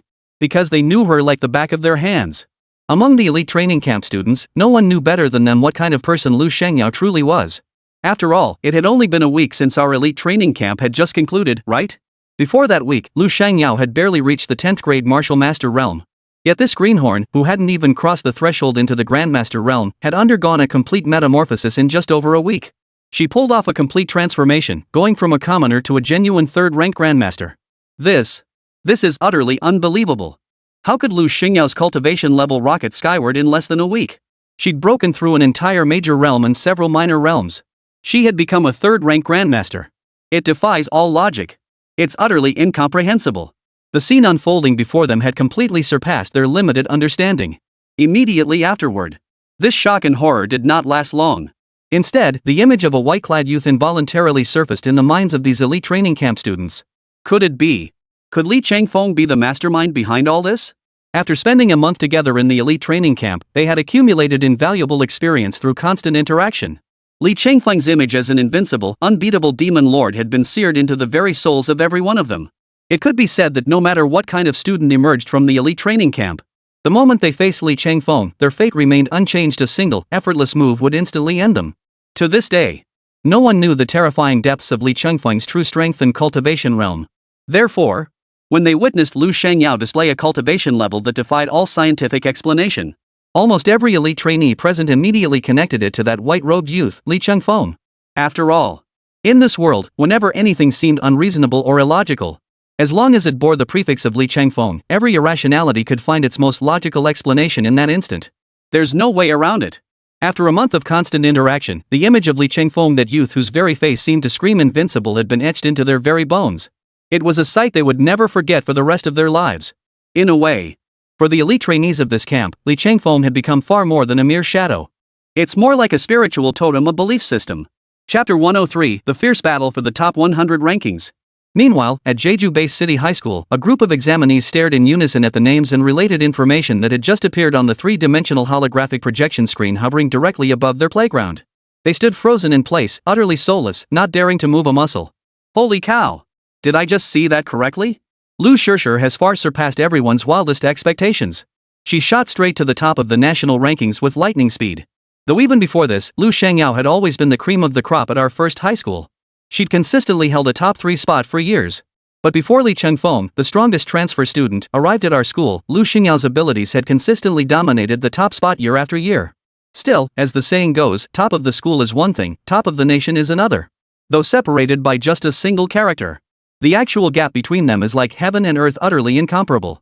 Especially considering this is Jeju-based city, a third-tier city so obscure it barely registers on the map. At that moment, the principal and department heads of Jeju First High School were also caught off guard by this tremendous piece of good news. They clapped enthusiastically and cheered with delight. It felt like a giant pie had fallen from the sky and landed squarely on their heads. Their excitement was as intense as if it were New Year's Day. Good heavens! No way! Lu Shangyao ranked first nationwide. If this is a dream, I wish it would last a little longer. Ah, forget it being a dream. Even in my wildest dreams, I never imagined a student from Jeju No. 1 High School would ever claim the top spot nationwide. This is truly a dream come true. Ha ha ha ha. Our Jeju No. 1 High School has actually produced such prodigies, a hidden dragon and a phoenix chick. This is truly such a delightful surprise. I'm starting to wonder if I'm even still on this planet. Across the nation, hundreds of millions were still reeling from the shock of Lu Xingyao's college entrance exam results. About 15 minutes had passed. In another exceptionally unique, specially prepared examination room, a robust foreign man with a square jaw, thick eyebrows, and large eyes had just completed his test. After glancing at his final test results, the two proctors held their breath, their eyes widening in disbelief. There it was. The top spot on the national top 100 rankings suddenly shifted. Name: Alson Smith. Bone age: 17 years and 12 months. Vital energy: 4,863. Cultivation realm: 4th grade Grandmaster realm. Candidate's location: United Kingdom. Ranking: currently ranked first. And with that, the name of Alson Smith appeared. Across all major examination halls nationwide and within the livestream viewing rooms, a staggering 2 to 3 billion online spectators. At this moment, the entire nation collectively erupted into a deafening roar. Wave after wave of it, as if it might scatter the very blue skies and white clouds above their heads. Holy crap! This is actually 4th rank Grandmaster realm. Back in the day, such cultivation levels were unheard of, unseen. Unbelievable. In this world, there's actually a candidate powerful enough to reach 4th rank Grandmaster realm before turning 18. How is that even possible? Am I hallucinating? If Lu Xingyao's 2nd rank Grandmaster cultivation level had already been jaw-dropping enough before this, unexpectedly, this time it delivered a nuclear-level shockwave. A 4th rank Grandmaster candidate had appeared before them. This truly left the 2 to 30 billion viewers watching the livestream utterly stunned, their eyes nearly popping out of their sockets. Wait a minute. Did you notice that this candidate's registered location isn't in our nation of China? This Alson Smith hails from the United Kingdom. How could that be possible? If this Alson Smith is indeed from the United Kingdom, how could he possibly appear on our China Gaokao Top 100 list? Exactly. This whole thing is utterly perplexing. Where on earth did this Alson Smith come crawling out from? Just as everyone was whispering and speculating, the authorities promptly issued an official statement. This year's national college entrance exam in China wasn't just for Chinese students. Top talents from the United Kingdom, Japan, Russia, South Korea, Thailand, and other countries were also sent to participate in this international assessment for young scholars. The moment this news broke, it felt like a bucket of cold water dumped into boiling oil, instantly sending shockwaves through the entire venue. Good heavens! I knew it! That name was just too strange. So he really is from the United Kingdom. But seriously though, what's the big deal about these natives from the UK, Japan, Korea, Russia, and Thailand showing up for our Chinese college entrance exams? I suspect their brains must be fried. His brain's short-circuited. Holy crap! Do you even know what you're saying? Given their cultivation and talent in martial arts, plus the families and powerful factions backing them, how many people who've reached their level are actually idiots? So don't overestimate your own intelligence. And the real reason they chose to come to China for this college entrance exam? It's as obvious as the sun rising in the east, okay? I agree too. Take this Ailson Smith, for instance. Though we've never met, I can still guess exactly what kind of shady schemes this kid has brewing in his mind. It's clear he's here with no good intentions after all. Those who come with good intentions don't come at all. If I recall correctly, it was around this time, at the World Martial Arts Tournament 5 years ago. Our outstanding martial artists from China utterly crushed every single fighter from the United Kingdom, the Bear Nation, Kimchi Land, and Siam, pinned them to the ground and subjected them to relentless humiliation and degradation. No wonder they've kept that 5-year-old debt buried all this time. Their goal was to wait until today, to collect every last bit of that debt with interest. Yet, just as the entire crowd buzzed with speculation about this special session for international students in China's college entrance exam, names from the United Kingdom, Japan, South Korea, Russia, and other nations began appearing on the national top 100 list. Among them, one name had surged past the United Kingdom's Ailson and Smith to claim the top spot on the top 100 list. Name, Ogawa Junichiro. Bone age, 18 years and 11 months. Vitality points, 4,863. Cultivation realm, peak 4th grade Grandmaster realm. Candidates location, Sakura. Ranking, currently ranked 1st. Following the release of Ogawa Junichiro's ranking, every exam hall inside and outside the venue, along with billions of viewers in the livestream, felt an unprecedented shock mixed with inexplicable anger and sorrow. Good heavens! How did another 6th-ranked Grandmaster level candidate suddenly appear? And this candidate is actually Ogawa Junichiro from Sakura and Ailson Smith from the United Kingdom? How could they be this powerful? Such monstrous talent, it's beyond the limits of what ordinary people like us can even imagine. From the start until now, this place has been permeated with an eerie, illogical atmosphere. Good heavens! Forget everything else, an 18-year-old 6th-ranked Grandmaster level powerhouse. Even if this Ogawa Junichiro started training day and night from the moment he was born, how could he possibly achieve this in just 18 years and 11 months? That still wouldn't be enough to propel him straight to 6th-ranked Grandmaster. This is just beyond absurd, beyond the door of absurdity, utterly absurd, okay? Meanwhile, in the distant United Kingdom, countless local Sakura, Bear, Kimchi, Siamese all turned on their televisions. Or rather, gazed upward at giant projection screens in the sky, watching this intensely unpredictable live broadcast. When viewers in Sakura and Siam witnessed Sakura's Ogawa Junichiro and the United Kingdom's Ailson Smith rocket pass like comets to dominate the top 2 spots on the top 100 rankings, their faces lit up with unrestrained joy, as if celebrating a grand festival. Moreover, these onlookers from Sakura and the United Kingdom had already begun openly mocking China across the international internet. Ha ha ha ha. This is absolutely hilarious. This is easily the most hilarious thing I've seen in over a decade, no contest. The top 2 spots in China's college entrance exams were snatched by people from the UK and Japan. This absolutely qualifies as one of the biggest news stories of the year. But do you all remember? Didn't China claim that in the realm of martial arts, if they dared to claim 1st place, no other country would dare claim 2nd? And this is the strength of their so-called number 1? If they spread that claim, aren't they afraid of being laughed out of the room? But then again, this Sakura nation's Ogawa Junichiro and the United Kingdom's Ailson Smith, their strength is bloody incredible. It's beyond belief. One just turned 18, the other hasn't even reached 18 yet. One of them has already reached the 4th-ranked Grandmaster realm, while the other stands at the peak of the 4th-ranked Grandmaster realm. If this were just 2 years ago, it would be utterly unimaginable. Doesn't this also suggest that in the not-too-distant future, Sakura and the United Kingdom will rise phoenix-like from the ashes of their dire straits? Given time, these 2 nations will surely trample China underfoot. Watching the growing crowd of onlookers from around the world swarm into their China livestream like sharks drawn by the scent of blood, openly taunting them. The result? They'd all been humiliated right in front of everyone. China's viewers were so furious their lungs nearly burst. You bastards! This is blatant provocation against China. Holy! These bastards! Just like they say, leave them alone for 3 days and they'll climb onto the roof to tear off the tiles. They actually dare to reach out their filthy paws? We stand by our words. Friends get fine wine, but enemies? All they'll find is a shotgun waiting for them. I'll blow their brains out with 1 shot. It's just that I'm not strong enough. If I had the strength, I'd grab a cleaver right now and chop off those Japanese and British claws without a second thought. No more words needed. Brothers, charge with me. Hire mercenaries outright and wipe out these United Kingdom and Sakura bystanders. Meanwhile, many viewers from China couldn't help but worry deep down about the treacherous ambitions of those turncoats: the United Kingdom, Japan, Thailand, Russia, and South Korea. It was blatantly obvious any fool could see through it. To put it bluntly, these traitors are clearly targeting our top Gaokao scorers. Currently, the top 2 spots on the national exam rankings are firmly held by Japan and the United Kingdom. If this situation isn't improved or curbed, then Huaxia might truly face the disgrace of tarnishing its legacy in its twilight years. Chapter 104: The 5 Clans and 7 Family Strike. Alright. No need for further words. The urgent matter before us now is this. We urgently need an unparalleled genius to step forward and deal a crushing blow to the momentum of the United Kingdom and Sakura. To send them crashing back down from heaven to hell. Ha! You make it sound so simple. With a flick of your tongue, even the most monumental issues become trivial matters in your mouth.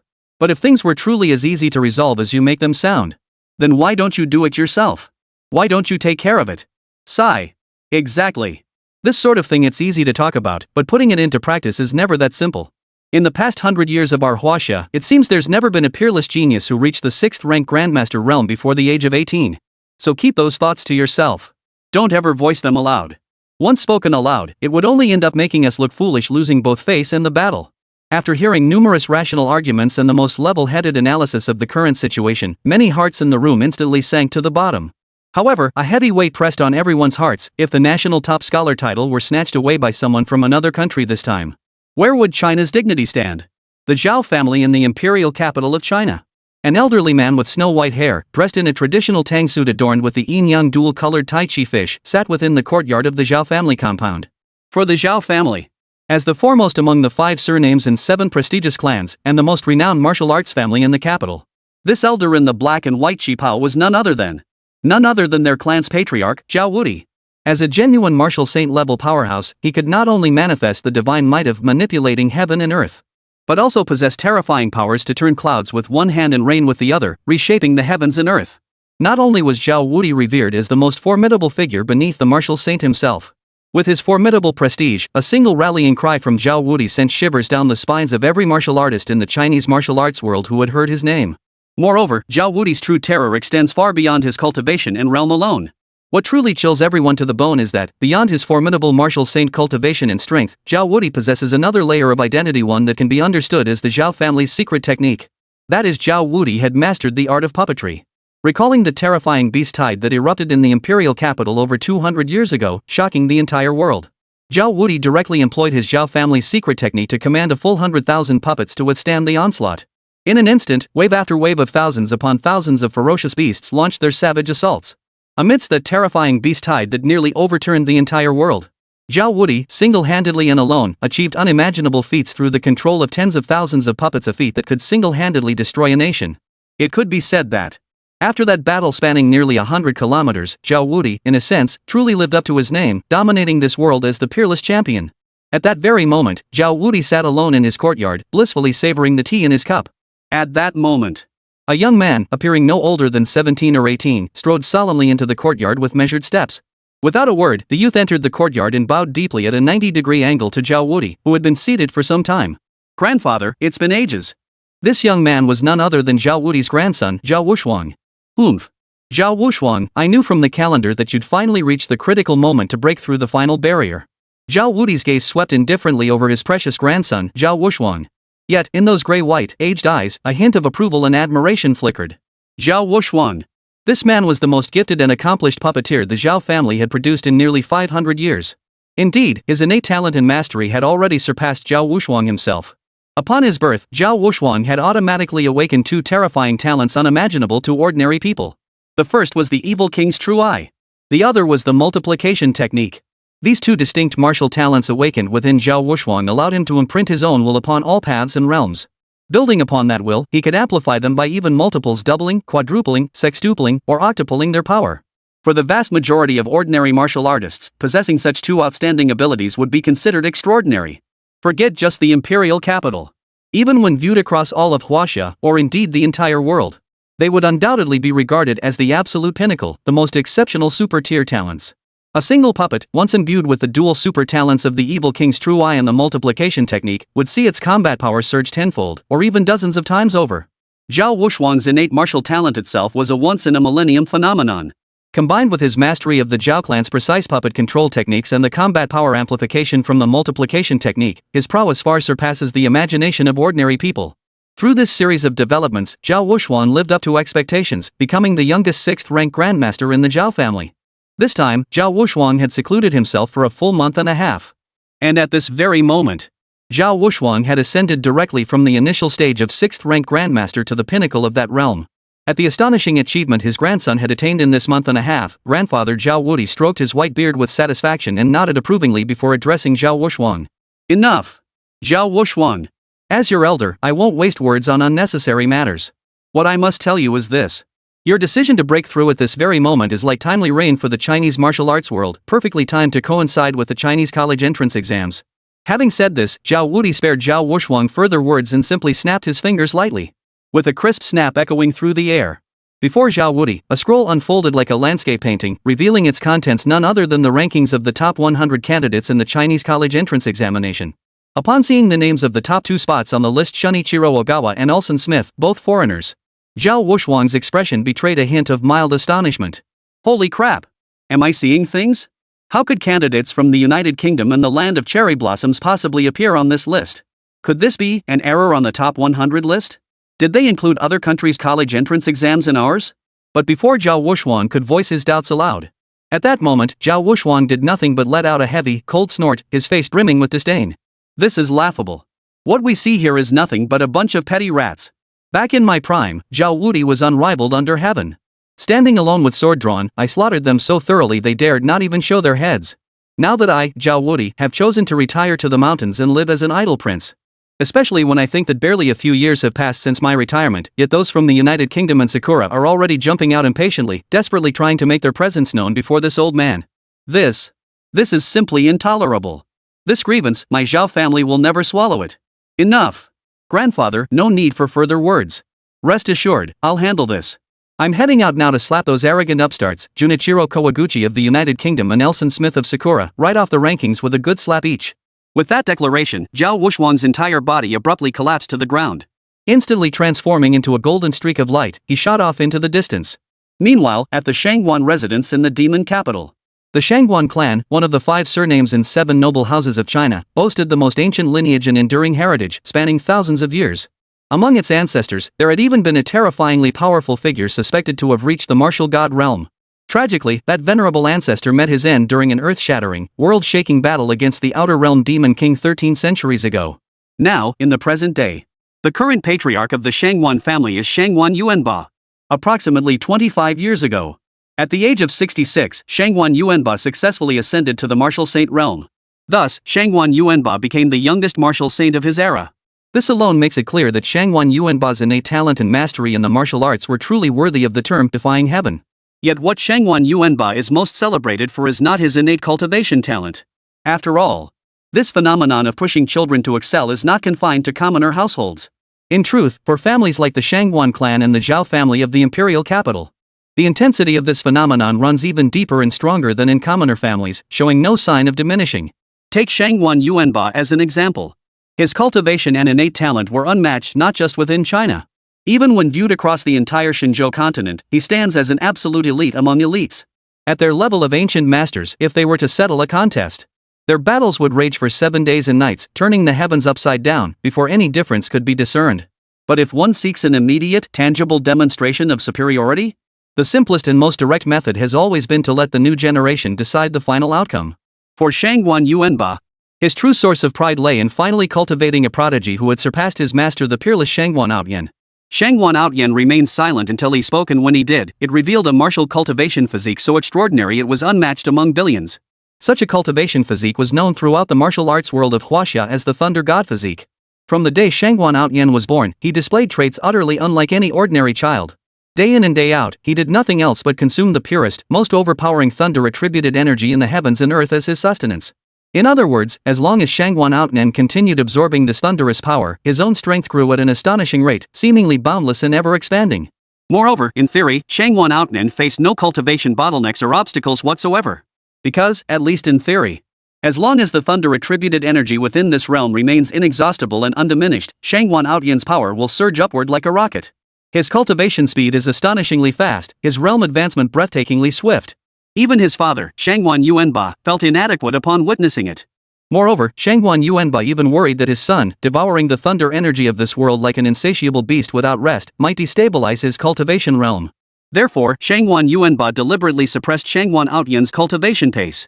Yet even so, at just 18 years old, Shangwan Outyan had already reached the terrifying strength of a 6th-rank grandmaster.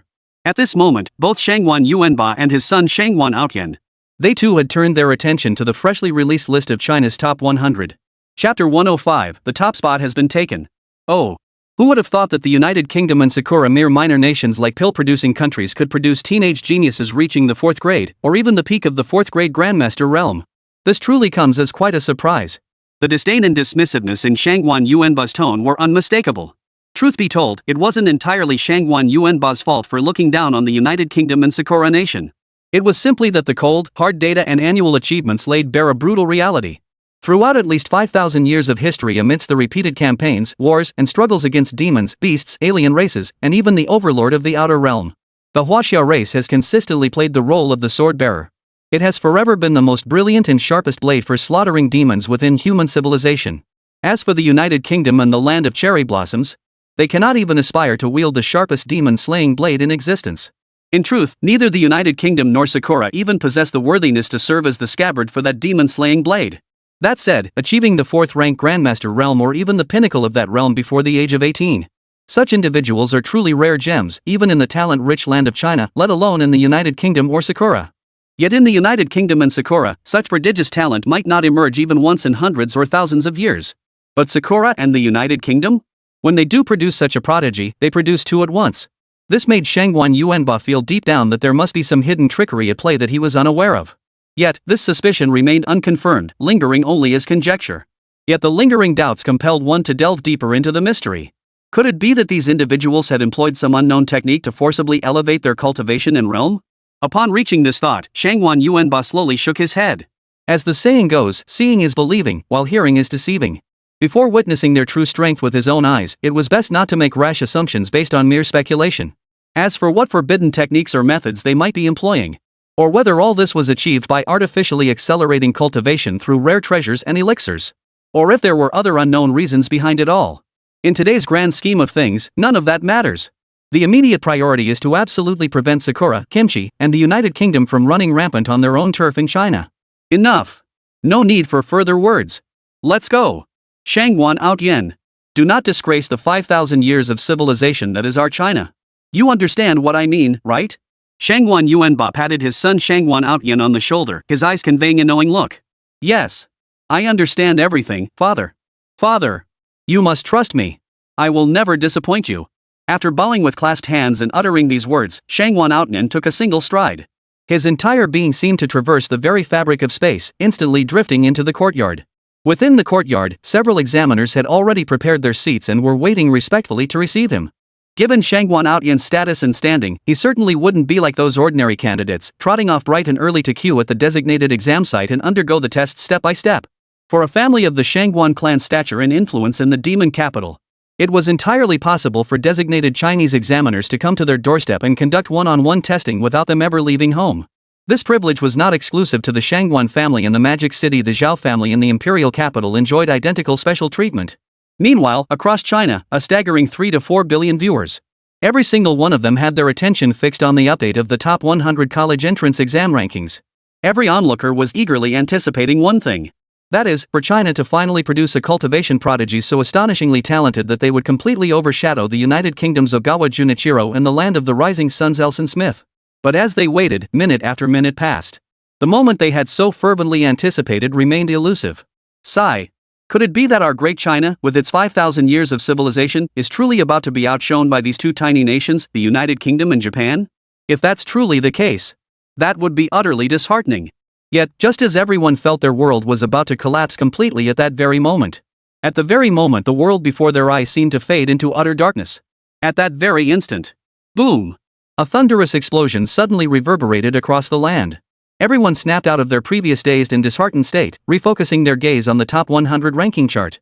Two names surged forward, one after the other, claiming the top 2 spots on the 100-day rankings. First place, Shangguan Outyan. Age, 18 years and 11 months. Vitality points, 5,865. Cultivation realm, 5th grade Grandmaster realm. Candidate's hometown, Demon City, Shin City. Ranking, currently ranked 1st. Name, Zhao Wushuang. Age, 18 years and 12 months. Vitality points, 5,521. Cultivation realm, 5th rank Grandmaster realm. Candidate's hometown, Imperial Capital. Ranking, currently ranked 2nd. At that moment, when Shangguan Outyan and Zhao Wushuang's names simultaneously appeared at the top of the Huaxia College Entrance Examination top 100 rankings 1st and 2nd place respectively, the entire Huaxia College Entrance Exam livestream fell into a 10-minute silence.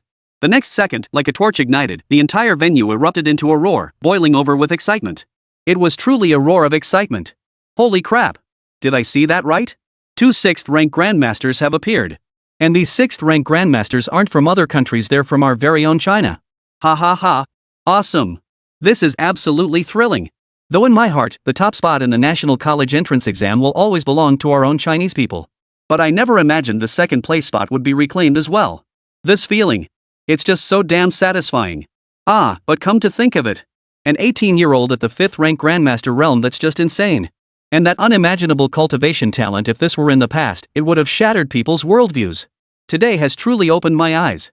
But then again, among all of you here, has anyone ever heard of the identities of these two peerless geniuses, Shangguan Outyan and Zhao Wushuang? Why is this the first time I've ever heard their names? Could it be that these two are none other than the famed Shangguan clan of the Demon Capital and the Zhao family of the Imperial Capital? If that's the case, then the seemingly impossible feats, talents, and power displayed by these two. At this moment, all the inexplicable events finally find their most reasonable explanation. Upon hearing this sudden conjecture, the minds of the 2 to 3 billion Chinese onlookers in the livestream instantly recalled those two martial arts clans, the Zhao family and the Shangguan family of the Demon Capital, each boasting a legacy stretching back millennia. The legendary prodigies Shangguan Outyan and Zhao Wushuang, who had emerged to shake the heavens and earth, had already earned resounding fame throughout the Imperial Capital and the Demon City years ago. Their fame was truly widespread. Soon after, numerous pieces of intelligence and information concerning Shangguan Outyan and Zhao Wushuang began to surface. These details were leaked to the public by so-called insiders posing as those with inside knowledge. Zhao Wudi, head of the Zhao family in the Imperial Capital, is hailed as the strongest martial saint-level powerhouse of this era, the foremost figure beneath the heavens of Huaxia. And this Zhao Wushuang is Zhao Wudi's own grandson. Looking back over the centuries-long history of the entire Zhao family in the Imperial Capital, even combing through their ancestral genealogy would be hard to find a second prodigy with such demonic talent and extraordinary genius as Zhao Wushuang. Thus, the name Zhao Wushuang is truly fitting. At least in terms of martial talent, he truly lives up to the meaning of peerless. Beyond Zhao Wushuang, another figure, Shangguan Outyan, also boasts formidable lineage. He is the only son of Shangguan Yuanba, the youngest martial saint-level powerhouse in recorded history.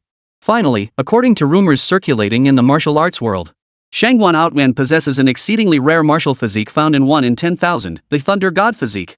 Those who awaken the Thunder God physique cultivate at an astonishing pace, devouring thunderbolts to fuel their cultivation essence, thereby continuously expanding their cultivation base and realm.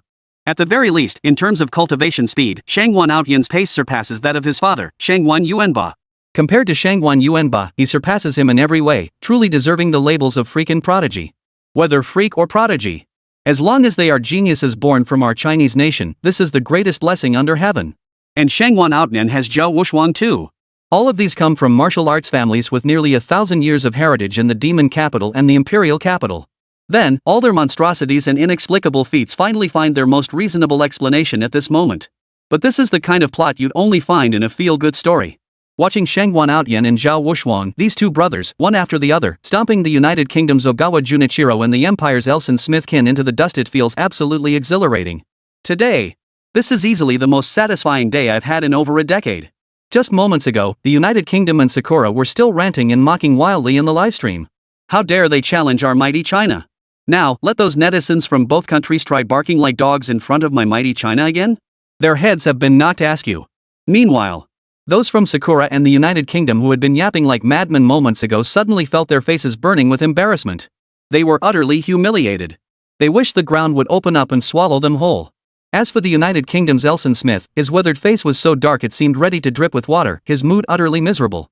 In contrast, Sakura's Ogawa Junichiro stood shrouded entirely in his grayish-white, wide-sleeved robe. Though no one could discern the expression on his face at that moment, the terrifying, icy chill emanating from him made it clear that his inner turmoil was far from the calm exterior he projected. Originally, their goal was to strike without mercy. Once they moved, they would crush every prodigy and prodigy girl of Huaxia beneath their feet.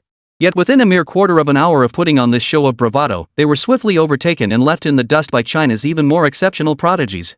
What they never could have imagined in their wildest dreams was this: China actually possessed a peerless genius at the 6th-rank Grandmaster realm. This fact alone revealed that China's pool of martial arts prodigies and prodigious sons and daughters far exceeded their wildest imaginings. But just as Ulsan Smith and Junichiro Ogawa gathered together, each in a foul mood, whispering about how they could salvage their lost face afterward, at that very moment, a cold, emotionless female voice drifted toward them. Chapter 106, The Bear's Ultimate Ace. Ha! That's laughable. You two really are like dog meat that can't grace a fine banquet. Useless as hell. I should never have counted on you two to compete for the top spot on the China Top 100 list. As the arrogant, reproachful tone of that icy female voice faded away, Ogawa Junichiro and Ulsan Smith both turned their heads in unison. There, a tall, fiery young woman with golden hair and blue eyes was strutting toward them step by step. Sherbakova. I hope you pay close attention to your tone here. Don't you dare forget it. At least for now, we're in a strategic alliance with you bears. Since it's a strategic alliance, we're all in this together. We stand together through thick and thin, sharing both life and death. These are the fundamental principles we've established by joining this strategic alliance. What? Sherbakova. Are you preparing to publicly tear up our provisional alliance? As Elson and Smith's appeals fell, their expressions darkening with displeasure, their words laced with reproach and intimidation. The blonde-haired, blue-eyed woman from the Bear Nation, known as Sherbakova, responded with a cold, contemptuous sneer. Then, her tone carried an almost queenly arrogance. That's hilarious. Does all this blabbering and whining do you any good in front of me? I'll ask you just one question. Does barking help? I say, you two Shunichiro Ogawa and Ulsan Smith are useless. Do you two dogs dare to show any defiance? As Sherbakova uttered these arrogantly defiant words, a sinister, almost demonic crimson glow flickered within the girl's sapphire blue eyes. The instant the crimson light flared, an utterly terrifying, soul-crushing pressure surged like a tidal wave, engulfing Ogawa Junichiro and Ulsan Smith from all directions. Feeling this terrifying pressure far surpassing his own, Eldon Smith instantly felt his heart skip a beat. Before him stood this blonde-haired, blue-eyed woman, the very same individual the Bear Nation dubbed the greatest female demon in history. This time, she was participating in the Chinese Gaokao alongside other nations like the United Kingdom, Korea, Japan, and Siam. And this Sherbakova, the greatest witch in history, was the most powerful queen among the younger generation of the Bear Nation. Without a doubt. The mere thought of the terrifying legends surrounding Sherbakova, legends that sent shivers down spines and turned faces pale at the mere mention of her name. In that instant, Ulsan Smith couldn't help but suck in a sharp breath. Deep within his soul, he felt as if a venomous snake had fixed its gaze upon him. A chill ran down his spine, leaving him utterly unsettled and filled with dread. Then he looked at Ulsan Smith, who had been strutting about so arrogantly just moments ago. At that moment, after merely widening her eyes slightly before cowering like a frightened kitten, Sherbakova couldn't help but flash a look of contemptuous mockery. Then, he strode directly toward the combat strength tester ahead. That's hilarious. I won't repeat myself. Just remember one thing. From this moment on, open your eyes wide and watch closely as I, Sherbakova, the first female demon lord, trample the pride of China's elite and ascend to the top of their national rankings. Boom! Seconds later, a name from the Bear Nation instantly claimed the top spot on the China Top 100 list once more. Name, Sherbakova. Age, 18 years and 11 months. Cultivation realm, 6263. Cultivation realm, 6th grade Grandmaster realm. Candidate's origin, Russia. Ranking, currently ranked first. The sudden shift in rankings instantly stunned countless onlookers. A complex mix of horror and astonishment surged through everyone present, overwhelming them like a tidal wave. Holy crap! Am I seeing things? Just moments ago, Shangguan Outyan and Zhao Wushuang were dominating the scene, utterly unrivaled. In the blink of an eye, they've fallen to second and third place. Could there really be another 6th grade Grandmaster level prodigy among these bears? At that moment, it wasn't just the onlookers in the live stream chat. Even the Zhao family in the imperial capital and the Shangguan clan in the metropolis, including Zhao Wudi and Shangguan Yuanba, had turned pale. How could this be? This was utterly inconceivable. Looking back over the past 5,000 years, in the battles for supremacy among the younger generation of enemies, the bear had always been one of China's most formidable and troublesome adversaries. However, throughout centuries of rivalry and competition, the Bear Nation has proven as resilient as a cockroach, constantly devising new ways to challenge China's foremost young talents. Yet, Each of these assaults from the bear ultimately ends in disappointment, arriving with high hopes only to depart in dismay. And now, Russia has unexpectedly produced a 6th-rank grandmaster at the peak of his power at just 18 years and 11 months old. Amongst China's elite young talents, this development has profoundly shattered everyone's expectations and imagination. Who could have imagined that the Bear Nation still held such a formidable trump card hidden away? However, compared to the storm of shock and awe currently raging within the hearts of the Shangguan and Zhao families, the people of the Bear Nation, far away on the vast plains of western Siberia, were instantly swept into a sea of revelry and celebration. Ha ha ha ha! The so-called heaven's chosen sons and daughters of China? Every single one of them has been thoroughly crushed underfoot by us, the Bear Nation. We, the Bear Nation, are the true number one in the world. The throne of the foremost young generation has finally fallen into the hands of our Bear Nation. In stark contrast, the 2 to 3 billion viewers back in China felt as if someone had shoved a mouthful of into their mouths. Their faces were so grim they looked like they could drip with disgust. My goodness! Who would have thought even the Zhao family, a martial arts dynasty with centuries of heritage in the imperial capital along with Shangguan Outyan and Zhao Wuxuang from the venerable Shangguan clan of the Magic City, would slip up like this? I simply cannot imagine any other prodigy surpassing this Russian girl, Sherbakova. At this very moment, a despairing emotion began to spiral like a black hole, relentlessly devouring the hearts of everyone present. The last, faint glimmer of hope and light plunged everyone into unprecedented despair and sorrow. Only a handful clung to the faintest, almost inaudible thread of hope, a glimmer of possibility shrouded in uncertainty. Without exception, these were the students from Jeju First High School who had previously participated in the Haidai Province Elite Training Camp. Chapter 107, the top spot Li Chengfeng, claim it. And at this very moment, every trainee in the Elite Training Camp simultaneously envisioned the same figure in their minds. That peerless and solitary figure. The peerless Demon King standing firm amidst the raging winds, towering proudly atop the mountain peak. In their eyes, they saw a beautiful dream called hope. If heroes in this world had names, his surname would surely be Li. And across all of China, if anyone could surpass and defeat Sherbakova of the Bear Nation, then that person wouldn't just bear the surname Li. He would also have a name. That person must be Li Chengfeng. And in the very next moment, under the eager anticipation of all and the gaze of the gods, a man's name burst onto the scene. Like a sovereign piercing the heavens through 9 twists, this man's name appeared on the list. Name, Li Chengfeng. Age, 16 years and 11 months. Vitality points, 6,923. Cultivation realm, peak 6th rank Grandmaster realm. Candidate's location, Jizhou City, Haidai Province. Ranking, currently ranked 1st. Boom! As the name Li Chengfeng ascended to the top of the top 100 rankings with the invincible aura of an unrivaled powerhouse. In the livestream, China's 2 to 3 billion online viewers were momentarily stunned. Then, after a brief moment of stunned silence, an earth-shattering roar of astonishment erupted. Holy crap! Unbelievable! This is like a calf clearing the high jump in a barn, utterly insane. 6th grade Grandmaster realm isn't enough. Now another peak 6th rank Grandmaster has appeared out of nowhere. First place. Undisputed first place. Too strong. Originally, when I saw Shangguan Outyan and Zhao Wuxuang both get suppressed by that Sherbakova from Bear Country one after another, my heart had already plunged into utter darkness. Who would have thought that our China would reclaim the top spot on this ranking chart? And this Li Chengfeng. Who on earth is he? He's actually stronger than Sherbakova from Bear Country, Zhao Wuxuang from the imperial capital, and even Shangguan Outyan from the Magic City. Moreover, just look at the location listed for this candidate, Li Chengfeng. He's actually from Jizhou City in Haidai Province. Holy crap! Am I seeing this correctly? This is actually from Jizhou City in Haidai Province. If I recall correctly, there was a candidate named Lu Shengyao earlier. She seems to have temporarily claimed the top spot on this ranking with her cultivation at the 3rd rank Grandmaster realm. Although Lu Shengyao was quickly knocked off the top spot. But I still clearly remember she hails from Jizhou City, Haidai Province. That's right. Lu Shengyao now ranks 18th on this top 100 list from Jizhou City, a 3rd-tier backwater in Haidai Province. To have produced not only a 3rd-grade Grandmaster but also a 6th-grade Grandmaster at peak strength. This is just beyond absurd. Absurdity itself, right? And these two candidates from Haidai Province have managed to overshadow the spotlight of both the imperial capital and the demon capital, two of the nation's top-tier megacities. This is practically turning the heavens upside down, right?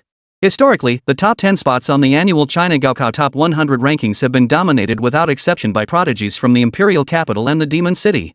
But this time, two candidates from Jizhou City and Haidai Province have broken into the top 20. It was utterly unbelievable. Especially remarkable was Li Chengfeng from Haidai Province, who ascended to the top of the rankings with an unrivaled dominance. This was undoubtedly a glorious achievement that brought honor to their ancestors and made their family graves smoke with pride. At the same time, Zhao Jiangwo, a brigade commander from the War Wolf Legion's camp in Haidai province. He was currently in his command room, watching the live broadcast of this year's National College Entrance Exam. When Zhao Jiangwo witnessed Li Chengfeng ascend to the top of the top 100 rankings with the terrifying strength of a peak 6th rank grandmaster, displaying an almost regal and effortless demeanor, the expression on his face was one of unprecedented shock and horror.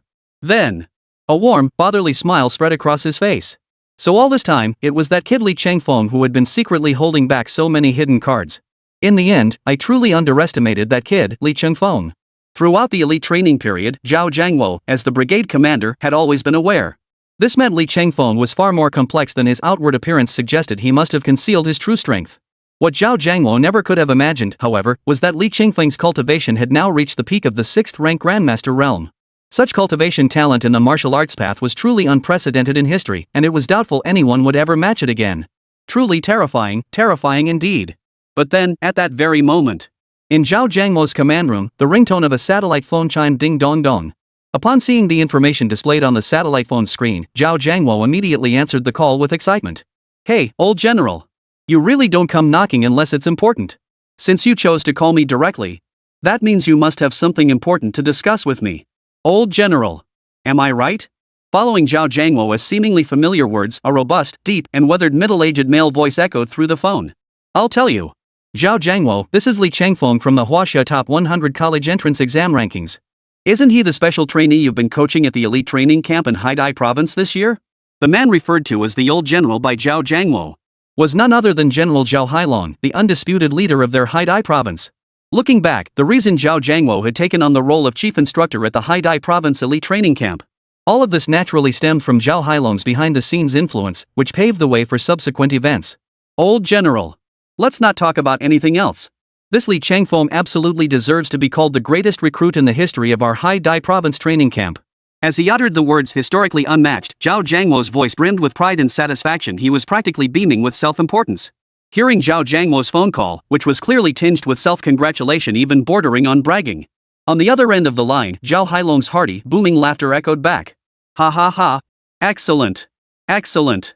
Very good indeed. Who would have thought, after all these years? Our Haidai province has finally produced a true dragon emperor. This truly fills me with delight." Zhao Hailong, overjoyed, praised him repeatedly. If their Haidai province could ultimately claim the title of provincial top scorer in the college entrance exams, not only would it allow Haidai province to thoroughly make a name for itself among all provinces of China, but would also bring unimaginable prestige and access to the vast, seemingly endless resources and support from the Chinese government. Chapter 108, Why Are You Writing Bad Checks? Although he received the old general's lavish praise, Zhao Jiangwo understood all too well Li Chengfeng's current achievements and combat prowess. Zhao Jiangwo's role throughout this journey had been more akin to that of a guide. As the saying goes, a master can only lead you to the door. Cultivation depends on the individual. Li Chengfeng's journey to this point was entirely due to his own relentless effort. Zhao Jiangwo's role in all this was nothing more than providing an assist. "Alright. Regardless, as your supervisor, I will definitely award you a second-class merit. If Li Chengfeng ultimately manages to navigate this treacherous path through the fierce competition and emerges as the top scorer in the college entrance exams, then I will override all objections and promote you directly to Major General." Though Zhao Hailong delivered these words calmly, the immense implications hidden between the lines sent shockwaves rippling through the room, causing everyone's breathing to grow noticeably more rapid. "What? General? You can't be joking with me, right? Did I just hear you say young general?" Upon hearing Zhao Hai's words, Zhao Jiangwo's pupils suddenly contracted violently, narrowing to pinpoints. His entire body began to tremble uncontrollably. In truth, having served in the military for years, no one understood this better than Zhao Jiangwo. Under normal circumstances, only those at the martial sovereign level were eligible for nomination as a junior general. Moreover, even within his own Warwolf Legion, the competition between martial reverends, both overt and covert, was fiercely intense, bordering on white-hot. Many martial reverends had already reached the 5th rank or higher. Although their cultivation levels met the minimum requirement to apply for the position of Major General, they were hindered by their low status and lack of influence. They couldn't command genuine respect through their own distinguished achievements. If you cannot even command basic obedience, even if superiors wish to promote you, you will remain nothing more than a commander without troops. Mark my words, it won't be long before you lose the junior general position just as quickly as you gained it. It's pure case of where you came from, you go back to. It is precisely because such situations keep repeating themselves. Despite your undeniable capability, you lack the authority to command respect. Back and forth, you still can't secure that glittering gold star. In contrast, take Zhao Jiangwo. Though he's merely a peak 8th rank Battle King level powerhouse. Yet, judging by the subtext of Zhao Hailong's words, he actually intends to override all objections and promote him to the rank of junior general. This is nothing short of a 200 million lottery ticket falling straight from the heavens and landing squarely on Zhao Jiangwo's head. This left Zhao Jiangwo feeling as though he were in a drunken haze, as if happiness had come too suddenly for him to fully process. Though overwhelmed with excitement and joy, Zhao Jiangwo remained grounded by this earth-shattering news. Because before that, Zhao Hailong had added a crucial condition. That condition was clear: for him to be promoted to Major General, Li Chengfeng must first secure the top spot in the National College Entrance Exam. If Li Chengfeng ultimately failed to become the top scorer in the National College Entrance Exam, or if he were eliminated early in the knockout round, say, in the top 32 or even the top 16, then this so-called rank of Major General would be nothing more than a worthless promise like chasing the moon and water. Though Zhao Hailong's promise of a junior general's rank seemed more like an empty check. But as the saying goes, hope springs eternal. At least for Zhao Jiangwo, all this hope stemmed from Li Chengfeng. It was precisely because Li Chengfeng held the potential to claim the top honors in this year's National College Entrance Exam. That's why Zhao Hailong was willing to cling to this sliver of hope. Without Li Chengfeng's factor, given Zhao Hailong's temper and character, he wouldn't even grant himself this sliver of hope. He'd have sent him packing straight back to where he came from. And none of the events that followed would have unfolded. Zhao Jiangwo. I won't say any more. For the time being, you needn't concern yourself with anything. Focus solely on secluding yourself to rest and recover, striving to break through to the martial sage realm as soon as possible. Otherwise, even if you ride the coattails of Li Chengfeng to gain favor, your strength remains insufficient. You'll still struggle to command respect within the Warwolf Legion. So if you require any resources, rare treasures, master instructors, or anything else during this process, just ask. We're no strangers, you've been my subordinate for years. I won't meddle in others' affairs, but as for Zhao Hailong, whatever I can offer and whatever help I can provide, I will give it to you. Focus solely on your cultivation. Thank you, General. Upon hearing Zhao Hailong's unequivocal assurance, Zhao Jiangwo's heart surged with immense delight. This filled her heart with immense surprise and delight. Zhao Hailong's words had undoubtedly given her a reassuring pill, allowing her to finally put her mind at ease. After ending the call with Zhao Hailong, Zhao Jiangwo's emotions churned like turbulent river waters, refusing to settle. What Zhao Jiangwo never could have imagined was that his initial act of helping Li Chengfeng had stemmed from nothing more than a desire to cultivate a virtuous connection. Yet, unexpectedly, it was precisely because of that act of kindness that he had reaped such a tremendous opportunity, a case of sowing causes and reaping consequences. It even offered him a chance to lay claim to the seat of a major general. In the past, Zhao Hailong wouldn't have dared dream of such a fortune, not even in his wildest dreams. Meanwhile, on the other side, in the United Kingdom, the Bear Nation, along with Siam, Cherry Blossom, and Kimchi, each of them stared wide-eyed as they witnessed Li Chengfeng ascend to the top of the Gaokao Top 100 rankings with the bearing of a king. Stunned as if struck by lightning, they stood frozen in place, their mouths opening and closing for a long while, yet unable to utter a single coherent word. Not long ago, when Sherbakova from the Bear Nation had claimed the top spot on the Gaokao Top 100 list with her formidable strength, they had gone wild, unleashing a barrage of insults at China's live streaming audience, those 30 billion spectators in their chat rooms. That felt so damn satisfying. What a thrill! But then, in the blink of an eye, what no one could have anticipated was that Sherbakova hadn't even had time to warm the champion's throne before Yao kicked her off without mercy. That moment? It completely shattered the Russian team's defenses, didn't it? Chapter 109, Panic. They're all panicking. Impossible. This absolutely cannot be. How could this possibly happen? No doubt about it. In my view, this is clearly the Chinese resorting to such despicable, dirty tricks out of desperation after seeing their championship throne snatched away by Sherbakova from the Bear Nation. They refuse to acknowledge, let alone accept, that one of our Russian bears has snatched the top spot from their Chinese Gaokao rankings. That's why she resorted to these underhanded tactics to provoke us. There's no doubt that Sherbakova is the undisputed top-ranked student. Despicable, vile Chinese. The 2 to 3 billion Chinese viewers, witnessing the Russians collectively losing their composure in fury, felt no anger. Instead, meaningful smiles spread across their faces. Oh, they're losing it, losing it.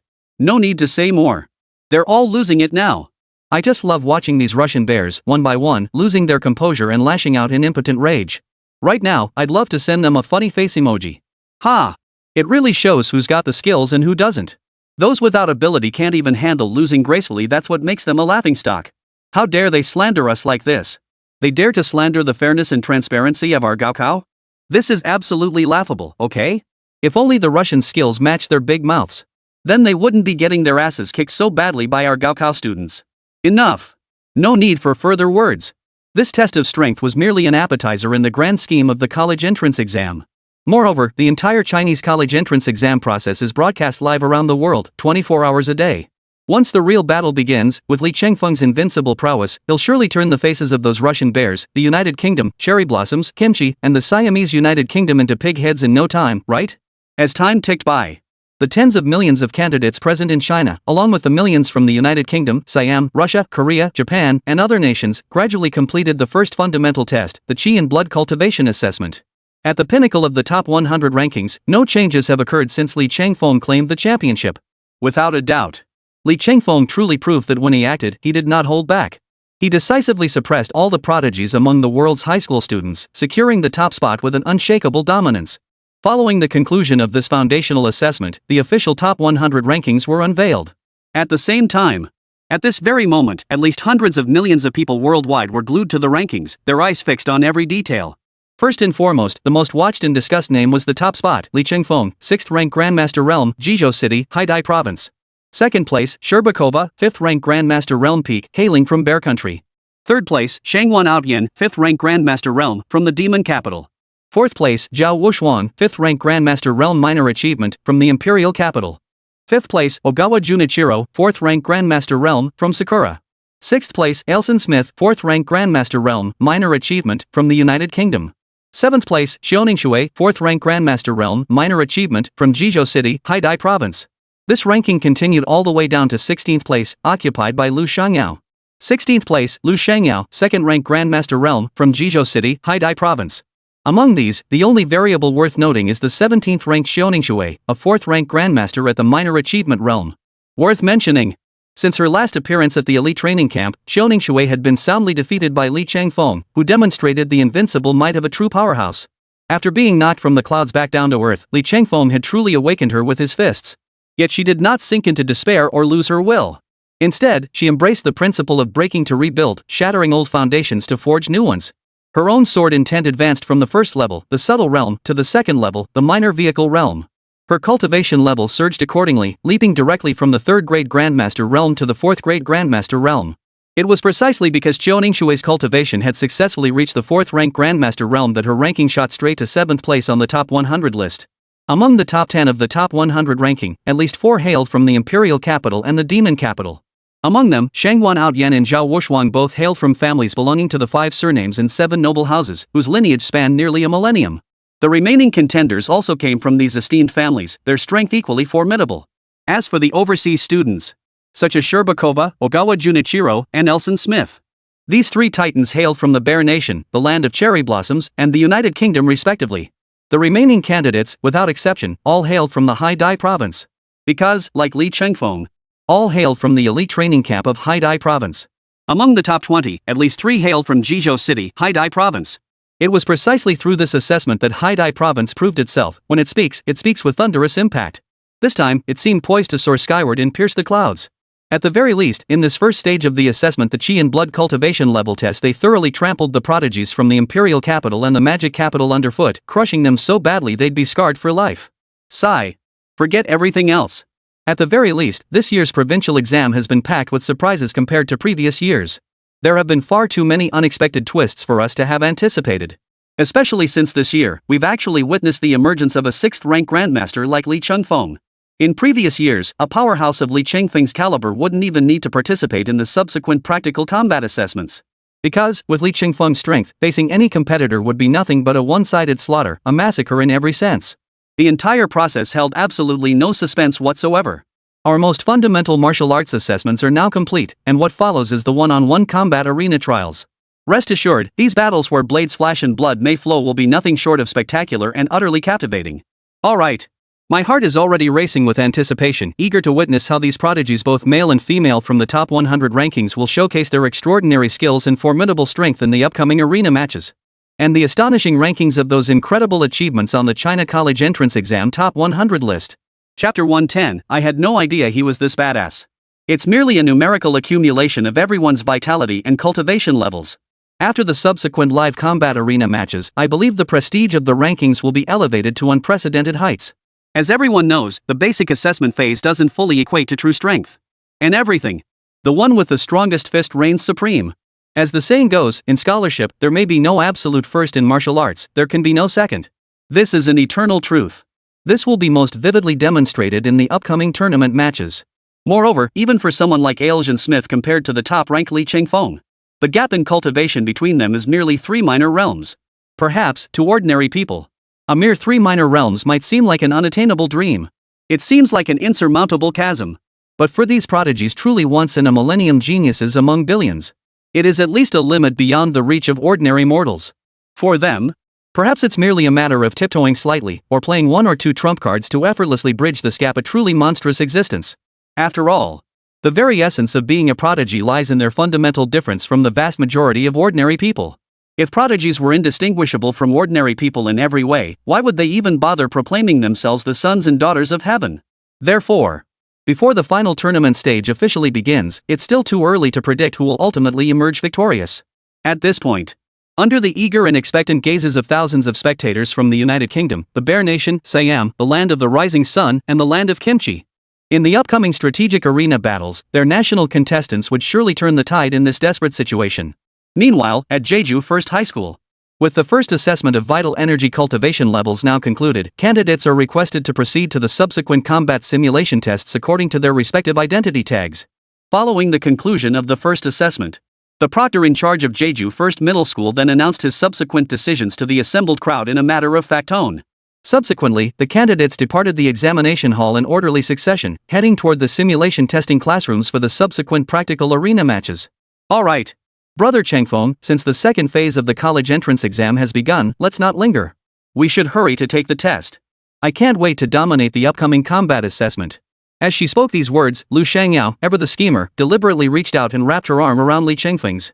At the same time, Lu Xingyao's exquisitely delicate oval face bore an innocent smile that seemed harmless to all, yet what schemes were truly brewing within her heart? That, perhaps, only Lu Shangyao herself knew best. In contrast, Li Chengfeng, the other man present, had always held no interest in speculating about the inner workings of such women. Li Chengfeng believed that rather than squandering precious time trying to decipher women's minds, it would be better to invest that precious time in other, more valuable pursuits. Wouldn't that be a better way to demonstrate his worth? After all the women in this world only hindered his cultivation progress. Li Chengfeng couldn't care less about the ill intentions these women might harbor toward him. After all, he practiced the path of the heartless sword. He would sever all unnecessary worldly attachments, keeping his Tao heart as steady as Mount Tai, as firm as bedrock. Later, when Li Chengfeng nodded and smiled in agreement, Lu Shangyao remained oblivious to his resolve to enter the monastic life. Instead, she naively believed her little schemes and calculations had finally found a response in him. With a triumphant smile, she cheerfully headed toward the simulation session for the upcoming practical combat tournament.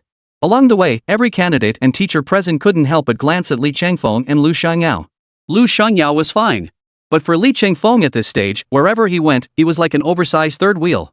Wherever Li Chengfeng went now, he was a man bathed in golden light, radiating an aura all his own.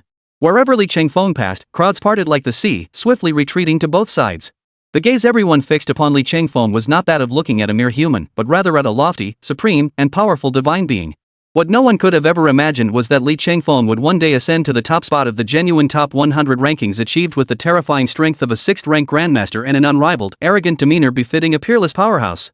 Even within the context of their own Jizhou base city, based on the terrifying cultivation realm Li Chengfeng displayed today, even he himself had likely long since attained formidable strength capable of standing alone. But none of that was the real point. The real point was that at Jizhou No. 1 High School, a freak of nature like Li Chengfeng was actually their classmate. This feeling is utterly mind-boggling. It truly felt like absurdity opening the door for even greater absurdity, utterly mind-boggling, right? Back in their high school days, they all knew Li Chengfeng was exceptionally powerful and ruthless. Otherwise, he wouldn't have earned the notorious moniker the Great Demon King at Jeju First High. True, back then, the entire student body of Jeju No. 1 High School had indeed crowned him with the title of Great Demon King. But back then, his power and exceptional nature were still within their tolerable limits. At the very least, everyone understood. Li Chengfeng was a genius. But now, upon witnessing Li Chengfeng's terrifying cultivation at the 6th-rank Grandmaster realm in the capital that allowed him to tower above all others, and ultimately leaping to become the top scorer on the entire nation's college entrance exam, at that very moment, everyone came to realize a brutal truth with unmistakable clarity. That is, Li Chengfeng's current strength was far beyond what they had ever imagined. His current might far exceeded the imagination of every single person present. It could be said that from this moment onward, the gap between them was like heaven and earth. Like heaven and earth, there was no longer any common ground between them. Chapter 111, The Campus Beauties Preparations Before the College Entrance Exam. After this, whenever the name Li Chengfeng came up, all they could think of was, I once had a classmate named Li Chengfeng. How extraordinary he was. His experiences were nothing short of legendary. From then on, he became nothing more than a topic of conversation during leisure hours, a figure worthy of awe. Moments later, under the strange, admiring, and astonished gazes of the crowd, Li Chengfeng and Lu Shengyao arrived at the final practical simulation training classroom. Within this facility, Jeju First High School possessed 10 such rooms. Each combat simulation test room contained at least 100 brain-computer interfaces. All examinees could connect through the virtual brain-computer interfaces of the combat simulation pods, achieving a one-on-one projection reenactment of real combat that rivaled anything from science fiction novels. As for these virtual combat brain-computer interfaces, even in Li Chengfeng's previous life on Earth, technological pioneers had already brought such interfaces from the pages of science fiction into reality. The very concept of brain interfaces existed in Li Chengfeng's previous life. In stark contrast, in this life, Blue Star existed within a high martial arts world. In terms of technological advancement, individual cultivation levels, combat prowess, and numerous other aspects, it far surpassed the Earth Li Chengfeng had known in his previous life. Yet, the very same brain-computer interface operation that could be replicated one-to-one in his previous life now appeared in this martial arts-dominated world of Blue Star. Li Chengfeng felt not the slightest surprise, and even found himself on the verge of laughter. Moreover, through this virtual brain-computer interface, one could interact with all manner of substances. Within its simulated realm, any combat scenario between martial artists could be replicated, including those legendary, unrecorded secret realms and adventurous environments. Through this method, which fully simulates human sensory experiences including physical sensation, vision, hearing, and touch, one could comprehensively and thoroughly test their combat capabilities. Through this, one could accumulate invaluable combat experience within the virtual world accessed via the brain-computer interface. Precisely because of this, the price of the virtual brain-computer interface is astronomically high, far beyond the comprehension of ordinary people. As for Jeju First High School, they certainly lack the resources to afford such high-end virtual brain interface equipment. The virtual brain-computer interface devices appearing in the school were all temporarily distributed nationwide to major high schools by the China College Entrance Examination Committee before the college entrance exams. Each simulation pod for the virtual brain-computer interface contained a unique identification code. After the college entrance exams concluded, specialized personnel would collect these interfaces used solely for the practical simulation testing phase, ensuring not even a single screw was left behind at Jeju No. 1 High School. In essence, they would be returned to their original source, no exceptions. It is precisely because of the unified arrangements and deployments by the official Huaxia College Entrance Examination Association. All examinees from every corner of the country could take the exam without gathering across regions or locations. They could experience the most realistic, full-scale simulation right within their own schools. Li Chengfeng didn't have to wait long. After a brief nap in his lounge, a knock sounded at his door. At first, Li Chengfeng assumed it was an official from Jeju No. 1 High School coming to notify him that the next phase of the practical simulation was about to begin. To his utter surprise, upon opening the door, he was greeted by a dazzling array of delicacies piled high at his threshold like mountains of treasure. The vibrant, exquisitely designed packaging and the irresistibly enticing aroma presented a feast for the senses of visual and olfactory spectacle that filled the entire field of vision. Li Chengfeng's eyes widened instinctively. Staring at the scene before him, his mind seemed to freeze, utterly baffled by what was happening. This is truly bizarre. Normally, shouldn't I be preparing for the upcoming live-action simulation session? But here we are, the live simulation hasn't even started for most of us, and yet someone has come knocking, bringing all this delicious food? Tell me, what on earth is going on here? It's completely baffling. Or maybe these foods have grown legs and turned into spirits?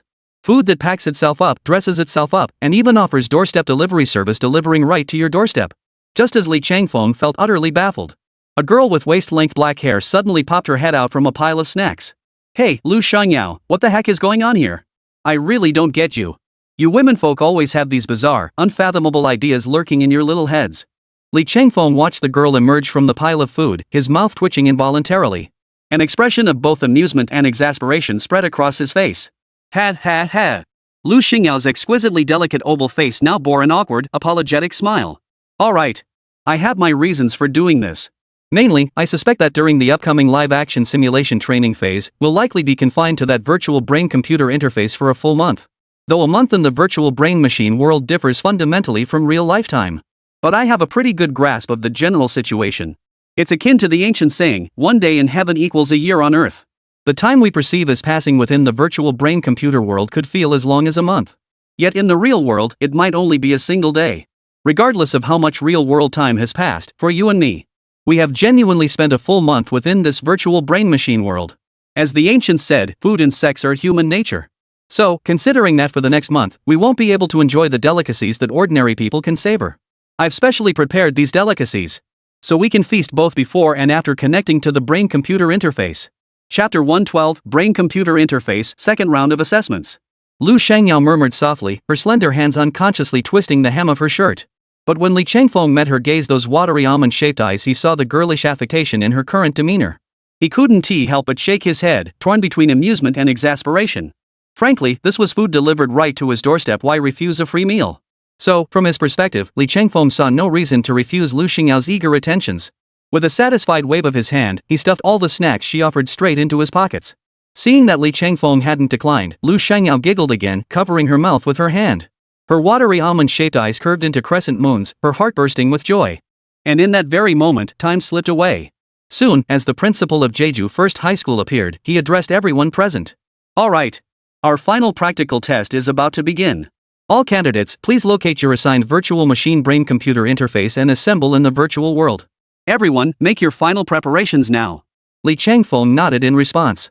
Without further comment, he quickly gathered his belongings and stuffed all the snacks Lu Shangyao had just bought him into his combat backpack.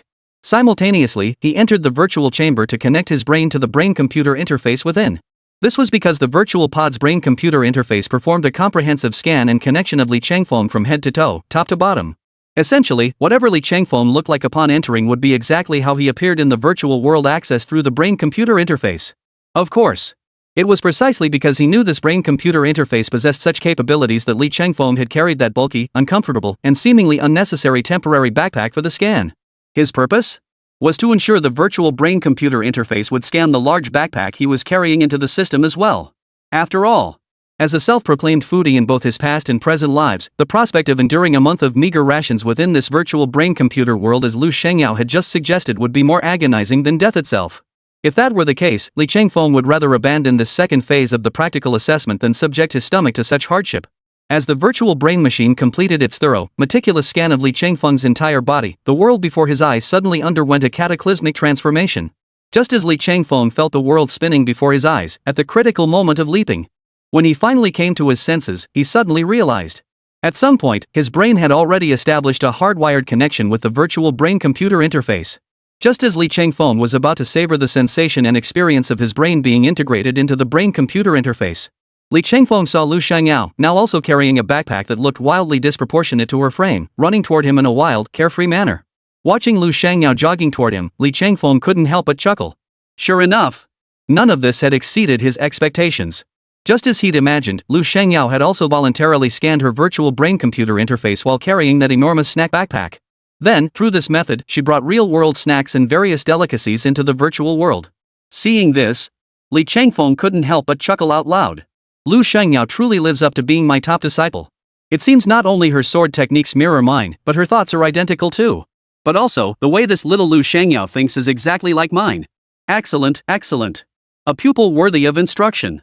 Just as Li Chengfeng silently praised Lu Xingyao's clever actions in his mind, Lu Xingyao's actions immediately drew frequent glances from not only Jeju First High School but also nearby examinees.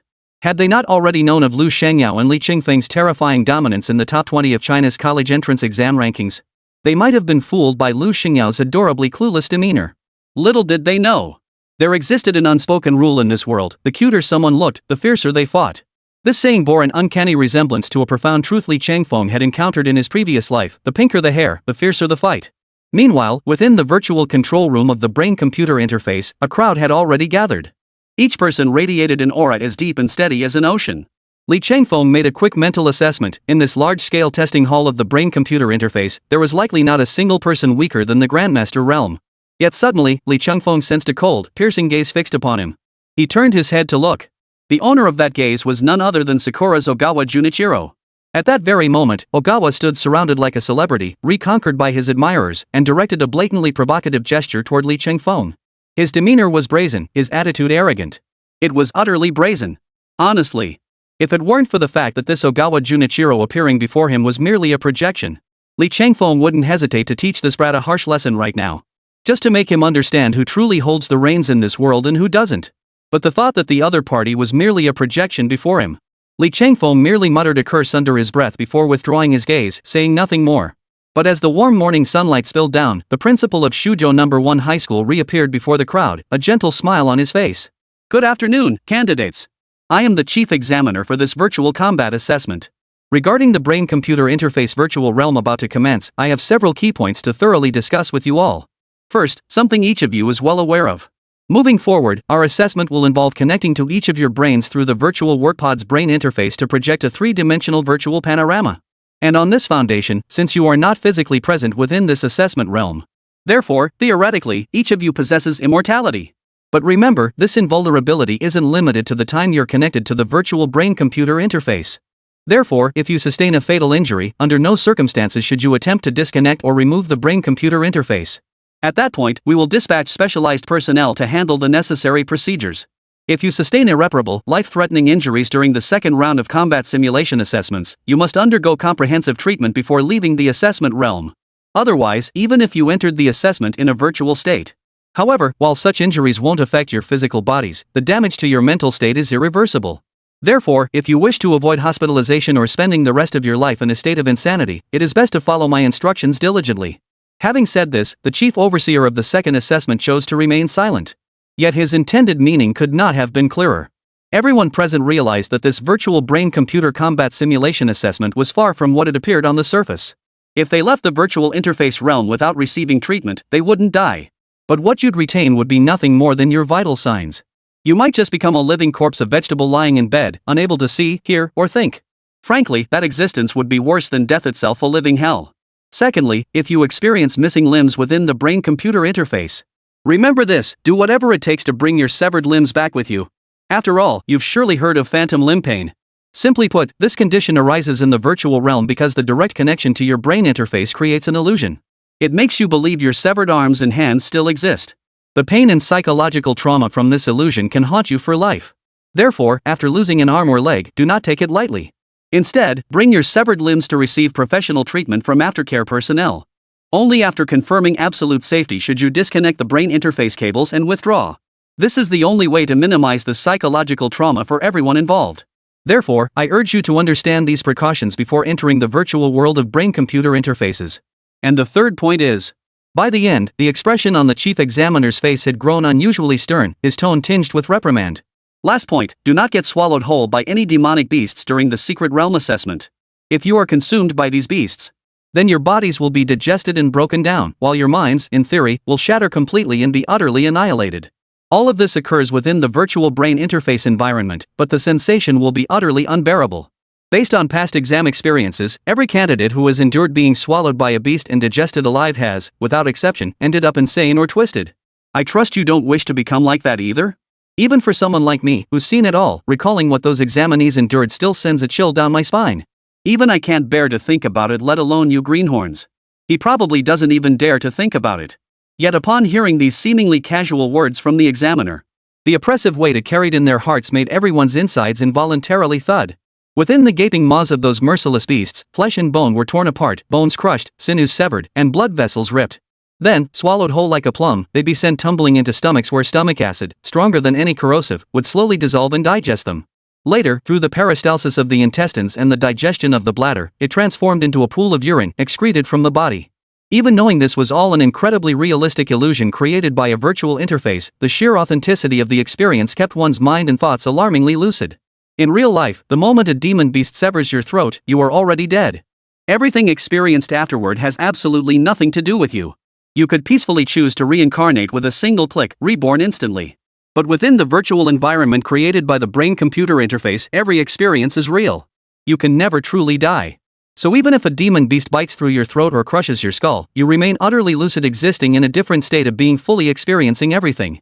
Then you'll be chewed by the demon beast, swallowed by the demon beast, digested by the demon beast. And finally, the entire process of being expelled from its body. To endure this sensation in its entirety. Well, unless the other person is a complete lunatic or pervert, just imagining that sensation would be enough to make anyone feel like they're on cloud 9. As that proctor said earlier, experiencing this firsthand would be far worse than being bitten to death by a demon beast. Better to endure a quick pain than a prolonged agony. Chapter 113, this toolman, everyone who's used him says he's great. Alright, one last thing. For the upcoming assessments, I recommend you form teams. Because later, when you connect your brain-computer interfaces to enter the exam halls, you may encounter demon generals or even terrifying demon beasts of Demon King caliber. In this process, I believe the assessment won't focus solely on your individual combat skills, but more on testing your ability to coordinate and cooperate as a team. This also embodies the ideal testing method we've devised to uphold the fairness, impartiality, and transparency of our college entrance exams. And all of you hail from across the nation.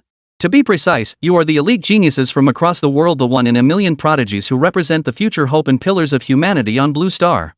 Therefore, I sincerely hope every one of you returns triumphant and unharmed. Ultimately, your destiny rests entirely in your own hands. After delivering these words, the chief instructor waved his hand toward the staff in the rear. Activate the brain-computer interfaces to connect everyone to the virtual world. Soon, everyone found themselves immersed within the virtual world created by the brain-computer interfaces. The next instant, an immense, abnormal fluctuation erupted before their eyes, revealing something resembling a space-time tunnel. This space-time tunnel spun relentlessly, hurtling toward each person's field of vision like an out-of-control speeding train. Instinctively, everyone hunched backward, trying to dodge it. Clearly, this space-time tunnel was a virtual illusion generated by the virtual machine's brain-computer interface connecting to human brains. Its overwhelming realism triggered a surge of fear deep within everyone's hearts. Now, I'll give you about 15 minutes. You may freely seek out teammates who match your skill level. Of course, if you're confident enough, you may choose to go solo. After glancing at his wristwatch, the chief examiner calmly announced to all the candidates present. Because this second stage of the assessment involved connecting to a virtual interface, everyone was effectively granted immortality. Theoretically, anyone who encountered an accident within the brain-computer interface realm could exit unscathed after receiving new guidance and healing from the after-sales staff. Moreover, they gained valuable experience and significant insights from observing others this time. Thus, when brain-computer interface technology was first invented, all cultivators and martial artists rejoiced wildly. The brain interface continuously refined its combat records, insights, and myriad concepts. Before long, the virtual brain-computer interface's maximum debt capacity reached its limit. If this continued, even the mainframe of the brain-computer interface itself risked being fried. Fortunately, at this critical juncture, the Chinese government proactively intervened, designating the virtual brain-computer interface as a strategic resource under strict control. This prevented random individuals from causing chaos in the world connected to the interface's host. This intervention successfully preserved the host system, averting its destruction from an overload of information flow. Subsequently, the brain interface host became a perk within the secret realm of the second stage top 100 assessment for annual college entrance exam candidates. All the virtual beasts within it were treated like chives. Each year, when the college entrance exam season arrived, they were harvested once more. Much like items in an online game. Kill one wave and another grows. Endless. Truly inexhaustible and limitless. Li Chengfeng will stick to the same plan we used back in the Yiming Mountains. Let's pair up and enter this virtual brain machine world to hunt down the demonic beasts. I'm confident our haul this time will be just as bountiful as before. Besides, my strength is no longer what it was back in the day. I don't need your protection anymore, I can handle myself just fine. So, I don't think you have any reason to refuse me, right? Lu Shangyao gazed into Li Chengfeng's sparkling almond-shaped eyes, filled with anticipation. Alright. You've put it that way. If I refuse you now, it would only make me seem unreasonable. Anyway, during the team formation process, just stick close behind me and follow my lead. And remember this one thing. Wherever I, Li Chengfeng, get a bite of meat, you'll get a sip of soup. Li Chengfeng nodded in agreement, accepting the offer without any unreasonable refusal. On one hand, Lu Shangyao was already a teammate in the same faction as Li Chengfeng. He held a very favorable impression of Lu Shangyao. Moreover, in Li Chengfeng's eyes, Lu Shangyao served as a perfectly capable utility player. Not only did he not need to mentor him, but Lu could also be a reliable bag carrier. After all, Lu Shangyao could not only carry his bags but also handle demon beast materials. He was practically the perfect tool. After using him, Li Chengfeng never had a single complaint. With that thought, Li Chengfeng tossed his backpack, stuffed full of snacks, directly to Lu Shangyao. Lu Shangyao, of course, had no objections whatsoever. Instead, she grinned inwardly as she hoisted the massive backpack onto her shoulders. After all, in Lu Xingyao's eyes, being able to carry Li Chengfeng's bag and run errands for him was a blessing in itself, a privilege, even. She was too thrilled to even consider complaining to Li Chengfeng. But while Lu Shangyao saw nothing amiss to others, this scene took on a completely different meaning. It was nothing like what she perceived. In truth, Lu Shangyao was a stunning beauty, practically the school's queen bee at Jeju No. 1 High School. Wherever she went, she was treated like a goddess, wildly adored by everyone. She was the kind of girl you'd hold in your hands for fear of breaking her, or keep in your mouth for fear of melting her away. Yet this goddess, whom a herd of male beasts would be lucky to protect, was now being treated like a beast of burden by Li Chengfeng. Meanwhile, they themselves didn't even get a chance to lick the goddess's toes. This stark contrast between their own situation and Li Qingfeng's treatment instantly ignited a seething sense of injustice within the group of male students. The sight of it all made one of the male beasts inside scream in his heart 1,000 times, 10,000 times dissatisfied. Of course, there were also some ordinary women among them. Seeing Li Qingfeng act like some overbearing male doctor, they seethed inwardly. They rolled up their sleeves, ready to grab their keyboards and go head-to-head with Li Qingfeng right there in the virtual brain-computer interface world. Chapter 114, I've got no problem with it, so what the hell are you whining about? Hey! I'm talking to you. Don't you have any sense of chivalry? As a humble gentleman of China, how could you possibly make a girl carry something this heavy? Did you even consider how she feels? Did you even ask if she wanted to? If she didn't want to, wouldn't it make you look incredibly rude? But before the keyboard warriors could even pull out their keyboards to start a virtual brain machine showdown with Li Qingfeng, a tall, slender young man strode over with a defiant, wide-legged gait, delivered his rebuke in one breath. He turned around and flashed what he considered an incredibly dashing and handsome smile at Lu Shangyao. Hey, beautiful. In my opinion, you really shouldn't be teaming up with such an insensitive, uncouth individual. Rest assured. If you team up with me, I'll take care of all the dirty work and heavy lifting. You won't have to lift a finger. Hey! Get lost, kid. Lu Shangyao didn't wait for the lanky man to finish his endless babbling in front of him. Instead, she clenched her fist with a fierce jerk. Instantly, muscles bulged beneath her jade-like, lotus-white arms. From a distance, it resembled Neza-white jade encasing steel. Even though Lu Xingyao's punch wasn't aimed at him, the sheer terror of her power radiated from every fiber of her tense muscles. But then again, who was Lu Shangyao? She was a swordswoman. If you're practicing swordsmanship, how could you not have terrifying arm strength? That's just the bare minimum, okay? Honestly, if he weren't still trailing behind Li Qingfeng and hadn't received orders from him, right now, I might just wrench this lanky young man's head off and use it as a soccer ball for Li Qingfeng. The lanky young man was also utterly shocked by Lu Xingyao's sudden, 180-degree transformation. His eyes widened like copper bells as he stared at Lu Shangyao in utter disbelief. That right arm, bulging with muscle like a ball of tendons. The air around them seemed to freeze in that moment, breathing becoming heavy and labored. Every pair of eyes and every ounce of attention converged on the man at the center of it all. What no one present could have imagined was that this sweet-faced beauty, as pure and untouched as a lotus blossom emerging from the mud, possessed such formidable arm strength. This stark contrast between her delicate appearance and overwhelming strength caused everyone's mouths to twitch uncontrollably, their hearts racing to their throats.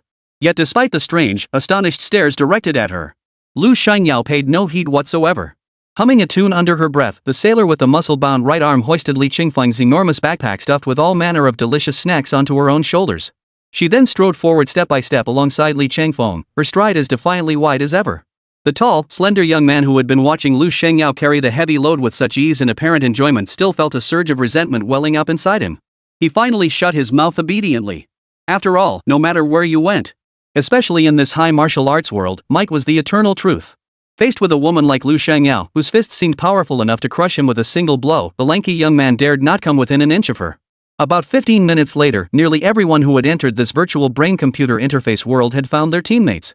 After all, the computer simulations within this virtual brain interface featured demon beasts reaching the formidable Demon King tier. Given the finite computational power of the virtual brain machine itself, the demon beasts were not infinite. Beyond the competition between the demon beasts themselves, all candidates entering the virtual machine also kept a wary eye on each other, guarding against the ever-present threat of competition and conflict erupting at any moment. If a lone individual encountered a 5 or 6 person squad, they could only accept their misfortune, potentially ending up bound and abandoned in some remote corner. Until this time, when the virtual brain machine interface assessment officially concluded, they had gained nothing and achieved no results. They ended up suffering a crushing defeat. Such incidents were nothing new in previous years' college entrance exams. Everyone had been forewarned by their elders or teachers beforehand, preparing themselves accordingly long before the event. As for Ogawa Junichiro, hailing from Sakura, his cultivation had already reached the 5th rank Grandmaster realm. Therefore, those seeking to form a team with him naturally came in droves, like a river overflowing its banks. Regarded as Sakura's future hope, Ogawa Junichiro had received the finest education since childhood. While enjoying Sakura's most favorable conditions, his personal strength far surpassed that of candidates from other cities. Before long, over a dozen team members had gathered around Ogawa Junichiro. Among them was the lanky young man who had just been rebuffed by Lu Shangyao. When the chief examiner announced they could enter the virtual world, Ogawa Junichiro led his impressive team of over 10 members in a grand procession, strutting past Li Qingfeng. Every member of Ogawa's squad was, without exception, among the top-tier elite students in their respective base cities. Yet at this very moment, they all trailed behind Ogawa Junichiro like loyal followers, bowing and scraping with utmost deference. Especially when Ogawa passed by Li Qingfeng. Ogawa's footsteps faltered slightly. Oomph. Li Changfeng, I've already investigated your background. You're nothing but a country bumpkin from Jeju Bay City, a tiny town smaller than the palm of your hand.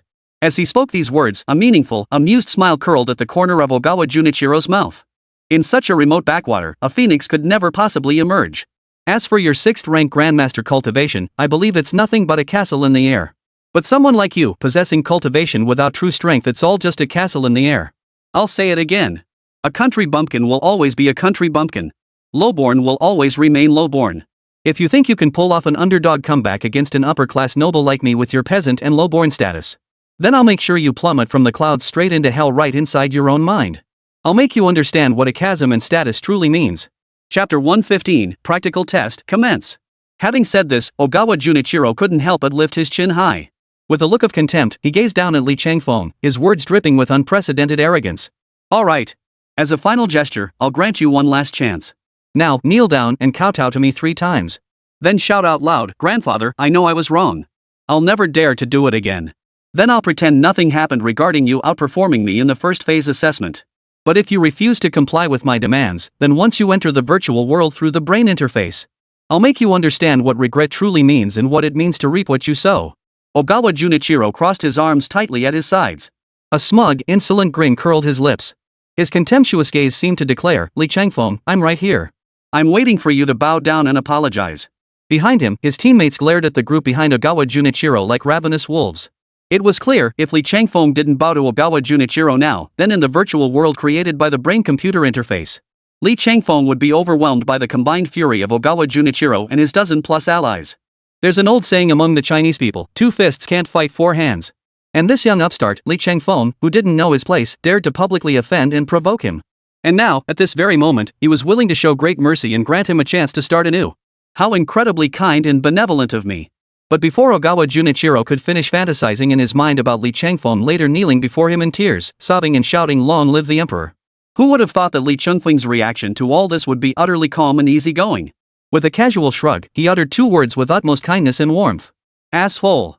The smile froze on Ogawa Junichiro's face the moment he heard those 2 words. He looked as though he'd just swallowed a mouthful of rice, his expression darkening by the second until it was gloomier than ever, almost dripping with menace. The aura radiating from him underwent a complete reversal in that instant. It felt as though, in the unseen depths, he had encountered a sudden storm. As if the next second, it would pour down upon Li Changfeng. At that moment, Ogawa Junichiro's eyes grew deep and icy cold. Simultaneously, a terrifyingly fierce aura slowly radiated outward from his entire being, carrying an unprecedented oppressiveness and immense dread. It felt as though the very air around him began to tremble under the weight of his terrifying suppression, while heart seemed to be gripped by an invisible hand, struggling to beat even once. Was this the true measure of a champion born from the cherry blossoms?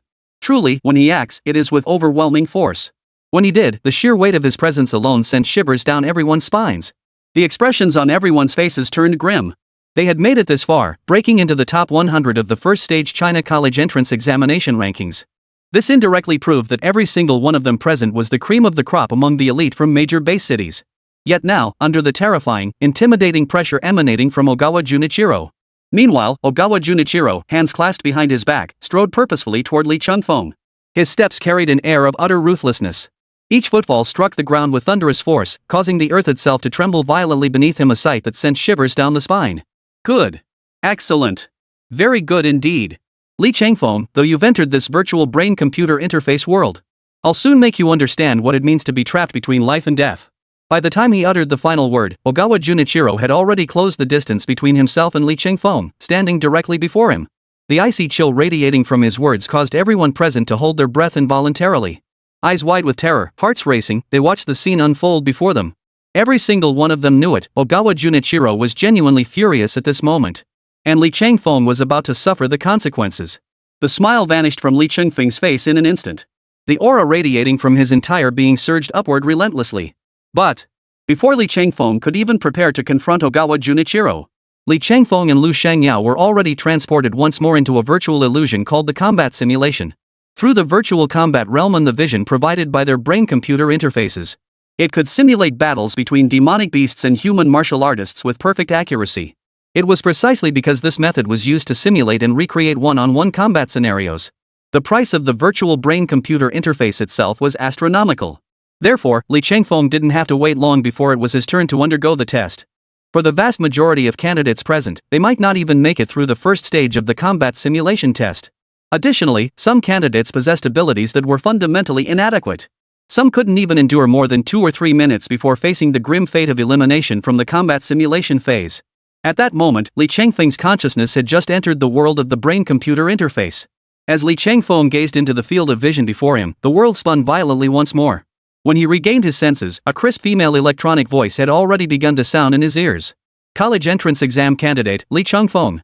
Congratulations on successfully connecting to the virtual brain-computer interface world. Now, I will conduct your second practical simulation test. Prepare yourself. The first round of this brain interface simulation test is straightforward. Subsequent evaluations will be comprehensive, based on the number and difficulty of stages cleared, your overall performance, practical skills, and the solutions and critical points demonstrated during crisis management. Data upload commencing now. 23%, 56%, 95%. Data inheritance complete. The live combat training assessment now officially commences. Chapter 116, First Entry into the Virtual Combat Space. Before Li Changfeng could grasp what was happening, the very next second, the scene before his eyes began to ripple outward like concentric waves spreading from a disturbance. Spreading outward from its center, the ripples expanded relentlessly in all directions.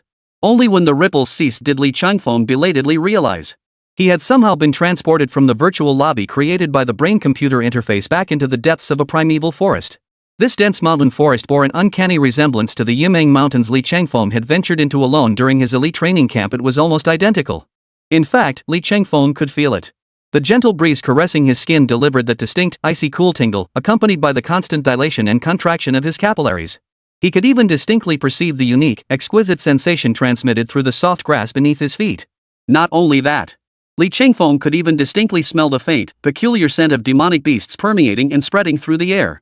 It could be said that, since connecting his brain-computer interface and being transported to this unique virtual space, at this moment, Li Changfeng experienced a perfect replication of his entire journey to the Yimeng Mountains during the elite training camp in terms of time, space, touch, smell, sight, and sound. Comparing the two experiences side by side, they were identical in every detail. In fact, it was only now that Li Changfeng began to doubt whether he was currently in the virtual world created by the brain-computer interface, or if he was still stuck in that process within the elite training camp's Yimeng Mountains, unable to return. Everything he had experienced before had merely been a grand dream, and this moment was simply the moment of awakening. It must be said. Before this, Li Changfeng had some understanding of brain-computer interfaces, both in his past life and his present one. But understanding was one thing, experiencing it firsthand was an entirely different matter. At the very least, the overwhelming sense of reality Li Changfeng was experiencing now made him feel as though he was beginning to lose all sense of what was real and what was illusion. Ah! This is all so incredible, so incredibly real. Li Changfeng gave his shoulders a quick stretch, unable to suppress this inner exclamation. But before he could dwell on it further, suddenly, a series of unusual sounds erupted from the thicket before him, a patch of shrubs roughly the size of an adult human. Just as Li Changfeng was pondering what kind of demon beast might be lurking within the thicket, the mystery was solved in an instant. A saber-toothed tiger, its appearance utterly ferocious, burst violently from within. The first stage of the combat simulation officially begins. Just as Li Changfeng was pondering the philosophical question of where he came from and where he was going, before his eyes, the saber-toothed tiger had suddenly charged out, while in his mind, that emotionless female electronic prompt sounded once more. All these events served as a stark reminder to Li Changfeng that he was still trapped within the illusory world created by the brain interface. What he needed to do now was focus all his attention and prepare to face the upcoming assessment. At that very moment, it was no longer just the 2 or 3 billion onlookers in China. Across the entire blue star, at least hundreds of billions of viewers worldwide were now riveted, watching the live broadcast of this impending brain-machine interface virtual world event. Among the top 100 candidates on the college entrance exam rankings, those who made the list naturally became the focal points of attention for billions of people watching. Especially the top 20 candidates. Their progress through the challenges was being broadcast live around the clock via the virtual brain-computer interface. See, I told you so. The live brain-computer testing has finally commenced. Now, we have the privilege of witnessing these prodigies from the top 100 of China's college entrance exam rankings. What astonishing feats will they showcase during the practical assessment phase? Honestly, just the thought of it is enough to get anyone hyped, right? Just then, a virtual reality screen split into several segments. Suddenly, a stunningly beautiful woman appeared, gripping a 3-foot-long sword. Specific details about her examination also appeared on her figure. Candidate name, Xiaoning Shui. Ranking, 10th on the 100 fragrances list. Cultivation realm, 4th grade Grandmaster realm. The instant Xiaoning Shui appeared, murmurs of astonishment rippled through the crowd representing all present. So this must be the 10th ranked candidate on the top 100 list. In terms of looks alone, both Xiaoning Shui and that Lu Shangyao before her are the kind of breathtaking beauties you'd find once in 1,000. While she might not be so exaggerated as to be called a beauty who could topple a kingdom, she's definitely campus queen material. If she's allowed to grow freely, she'll surely become a red-haired harbinger of disaster. Exactly. Whether it's Lu Shangyao from before or Xiaoning Shui standing before us now. It's undeniable that both women share a common trait, stunning looks and exquisite figures. But their abilities are equally formidable. Forget everything else. Even through this live stream's giant screen, I can almost feel the terrifyingly sharp sword energy radiating from Xiaoning Shui. I don't even need to think about it to guess. Xiaoning Shui is most likely just like Lu Shangyao before her. Both are rare geniuses in the way of the sword.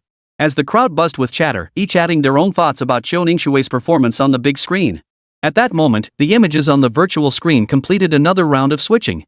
Whenever a new candidate's image appeared, it instantly sparked a flurry of pointing and whispering among the entire audience. It seemed as though it wasn't the students from the top 100 of Huaxia who were taking the exam, but rather the onlookers themselves, reveling in the excitement and thrill of the spectacle. If only they had the strength. One could imagine these armchair strategists would have gladly taken the contestants' places to venture into this illusory realm themselves. Chapter 117, Among the Top 100, Fierce Rivals Abound. Of course, this atmosphere didn't last long. Not until the 16th spot when Lu Xingyao's figure appeared before the entire audience. The roar of the crowd instantly took flight, as if even the ceiling above their heads threatened to shatter at that very moment. My goodness! Could such a beautiful girl truly exist in this world? Truly, one smile captivates a city, another topples a kingdom. Her skin like jade, her eyes like autumn waters, graceful as a swan, a vision of beauty beyond compare. It could be said that Lu Shangyao, whether judged by her appearance, demeanor, or her stunning looks and figure, left everyone watching breathless, eyes wide in awe. It seemed as though every word of praise in the world was inadequate to describe the breathtaking beauty of this young girl appearing on the big screen at this very moment. It was something that could no longer be captured by mere words. Who could have imagined? Lu Shangyao, ranked 16th on the 100 families list, is not only a third-grade grandmaster level powerhouse. She was also a peerless beauty, one in a million. Less than a minute later, when the screen cut back to the broadcast, a tall, burly white man with bulging muscles and beady eyes appeared before the audience. This was none other than Ailson Smith from the United Kingdom, also ranked on the top 100 list. However, before those present could begin scrutinizing and commenting on Ailson Smith, the scene abruptly shifted once more. Soon, a figure of imposing stature appeared, shrouded entirely in an eerie black robe. Ogawa Junichiro, who had previously clashed with Li Chengfeng, now stood before him. This was Ogawa Junichiro. He looked eerily ghostly, radiating a cold, sinister aura that made one feel deeply uneasy, goosebumps rising all over. I just can't wrap my head around it. Why would so many of us Chinese examinees choose to follow this creature, this thing that looks neither human nor ghost, oozing an eerie, otherworldly aura? Ogawa Junichiro, could it be that the old guiding path faction has resurfaced? Just pondering it sends shivers down my spine. Ranked 4th, Zhao Wuxuan, and ranked 3rd, Shangguan Outyan, now stepped forward one after the other. As representatives of the 5 clans and 7 noble families, whether it was Zhao Wuxuan or Shangguan Outyan, even standing there silently, the sheer pressure they radiated made breathing feel constricted, hearts race as if locked in the gaze of a primordial beast, sending shivers down the spine. Following them, the golden-haired, blue-eyed, and stunningly curvaceous Shilbakova from the Bear Country slowly stepped forward before the crowd. As the crowd gazed into her sapphire blue eyes, an inexplicable sensation washed over them like being drawn into a spider's web.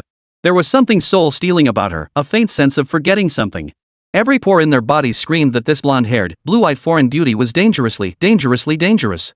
The slightest misstep, and she might suck the very marrow from your bones.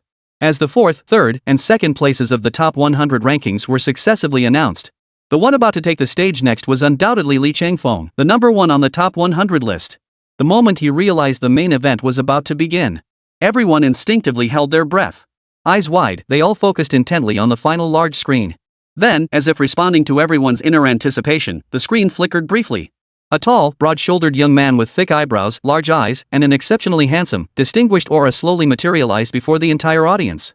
The moment he appeared, the previously noisy and bustling venue fell silent as if an invisible hand had pressed mute, the entire hall instantly becoming as quiet as a church. Everyone held their breath, staring unblinkingly at the youth who had just materialized before them. Could this be Li Chengfeng, the one destined to stand atop the highest peak, overlooking all others, a genius so formidable that even the most brilliant talents bow before him? Holy crap! Am I seeing this correctly? Li Chengfeng truly lives up to his name. He's so incredibly handsome, so utterly extraordinary. And what's most unbearable is that his strength and talent are already beyond compare. Who can tell me why he also has to be so ridiculously good-looking? This leaves no room for anyone else to breathe. Sigh. Enough already. Stop rubbing salt in the wound. When you actually meet Li Chengfeng, even if you wanted to find a way out, you wouldn't be able to find it even with a lantern. But this isn't something us mere mortals should be worrying about. We don't have the time to worry about whether there'll be any way out when we actually meet Li Chengfeng. Better to rack our brains over whether Li Chengfeng can hold on to his top-ranked status after this. Sigh. The top spot on the rankings, how could it be so easily preserved? The trials and dangers he'll face, could we ordinary folk even begin to imagine them? And one more thing. Let me stress one crucial point here. Although Li Chengfeng currently holds the top spot with his 6th-ranked Grandmaster sword prowess. But there's one crucial thing we must pay close attention to. Combat between martial artists isn't simply a matter of who has the higher realm, greater strength, or higher vitality. That doesn't determine who is stronger. After all, real combat isn't like a math problem where 1 + 1 = 2. Mathematical formulas are straightforward. Derive and calculate them, and you'll reach a conclusion. But the difference between martial artists lies in their vitality and cultivation realm. That's merely an entry ticket, the most fundamental threshold. If cultivation alone could represent everything, then I won't say anything else. Why, even before the virtual brain interface assessment officially began? Why did that traitorous scum like Ogawa Junichiro from Sakura dare to openly provoke Li Chengfeng in front of everyone present? That proves even a second-rate nobody like Ogawa didn't give Li Chengfeng the time of day. Chapter 118, you say crush them? Crush them! Not to mention the vast resources, hidden cards, and both overt and covert advantages backed by the young masters from the prestigious 5 surnames and 7 noble families.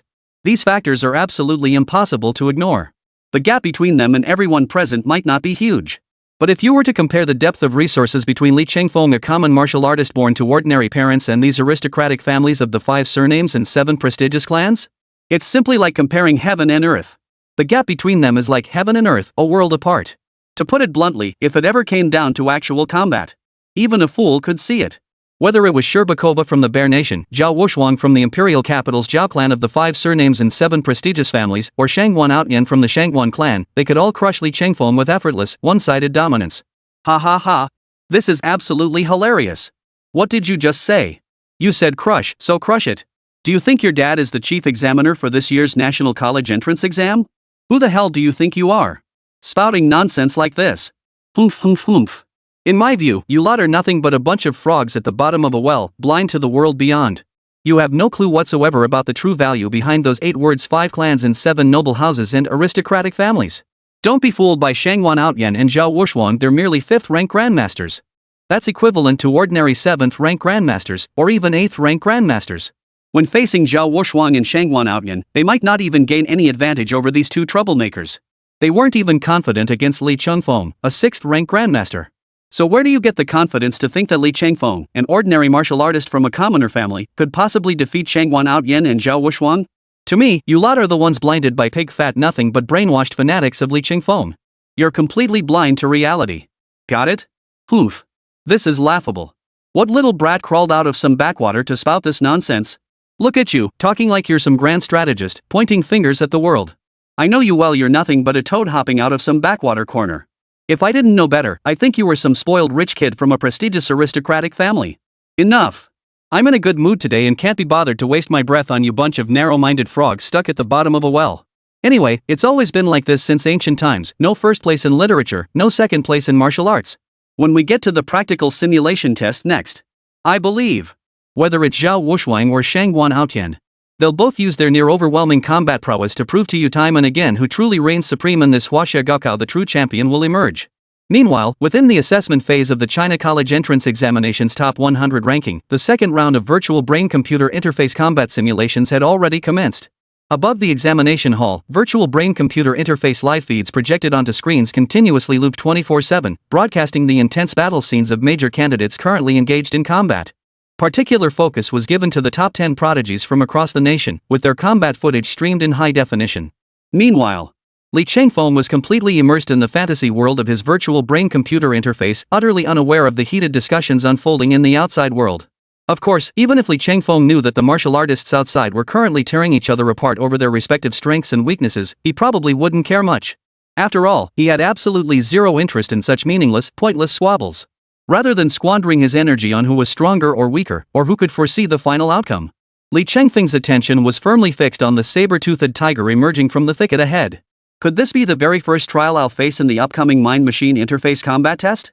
He just didn't know that this saber-toothed tiger, which had suddenly appeared out of nowhere, looked to Li Chengfeng like nothing more than an oversized cat.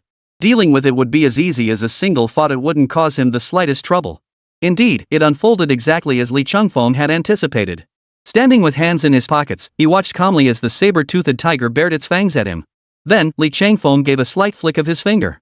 The moment he made that gesture, the saber-toothed tiger, which had been so imposing in fierce moments before, suddenly let out a wretched howl as if struck by divine punishment. It instantly transformed into a cloud of blood mist and scattered flesh, drifting pitifully through the sky.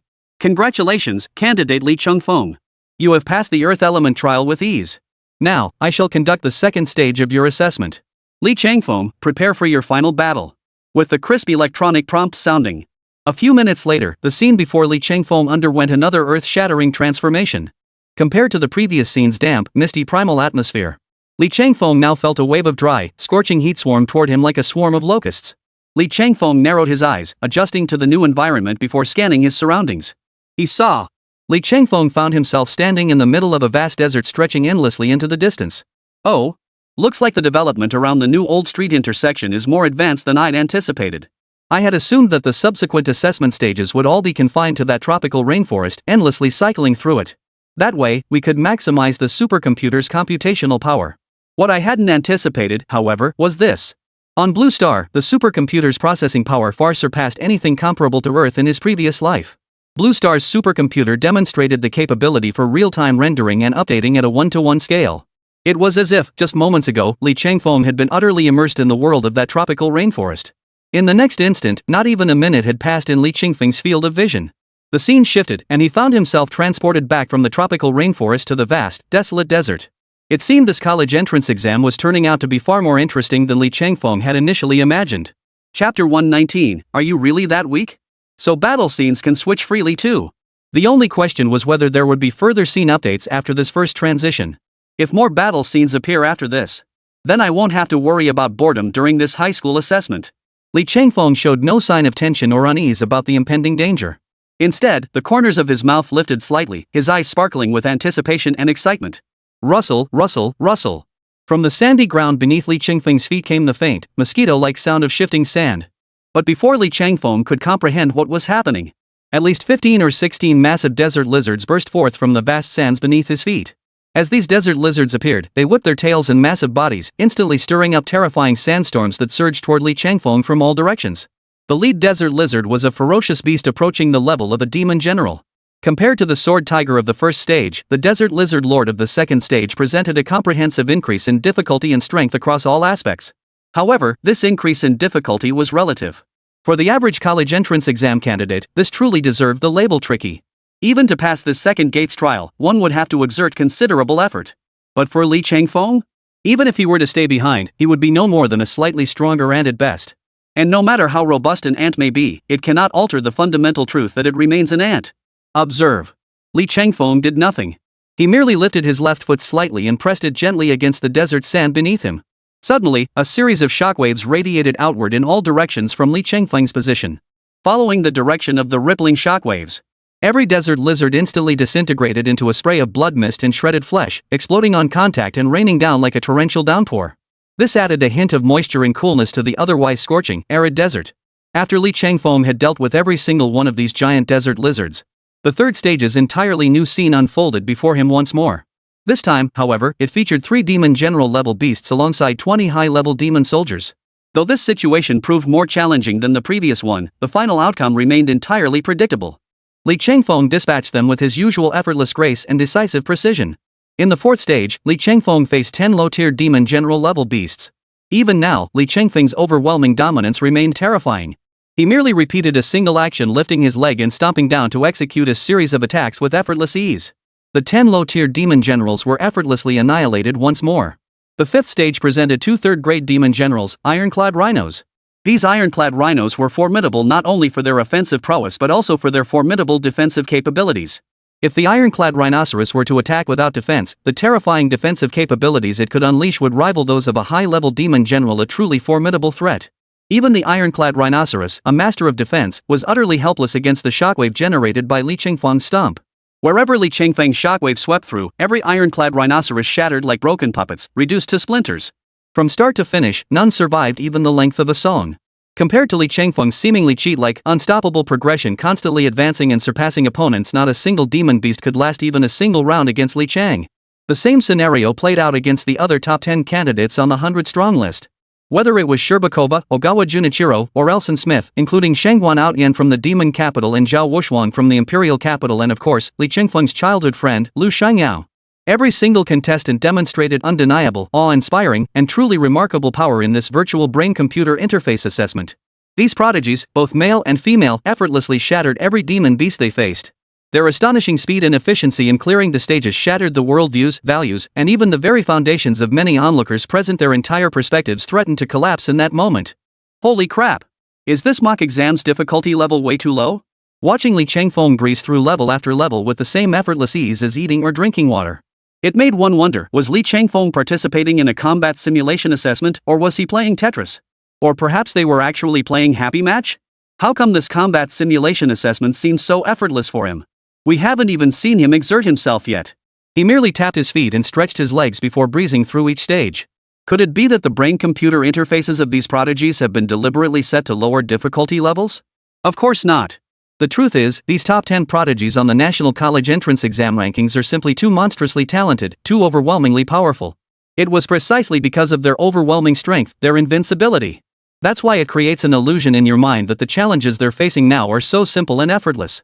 But if we analyze this purely from an objective perspective, for the vast majority of examinees, passing the first stage's saber-toothed tiger trial is anything but easy. The second stage demon beast strength is only marginally weaker than that of an ordinary 10th rank martial master. Yet, among the hundreds of millions of examinees nationwide, the number who genuinely pass the second round of assessments is likely no more than 10,000, and even that would be an optimistic figure. Setting aside the second stage demon beasts, the subsequent 3-stage demon beast encounters, including the 4th stage demon beast combinations, see their difficulty skyrocket exponentially.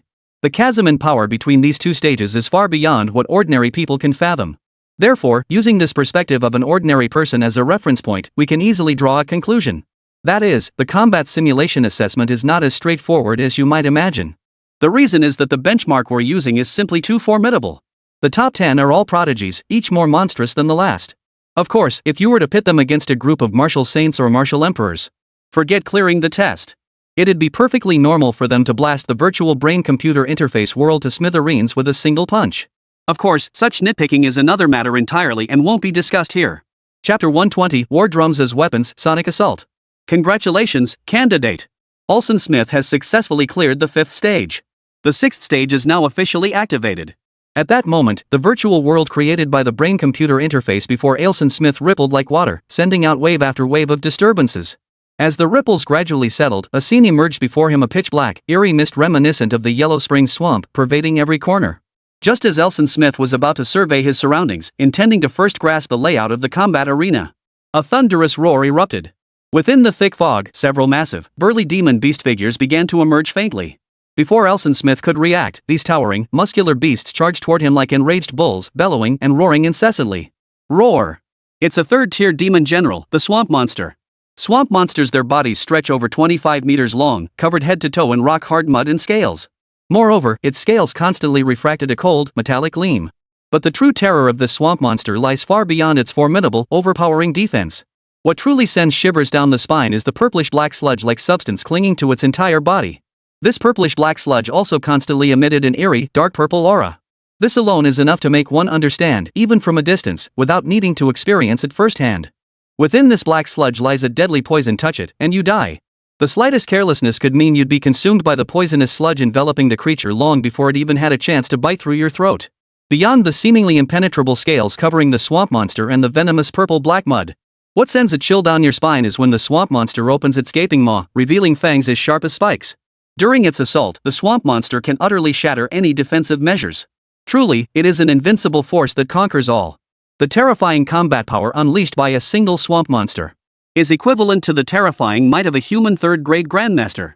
In the 6th stage of the combat assessment, creatures like the swamp monster, which can easily surpass third-grade grandmasters, and even approach the threshold of 4th-ranked grandmaster level terror.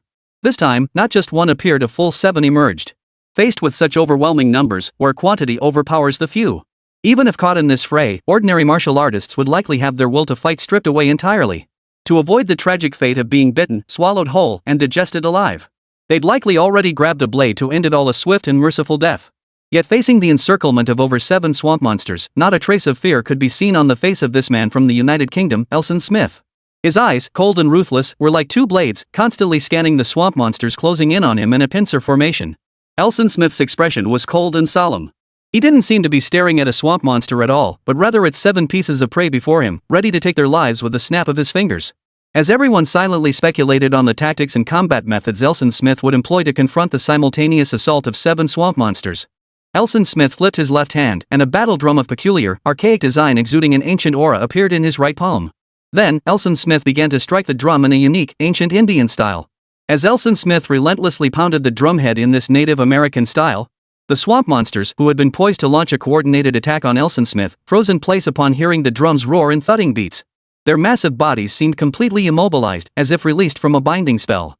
Before anyone could fathom what Elton Smith was up to, the 7 swamp beasts began writhing in agony, thrashing about in the marsh. This writhing and thrashing didn't last long either, lasting less than a minute in total. Then came the sound. Boom, boom, boom. Explosions like fireworks erupted in rapid succession.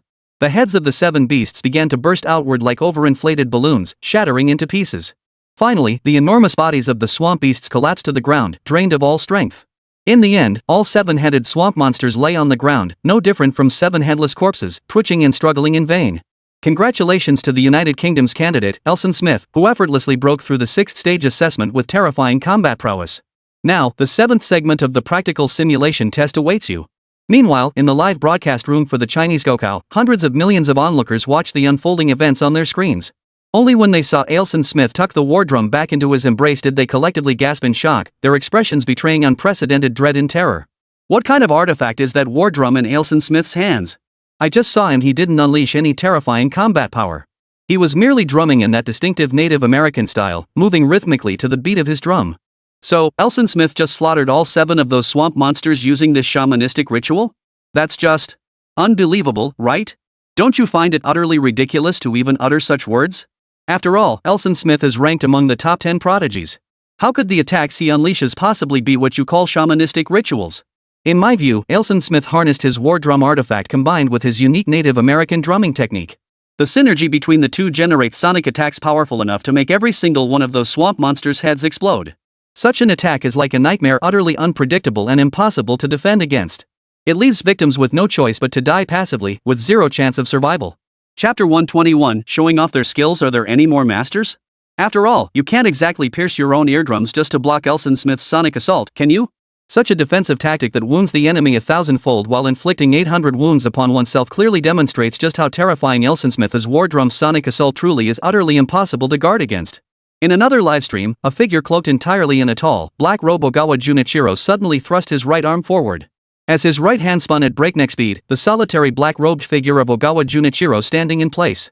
In an instant, that single cloaked figure split into 2, then 4, then 8, then 16. The numbers doubled relentlessly, until countless black-robed figures filled the vast examination hall. In an instant, these countless Ogawa Junichiro forms coalesced into a torrential black flood, relentlessly engulfing the examination grounds. Before him, the seemingly impenetrable, flawless defensive barrier of the colossal beast was instantly overwhelmed and devoured by the tens of thousands of Ogawa Junichiro figures. At this moment, Ogawa Junichiro resembled a frenzied savage. The attack techniques unleashed by his clones showed no trace of strategy, relying solely on the simplest, most brutal, savage methods. They tore with their hands, bit with their teeth, and devoured and ripped apart the swamp monsters with frenzied abandon. The swamp monsters, with their seemingly metallic defensive scales, could withstand the first wave of Shunichiro Ogawa's tearing attacks. But they couldn't withstand the second wave, the third wave, the fourth wave, or the endless tide of attacks. Soon, Ogawa Junichiro overwhelmed the 7 swamp monsters with sheer numbers, drowning them in this so-called oceanic sea. Faced with Ogawa's near-suicidal, kamikaze-like onslaught, the swamp monsters roared in fury as if utterly enraged. Simultaneously, the venomous purple-black swamp sludge coating its entire body began releasing vast quantities of terrifying neurotoxins. However, while these neurotoxins could instantly kill any Ogawa Junichiro who approached the swamp monster, the monster could only kill one Ogawa Junichiro at a time with its poison. 2, 4, 6, 8 endless new Ogawa Junichiro would surge forward in waves, instantly engulfing the 7 man-eating beasts. Snap, snap, snap. By the end, the live stream chat was completely flooded with thousands upon thousands of Ogawa Junichiro clones. It became impossible to discern what the live stream was actually broadcasting. Yet the ears could distinctly hear the bone-chilling crackling sounds, the chilling, blood-curdling sounds of tearing flesh, gnawing, and scratching. After roughly 15 minutes, the countless Ogawa Junichiro clones suddenly streaked back like black afterimages, diving back under the black cloak of the Ogawa Junichiro standing in place. After Ogawa Junichiro completed this series of attacks, everyone in the livestream could see that only 6 stark white skeletons remained at the scene, sending a chill down everyone's spine. 7 skeletal frames stood there. Is this even a tactic a normal person could conceive? Where on earth did Ogawa Junichiro learn these twisted arts? How can he keep transforming his body into multiple clones? Could this be the legendary shadow clone technique from Sakura? I've only seen scenes like this in Naruto, with Naruto Uzumaki. A suicide attack like this is utterly terrifying. Sigh. No doubt about it. First off, since Ogawa Junichiro comes from Sakura, it's only natural he'd master some of the unique ninjutsu techniques exclusive to Sakura ninja. We're probably overreacting a bit. But compared to the assassination techniques we associate with ninjas, Ogawa Junichiro seems to have developed a new branch of ninja arts and techniques beyond the traditional foundations of assassination and stealth. It feels more like a reckless berserker charging headlong into battle with kamikaze-like fury, drowning his opponents in sheer madness. It's simply impossible. Meanwhile, the other top 10 candidates had gradually completed their preliminary assessments and were now advancing to the 7th stage. However, in this 7th stage, they were confronted by a 4th-tier demon general, the Blazing Wind Golden Eagle. This Golden Wind Eagle possessed strength approaching that of a 5th-rank Grandmaster. Prior to this, aside from the aforementioned top 10 contenders on the 100-strong list, the remaining top 20 contestants, when confronted by these highly maneuverable, swift, and aggressive Blazing Wind Golden Eagles, because they had already expended considerable stamina and true chi in slaying the 7 swamp beasts of the 6th stage. Thus, when confronted with the 7th gate's fierce Wind Golden Eagle, whose relentless onslaught came in waves like a storm, was to desperately hold their ground amidst the storm. But this struggle did not last long. A quarter of an hour after the month's end, even mustering their final reserves of strength, they ultimately failed to alter their fate of elimination. At this moment, candidates ranked within the top 20 began to be eliminated one after another. As they watched the top 20 candidates being marked for elimination one after another, their neural interfaces disconnecting simultaneously, many onlookers in the crowd couldn't help but feel a pang of regret for these candidates upon witnessing this scene. Yet pity aside, respect remained due. After all, witnessing these candidates lose in such a manner was still a matter of honor, a feat worthy of respect. There was no helping it. For the Blazing Wind Golden Eagle, its strength was formidable even at the intermediate level. Even when facing 6th-rank masters or even 7th-rank masters of equal level, the Golden Wind Eagle might not be able to defeat them outright. Yet it still held absolute dominance in the skies. If it couldn't win, it could engage in endless guerrilla warfare, repeatedly harassing and kite its opponents. With such a near unscrupulous fighting style and the freedom to experiment without consequence, any opponent would find it incredibly troublesome. Unless you could match the Stormwind Golden Eagle in aerial dominance and speed at the very least, avoid falling behind victory would remain elusive. And precisely because of this disparity in strength between the two sides, it's perfectly normal to see these top 20 candidates continue to be eliminated. In my view, only the elite of the elite, the geniuses among geniuses, those ranked within the top 10 of China's National College Entrance Exam top 100. The rest of them have absolutely no chance of passing the 7th Gate's Golden Eagle trial. Attending this final assessment would only be courting humiliation. After all, the fundamental problem facing all candidates is that they can't even solve the initial challenge. If you can't even touch the feathered eagle's feathers, how can you possibly pass the final trial? Just then, amidst the heated discussions among the billions of spectators in the livestream chat, on another livestream screen, a dazzling sword light shot straight up from the ground, piercing the heavens and drawing a brilliant rainbow-like streak spanning 100 miles. Chapter 122, The Heavenly Maidens appear simultaneously. Simultaneously. A dull thud echoed as a blade pierced flesh. In the instant the sword light swept past, the left wing of the fiery golden eagle was cleaved clean in two by the fierce, overpowering sword energy. The beast flailed twice in midair before plummeting lifelessly to the ground. In the livestream, billions of onlookers froze in shock upon recognizing the figure. He was none other than the 10th-ranked prodigy on the Huaxia Top 100 list. That genius girl named Qiu Ningshui. Could it be Qiu Ningshui? Wasn't Qiu Ningshui only at the 4th-rank Grandmaster realm?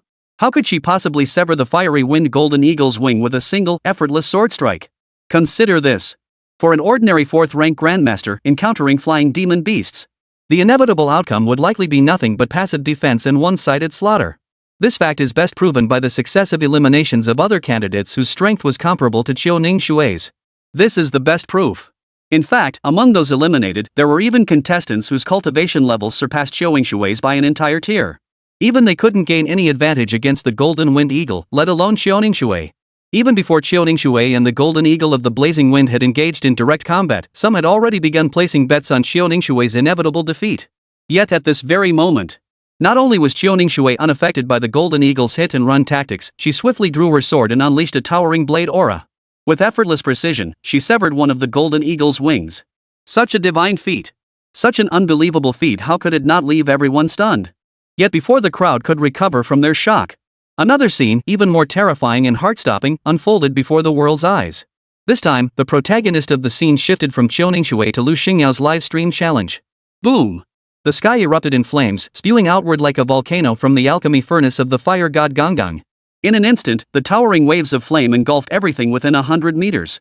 The Golden Eagle soaring mid-air could never have imagined that the seemingly harmless girl before it could unleash attacks as terrifying as a volcanic eruption with every move she made. Caught utterly unprepared, the Golden Eagle was instantly engulfed by the surging magma. When the molten lava slowly dissipated, only the charred, cracked remains of the Golden Eagle lay pitifully on the ground. The lingering flames cast a fiery glow upon Lu Xingyao's exquisitely delicate oval face. From afar, she resembled a war goddess bathed in flames, wielding the divine authority of the fire god. This scene delivered a visual impact far more intense than when Xiaoningshui had earlier unleashed a towering sword chi to cleave the Golden Eagle of the Blazing Wind's wings mid-air. It was more breathtaking, more visually stunning. Holy cow! What on earth did Lu Xingyao do? She actually triggered a volcanic eruption right here in the exam hall. Did volcanic magma just roast that Golden Wind Eagle into charred bird meat? Could this meteor volcano-like eruption and explosive power be Lu Xingyao's martial arts talent? If that's the case, then Lu Xingyao is terrifyingly explosive. Can fire attribute martial talent alone truly yield such devastating destructive power and explosive force? Before this, I once fought a 5th-rank grandmaster who had awakened fire attributes, though his cultivation surpassed Lu Xingyao's. But in terms of the oppressive pressure and impact they delivered, they couldn't hold a candle to even a single finger of Lu Xingyao. The gap between them is simply not on the same level. It's like comparing heaven and earth, utterly incomparable. You call that strong? That's beyond strong, it's absurdly powerful, unimaginably so.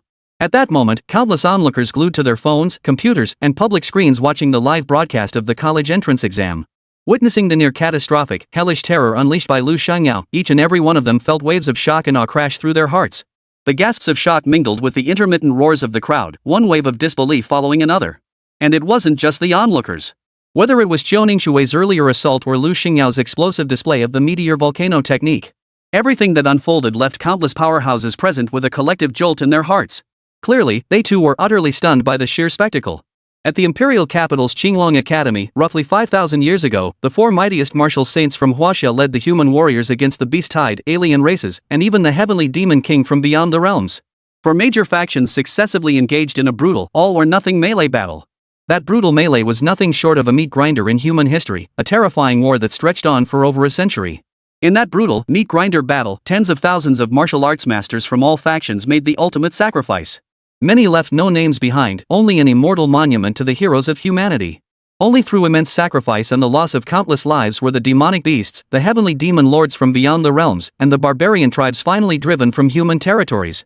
Following that earth-shaking, soul-stirring melee, 4 martial saints chose to dedicate themselves to the cause of education in China, establishing the 4 great martial arts academies. These 4 martial academies would later be revered as the pinnacle institutions of martial arts in China. Qinglong Academy, Vermilion Bird Academy, White Tiger Academy, and the Xuanwu Academy. The 4 martial saints who founded these institutions, each distinguished by their extraordinary military achievements, served as the first-generation deans of these 4 divine beast academies. Since then, the 4 sacred beast academies have become the premier martial arts universities in the hearts of countless high school students. They became sacred grounds of martial arts, places where one would dedicate a lifetime of effort just to set foot. Only the most gifted and strongest martial arts prodigies were deemed worthy to enter these 4 academies for cultivation and advanced studies. Meanwhile, within the top-ranked Qinglong Academy among the 4, its vice dean and several professors were naturally watching the live broadcast of this Chinese college entrance exam, an event watched by millions.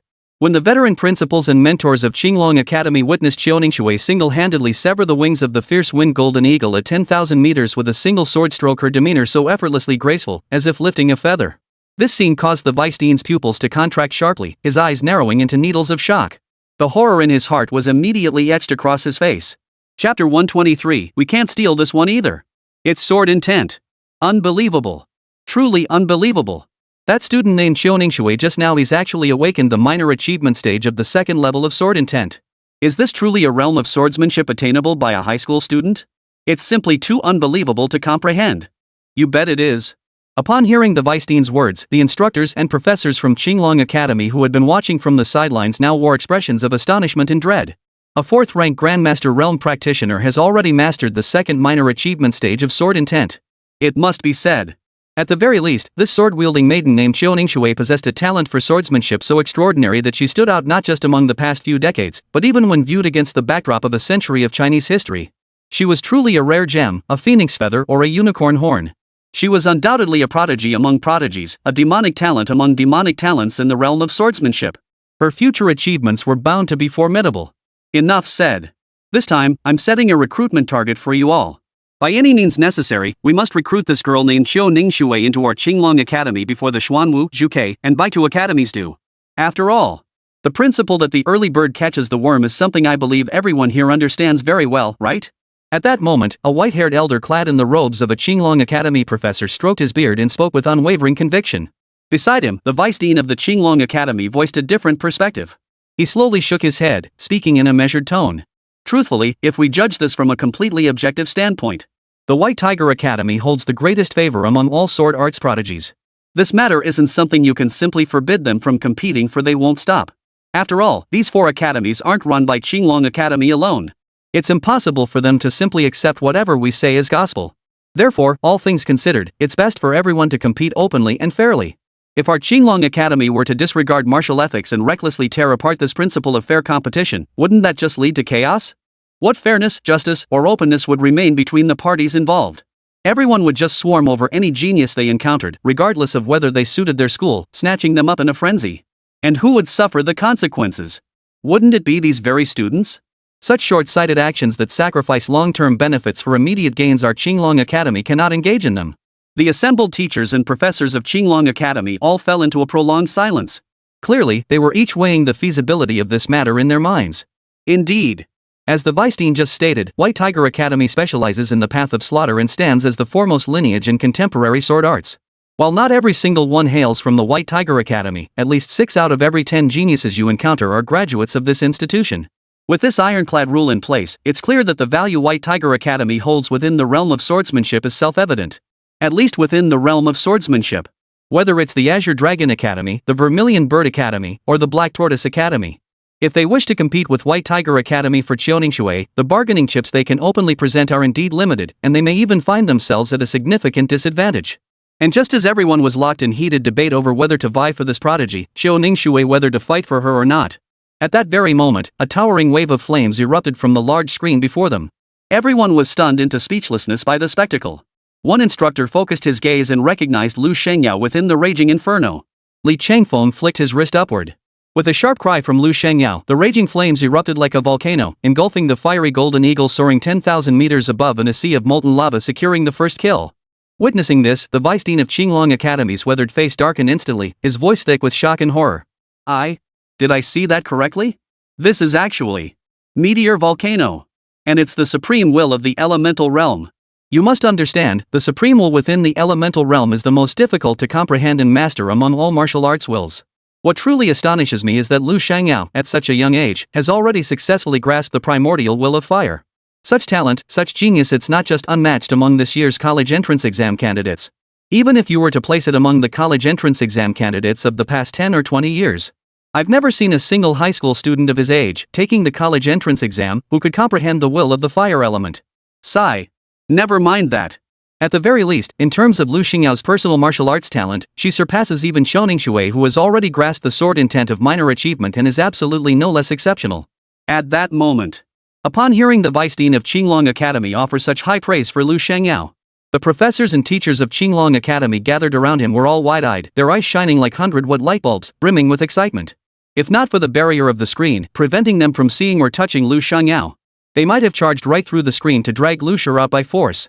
Even if it meant escorting her by force today, they would have escorted Lu Shengyao to Qinglong Academy. But this euphoria didn't last long. The teachers and professors of Qinglong Academy quickly realized that, when it came to the pure mastery and application of fire elements, In every aspect, whether faculty strength or the entire teaching system, Zhuke Academy was clearly superior to Qinglong Academy. After all, the founding dean of Suzaku Academy was none other than the peerless supreme master revered as the fire god 3,000 years ago. And a peerless prodigy like Lu Shengyao, who had awakened the martial will of fire elements at such a young age. Even if the vice dean and faculty of Qinglong Academy were to think with their backsides, they could foresee that Suzaku Academy would spare no expense, even offering astronomical rewards to recruit Lu Shengyao under their banner. Describing their approach as relentless until their goal is achieved would be entirely fitting. Sigh. Forget everything else. Looking at this year's college entrance exam results as a whole, it truly proves an old saying. The new generation pushes aside the old. The old waves wash up dead on the shore. At this stage, we've only entered the second phase of the assessment, yet we've already seen Xiaoningshui, who possesses innate talent in the way of the sword, and Lu Shengyao, who wields a martial will imbued with the essence of fire. Truly remarkable. And their cultivation levels are merely at the Grandmaster realm. To achieve such accomplishments and mastery at this age truly makes one realize how formidable the younger generation is. The young generation is truly formidable. The vice dean of Qinglong Academy watched the live stream of Xiaoningshui and Lu Shengyao battling, unable to suppress a long sigh. Ah! Let's not even get into the rest.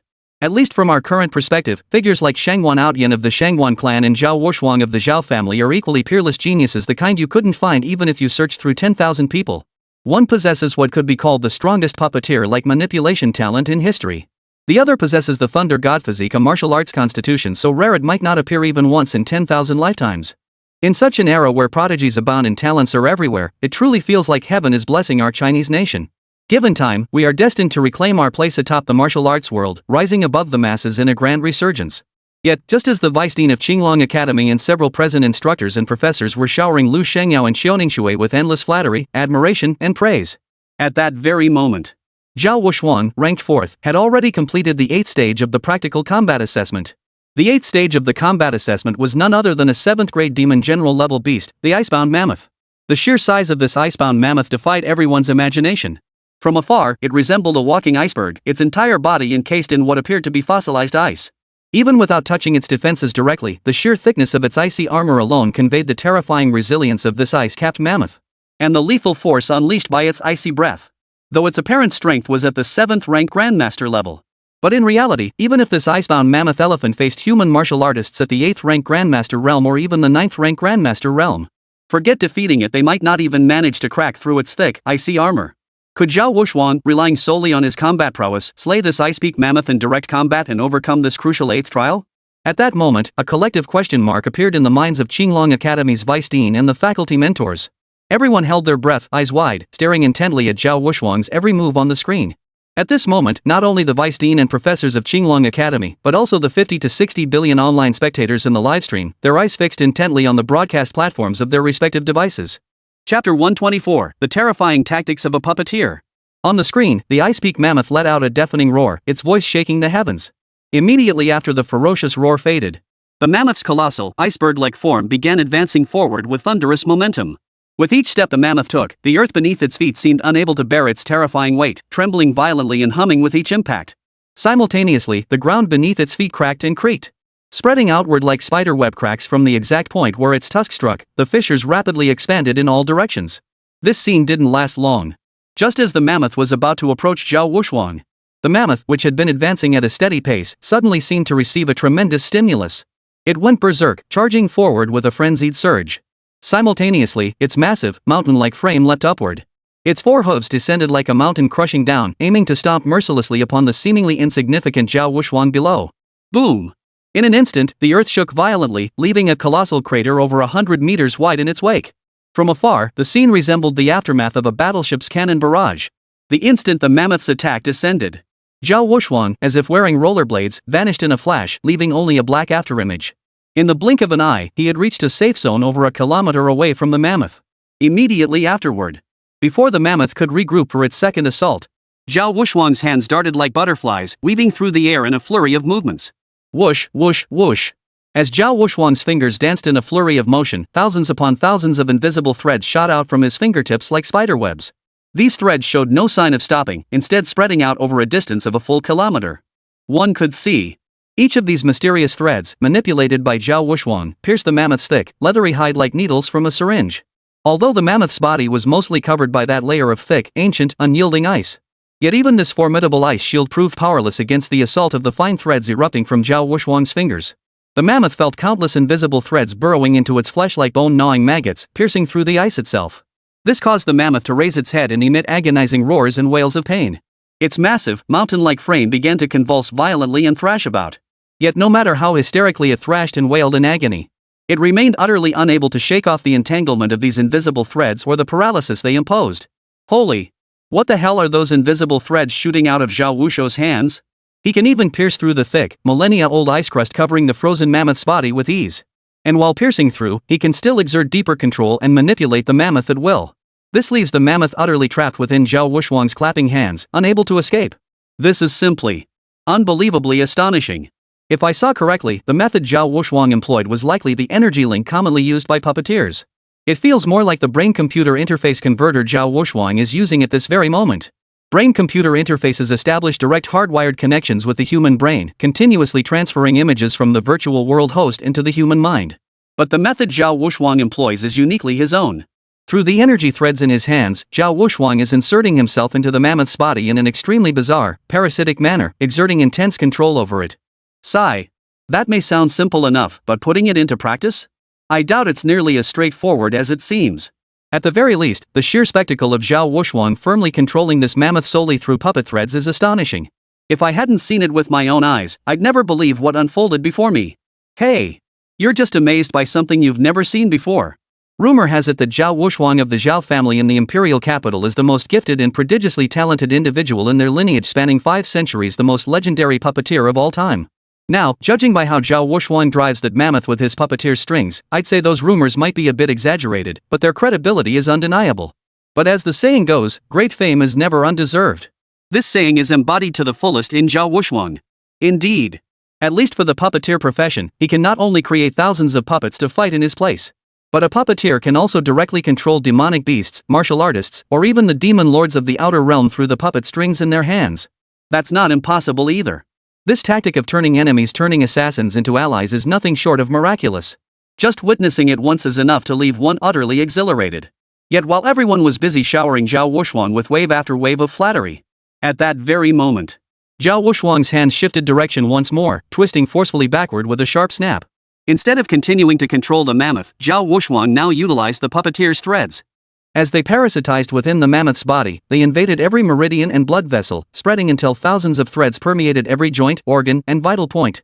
Zhao Wushhuang merely shifted direction slightly, and the seemingly harmless puppeteer's strings instantly transformed into deadly weapons capable of taking human lives at any moment. Like razor-sharp blades, the puppet threads now unleashed boundless lethal force. Thud, thud, thud. A series of dull thuds echoed through the air. Under the stunned, horrified, and incredulous gazes of everyone present, the mammoth's massive, mountain-like body collapsed like a towering block structure. It was instantly sliced into thousands of pieces of flesh, which then scattered with a clatter across the ground. So terrifying.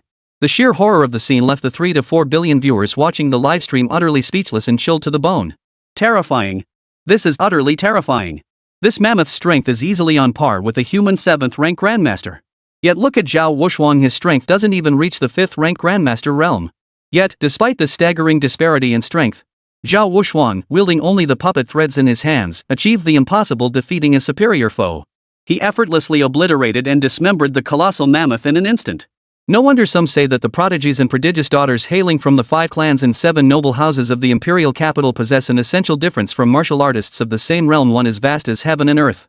Such a gap could never be bridged by mere diligence or sweat. This gap is called the gap in cultivation realm.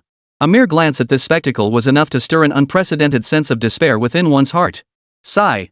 Regardless of anything else, the 5 clans and 7 noble houses remain the 5 clans and 7 noble houses.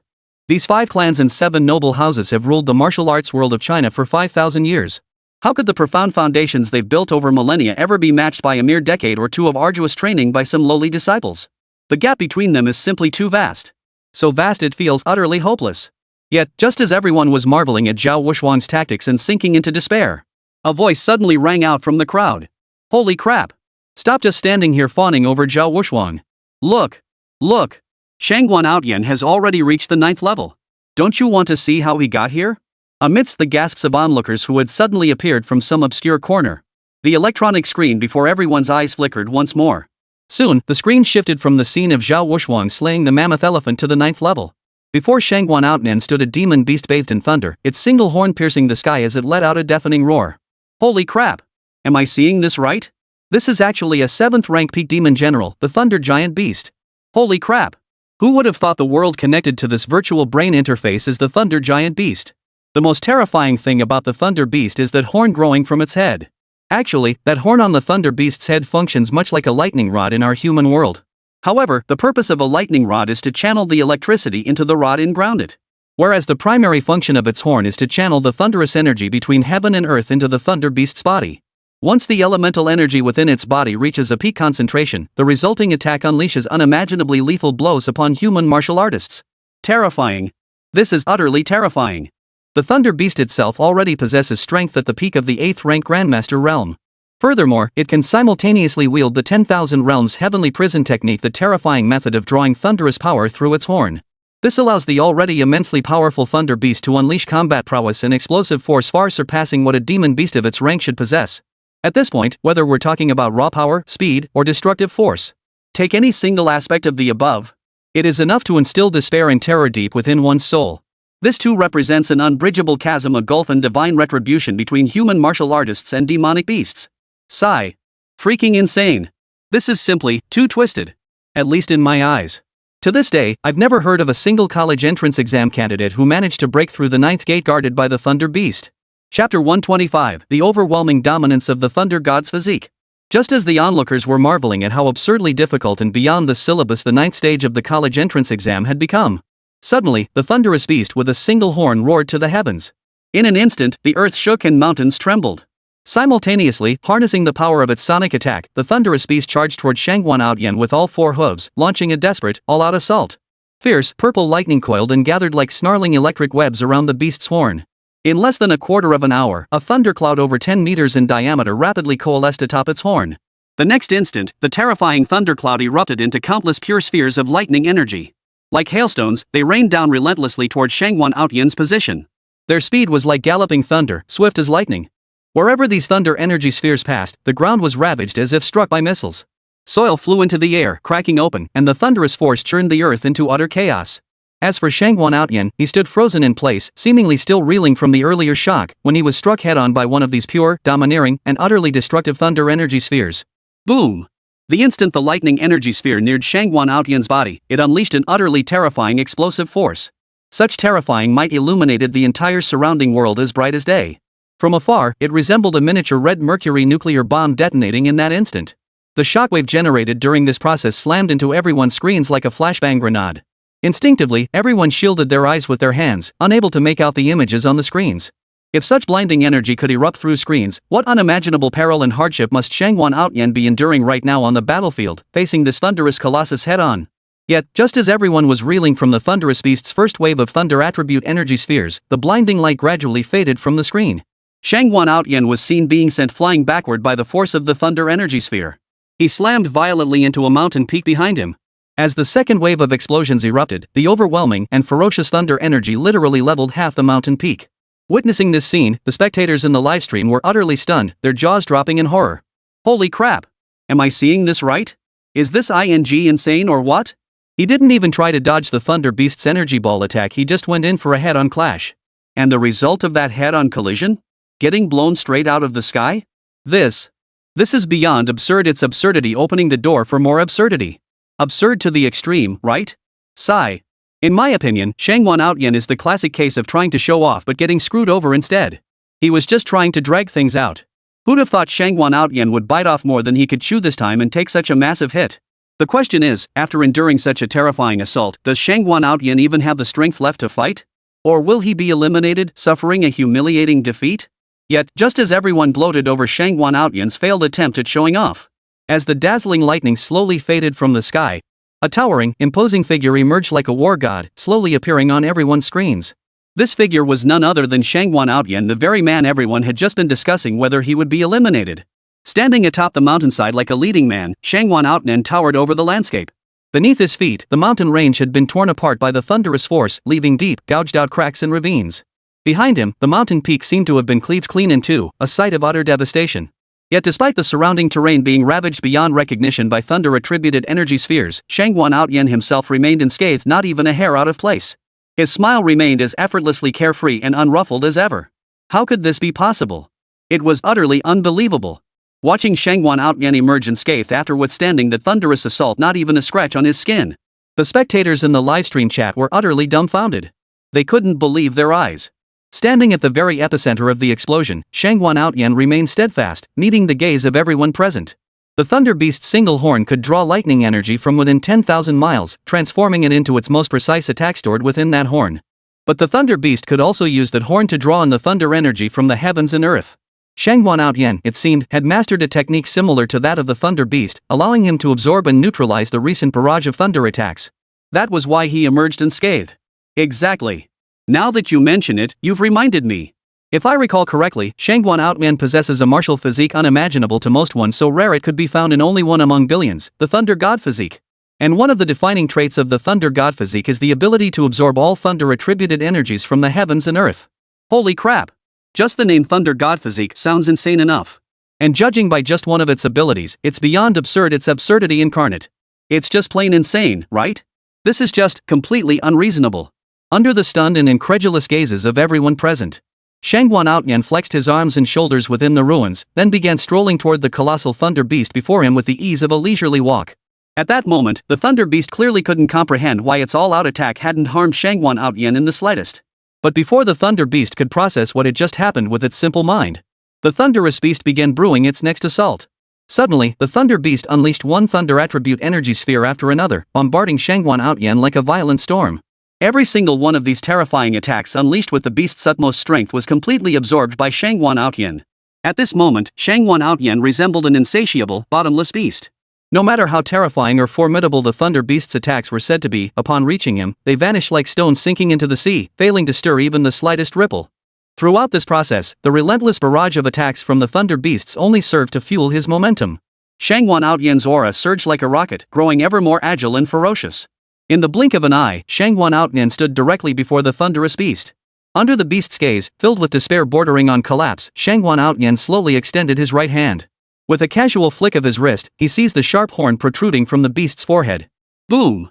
All the thunder-attributed energy contained within the beast's single horn seemed to be drawn toward Shangwan Outyan like a black hole, surging into his body like 1,000 rivers flowing into the sea. This process lasted but a mere moment, not even the time it takes to drink a cup of tea. The thunderous beast was sucked dry by Shangwan Outyan, reduced to nothing but dried meat. Its death was utterly miserable, utterly pitiful. Simultaneously, the sight left every viewer in the livestream room utterly speechless, a deafening silence settling over them, the horror palpable. Chapter 126, The Despair-Inducing Eighth Gate. However, just as Shangwan Outyan was utilizing his Thunder God physique to completely nullify all lightning attribute attacks, a truly god-defying feat, he devoured the Thunder Beast like a whale swallowing water, using a technique akin to the 7-star Great Law to suck the beast dry, turning it into a withered husk. With this, he easily passed the trial. Meanwhile, on the other side, Zhao Wuji had also arrived at the 9th stage where the Thunderous Beast was locked in fierce combat. But at this moment, unlike Shangwan Outyan who relied on his Thunder God physique to overcome elemental suppression, unlike Shangwan Outyan who relied on his divine physique to overcome elemental weaknesses, Zhao Wuxuang now had no room for shortcuts. There was no room for clever tricks in what he could achieve now. He had to rely on sheer, overwhelming combat power. Through this head-on confrontation, he sought to demonstrate the supreme dominance he wielded against demonic beasts. He sought to turn the tide of humanity's perpetual disadvantage against demonic beasts, alien races, and celestial demons from beyond the realms. However, Shangwan Outyan was far from the only one harboring such ambitions. Zhao Wuxuang was now engaged in a similar endeavor. Zhao Wuxuang's hands flashed as he rapidly formed seals. Simultaneously, he drew a scroll from behind his back and slowly unrolled it. Next, Zhao Wuxuang will demonstrate his seal casting techniques, including the puppetry scrolls he possesses to the 2 to 3 billion spectators watching the livestream. What exactly defines the unparalleled mastery of the Zhao family from the imperial capital, a puppeteer whose innate talent and profound insight may never be matched, past or future? Zhao Wuxuang murmured incantations under his breath. Simultaneously, his right hand slams down heavily on the puppet scroll. Following the completion of this intricate sequence of hand seals and manipulations, the puppet scroll lying on the ground began to tremble violently. Then, like a swarm of locusts, hundreds upon hundreds of puppets surged forth from the scroll at breakneck speed. Each puppet was connected and controlled by Zhao Wuxuang using a thread as thin as a human hair. Under Zhao Wuxuang's command, these hundreds of combat puppets launched wave after wave of reckless, death-defying assaults against the thunderous colossus. Each combat puppet had been subjected to Zhao Wuxuang's extraordinary martial talent, the Evil King's True Eye, and the powerful conquest technique. Their inherent combat prowess had undergone a revolutionary transformation. Even the weakest among them possessed the prowess of a first-rank grandmaster. Among them, the 18 most formidable puppets under Zhao Wushuang's command were reverently referred to by him as the 18 Arhats. The terrifying combat prowess possessed by each of these puppets was, if anything, surpassing that of Zhao Wushuang himself. Moreover, the true terror of Zhao Wushuang's 18 Arhats lay in their distinctiveness. Each possessed entirely unique techniques and abilities. Even their attack attributes and methods were uniquely specialized. The coordination between these 18 combat puppets was seamless and fluid, like a single entity. Under Zhao Wushuang's command, they now resemble 18 identical twins, sharing the same mindset and identical combat styles. The two sides took turns dominating the battlefield. They left the enemy not the slightest opening. Thus, facing Zhao Wushuang's relentless onslaught nearly unstoppable, like waves crashing in one after another. The Thunder Beast's plight was nothing short of pitiful to behold. For from the very start, this battle had been utterly unfair. Zhao Wushuang epitomized the bully's advantage outnumbering his foe. Under the relentless assault of hundreds of combat puppets, the pitiful Thunder Beast was beaten into a pulp. My goodness! Is this the true combat power possessed by a puppeteer? This is pure bullying the weak. It's utterly unreasonable, downright monstrous. Unbelievable. Forget everything else. Based solely on the skills and abilities Zhao Wushuang has demonstrated before us, he alone could withstand the onslaught of 1,000 troops. If only I could become a puppeteer like Zhao Wushuang. Dream on. First, we must emphasize this: to become a puppeteer, the mental strength, intelligence, and sense of control over objects required are so demanding they border on the absurd. Even if you possess the innate talent and skill to become a psychic or a manipulator, it doesn't guarantee you'll ever reach the legendary status of a puppeteer. Even if 1 in 100,000 or 1,000,000 people possesses the innate talent and aptitude for puppetry, that would be considered fortunate. If luck is against you, forget 1,000,000 people. Even among tens of millions, or hundreds of millions, it might be impossible to find a single prodigy male or female who perfectly embodies all the innate talents and gifts required of a puppeteer. Moreover, another noteworthy point is that every puppeteer is universally acknowledged as practicing the most financially draining martial profession without exception. After all, training a single puppet demands astronomical sums of manpower, resources, and wealth enough to make one's head spin. By the time you're done, you might not even possess the talent for puppeteering. Just the halfway point demands such staggering sums of money, materials, rare treasures, and complex requirements that it could easily bankrupt you and shut you down, okay? And now look at Zhao Wushuang. Just judging by the capabilities he's demonstrated so far, he possesses hundreds, even thousands, of combat puppets. He even boasts the so-called 18 Arhat super combat puppets whose fighting prowess and lethality are in no way inferior to Zhao Wushuang himself.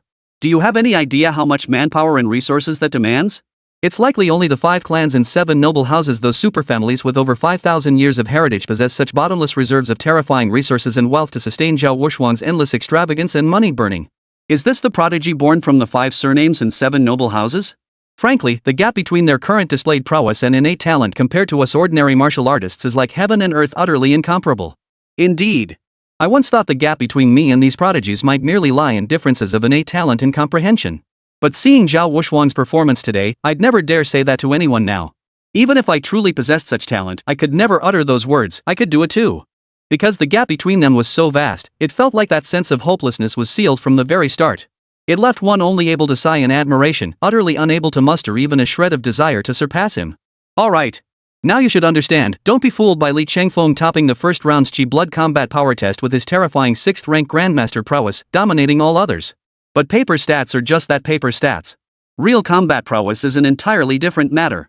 If training matches were truly decisive, then Zhao Kuo, who only knew theory, would have become a military god long ago. There would have been no need for figures like Bai Qi or Wang Jian to emerge later. Though the actual combat phase hasn't formally begun yet, I can already foresee the outcome. I am certain that the terrifying combat prowess demonstrated by Zhao Wushuang and Shangguan Outyan will undoubtedly crush Li Chengfeng in a one-sided, absolute rout across all fronts, at every level, and across every domain. Exactly. To put it plainly, Li Chengfeng is merely a martial artist hailing from a backwater city like Jizhou Base City. From any perspective or level, he lacks the qualifications to be compared to the scions of the 5 clans and 7 noble houses, families whose legacies span millennia, even tens of millennia. Especially after witnessing the overwhelming, utterly terrifying power displayed by Shangguan Outyan and Zhao Wushuang at this very moment, a force that instills an unprecedented sense of despair. It's hard to imagine anyone still harboring such naive notions. To think that Li Chengfeng, who dominated the strength assessment, could effortlessly defeat Zhao Wushuang and Shangguan Outyan. And the Thunder Beast awaiting them in the 9th trial for every other candidate, it might well be an insurmountable chasm, a gulf they could never cross in this lifetime. Like an impenetrable wall, the Thunder Beast has permanently sealed the chasm between mortals and the chosen few. leaving them to gaze in awe and despair at their own inadequacy. Enough! I hereby make an official announcement. Barring any unforeseen circumstances, this year's national top scorers will undoubtedly emerge from among these three prodigies: Zhao Wuxuan, Shangwan Outnan, and Sherbakova from the Bear Nation. The rest? They're not even worthy of tying these three prodigies' shoes. Meanwhile, among the top 10 candidates on the other side of the top 100 rankings, at this very moment, the first candidates began to be eliminated one by one. The first to be eliminated was undoubtedly Qiu Ningshui, the prodigious young swordswoman known as the female sword immortal, who had twice faced Li Chengfeng in direct combat on the training camp's arena. Empowered by the second-tier sword intent she awakened under Li Qingfeng's guidance, this prodigy single-handedly slew the blazing wind golden eagle from the 7th gate, propelling her to new heights as she advanced to the 8th gate. Chapter 127, Elemental Suppression? Still can't hold out. After a protracted and grueling battle against the icebound mammoth, Qiu Ningshui exhausted every ounce of her strength and every offensive technique at her disposal. In the end, she still couldn't find a way to break through the icebound mammoth's terrifying defense of thick, solid ice. Ultimately, Li Chengfeng, exhausted and slowed by fatigue, was seized upon by the icebound mammoth. It delivered a brutal charge, crushing him to death on the frozen polar plain. In contrast, although Lu Shangyao ranks slightly below Qiu Ningshui, however, when facing the challenge of the 8th gate's icebound mammoth, she managed to hold out considerably longer than Qiu Ningshui. After all, Lu Shangyao had awakened fire attribute abilities. Since ancient times, fire overcomes ice had been a near universal consensus. However, while there are hierarchical differences in the degree of elemental suppression, it is not absolute. When the gap in strength between two opponents widens to a point where elemental suppression alone cannot bridge the chasm. Regardless, no matter how fiercely Shangyao burned and scorched with her fire, she could never completely melt the layer of solid ice encasing the frozen mammoth's body. Ultimately, after a desperate struggle, Lu Shengsheng could not escape elimination. Crack! Beyond the commendable performances of the two prodigies, Qiu Ningshui and Lu Shangyao, in the 8th stage's frozen mammoth encounter, a distinct crack echoed from the United Kingdom's Ailson Smith. He now began a frenzied assault on the frozen mammoth, using the rhythm of an Indian war drum. Though he managed to bypass the terrifying defense of the thick ice layer covering the frozen mammoth's body through sonic attacks, ultimately securing the kill. But Ailson Smith's luck didn't last long. He now faced the 9th stage, the trial of the Thunder Beast. Facing the Thunder Beast's terrifying, godlike barrage of thunderclaps and lightning bolts, there was no suspense. A bolt of heavenly lightning struck him directly from the sky. His entire body was instantly reduced to a desiccated corpse, while the Indian war drum in his hand vanished into thin air. His death was utterly predictable. Crack! As the thunderous force tore him apart, his hardwired connection to the brain-computer interface was severed. Moments later, he slowly opened his eyes within the combat simulation pod. His brows furrowed involuntarily as a look of frustration and confusion washed over his face. Ugh! But then again, I was facing a Thunder Beast. That Thunder Beast can draw lightning-attributed energy from all things in heaven and earth into its body for storage. Then, it unleashes a second attack using its unique beastly methods, a formidable foe indeed. Losing to such a formidable foe isn't surprising. Still, compared to other challengers, I suspect even if they managed to reach the Thunder Beast, overcoming it would be incredibly difficult. With that, Ailson Smith clung to a near self-deceptive notion, repeatedly comforting himself internally. He then lifted his gaze toward a holographic display screen nearby. What he saw left him speechless. The moment his eyes met the display, every expression on Ailson Smith's face froze solid. Staring blankly for a long moment, his mouth opened and closed, yet no coherent words emerged. For following his gaze, one could easily spot Zhao Wuxuan and Shangwan Outyan from China. These two had effortlessly cleared the 9th stage, the Thunder Beast Gate, shortly after he himself had been eliminated. Yet, just as Ailson Smith was still puzzling over what methods Zhao Wuxuan and Shangwan Outnan could possibly have used to overcome the Thunder Beast Gate, not far beside him, another brain-computer interface combat training simulator pod slowly opened. Inside, Shunichiro Ogawa sat up leisurely from the virtual pod. Without a doubt. Just 10 minutes prior, Ogawa Junichiro had also faced the near-crushing terror of the 9th Gate's Thunder Beast. Every single clone it conjured had been struck by a bolt of thunder, reduced to nothingness without exception. Had it been a demon beast of another elemental attribute? Then, with Ogawa's mastery of the shadow clone technique capable of conjuring countless illusions, he might have stood a fighting chance. But as luck would have it, Ogawa encountered the Thunder Beast, a creature capable of manipulating lightning, storing it within its body, and unleashing terrifying, full-power attacks. It needed to do nothing. He merely needed to thrust his thunder horn into the ground beneath his feet, continuously discharging electricity and unleashing thunder attacks. The terrifying currents spread from the ground beneath him, shattering every shadow clone Ogawa had conjured in their path. Without exception, faced with unprecedented elemental suppression and devastating area of effect damage, Ogawa Junichiro was ultimately eliminated.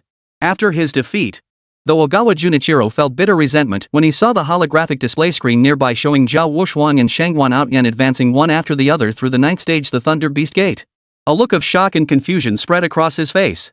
Clearly, from Ogawa's perspective, his inner turmoil mirrored that of the United Kingdom's Elson Smith. He never imagined that someone could actually overcome the ninth stage, the Thunder Beast Gate, in this Chinese Gokao. It was truly beyond belief. Watching the United Kingdom's Elson Smith, who had just moments ago displayed an air of arrogance and utter contempt for all else, including Ogawa Junichiro from Sakura, both of them now faced elimination one after the other. Even the lackeys they had just recruited proved useless. This left the 2 to 3 billion spectators in the Chinese livestream feeling utterly refreshed. It felt like taking a sip of happy water on a scorching summer day. This feeling was pure bliss, radiating from the tips of their toes all the way up to the ends of their hair. It was utterly satisfying. It was utterly exhilarating. Ha ha ha. Awesome. It's just too damn satisfying. This is easily the most satisfying day I've had in over a decade. Elson Smith and Junichiro Ogawa of the United Kingdom and Sakura, along with their lackeys and Jean Sui cronies, they were utterly arrogant, utterly clueless. They practically had tails wagging straight up to the sky. Now look at them. After getting zapped by the Thunder Beast in Stage 9, they won't say a word when questioned. They're all shut down, aren't they? Enough. The situation is crystal clear now. Following the successive eliminations of Elson Smith and Ogawa Junichiro, the last one still struggling is Sherbakova from Russia.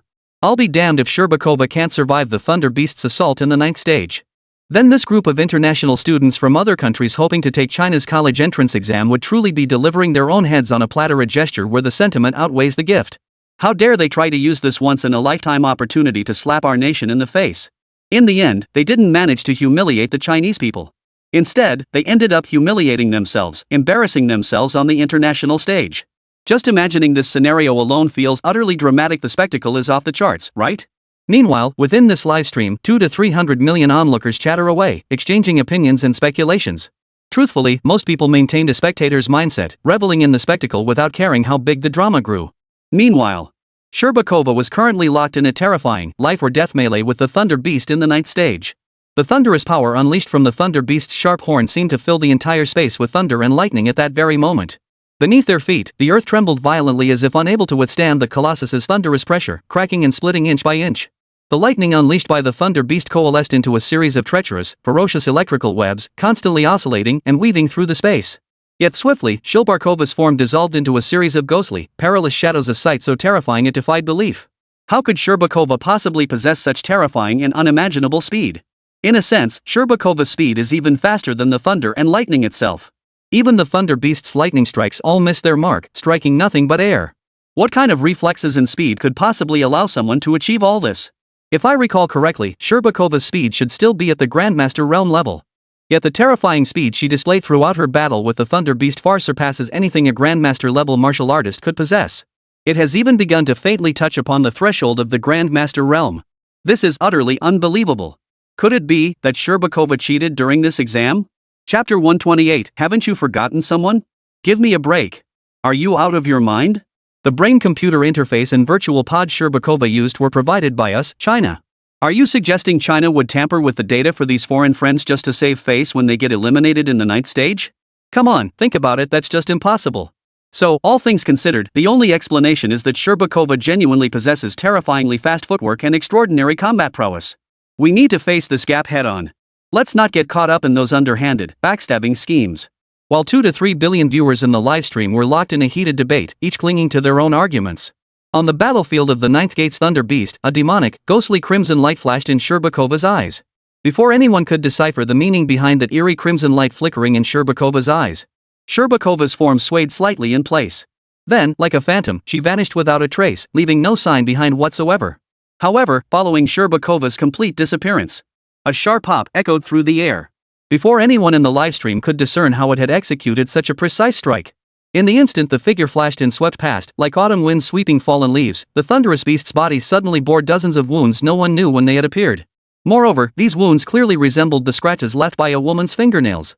After Sherbakova landed her first strike, what awaited the Thunder Beast next was wave after wave of relentless, frenzied clawing attacks covering its entire body like a storm of claws.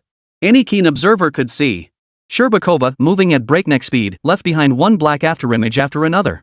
These black afterimages, moving at such incredible speeds, seemed to have transformed into hundreds, even thousands, of Sherbakova's clones.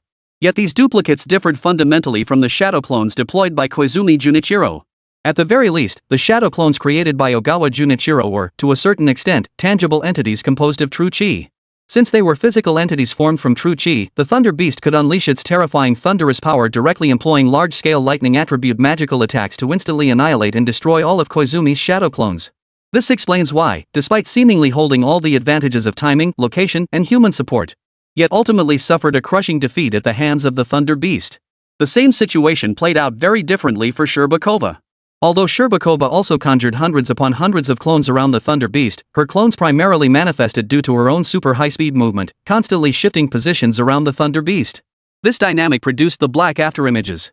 But since these were black afterimages, it meant that the clones Sherbakova conjured had no physical substance whatsoever. No matter how the Thunder Beast unleashed its wide-area magical thunder attacks, it could never destroy phantom attacks that lacked substance. To accurately describe this sensation, it was more like a mighty warrior. After unleashing a punch with all his might, though it struck the opponent, it felt like punching cotton, incapable of inflicting any damage whatsoever. Thus, in this relentless, endless cycle of attrition and close combat, throughout this process, the Thunder Beast couldn't inflict any meaningful damage on Sherbakova, while she effortlessly wounded it and breached its physical defenses with her attacks. Thus, though the process was slow, the proverb held true: one tiger cannot withstand a pack of wolves. Under this relentless, slow-motion assault, after no more than 100 exchanges, the Thunder Beast was already covered in wounds. Gushing with blood, the Thunder Beast could no longer withstand Sherbakova's relentless attrition. Finally, with a thud, its body collapsed to the ground. Not a single inch of its body remained untouched. Every inch had been torn open by Sherbakova's claws.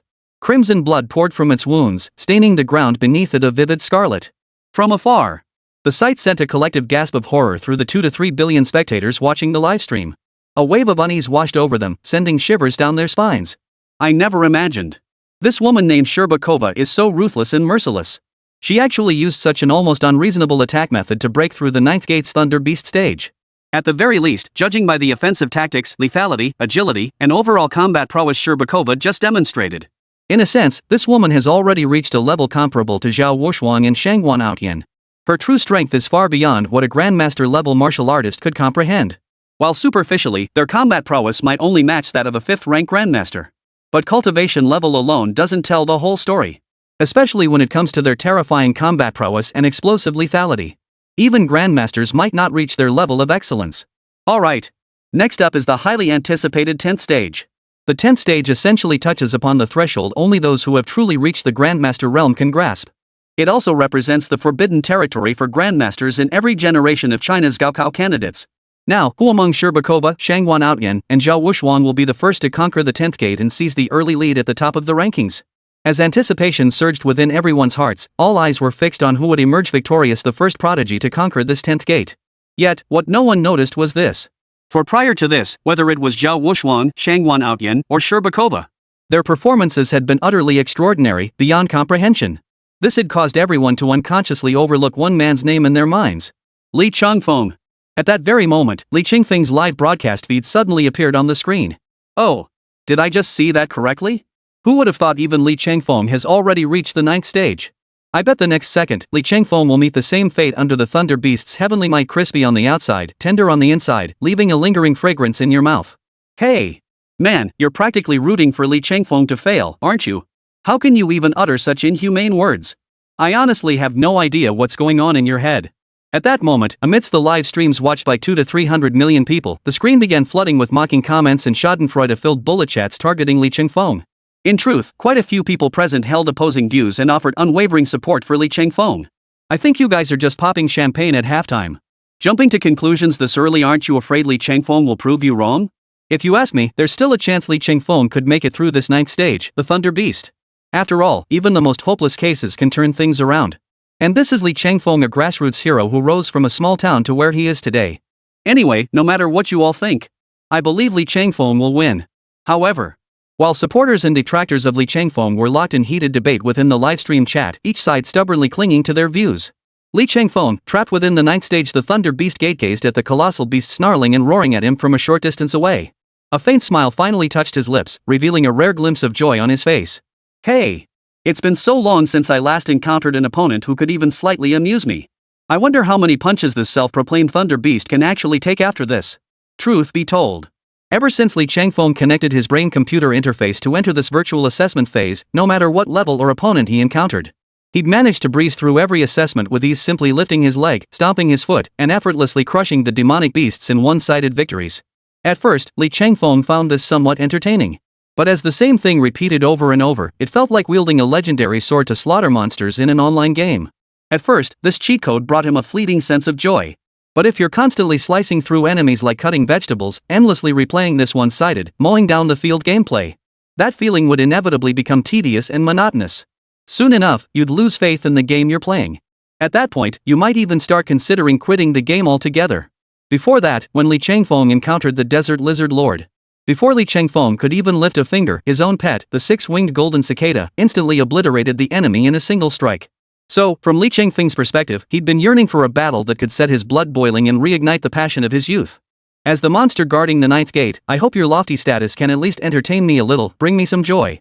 If even you can't succeed in pleasing me, then my participation in this college entrance exam is nothing but a waste of time. Li Changfeng's right fist clenched slightly, unleashing a tidal wave of energy that surged violently in all directions. Chapter 129, the second layer, the Heaven and Earth Unity Art. As Li Changfeng cultivated the Heaven and Earth Unity Art to its second layer, illuminating a full 99 acupoints within himself, his body began to glow like a constellation, gradually radiating with brilliant luminosity. As one acupoint after another released its constraints, a thunderous rumble echoed. A thunderous roar, like muffled thunderclaps, erupted in rapid succession like bamboo shoots after rain. Immediately after, an ancient aura, primal and colossal like a primordial beast, filled Li Changfeng's body and slowly radiated outward, enveloping him completely. As Li Changfeng continuously unlocked his own restrictions through the Heaven and Earth Great Unity technique, the changes occurring around him were visible to the naked eye. His vital energy surged like a dragon. True energy like a tiger. Swift as the wind, steady as a forest, fierce as fire, immovable as a mountain. This was the first impression Li Changfeng now commanded. Boom! Beneath Li Changfeng's feet, the ground began to crack outward inch by inch, as if struck by cannon fire. The moment the colossal crater, dozens of meters deep, appeared beneath his feet, Li Changfeng had already transformed into a black afterimage, leaping and dashing through the space. To everyone's astonishment, Li Changfeng took no defensive measures whatsoever. With nothing but his bare hands, he charged headlong toward the thunderous beast like a reckless brute. This scene left the 2 to 3 billion spectators in the live streaming room frozen in place, stunned by what they witnessed.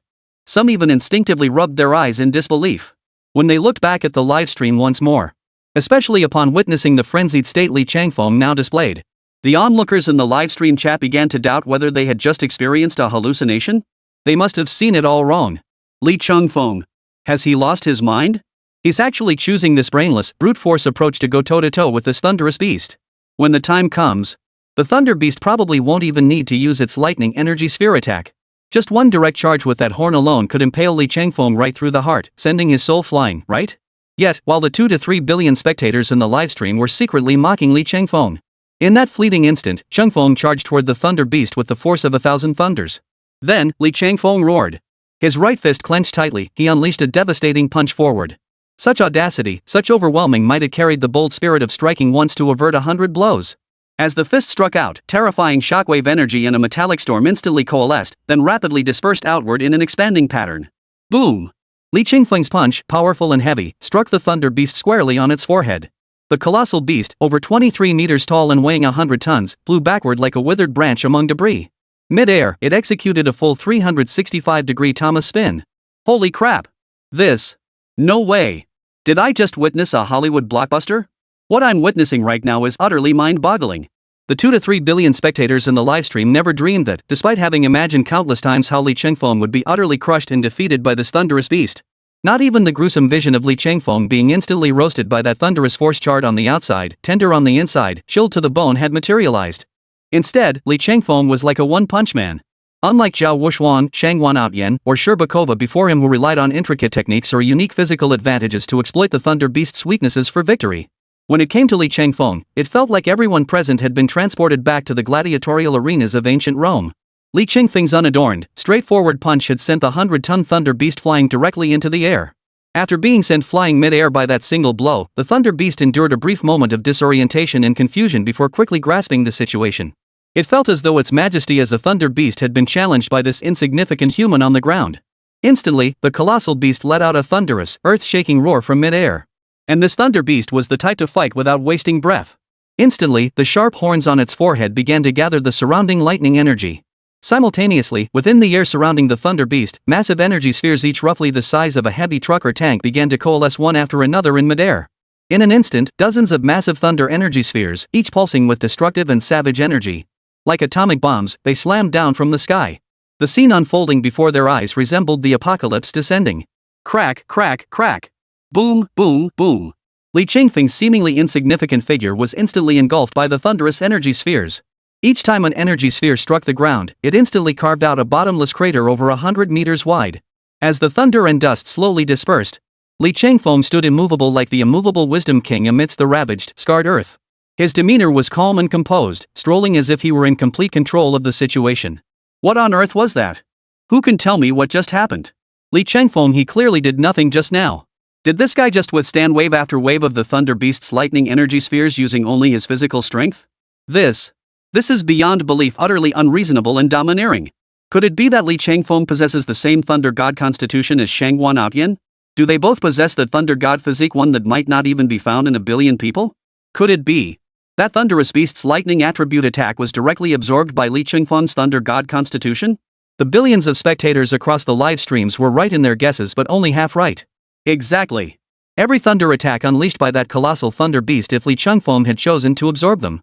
Then, relying on his awakened SSS tier martial talent, the 5 thunder righteousness technique, absorbing and becoming immune to them wasn't impossible.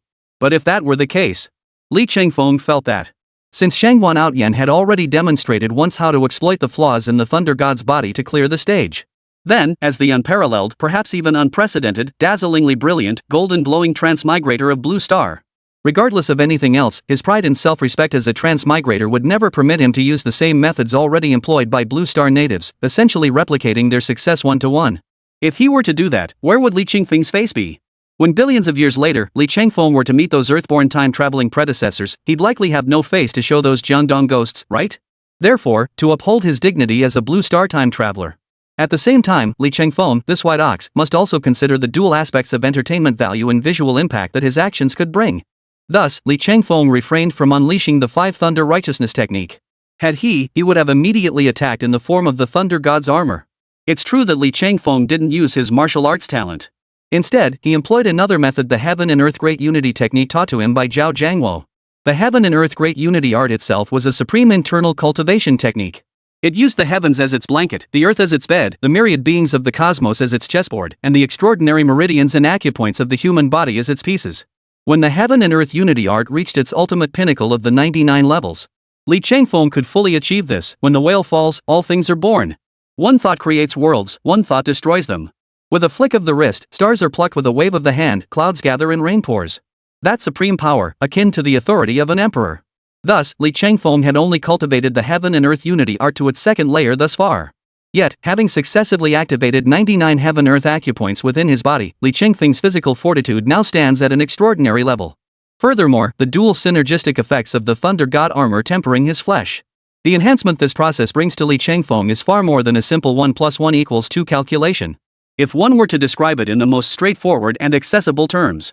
At present, Li Qingfeng's physical strength now fully rivals that of Grandmaster-level powerhouses. This is precisely why Li Qingfeng needn't lift a finger.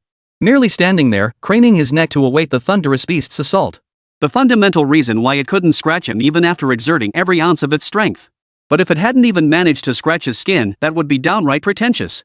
If Li Qingfeng were to say that out loud, the elders of the Thunder Beast clan would surely drag him out for a private training session. To the observant eye, one could still discern faint traces of lightning-scorched, curled skin and fur covering Li Qingfeng's entire body.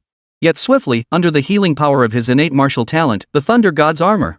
In less than the time it takes to drink a cup of tea, every wound and bruise on Li Qingfeng's body had vanished without a trace. Far from diminishing, his aura surged upward relentlessly, hinting at the approach of a new peak state.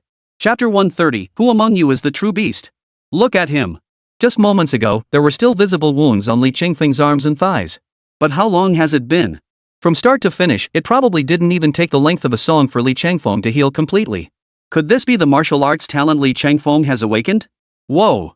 What terrifying regenerative abilities! It's utterly breathtaking to witness.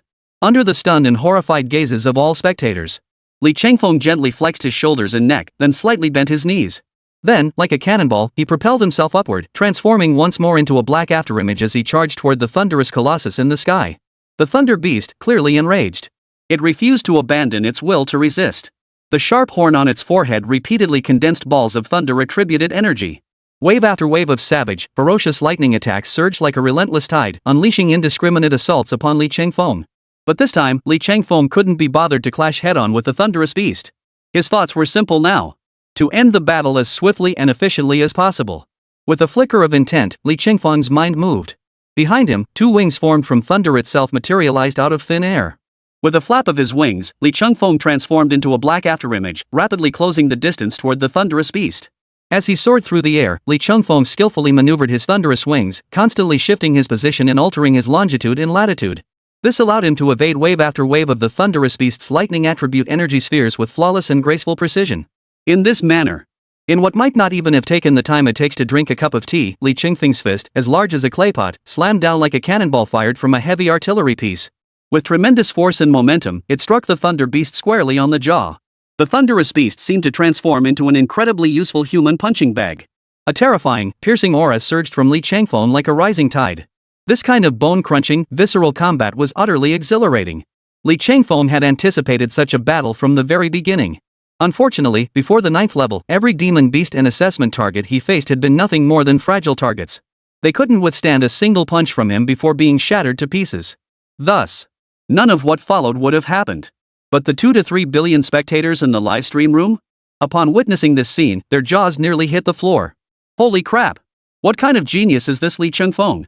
He's nothing short of a human-shaped beast. He doesn't even seem human. Compared to that thunder beast in the sky, why does that thunder beast feel more human to me? Looking at Li Changfeng, he's the real demon beast in human skin, right? Sigh. Just now, you spectators in the live stream who was secretly rooting against Li Changfeng behind the scenes? Saying he'd never make it past this 9th gate's thunder beast? Or that Li Changfeng would be fried to a crisp by that thunder beast, crispy on the outside, tender on the inside, tasting like chicken? Now that you've seen Li Changfeng's actual performance, what trash talk can you possibly spout now? That's only because you're in the live stream chat. If you were standing right in front of Li Changfeng instead of hiding in the chat room, then with Li Changfeng's ruthless decisiveness and thunderous methods, he'd probably knock your heads right off. Boom. Yet, just as Li Changfeng's supporters began fiercely defending him and engaging in online debates in the live stream chat, at the assessment site, under Li Changfeng's relentless barrage of attacks, one wave following another like a storm, the thunderous beast suspended midair finally met its tragic end, no longer merely a punching bag. Its entire body was pounded beyond recognition, bones shattered, tendons severed, not a single inch of flesh left intact. Gazing down at the thunder beast now reduced to a pulp on the ground, unrecognizable as anything human, Li Changfeng merely shrugged indifferently, a look of boredom crossing his face. Clearly, the brutal close-quarters combat he'd just endured where blades flashed and blood spilled had left him feeling somewhat uninspired, clearly not having had his fill. Congratulations! Candidate Li Changfeng has successfully cleared the 9th gate. Now, prepare to face the most crucial 10th gate. Immediately after the crisp electronic female voice echoed, the scene before Li Changfeng's eyes suddenly underwent another complete 180-degree rotation. As the world before his eyes continued to shift, a massive baboon, standing a full 40 meters tall and covered in blood-red fur, materialized before him. The blood-red eyes of this baboon were even more vivid than all the hair covering its body combined. The ape opened its massive jaws, revealing 6 long fangs gleaming with a metallic coldness, protruding sharply from its mouth. Moreover, the almost tangible, blood-soaked stench emanating from this colossal ape made one involuntarily wrinkle their brow. Buddha saw that the terrifying combat power this baboon could unleash was enough to make one's heart tremble with fear and dread. Standing a full 40 meters tall, the colossal baboon looked down with utter disdain upon Li Changfeng below. It felt like a giant observing an ant crawling beneath its feet. Even if this colossal baboon did nothing at all, the sheer oppressive pressure emanating from its mere downward gaze upon Li Changfeng below was like divine retribution, enough to strike terror into the soul and send shivers down the spine. My goodness! Who would have thought the demon beast we'd face in the 10th stage would be a bloodthirsty baboon? Within the livestream, the 2 to 300 million viewers watching the real-time footage on their screens, each of them gasped in shock, letting out a sharp intake of breath. A roar of commotion surged like waves, rising and falling in waves. Everyone was utterly stunned by the new monster that had appeared in this 10th stage. Before this, they had imagined countless monsters that might appear in the 10th level. But what they never could have imagined, what finally appeared before them, was a terrifying entity far beyond what martial artists at the Grandmaster realm could possibly confront. Sigh. This demon beast has already reached the 8th tier demon general level. And an 8th tier demon general, especially one like this bloodthirsty baboon that specializes in slaughter. Forget ordinary demon masters of the same rank, even martial artists who've just reached the Grand Master realm would feel their hearts race and their strength fail when facing this bloodthirsty baboon. At that point, they might even resort to the strategy of fleeing. After all, though retreat may be shameful, it is indeed effective. This timeless truth holds true anywhere and everywhere. Moreover, this bloodthirsty baboon is in a league of its own compared to other ordinary 8th tier demon generals. Even if 5 or 6 other 8th tier demon generals join forces, they might not stand a chance against this bloodthirsty baboon, a master of slaughter and brute force. Sigh. No matter how you slice it. The exam question for the 10th level is just too absurd. Whoever came up with this must have been kicked in the head by a donkey. How could a test of this caliber possibly be faced by these boys and girls, most of whom are barely 18 years old? Meanwhile, in the livestream, as 2 to 3 billion spectators witnessed this bloodthirsty baboon. One by one, they felt their throats tighten and their hearts race. No matter how hard they tried. Yet they couldn't fathom a single viable strategy to defeat the bloodthirsty baboon before them. Yet, in stark contrast to the spectators in the livestream room, now engulfed in pessimism and despair, Li Chengfeng, the man in the thick of it, stared at the bloodthirsty baboon before him. Not a trace of fear or dread could be found on his face. Instead, his fists clenched tightly and an overwhelming aura surged from his body like a rising tide. In Li Chengfeng's eyes, the thunder beast he had just defeated in the 9th trial. Despite its imposing, burly appearance and towering stature, in reality, its physical defenses and health pool were nowhere near as formidable as its imposing appearance suggested. And in the battle just concluded with the thunder beast, Li Chengfeng felt it still fell a bit short. It felt like, I haven't even exerted myself yet, and you're already down? Now, regarding the bloodthirsty baboon before him. Even before it had made a move, it had already instilled a terrifying sense of pressure within him. This alone had already raised Li Chengfeng's anticipation for the upcoming 10th trial to 120%. Meanwhile, Zhao Wushuang, Shangwan Outyan, and Sherbakova had also arrived at the 10th stage's testing ground, just like Li Chengfeng. Gazing upon the towering, 40-meter-long bloodthirsty baboon looming before them, their expressions grew heavier and more cautious than ever before. Chapter 131, Shangwan Outyan's Ace in the Hole, Thunderous Might. First, the bloodthirsty baboon's demonstrated power was already approaching that of a Grandmaster-level powerhouse. For any Grandmaster-level powerhouse lacking profound foundations or sufficient resources, when facing the bloodthirsty baboon, the only viable solution would be to turn tail and run. I can't beat you. Can I not outrun you? Yet even a Grandmaster might choose to avoid the bloodthirsty baboon's sharp edge. Now it loomed before all the candidates like a divine punishment. This presented Zhao Wushuang, Shangwan Outyan, and Sherbakova with an inescapable dilemma. How on earth am I supposed to solve this? And the ultimate solution to this 10th trial came from Zhao Wushuang of the Zhao family from the imperial capital. This Zhao family member from the imperial capital was the first to present his answer. His hands fluttered like butterflies, swiftly forming seals. Simultaneously, the moment the seals were completed, Zhao Wushuang retrieved the massive scroll from his back and spread it out on the ground, unfurling it from both sides. Then, biting his finger, he spread his right hand and slammed it down hard upon the scroll. A thunderous shout erupted from his lips, spirit summoning technique. The massive scroll began to violently tremble, as if something utterly terrifying was about to break free from its seal.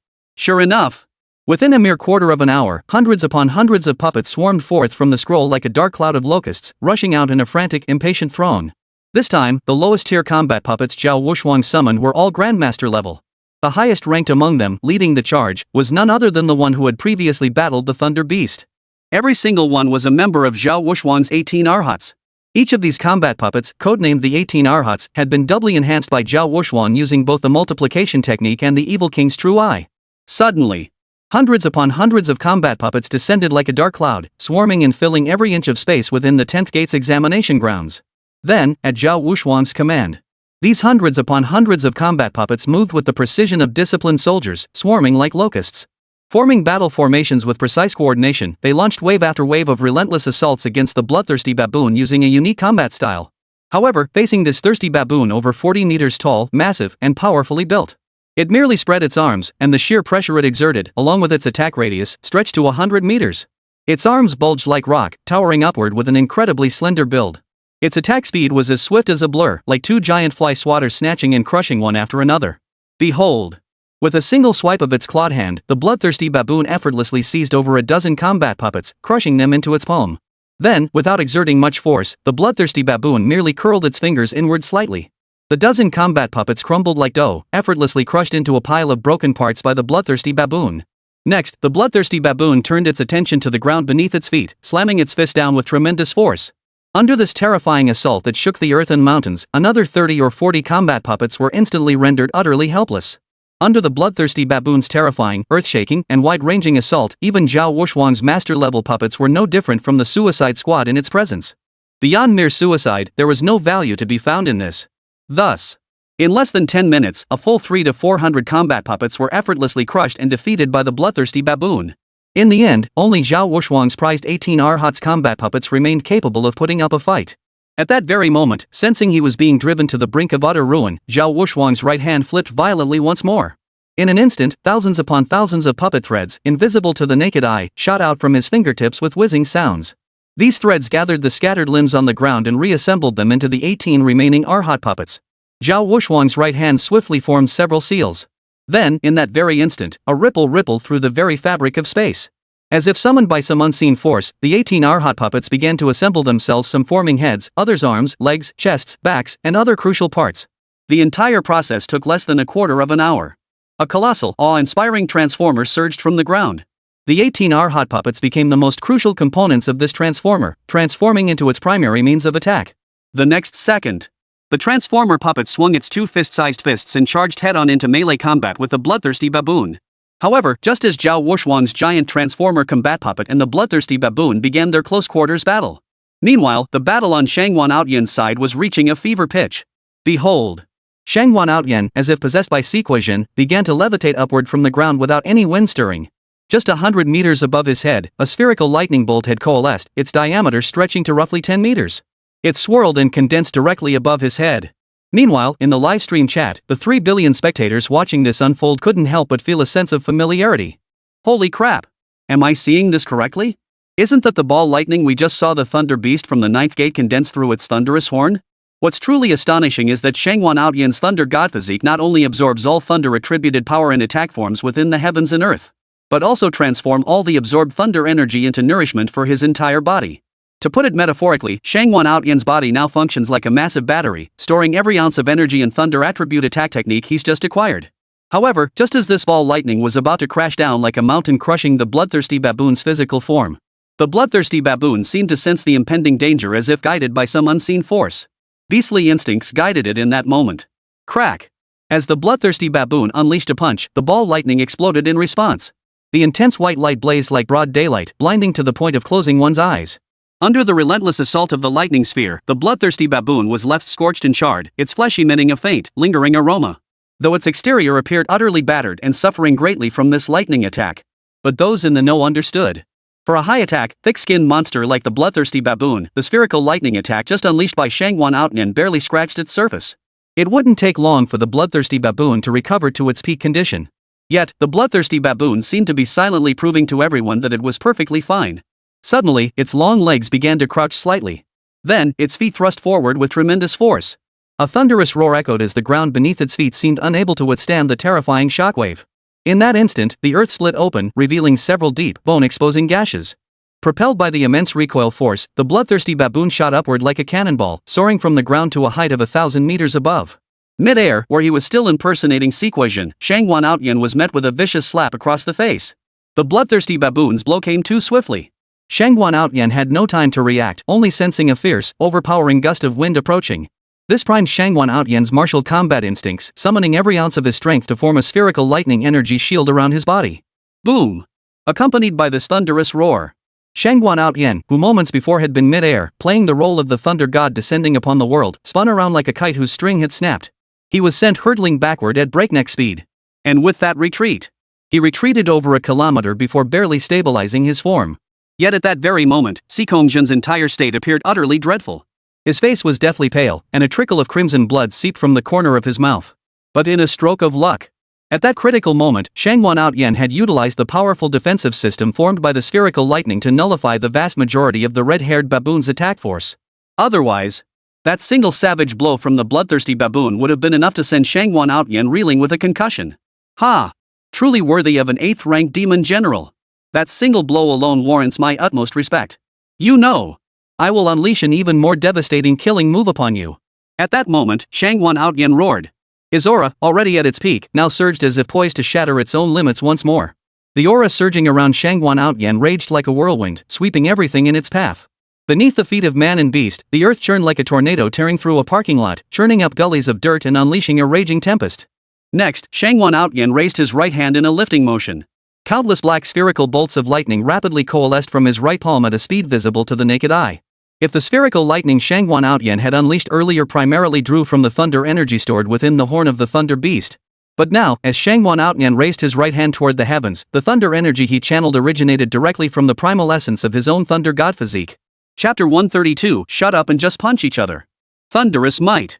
The terrifying aura contained within this thunderous might was immeasurably more powerful than the spherical lightning the thunder beast had just condensed. In an instant, the heavens darkened and the earth trembled as a violent storm erupted. Terrifying purple-black thunder gradually coalesced into spherical lightning, crackling and roaring incessantly, sending wave after wave of spatial ripples radiating outward. Shangwan Outyan roared lowly. Thunderous Might. As the roar echoed, the attack pattern now condensed into a ball lightning within Shangwan Outyan's right palm surged forth like an atomic bomb. It began its descent, hurtling toward the bloodthirsty baboon below. Boom! Boom! Boom! As the battle between Zhao Wushuang and Shangwan Outyan against the bloodthirsty baboon reached a fever pitch. Suddenly, a series of sonic booms echoed in rapid succession. Whoosh, whoosh, whoosh. Sherbakova's figure darted around the bloodthirsty baboon like a ghostly apparition, attacking with a series of left-right jumping maneuvers. However, the bloodthirsty baboon itself belonged to the category of thick-skinned, tough-fleshed demon beasts. Moreover, its cultivation had reached the 8th-tier demon general level. This was no comparison to the thunder giant of the 9th gate, which the small Karami could handle. Therefore, while Sherbakova might have caught the thunder giant off guard with the same tactics, but attempting to defeat this bloodthirsty baboon with the same tactics? That was nothing short of a pipe dream. Judging by its current attack patterns, Sherbakova would need to unleash wave after wave of relentless assaults, exploiting its high mobility like a storm. But even if she could pull it off, could she truly defeat this bloodthirsty baboon?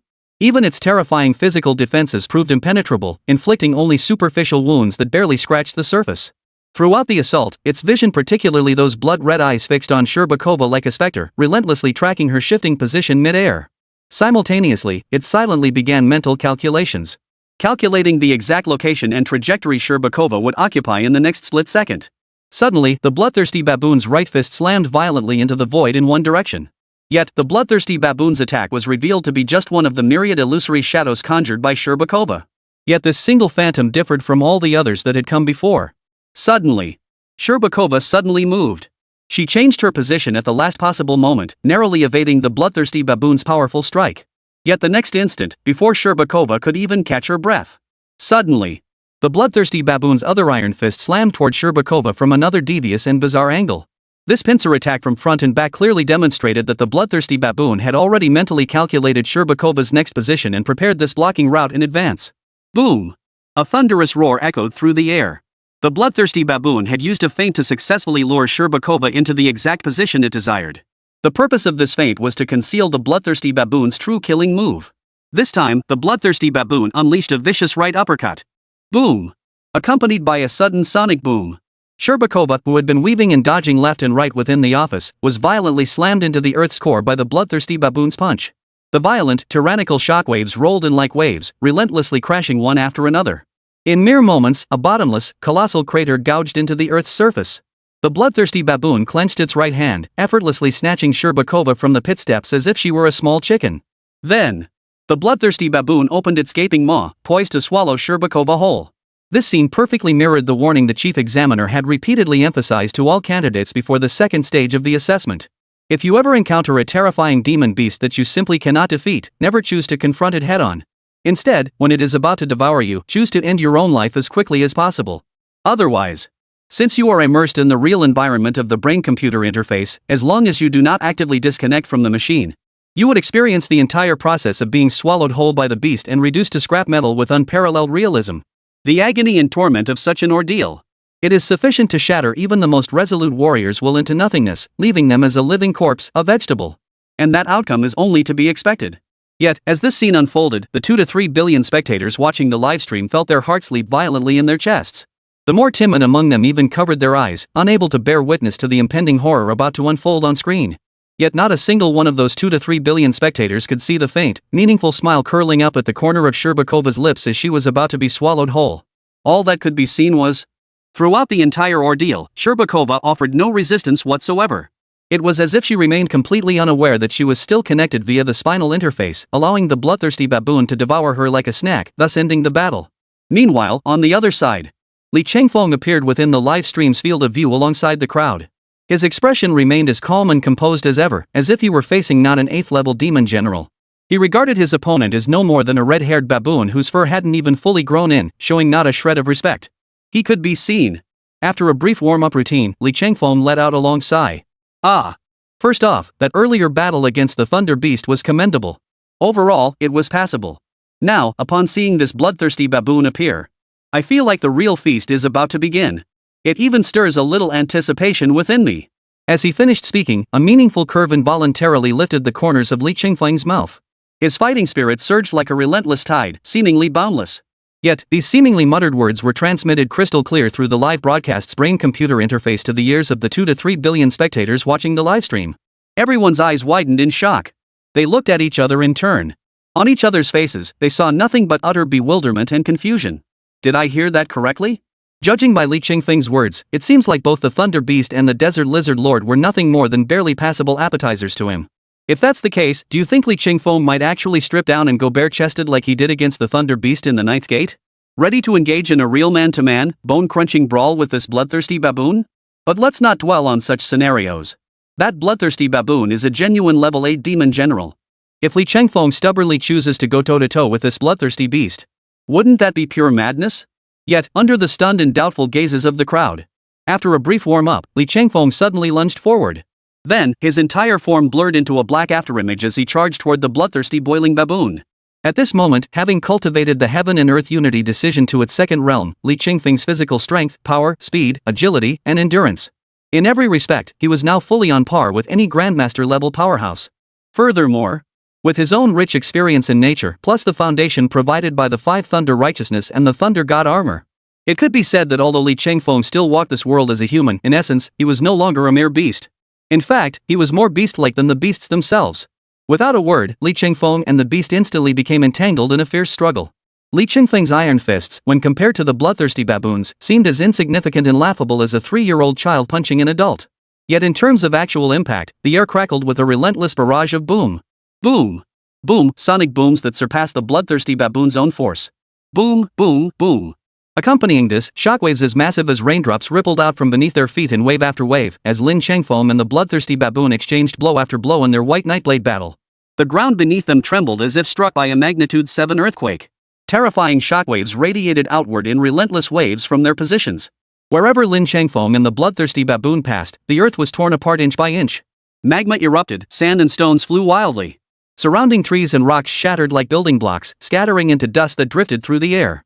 This brutally direct combat scene sent a surge of adrenaline coursing through the blood of the 2 to 3 billion spectators watching the livestream. Their eyes turned crimson, radiating in overwhelming intensity. This spectacle was utterly overwhelming, utterly formidable.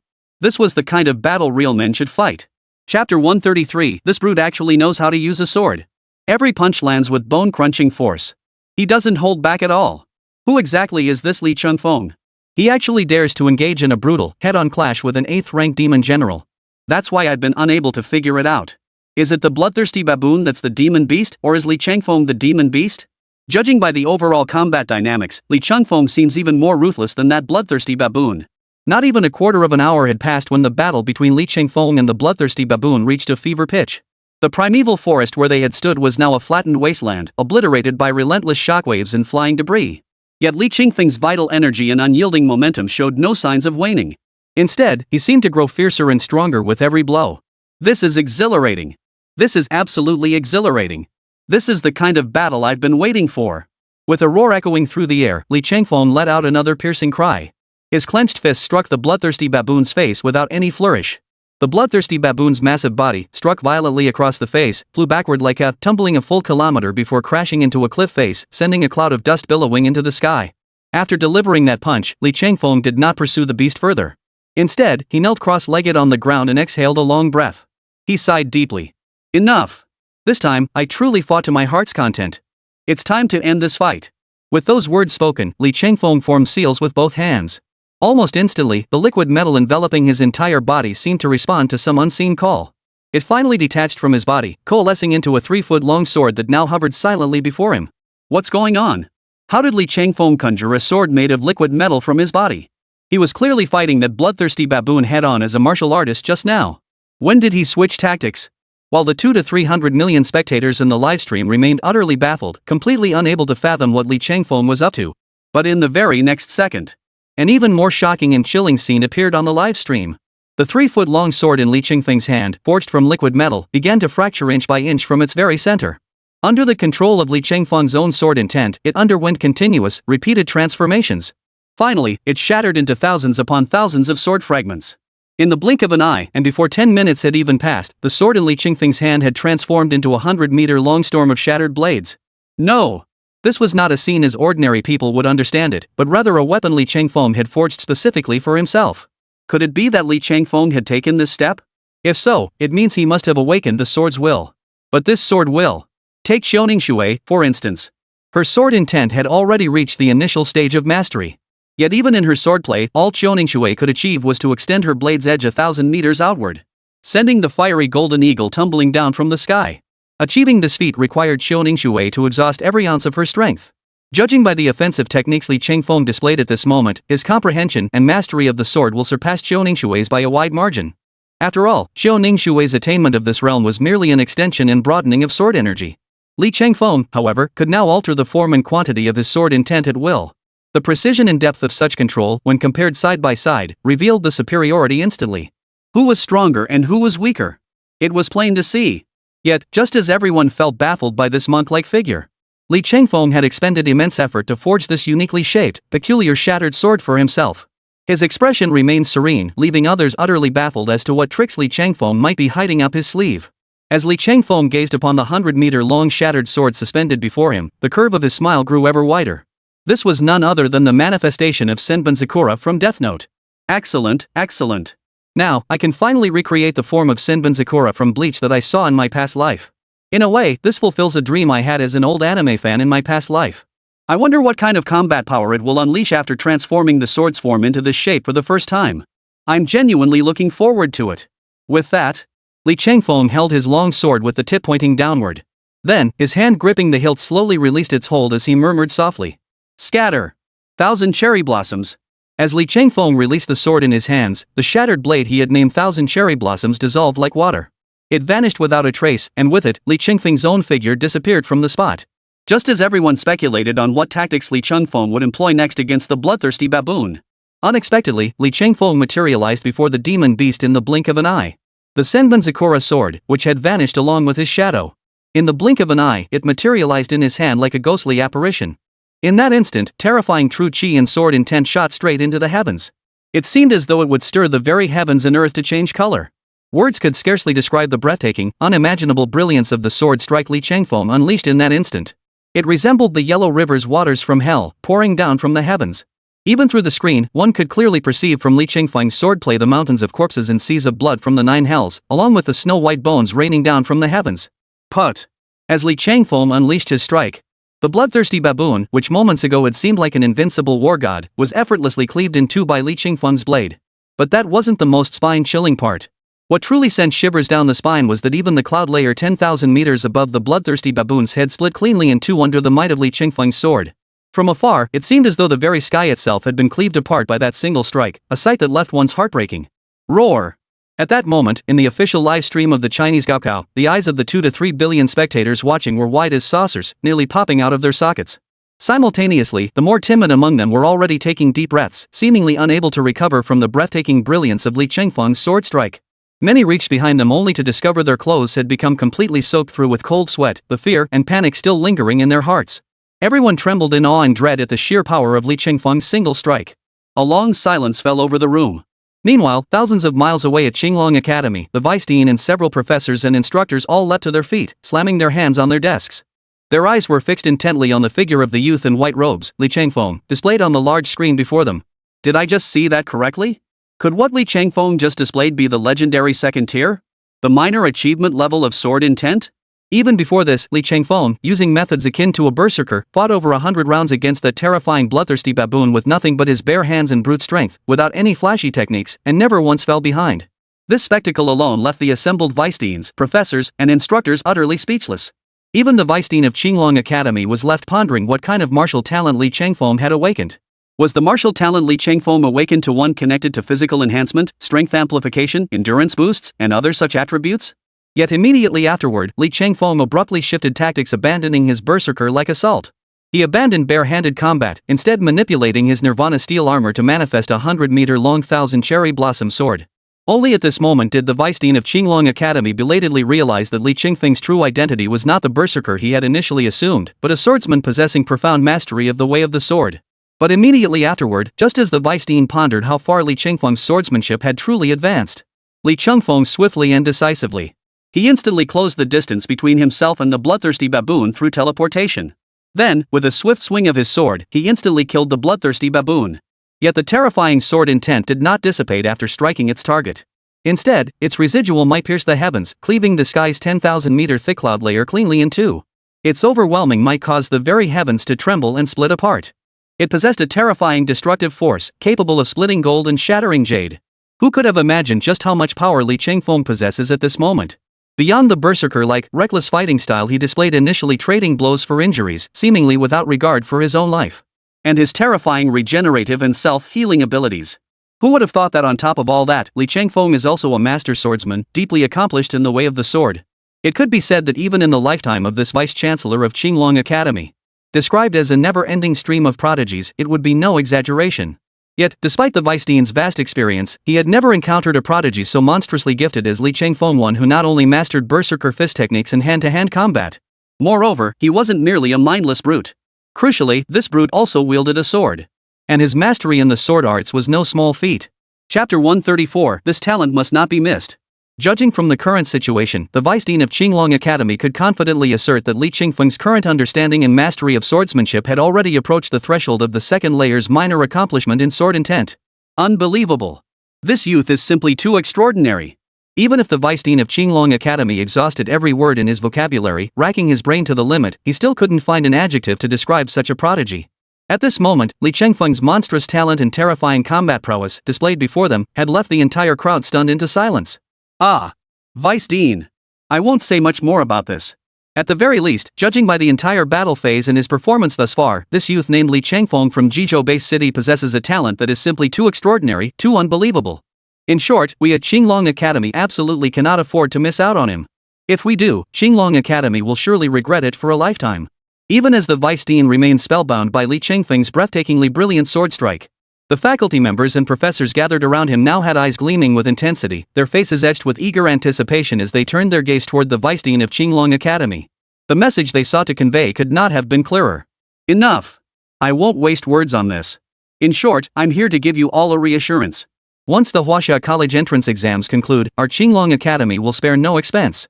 Even if it means selling everything we own, we will recruit this young man named Li Chengfeng into our Qinglong Academy. From now on, Li Chengfeng is the face of Qingcheng Academy, our ace in the hole.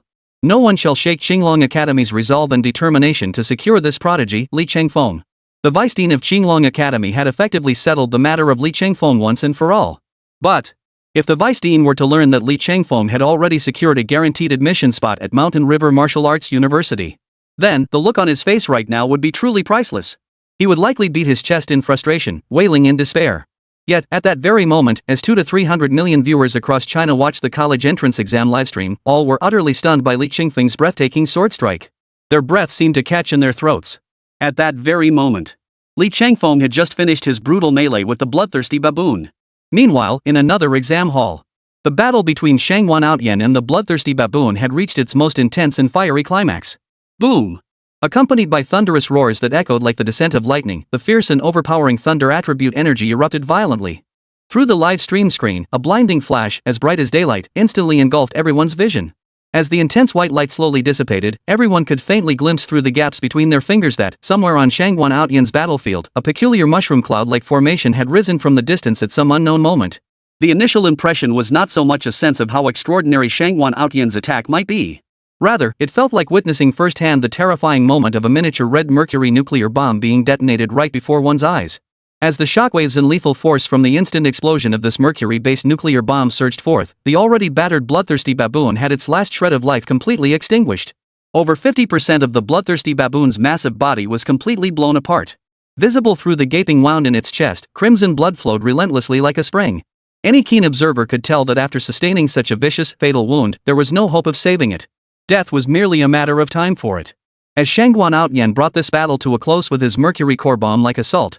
Meanwhile, on the other side, the combat puppets controlled by Zhao Wushuang of the imperial capital, those he dubbed his 18 arhats, along with the master-level combat puppets in his possession.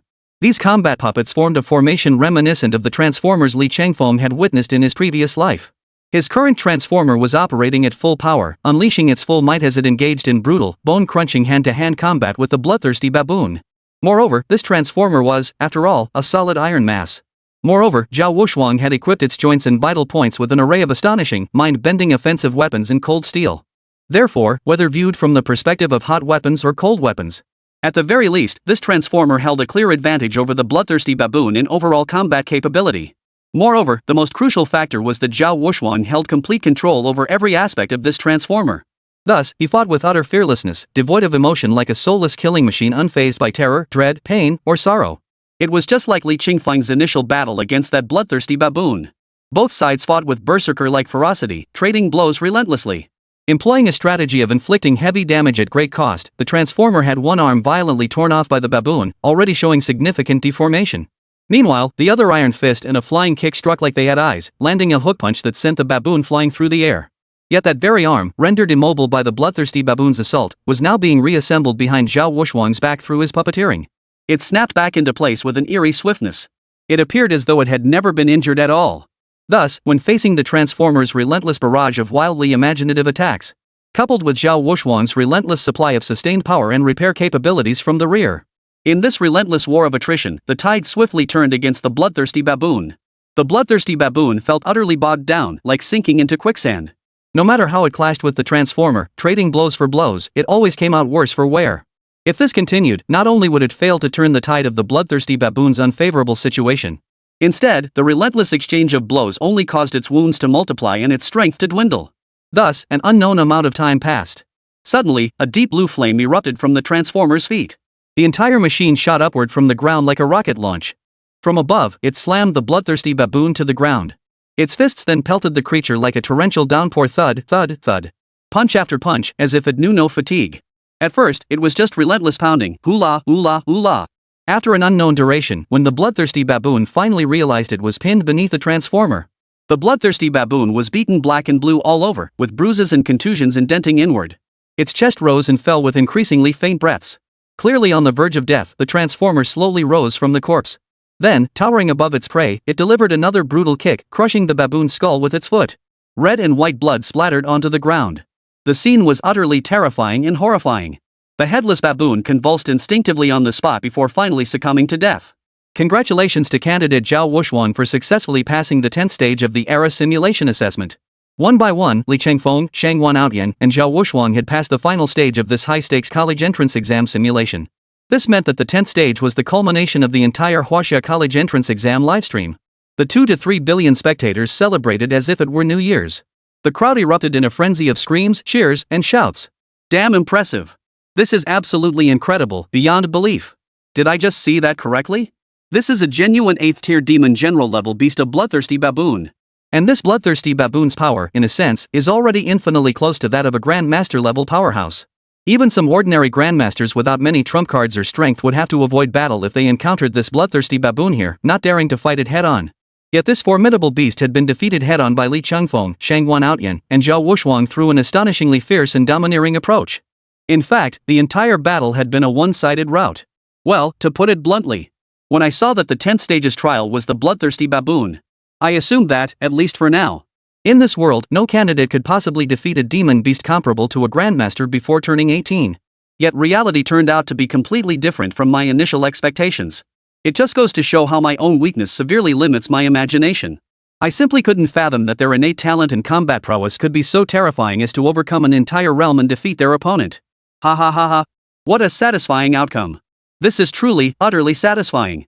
I never imagined so many would successfully clear this final stage. Which means all 3 of the 10th stage survivors are, without exception, our Chinese college entrance exam candidates.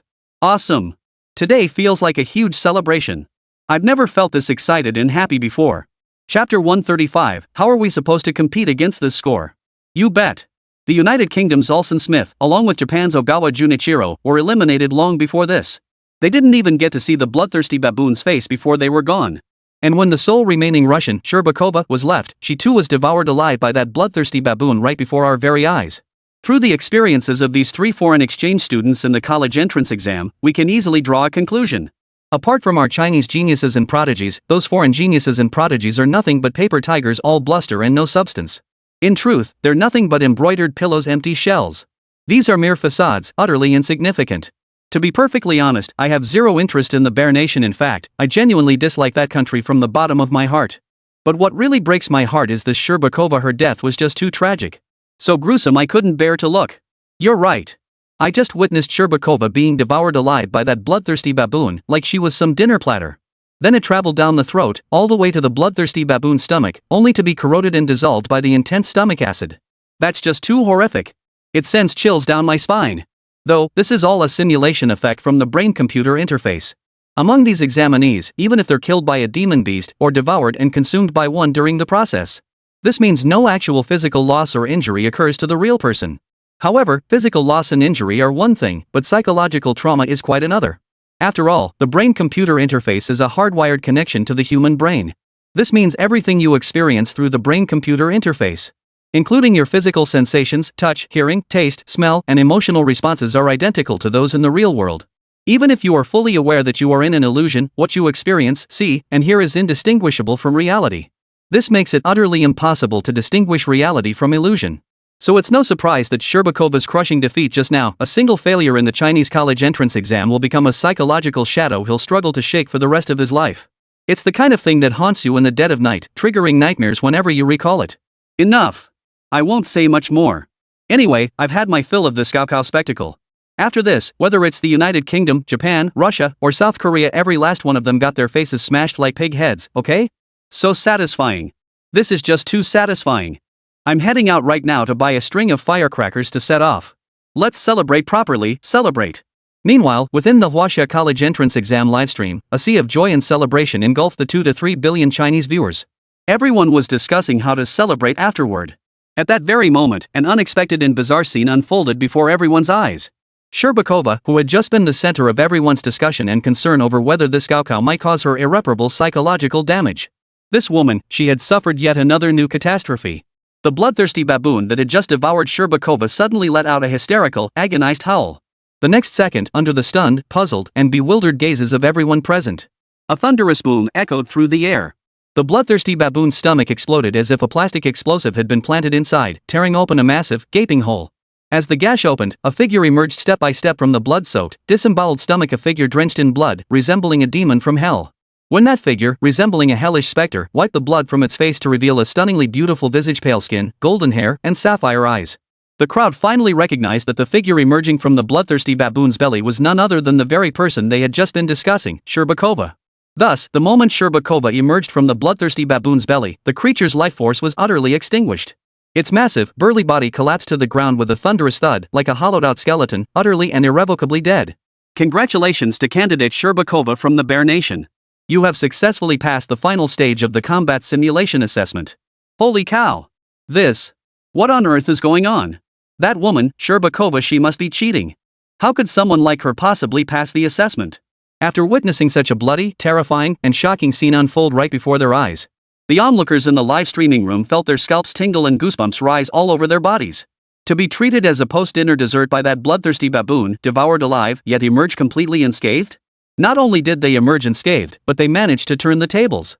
Through such brutal and violent means, he forcibly stretched open the bloodthirsty baboon's stomach from within. Such an unconventional approach to clearing a challenge. In the past, such a method would have been unheard of among the candidates, let alone experienced firsthand. At the same time, it was precisely because of Sherbakova's bloody and unreasonable methods that everyone felt profoundly uncomfortable on a visceral level.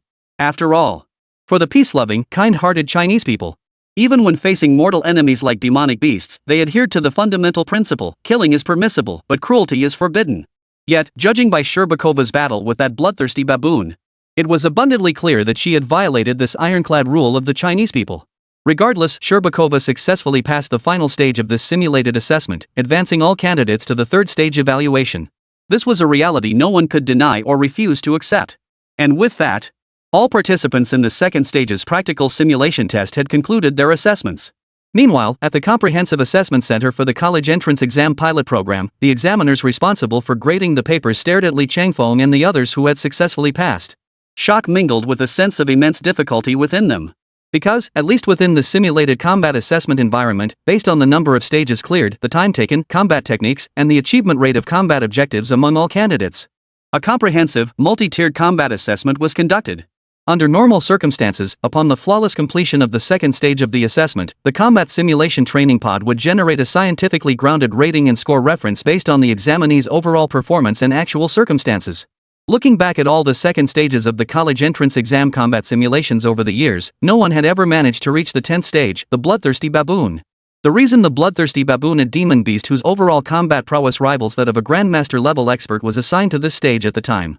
In the eyes of the Gaokao question designers, including the proctors, examiners, and teachers, it was firmly believed that no student had ever cleared the Thirsty Blood Baboon stage before the age of 18.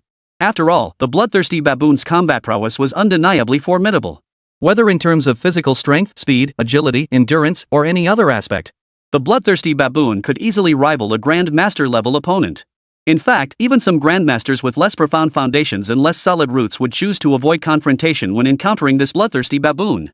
Yet what none of them could have anticipated was this: that an 18-year-old college entrance exam candidate could actually accomplish the seemingly impossible task slaying this Grandmaster-level Bloodthirsty Baboon.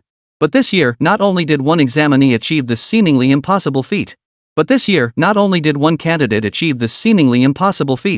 Such a situation was unprecedented in the recorded history of China's college entrance exams. It was truly like an old country bumpkin visiting the Grand View Garden, a real eye-opener. Li Changfeng, Shangguan Outyan, Zhou Wushuan, Sherbakova. The above four candidates have all passed the 10th stage assessment. Moreover, the time each required to advance through the stages was remarkably close.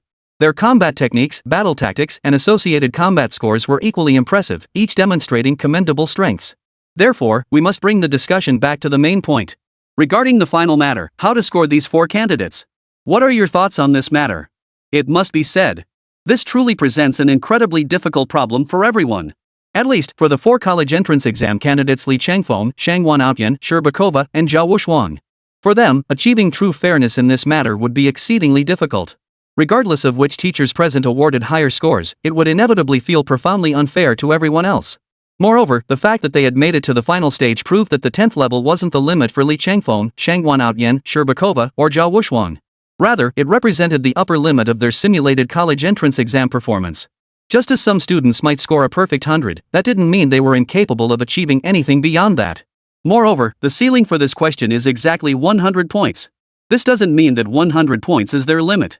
Rather, it signifies the maximum achievable score on this particular exam. Chapter 136, Third Stage, Battle Royale Assessment. Therefore, all the college entrance exam teachers responsible for grading the second stage assessment unanimously agreed. Even among these four candidates who passed the 10th level assessment this time, they still held back, with countless hidden cards yet to be played. Thus, relying solely on scores to determine victory or defeat, to judge heroes, this clearly defies common sense. That's how it is. After the top officials in charge of the college entrance exams held an urgent consultation among themselves, they ultimately reached a unified conclusion. Given this situation, we all feared we couldn't possibly maintain impartiality. Let's just award full marks to all four candidates, Li Changfeng, Shangguan Outyan, Zhao Wushuang, and Sherbakova. Rather than risking criticism that our grading as second stage examiners lacks impartiality afterward, why not grant each of you a perfect score? That way, everyone gets a share. Isn't that a different kind of fairness? As for the final outcome? Well then, let's just leave it to tomorrow's PlayerUnknown's Battlegrounds, Battle Royale. And so, on the second day of the Gaokao, the Battle Royale began. All examinees would engage in a life or death struggle in this third stage assessment.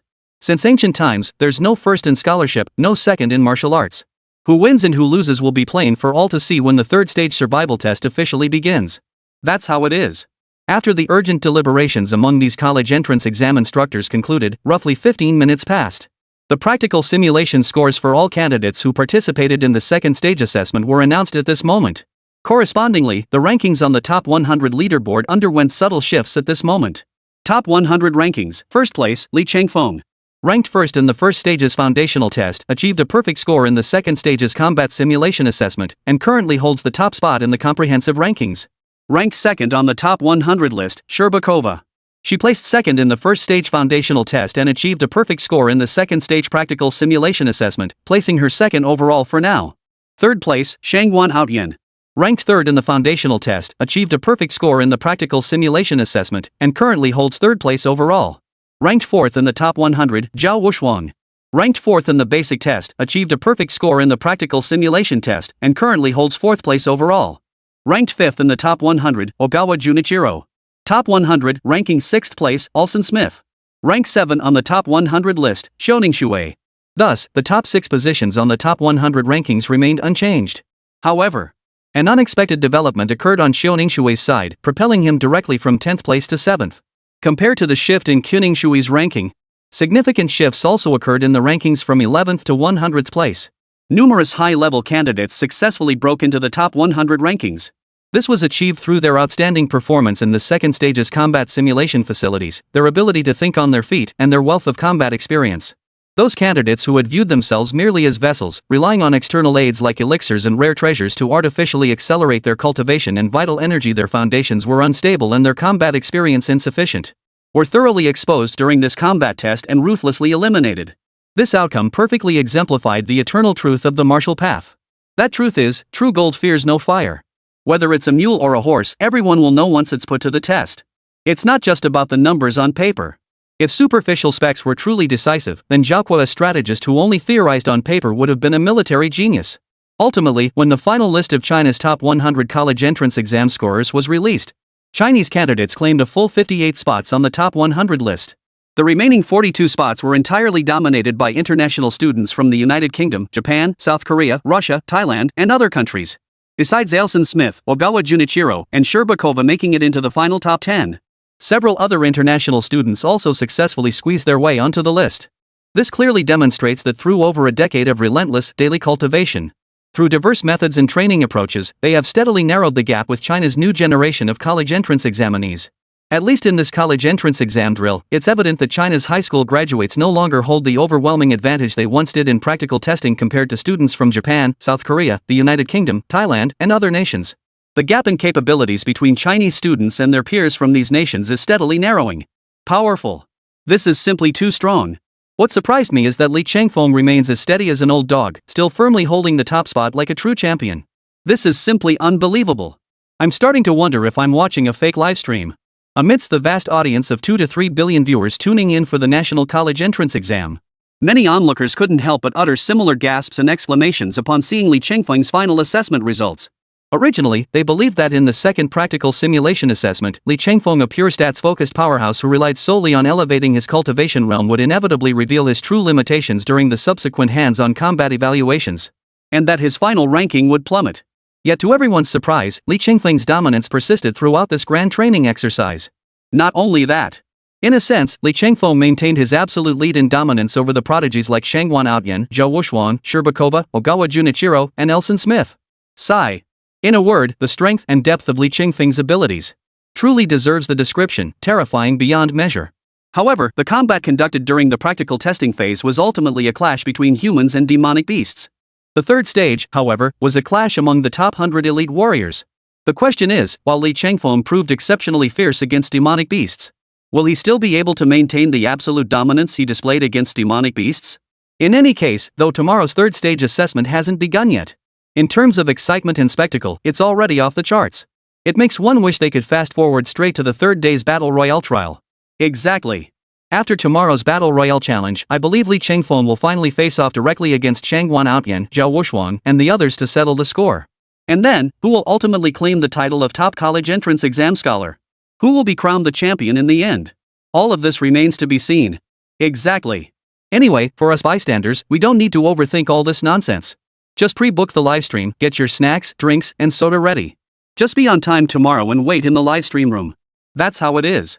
In this livestream room, with a whopping 2 to 30 billion online viewers, everyone was passionately discussing back and forth. At this moment, the official Gokao authorities released the detailed rules for the next day's PUBG Battle Royale event. The final battleground was none other than the famed isolated island. This island held profound significance for China.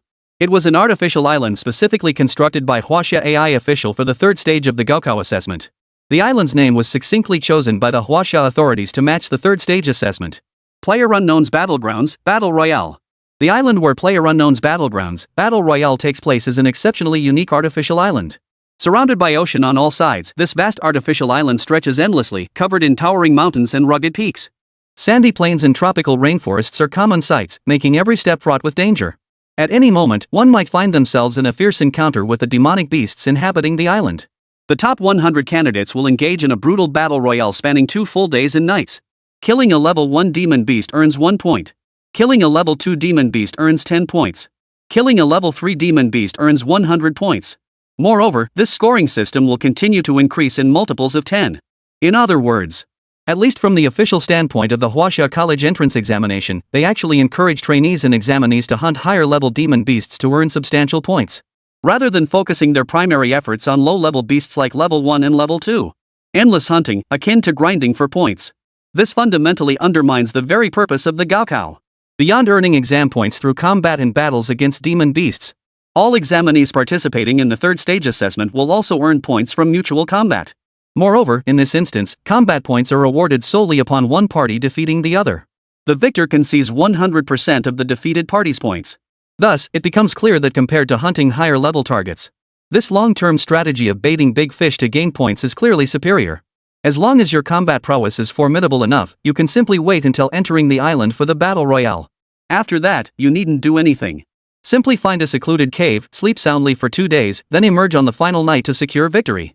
At that point, you can simply pick off any random contestant, defeat them, and loot massive amounts of gold coins and points from them. This player versus player slaughter is just like the classic trolley problem. What would you do if you encountered a bear in the forest? What you need to do isn't to outrun the bear. All you need to do is outrun the other candidates around you. Then you will emerge victorious. Chapter 137, they're already laying their cards on the table. This principle applies equally to the third stage of the survival battle royale assessment. The one who laughs loudest at the start won't necessarily win in the end. The true champion of this college entrance exam will be the one who laughs last. This is an ironclad rule, etched into everyone's mind. Meanwhile, after reviewing the final rules and requirements for PlayerUnknown's Battlegrounds, Battle Royale, Li Chengfeng's lips curled into a meaningful smile. Interesting. This really does make things look quite refreshing. Fun. Here we go, then? Could this be interpreted as a real-life Battle Royale game unique to Blue Star? Brother Chengfeng, PUBG, Battle Royale is practically a world away from our Jeju base city. You tell me. How are we supposed to get to an artificial island that far away? Just as Li Chengfeng was feeling thrilled and eagerly anticipating the upcoming PUBG Battle Royale, Lu Shangyao, standing nearby, suddenly spoke up. Just as she spoke, a thunderous roar like a clap of thunder suddenly echoed from directly above their school's exam hall. Everyone who heard the rumbling looked up to investigate. There, before Li Chengfeng and Lu Shangyao, appeared a battleship-class aircraft carrier occupying an immense expanse of space.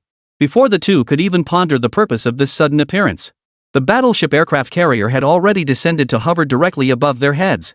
Immediately, its anti-gravity systems activated, spewing azure flames as it began a gradual descent. Moments later, it landed steadily on the school playground. Without a doubt. For a battleship-class aircraft carrier of this caliber, its flight speed reached between Mach 6 and Mach 7. At such a tremendous speed, even if a martial sovereign arrived, they might not be able to outpace this battleship carrier. And yet, this battleship carrier had materialized before Li Chengfeng and Lu Shangyao. Its purpose was straightforward, to specifically escort these two individuals. Their intended destination was none other than the final location announced during the Gaokao members' meeting. That is, PUBG, Battle Royale, the artificial island constructed specifically for the third stage of the Gaokao. At the same moment, every single candidate ranked in the top 100 across all base cities throughout Hwaxia received the same supreme treatment, a dedicated battleship aircraft carrier. The two successively boarded the battleship aircraft carrier and immediately began racing toward the final destination, the artificial island of PlayerUnknown's Battlegrounds. Around 8:35 p.m. that evening, every single student ranked in the top 100 had arrived near the location of the PUBG artificial island. At around 7:30 the following morning, all candidates would enter the artificial island of PlayerUnknown's Battlegrounds, Battle Royale, to commence preparations for the third and final stage of the college entrance exam. At the same time, like countless other examinees, Li Chengfeng was in his training chamber. Li Chengfeng began releasing and adjusting his martial will. As his martial will spread and unfold, he soon realized that his martial will could only remain confined within his training room. It was unable to extend or diffuse beyond the walls of his own space into other rooms. Though this puzzled him momentarily, after a brief moment of reflection, he quickly grasped the reason behind it. Needless to say, this was one of the prohibitions imposed by the Gaokao Committee on every examinee. Its purpose was to ensure the openness, fairness, and transparency of the third stage of the survival game, Battle Royale Gaokao Assessment. It guaranteed every candidate a private, undisturbed space, preventing interference that could affect their performance in the next day's PlayerUnknown's Battlegrounds, Battle Royale Assessment. Good. Excellent. Excellent. Li Chengfeng was immensely satisfied with the arrangements made for each candidate's private space. He flipped his left hand.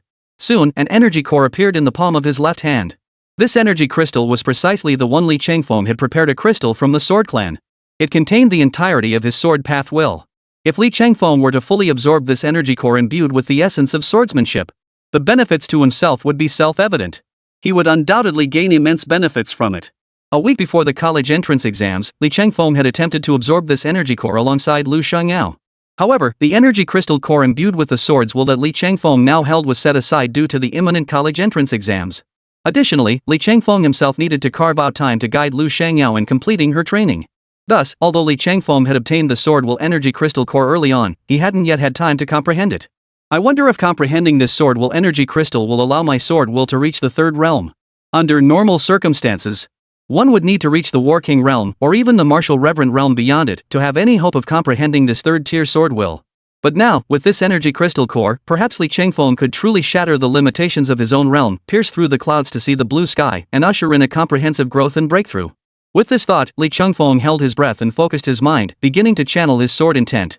The energy crystal core, imprinted with the mark of the Sword Clan, seemed to sense this connection and began to float directly above Li Chengfeng's head. Immediately, a colossal, vast, sharp, and overbearing sword intent surged toward Li Chengfeng's location.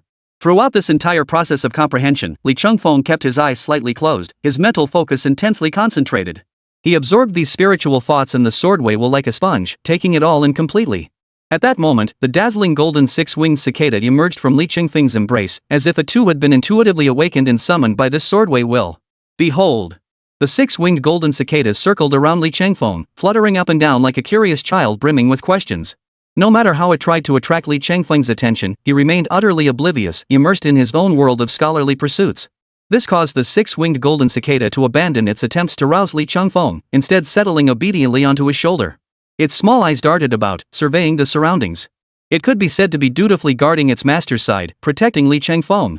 While Li Chengfeng was still immersed in comprehending the essence of the swords will within the energy crystal core, in another training room barely a kilometer away. Inside the room, Zhao Wuxuang's fingers fluttered like butterflies among flowers, deftly and effortlessly manipulating thousands upon thousands of puppet threads. Before Zhao Wuxuang stood 18 combat puppets, neatly arranged in formation. He had designated them the 18 Arhats. After meticulously inspecting and confirming their readiness, he slowly and deliberately rolled them back into his puppet scroll. Zhao Wuxuang stroked his chin, a meaningful smile curling at the corners of his mouth. In the next instant, he flicked his right index finger upward, and another combat puppet materialized before him. Witnessing this scene, any outsider would likely be stunned speechless, jaws dropping to the floor. For the combat puppet Zhao Wuxuang had summoned now wasn't remarkable or terrifying in and of itself. Rather, what truly commanded attention was that this combat puppet bore an identical resemblance to Zhao Wuxuang, not a single detail was different. Not only that, the expression on this combat puppet's face was incredibly lifelike. From a distance, it looked just like a living person. Unlike other combat puppets, it didn't give off that stiff, lifeless feeling.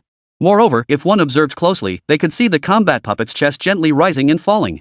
Occasionally, the faint rustling sound of breath passing through its nasal passages could be heard. And the sound of blood flowing through its veins could be heard from time to time. There was no doubt about it. Judging by these vital signs and the numerous reactions on its surface, the combat puppet Zhao Wuxuang had summoned, identical in appearance to himself, was indistinguishable from a living person. And that wasn't even the most terrifying part. The most terrifying aspect was this.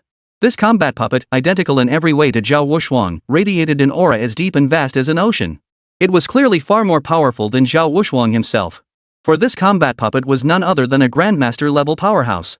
Especially now, as the two stood side by side, it became momentarily unclear which of them was the genuine Zhao Wuxuang and which was the clone.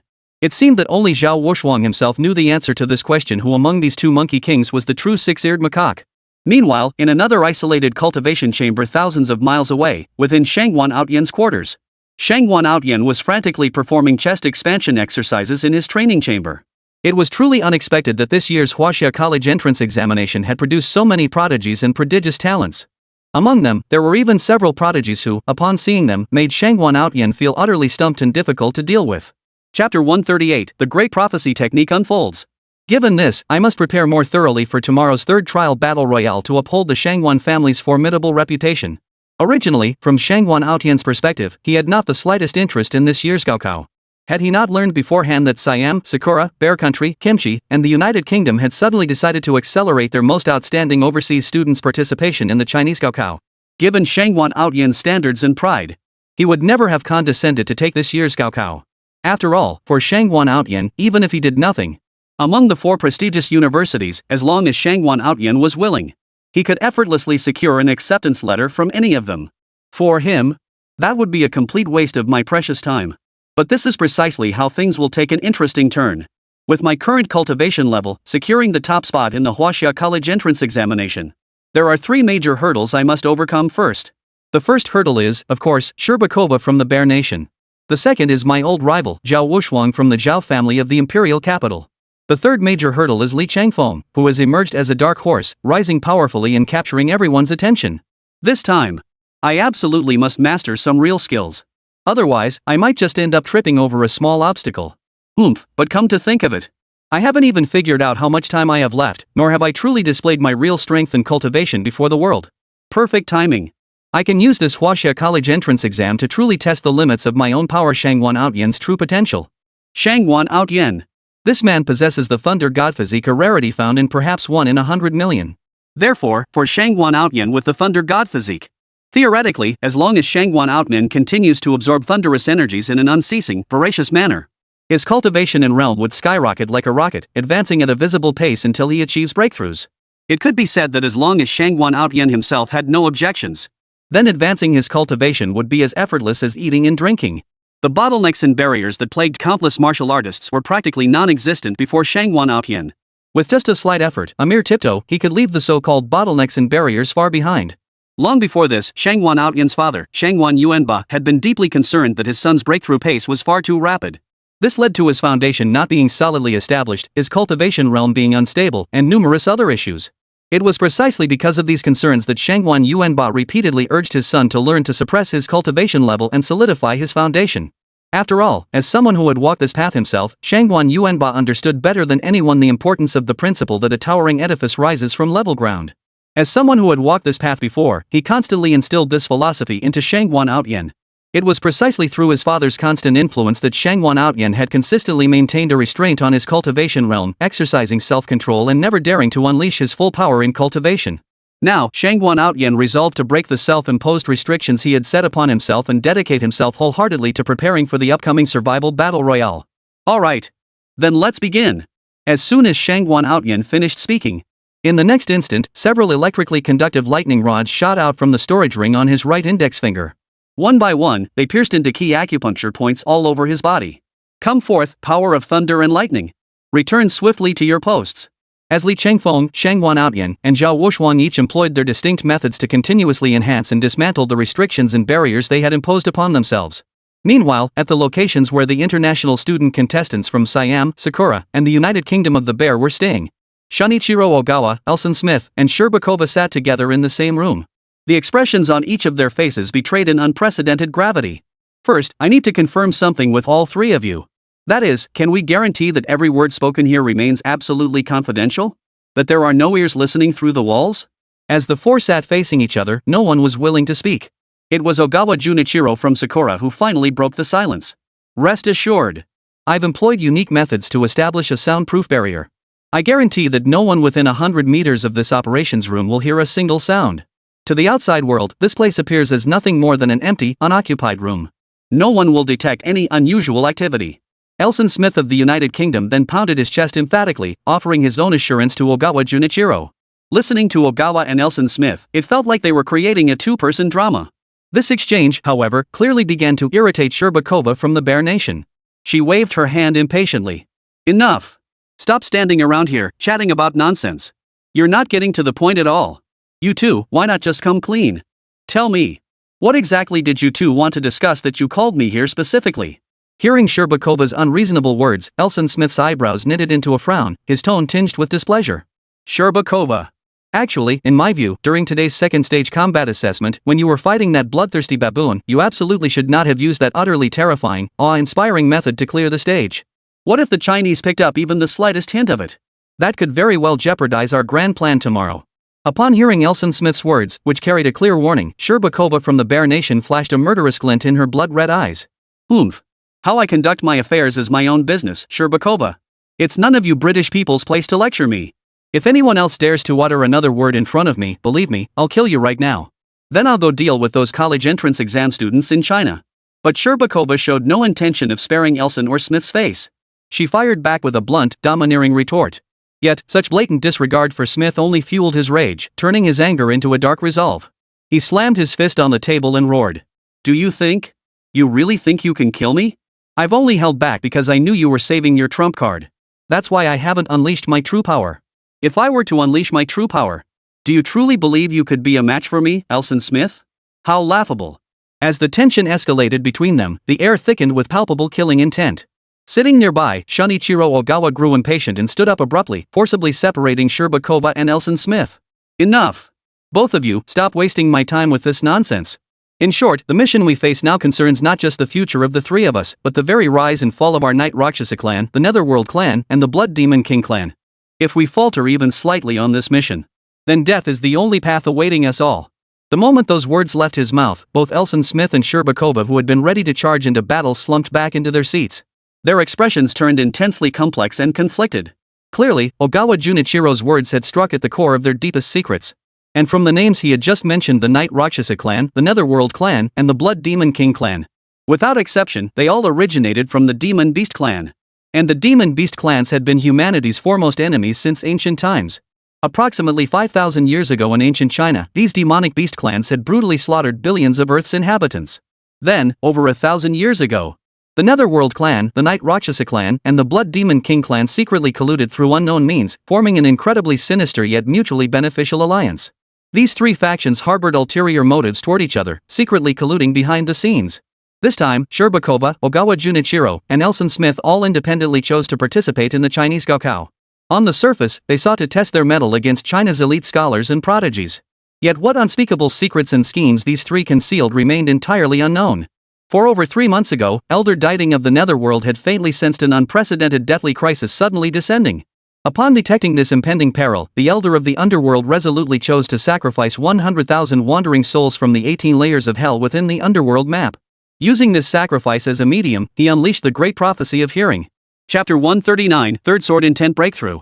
Judging by the effects of the Elder's words, their accurate prophecy revealed that the root cause of the peril threatening their entire clan, the risk of national extinction and racial annihilation, lay within Huaxia.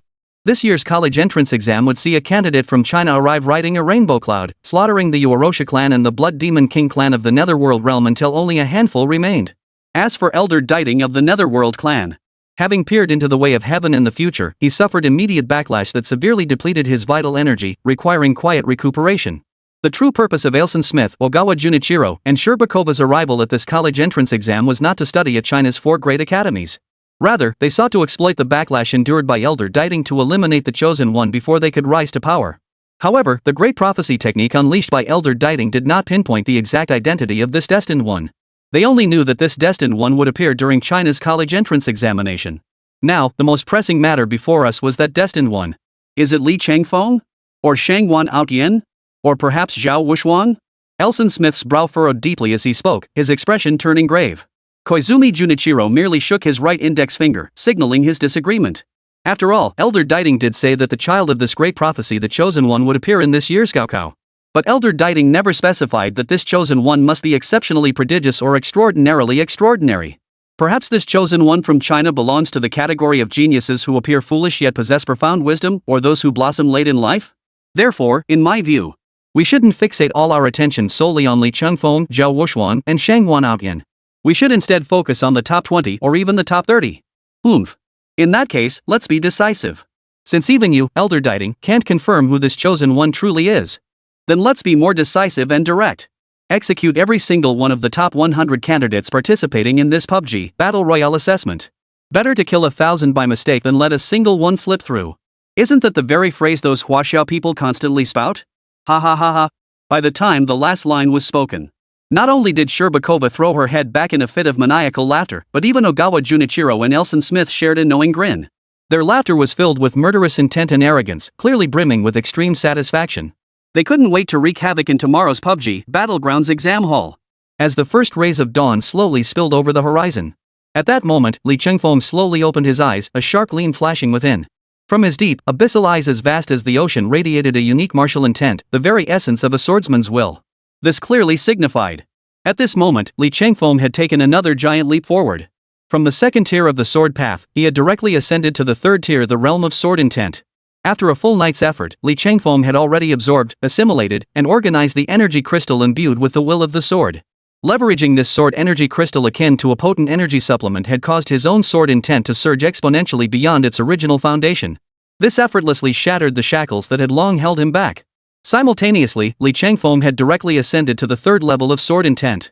Moreover, his advancement extended far beyond mere growth in his sword intent. Simultaneously, his cultivation realm surged from the initial 6th grade Grandmaster realm, consecutively breaking through 3 grades to reach the peak of the 9th grade Grandmaster realm. Roar! Truly worthy of being called the energy crystal of the sword intent. The insights it contains regarding the sword path and martial arts are truly remarkable in their uniqueness. Even a slight glimpse into its wisdom feels like a lifetime's worth of enlightenment. Excellent, excellent.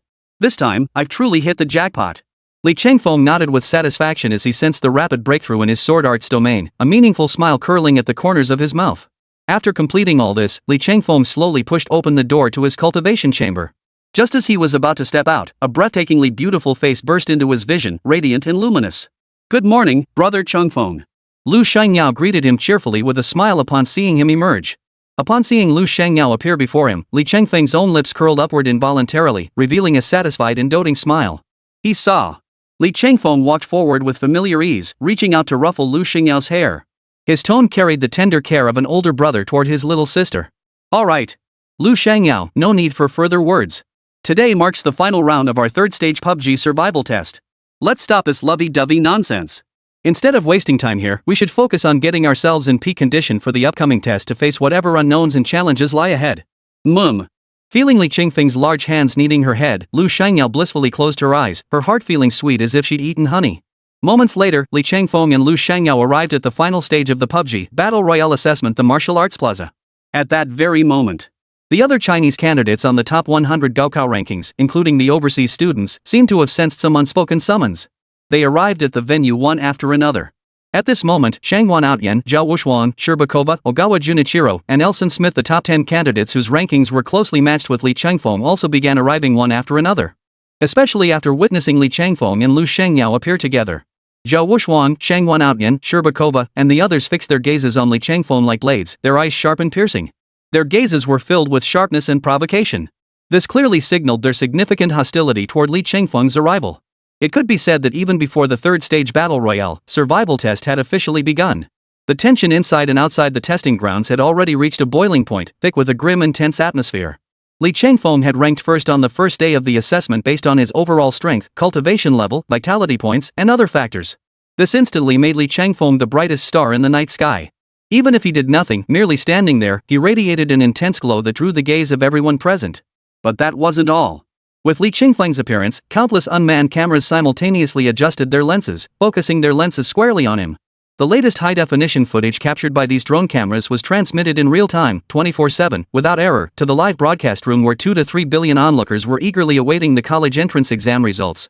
All right. No need for further words. I trust everyone here has their snacks, drinks, and happy water ready. The grand spectacle we've all been waiting for is about to begin. I'm confident this year's National College Entrance Exam Top 100 Battle Royale will be the most intense in nearly a century. No! It should be called the most anticipated and thrilling event since the Chinese college entrance exam was established. Let everyone anticipate a true feast for the senses. As the swarm of drones gathering around him grew denser, Li Chengfeng lifted his head to gaze skyward. Upon the elevated platform, 4 white-haired elders stood, each clad in uniquely distinct attire. Roar! What overwhelming power! Could these be the true masters of this world? Honestly, in all my years on Blue Star, this is the first time I've encountered a native being who makes my heart race like this. This truly broadens my horizons. At that moment, Li Chengfeng also fixed his gaze upon the 4 elders standing atop the platform, their presence commanding the biting wind. He couldn't help but form a sharp assessment of them in his mind. These 4 elders were none other than the renowned representatives of the 4 great academies, the Azure Dragon Academy, the Vermilion Bird Academy, the White Tiger Academy, and the Black Tortoise Academy. To demonstrate the importance placed on this Huaxia College entrance examination, Each of the 4 academies had dispatched senior leadership at the level of vice dean. In previous years, even after the 3rd stage of the top 100 battle, at most, the 4 academies would send a few professors from the admissions office to make an appearance. A mere token gesture would suffice. But this year, what no one anticipated was that these 4 academies didn't just send admissions office staff. Instead, they directly brought out their respective vice presidents. This single move alone made it clear that the 4 academies were treating this year's Huaxia College entrance examination with unprecedented seriousness. But upon reflection, it makes perfect sense. All of this was entirely within reason.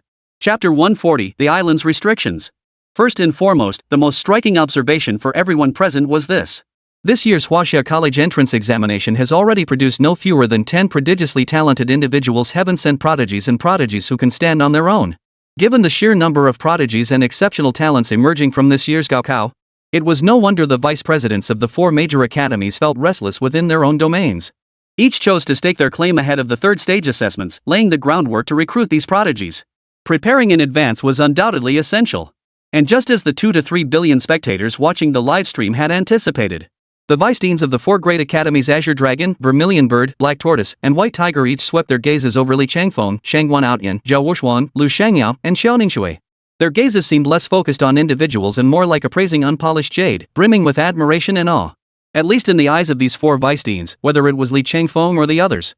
Given sufficient time to grow and develop, they would undoubtedly become the true pillars of the Chinese martial arts world. They would lead the human martial artists to drive out the demonic beasts and alien races, restoring our magnificent rivers and mountains. They were the genuine pillars of talent. As the intense, excited gazes of the 4 college vice deans shifted away from Li Changfeng, Shangguan Outyan, and the others, one by one, the remaining students arrived at the 3rd stage, the final assessment of the Battle Royale survival mode. After the last candidate arrived at the testing site, the vice dean of Qinglong Academy, having received the latest updates, slowly approached with his hands behind his back. Clearing his throat slightly, he addressed the crowd below in a resonant voice. First, before the actual assessment begins, I trust that all of you are already well aware of the specific rules for the PlayerUnknown's Battlegrounds Battle Royale assessment. Since that is the case, I shall spare you the tedious repetition and avoid boring you further. However, before the competition officially begins, I would like to kindly remind everyone present of one thing. First, in the competition between candidates, we must uphold the principle that safety comes first, victory second. After all, you are future comrades in arms, colleagues, and classmates who will fight side by side, not mortal enemies locked in a life or death struggle. Therefore, the primary principle governing this battle remains focused on victory and defeat. Remember, under no circumstances must you take a life. Alright. I've made my position perfectly clear. As for the rest, I won't dwell on it further here. I now declare the 3rd stage, the Battle Royale survival test, officially underway. As the vice principal of Qinglong Academy finished speaking, a dazzling pillar of light shot up from the ground with a flash. Oh, this pillar of light looks strangely familiar to me. Especially the intricate patterns etched upon it. Is this the legendary teleportation array? Li Changfeng focused his gaze as the beams shot skyward. Scanning them for inscriptions and array patterns, he quickly formed his conclusions. Soon, after reaching this conclusion, Li Changfeng felt his heart skip a beat. Then, the figures of the 100 Chinese college entrance exam candidates and foreign students present vanished as if they had evaporated from the earth. As the light column slowly dissipated, the people vanished without a trace. Thus, in less than 15 minutes, every single one of the over 100 candidates, counting each and every one, was teleported to various locations across the desolate island of the PUBG survival game, 1,000 kilometers away. Each candidate was scattered across distinct locations and hiding spots throughout this vast artificial island. They were deliberately separated by a teleportation array, ensuring that intense conflicts and battles wouldn't erupt the moment these students arrived on the artificial island.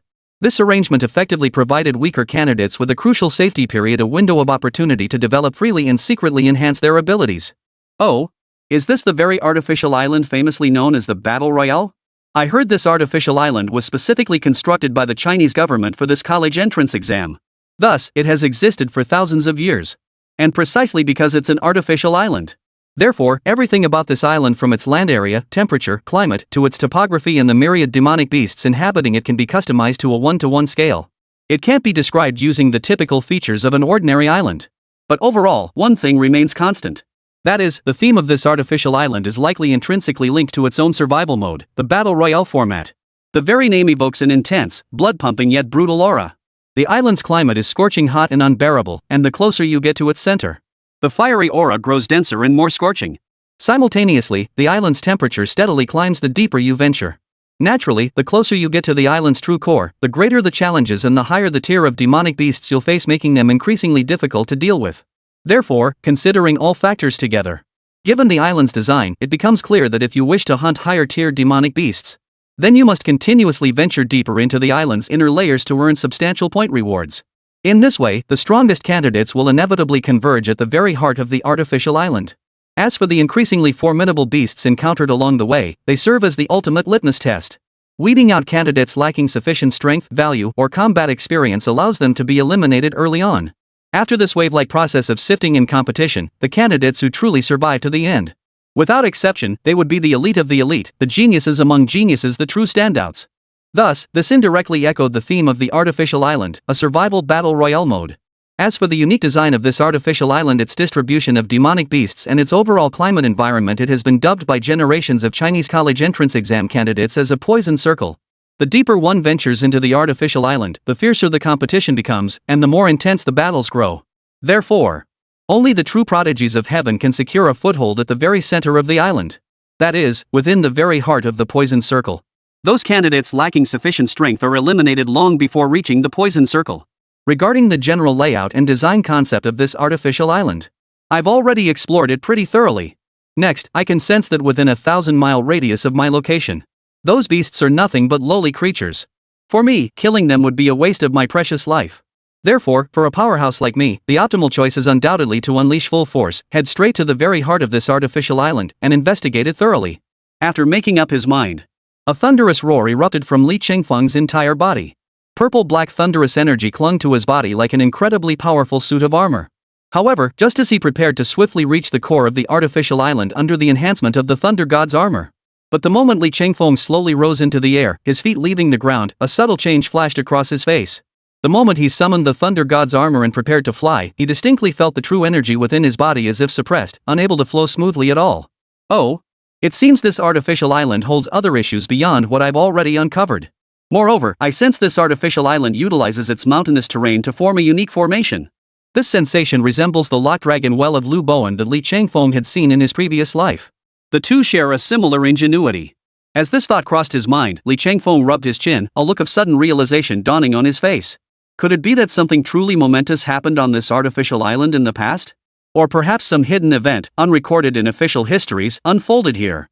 As this possibility suddenly surfaced in Li Chengfeng's mind, he felt increasingly certain that his inner suspicions were drawing closer to the truth. As these thoughts unfolded, Li Chengfeng's form slowly descended from the midair. If he chose to unleash his full power and activate the Thunder God armor, achieving aerial flight was not impossible. But attempting such a feat knowing it was unwise would undoubtedly consume an enormous amount of his own true chi. Even if he managed to reach the center of the artificial island with the Thunder God armor's enhancement, by then, he would be severely drained, his chi depleted and his vital energy exhausted. In such a dire state, facing formidable opponents like Zhao Wuxuan, Shangguan Outyan, and Sherbakova would place Li Chengfeng at a significant disadvantage. It would place Li Chengfeng in an extremely disadvantageous position. Chapter 141, the third trial begins. Forget it. We've already reached the third stage of the trial, and today is the final day anyway. So I'd rather not rush into reckless actions. Besides, the risk and reward just aren't worth it. If I really went through with it, wouldn't I be setting myself up for a huge loss? Anyway, this third stage assessment gives us a full 2 days and 1 night. I have plenty of ways to reach the island's center. There's absolutely no need to resort to such an irrational approach. With that thought settled, Li Chengfeng made up his mind. Simultaneously, Li Chengfeng began projecting his martial intent outward. Having advanced his sword intent to the third tier, he discovered that while manipulating his sword intent to project his martial will outward, even under these circumstances, it could only cover a radius of about 1,000 meters. While this range fell far short of the terrifying ability he possessed at his peak, where he could see through everything with ease. But insight, like many things, valued precision over breadth. For Li Chengfeng, even with this limited reconnaissance range of just over 1,000 meters, Li Chengfeng could perceive every single detail, every slightest movement and trace of activity around him, taking it all in. This grounded sense of security brought Li Chengfeng a profound comfort. With this thought, Li Chengfeng's form dissolved into a black afterimage once more. Like a ghostly apparition, he darted relentlessly through the dense forests of this artificial island. His own speed and agility in moving through the terrain were almost more familiar than those of the beasts that had lived here for hundreds or even thousands of years. It felt less like he was exploring an artificial island and more like returning to his ancestral home. Everything was so familiar. However, while Li Chengfeng advanced swiftly through the artificial island, leveraging his terrifying insight and speed, He failed to notice 3 elliptical drones hovering tens of thousands of meters above him. They tracked his every move like flesh-eating maggots clinging to bone. Even if Li Changfeng deliberately tried to shake them off, the drones held absolute air superiority at that altitude. It would be no easy feat to shake off these 3 drones. Of course. What was happening to Li Changfeng right now being tracked by drones was certainly not an isolated incident. In fact, every candidate on this artificial island had 2 to 3 elliptical drones hovering over them at an altitude of over 10,000 meters. These oval-shaped drones share a striking similarity to the ones Li Changfeng had seen from major TV stations before his teleportation. Their sole purpose is to capture footage of every candidate present with the highest possible image quality and fastest data transmission. They recorded the entirety of the third stage's practical assessment matches, then collated and streamed these recordings. The footage was then relayed to satellites for a 24-hour global live broadcast. It was precisely because of these oval drones tirelessly collecting footage and advancing the editing process that this was possible. This left 2 to 3 billion spectators worldwide with eyes wide as saucers, glued to the live stream's real-time footage. Holy cow! I've been waiting for this day like I was waiting for the stars and the moon. Finally, the long-awaited PUBG Battle Royale mode is here. I bet plenty of elite players are already pushing deep into the artificial island. I bet they're already locked in fierce combat with the demonic beasts. Ah! But there is one rather unfortunate aspect to this. That is, every single candidate participating in this third stage assessment has had their positions scattered apart. So what we can see now is each of these students playing solo, hunting monsters. For now, we can't witness the most thrilling showdown between the prodigies and the demonic geniuses. Hey, what's with the rush, kid? It's like the emperor isn't worried, but the eunuch is. This third stage assessment lasts a full 2 days and 1 night. Just because we haven't seen it yet doesn't mean we won't see it later. I'm sure it won't be long before the fierce battles we've been waiting for finally begin. And haven't you noticed? Whether it's Li Changfeng, Shangwan Outyan, Sherbakova, Zhou Wuxuan, or the top-ranked candidates like Elson Smith and Ogawa Junichiro, they're all converging on the very heart of the artificial island. Rest assured, the feast we've been anticipating will soon be cooked to perfection and served right before our eyes. Soon. In the livestream, the 2 to 3 billion spectators quickly noticed a crucial phenomenon. Despite having no prior coordination or communication among the top 10 candidates on the rankings list, they now seem to be moving toward the very heart of the artificial island as if guided by some unseen force, as if sharing a telepathic connection. The vast majority of other candidates remained in the outer periphery of the artificial island. Only a handful who considered themselves exceptionally strong ventured toward the island's central region. Their movements bore no resemblance to the relentless, resolute advance of Li Changfeng, Sherbakova, and Zhao Wuxuan as they rapidly pushed toward the island's heart. As for the reason behind this, wasn't it obvious? Compared to previous years of the Chinese Gaokao, the gap in strength between students in this year's Gaokao was no longer a matter of who was stronger or weaker. Rather, the top 10 examinees held an advantage over the remaining 90% that was nothing short of a cliff like lead. Possess an almost cliff like lead. Thus, though no prior communication had been made, everyone shares an unspoken understanding. The closer one approached the core of the artificial island, the higher the likelihood of encountering prodigies and monsters like Li Changfeng, Shangwan Outyan, and Zhao Wuxuan. No. To be precise, if you don't encounter them, it's only because you're incredibly lucky. But if you happen to run into them, well, you'd be delivering your own head on a platter, a token gift, but the sentiment behind it is heavy. Finally, anyone with half a brain knows what they can do now, but the one thing they absolutely cannot do is approach the center of the artificial island. The correct approach is to lie low as much as possible, focus on development first, and build up strength for a decisive strike later. Stay as far as possible on the outer periphery of the artificial island, hunting low-level demon beasts to steadily elevate your cultivation level. Within your capabilities, amass as many points as possible. As long as no one spots me, I'll just be a point-grinding monster, quietly racking up points. Even if I do run into someone, if there's still grinding points in this area, it just means we're evenly matched. What else is there to say? Roll up your sleeves and draw your weapons. Let's just do it. Boom. At that moment, Lu Xingyao's right hand swiftly formed a seal. Simultaneously, the true chi within her transformed into frigid ice energy, instantly condensing into an ice elemental magic crystal sword before her. After a brief adjustment, Lu Xiangyao drew her bow and arrow, assuming a combat stance. The tip of her sword was aimed squarely at a level 3 demon beast, a scarlet-eyed fire toad over 15 meters long, its entire body bathed in an eerie crimson glow.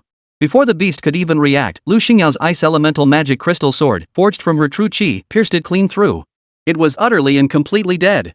Congratulations to candidate Lu Xiangyao. Your points have increased by 100, bringing your current total to 7,863rd place. Nearly an hour and a half had passed since the commencement of the top 100 battle. During this hour and a half, Lu Xiangyao steadily advanced toward the core of the artificial island, following the plan she had laid out for herself at the outset. As she advanced, the demon beasts she encountered grew increasingly powerful. First, Lu Shangyao possessed two major martial arts talents, fire and ice attributes. With Li Qingfeng's deliberate assistance, Lu Shangyao had also achieved significant enhancement and strengthening in her martial will concerning the flame attribute. Fighting in such scorching heat would be torture for ordinary martial artists, every second a struggle. They might even fantasize about escaping to an air-conditioned room. But for Lu Shangyao?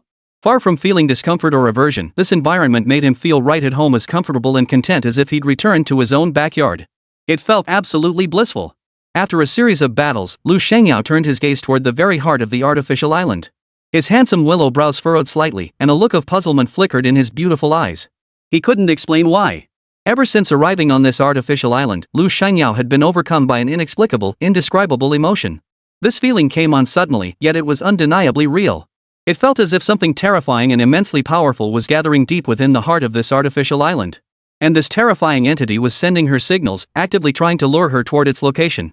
Chapter 142, They've begun their move. Are you still running? As Lu Shangyao continued advancing toward the very center of the artificial island, this inexplicable sensation of being summoned by some powerful presence grew increasingly intense and distinct. Unconsciously, Lu Shangyao clenched his fists, a wave of unease and tension surging through him for no apparent reason. Meanwhile, in the northwest corner of the artificial island, Ogawa Junichiro, entirely cloaked in that eerie black robe, drifted through the dense tropical rainforest like a wandering ghost. Unseen by anyone, as Ogawa advanced 100 meters, countless shadows seemed to emerge from his cloak, trailing behind him before vanishing into the depths of the forest and dispersing. As a shadow-level master versed in every ninjutsu, Ogawa's shadow clone technique had reached the pinnacle achievable at his current level of cultivation. In other words, if Ogawa Junichiro chose to, he could manifest 100 shadow clones, 1,000 shadow clones. After all, these clones were formed from Ogawa's own ki energy. As long as his ki reserves did not deplete, the shadow clones he could manifest would flow as endlessly as the ceaseless river. There was no limit whatsoever. Ever since arriving on this artificial island, Ogawa Junichiro had been repeating the same process, continuously condensing and gathering shadow clones. Whenever his own true chi depleted, Ogawa Junichiro would replenish it by consuming rare treasures and elixirs, repeating this cycle endlessly. After this process, over 13,000 shadow clones now spread across every corner of the artificial island like the shadows of demons.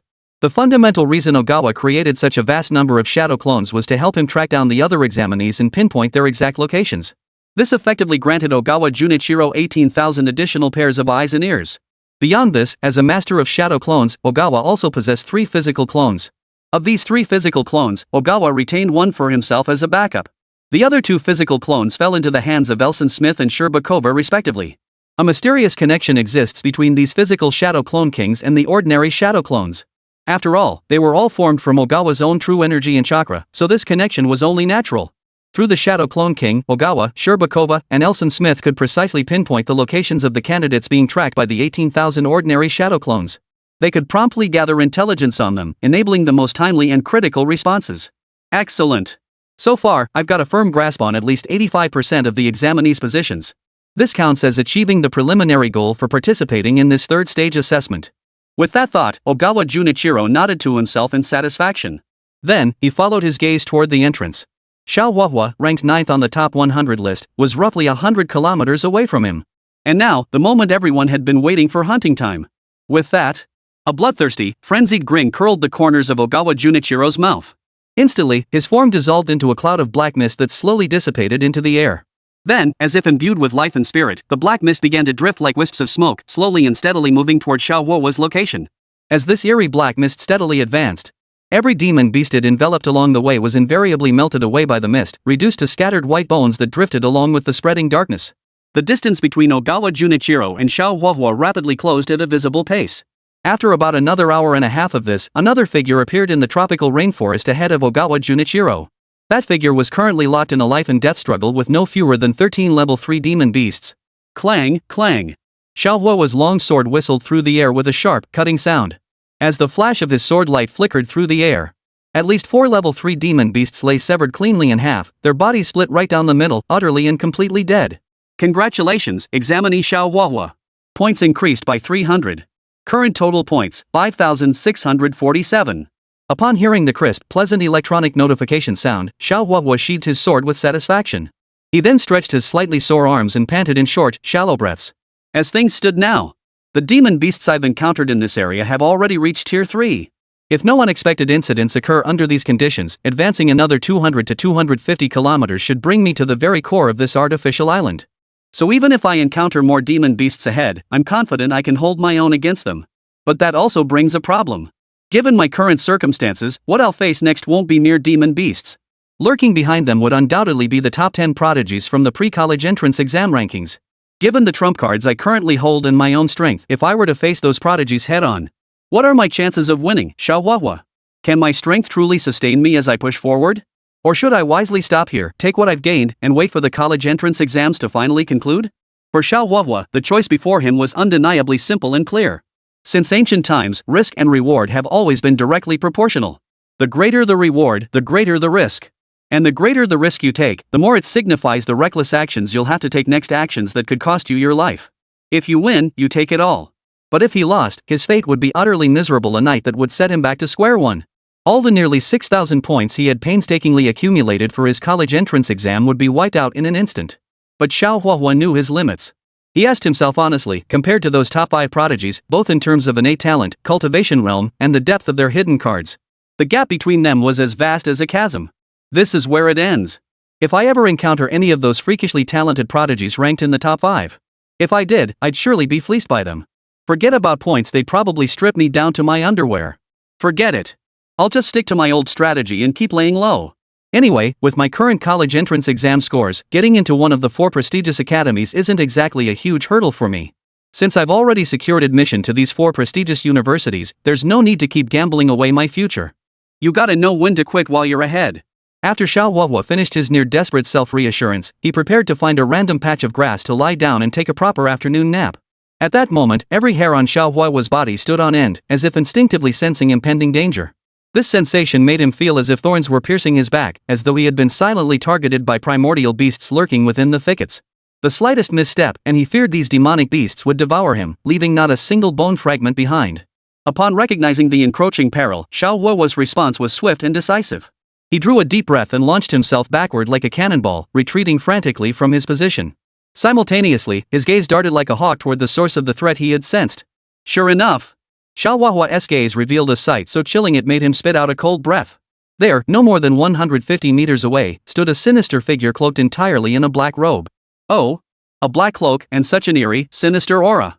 Come to think of it, the only one who meets all these additional criteria for the 3rd stage of the Huaxia College entrance exam must be Ogawa Junichiro from Sakura. Realizing this, Xiaohuahua felt a sudden jolt in his heart. His shoulders felt heavy, as if he'd encountered some venomous beast.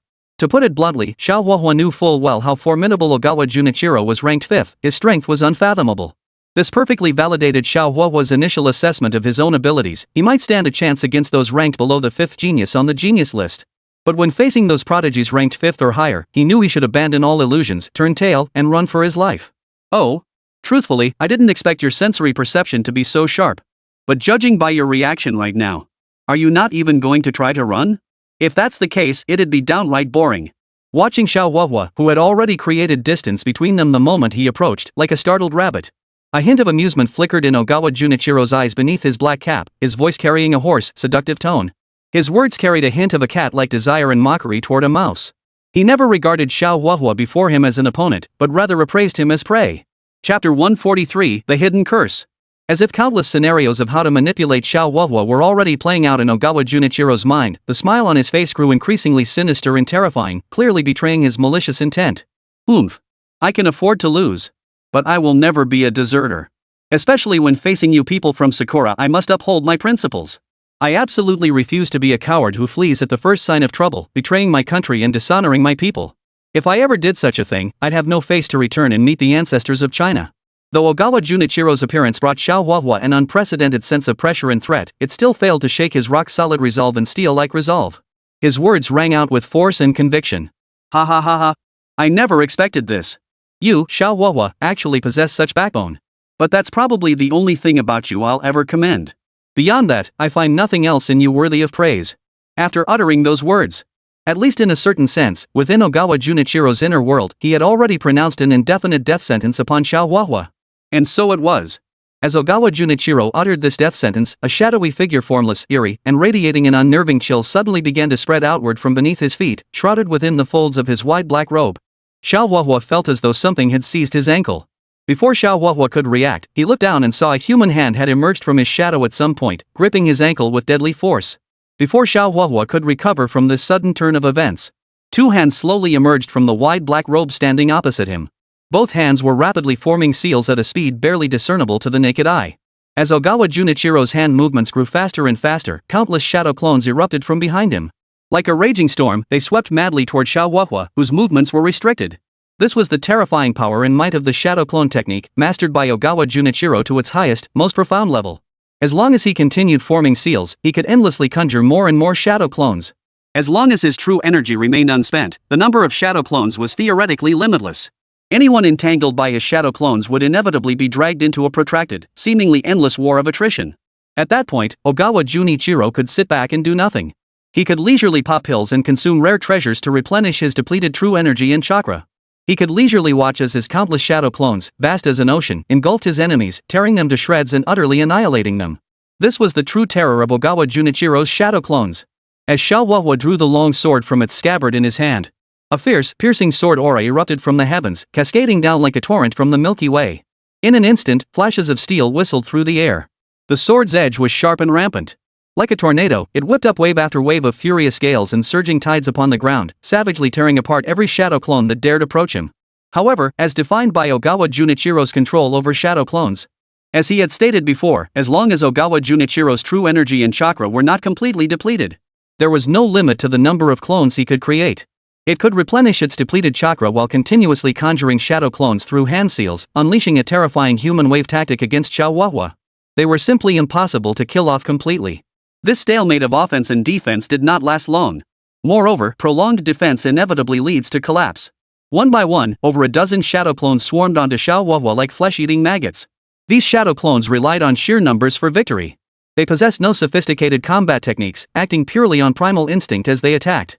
Several shadow clones had already pounced upon Xiao Huahua, opening their gaping maws to savagely tear and devour his flesh. As more shadow clones breached the defenses, the relentless wave overwhelmed Xiao Huahua's desperate resistance. Within moments, his defenses crumbled completely. He was completely swallowed up by the relentless tide of shadow clones, disappearing without a trace into the vast sea of bodies. At that very moment, across the nation, 2 to 3 billion onlookers watching the live broadcast of the college entrance exams witnessed the scene. Witnessing this scene, everyone instinctively covered their mouths with their hands. Their hearts clenched involuntarily. It's over. Xiao Huahua is truly finished. The sheer number of shadow clones is terrifying. Do you think Xiao Huahua might get beaten to death by this horde of shadow clones? Damn it! What the hell is this? Not only does Ogawa Junichiro disregard martial ethics, but he's also conjured up so many shadow clones to crush Xiao Huahua in a one-sided massacre. Could it be that Ogawa Junichiro intends to beat Xiao Huahua to death right here? Since ancient times, battles between martial artists have always been about settling scores and determining life or death. But tournament rules are different from martial combat. After all, this is a points-based contest between two sides. It's about victory or defeat, not taking lives. Still, I believe Ogawa Junichiro is simply adhering to his own samurai code. But doesn't he fear facing retribution from our Chinese authorities after this? Just as all the spectators in the livestream were seething with rage at Xiao Huahua's blatant disregard for the rules, it seemed as though Ogawa Junichiro, on the big screen, faintly heard the furious shouts and roars of the Chinese onlookers. He casually snapped his fingers. Bang, bang, bang. The shadow clones that had been swarming around Xiao Huahua, relentlessly punching and kicking him in a brutal mob attack, suddenly exploded one after another. They dissolved into a cloud of white mist that vanished into thin air, leaving no trace behind. After this shadow clone battle, Xiao Huahua was not in mortal danger, but he was beaten to a pulp. His entire body was covered in bruises and cuts, with not a single inch of uninjured flesh left. Broken bones and torn tendons were inevitable. What a pity. It's a shame I can't use my shadow clones to crush you into mincemeat right now. That leaves me feeling a bit unsatisfied. I can only say you're incredibly lucky, kid. If we'd met anywhere other than this exam hall, you'd be a corpse by now. Watching Xiao Huahua lying on the ground, barely clinging to life with more exhalations than inhalations, Ogawa Junichiro's lips curled slightly, revealing a cold smile. However, due to the competition rules, Ogawa Junichiro still held some reservations. Right now, he dared not risk committing an unforgivable act in front of so many invigilators and the vice principals of the 4 major academies by snapping Xiao Huahua's neck outright. But this seemingly lenient punishment sparing his life yet ensuring suffering would certainly make Xiao Huahua's ordeal unbearable. Crucially, on the surface, Ogawa appeared to be acting out of concern for the 3rd stage of the college entrance exam, which explicitly forbade candidates from killing each other. But in reality, Ogawa had already prepared a hidden hand behind the scenes. If Ogawa Junichiro had truly wanted to, he would never have allowed Xiao Huahua to see the light of the next day. For on the surface, Ogawa Junichiro summoned his shadow clone to deliver a barrage of punches and kicks against Xiaohuahua. But the damage inflicted on Xiaohuahua was, at most, superficial physical injuries. This damage, as it appeared, was not fatal. The true lethality lay in Ogawa's initial use of the shadow beheading technique through his own shadow, forcibly implanting the curse from his shadow into Xiaohuahua's shadow. The mind-severing technique itself ranks among the most terrifying and spine-chilling ninjutsu in existence. The timing of its activation was entirely at Ogawa Junichiro's whim. If Ogawa Junichiro chose to, the curse parasitizing Xiaohuahua's shadow would never erupt. But if Ogawa Junichiro chose otherwise, the curse already embedded within Xiaohuahua's shadow would erupt in an instant at his slightest thought. The cursed individual would remain utterly unaware of any abnormality throughout the entire process, meeting a death so silent it was almost inaudible. Ultimately, in a certain sense, this mind decapitation technique had already reached the level of laws and causality. Unless one possessed overwhelming superiority in both strength and cultivation realm over the caster, the mind decapitation technique presented an almost unsolvable challenge for any martial artist. It was precisely because he had reserved such a vicious contingency. Ogawa Junseikiro could afford to so casually abandon Xiaohuahua where he stood. With a flick of his black cloak, he vanished once more into the mist, leaving no trace behind. According to the original plan, all 7 remaining members of the top 10, aside from Ogawa Junichiro, Elson Smith, and Sherbakova, were to die, absolutely no survivors. Now that I've dealt with Xiaohuahua, who was at the bottom of the rankings, only 6 more remain for me to handle.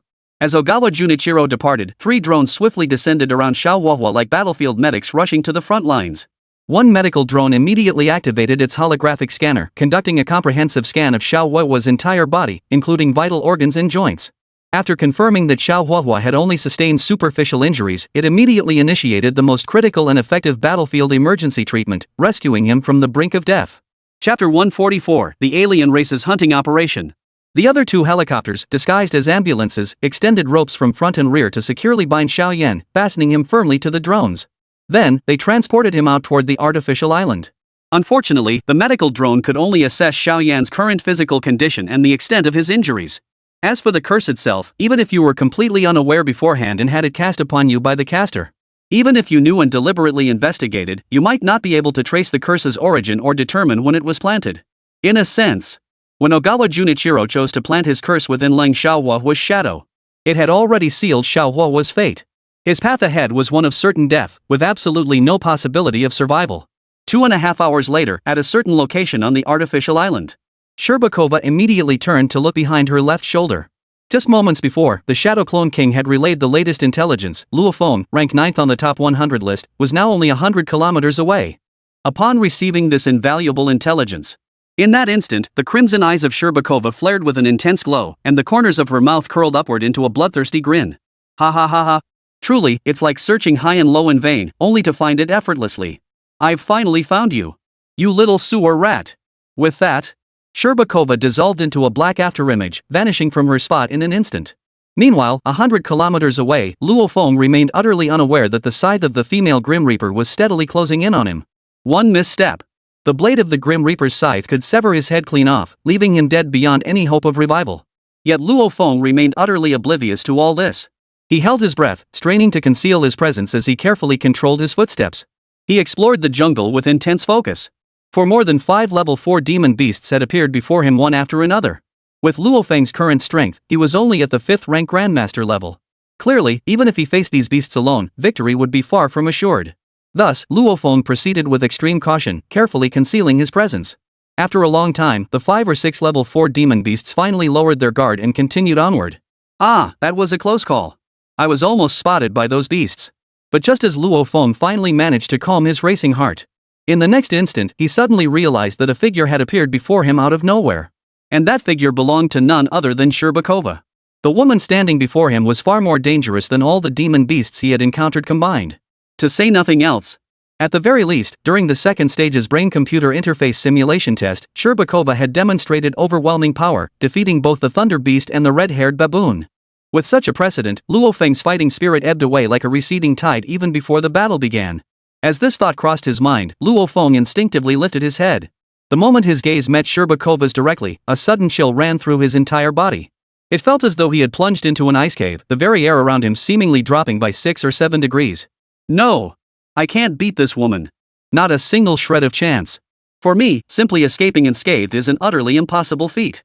After a comprehensive assessment of his situation, Luo Feng clenched his teeth, wrestling with an incredibly complex inner turmoil. Finally, he declared, "I concede." Before Luo Feng could utter the final syllable of lose, Sherbakova's figure shot forward like a bolt of lightning, appearing mere meters before him in an instant. "What do you think you're doing?"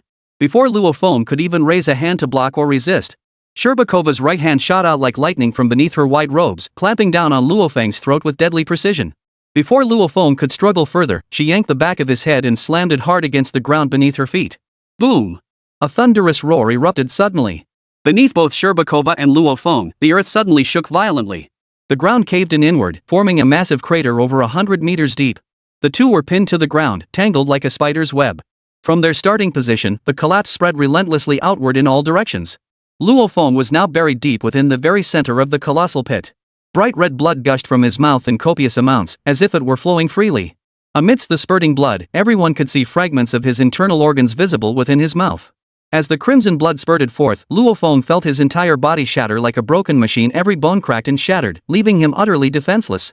Yet, just as Luo Feng was still reeling in horror at his body's dreadful state, a bizarre, minuscule blood-red shadow emerged from the Shadow Clone King not far behind Sherbakova. It pierced into Luo Feng's shadow at an uncanny angle. This technique, naturally, was the mind decapitation technique wielded by the Shadow Clone King's master, Ogawa Junichiro. Once the mental beheading technique took effect, life and death were no longer within Luo Feng's control. It could be said that if Ogawa Junichiro himself so desired, he could simply flick his finger or entertain a fleeting thought to simultaneously eliminate both Luo Feng and Xiao Huahua. Thus, for the time being, Luo Feng remained alive and kicking. Yet his life had already entered a countdown at this very moment. Upon seeing the shadow from the Shadow Clone King seamlessly merge into Luo Feng's shadow, Sherbakova's lips curled upward, a meaningful, mocking curve forming on her face. The gaze she directed at him was utterly like that of someone looking at a corpse. Having completed everything around her, Sherbakova lingered no longer. She turned and strode off into the distance. At that very moment, the live stream exploded like a pressure cooker bursting under unbearable pressure as the 2 to 3 billion spectators witnessed the scene unfold. Holy crap! What the hell is this? Did Sherbakova have cement poured into her brain or something? She actually unleashed such a vicious attack on Luo Feng the very moment they met. And everyone saw clearly just now the moment Luo Feng saw Sherbakova appear before him, his fighting spirit vanished completely.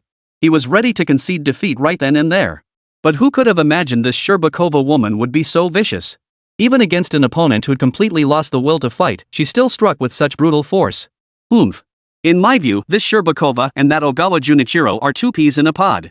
To put it nicely, it's less about fighting as Chinese candidates under the rules of the assessment. To put it bluntly, it's really just exploiting loopholes in the third stage exam. On the surface, it's a college entrance exam, but in reality, they're using this platform to show us how easily these so-called pride of the nation students from China can be crushed. Oof. In my view, whether it's this Ogawa Junichiro or the current Sherbakova, both of them are nothing but grasshoppers in autumn. They won't last long. Right now, they're just stirring up trouble and flexing their muscles because they haven't encountered a truly formidable opponent. Mark my words, once they cross paths with Li Chengfeng, Shangwan Outnan, or Zhao Wushuang, those dogs will be beaten until they themselves. They'll learn a lesson they won't forget. The 4 vice deans from the major academies overseeing the exam watched the live drone footage streaming from the testing hall. Their brows knotted into tight furrows, their expressions darkening to the point of being almost dripping with menace. There was no doubt about it, at least based on the live footage streaming from the exam hall. The actions of Sherbakova and Ogawa were truly despicable, even vile. But as the onlookers had previously remarked, whether it was Ogawa or Sherbakova, they were both employing underhanded tactics to exploit loopholes in the rules of China's college entrance exam. In other words, as long as Luo Feng and Xiao Huahua remained alive and well, the proctors had no choice but to turn a blind eye. Sherbakova and Ogawa could continue their reckless behavior within the solemn setting of the college entrance exam without any intervention. In reality, if similar incidents occurred during international exchange competitions or multi-event contests, such incidents would occur every other day. However, in the context of international exchanges and competitions between nations, it's not uncommon for opponents to beat you to a pulp or even knock you dead on the spot. Even if you lose, you can't blame anyone else. If blame is to be assigned, it rests solely with your own inferior skills and lack of preparedness. Chapter 145, Lu Xingyao's Great Crisis. But while that may be the way things are said, this debt must be carefully recorded. Once the exams are over, she'll collect every last bit of it with interest. Oomph. In short, when Sherbakova and Ogawa later encountered our nation's prodigies, if you end up beaten half to death, it'll be entirely your own fault. We'll just sit back and enjoy the show. Nothing else matters. The vice principal of Qinglong Academy delivered the final word, voicing the shared sentiment of everyone present. Meanwhile, while Sherbakova and Ogawa Junichiro were running rampant and doing as they pleased on the uninhabited island of the third stage of the college entrance exam. At the same time, Lu Shangyao pressed forward, guided by an inexplicable call from the depths of his being. After traversing a dense tropical rainforest, the scene before her suddenly opened up into an incredibly vast and bright expanse. Calculating from the very second he had set foot on this artificial island, Lu Shangyao made a rough estimate in his mind. He had been moving non-stop, and the entire journey had taken roughly 7.5 hours. With this realization, Lu Shangyao lifted her small head and gazed straight ahead. Not far ahead, towering into the clouds, stood a colossal tree whose entire trunk glowed of vivid crimson. This colossal tree stood at the very center of the artificial island, the iron tree. From afar, the iron tree appeared to soar over 10,000 meters high. At first glance, it hardly resembled the form and appearance of a tree at all, but rather resembled a towering mountain range split cleanly in two. Even from a great distance, one could sense the overwhelming sense of menace and the grim, forbidding atmosphere emanating from this iron tree. Amongst its crisscrossing, densely clustered branches, countless limbs pierced through layer upon layer of dark clouds, reaching deep into the distant sky. True to its name, the iron tree. Unlike the lush, leafy trees Lu Shangyao had encountered in the tropical rainforests during her journey. Instead, it radiated a sense of desolate loneliness, its bare trunk stripped of all foliage. They resembled outstretched arms, silently bearing witness to the passage of time. The moment Lu Shangyao laid eyes on this iron tree, he felt an inexplicable calling and urging from deep within his soul grow ever more intense. It was as if some strange voice in his mind kept urging him onward, closer, closer, don't stop. Could it be that ever since I entered the examination hall, this iron tree had been silently calling to me? Or perhaps, within this iron tree lay some mysterious treasure or legacy. Waiting to be discovered, waiting for me to come and unlock its secrets. Yet, just as countless speculations and questions sprouted like bamboo shoots after rain in Lu Shangyao mind, the young girl felt an overwhelming sense of anticipation and excitement welling up inside her. Just as she was about to take a step forward, determined to venture deeper into the iron tree's depths to uncover its secrets. At that very moment, a thunderous crash echoed through the air. A thunderous roar echoed through the air. Simultaneously, dust and debris erupted behind Lu Shangyao, sand and stones flying everywhere. Startled like a frightened rabbit, Lu Shangyao abruptly stumbled backward. After maintaining a safe distance of roughly 10 to 20,000 meters from her opponent, the expression on Lu Shengyao's delicate face grew incredibly solemn and heavy. Standing within the enormous crater behind her was a Western man, tall, burly, and muscular, now appearing before her. The sight of this Westerner's exaggerated physique instantly conjured a name in Lu Shengyao mind. Could this be Elson Smith of the United Kingdom? I never imagined that just as I arrived at the core of this artificial island, before I could even begin exploring the depths of this iron tree, I'd already encountered such a formidable foe. The thought extinguished any lingering illusions. Lu Xingyao's expression hardened into one of intense gravity, her entire being poised for battle. At that very moment, a cold, bloodthirsty curve lifted the corners of Elson Smith's mouth. Ha ha ha ha. What a challenge! I've been navigating this artificial island for nearly 2 full hours. Finally, I found another candidate from China. As Elson Smith had mentioned, during his journey to the very center of the artificial island while lost, besides needing to hunt demonic beasts to boost his own points, the primary task he undertook was to leverage the intelligence provided by the Shadow Clone King. He meticulously tracked the precise locations of nearby candidates within his vicinity, systematically hunting them down. However, compared to the substantial gains made by Sherbakova and Ogawa, Elson Smith endured no shortage of hardships along the way, yet his gains were pitifully meager. The Chinese candidates he defeated along the way were nothing but a handful of small fry. There was no real reward to be gained, let alone any significant haul. Fortunately, perseverance paid off. After Elson Smith's relentless exploration, he finally encountered a worthy opponent. Lu Xingyao's gaze also turned toward Elson Smith. Especially when she saw the look of excitement on his face, as if he were celebrating the new year, her own expression turned unusually serious and tense. Let's not even get into the rest. The man across from them, Elson Smith, was a genuine 6th-ranked Grandmaster-level powerhouse. This was, without a doubt, the most formidable opponent Lu Xiao had ever faced in terms of overall strength and cultivation level. Noticing Lu Shangyao retreating toward her side, a cold, bloodthirsty curve lifted the corners of Elson Smith's mouth. In his eyes, Lu Xiao before him no longer resembled a delicate, flower-like beauty. Instead, she resembled a steaming, succulent delicacy already served upon his table. Elson Smith felt excitement and thrill surge through his very bones. Just as Lu Shangyao hesitated, wondering whether to greet this international visitor before leaving or to make a run for it, Elson Smith wasted no time on pleasantries. His left hand flipped outward. Soon, a uniquely shaped war drum appeared in Elson Smith's hand. Its design was bizarre, exuding an ancient aura, with intricate patterns carved all around it. Elson Smith struck the drum with rhythm and cadence, maintaining that quintessential Native American posture. Soon, as Elson Smith continued to strike the drumhead, the war drum in his hands emitted strange sounds. Thump, thump, thump, clang. Upon hearing this rumbling drumbeat, Lu Shengyao's expression underwent an unprecedented transformation. Simultaneously, as the drumbeat intensified, Lu Shio could feel the blood within her body begin to surge uncontrollably, layer upon layer, as if shaken by the sound waves emanating from the drumhead. It could be said that the way Elson Smith was striking the Indian war drum at this moment, this attack and damage originating from the sonic level was utterly unpredictable and impossible to defend against in time. Even if you pressed your hands tightly over your ears, it still wouldn't solve the problem at its root. Because when this sound wave encounters walls or other objects, it creates sonic reflections. With each reflection, the sonic attack amplified beyond its original intensity, doubling, quadrupling, sextupling, octupling, and beyond. It can be said that, as time drags on, the echoes bouncing off walls will only grow louder and more intense. Until, like a raging torrent, the sonic assault becomes utterly overwhelming and impossible to defend against. Finally, swept away by this seemingly endless, layered tidal wave, even the most mentally fortified warrior would succumb to such a terrifying sonic assault. Unless you're a ruthless individual who, upon hearing the very first echo, decisively pierces your eardrums to render yourself deaf. Then, that would be considered eliminating the attack at its root. But this method is merely a temporary fix, not a permanent solution.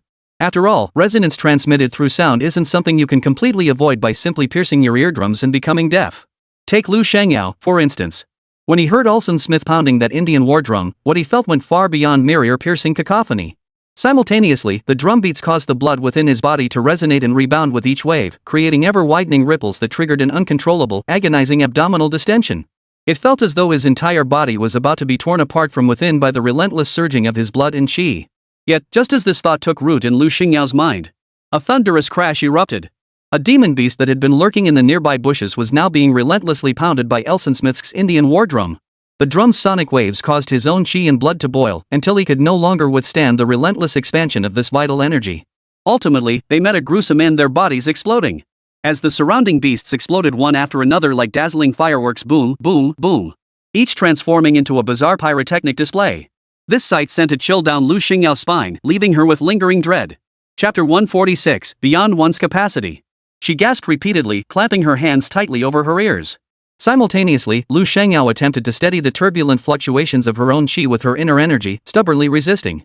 Seeing Lu Shangyao still struggling desperately before his Indian war drum attack, refusing to give up, Elson Smith's lips curled into a sneer of contempt. Oomph. Lu Shangyao. If I were you, I'd do nothing now and surrender peacefully. Wouldn't that be better? Don't waste your breath here. Face reality sooner, and you'll suffer less physical torment. Otherwise, once the sonic attacks keep stacking up, even if I wanted to spare your life, the intensity keeps growing. I can't control the force or the precision anymore. If you die then, and the Vice-Deans of the Vermilion Bird, Azure Dragon, White Tiger, and Black Tortoise Academies pursue this matter, I won't be able to do anything about it. After all, this path was your own choice, hero. At that moment, Lu Shangyao remained utterly deaf to Elson Smith's words. She had plunged into a uniquely profound state of suspended wonder. Especially after entering this artificial island, Lu Shangyao felt an increasingly potent and distinct sensation deep within, as if summoned by some great, unseen presence. This was not merely due to the inexplicable stirring within his heart. There was another matter that filled Lu Shangyao with fearless concern, specifically, the fire element and fiery aura within this iron tree region of the artificial island had grown increasingly dense. Particularly, the fire element and fiery aura within the area of the iron tree where she stood grew ever more potent. This sensation made Lu Shangyao feel as though she had become one with the Zhou dynasty environment, as comfortable as a fish in water. Everything felt effortless and delightful, like returning to her hometown. As Lu Shangyao continued to perceive and absorb the surrounding fire attribute spiritual energy and power, a peculiar thought suddenly surged within her. It was that she felt she could easily access the fire attribute spiritual energy on this artificial island. She could effortlessly command the fire attribute spiritual energy on this artificial island. In the past, Lu Shio would never have dared to even imagine such a thing. Yet today, this impossible notion seemed to gain a glimmer of possibility within her mind. Yet the crisis unfolding around her left Lu Shio no time for further contemplation. At that moment, she was trapped by the surging, wave-like roar of battle drums. In her desperation, Lu Shangyao could no longer afford to consider the potential side effects or hidden dangers of her actions. After all, when her very life was on the line, how could any other potential danger possibly outweigh the importance of her own survival? As Lu Shangyao channeled her fire-attributed true qi and spiritual energy into the artificial island before her, a thunderous boom erupted. It felt as though a muffled thunderclap had exploded from the heavens above. Following the rumbling thunder, pure, domineering, supremely yang, supremely fierce fire attribute spiritual energies surged toward Lu Shangyao like mighty rivers in great seas from all directions. A colossal wave of flames erupted, radiating outward from Lu Shangyao like a violent shockwave. The surrounding air was compressed into layer upon layer of spatial fissures by the scorching, terrifying heat of molten magma. As the space itself was scorched and damaged by the flames, the excruciatingly headache-inducing, relentlessly clinging hellfire and the rumbling drumbeats vanished in an instant. The terrifying inferno, like floodwaters released from a dam, instantly consumed everything within a 1,000-meter radius, leaving no survivors. As the flames raged ever more fiercely around him, a sudden chill gripped Eisensmith's heart. His face paled with shock, his mind going blank. But the situation on the battlefield left no time for Eisensmith to ponder the reasons behind it. Like a frightened soldier shedding his armor in panic, he turned and tried to flee without a word. But how could his legs possibly outrun the raging inferno bearing down upon him? The flames fed the gale, burning fiercer and faster with every passing moment. Soon, there was no space left for Eisensmith to even dodge. In an instant, every strand of Eisensmith's golden hair was consumed by the blazing inferno, leaving him utterly bald. But it wasn't just his hair that was consumed by the flames. His entire body bore numerous scorched scars from the hellfire's searing touch, leaving him looking utterly pitiful and unbearable to behold. Upon realizing the devastating reversal that had befallen him, Eisensmith was terrified out of his wits, his back drenched in cold sweat. He never dreamed. He, Eisensmith of the United Kingdom, had now been utterly humiliated by a complete weakling he had never given a second thought to. What baffled him most was this. At least on the surface, Lu Xingyao's cultivation level was merely that of a 5th-rank grandmaster. In Eisensmith's estimation, even if someone had cultivated fire attribute techniques since birth, the flames they could unleash would be no more than a flickering ember easily extinguished with a breath. How could they possibly unleash such world-shattering, night-devouring power? How could he unleash the terrifying destructive power of those hellish flames that even he himself had to retreat from 3 paces? This was something he simply could not comprehend. Just as Eisensmith remained utterly bewildered by the earth-shattering reversal unfolding before him. At the same time, the 2 to 3 billion spectators in the livestream, equally baffled by the unfolding mystery, were utterly stunned by the infernal flames now erupting from Lu Shangyao. At the very start, when these spectators saw Lu Shangyao coincidentally cross paths with Eisensmith, a clash of rivals, their hearts leapt into their throats. After all, the 2 battles that had just concluded were still vividly etched in everyone's memory. The most gory examples were Xiao Huahua and Luo Feng, who had been severely injured and ultimately eliminated. Although Lu Shangyao had indeed achieved a terrifyingly dominant victory during the brain-computer interface combat test in the 2nd stage prior to this. But battles within the brain-computer interface were ultimately just simulations powered by human information technology. No matter how realistic the simulation, it's an entirely different matter from experiencing it firsthand. It's like how pilots can train in a 1-to-1 flight simulator. But while you might score a perfect 100 in flight training simulations, when piloting an actual aircraft, however, you cannot guarantee that you will handle every unexpected situation and uncontrollable factor encountered along the flight path as smoothly as you did in the simulation. Ultimately, it relies more on the pilot's own ability to react in the moment. It's like Zhao Kuo, who only knew how to strategize on paper. Zhao Kuo had read military treatises thoroughly and was unmatched in his mastery of them, truly the foremost in the state of Zhao. But if you put him on the battlefield, compare him to a true warring states general like Bai Qi. Even the Marquis of Wuan, Li Mu, could effortlessly crush Xiao Kuo with one hand. This is precisely the gap between simulated combat and real battle. Simulated battles certainly have their value. But at best, they are merely rehearsals before the real thing. They should only be used as a reference, never taken as the real thing. Therefore, unless one was a die-hard fan or brainless admirer of Lu Shangyao, at this moment, one thing was crystal clear to every single one of them. Lu Shangyao, at least in terms of overall strength and cultivation level, lagged significantly behind even Eisensmith. If they never crossed paths, that would be fine. But if they did meet, Lu Shangyao chances of victory were utterly slim, approaching 0. But reason is one thing, and reality is another, something no one could have anticipated. Lu Shangyao, in this desperate situation, managed to unleash a cosmic explosion. Not only did she calmly withstand the assault of Eisensmith's Indian war drum beats, but she then summoned hellfire. What's more, she even managed to severely wound Eisensmith. This scene left many onlookers stunned, their jaws nearly hitting the floor. The horror in their hearts was beyond words. This is truly bizarre. Based on Lu Shangyao current cultivation level, realm, and overall capabilities, he's clearly far more powerful than he was during the brain-computer interface test in the 2nd stage. The disparity in strength between the two is clearly this vast. This is truly strange. How could Lu Shangyao strength be so much greater than what he demonstrated in the brain-computer interface during the 2nd stage? Just now, the moment Lu Shangyao unleashed her flames, they instantly covered a 1,000-meter radius. This woman is terrifying. You're telling me this is the attack power of a 5th-rank grandmaster?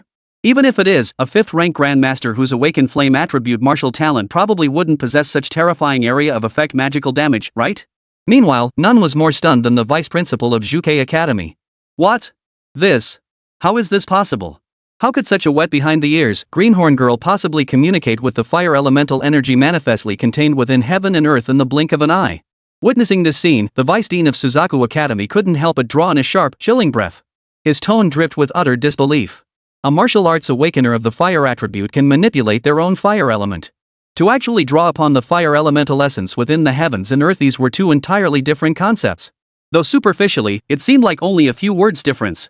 But to truly bridge this gap in elemental mastery, one would likely need at least the Grandmaster realm. Indeed, only a martial arts revered master-level powerhouse would be qualified to tread into that realm. Chapter 147, the second round of clashes. Yet Lu Shangyao, standing before them, was at best a 5th-rank Grandmaster-level powerhouse. This scene baffled even the Vice-Chancellor of Vermilion Bird Academy, who racked his brain in vain. What methods had Lu Shangyao employed to accomplish this seemingly impossible feat? On the artificial island, Lu Shangyao gazed at the scorched, charred earth stretching a kilometer in every direction, a desolate, barren wasteland devoid of even a blade of grass. His eyes widened in profound horror. All of this. Could all this be my doing? In her panic, Lu Shangyao had unconsciously unleashed the fire elemental energy within the artificial island. Even to Lu Shangyao, the artificial island resembled a gas station doused in gasoline. And what she had done was remarkably simple. It was like casually tossing a match into the mix, instantly igniting a raging inferno. Such terrifying, overwhelming, and ruthless fire attribute attack power far exceeded even Lu Shangyao's own imagination. This power was truly extraordinary. Upon realizing this, Lu Shangyao sucked in a sharp breath, his heart skipping a beat. Though he still couldn't fathom why. Why, with his cultivation at the 5th-rank Grandmaster realm, could he so effortlessly harness the fire attribute power of this artificial island? But her lack of understanding didn't matter. The reality was what truly mattered. That was, she could now command all the fire attribute power on this island with effortless ease, as if it were an extension of her own arm. This meant Lu Xingyao's combat prowess could be amplified dozens, even hundreds of times beyond her original capabilities. This unexpected windfall truly startled Lu Shangyao to her core. Even now, she was still experimenting and exploring, but her primary focus remained on gathering these fire attribute energies together to brew an even more powerful attack. Based on my current analysis, I can freely command the fire attribute spiritual energy within a radius of roughly 10,000 meters centered on myself. That's essentially my limit. After several attempts, Lu Shangyao finally arrived at this conclusion. Amidst Lu Shangyao relentless testing of her limits, Elson Smith, still scorched by the infernal flames, stared at her with a face so dark it seemed ready to drip with water. His eyes fixed on Qiushui like venomous snakes, filled with shock, horror, and utter disbelief. Only now did Elson Smith belatedly realize that the Lu Shangyao before him was far from the easy opponent he had initially imagined. As this thought struck him, his gaze suddenly shifted toward the distant sky, as if his heart harbored a faint, unspoken hope. This doesn't make sense. By all logic, the time should be almost up by now. If the time has truly come, why is there no sign of movement? As these thoughts swirled, Elson Smith felt his inner restlessness grow, bordering on sheer frustration. Clearly, the crucial turning point he had been desperately awaiting had not materialized as he had initially anticipated. After waiting anxiously for a while, Elson Smith withdrew his gaze and turned his attention back to Lu Shangyao, who stood not far in front of him. Given the current situation, sonic attacks were utterly useless against Lu Shangyao. Therefore, the only option left was to switch to a different form of attack. Realizing this, a thought flashed through Elson Smith's mind, and instantly, a demonic crossblade appeared in his hand. This marked the first time Elson Smith had ever wielded a weapon. In truth, aside from that primitive, Indian war drum-like attack method he had just employed, Elson Smith's true pride lay in his hand-to-hand combat and cold weapon skills. And when Elson Smith resolved to wield the demon crossblade, it meant, in a sense, that his opponent had driven him to the brink of desperation. This forced him to take the situation seriously. Elson Smith drew a deep breath, his eyes closing slightly. After a brief moment, his eyes snapped open, two piercing beams of sharp focus shooting forth from their depths. Simultaneously, a sharp whistling sound filled the air. The demonic crossblade, heavy as 1,000 pounds, felt as light as a feather in his grasp as he casually changed his stance. As he executed the move, the blade of the demon cross sword pointed directly at Lu Shangyao, standing over 1,000 meters away. Oomph. You should never have done this. You should never have provoked me, Lu Shangyao. I guarantee you'll regret your decision. After delivering this menacing warning, a thunderous roar erupted. The aura radiating from his entire body surged relentlessly, already pushing beyond his own limits. Immediately, Elson Smith's foot slammed forward with tremendous force. The ground beneath him instantly cracked and split apart with each inch of his movement. Then, Elson charged toward Lu Shangyao like a cannonball fired from a barrel. Though they had been separated by tens of thousands of meters, that vast distance was covered in an instant by Elson Smith. Lu Shangyao, die for me. Elson Smith couldn't be bothered with any more nonsense from Lu Shangyao. He adhered to the principle that indecision invites chaos. In his battle with Lu Shangyao, he reasoned that rather than waiting for uncertain factors to unfold later, it was far better to eliminate this potential threat Lu Shangyao before any crisis erupted, nipping it in the bud. Elson Smith gathered his strength deep within his core, gripped the crossblade sword with both hands, and swung it with thunderous force, aiming a devastating strike toward Lu Xingyao's position. Yet, just as the crossblade was about to cleave through the air and strike Lu Xingyao's slender form, Lu Shangyao, slippery as an eel, executed a sideways dodge to her left rear, evading the blow. Crash! With Lu Xingyao's timely evasion, the cross-bladed sword in Elson Smith's hands slammed down with tremendous force. In an instant, the earth shook violently. The ground caved in, forming a massive crater over 100 meters deep. How is this possible? Could Lu Shangyao really dodge my attack like that? At that moment, Elson Smith could scarcely believe his eyes.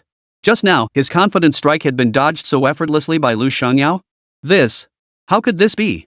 Before Elson Smith could dwell on it further, he yanked the crossblade from the earth once more, unleashing another lightning-fast slash that struck with brutal force. The frenzied, ferocious sword energy surged forth like a howling storm, cleaving through rocks and trees a kilometer away with brutal precision.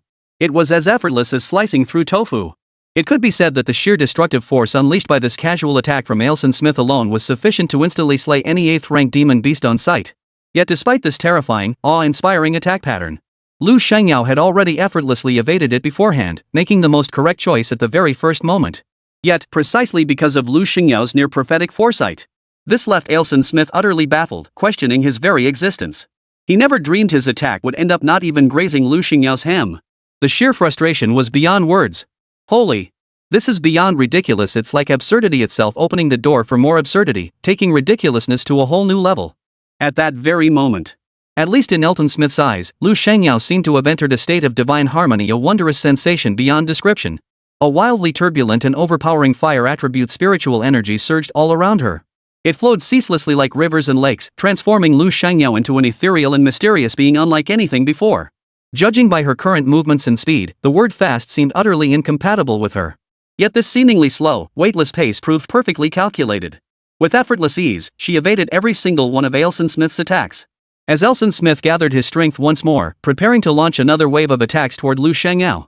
This time, however, Lu Shangyao did not choose evasion as before.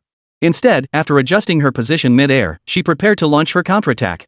As Lu Shangyao moved, the fire elemental energy within a 10-kilometer radius surged like boiling wastewater. Simultaneously, the energies of heaven and earth surged toward him like mighty rivers and great seas. Then, Lu Shangyao sucked in a sharp breath. Her right hand immediately formed a complex seal. As soon as the seal was complete, the raging, surging flames coalesced into a terrifying, monstrous fire tornado. Fueled by the wind, the roaring inferno surged toward the direction of Elson Smith. As Elson Smith watched the fiery tornado closing in on him, his entire body shuddered violently. At that moment, Elson Smith felt a chill surge straight up from the soles of his feet to the top of his head. In this moment of crisis, Elson Smith had no time for such thoughts. He bit down hard on his tongue. The metallic taste of blood filling his mouth instantly cleared the dazed and lost look from his eyes. Simultaneously, the crossblade in Elson Smith's hand slashed forward with unyielding ferocity. Boom! The fiery tornado collided head-on with the crossblade. A terrifying, overwhelming shockwave erupted like a tidal wave, spreading wildly outward from the two combatants like a raging torrent. In an instant, deep fissures erupted across the ground, while nearby mountains, trees, and rocks were pulverized into dust. Elson Smith's assault didn't last long. Soon, the fiery tornado gained the upper hand, sending him reeling backward like a kite with its string cut retreating a full kilometer. Finally, he crashed to the ground like a beaten dog. His body was riddled with broken bones and torn muscles, a pitiful sight that was almost unbearable to behold. It was hard to reconcile this battered form with the arrogant, domineering figure who had ruled the skies moments before. The sudden reversal in the battle didn't necessarily mean Lu Shangyao had gained much advantage either. During their earlier head-on clash, Lu Shangyao had been sent reeling backward over a kilometer by the recoil force. Her chi and blood surged violently within her body. Aside from a few minor scrapes, Lu Shangyao suffered no serious injuries.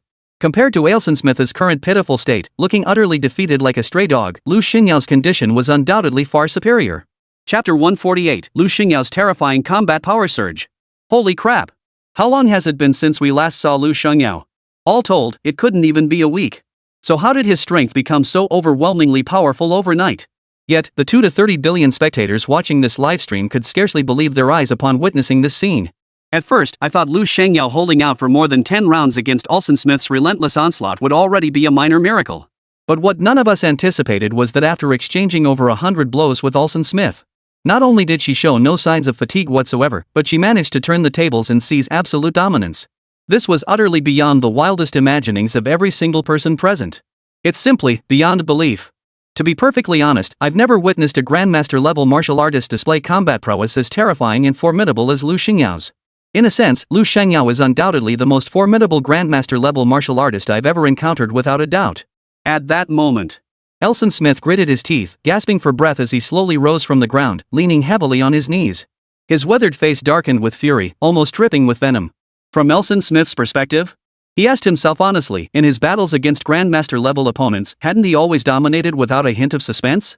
Hadn't he crushed them with lightning-fast, multi-layered assaults that left no room for resistance? Every victory he, Elson Smith, had achieved was an absolute triumph.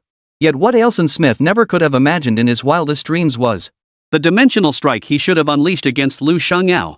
Now, that very dimension-lowering assault had been turned against him. He had been driven to this desperate state by a mere 5th-rank grandmaster, a lowly Karami. As Elson Smith's weathered face flushed alternately crimson and purple, soon a voice filled with scornful mockery drifted slowly from the distant north. Ha ha ha ha. Elson Smith. Don't take this the wrong way. You young fool, you're really going downhill. Now you can't even handle a measly 5th-rank grandmaster-level expert? Just as I suspected, a complete and utter waste of space, utterly worthless. Upon hearing the sarcastic voice from behind, Elson Smith spun around abruptly, glaring backward. There, over 30,000 meters behind him, Sherbakova had suddenly materialized. No one knew when she arrived. A faint, disdainful curve lifted the corners of her lips as she strolled toward him at a leisurely pace. Elson Smith heard Sherbakova's earlier, completely unmasked mockery. She had torn the mask off right then and there. This made his fists clench so tightly he could almost hear the cracking sound of his knuckles. Hey, Sherbakova. Stop playing both sides here. Haven't you figured it out yet? Up until now, I've merely been warming up. As for my true killing moves and combat power, those haven't even been unleashed yet. So don't get too cocky just yet. As Elson Smith spoke these words, his teeth nearly shattered from the force of his clenched jaw. Then, he raised his hand high toward the sky, his questioning gaze fixed on Sherbakova. Sherbakova knew exactly what Elson Smith was asking her. I advise you to rein in your reckless and hot-headed temper. Open your eyes wide and watch carefully. A truly spectacular show is about to unfold. As she spoke, a hint of intrigue lingered in Sherbakova's tone. After speaking, Sherbakova turned halfway around, casting a glance at Lu Shangyao, who stood 10,000 meters away. Her crimson eyes scanned Lu Shangyao up and down, a smirk curling at the corners of her lips. It was as if she had finally spotted the prey she'd long coveted. The cold, bloodthirsty smile on her lips grew increasingly pronounced. As the saying goes, opposites attract. This adage held true for Lu Shangyao and Sherbakova as well. At least when they first met, sparks were already flying in the air. To be perfectly honest, at least, in all my years taking the Gaokao, your looks, charm, and presence are undoubtedly the best I've ever seen. Honestly, it's even made me a little jealous inside. Honestly. Right now, I genuinely want to turn you into my prized possession, to display you in my collection gallery and treasure you. Though Sherbakova spoke these words to Lu Shangyao with a smile, the expression on his face sent a chill down everyone's spine. It felt like being stared at by a beautiful snake that preyed on humans, sending shivers down their spines. Moreover, as Sherbakova stepped out of the shadows into the light, the hearts of the 2 to 3 billion spectators in the livestream instantly leapt into their throats.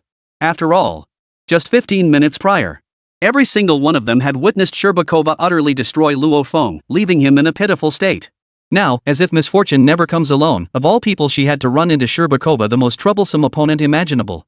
It seemed Lu Shangyao was truly facing dire straits this time. Oh no! This is truly disastrous. A woman like Sherbakova, utterly devoid of emotion, with a heart as venomous as a scorpion. Why did she have to come here of all places to stir up trouble? This shouldn't be happening. Looking back now, the fight between Sherbakova and Luo Feng was nothing but a one-sided, crushing defeat. I feel like a fire is burning in my chest. Unfortunately, I'm in a situation where I want to kill the enemy but can't turn back time. What a satisfying rage. How exhilarating. There's just no way I can get in there. Enough.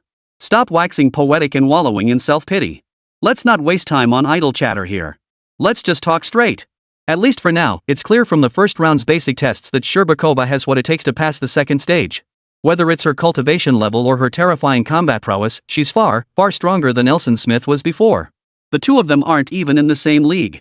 However, during his battle with Lu Shangyao, Elson Smith didn't demonstrate his full combat potential. Had Lu Shengyao not somehow managed to channel the flame-attributed spiritual energy from the artificial island at the critical moment, then the outcome of this battle, who would emerge victorious and who would fall, remained entirely uncertain. But now, with Sherbakova suddenly intervening mid-battle, this has caused the battlefield situation, which had been painstakingly turned around, to undergo a complete reversal once again. Even so, Lu Xingyao's current predicament remains perilous beyond measure. Even if we take the most pessimistic view, facing Sherbakova, a formidable opponent capable of slaying the red-haired baboon. Even if Lu Shengyao gave her all, drawing upon the fire attribute spiritual energy of the artificial island to some extent, and fought Sherbakova with the triple advantages of favorable timing, location, and support.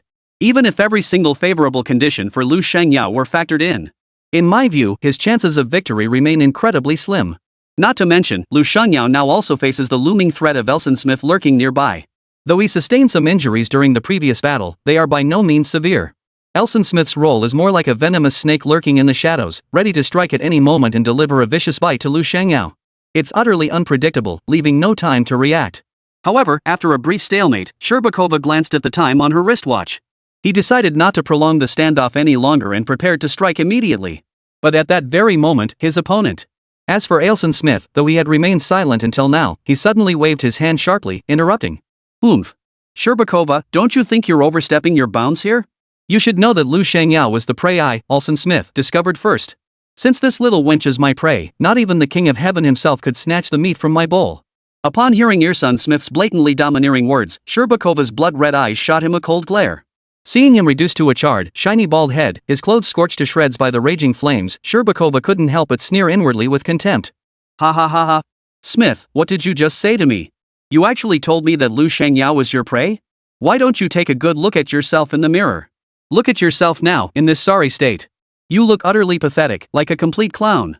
And you have the nerve to spout such nonsense in front of me? Do you have even a shred of self-awareness? Chapter 149, 72 Array Points. The utter lack of restraint in Sherbakova's tone, dripping with undisguised scorn and derision. Elson Smith's weathered face darkened to an unimaginable degree. His fists clenched so tightly his knuckles cracked, his face flushed crimson. Just looking at him like that, he was this close to spitting out a mouthful of old blood, okay? The entire man was teetering on the edge of furious rage and complete loss of control. To be perfectly honest, if it weren't for the fear that his rash actions might ruin the grand scheme that the Lord and Elder Diting had spent 1,000 years building, Elson Smith would have thrown caution to the wind, revealed his trump card on the spot, and obliterated that human woman, Lu Shengyao, into a pile of flesh with thunderous force. How could he possibly endure this humiliation here? Playing the fool before these two women, Sherbakova and Lu Shengyao. Yet, even as Elson Smith weighed whether to overturn the table first, suddenly, an unexpected turn of events erupted simultaneously across 72 distinct points on the artificial island. Simultaneously, from these 72 points, dazzling golden pillars of light shot upward into the sky. Boom! Boom! Boom! In the blink of an eye, the entire artificial island was enveloped by a shroud of golden light. This sudden, colossal upheaval left every candidate on the artificial island along with the 2 to 3 billion onlookers glued to their phones, computers, and giant screens, watching the battlefield's unfolding drama utterly stunned. Their jaws dropped so low they nearly hit the ground. Holy crap! What on earth is happening? How could such an unforeseen event erupt out of nowhere on this artificial island? And what significance lies behind these 72 golden pillars of light? The golden light it's emitting now envelopes the entire artificial island. What could it possibly be planning next? Could it be preparing to unleash some colossal, world-defying power to obliterate the entire island? At that moment, every candidate present along with the 2 to 3 billion spectators watching the livestream had their minds flooded with question after question. Clearly, they too were utterly bewildered by the sudden, unexpected turn of events unfolding before them.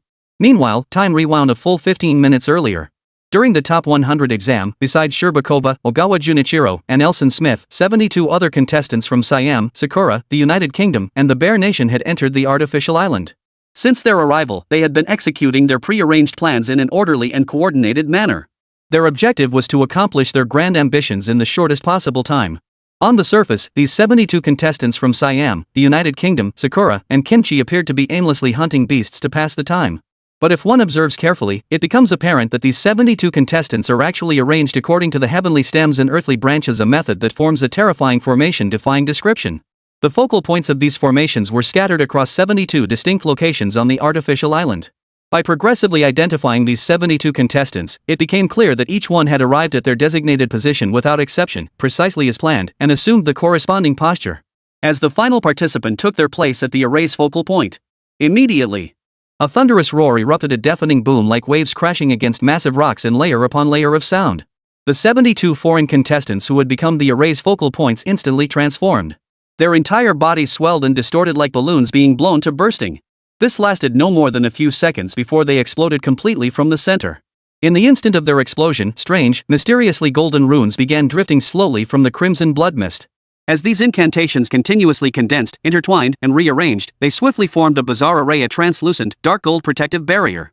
From afar, it resembled a gigantic net descending from the heavens, enveloping the entire artificial island from within and without. The onlookers, who had been munching on sunflower seeds and sipping mineral water and soft drinks, including the vice-deans of the 4 great academies Qinglong, Baitu, Zhuke, and Xuanwu, saw the scene. Their weathered faces darkened so profoundly, it seemed as if water could drip from them. At that moment, the 4 vice-deans abandoned their idle chatter. Their hands flew as they rapidly formed seals. Simultaneously, the aura radiating from their bodies surged upward. In less than a minute, the vice-deans of the 4 academies, who had been seated on the high platform enjoying the spectacle, vanished from their positions.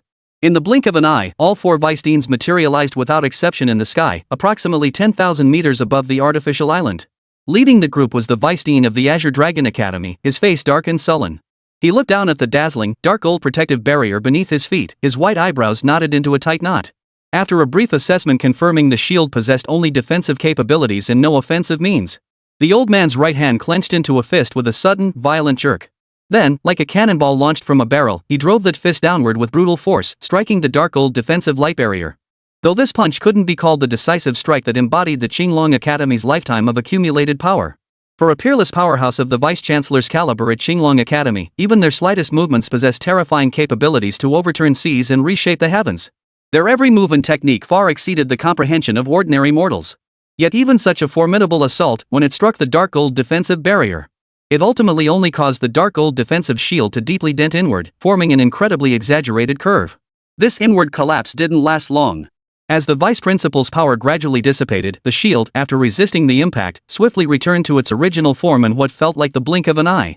Holy crap! Such terrifying array and defensive attributes are absolutely mind-boggling. It's utterly unbelievable, okay? The vice principal of Qinglong Academy took a deep breath at that moment and slowly voiced his thoughts on the matter. Upon hearing these words, the expressions on every other face present darkened and soured. This so-called defensive formation was indeed impressive in theory, but explaining its structure and principles wasn't particularly complex.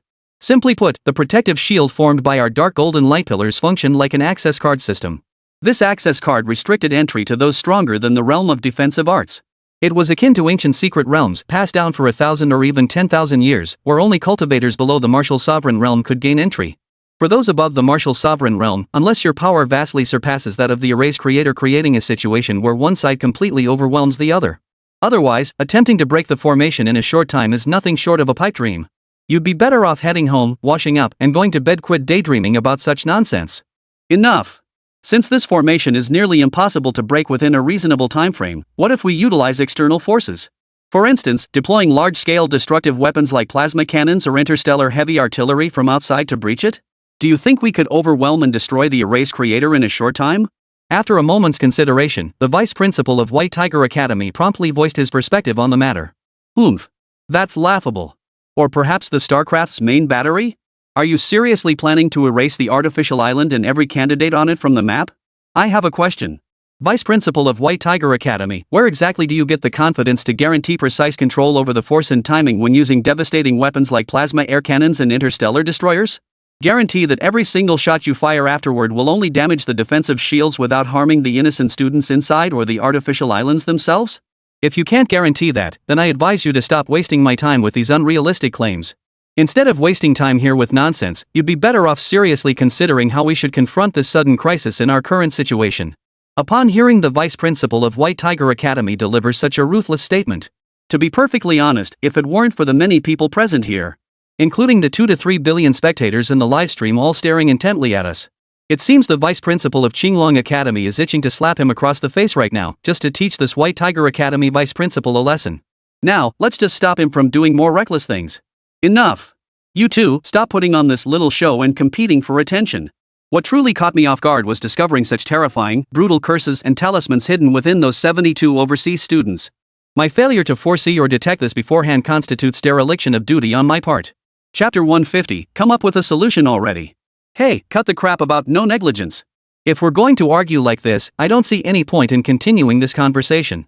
After all, if even the vice dean of your Xuanwu Academy is guilty of dereliction of duty, then wouldn't that imply the vice deans of our White Tiger, Azure Dragon, and Vermilion Bird Academies are all complicit?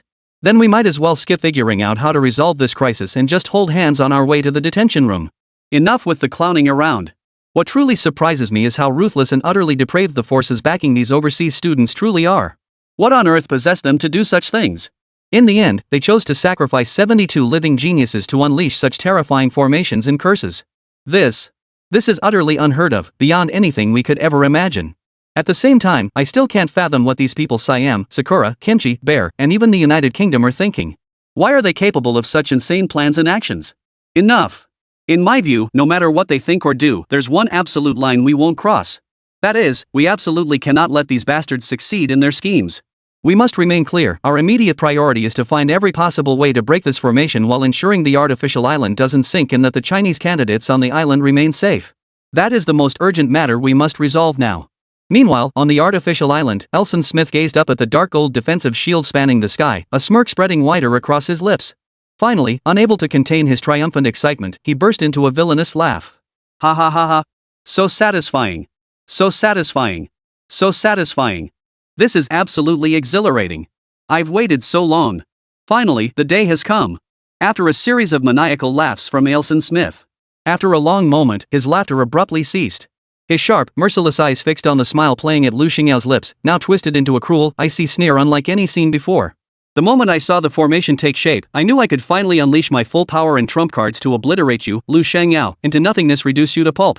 Following this declaration of victory, Elson Smith's entire body began to swell like a balloon being inflated from within, growing larger and taller by the second. Crack, crack, crack. As Elson Smith completed his transformation, the sound was bone-chilling, teeth-grinding horror. Smith's form shot upward like a rocket, exploding from his normal 6 feet 6 inches to a staggering 20 feet tall. Simultaneously, the skin that had symbolized his Caucasian heritage now transformed into the deepest, darkest olive green. Moreover, Elson Smith originally had only 2 arms. But at that moment, the sound of flesh tearing suddenly erupted from behind him. Then, under the stunned and horrified gazes of countless onlookers, Elson Smith transformed like the 4 generals of the Demon Clan, 2 thick, muscular arms sprouting outward from his ribs and shoulder blades. And that wasn't the most terrifying part. The most terrifying and spine-chilling sight was when Elson Smith's forehead suddenly split open again. 2 deep, gouged crevices tore through his flesh as the skin exploded outward. 2 eyes emerged from the flesh, eyes with no whites, only pupils, entirely pitch black, slowly opening a slit. 6 meters 40 centimeters tall. 2 arms and 4 eyes. This was the unique racial trait of the Night Rakshasa clan. The aura emanating from Elson Smith now far surpassed anything the red-haired baboon had ever projected. In fact, if Elson Smith were to fight in his Yara Raksha form with 4 arms and 4 eyes, then it wouldn't take more than 10 rounds. The red-haired baboon from the 10th trial would be torn to shreds and beaten into pulp by Elson Smith. As for the outcome? Utterly gruesome. Upon witnessing this scene, Lu Xingyao's expression betrayed unprecedented shock and panic, her gaze momentarily blank. For she never imagined the Night Rakshasa clan would appear here out of nowhere. By all logic, if the Night Rakshasa clan were participating in their Chinese college entrance exams, then they probably wouldn't even make it past the first screening stage. Their true identities would have been exposed during customs security checks. How could this be possible? How could they have allowed him to strut right up to this point? Every step of the way reeks of strangeness and the extraordinary. This baffles Lu Xiangyao to no end. But Lu Xiangyao, if you approach the things you don't understand from a different angle, then all the perplexing matters would find their answers at this very moment. For the greatest truths are often the simplest. Elson Smith himself is a hybrid of human and Night Rakshasa lineage. You could think of him as a sort of mixed blood prince. Within Elson Smith coexist 2 entirely distinct sets of genes, human and Night Rakshasa. It is precisely this unique genetic makeup. Thus, Elson Smith can effortlessly navigate life in this world as both a Yi Rakshasa and a human. It's akin to an ordinary person holding dual citizenship possessing passports from 2 nations. With passports from both nations, he can naturally traverse between them without hindrance. Because no matter which passport you check, the identity information and specific details on these passports are flawless. It was impossible to find any flaws in the documentation, so naturally, he faced none of the subsequent checkpoints or restrictions imposed by bureaucratic red tape. Yet, while Lu Xiangyao was still racking her brains, how exactly Elson Smith had managed to evade inspection and walk right up to her, beginning his arrogant show of superiority. Elson Smith, however, showed no intention of giving Lu Xiangyao any chance to react. His gaping maw, bristling with fangs, split into a hideously snarling arc. Terrifying saliva dripped relentlessly from his monstrous, green-faced jaws. Enough! I won't waste words on unnecessary chatter. Right now, I want to devour you bite by bite, turn you into my energy, and make you the nourishment for my growth. With those words spoken, Ailson Smith vanished from his spot like a black afterimage. Simultaneously, his speed and reaction time had increased exponentially compared to before. It was as if he'd slipped on a pair of roller skates. In the blink of an eye, Ailson Smith materialized before Lu Shengyao as if teleported. His sharp, metallic claws shot toward Lu Shengyao's pale neck like a bolt of lightning. It seemed as though Lu Shengyao would meet a gruesome end beneath Ailson Smith's claws in the next second. But in the very next second, a thunderous crash echoed through the air. Ailson Smith's mind went blank. Before he could comprehend what was happening, a terrifying force so overwhelming he couldn't resist surged toward him like a tidal wave. In that instant, his entire body was kicked away like a soccer ball. Like a comet crashing into Earth, he slammed violently into a distant shelter, sending a towering pillar of light and dust billowing outward. Slowly, the dust began to settle. Emerging from the haze was the figure of a white-clad youth, strikingly familiar and undeniably handsome. Like a hero making his entrance, he stood before Lu Shengyao, shielding her behind him. Li Changfeng, you finally made it. Recognizing the face beneath the white robes, Lu Shengyao cried out in equal parts surprise and excitement. The white-clad youth who had just kicked Ailson Smith flying was none other than Li Changfeng. Enough. Enough with the pleasantries. I don't think there's any need to say more. Let's get straight to the point. Lu Shengyao, were you hurt just now? Answer me. Li Changfeng watched as the girl reached out her hand. He imperceptibly took a step back, subtly adjusting his stance to create a slight distance between himself and the stunningly beautiful girl. His expression remained as frozen as a thousand-year glacier as he spoke in an icy tone. His entire demeanor screamed, no strings attached. Fine. I'm fine. Li Changfeng, I wasn't seriously injured just now. Plus, from our earlier clash in the first round with Ailson Smith, I still hold a slight advantage. So instead of worrying about me, Li Changfeng, you'd be better off worrying about Ailson Smith. After all, he just suffered a significant setback at my hands. Otherwise, he wouldn't be acting so furious, even enraged, right now. Upon hearing Lu Shengyao say she was fine, Li Changfeng finally let his heart drop back into his chest. In truth, a mere quarter of an hour earlier. When Lu Shengyao first began channeling the fire attribute spiritual energy of this artificial island, the towering flame tornado surged toward Ailson Smith with overwhelming force. Even from 1,000 miles away, Li Changfeng instantly sensed the unfolding turmoil. As a swordsman who had mastered the third layer of sword intent, Li Changfeng possessed formidable martial will and mental power of the third tier. Upon realizing that Lu Shengyao had engaged in direct combat with the martial artists participating in the third stage assessment. At first, Li Changfeng didn't give it much thought. In fact, he leisurely pulled out his phone, adopting an amused spectator's mindset as he watched the standoff between Lu Shengyao and the candidate. He even occasionally chimed in with a sharp comment or two, flooding the livestream chat with bullet comments. Judging by Li Changfeng's reaction, it seemed more like he intended to use this livestream as a test to gauge whether his top disciple, Lu Shengyao, had truly improved after 2.5 months of his secret training. Would she disgrace his reputation as her master during the battle against Ailson Smith? Chapter 151, The Traitor Among the Candidates. In Li Changfeng's view, this was essentially a midterm exam for him. What Li Changfeng hadn't anticipated, however. At least for now, Lu Shengyao's overall performance far exceeded his initial expectations. Unexpectedly, he could effortlessly harness the fire attribute true chi and spiritual energy within this artificial island, transforming them into his own power. Moreover, during this process, he could harness the vast momentum of heaven and earth to launch attacks against Ailson Smith. To be perfectly honest, had it not been for witnessing Lu Shengyao simultaneously fending off the fierce assaults of both foreign exchange students, Ailson Smith and Sherbakova, in the livestream, then, given Li Changfeng's temperament, he certainly wouldn't have rushed all the way over like a fawning puppy to rescue Lu Shengyao. Instead, he would have chosen to sit back and watch the two tigers fight. This way, he could properly gauge just how high Lu Shengyao's current skill ceiling truly reached. But at that very moment, when the opponent decided to abandon fair play, Li Changfeng rushed over without delay. What he hadn't anticipated was that what should have been a 2-against-1 situation in his eyes. This situation not only failed to materialize but instead unfolded in a manner far exceeding Li Changfeng's initial expectations. This Ailson Smith had completely abandoned all pretense of humanity, choosing instead to transform into a night Rakshasa and launch a fresh assault on Lu Shengyao. His strategy was clear: strike while the iron was hot, aiming for a swift and decisive victory. Fortunately, Li Changfeng arrived just in time. At that critical moment, a single punch sent Ailson Smith flying thousands of miles away. Though not delivered with full force, Li Changfeng's punch carried considerable intent. It harnessed the full might of his Thunder God armor while simultaneously unleashing the second layer of his Heaven and Earth Unity decision to its most potent state. Beneath that fist, It exploded like thunder, compressing and condensing the very air of the entire space in that instant. Rumble. Layers of thunderous reverberations erupted, echoing from the joints of Li Chengfeng's body.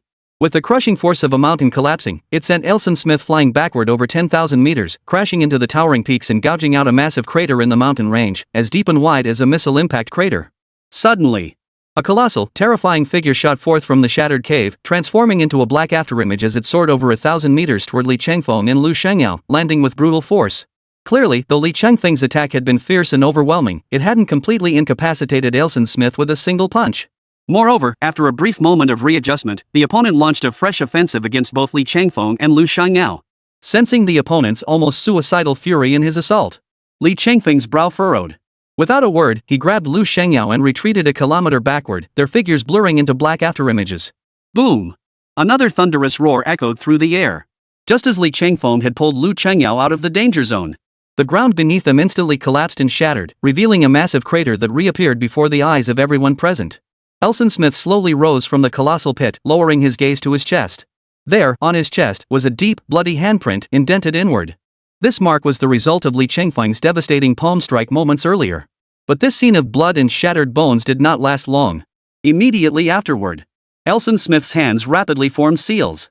As each seal was formed, the muscles on his chest began to visibly twitch and contort at an alarming speed. From start to finish, the entire sequence took less than a minute. The sunken ribs and fist marks on his chest vanished completely, restoring his chest to its original, flawless state. Were it not for the faint traces of blood still visible on his skin, one might have doubted whether Elson Smith had been injured at all. What was truly astonishing was the sheer terror of the physical strength inherent to the Night Rakshasa clan.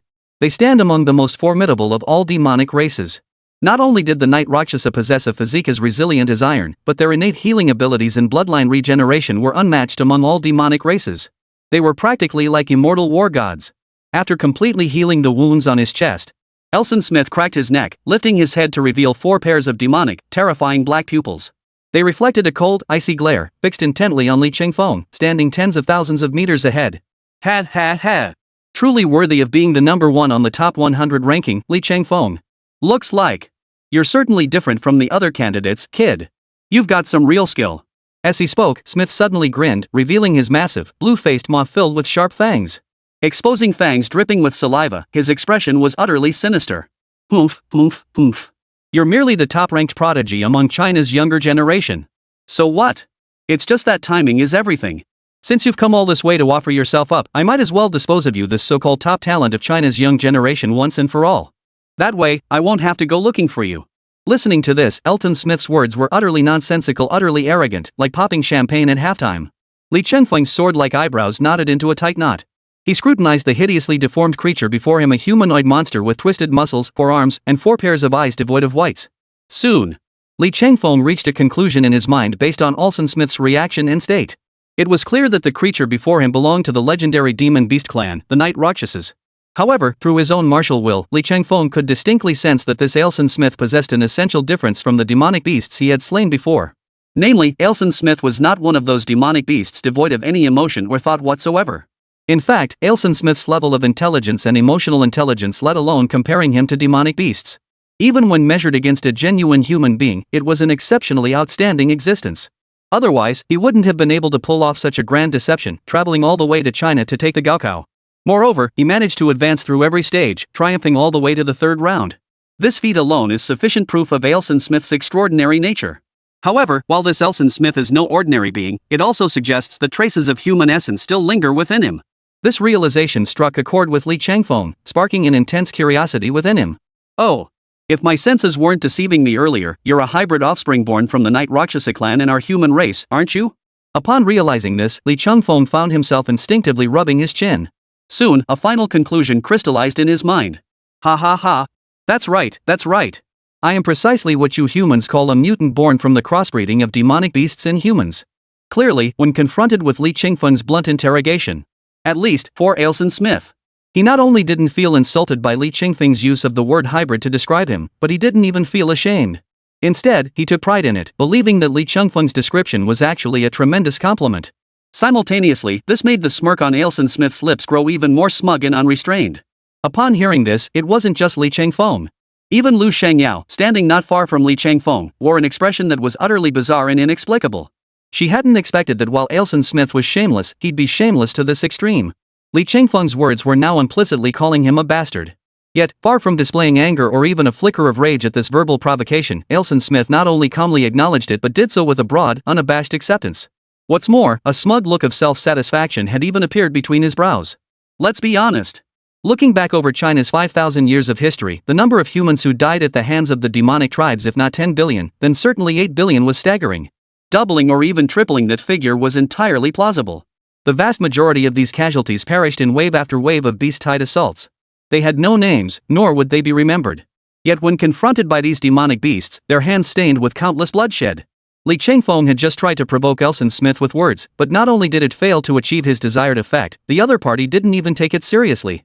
It felt like punching cotton. Since verbal provocation and attacks proved ineffective, Li Chengfeng saw no point in wasting further words with Elson Smith. Let fists and feet speak for themselves. Besides, the demon race was undoubtedly humanity's mortal enemy. Both sides harbored an irreconcilable hatred toward each other. This was a point of near universal consensus among all Blue Star inhabitants. It could be said that every demon beast deserved to be hunted down and exterminated. What Li Chengfeng never could have imagined was that these Siamese traitors would betray their own kind and collude with the demonic tribes, becoming renegades against their own human race. Chapter 152, The Night Rakshasa Clan. This was utterly unacceptable to Li Chengfeng. It meant his current strength was still insufficient. Had Li Chengfeng possessed truly formidable power, he wouldn't be here now, bickering with Elson Smith. He would have unleashed his full power, transformed into a Super Saiyan, and obliterated the entire nation of Siam from the map with a single Kamehameha wave, a perfectly predictable outcome. However, as Li Chengfeng and Elson Smith engaged in verbal communication, their exchange was naturally broadcast live around the clock by hundreds of drones hovering tens of thousands of feet above. Both video and audio were transmitted to the outside world. Meanwhile, inside the livestream, the 2 to 3 billion Chinese onlookers were seething with rage. Their faces flushed crimson, bodies trembling, fists clenched so tightly they cracked. They longed to smash their phones and computer screens to pieces. Especially since many of those present had lost their beloved family members and close friends. Some had even perished at the hands of the demonic tribes and the Night Rakshasa clan, fueling a raging inferno of fury within their hearts. Right now, they were scattered across every corner of China. If they could appear on this artificial island, they would grab their weapons without a second thought, charge at full force toward these demonic beasts and demonic tribes, and tear that Elson Smith limb from limb. Damn it! This is outrageous. That Elson Smith is utterly unforgivable. Not only does Elson Smith deserve to die, but the Siamese behind him are equally deserving of death. Legend has it that roughly 380 years ago, the Rakshasa tribe once invaded our small border town of Izumo with an army fit for kings. In a single night, the tens of thousands of martial artists in Izumo City were slaughtered to the last man, leaving behind a desolate wasteland where 9 out of 10 houses lay abandoned. This blood debt remains indelibly etched in the hearts of every citizen of Izumo City to this day. It was nothing short of an unforgivable, mortal enmity. But what I never expected was this. Siam and the Night Rakshasa clan have actually joined forces in a despicable alliance. These damned human parasites and traitors. I truly wish to eradicate them, the Night Rakshasa clan, Siam, and every last one of them from the very fabric of human history. And what about the 2 to 3 billion Chinese onlookers watching this livestream? At this moment, they were filled with righteous indignation and seething with fury. Even today, this remains an indelible wound in the hearts of countless Chinese people. To this day, the mere recollection of this event still causes a dull ache within them. As one of the parties involved, Li Chengfeng, after staring at Elson Smith with a stone-cold expression for a moment, he then shifted his gaze to Sherbakova, who stood not far from him. First, given the current circumstances, it was clear. This Elson Smith was nothing more than a monstrous hybrid born from the union of a demon beast and a human. Could this also imply, from another perspective, that Sherbakova, this bear-like creature, might likewise be a hybrid offspring born of the union between a demon beast and a human? Moreover, it wasn't just him. Even that Ogawa Junichiro, who claimed to be from Sakura. He too is most likely just another hybrid monster. This man is nothing but a demon in human form. Li Chengfeng felt utterly certain of this in his heart. Enough. We won't waste words on this nonsense. Just tell me this: you bastards traveled across mountains and rivers, scheming endlessly to come to our Chinese territory to take the college entrance exam. Your true purpose behind this certainly isn't just for an admission letter or a university diploma, is it? Speak up. What exactly is your purpose in coming to China? What sinister schemes do you harbor? I advise you to confess and receive leniency. Resist and face harsher consequences. Spill everything honestly. If you do, I might even let you go. An early death brings swift rebirth, sparing you further suffering. Faced with the intense provocation seeping from every word Li Chengfeng uttered, Elson Smith paid it no mind. Instead, he grinned, revealing his blue face and sharp fangs.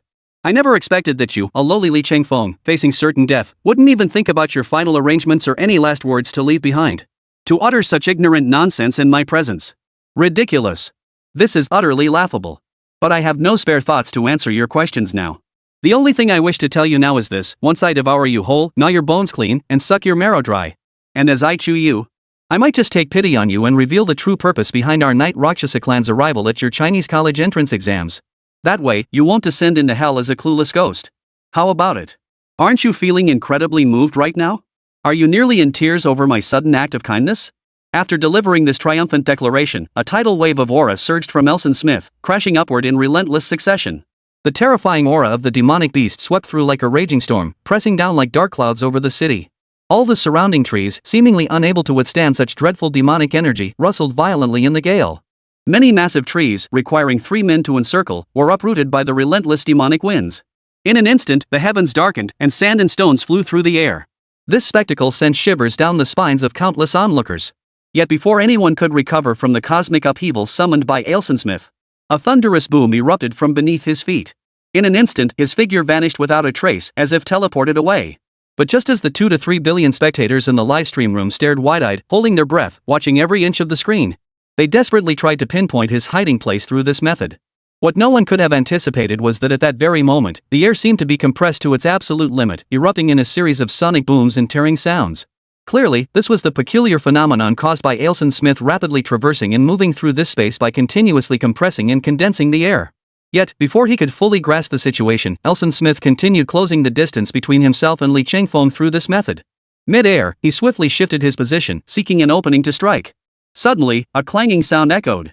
A fierce, piercing sword light erupted, evoking visions of the Yellow Springs Hell, a realm of horsehide shrouds and bleached bones. In that instant, as the sword light erupted, it seemed to cleave the sky itself, spilling forth a river of the underworld from the gash it created. It was precisely the emergence of this terrifying sword light. The world, which had been drained of color by the demonic aura of Elson Smith, suddenly regained its brilliance. Yet this radiance felt utterly eerie. For heaven and earth had been brutally cleaved in two by Li Changfeng's sword. Elson Smith's figure, which had been darting left and right through the air, seemed to be halted directly by that crimson light. In an instant, he was completely engulfed and swallowed by the breath of the Yellow Springs hanging at the horizon's edge. Boom! Thunderous booms echoed one after another, like rolling thunder. In that instant, the heavens shattered and the earth split apart. A colossal fissure, nearly 10,000 meters long and bottomless, spewing thick black smoke into the world, appeared before Li Changfeng. And this sword strike was nothing less than. It was born from Li Changfeng's swordsman's intent, now reaching the third realm. With Li Changfeng's current terrifying cultivation at the 9th rank Grandmaster realm, the slash he unleashed now was even more terrifying and astonishing than any before. Beneath the surging sword chi. Yet behold, the two arms on the left side of this Elson Smith had been severed at the roots, and crimson blood gushed forth like a bubbling spring, flowing ceaselessly. The scene was utterly horrifying. It could be said that if not for Elson Smith's ability to utilize his Knight Rakshasa lineage, and his beast-like acute perception had foreseen the deadly peril within Li Changfeng's sword strike and dodged it in time, then, when Li Changfeng had just unleashed the third layer of his swordsman's intent, it wouldn't have merely severed both of Elson Smith's arms. Instead, his entire body would have been cleaved clean in two from the waist down. Oomph! You trash, daring to dream of eating my bones and drinking my blood. What a joke! This is nothing short of a colossal joke. You're dreaming. Could you even dream of such a sweet dream? Well then, you're still in such an optimistic mood. As he uttered these seemingly teasing words, Li Changfeng's tone was clearly laced with sarcasm. This made Elson Smith feel as though his Knight Rakshasa clan had faced an unprecedented challenge. He twisted his head, staring at his left hand, severed clean off at the wrist. His eyes nearly popped out of their sockets. After unleashing one blood-curdling, beast-like roar after another from the depths of his throat. Amidst the rumbling roars that followed, at the stump where his left arm had been severed, flesh began to visibly wriggle and regrow at a rapid pace. Bones and joints also started regenerating at a speed visible to the naked eye. Chapter 153, You Still Think You Can Escape? As for the right arm that Li Changfeng had just severed with his third-tier sword intent, it now resembled that of the Demon King pick. With a bang, it regrew once more. Poof! Ha ha ha ha! Li Changfeng, here I declare an unyielding truth to you. During our battle just now, I considered countless possibilities. Originally, as a mutual admiration between geniuses, I actually intended to let you go with a bit more dignity. But now, I've suddenly changed my mind. As he spoke these words, every syllable seemed to be forced through the gaps between his teeth, brimming with unprecedented fury. His chest heaved violently, rising and falling with each breath. Moments ago, Elson Smith had been savoring the prospect of devouring Li Chengfeng like a delicious dessert, digesting him with relish. To Elson Smith, someone like Li Chengfeng was a prodigy without precedent and perhaps without successor. For the Night Rakshasa clan, the flesh, bones, essence, energy, and spirit of such individuals were like the ultimate tonic, a supreme delicacy. Provided, of course, that they could successfully devour and digest Li Chengfeng. Then, for Elson Smith himself, would allow him to advance his cultivation realm by leaps and bounds, achieving a breakthrough in evolution at the genetic level. But that single sword strike Li Chengfeng had just unleashed made Elson Smith acutely aware that Li Chengfeng's true strength and power far exceeded his wildest imaginings. At present, Li Chengfeng had reached a terrifying realm that was utterly beyond his grasp. If Li Chengfeng were allowed to continue growing unchecked like this, then the next time they met, Li Chengfeng wouldn't even give him a chance to dodge. Before he could react, a single sword strike would sever his head. Moreover, through their brief clash just now, Elson Smith had been continuously assessing and judging in his mind. Even with his current physique, which was nearly invincible, and his extraordinary regenerative abilities, it was still insufficient to withstand and scathe the terrifying sword intent slash unleashed by Li Chengfeng. Theoretically, the Yarashaka clan could achieve immortality as long as their original souls remained intact. At the level of the rules, they could continuously reincarnate and cycle through rebirth. Yet under these circumstances, their cycle was not entirely boundless. To defeat Li Chengfeng, it seemed Elson Smith had no choice but to unleash the Night Rakshasa clan's most formidable killing move, Night Dance Enchantress. As Elson Smith's true trump card, Night Dance enchanting the city was reserved for the most critical moments. Li Chengfeng's flesh and bones would be utterly annihilated into nothingness under its assault. His entire being from soul to fundamental rules would be completely erased and deleted from this world. This meant that Elson Smith would never get the chance to savor the feast that was Li Chengfeng. Ah, what a pity. This is truly, utterly regrettable. What truly saddens me is that I've ultimately wasted such a delectable dish, Li Chengfeng served right on a platter. Who knows when I'll encounter another perfect ingredient of such high caliber as Li Chengfeng again? It might be ages from now. Elson Smith shook his head, murmuring these thoughts to himself. Though his heart ached at the thought of missing out on Li Chengfeng's exquisite delicacy, his hands showed no sign of slowing down. In less than a quarter of an hour, the two jet-black monstrous eyeballs on Elson Smith's forehead suddenly snapped open with a violent force, now appearing at least 10 times larger than before. From afar, they resembled two eerie black full moons. Whoosh, whoosh, whoosh. As Elson Smith's eyes bulged to an exaggerated arc, resembling copper bells. From the centers of his black pupils, two streams of black light carrying the power of overwhelming destruction and the righteous path to reshape the world's order shot forth from his eyes. They hurtled toward Li Chengfeng's location with devastating force. These two black beams were faster than lightning, defying time and space as they instantly closed the temporal and spatial gap between themselves and Li Chengfeng. It was profoundly mysterious. The moment Elson Smith resolved to unleash Night Dance Enchantress, his ultimate killing move, Li Chengfeng, one of the targets, felt the palpable presence of death closing in with terrifying speed. Li Chengfeng sucked in a sharp breath. His right elbow slammed into the ground, propelling his entire body forward in a blur of black as he streaked toward the front. The spot where Li Chengfeng had stood moments before was instantly engulfed by the dark, ominous glow of Night Dance Enchantress. Throughout the entire attack, the scene unfolded differently from the apocalyptic horror envisioned in everyone's minds, where heavens collapsed, earth shattered, seas dried up, and rocks crumbled. Anywhere touched by the black light from the two vertical pupils on Elson Smith's forehead was invariably decomposed, melted, and obliterated by that dark beam. Ultimately, it scattered like black dust, drifting gracefully through the air. From the moment Elson Smith resolved to attack until the strike concluded, not a single sound was uttered. It felt as though the entire world before his eyes had fallen silent in that moment. Yet this very stillness brought an oppressive, spine-chilling sensation that made hearts clench violently. It felt as though breathing itself had become an immense struggle. If Li Chengfeng hadn't stepped forward just then, would his fate have mirrored that of the mountains and earth just now, instantly disintegrated and obliterated by Night Dance's black death ray into a wisp of dust in the mortal world? Watching Li Chengfeng dodge the black death beam with dangerous ease, a cruel, bloodthirsty curve lifted the corners of Elson Smith's mouth. Oomph. You're already facing certain death, yet you still try to run? Naive. This is truly naive. Those two beams, saturated with the stench of death, clung to Li Chengfeng's ankles like flesh-eating maggots. They bit down relentlessly, pursuing him without mercy. The black death rays materialized from the vertical pupils of Elson Smith. Everything within their reach, mountains, rivers, earth, trees, rocks, grass, and flowers, was now under their gaze. Under the black rays of death, everything within sight was withering and fading away at a speed visible to the naked eye. Until all life vanished, reduced to a handful of black earth. Witnessing this scene, Li Chengfeng felt his heart skip a beat. To be honest, Li Chengfeng had been living on Blue Star for several years now. Over these years of interacting with the natives of Blue Star, Li Chengfeng felt he could crush and toy with them at will. If Li Chengfeng so desired, these so-called natives of Blue Star were nothing more than fodder to be harvested and tormented at will. Crop after crop, generation after generation, endless and inexhaustible. This would never bring him any trouble or difficulty. But now, as Elson Smith chose to abandon his humanity and fully transform into a Night Rakshasa.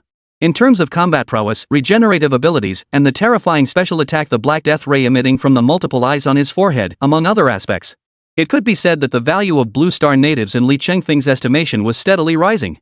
Simultaneously, in the comprehensive assessment of Elson Smith's black-green death ray, Li Chengfeng had managed to hold his own against him. Yet, deep within, he arrived at a conclusion that felt deeply unsettling to Li Chengfeng himself. Even with his cultivation of the Heaven and Earth Unity decision reaching the second tier, coupled with the dual protection of the Thunder God armor enveloping his entire body, such strength was more than sufficient to go toe-to-toe with a low-tier Demon King. Yet, despite possessing so many trump cards, Li Chengfeng still lacked absolute certainty within himself that he could withstand the direct assault of Night Dance's Black Death Ray. It seemed only by advancing the Heaven and Earth Unity decision to its third tier could he dare to rely solely on his physical defenses and endurance to confront the Black Death Ray, Night Dance Enchantress, head-on. Having reached this conclusion, Li Chengfeng's next thought was straightforward. Guerrilla warfare. He would follow Elson Smith's lead and play a game of Xin Wang Raozhu no matter the cost. After that, to evade the Black Death Ray Night Dance's assault, Li Chengfeng began darting left and right, pushing his footwork and speed to their absolute limits. As he executed rapid lateral jumps within this confined space, each change in direction left behind a lingering black afterimage that refused to fade. This resembled the residual image fist technique once displayed at the World Martial Arts Tournament. Both techniques shared a remarkable similarity in their execution. The scene before them left the onlookers outside holding their breath, eyes wide with astonishment. Their hands clenched tightly before their chests at some point, not daring to breathe a single loud breath. Their hearts were literally in their throats.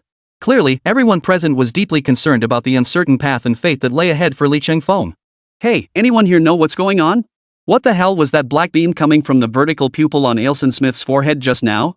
Why does this Black Death Ray feel like such an ominous sign? Everything within its gaze, organic or inorganic, is reduced to dust without exception. It feels as though everything has endured countless ages only to be reduced to nothingness. Enough already! And you, stop spouting all that flowery nonsense here. I didn't ask you to perform a folk opera here. But the truth is, there's nothing we can do to help right now.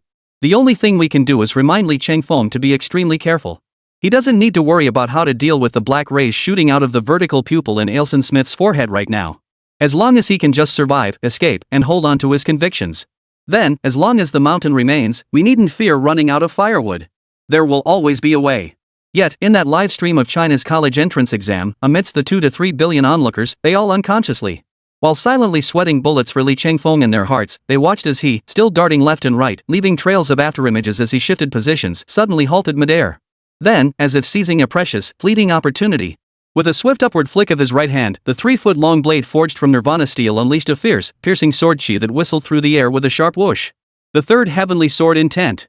As Li Chengfeng unleashed this third-tier heavenly sword intent, it burst forth like the Milky Way across the horizon. It flowed like an endless river. It felt as though the newly healed heavens and earth had been violently torn apart once more, a massive gash ripped through their center. But unlike the previous encounter, having learned his lesson, Elson Smith would never fall for the same trick twice. Chapter 154, Your Neck is Really Tough. As Li Chengfeng forged a long sword from Nirvana steel. While Li Chengfeng was forging a long sword from Nirvana steel, Elson Smith had already anticipated the move. He was certain Li Chengfeng would resort to his old trick. Once again, he anticipated a similar innate sword intent attack. Therefore, the instant Li Chengfeng raised his wrist to swing the sword, Elson Smith had already slipped away, instantly reappearing 10,000 meters away. Boom! Accompanied by a blindingly bright, terrifying sword light that flashed past. Behind where Elson Smith had stood moments before, the small hill was cleaved cleanly in two. The summit and the mid-slope were completely severed, accompanied by a towering cloud of dust and flying rocks. As the swirling mist dissipated, the very earth seemed reshaped before Li Chengfeng's savage sword strike. At that moment, the two vertical pupils on Elson Smith's forehead refocused, fixing their gaze on Li Chengfeng. He prepared to repeat his old trick, unleashing that Black Death Ray, the Night Dance Enchantress. But at that very moment, amidst the billowing black smoke and fog, a searing, scorching sensation began to permeate the air. Before Elson Smith could even turn his head to see what was unfolding behind him, a thunderous, kilometer-long fire tornado roared into existence. Fueled by the wind, it burned fiercer and spun faster. Before Elson Smith could react, he was swept into the vortex, scorched and consumed by its relentless flames. It seemed poised to incinerate every trace of filth and evil within the heavens and earth. This fiery tornado did not materialize out of thin air on this artificial island. It originated from Lu Shengyao. Even as Li Chengfeng engaged in a desperate battle with Elson Smith, Lu Shengyao was far from idle. His hands rapidly formed seals as he channeled his own true chi and spiritual energy, merging them with the fire rat elemental energy permeating the surrounding space. Now, with preparations complete, Lu Shangyao unleashed a terrifying flame tornado 10 times, 100 times more powerful than before, swirling toward Elson Smith. His sole aim was to deliver a decisive, one-hit kill with this single strike. Boom! As the fiery tornado spun violently in place, Elson Smith was like a suckling pig tossed into an oven. His skin rapidly blackened, charred, and curled. Even his seemingly impenetrable scales were scorched like red-hot branding irons, radiating terrifying heat. Although Lu Xingyao's flame tornado, harnessing the artificial island's fire energy, unleashed devastating and terrifying destructive power this time. However, while the flames on Lu Xingyao's side burned ever brighter. As a member of the Night Rakshasa clan, Elson Smith possessed regenerative abilities, endurance, and defensive capabilities far beyond what ordinary human martial artists could conceive. It could be said that had this very same fiery tornado struck any human martial artist, even one of equal cultivation level, it would have reduced them to a pile of ashes, cremated on the spot. Yet this equally ferocious and domineering attack, when finally landing upon Elson Smith, proved utterly ineffective. Worse still, Lu Shangyao despaired to discover that the damage inflicted by her flames was actually less than the rate at which his regenerative abilities could heal. As a result, everything unfolding around him was spiraling toward a battle outcome unfavorable to him. Under Lu Xingyao's despairing gaze, Elson Smith's Night Rakshasa clan's self-healing ability began to accelerate at an alarming rate. Before everyone's eyes, chunks of charred, roasted flesh and dead skin fell like raindrops. And as the charred flesh and dead skin fell away, fresh flesh and skin grew back in their place. Oomph. You little, I see you've grown tired of living. If you're so eager to die, then just say so. I'll send you straight to hell right now. Just now, Lu Xingyao's fiery tornado hadn't inflicted any real damage on Elson Smith. But though it hadn't harmed him physically, in his eyes, as a member of the noble and exalted Night Rakshasa clan, such behavior was clearly a profound provocation from this Lu Shangyao, a mere insect. In that instant, Elson Smith was overcome with rage and humiliation. He no longer bothered to unleash another round of his Night Dance Enchantress attack at Li Changfeng through the vertical pupil in his forehead. Instead, he shifted his gaze to Lu Shangyao, his eyes blazing with wrath like a wrathful deity. Recalling his earlier battle with Lu Shangyao, Elson Smith couldn't help but feel a twinge of regret. If he had gone all out from the start, abandoning his human form to transform into his Night Rakshasa battle form immediately, then, even before Li Changfeng could cover the vast distance to reach them, he would have been utterly confident in completely eliminating Lu Shangyao. Alas, things did not go as planned. Ultimately, his overconfidence, carelessness, and various internal reservations caused him to squander a once-in-a-lifetime opportunity to defeat and kill Lu Shangyao in a direct confrontation. But he swore to himself that he would never make the same mistake twice. He intended to use this confrontation to utterly eliminate Lu Shangyao, this major threat, leaving him no breathing room whatsoever. With this resolve, the vertical pupils on his forehead flared like the wrathful eyes of a fierce deity as he unleashed another Night Dance Enchantress Black Death Ray attack upon Lu Shangyao.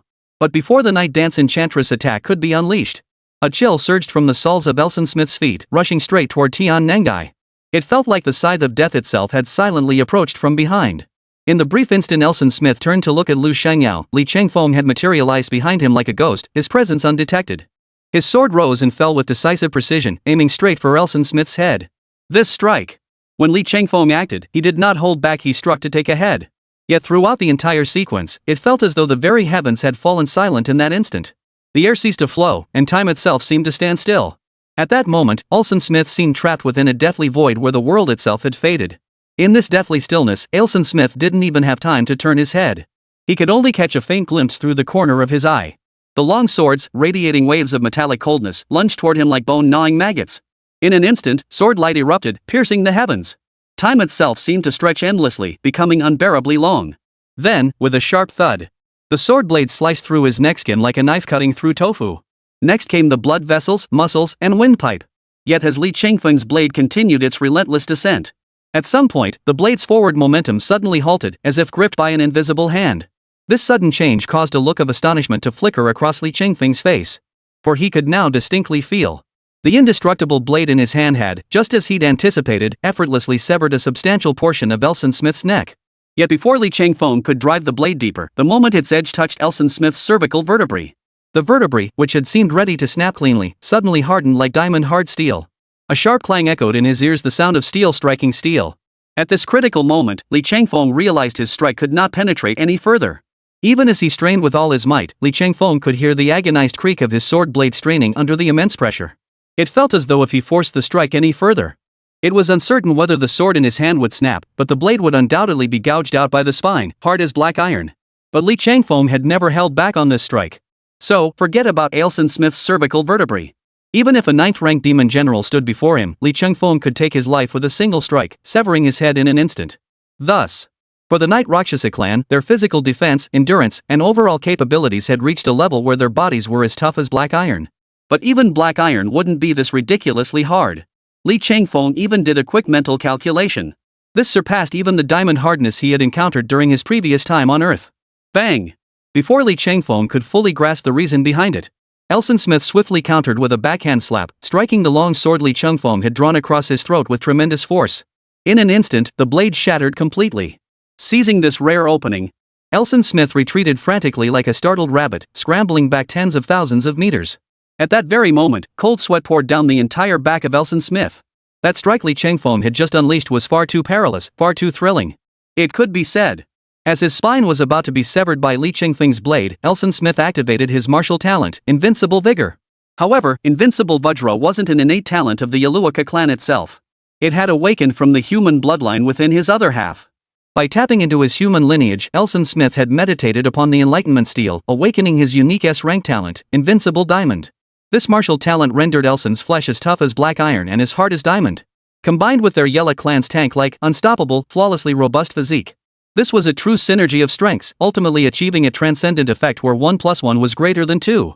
Had Ailson Smith not activated his Invincible Vajra martial talent at this critical moment, Li Chengfeng's single, ruthless, vicious slash would have severed Ailson Smith's cervical vertebrae, cleanly decapitating him and separating his head from his body.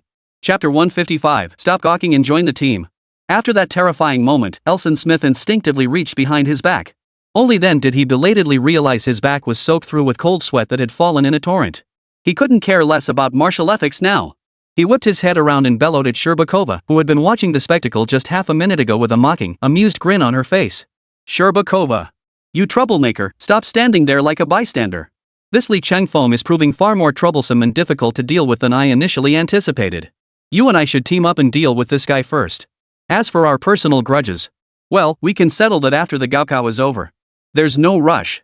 In any case, for the sake of our demon clan's millennium-long cause, this operation absolutely cannot fail. Oomph. What a delusional fool. Do you really need to repeat those words to me a second time? In my heart, the decision has long been made. Before he could finish speaking, several blood-red giant serpents burst forth from the ground beneath Li Chengfeng's feet. From afar, they resembled two sharp blades, coiling viciously toward Li Chengfeng's body. While Li Chengfeng and Ailson Smith were locked in combat, Sherbakova had been far from idle. She had secretly laid traps behind the scenes, ensuring she had backup plans ready. Her blood-red serpents, like water ghosts lurking beneath the pool, had silently and slowly approached Li Chengfeng's feet, waiting for the perfect moment to strike. And at this very moment, while Li Chengfeng focused all his attention on severing Ailson Smith's neck, Sherbakova, naturally, would not let this once-in-a-lifetime opportunity slip away. She launched her attack immediately. What Sherbakova never could have imagined was this. Li Chengfeng's formidable martial will had already established comprehensive, multi-dimensional coverage across a 100-mile radius. Not the slightest flicker of movement could escape its perception. Truthfully, long before this moment, Li Chengfeng had already seen through every calculated move Sherbakova had planned in her heart. But before she could react further, suddenly, Li Chengfeng's silver longsword unleashed a series of fierce sword techniques. The terrifying sword energy surged forth like mercury spilling across the ground, cleaving the blood-red giant serpent that had burst from the earth into more than a dozen segments. One might have thought that with Li Chengfeng completing this series of ferocious strikes, the matter would have ended there. But unexpectedly, another twist occurred. The crimson serpent, which had been severed into dozens of pieces by Li Chengfeng moments ago, should have been utterly dead. Yet the very next second, with a thunderous boom, the severed segments of the blood-red serpent exploded outward like cannonballs. From within its body, countless blood-red filaments finer than human hair swarmed like flesh-eating maggots, desperately trying to burrow into Li Chengfeng's pores and skin. They seemed poised to devour Li Chengfeng alive, tearing him to bare bones. This is ridiculous. All this commotion, even up until just now. The attack by the blood-red giant serpents summoned by Sherbakova was merely a feint within his overall offensive strategy. This isn't his true killing move. Moreover, these blood-red serpents weren't traditional living creatures, but rather special entities formed from Sherbakova's own blood. Once the blood-red serpents she summoned burrowed into his body, she could command them to tear, devour, and split apart. At that point, no matter how many heads or arms Li Chengfeng possessed, or what tricks he tried, he still wouldn't escape death. Watching these blood-red serpents, as thin as human hair, like bone-gnawing maggots burrowing into Li Cheng's body. With a thunderous boom, the towering flames erupted beneath Li Chengfeng's feet like the raging inferno of hell itself. As the flames raged and churned, the blood-red serpents that had nearly reached Li Qingfeng's body surfaced instantly. Under the scorching heat of this infernal blaze, instantly vaporized into steam, vanishing completely from this world. However, as the blood-red serpents were consumed by the infernal flames, each one emitted a shrill, bone-chilling scream that made one's scalp crawl. A look of agony and struggle spread across Shcherbakova face, betraying her profound anguish. The sole exception was the blood-red serpents Shcherbakova had just summoned. They weren't formed from ordinary blood, but from her very essence. The principle that 1 drop of essence equals 10 drops of blood held true even for these demonic beasts and demonic tribes. These surprises were like fuel for Shcherbakova. Burning 1 thread meant losing 1 thread. How could she endure being consumed like firewood, engulfed by flames spreading across the sky? Good. Damn. Who'd have thought you possessed a flame attribute talent? Seems I underestimated you. Shcherbakova had initially assumed the hellish flames she'd just summoned were another attack from Lu Shangyao. But when Shcherbakova turned to look, she belatedly realized. Lu Shangyao was now scrambling about like a cornered dog. She was giving it her all to dodge the blinding black death rays fired by Elson Smith's night dance. She had no spare energy to summon massive fire tornadoes to rescue Li Qingfeng like she had done earlier.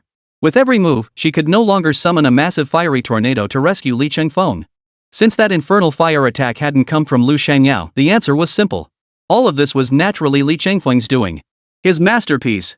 But when Shcherbakova learned of this, far from bringing him any relief, it sent a sudden chill through his heart. The expression on Li Qingfeng's face revealed an unprecedented gravity and caution. In truth, it wasn't just Shcherbakova who found herself plunged into tension and uncertainty at that moment. Even the 2 to 3 billion Chinese onlookers watching the live stream outside.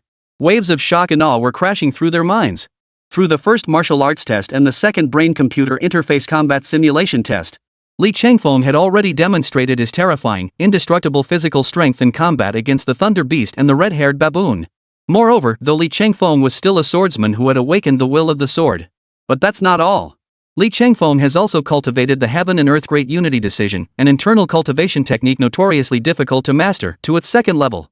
Yet as Li Qingfeng unveiled this seemingly endless array of hidden cards, unexpectedly, before Shcherbakova, Elson Smith, and the 2 to 30 billion spectators in the livestream, Li Qingfeng once again revealed his innate talent for the flaming martial way.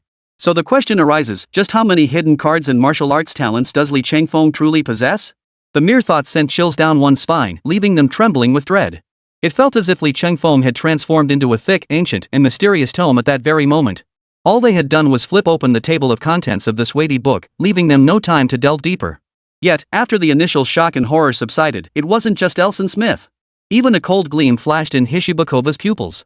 After these 2 rounds of combat, I am now certain that Li Qingfeng is most likely the prophesied child, the destined one foretold by Elder Diding in his great prophecy, the one destined to annihilate their Night Rakshasa clan, the Netherworld clan, and the Blood Demon King clan.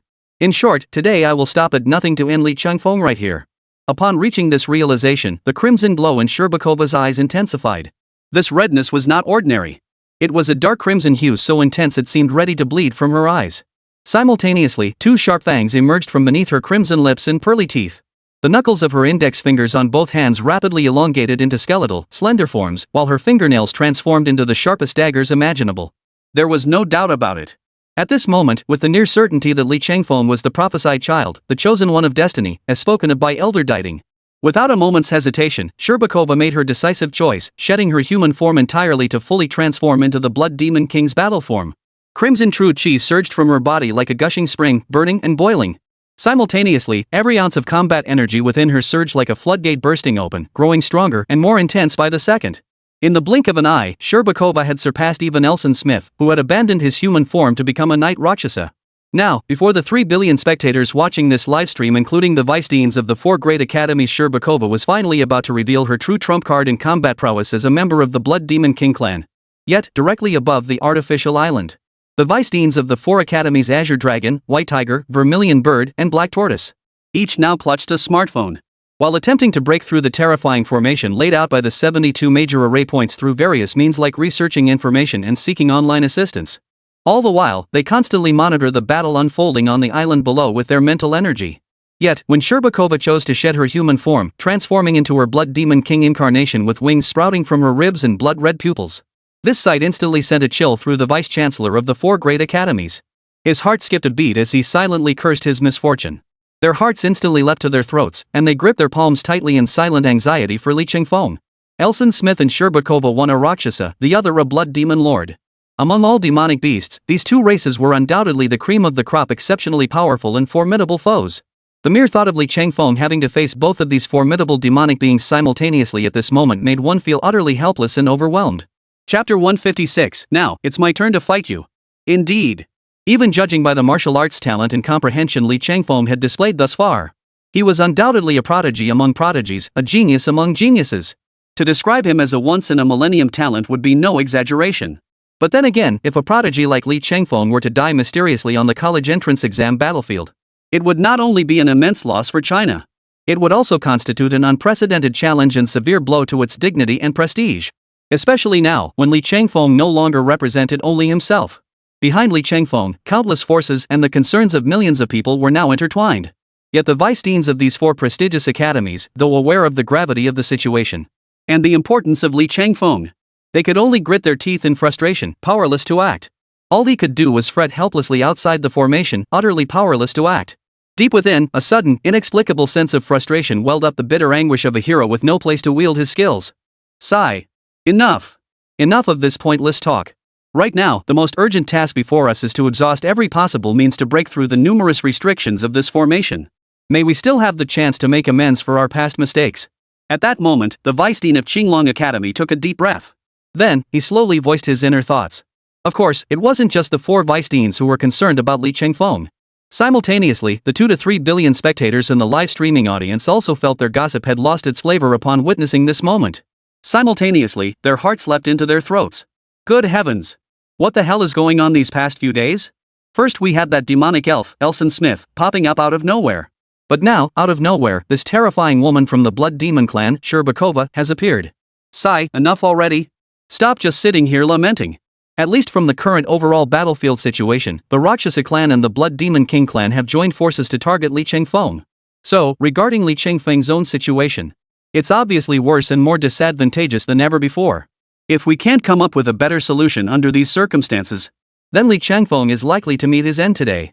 Ha! If you can't speak properly, then don't speak at all. Nobody thinks you're mute. And one more thing. I believe Li Changfeng will surely be blessed by divine providence. What others see as an unsolvable crisis, when it comes to Li Changfeng, he'll surely foresee and rewrite the future in his own way. And I believe that after going through this college entrance exam, this will mark a significant leap forward and a substantial enhancement of his capabilities. Given time, Li Changfeng will surely drive out these demonic tribes, reclaim the vast lands lost by our Chinese nation, and accomplish the glorious feats of the human race. I firmly believe it. In the not-too-distant future, that day will surely come. Li Changfeng now turned his gaze toward Sherbakova. The expression on her face revealed an unprecedented gravity. At least from the current stage. After transforming into a member of the Blood Demon clan, Sherbakova's combat prowess and cultivation realm had skyrocketed exponentially. Her overall fighting strength now surpassed even that of Elson Smith. In an instant, Sherbakova and Elson Smith launched fierce and devious attacks from opposite angles, converging on Li Changfeng's position. Boom! Boom! Accompanied by two thunderous explosions, Sherbakova's figure traced crimson afterimage through the air. First, a universally acknowledged truth stood before everyone: speed was the Blood Demon clan's greatest pride. This quality mirrored the Rakshasa clan's terrifying physical strength, endurance, defense, and regenerative abilities in a different way. Yet when Sherbakova unleashed her full potential, her speed approached the speed of light itself. This transcended mere notions of fast or slow. Instead, the temporal turbulence surrounding Sherbakova seemed to freeze momentarily around her. This allowed Sherbakova to achieve an effect that was truly akin to teleportation when she moved. Yet when Sherbakova's form reappeared, she had materialized like a specter before Li Changfeng. Her sharp, metallic claws, gleaming with razor-like precision, came crashing down upon him in a brutal downward strike. The long sword forged from Nirvana steel in Li Changfeng's hand instantly transformed under the influence of his martial will. In an instant, the long sword transformed into an indestructible circular shield, blocking the attack before him. Boom! Wave after wave of thunderous, terrifying force surged forth, crashing violently against the circular shield forged from Nirvana steel. Li Changfeng's body could no longer withstand the relentless, layered shockwaves of terror. He was forced backward over 1,000 meters before barely stabilizing his stance. When Li Changfeng flipped the shield in his hand to examine it closely, he couldn't help but gasp sharply. There, on the circular shield forged from Nirvana steel in his grasp, lay 5 gash-like scars, deep enough to expose bone. They had been torn open by Sherbakova's metal claws. Yet the shield's form mirrored the inherent fluidity of Nirvana steel itself, shifting like flowing water. As the saying goes, water has no fixed form. At present, the damage Sherbakova had inflicted upon the Nirvana steel shield, If Li Chengfeng so desired, he could restore the shield's integrity with a mere thought. With just a flicker of thought in Li Chengfeng's mind, the battered round shield before him was instantly restored to full health. But before Li Chengfeng could even breathe a sigh of relief, a chill crept up his spine once more. Elson Smith, whom Li Chengfeng had just shaken off moments ago, now clung to him like a relentless specter. At some unknown moment, the man had circled around behind Li Chengfeng. He clenched his right fist and swung it with tremendous force, aiming straight for the bulge of Li Chengfeng's temple. Li Chengfeng. Just now, you hit me. That felt good, didn't it? Ha ha ha. Now it's my turn to hit you. Die for me. Elson Smith's face contorted into a savage grimace as his right fist clenched, muscles bulging outward. The powerful fist wind, like a cannonball leaving the barrel, slammed toward Li Chengfeng. His current demeanor screamed vengeance for the near-fatal arrow that had nearly severed Li Chengfeng's head moments ago. Now, Elson Smith would use the same means, the same method, to brutally retaliate and strike back at Li Chengfeng. But before his inner triumph could linger for even another second, in the very next instant, Li Chengfeng's entire figure dissolved like a bubble, vanishing with a pop. Just like that, he vanished without a trace before Elson Smith's eyes. Before Elson Smith could even process what had just happened, Li Chengfeng's figure, like a maggot clinging to bone. At some unknown moment, he had flashed behind Elson Smith. For Elson Smith, his physical strength alone placed him among the elite of the Rakshasa race. Combined with the double boost from his awakened S-rank martial talent, invincible diamond body, this further amplified his overall attributes: defense, endurance, and physical strength to unprecedented heights. To describe him as hard as diamond, tough bronze or iron would be no exaggeration. Not only did Li Chengfeng's all-out slash fail to sever Elson Smith's head, moreover, during their head-on clash, Li Chengfeng's sword nearly snapped clean off at the hilt, as if Elson Smith's neck had shattered it. Therefore, this time, while launching his attack, Li Chengfeng was not entirely unprepared. Building upon his foundation, he executed an entirely new maneuver. Instead of maintaining its circular shield form, the Nirvana steel now flowed like water, spreading inward along Li Chengfeng's shield-gripping palm. In an instant, a boxing glove materialized. Thus, it materialized upon Li Chengfeng's left hand. Oomph. Who do you think you're boxing against? You choose to box in front of me, Li Chengfeng, the keyboard boxing champion? This is nothing short of a colossal joke. That's enough. I won't waste words on you. Take this old man's punch. Li Chengfeng stared at Smith's ferocious punch, showing no fear as he took a deep breath. The punch crashed like a raging wave against the shore. A dragon soaring through the heavens. Roar, roar, roar. It felt as though the very air itself echoed with the snarls and roars of an eastern dragon. To Li Chengfeng, he was already a god-tier player. A fully qualified cheat. If he so desired, he could use his god-tier system to accomplish feats beyond the comprehension of ordinary mortals. Especially when a cheat could even arrange installment loans for himself. The sheer power of such a cheat was terrifying beyond comprehension. In truth, just moments ago, Li Chengfeng had already utilized his system to achieve the miraculous feat of mastering one thing and understanding 100 others. In an instant, Li Chengfeng had thoroughly mastered every single boxing technique and attack method displayed by Elson Smith. Moreover, Li Chengfeng had cultivated the heaven and earth great unity decision, an internal cultivation technique capable of transforming the mundane into the extraordinary. The heaven and earth great unity decision was akin to using the cosmos as a chessboard, all living beings as pieces, the sun and moon as a crucible, and the 6 realms of rebirth as fuel for one's own power. The fist Li Chengfeng unleashed contained not only his terrifyingly profound mastery of fist techniques.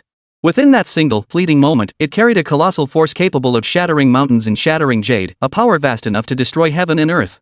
Chapter 157, The Summoning from the Depths of the Island. Boom!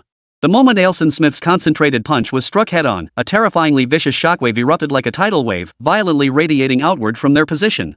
Before Elson Smith could mount any resistance, his entire body flew backward like embedding itself deep into the towering mountains thousands of miles away. But the residual force of Li Chengfeng's punch didn't stop there. The terrifying force, like an armor-piercing shell, drove relentlessly into Elton Smith's body, burying him deeper and deeper into the mountain. In the blink of an eye, Li Chengfeng's punch had completely shattered the entire mountain. Such a brutally powerful, overwhelmingly forceful attack left Sherbakova, watching nearby, utterly speechless at the sight. It took a full 15 minutes before Elson Smith finally emerged, utterly battered and disheveled, stumbling out from beneath a collapsed, shattered mountain peak and scattered boulders. In the direct collision, the right side of his skull had been reduced to a bloody pulp by Li Chengfeng's single punch. Had it not been for the critical activation of his invincible Vajra martial talent and the Rakshasa clan's monstrously terrifying regenerative abilities at that crucial moment, then, with just that single punch Li Chengfeng had just unleashed, Elson Smith would already be dead, and he wouldn't be able to keep jumping around in front of him. Gasp, gasp, gasp. Elson Smith lay on the ground like a drowning man. He gasped for air, his breath coming in ragged, heavy heaves. Simultaneously, the flesh, blood, and bones of the head that Li Chengfeng had sliced off began to writhe and regrow. In mere moments, the head had fully regenerated. Compared to previous regenerations which had been terrifyingly swift, almost like Piccolo's instant rebirth this time, however, the process was noticeably slower. This time, Elson Smith's self-repair process was noticeably slower. Several unexpected setbacks even occurred during the process. Had Elson Smith not possessed such a profound memory of his own face, the visage now emerging during regeneration would no longer resemble his former self.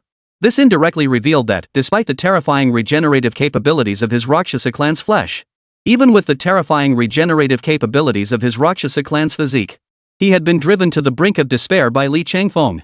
If this continued indefinitely, after enduring several rounds of intense clashes, even Elson Smith himself could no longer be absolutely certain whether he would still be able to complete the regeneration process after another life or death confrontation with Li Changfeng. If his next regeneration failed, Smith knew all too well that death would be his inevitable fate. Enough.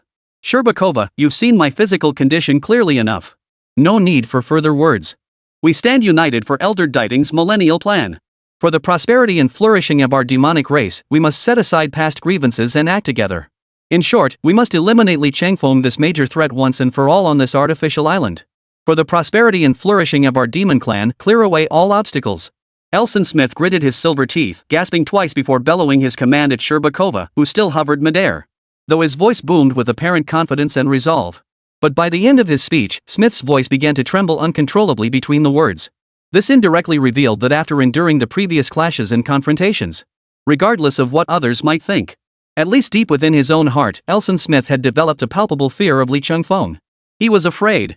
If things continued this way, with one-on-one duels persisting, Elson Smith knew he would be killed by Li Changfeng. It was only a matter of time. In the next instant, both Sherbakova and Elson Smith launched a new assault on Li Changfeng from opposite directions, forming a pincer movement. Within mere moments, the three were locked in a chaotic melee. Their attacks were too swift, too fierce, their maneuvers too unpredictable. Even with the high-speed drones capturing every frame and second, the 2 to 3 billion spectators in the livestream could only see blurred shadows flickering in and out of existence. All they could make out were blurred shadows flickering in and out of existence.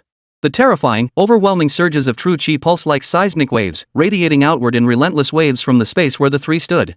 Their battle raged relentlessly from the heavens down to the earth, and then from the earth into the ocean. In its wake, mountains, rivers, lakes, forests, flowers, grasses, waves, and reefs all were without exception obliterated into nothingness and dust by this terrifying force of destruction. 10,000 miles away, Lu Shangyao watched as Li Changfeng stood alone against the fierce assault of two powerful demonic beings, Sherbakova and Elson Smith. Her beautiful eyes were filled with anxiety and unease. From Lu Xingyao's perspective, her heart yearned to rush forward and rescue Li Changfeng. But self-awareness is a virtue, and Lu Shangyao possessed it. She understood clearly that with her current strength, even if she could harness the fire attribute true chi and spiritual energy of this artificial island, at best, she would merely become a dish served on the table. Not only would he fail to help Li Changfeng escape, but her very presence might distract Li Changfeng during the critical confrontation. In that case, he would actually be harming Li Changfeng. This was precisely the outcome Lu Shangyao desperately wished to avoid.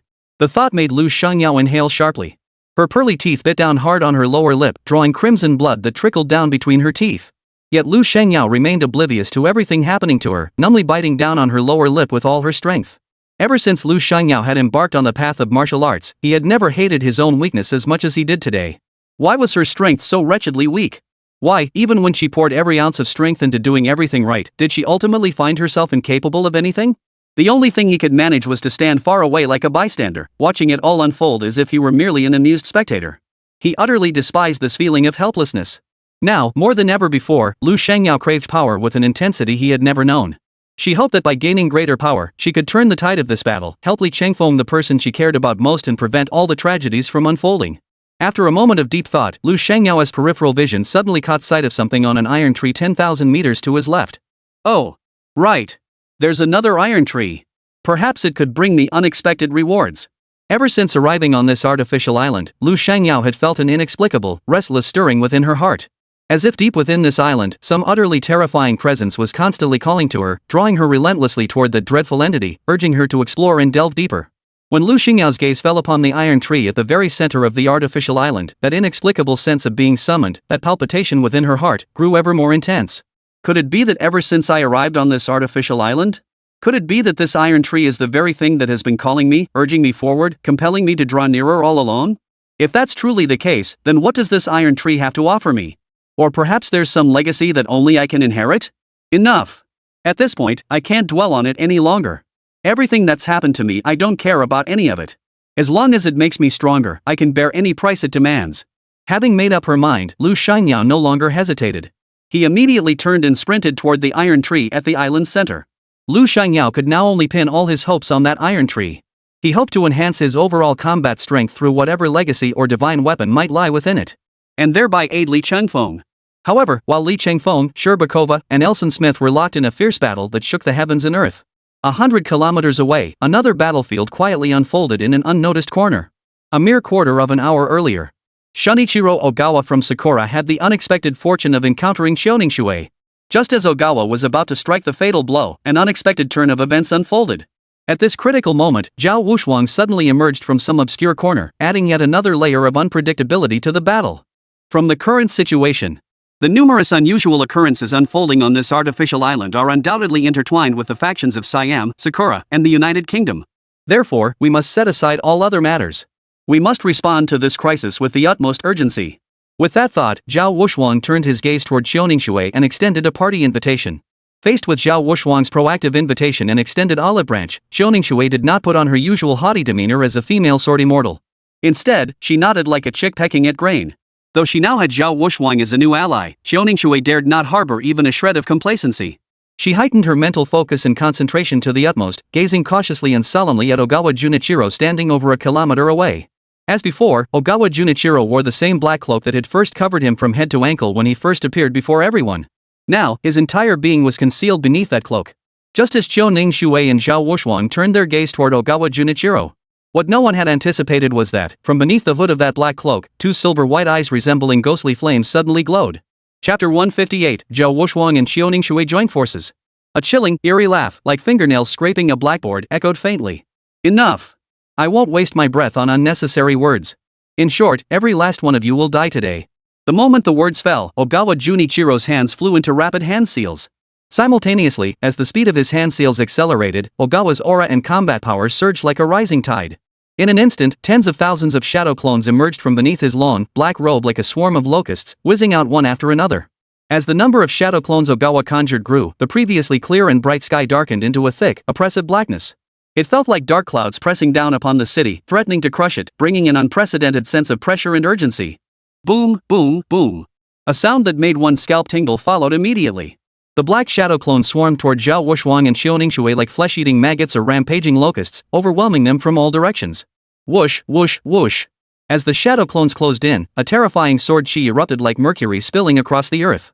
From afar, it seemed poised to cleave the entire sky open with a colossal gash. And it was precisely because of Xiaoningshui's astonishingly brilliant sword strike that the clear blue sky obscured by the shadow clones was completely cleaved apart by that single slash. Within that expanse, hundreds, perhaps thousands, of shadow clones were sliced clean in two by Xiaoningshui's terrifying sword energy strike, utterly neutralized. However, while Xiaoningshui could wear down the shadow clones conjured by Ogawa Junichiro through her sword energy attacks. But under these circumstances, it could only be considered a temporary fix at best. Ogawa Junichiro's rate of generating shadow clones far exceeded Xiaoningshui's ability to eliminate them with her sword energy. If this continued indefinitely without timely intervention to turn the tide, then the foreseeable future would be a relentless, near-infinite barrage of shadow clones unleashed by Ogawa Junichiro. Xiaoningshui's eventual defeat would merely be a matter of time, with no suspense whatsoever. Yet, a variable emerged. Zhao Wuxuang of the Zhao family from the imperial capital chose this very moment to join the fray, bringing a turning point. Observe. Zhao Wuxuang's hands swiftly formed seals. As a white mist slowly dissipated, a massive puppet scroll materialized on the ground, seemingly out of nowhere. As Zhao Wuxuang slowly unfolded the scroll from its center outward. Then, biting his own finger, he shouted, "Spirit summoning." As he spoke, he pressed his finger onto the scroll's medium. As the medium on the spirit summoning scroll was activated by the blood, at least hundreds, if not thousands, of combat puppets swarmed out from within the scroll like a swarm of flies. They charged forward with a reckless, fearless posture, launching a fresh assault against the shadow clones swarming through the air. This time, however, Zhao Wuxuang summoned more than just humanoid combat puppets from his puppet lineage. Simultaneously, he conjured special attribute combat puppets that mimicked the forms of demonic beasts. Without exception, these unique puppets crafted from demon beasts were all created by Zhao Wuxuang using the corpses of exceptionally high-grade demon beasts. Zhao Wuxuang first combined ancient and mysterious corpse replication techniques with various rare treasures and divine weapons to forge one of these demon beast puppets. The result was none other than a level 5 thunder beast. Spreading its massive wings, the thunder giant surged skyward like a rocket propelled by ignited fuel columns. Particularly striking was the sight of its gaping maw, where spherical bolts of lightning continuously coalesced. Within these spheres, lightning bolts shot out in all directions, thunder rolled, and the terrifying energy contained within was almost explosive. Even without touching it, one could feel the sudden descent of a destructive aura. Crackle, crackle, crackle. Spherical lightning was the nemesis of these demonic cultists. Upon encountering these balls of lightning, the shadow clones scattered like mice fleeing from a cat. In mere moments, hundreds upon hundreds of shadow clones were utterly obliterated by the lightning bolts unleashed by the spherical lightning, reduced to wisps of black smoke. Ha ha ha ha. Truly worthy of a puppet master trained by the Zhao family of the 5 clans and 7 noble houses of the imperial capital. Indeed it is. When you do act, it truly leaves one utterly dazzled. Watching Zhao Wurshuang of the Zhao family from the imperial capital, who had instantly turned the tide of battle with his first move. Even Ogawa Junichiro, now judging the situation from the enemy's perspective, couldn't help but see a hint of admiration in his eyes. There was no doubt about it. Judging solely by Zhao Wurshuang's performance at this moment, his growth and tactics in every aspect far exceeded Ogawa Junichiro's expectations. However, this merely earned him Ogawa's passing glance. At least for now, the humanoid and beast form puppets Zhao Wurshuang had displayed were insufficient to earn him a higher evaluation from Ogawa. Unless, that is, the other party could produce something new to truly dazzle him. With this thought, Ogawa Junichiro raised his gaze toward the crimson defensive barrier array now enveloping the entire artificial island. It had now fully materialized. Breaking it in a short time was essentially impossible. Since that's the case, I see no need to hold back any longer. Whatever trump cards I have left, I'll just bring them all out. As for those 4 deputy deans from the outside world, the Azure Dragon, Vermilion Bird, White Tiger, and Black Tortoise Academies. With their abilities, breaking through the defensive formation meticulously arranged by our demon clan would be nothing short of a pipe dream. Therefore, it's time to show what I'm really made of. As soon as the words left his mouth, Ogawa Junichiro abruptly lifted a corner of his black robe. It became clear that this black robe was no ordinary garment. It was a specialized spatial-type energy tool designed to condense chakra, pre-store it within the robe's dimensions, and keep it ready for use. This concept. It was akin to Naruto Uzumaki leaving his shadow clone, which stored his chakra, at Mount Mayaboku, ready to be deployed as a backup in critical moments. However, for Ogawa Junichiro, the methods he could currently employ were nowhere near as sophisticated as Naruto's ability to directly place a shadow clone on a cherry blossom and then summon it back via summoning techniques to replenish his own chakra.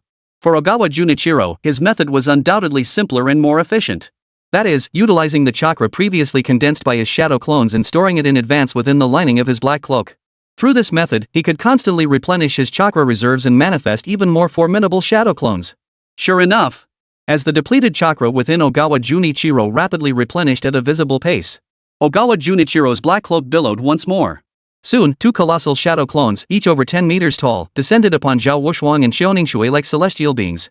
This time, the chakra condensed by Ogawa Junichiro and the shadow clones he had summoned before were fundamentally different. First, these shadow clones weren't merely devoid of blackness, their entire forms radiated a grayish-white, wretched, decaying aura. Moreover, their eerie white skin was covered in terrifying wrinkles that made anyone who saw them feel dizzy and disoriented. Moreover, an unsettling, spine-chilling horror emanated from within these 2 shadow clones, along with an aura reminiscent of hell itself. The instant Zhao Wurshuang saw these 2 shadow clones, their entire bodies a uniform grayish-white, his expression darkened so profoundly it seemed as if water could drip from his face. His entire demeanor grew heavier than ever before. Am I seeing this correctly?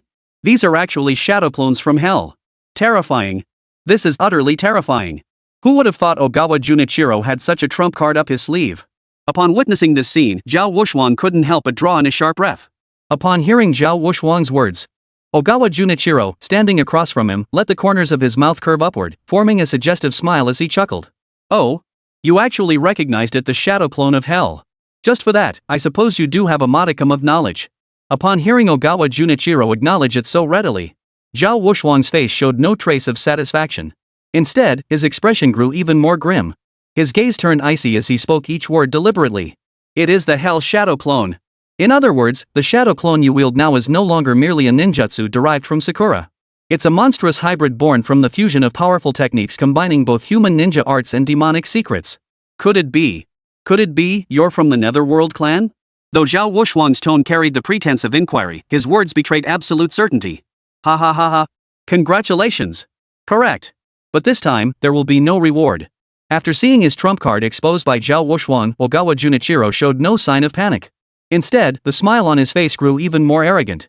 As Ogawa Junichiro's hands moved at lightning speed, rapidly forming seals, the two hell shadow clones, like maggots clinging to flesh, charged forward one after the other, relentlessly attacking Zhao Wuxuang and Xiaoningshui.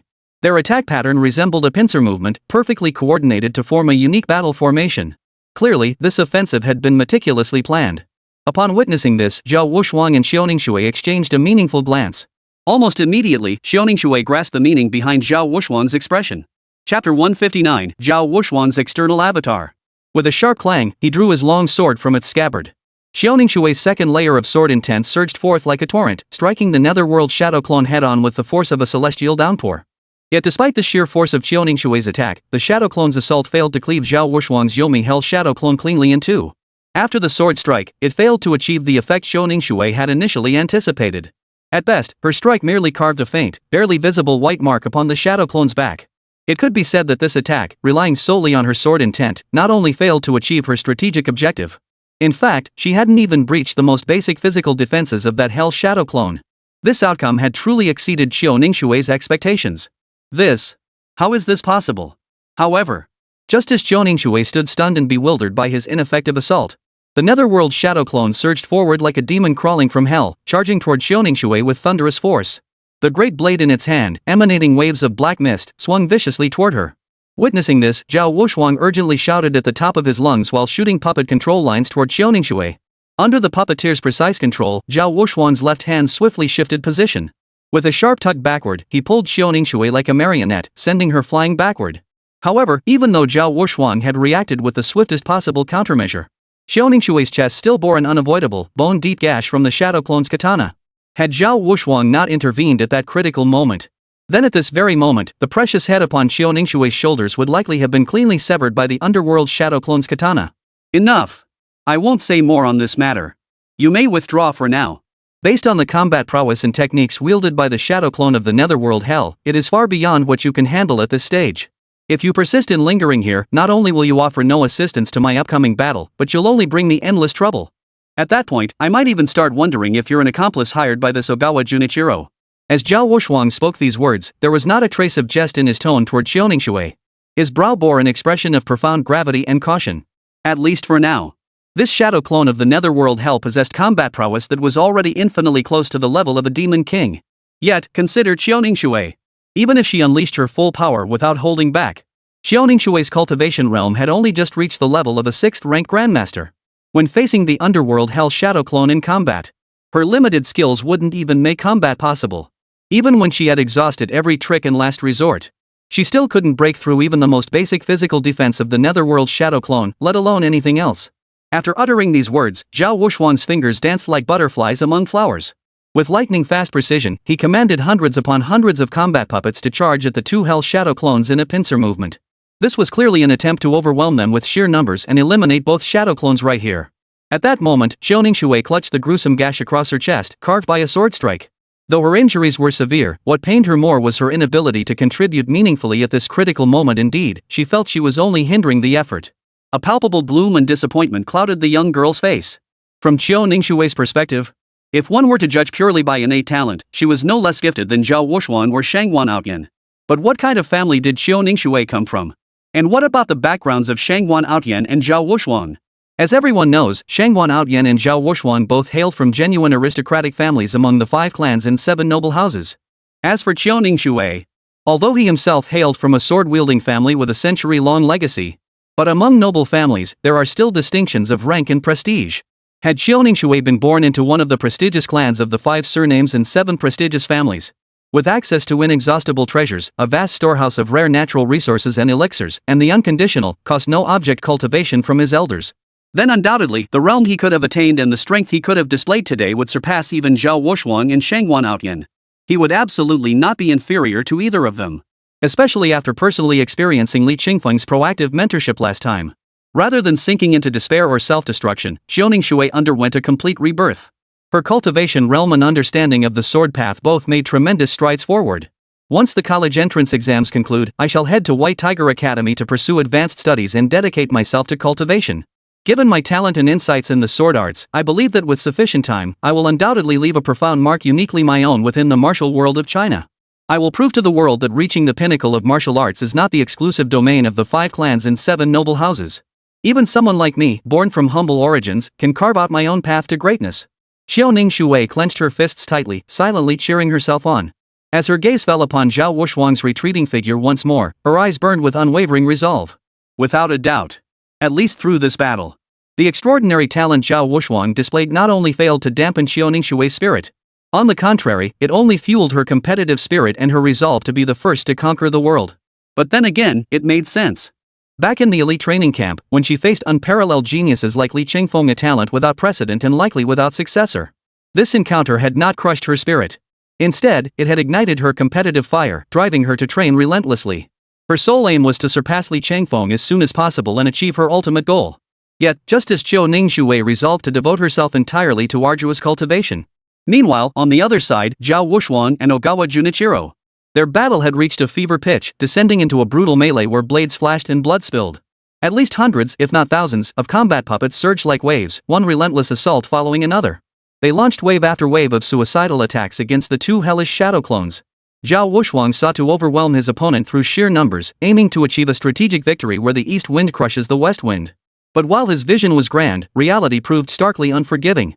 At least for these 2 Hell Shadow clones, their combined defensive capabilities and endurance rivaled those of Demon King level beings.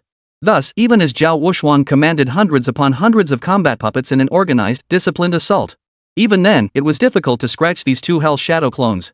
In fact, he couldn't even break through their physical defenses. In stark contrast to Zhao Wuxuang's side, which had yet to gain any advantage against these 2 Hell Shadow clones.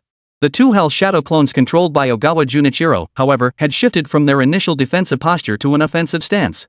Particularly with the twin black smoke-belching katana blades he wielded. Wherever they passed, they sliced the combat puppets to shreds, reducing them to piles of scrap metal parts. Witnessing this, Zhao Wuxuang realized that if they continued to waste time against Ogawa Junichiro's 2 Hell Shadow clones, then, the one suffering the losses would undoubtedly be his side. Therefore, he had to adopt a different tactic to turn the unfavorable situation around. After a moment's deliberation, Zhao Wuxuang began manipulating the puppet threads to reconfigure their orientation. He directly linked and assembled all the puppets into a single unified entity. Soon, a transformer-like combat puppet rivaling a Demon King in power materialized before everyone's eyes. It must be noted that during the second stage's brain-machine interface combat test earlier, Zhao Wuxuang had precisely employed a novel combat strategy, disassembling and reassembling these combat puppets to intentionally reduce their numbers while enhancing their quality. It was precisely through Zhao Wuxuang's on-the-spot tactical adjustments that he ultimately prevailed over the red-haired baboon in their battle. However, the success Zhao Wuxuang achieved last time could not be perfectly replicated in this battle. For now, Zhao Wuxuang faced 2 shadow clones. These 2 Earth shadow clones were now attacking him in a pincer formation. Even if Zhao Wuxuang summoned his trump card, the Transformers, he still found himself stretched too thin. Thus, after no fewer than 100 exchanges, Zhao Wuxuang's Transformer began to show signs of exhaustion. Oomph. It seems, with matters having reached this point, there's no need for me to hold back any longer. I might as well unleash my final trump card outright. Victory or defeat hinges on this very moment. If even this trump card fails to defeat the 2 Hell Shadow clones summoned by Ogawa Junichiro, then I won't hesitate. The best strategy is to make a clean getaway. With that thought in mind, Zhao Wuxuang once again drew a scroll from behind him, its entire surface radiating an eerie, pitch-black aura. He continued to unroll it. He bellowed once more, spirit summoning. As billowing white mist rose and dispersed in the wind, it instantly coalesced into a combat puppet. Its facial features and physique were nearly identical to Zhao Wuxuang's, as if carved from the same mold. Thus, it appeared before everyone's eyes. And the only thing revealed was this combat puppet. Chapter 160, Shachuan's Final Ace. Its combat prowess and cultivation level were astonishingly close to the Grandmaster realm. This Grandmaster level combat puppet was precisely the external avatar Zhao Wuxuang had forged using his own puppet arts. In other words, this combat puppet was lighter than Zhao Wuxuang's own flesh and blood brother, sharing an unbreakable bond and an instinctive understanding. The moment Zhao Wuxuang's external avatar materialized, it instantly transformed into a black afterimage. In the blink of an eye, it charged toward one of the Yomi shadow clones with thunderous force. Observe. This external avatar swiftly formed seals with both hands. Gradually, a colossal thunder god's axe materialized mid-air, descending with overwhelming force to cleave downward. Boom! A terrifying, powerful shockwave rippled out. Like whacking a mole, the axe effortlessly smashed one of Ogawa Junichiro's shadow clones into the ground. Naturally, Zhao Wuxuang's assault did not end there. His external avatar once again coordinated with the Transformers combat puppet staggering to its feet from the ruins. Their coordination was flawless. Attack and defense synchronized, they once again locked in a deadly struggle with the two hellish shadow clones. The battle raged fiercely, neither side yielding, as darkness descended upon the heavens and earth. In an instant, sand and stones flew everywhere. It seemed as though the very heavens and earth were about to change color. Ha ha ha ha. This truly takes me by surprise. Zhao Wuxuang. Zhao Wuxuang. You, the rising star of the Zhao clan, one of the 5 clans and 7 noble houses, the pride of heaven. Could this truly be the full extent of your hidden cards? If that's truly the case, then you've left me profoundly disappointed.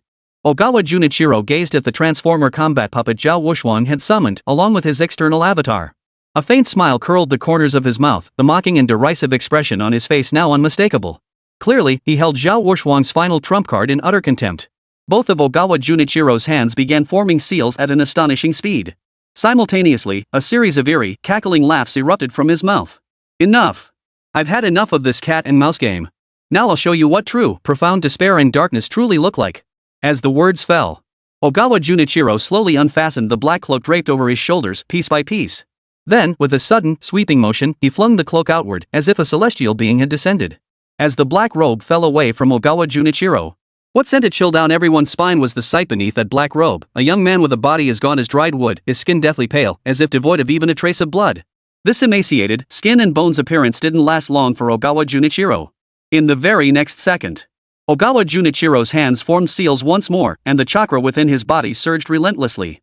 As the chakra continued to grow, Ogawa Junichiro's appearance and physique underwent a second, profound transformation. It felt remarkably similar to Frisia's battle form. First, Ogawa's silver hair began growing at a visible speed. Eventually, it covered most of his face beneath that white silver hair. Through the deep white strands, one could faintly glimpse 2 eyes behind the hair, glowing like silver-white ghostly flames. The sight sent a chill down one's spine. Not only that, but the hellish incantations now writhed like earthworms. They crawled and writhed across his withered, emaciated body, gradually revealing their true form. But the physical transformations of Ogawa Junichiro were only just beginning. Every bone and muscle within him began to undergo a second growth in an utterly bizarre manner. Soon, the sound of sharp blades piercing flesh echoed, pft, pft, pft. What Zhao Wuxuang and Xiaoningshui never could have imagined in their wildest dreams was that the source of this sound was none other than Ogawa Junichiro himself. This time, Ogawa Junichiro chose to pierce his own flesh with his own bones. Through this near self-mutilation, he forged razor-sharp blades from his own flesh. From afar, Ogawa Junichiro appeared to have transformed into a human weapon. From head to toe, he radiated a terrifying, sinister aura, every inch of him exuding a deadly presence that screamed death. However, Zhao Wuxuang understood clearly that since Ogawa had chosen to go this far, it signified his resolve to abandon his human form, transforming every aspect of his physique into a combat form suited for the netherworld. Before Zhao Wuxuang could dwell on this realization for another second, Ogawa Junichiro's entire figure vanished like a ghost, seemingly sinking into the earth beneath his feet. Yet, when he reappeared without a trace, he had somehow materialized beneath the feet of Zhao Wuxuang's external avatar. Boom! Boom! A thunderous roar echoed through the air. Ogawa Junichiro burst forth from the solid earth, the blade materialized in his hand, slashing viciously at Zhao Wuxuang's external avatar from an unervingly sharp angle. Ogawa Junichiro's sneak attack was far too swift and far too bizarre. There was simply no time to prepare any defenses. All Zhao Wuxuang could manage was to have his external avatar raise its arms in front of its chest in a blocking stance. Even so, there was no question about it. Ogawa's agile strike connected squarely with Zhao Wuxuang's external avatar, sending the entire body flying backward. Simultaneously, deep, bone-exposing gashes marred both of Ogawa Junichiro's arms. From these wounds, an eerie black mist continuously seeped out from the torn flesh. Undoubtedly, this was the unique Yellow Springs breath of the Netherworld clan. Any area tainted by the breath of the underworld was invariably corroded and disintegrated. Ultimately, it would turn into a skeleton puppet. It could be said that the moment Ogawa Junichiro chose to enter the underworld clan's combat form, completely abandoning his human identity, Zhao Wuxuang knew the battlefield situation had shifted to his most disadvantageous position. During the recent battle, after his external avatar had been ambushed by Ogawa Junichiro in such a despicable manner, in the next offensive, Zhao Wuxuang had already anticipated that the enemy would undoubtedly target his transformer combat puppet. Yet, just as Zhao Wuxuang was mentally preparing countermeasures for the impending second round of combat, Ogawa Junichiro's figure before Zhao Wuxuang once again vanished like a ghost, sinking deep into the ground and disappearing completely. Having learned from his previous misstep, Zhao Wuxuang had largely deciphered Ogawa's tactics. Suddenly, the puppet strings in Zhao Wuxuang's right hand shifted direction. Suddenly, Zhao Wuxuang's external avatar shot into the air. But before Zhao Wuxuang could breathe a sigh of relief, the 2 hell shadow clones circling overhead appeared before his external avatar like maggots clinging to bone. They delivered a vicious kick. Who would have thought? Who would have thought? You, the mighty Zhao Wuxuang, are already flustered and unable to keep track of everything. Boom! Accompanied by a thunderous roar, Zhao Wuxuang's external avatar was predictably slammed down from midair by the iron fists of the two shadow clones. And the instant Zhao Wuxuang's avatar fell. Below, at some unknown moment, Ogawa Junichiro had once again slowly emerged from the ground near the point where Zhao Wuxuang's external avatar landed. His palm spread wide outward, the blade glinting with a bone-chilling coldness as sunlight refracted off its surface. Clearly, Ogawa Junichiro had anticipated every possible variable in this battle long ago. All Ogawa Junichiro needed to do now was cast this wide net. He didn't need to do anything else. He just had to patiently wait for Zhao Wuxuang to walk right into it. However, just when it seemed the battle should draw to a perfect conclusion. Unexpectedly, at this critical moment, a towering man, his entire body bathed in thunderous light, charged forward like a cannonball from the distance. Wherever he passed, thunderous roars echoed for miles, creating a truly awe-inspiring spectacle. The source of such overwhelming power and influence was obvious. Among all the candidates in the third stage of the exam, it could only be Shangguan Outyan. Shangguan Outyan's eyes, radiating waves of deep purple, scanned the battlefield. Even after observing the external avatar carved almost identically from Zhao Wuxuang's mold, a hint of astonishment flickered across his face. Clearly, he was furious that Zhao Wuxuang, that bastard, had been hiding such a trick up his sleeve all along. He could feel a surge of irritation welling up inside him. However, despite his displeasure, both sides now faced a common enemy. The enemy of my enemy is my friend. Therefore, Shangguan Outyan quickly made his decision. Unlike Ogawa, he did not choose to strike while the iron was hot and finish him off. Instead of eliminating his longtime rival Zhao Wuxuang here and now, he chose to set aside past grievances with this old adversary, turning swords into plowshares. The two formidable opponents forged a brief yet solid strategic alliance. Zhao Wuxuang, let's set aside our past grievances for now. This time, I choose to stand by your side and lend you my strength. As Shangguan Outyan's roar echoed, the azure thunder energy surging around him split the thick clouds like divine lightning from the heavens, crashing down with a thunderous boom. From Ogawa Junichiro's perspective, through his own near-flawless coordination with the Hell Shadow clone, he had already set the stage to eliminate both Zhao Wuxuang and the external avatar he had forged. Unexpectedly, at this very moment, another variable abruptly emerged. Chapter 161, Spirit Summoning, the Blood Demon King's Serpent. As the thunderous force crashed down from the heavens, it instantly blasted a colossal crater hundreds of meters deep into the ground, its bottom lost to the horizon. Suddenly, the terrifying dust cloud surged outward like a tsunami, spreading wildly in all directions. In an instant, flying sand and stones obscured the sky and blocked out the sun. It seemed as though the entire world had lost its color in the instant that divine thunder struck. As for Zhao Wuxuang's avatar, it narrowly escaped the deadly strike of Ogawa Junichiro, using the divine thunder as cover. As the dust slowly dispersed, Shangguan Outyan, who had somehow seized Zhao Wuxuang's avatar puppet, appeared behind Zhao Wuxuang like a bolt of lightning. No need for thanks for such a great favor. I'll remember this favor. Once the college entrance exams are over, I'll personally host a banquet to express my gratitude. As he spoke these words, Zhao Wuxuang bowed his hands toward Shangguan Outyan, his voice brimming with gratitude. But before Zhao Wuxuang could exchange another word of courtesy, his words suddenly caught in his throat. His face was etched with shock and utter disbelief. Through a simple mental scan, Zhao Wuxuang could distinctly sense that Shangguan Outyan had, at some unknown point, reached the pinnacle of the 9th-rank Grandmaster realm. He was now but a hair's breadth away from the legendary Grandmaster realm. The moment this realization struck, Zhao Wuxuang's gaze toward Shangguan Outyan shifted completely. But shock was one thing. Zhao Wuxuang quickly regained his composure. What could he do? Who could blame Shangguan Outyan when he possessed a thunder god physique, a gift so rare it might not be found in 100 million people? A guy with this kind of physical cheat code attached to him, if his abilities don't reach the peak of the 9th-rank Grandmaster realm, possessing terrifying strength comparable to that of a Grandmaster. That would be the real anomaly. But before Zhao Wuxuang could heap any more flattery upon Shangguan Outyan's expression grew unprecedentedly grave. He sucked in a sharp breath, his face etched with solemnity as he stared at Ogawa Junichiro, who had completely abandoned his human form and transformed into a full-fledged member of the Netherworld clan. Moreover, Ogawa Junichiro wasn't alone. Two massive shadow clones hovered above the sky, arms crossed, looking down on Zhao Wuxuang and Shangguan Outyan below as if surveying mere ants. It could be said that, in terms of sheer presence, the trump cards Ogawa Junichiro had just revealed had already crushed them completely. Enough! As for the battlefield situation, you, Zhao Wuxuang, control your external avatar and that Transformers combat puppet to continue entangling and fighting against Ogawa Junichiro's two hellish shadow clones. I'll handle the bloody, knife-to-knife melee with that Ogawa Junichiro. Today, only one of us, Shunichiro Ogawa, and I will survive. Either he dies, or I perish. As he spoke these words, Shangguan Outyan's tone carried an unprecedented resolve. It seemed that even before the battle began, Shangwan Outyan had already prepared himself for certain death. Very well. May we both survive to raise a toast as comrades in arms. Zhao Wuxuang returned Shangwan Outyan's bow with a slight nod. His tone carried a hint of lightness, yet his expression remained unyieldingly solemn and cautious. For neither Shangwan Outyan nor Zhao Wuxuang knew whether this might be their final conversation.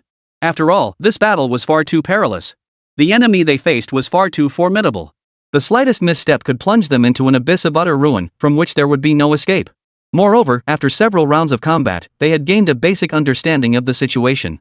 If it came down to a one-on-one duel, both Shangwan Outyan and Zhao Wuxuang possessed enough self-awareness to know their limits. That is, they stood no chance against Ogawa Junichiro, who had abandoned his human form to fully embrace the Netherworld clan and the two Hell Shadow clones he commanded. Therefore, for the two of them, what they could achieve now. Thus, Zhao Wuxuang and Shangwan Outyan could only set aside past grievances and join forces against the enemy to pursue that sliver of hope for victory. However, just as Shangwan Outyan and Zhao Wuxuang were strategizing how to defeat Ogawa Junichiro in a 2-against-1 battle, at the same moment, on another battlefield thousands of miles away, Li Changfeng now faced the combined assault of two formidable foes, Elson Smith of the Rakshasa clan and Sherbakova of the Blood Demon King clan. Boom! Accompanied by frenzied, tyrannical assaults, wave after wave of attacks spread outward like relentless tidal surges. Wherever the shockwaves passed, surrounding mountains and cliffs crumbled like snow-capped peaks. Beneath their feet, the earth radiated outward from the center of their battle, spreading deep, spiderweb-like fissures. The entire battlefield, including the very terrain, was utterly reshaped by the clash between Li Changfeng, Sherbakova, and Elson Smith. To describe it as a scene of utter devastation would be no exaggeration. I just can't wrap my head around it. Who can explain why Li Changfeng's combat prowess is so overwhelming? It's completely inconsistent with his cultivation level. As she spoke these words, Sherbakova sucked in a sharp breath, her exclamation echoing the ever-shifting dynamics of the battlefield. At least on the surface, Li Changfeng was clearly on par with Shangwan Outyan. Both were at the peak of the 9th-ranked Grandmaster realm, just a hair's breadth away from the legendary Grandmaster realm powerhouses. Though Li Changfeng's cultivation hadn't yet reached the Grandmaster realm, the terrifying combat power he unleashed with every move and in the blink of an eye had, in a certain sense, surpassed the upper limits achievable by Grandmasters. During their clash, the sheer pressure Li Changfeng exerted upon Sherbakova and Elson Smith felt, in certain respects, even more overwhelming and terrifying than that of a Grandmaster. This is just outrageous. Damn it! This Li Changfeng is proving far more troublesome than I anticipated. Seeing that even with the combined might of herself and Elson Smith, they still couldn't break through Li Changfeng's defenses or secure a decisive victory. This unfolding battle left Sherbakova's heart suspended in her throat, gripped by unprecedented anxiety and unease. Any clear-eyed observer could see that, purely in terms of time. Time was undeniably on Li Changfeng's side.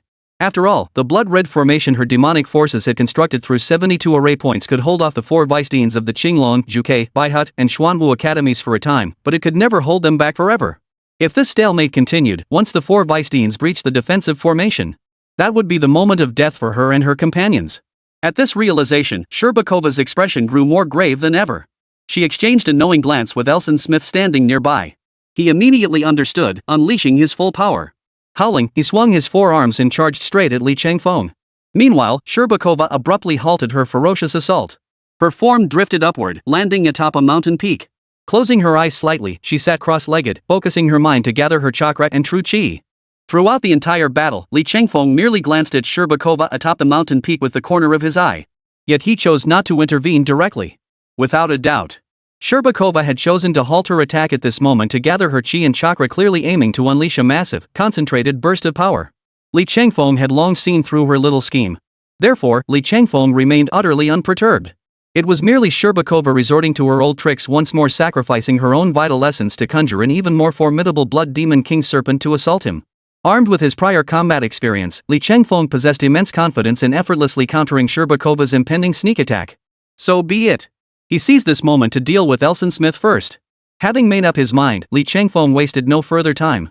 With the chant Ola, Ola, Ola echoing, he launched a relentless barrage of punches, each landing with brutal force against Elson Smith. Witnessing Li Changfeng's utterly fearless, charging warrior stance, Elson Smith's side instantly felt overwhelmed. If this battle continued like this, he wouldn't even need to wait for the vice-deans of the 4 academies to break through the formation barrier. Li Changfeng would beat him into a pulp first. Sherbakova. You woman, dawdling around. Are you done yet or not? I can barely hold on here. Spirit summoning. Blood Demon King's Serpent. At that moment, Sherbakova's tightly closed eyes snapped open. A blazing crimson light flared within them as she formed seals with both hands and slammed them down with tremendous force onto the array before him. Boom! Boom! Boom! Amidst thunderous booms echoing in succession, a bone-chilling hiss erupted from the crimson formation before Sherbakova. Hiss, hiss, hiss. Moreover, this sound rapidly approached Li Changfeng from afar. In mere moments, waves of intense, blood-curdling wind assaulted their faces. Suddenly, a massive black shadow burst forth from the primeval forest behind them. What is this? Elson Smith, utterly despairing and having completely abandoned resistance, stared wide-eyed in horror upon seeing the colossal creature bursting forth from behind Li Changfeng. His face was frozen in utter disbelief. The Blood Demon King's serpent? It's actually the Blood Demon King's serpent. Sherbakova actually summoned this demon beast. The moment she saw the Blood Demon King's serpent, the despair that had clouded Elson Smith's beautiful face gave way to excitement, even a faint glimmer of hope. Deep down, she still hoped Li Changfeng would ultimately fall to Sherbakova's hands. Chapter 162. You've ultimately woven my wedding dress. Li Changfeng's final outcome had better be a crushing defeat. Only a complete and utter defeat of Li Changfeng could ease the hatred in Elson Smith's heart and fully avenge the humiliation that bastard had inflicted upon her. Li Changfeng must lose today.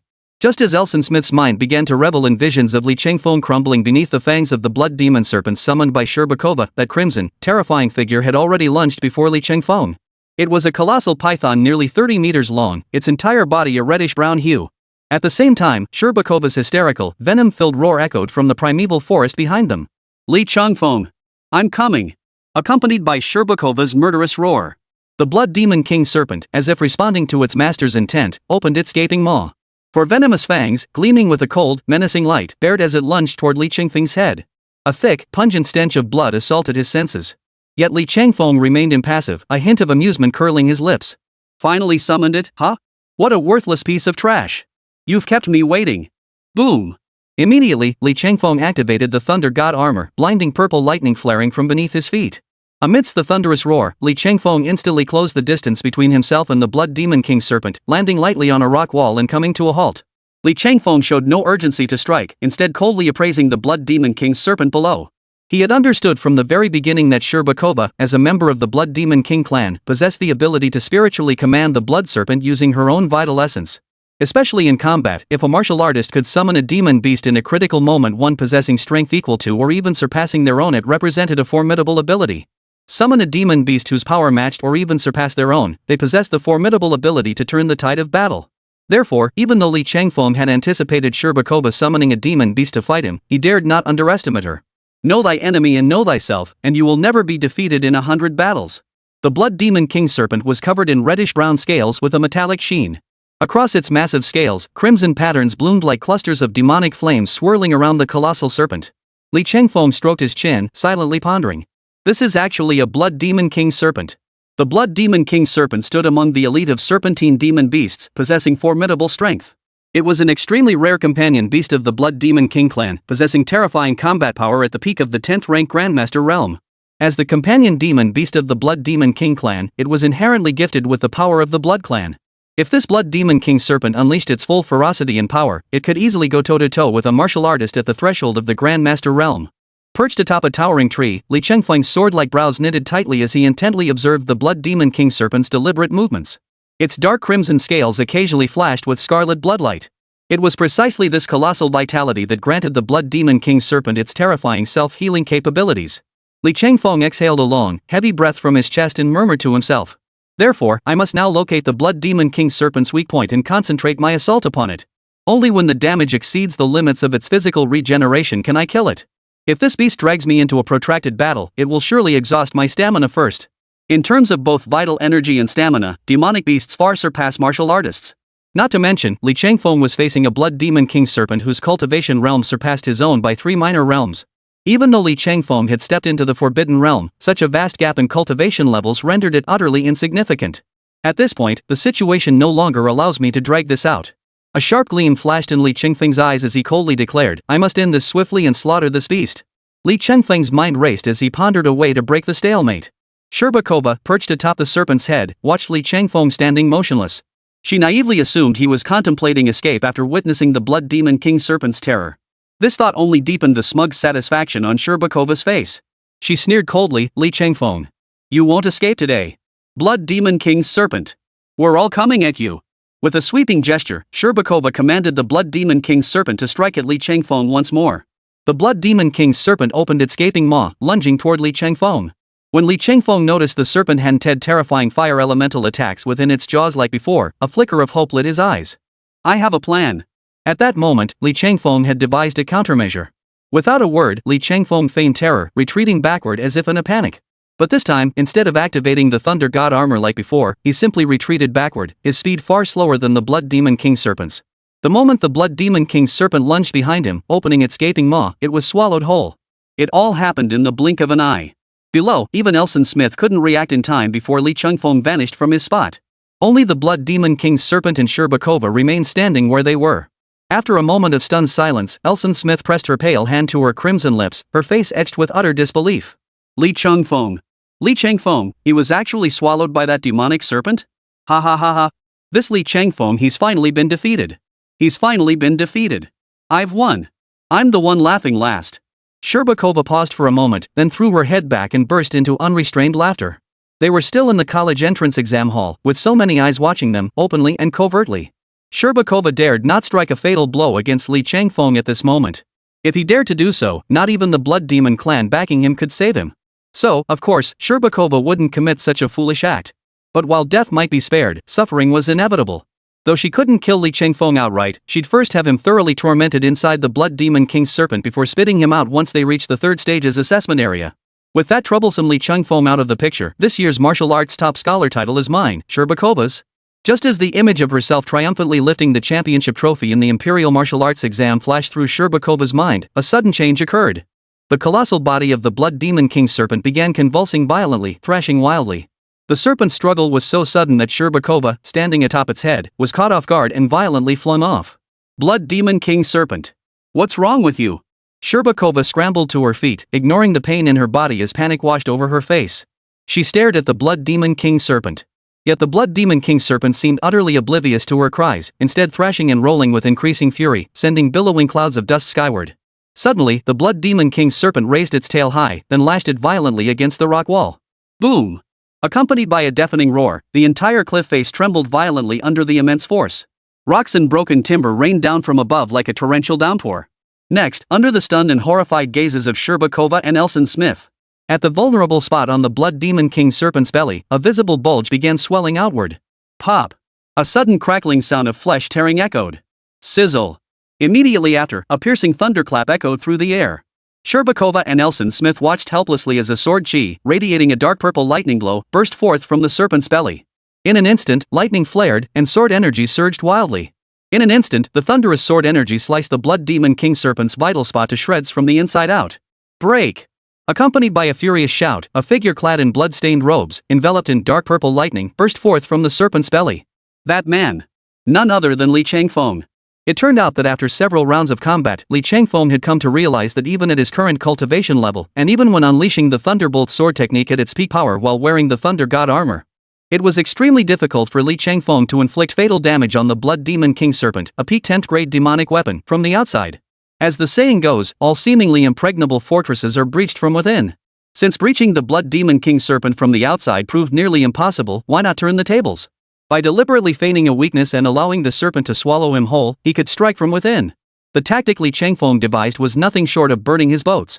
One must understand that while the Blood Demon King serpent lacked the thick, hard scales of its exterior for internal defense, the corrosive gastric juices within its belly were terrifyingly potent. Even though Li Changfeng immediately activated the Thunderbolt sword technique upon being swallowed, harnessing the thunderous energy of heaven and earth to form a lightning armor over his body, his flesh was still corroded into a pitiful state by the serpent's stomach acid.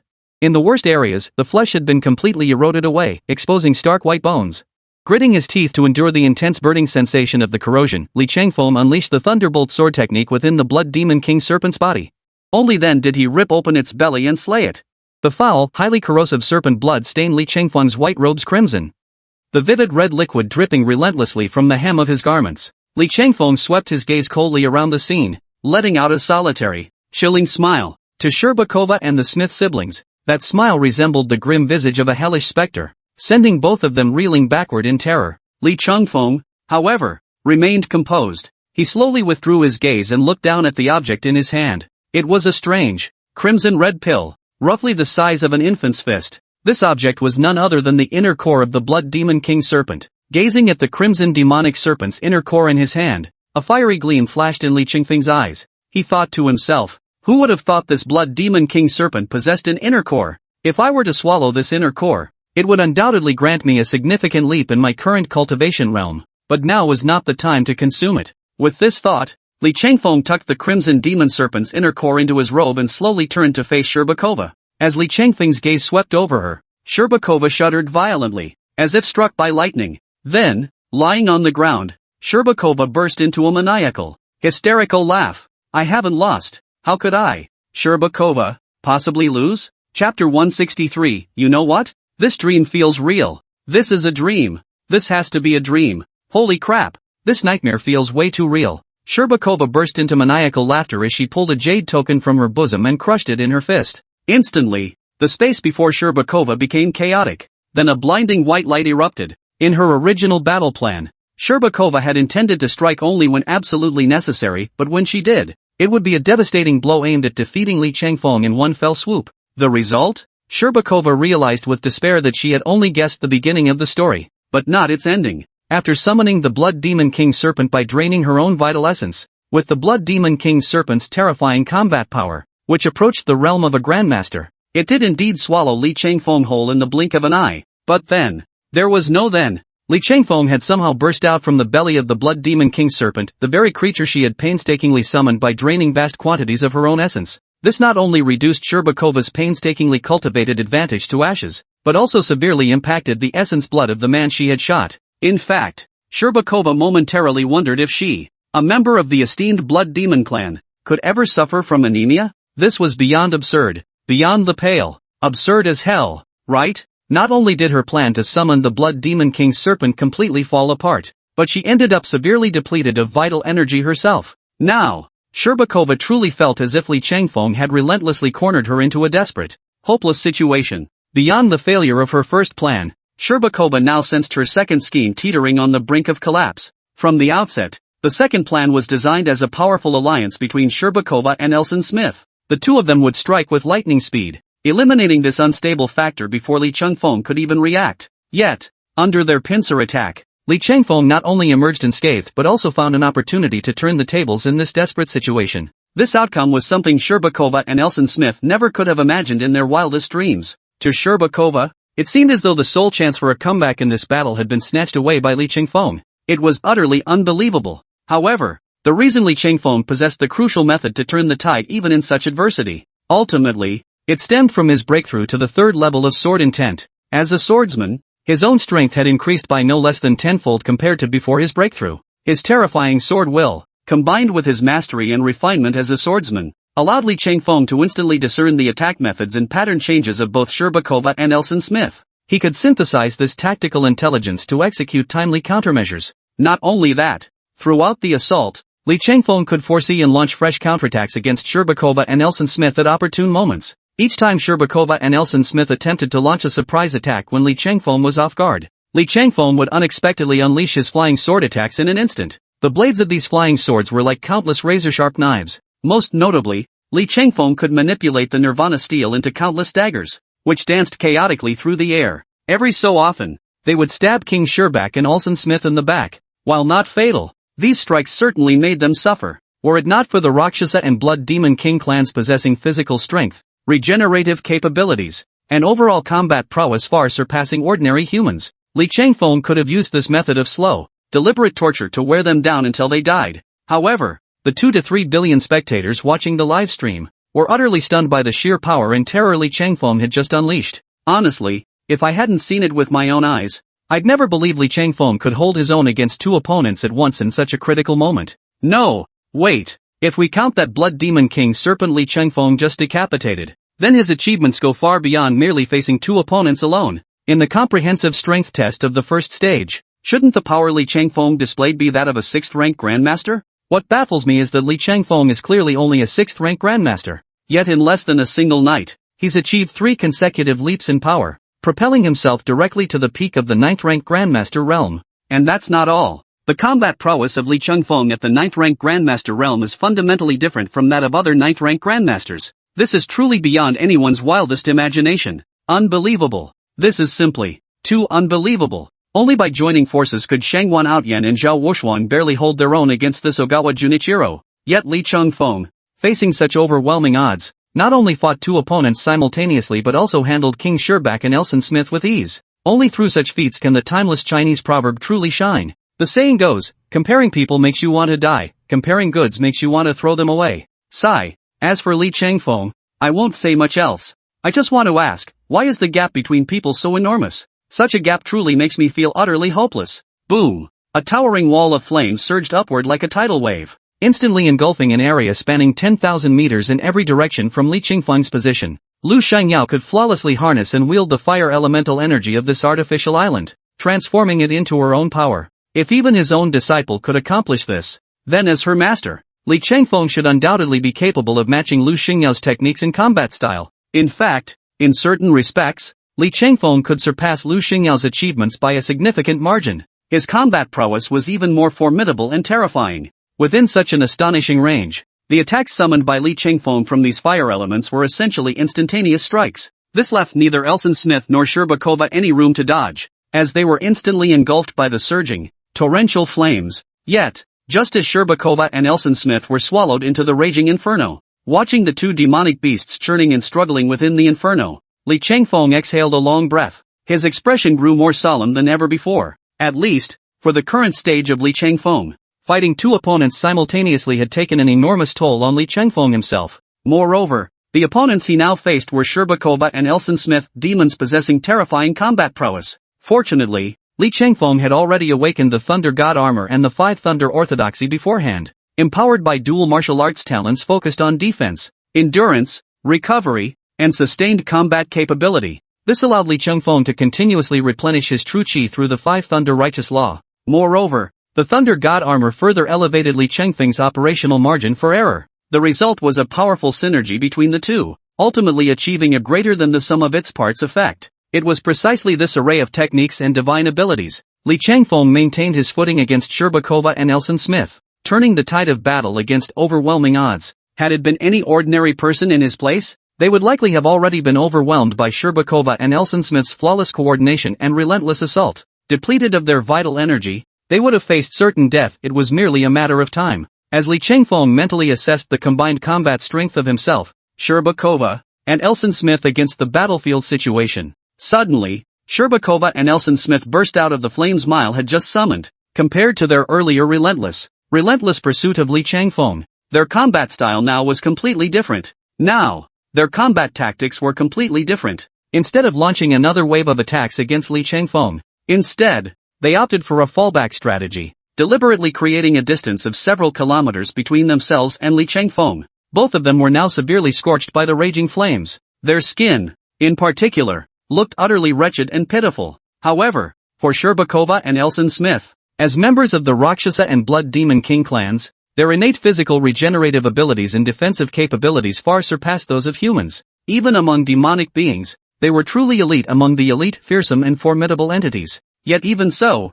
for Sherbakova and Elson Smith, resisting such a terrifying assault of flames and scorching heat proved impossible. If Li Chengfeng were to land 2 or 3 more such attacks, Sherbakova and Elson Smith both felt that, given their current physical condition, they would likely suffer a fate worse than defeat. 1,000 thoughts raced through their minds. Sherbakova glanced at the still translucent crimson defensive shield in the sky, and for the first time, her expression turned grave and somber. Chapter 164, The Unfortunate Elson, sacrificed without hesitation. Once she unleashed the Blood Demon clan's ultimate combat form, she could obliterate that Li Chengfeng fellow in the blink of an eye. Yet what Sherbakova hadn't anticipated was that despite her and Elson Smith joining forces in an all-out battle lasting well over 100 rounds, even when she had summoned the Blood Demon King Serpent, her ultimate trump card at this stage, conjured by sacrificing her own vital essence, not only had she failed to gain any advantage against Li Chengfeng, but she had also suffered such a devastating setback for no apparent reason. Not only had she failed to harm Li Chengfeng in any way, instead, the two of them suffered a significant setback at Li Chengfeng's hands. Such injuries, while hardly severe for the Blood Demon King clan or the Rakshasa clan, they perfectly embodied that classic saying, that is, the damage was minimal, but the humiliation was immense. Time was not on their side in this matter, but firmly on Li Chengfeng's. The longer the battle dragged on here, the more unfavorable the battlefield situation would become. Moreover, they must also consider the possibility that, if their defensive formation were to be shattered by the combined efforts of the vice-deans from the 4 major academies Azure Dragon, Vermilion Bird, White Tiger, and Black Tortoise outside, then the situation on the field would undergo a complete reversal the instant the formation was breached. At that point, the hard-won advantage the Demon Clan had painstakingly maintained would be single-handedly overturned and reversed by Li Changfeng in an instant. By then, they wouldn't even know how they died. Enough! Since matters have reached this point, there's no need for further deliberation or words. Hesitation in decisive moments invites chaos. Now, let me see what you've got. How many assaults of my ultimate trump card can you endure, you brat? With that thought, Sherbakova's previously wavering eyes instantly hardened with resolve. Her hands flew swiftly through a series of hand seals. Simultaneously, the chakra and true chi within her surged upward like a relentless tide. As her hand seals grew faster and faster, a strange, pulsating heart suddenly appeared in her palm, thumping steadily, thump, thump, thump, thump, thump. The heart suspended before Sherbakova continued its relentless beating. Upon its surface, the sinister veins and connective tissue twisted into a vividly lifelike face entirely blood-red in hue. Viewed from afar, it sent a chill down one's spine, leaving an even deeper sense of dread. It felt as if some ancient, monstrous beast had silently fixed its gaze upon them. Yet this was also the final trump card in Sherbakova's hand, for this trump card belonged to a demon beast of the Blood Demon King clan, a creature of immense power and status. I never intended to use this final trump card unless absolutely necessary, but now, I truly have no other choice. During my battle with Li Changfeng, I even deployed the Blood Demon King Serpent, a trump card demanding the sacrifice of vast quantities of my own vital essence. This proves that with my current peak strength, I simply cannot harm Li Changfeng in the slightest. Then there's no choice. I refuse to be the villain who stumbles in the gutter. Therefore, I absolutely must seize this final opportunity to utterly eliminate this major threat, Li Changfeng, before it even has a chance to grow. Sherbakova stared at the heart pulsing in her hand. After a moment of contemplation, she ultimately reached this conclusion. Setting aside other considerations, based on an assessment of her own combined strengths, Sherbakova ultimately reached this conclusion. If she were to fuse with this heart belonging to the Blood Demon clan from the higher plane, then, for Sherbakova, it was certain that only one of the two distinct consciousnesses could survive. This effectively meant their relationship had reached a point of mutual annihilation, a battle where only one could survive. However, Sherbakova herself had no absolute certainty that her own personality would be fully preserved during this fusion process. But now that matters had reached this critical juncture, Sherbakova could no longer afford to hesitate. She had no choice but to push forward. Resolution set, Sherbakova clenched her right hand tightly around the beating heart. Then, with her left hand, she slashed across her own chest. Crimson blood surged from her chest like a tidal wave. Without attempting to stem the flow, Sherbakova executed a fierce black tiger pluck the life technique, violently shoving the beating heart of the Blood Demon clan into her own chest cavity. Soon, crimson veins like earthworms began bulging across Sherbakova's entire body, face, neck, and limbs, spreading across her entire form. Yet, under the stunned and incredulous gaze of Elson Smith standing nearby, Sherbakova's hands swiftly formed seals. As the aura surrounding her intensified, her chakra rapidly reached a critical threshold. Immediately, the thick, indissoluble aura of bloodshed enveloped her like a giant cocoon, trapping her entirely within a colossal crimson egg. As Sherbakova merged with the crimson egg, having already reached the peak of her aura, Sherbakova's energy surged like a volcanic eruption, initiating a new wave of growth and advancement. Whoosh, whoosh, whoosh. One after another, crimson figures suddenly flashed past. To everyone's surprise, Li Changfeng, who had been standing nearby with his hands clasped in front of his chest, adopting a defensive posture, was completely unharmed. On the contrary, Sherbakova defied all expectations. The moment he fused with that heart and completed his plan, he didn't immediately seek out his own greatest threat to eliminate him. Instead, he proactively shifted his focus, firmly locking onto Nelson Smith as his target. Clearly, this development caught not only Li Changfeng off guard, even Nelson Smith himself, the man at the center of it all, hadn't anticipated this turn of events. He'd been counting on latching onto a powerful ally, preparing to coast to victory. Unexpectedly, he hadn't latched onto a powerful ally, but rather a spiked mace covered in barbed spikes. And now, this club was being raised high, poised to take his life. In that instant, Ailson Smith felt the hairs on the back of his neck stand on end. An unprecedented terror engulfed him completely. Before his eyes, the crimson figure grew larger and larger. When it was barely 100 meters away, Sherbakova suddenly opened its gaping maw, revealing a face twisted with greenish-blue fangs. A sinister, cackling laugh erupted from its mouth. Ha ha ha ha, listen here. You useless good-for-nothing who's better at messing things up than getting anything done. Even if I let you live, you'd only be wasting food and air. At this point, your greatest value and purpose is to become a piece in the puzzle of my evolution. Perfect timing, the blood demon king serpent I summoned to fight Li Changfeng was just killed by him, leaving me severely depleted of my vital essence. I couldn't beat Li Changfeng, but you think I can't take you down? That's laughable. Until his dying breath, Elson Smith never imagined that Sherbakova would lose her mind and choose to attack him, her own comrade and teammate. But before he could recover from his initial shock, he distinctly felt his heart being ripped open by Sherbakova's claws. This enraged Elson Smith, who was about to activate his martial talent, Invincible Vigor. But unexpectedly, at that moment, the potent venom from the claws on Sherbakova's left hand began spreading through his muscles and blood vessels. This neurotoxic venom instantly immobilized Elson Smith, robbing him of all sensation and reducing him to a lifeless puppet. At that moment, Elson Smith felt as though his limbs had developed minds of their own, utterly beyond his control. This utter loss of bodily control plunged Elson Smith into unprecedented terror and disorientation. Never before had he felt such utter helplessness and dread. And the terror unfolding within Elson Smith was only just beginning, for he could now distinctly feel the blood within him surging like a tidal wave, rushing madly from his body towards Silbakova as if determined to drain him dry. No, no! Elson Smith's voice now carried an unprecedented sense of despair and sorrow, but the words had barely left his mouth when the second half remained unspoken. In the blink of an eye, Elson Smith had been sucked dry, reduced to a piece of cured meat. With that, Sherbakova effortlessly lifted Elson Smith, now a mummified, wind-dried piece of cured meat, in her left hand. Then, as if discarding trash, she casually tossed him into the primeval forest below. Just moments before, about 15 minutes earlier, Elson Smith had been ranting non-stop, vowing to tear Li Changfeng and Lu Shengyelin from limb. But karma truly comes full circle. What even Elson Smith himself likely never imagined was this: what goes around comes around. In the end, he himself became Sherbakova's meal. After Sherbakova sucked Elson Smith dry, leaving him as shriveled as a piece of cured meat, she closed her eyes slightly and took several deep breaths in succession. Then, as Sherbakova opened her eyes once more, the aura radiating from her entire being surged upward like a tidal wave, relentlessly shattering the boundaries of her own power level time and again. Ultimately, she reached an entirely new realm. Yet as her power surged to unprecedented heights, Sherbakova erupted in a near-mad laughter from her throat, like a victor. Yet after the laughter subsided, Sherbakova turned her gaze back to Li Changfeng, a savage grin curling her lips. Chapter 165, tormenting even her own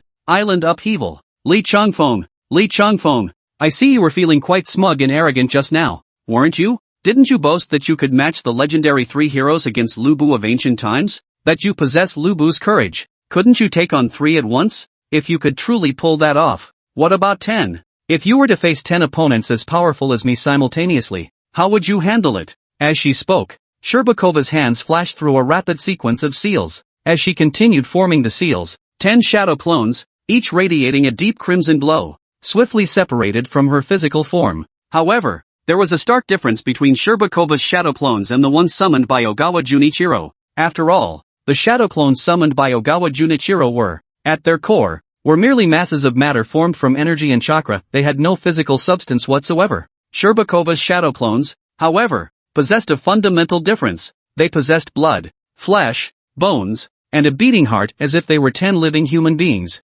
Compared to Ogawa's shadow clones, the disparity in power between the two could easily be described as tenfold or even 100-fold. Yet, facing the coordinated assault of over 10 crimson shadow clones closing in from all sides, Li Changfeng immediately sensed it. This time, Sherbakova's combat prowess had increased exponentially compared to their initial 100-round clash. Simultaneously, the pressure and sense of danger he bore were escalating exponentially. Sixth brother, come to my rescue at once. No sooner had Li Changfeng uttered these words, in an instant, a small creature burst forth, a dazzling golden sphere resembling a golden thunderball. And the one that darted into Li Changfeng's arms was none other than his newly acquired summoned beast, the 6-winged golden cicada. At this moment, the 6-winged golden cicada was desperate to save its master, clearly in a state of frantic urgency. Truthfully, a mere quarter of an hour earlier, it had already been itching to burst free from Li Changfeng's embrace and rush to his aid. However, though the 6-winged golden cicada was determined to save its master, Li Changfeng had other ideas.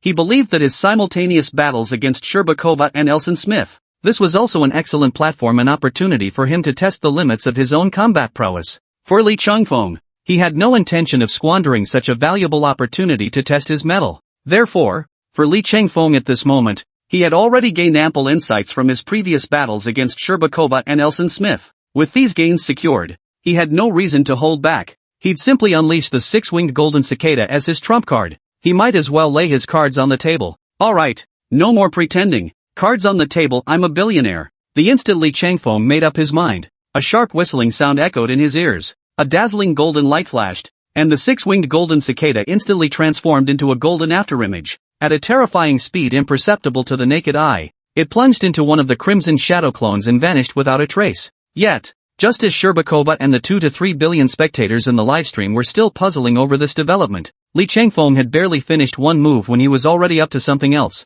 Suddenly, the crimson shadow clone clutched its head with both hands, emitting a series of increasingly hysterical, agonized screams. The next second, the little golden beetle summoned by Li Chengfeng emerged from the top of his head with a pop in a way no one had anticipated. But for this little golden insect, emerging from the opponent's crown was far from the end. Rather, this nightmare had only just begun to unfold. Immediately, the little golden insect lunged like a starving tiger pouncing on its prey, biting fiercely at another blood-red shadow clone. At that moment, the six-winged golden cicada summoned by Li Chengfeng traced a golden arc through the air. Much like the world's most powerful candy that Sun Wukong conjured during his battle against Majin Bu. Now, employing combat tactics beyond mortal comprehension, it darted in and out of the blood-red shadow clones' bodies without pause. Each unexpected dart and emergence caused these blood-red shadow clones to clasp their heads in their hands, curling into shrimp-like positions while emitting hysterical cries of agony and screams. After this battle, Sherbakova quickly fell into despair. She now realized that her strategy of deploying these blood-red shadow clones not only failed to achieve her original combat objectives.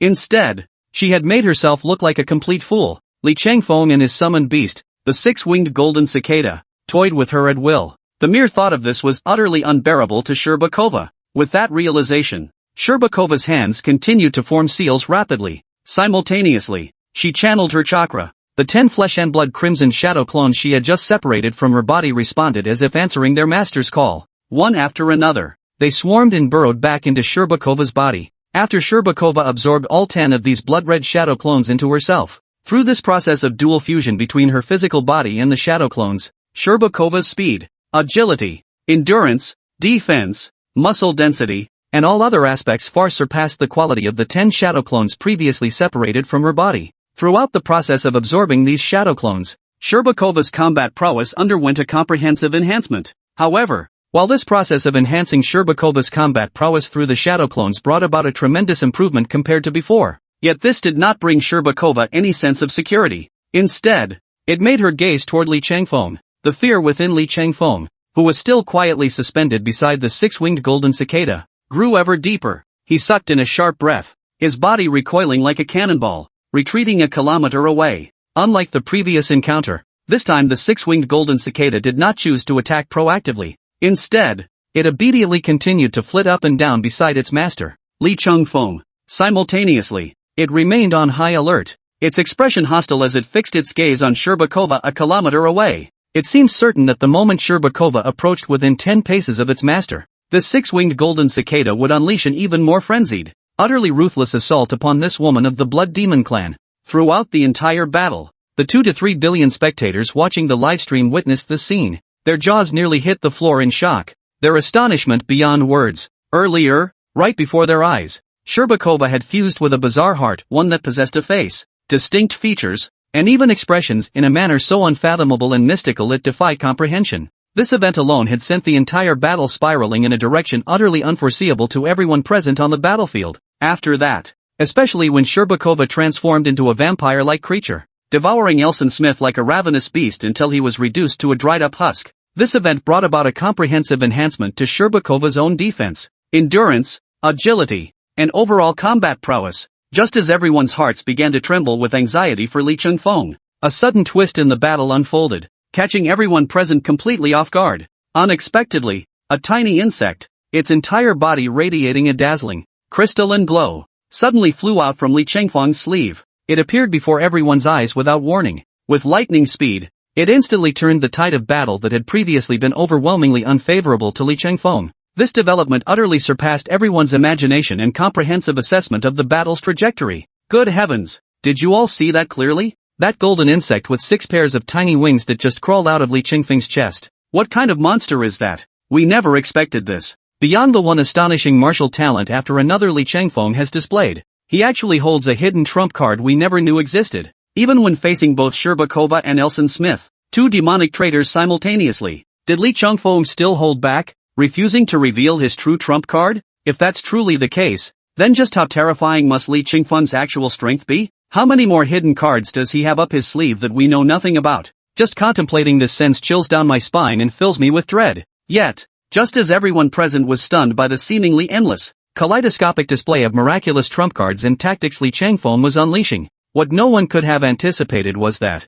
on this very artificial island, an unexpected new upheaval occurred once more. Gradually, the entire artificial island suddenly erupted with an unprecedented earth-shaking tremor. Amidst the stunned and bewildered gazes of all present, a piercing cry of the vermilion bird suddenly pierced the air. This piercing cry echoed far and wide, as if even the distant clouds were shaken to their core by its intensity. Whoosh! Then, as if an eternity had passed, yet also as if only a fleeting instant had elapsed, as the sacred vermilion bird's cry resounded, the entire world seemed to tremble and quake. The very sun and moon shifted in color. Chapter 166, Vermilion Bird Divine Blood, Team Up Divine Skill. Holy crap! Just now, Li Changfeng revealed a hidden card, and that's not all. Who could have imagined another unforeseen twist would emerge once more? What on earth is happening now? Today's battle has left us utterly speechless. Truly breathtaking. One astonishing revelation after another, it's impossible to look away. Yet, just as all eyes turned toward the iron tree at the very center of the artificial island,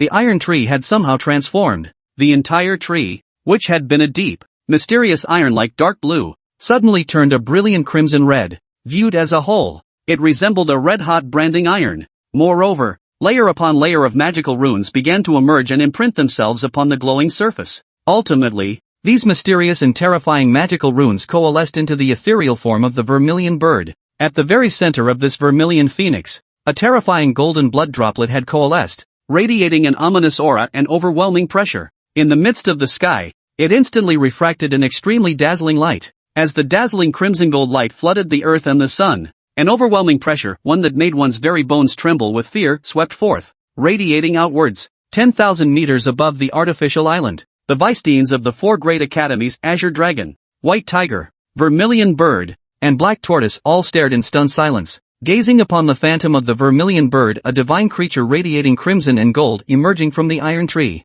Each of them sucked in a sharp breath. After a long moment, they finally spoke, their voices thick with disbelief. Am I really seeing this correctly? This is actually the sacred blood of the vermilion bird. Good heavens, who would have thought we'd find vermilion bird divine blood on this artificial island? But come to think of it, after all, this artificial island was forged from the vast ocean by our human race's great masters using terrifying methods that could reshape the heavens and move mountains. And that great sage of the human race possessed power comparable to Zeus in the Bible. Zeus created the world in 7 days. And this great human being likewise created this artificial island in 7 days. He established every rule, every order, every environmental condition, climate, and cultural landscape upon this island, including the demonic beasts inhabiting this island. Every creature we can conceive or behold now, all are the creation of that great human being. It can be said that without that great human being, this artificial island would not exist today. And considering the realm that this great human power inhabits, no matter how astonishing or unbelievable his actions may seem,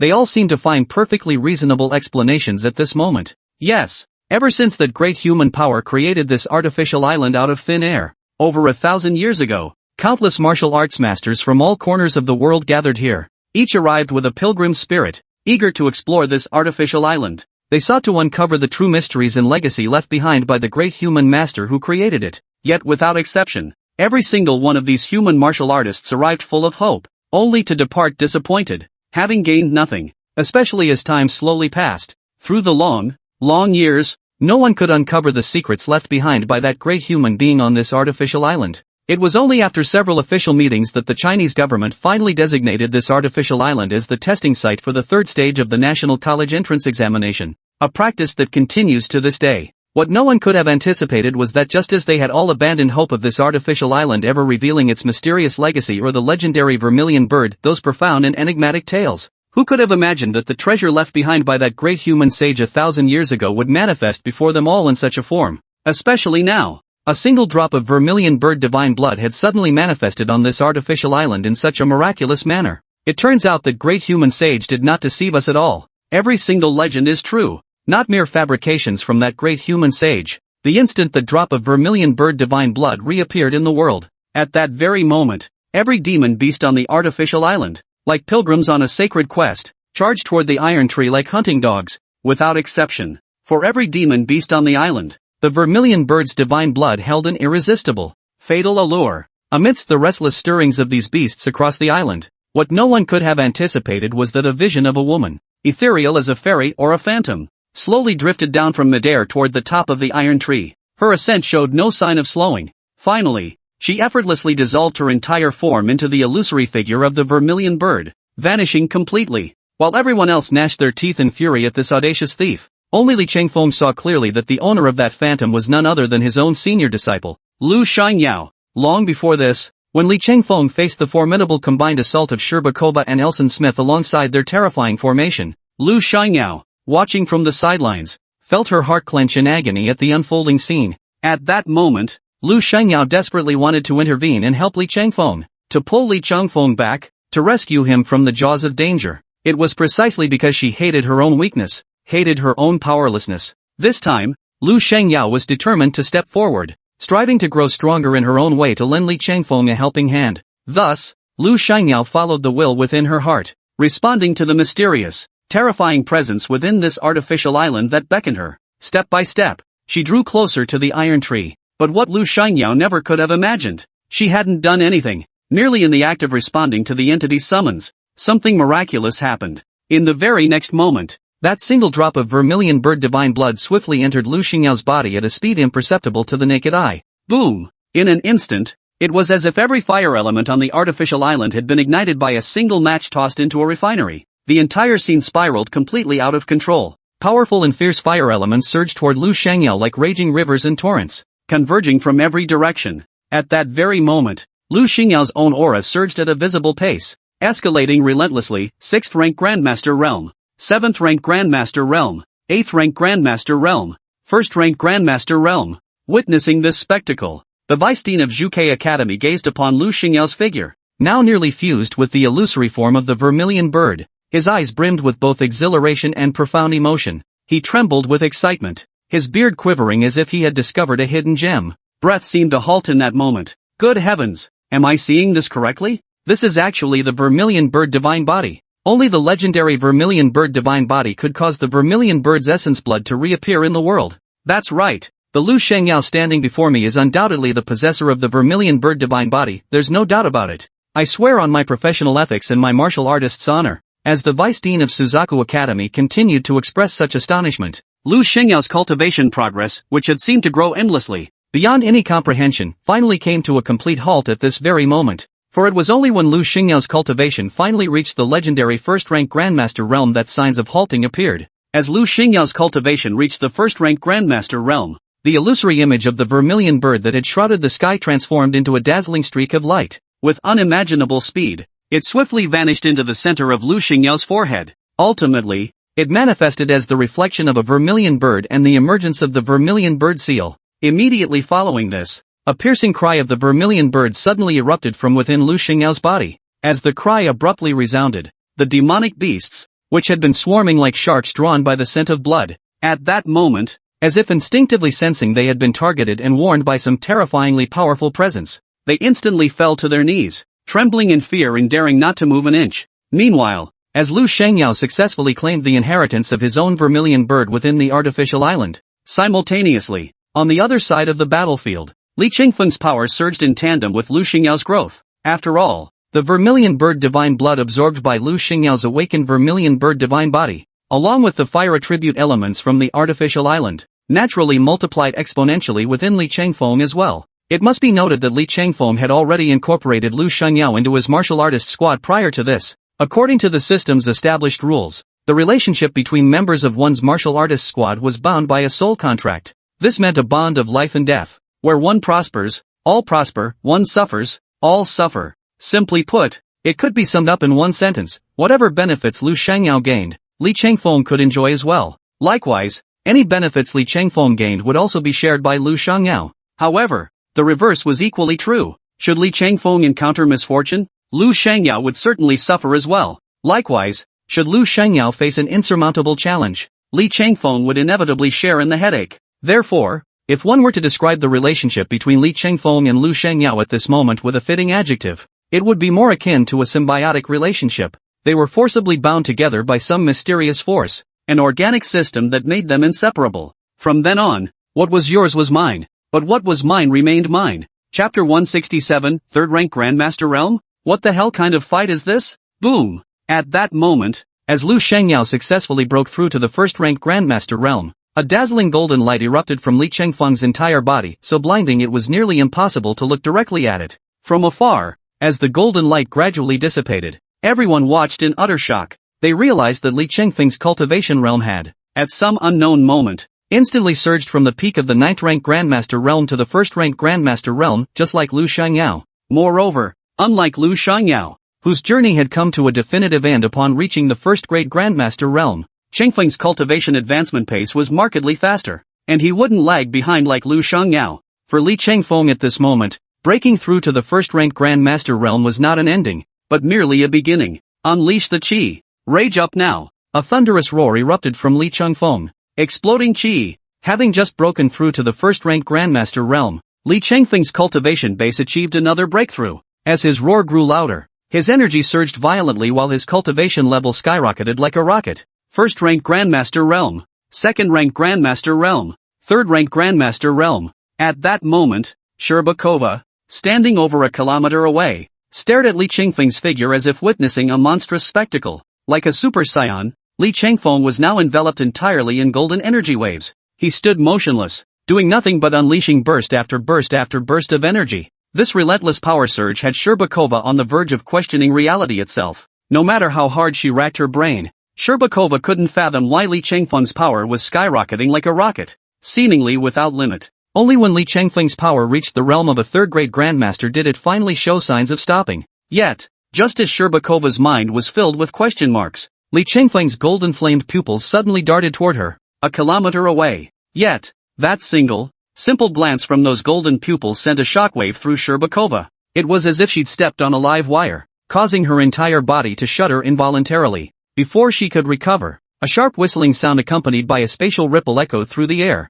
Like a phantom, Li Changfeng vanished from his spot in an instant, leaving no trace behind. Oh no! Upon seeing Li Changfeng vanish from his spot, Sherbakova immediately muttered under her breath. This is bad. He was about to unleash his most powerful escape technique, Heavenly Demon Disintegration. With a thunderous roar from Sherbakova, her blood-red body began swelling outward at a visible pace, like a balloon being inflated. The expansion accelerated, growing larger and larger. Finally, boom! A deafening roar echoed through the air. Sherbakova's body violently exploded. Facing the 1,800 flesh fragments that scattered, Li Changfeng immediately swung his blade, slicing through over 1,500 of them. But the remaining fragments were too small. Combined, they formed a chunk roughly the size of a human head that managed to escape destruction. Is this what they call the Heavenly Demon's Disintegration? Interesting, to split one's body into 1,800 fragments in such a short time? But, at this point, Li Changfeng slowly sheathed his sword.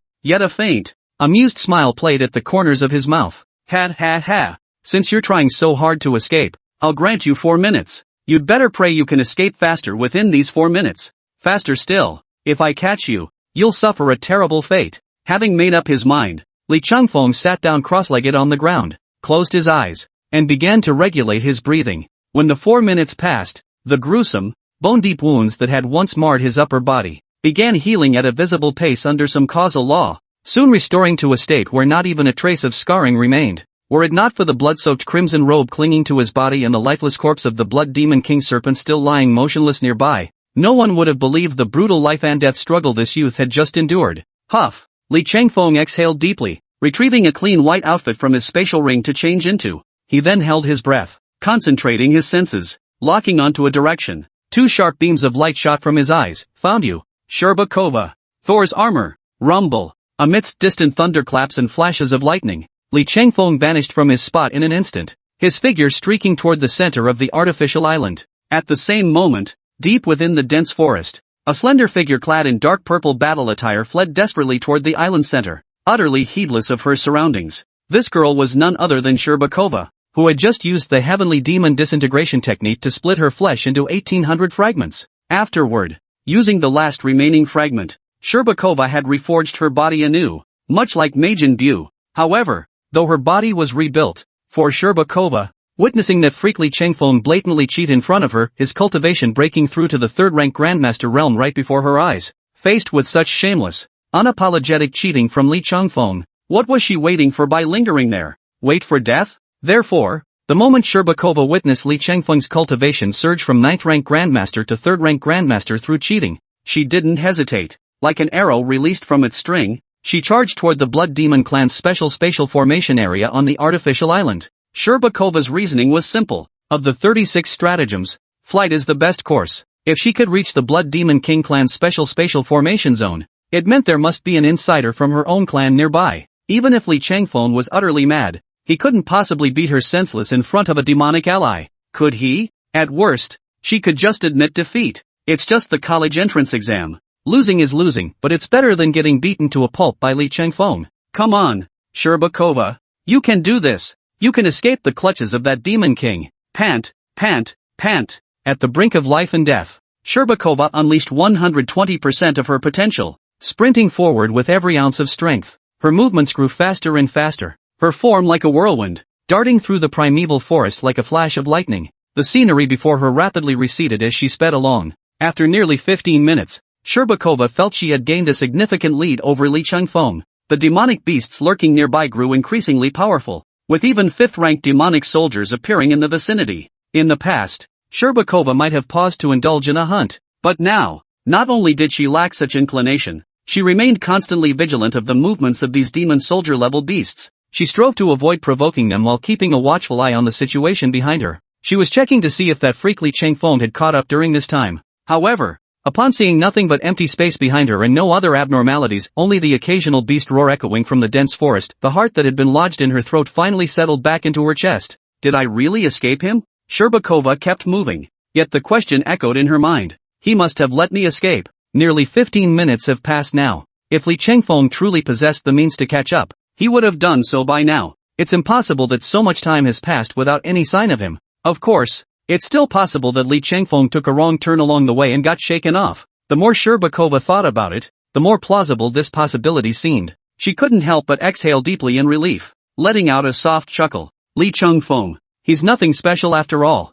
Who do you think is nothing special? Before Sherbakova's soft chuckle had fully faded, a cold, eerie male voice suddenly echoed from directly above her. Li Chengfeng. To Sherbakova's ears, that icy voice sounded like a demon demanding her soul, sending shivers down her spine and making every hair on her body stand on end. She looked up to see a figure shrouded in dark purple lightning had appeared directly above her, seemingly out of nowhere. Seconds after this violet-flashed figure materialized, a distant, rumbling thunderclap finally boomed across the horizon. The terrifying aura brewing from within that purple light figure surged forth like a tidal wave, overwhelmingly pressing down upon her. He really did chase after me. Sherbakova bit her lower lip tightly, forcing down her inner terror. Simultaneously, she pulled a vermilion red pill from her bosom, tilted her head back, and swallowed it whole. As the vermilion pill dissolved between her teeth, Sherbakova felt an immediate lightness wash over her body. It was as if the relentless, oppressive aura hanging over her in midair had suddenly lessened considerably.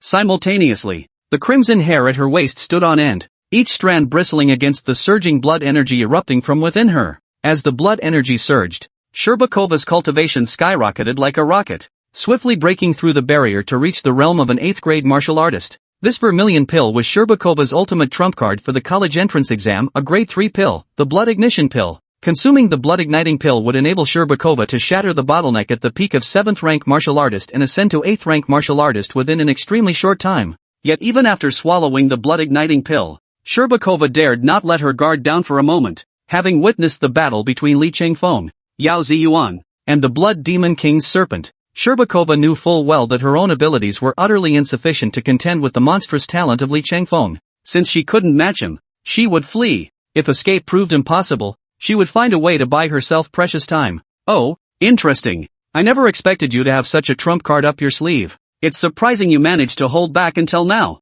Mid-air, Li Chengfeng moved like a cat toying with a mouse. With each leap forward, his feet erupted in blinding dark purple lightning, keeping him perpetually close behind the girl. Chapter 168, Begging for mercy is useless, I have no emotions. I have a sword to test its edge. As the youth's voice faded, Sherbakova froze instantly. The white-clad youth, who had been over a kilometer behind her moments ago, now stood directly above her. Li Changfeng drew the demon-slaying sword from his waist, pointing its tip straight into the void with his left hand while forming a seal with his right. He roared into the air. Thunder! Come! Crack! With Li Changfeng's thunderous shout, a dazzling silver-white lightning bolt descended from the heavens, like the sword of judgment shot forth by the thunder god himself, guided by the crimson blade in Li Changfeng's hand. It thundered downward, carrying his full might to strike at Sherbakova, who strained to resist. Boom! The terrifying force erupted instantly. The blood energy Sherbakova had forcibly condensed using the blood-burning pill shattered like a thin sheet of brittle paper under the slash of the dark purple thunderous sword energy.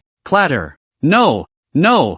No! Watching her blood energy defense, forged with every ounce of her strength, shattered so effortlessly by Li Changfeng, the blinding lightning glare washed Sherbakova's face a deathly pallor. A shrieking no tore from her throat. Yet the silver-white sword energy, now streaked with flashes of dark purple lightning, moved entirely independent of Sherbakova's will. In the blink of an eye, it struck her body with devastating force. Boom! The terrifying sword strike hurled Sherbakova backward, uprooting dozens of towering trees in its path as her body tumbled across the ground. Amidst the swirling dust, Sherbakova braced herself on her knees, preparing to rise. Suddenly, a wave of blood surged up from her chest. A metallic taste filled her throat, and she spat out a large mouthful of blood with a gurgling sound. Yet she forced herself to stand, her pale face gazing downward. She saw that 3 or 4 ribs on her right side, which had only recently healed, were now broken again. But at least she had held firm. Moreover, through Li Changfeng's thunderbolt sword technique strike, Sherbakova realized that compared to the initial strike against the Blood Demon King,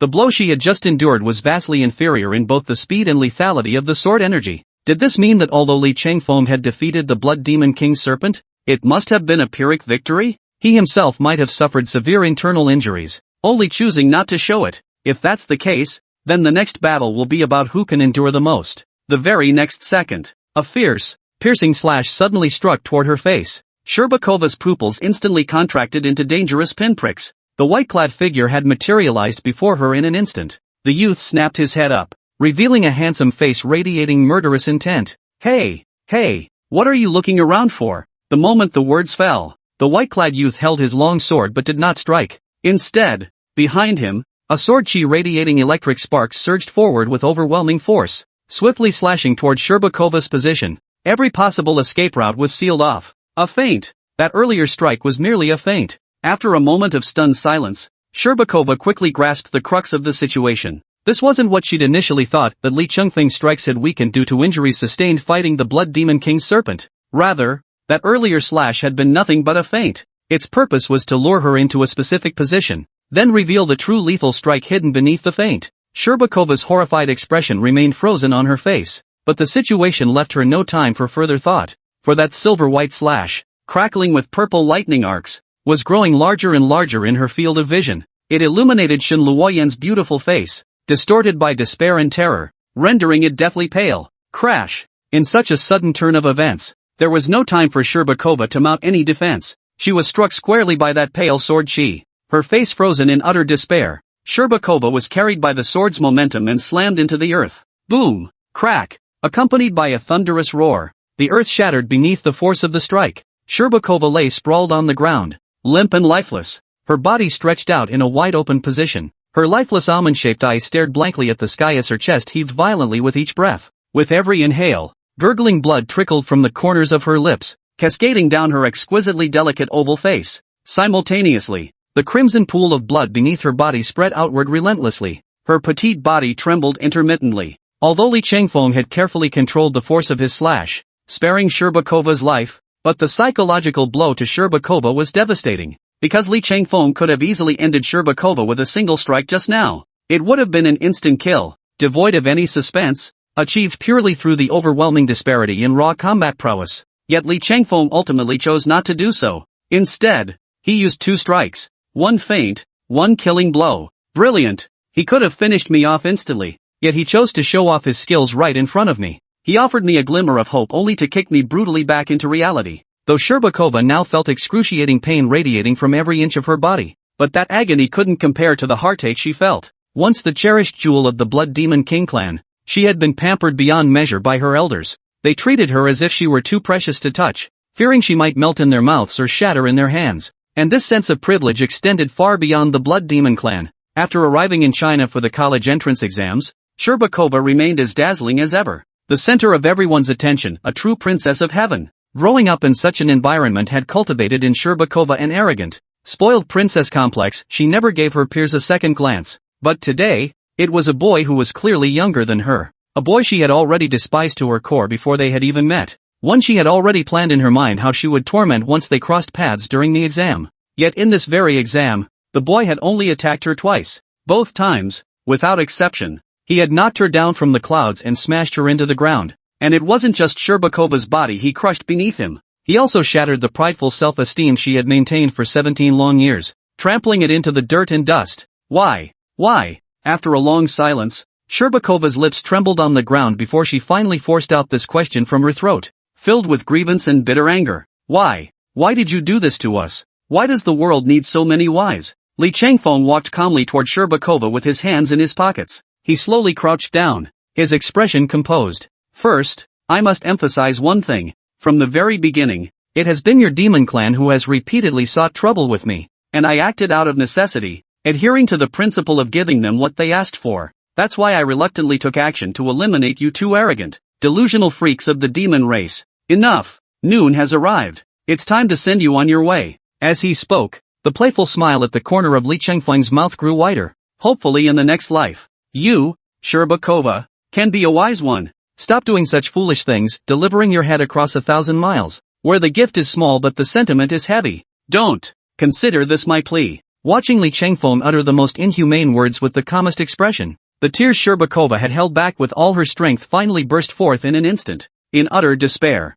Sherbakova's tears fell like broken strings of pearls. Plop, plop, just as she was about to beg for mercy. But before she could utter a word, Li Chengfeng's iron clamp-like hands had already seized her throat. Her plea instantly choked in her throat, unable to escape. Shut the hell up. I, Li Chengfeng, am an emotionless killer. The game ends here. Say goodbye to this world. Not a flicker of emotion stirred in Li Chengfeng's golden pupils, after his lips parted to slowly utter those words, which sounded like a death sentence from the Grim Reaper. Then came a thunderous boom. A brilliant golden flame descended like divine fire, instantly engulfing Sherbakova entirely. Yet, the flames Li Chengfeng summoned now bore an essential difference from the infernal fire before. If the former was the hellfire, then what Li Chengfeng had now summoned was a rebirth flame bestowed by the vermilion bird. Ah! Amidst the raging inferno, a hysterical scream and agonized roar pierced the air. But this agony and screaming did not last long, abruptly ending after less than a quarter of an hour of intense burning.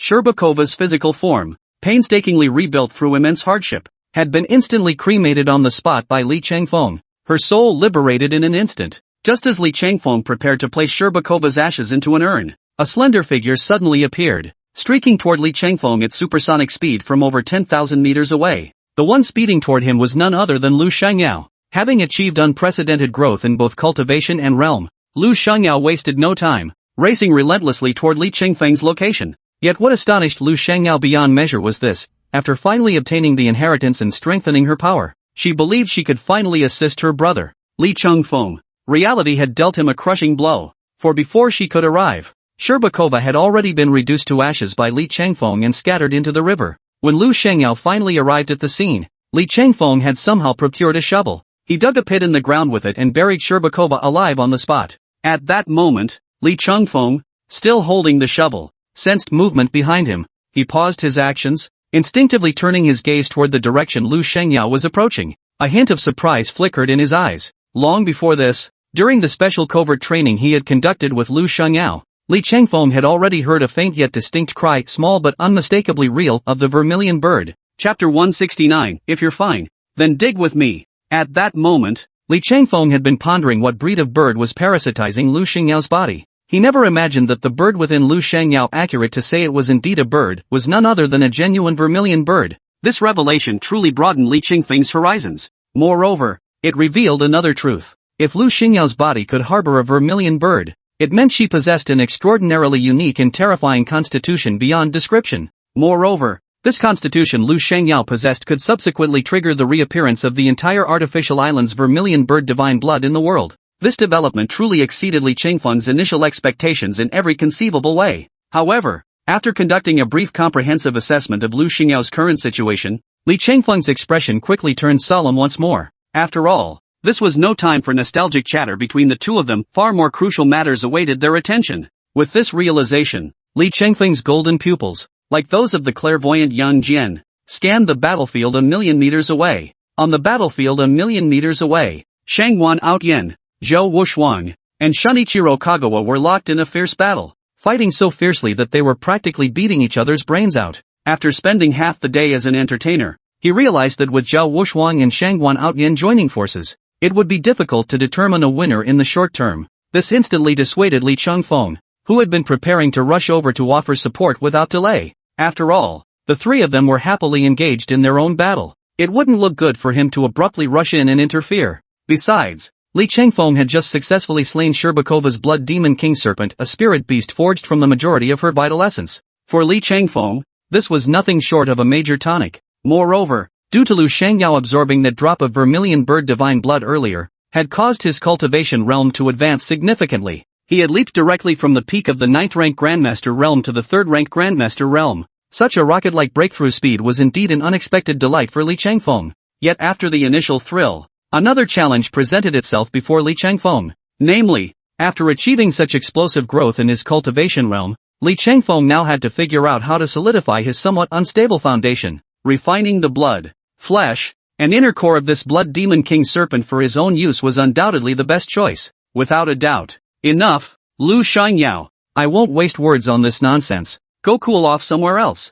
I'm about to begin my seclusion training using this blood demon king serpent. Of course, if you're truly bored out of your mind, you're welcome to come assist me. With that, Li Chengfeng produced a shovel from who knows where without a moment's hesitation. Without a second thought for Lu Xingyao's current state of mind, he shoved the shovel into her hands. The shovel in Li Chengfeng's hand whirled like a whirlwind, moving so fast it left after images in its wake. Lu Shangyao, though holding her own shovel, watched Li Chengfeng working with such fervor that he seemed completely absorbed in the task. Lu Shangyao pursed her lips, silently labeling Li Chengfeng a clueless straight guy who didn't understand romance. Though inwardly disgusted, her body remained utterly honest. She joined Li Chengfeng, swinging her shovel and diving into the digging project. After all, whether in past lives or this one, there was always that saying, work gets done faster when men and women team up. In a past life, as a lonely, single guy, Li Chengfeng naturally had no way to test whether the old saying was true or not. But at least in this moment, Li Chengfeng felt profoundly that our ancestors' words were absolutely spot on.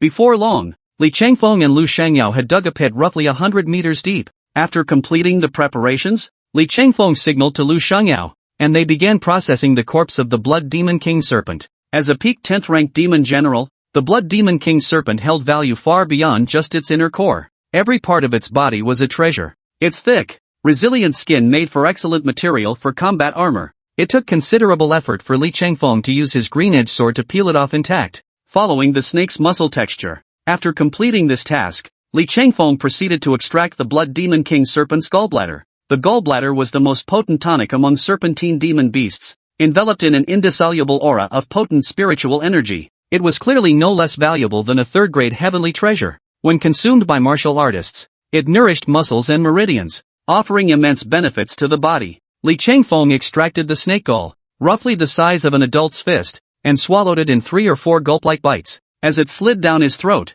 a heavy, fishy stench and bitter taste filled his mouth. Li Chengfeng soon felt his body temperature rise from head to toe. It felt as though his entire body was immersed in warm water, every pore opening up in blissful relaxation. Every inch of him reveled in the sensation. Vaguely, Li Chengfeng could distinctly feel that this warm current wasn't confined to his skin. It flowed smoothly into every bone in his body. Even with his eyes closed, Li Chengfeng could hear the faint crackling sounds of his bones shifting within his body. This vibrant, life-giving force nourished his muscles and bones like silent spring rain, gradually transforming his physical form. This filled Li Chengfeng with immense joy. He never imagined, beyond its blood-activating properties, the snake gall could actually temper the physical body. Upon realizing this, Li Chengfeng abandoned his pursuit of the demon crystal and began to bleed the blood demon king serpent. For martial artists, enhancing physical strength relies not only on boosting vital energy but also on tempering the body. The essence blood of this demonic beast was one of the finest methods for tempering the body. Blood gushed from the incision, shimmering with dark golden sparks as it pulsed with a savage, overbearing force. For tempering the body, it was simply the finest material imaginable. After breaking through the forbidden realm, Li Changfeng had profoundly realized just how terrifyingly powerful a strength and physical body could make him in battle. Therefore, Li Changfeng had no reason to pass up any opportunity to enhance his physical strength. With this snake blood now in his possession, Li Changfeng could elevate his physical strength and power to an entirely new level. Combined with the snake gall, with both internal consumption and external application, Li Changfeng believed that even without the Thunder God armor or igniting his essence blood to unleash the 5 Thunder Righteous Law, he could now stand toe-to-toe in raw physical strength against a 3rd-grade Grandmaster level martial artist, even if he truly faced a 4th-ranked Grandmaster. Without activating the Thunder God armor, Li Changfeng was confident he could go toe-to-toe with them. This was the massive pit Li Changfeng had previously dug, over 100 meters deep. Within a mere quarter of an hour, the pit was nearly half filled with snake blood. Stripping off his clothes, Li Changfeng plunged headfirst into the pit. Holding his breath and focusing his mind, he activated the 5 Thunder Orthodoxy. A faint crimson glow emanated from his entire body, as if he were draped in a layer of red gauze, creating an aura of profound mystery. The domineering and frenzied power within the snake blood relentlessly tempered Li Changfeng's physical form. The snake gall within his body now steadily radiated a gentle force outward. In an instant, his internal organs were nourished, harmonizing perfectly with the fierce, untamed power of the serpent's blood as they merged together. As time ticked by, the crimson glow enveloping Li Changfeng grew increasingly intense. Suddenly, Li Changfeng's body trembled violently. A formidable force of supreme yang and utmost rigidity radiated outward from him like shockwaves. In an instant, sand and stones flew wildly, leaves rustled and fell. Li Changfeng abruptly opened his eyes and sprang to his feet. Humph! A low growl. A fist shot out. The fist erupted like a cannonball from its barrel, carrying immense force as it slammed heavily against the solid granite wall before him. Thud! Whoosh! A deafening roar erupted, sending dust swirling into the air. The granite wall instantly caved inward, and from the point of impact, spiderweb-like cracks spread densely outward in all directions. Li Changfeng laughed uproariously. My physical strength now ranges from at least 9,000 to 10,000 kilograms, just as Li Changfeng had initially anticipated. Having undergone snake blood tempering and snake gallbladder cultivation of his internal organs, Li Changfeng now surpassed ordinary 3rd-rank Grandmaster realm experts even without resorting to any hidden cards. He could almost match a 4th-ranked Grandmaster. Of course, this represented only the purest expression of Li Changfeng's innate strength. If he were to casually deploy a few trump cards, for instance, with the Thunder God's armor and the 5 Thunder Righteousness technique, he wouldn't need to go through the trouble of burrowing into the Blood Demon King Serpent's belly to break through from within. At that point, Li Changfeng could rely entirely on his physical strength, combined with the razor-sharp sword chi of the Thunderbolt sword technique, to shatter the Blood Demon King Serpent's physical defenses from the outside and complete the kill. He felt the surging power coursing through his entire body. Li Changfeng took 2 sharp, hurried breaths, forcing down the excitement surging within him. Then, he turned his gaze back to the serpent's body. The most crucial demon crystal remained unclaimed. A demon beast's demon crystal was equivalent to a martial artist's dantian, a vessel for storing its innate power, containing the lifetime cultivation of this Blood Demon King Serpent. With this demon crystal in hand, Li Changfeng felt utterly confident he could leap forward from his current peak and reach the 4th-rank Grandmaster realm he had long dreamed of. Once he reached the 4th-rank Grandmaster realm, as long as the Blood Demon King clan and the Night Rakshasa clan didn't personally send their 5th-rank Demon Kings, no matter whom they dispatched, Li Changfeng was confident he could ensure their demise. Of course, given Li Changfeng's temperament, he wouldn't settle for mere self-preservation. An eye for an eye, 100-fold in return. In Li Changfeng's eyes, this world was meant for him to kill others. How could anyone dare to kill him? Wasn't that pure defiance of the heavens? Since the Night Rakshasa clan dared to cross this line, they had no right to complain when he showed no mercy. And what's more, Li Changfeng still remembered clearly, after he had severed the Blood Demon King's serpent, Sherbakova had conjured forth a Blood Clan heart, one with a human face and distinct features. It stood to reason. The person plotting to ambush him from behind was almost certainly inextricably linked to the owner of that heart.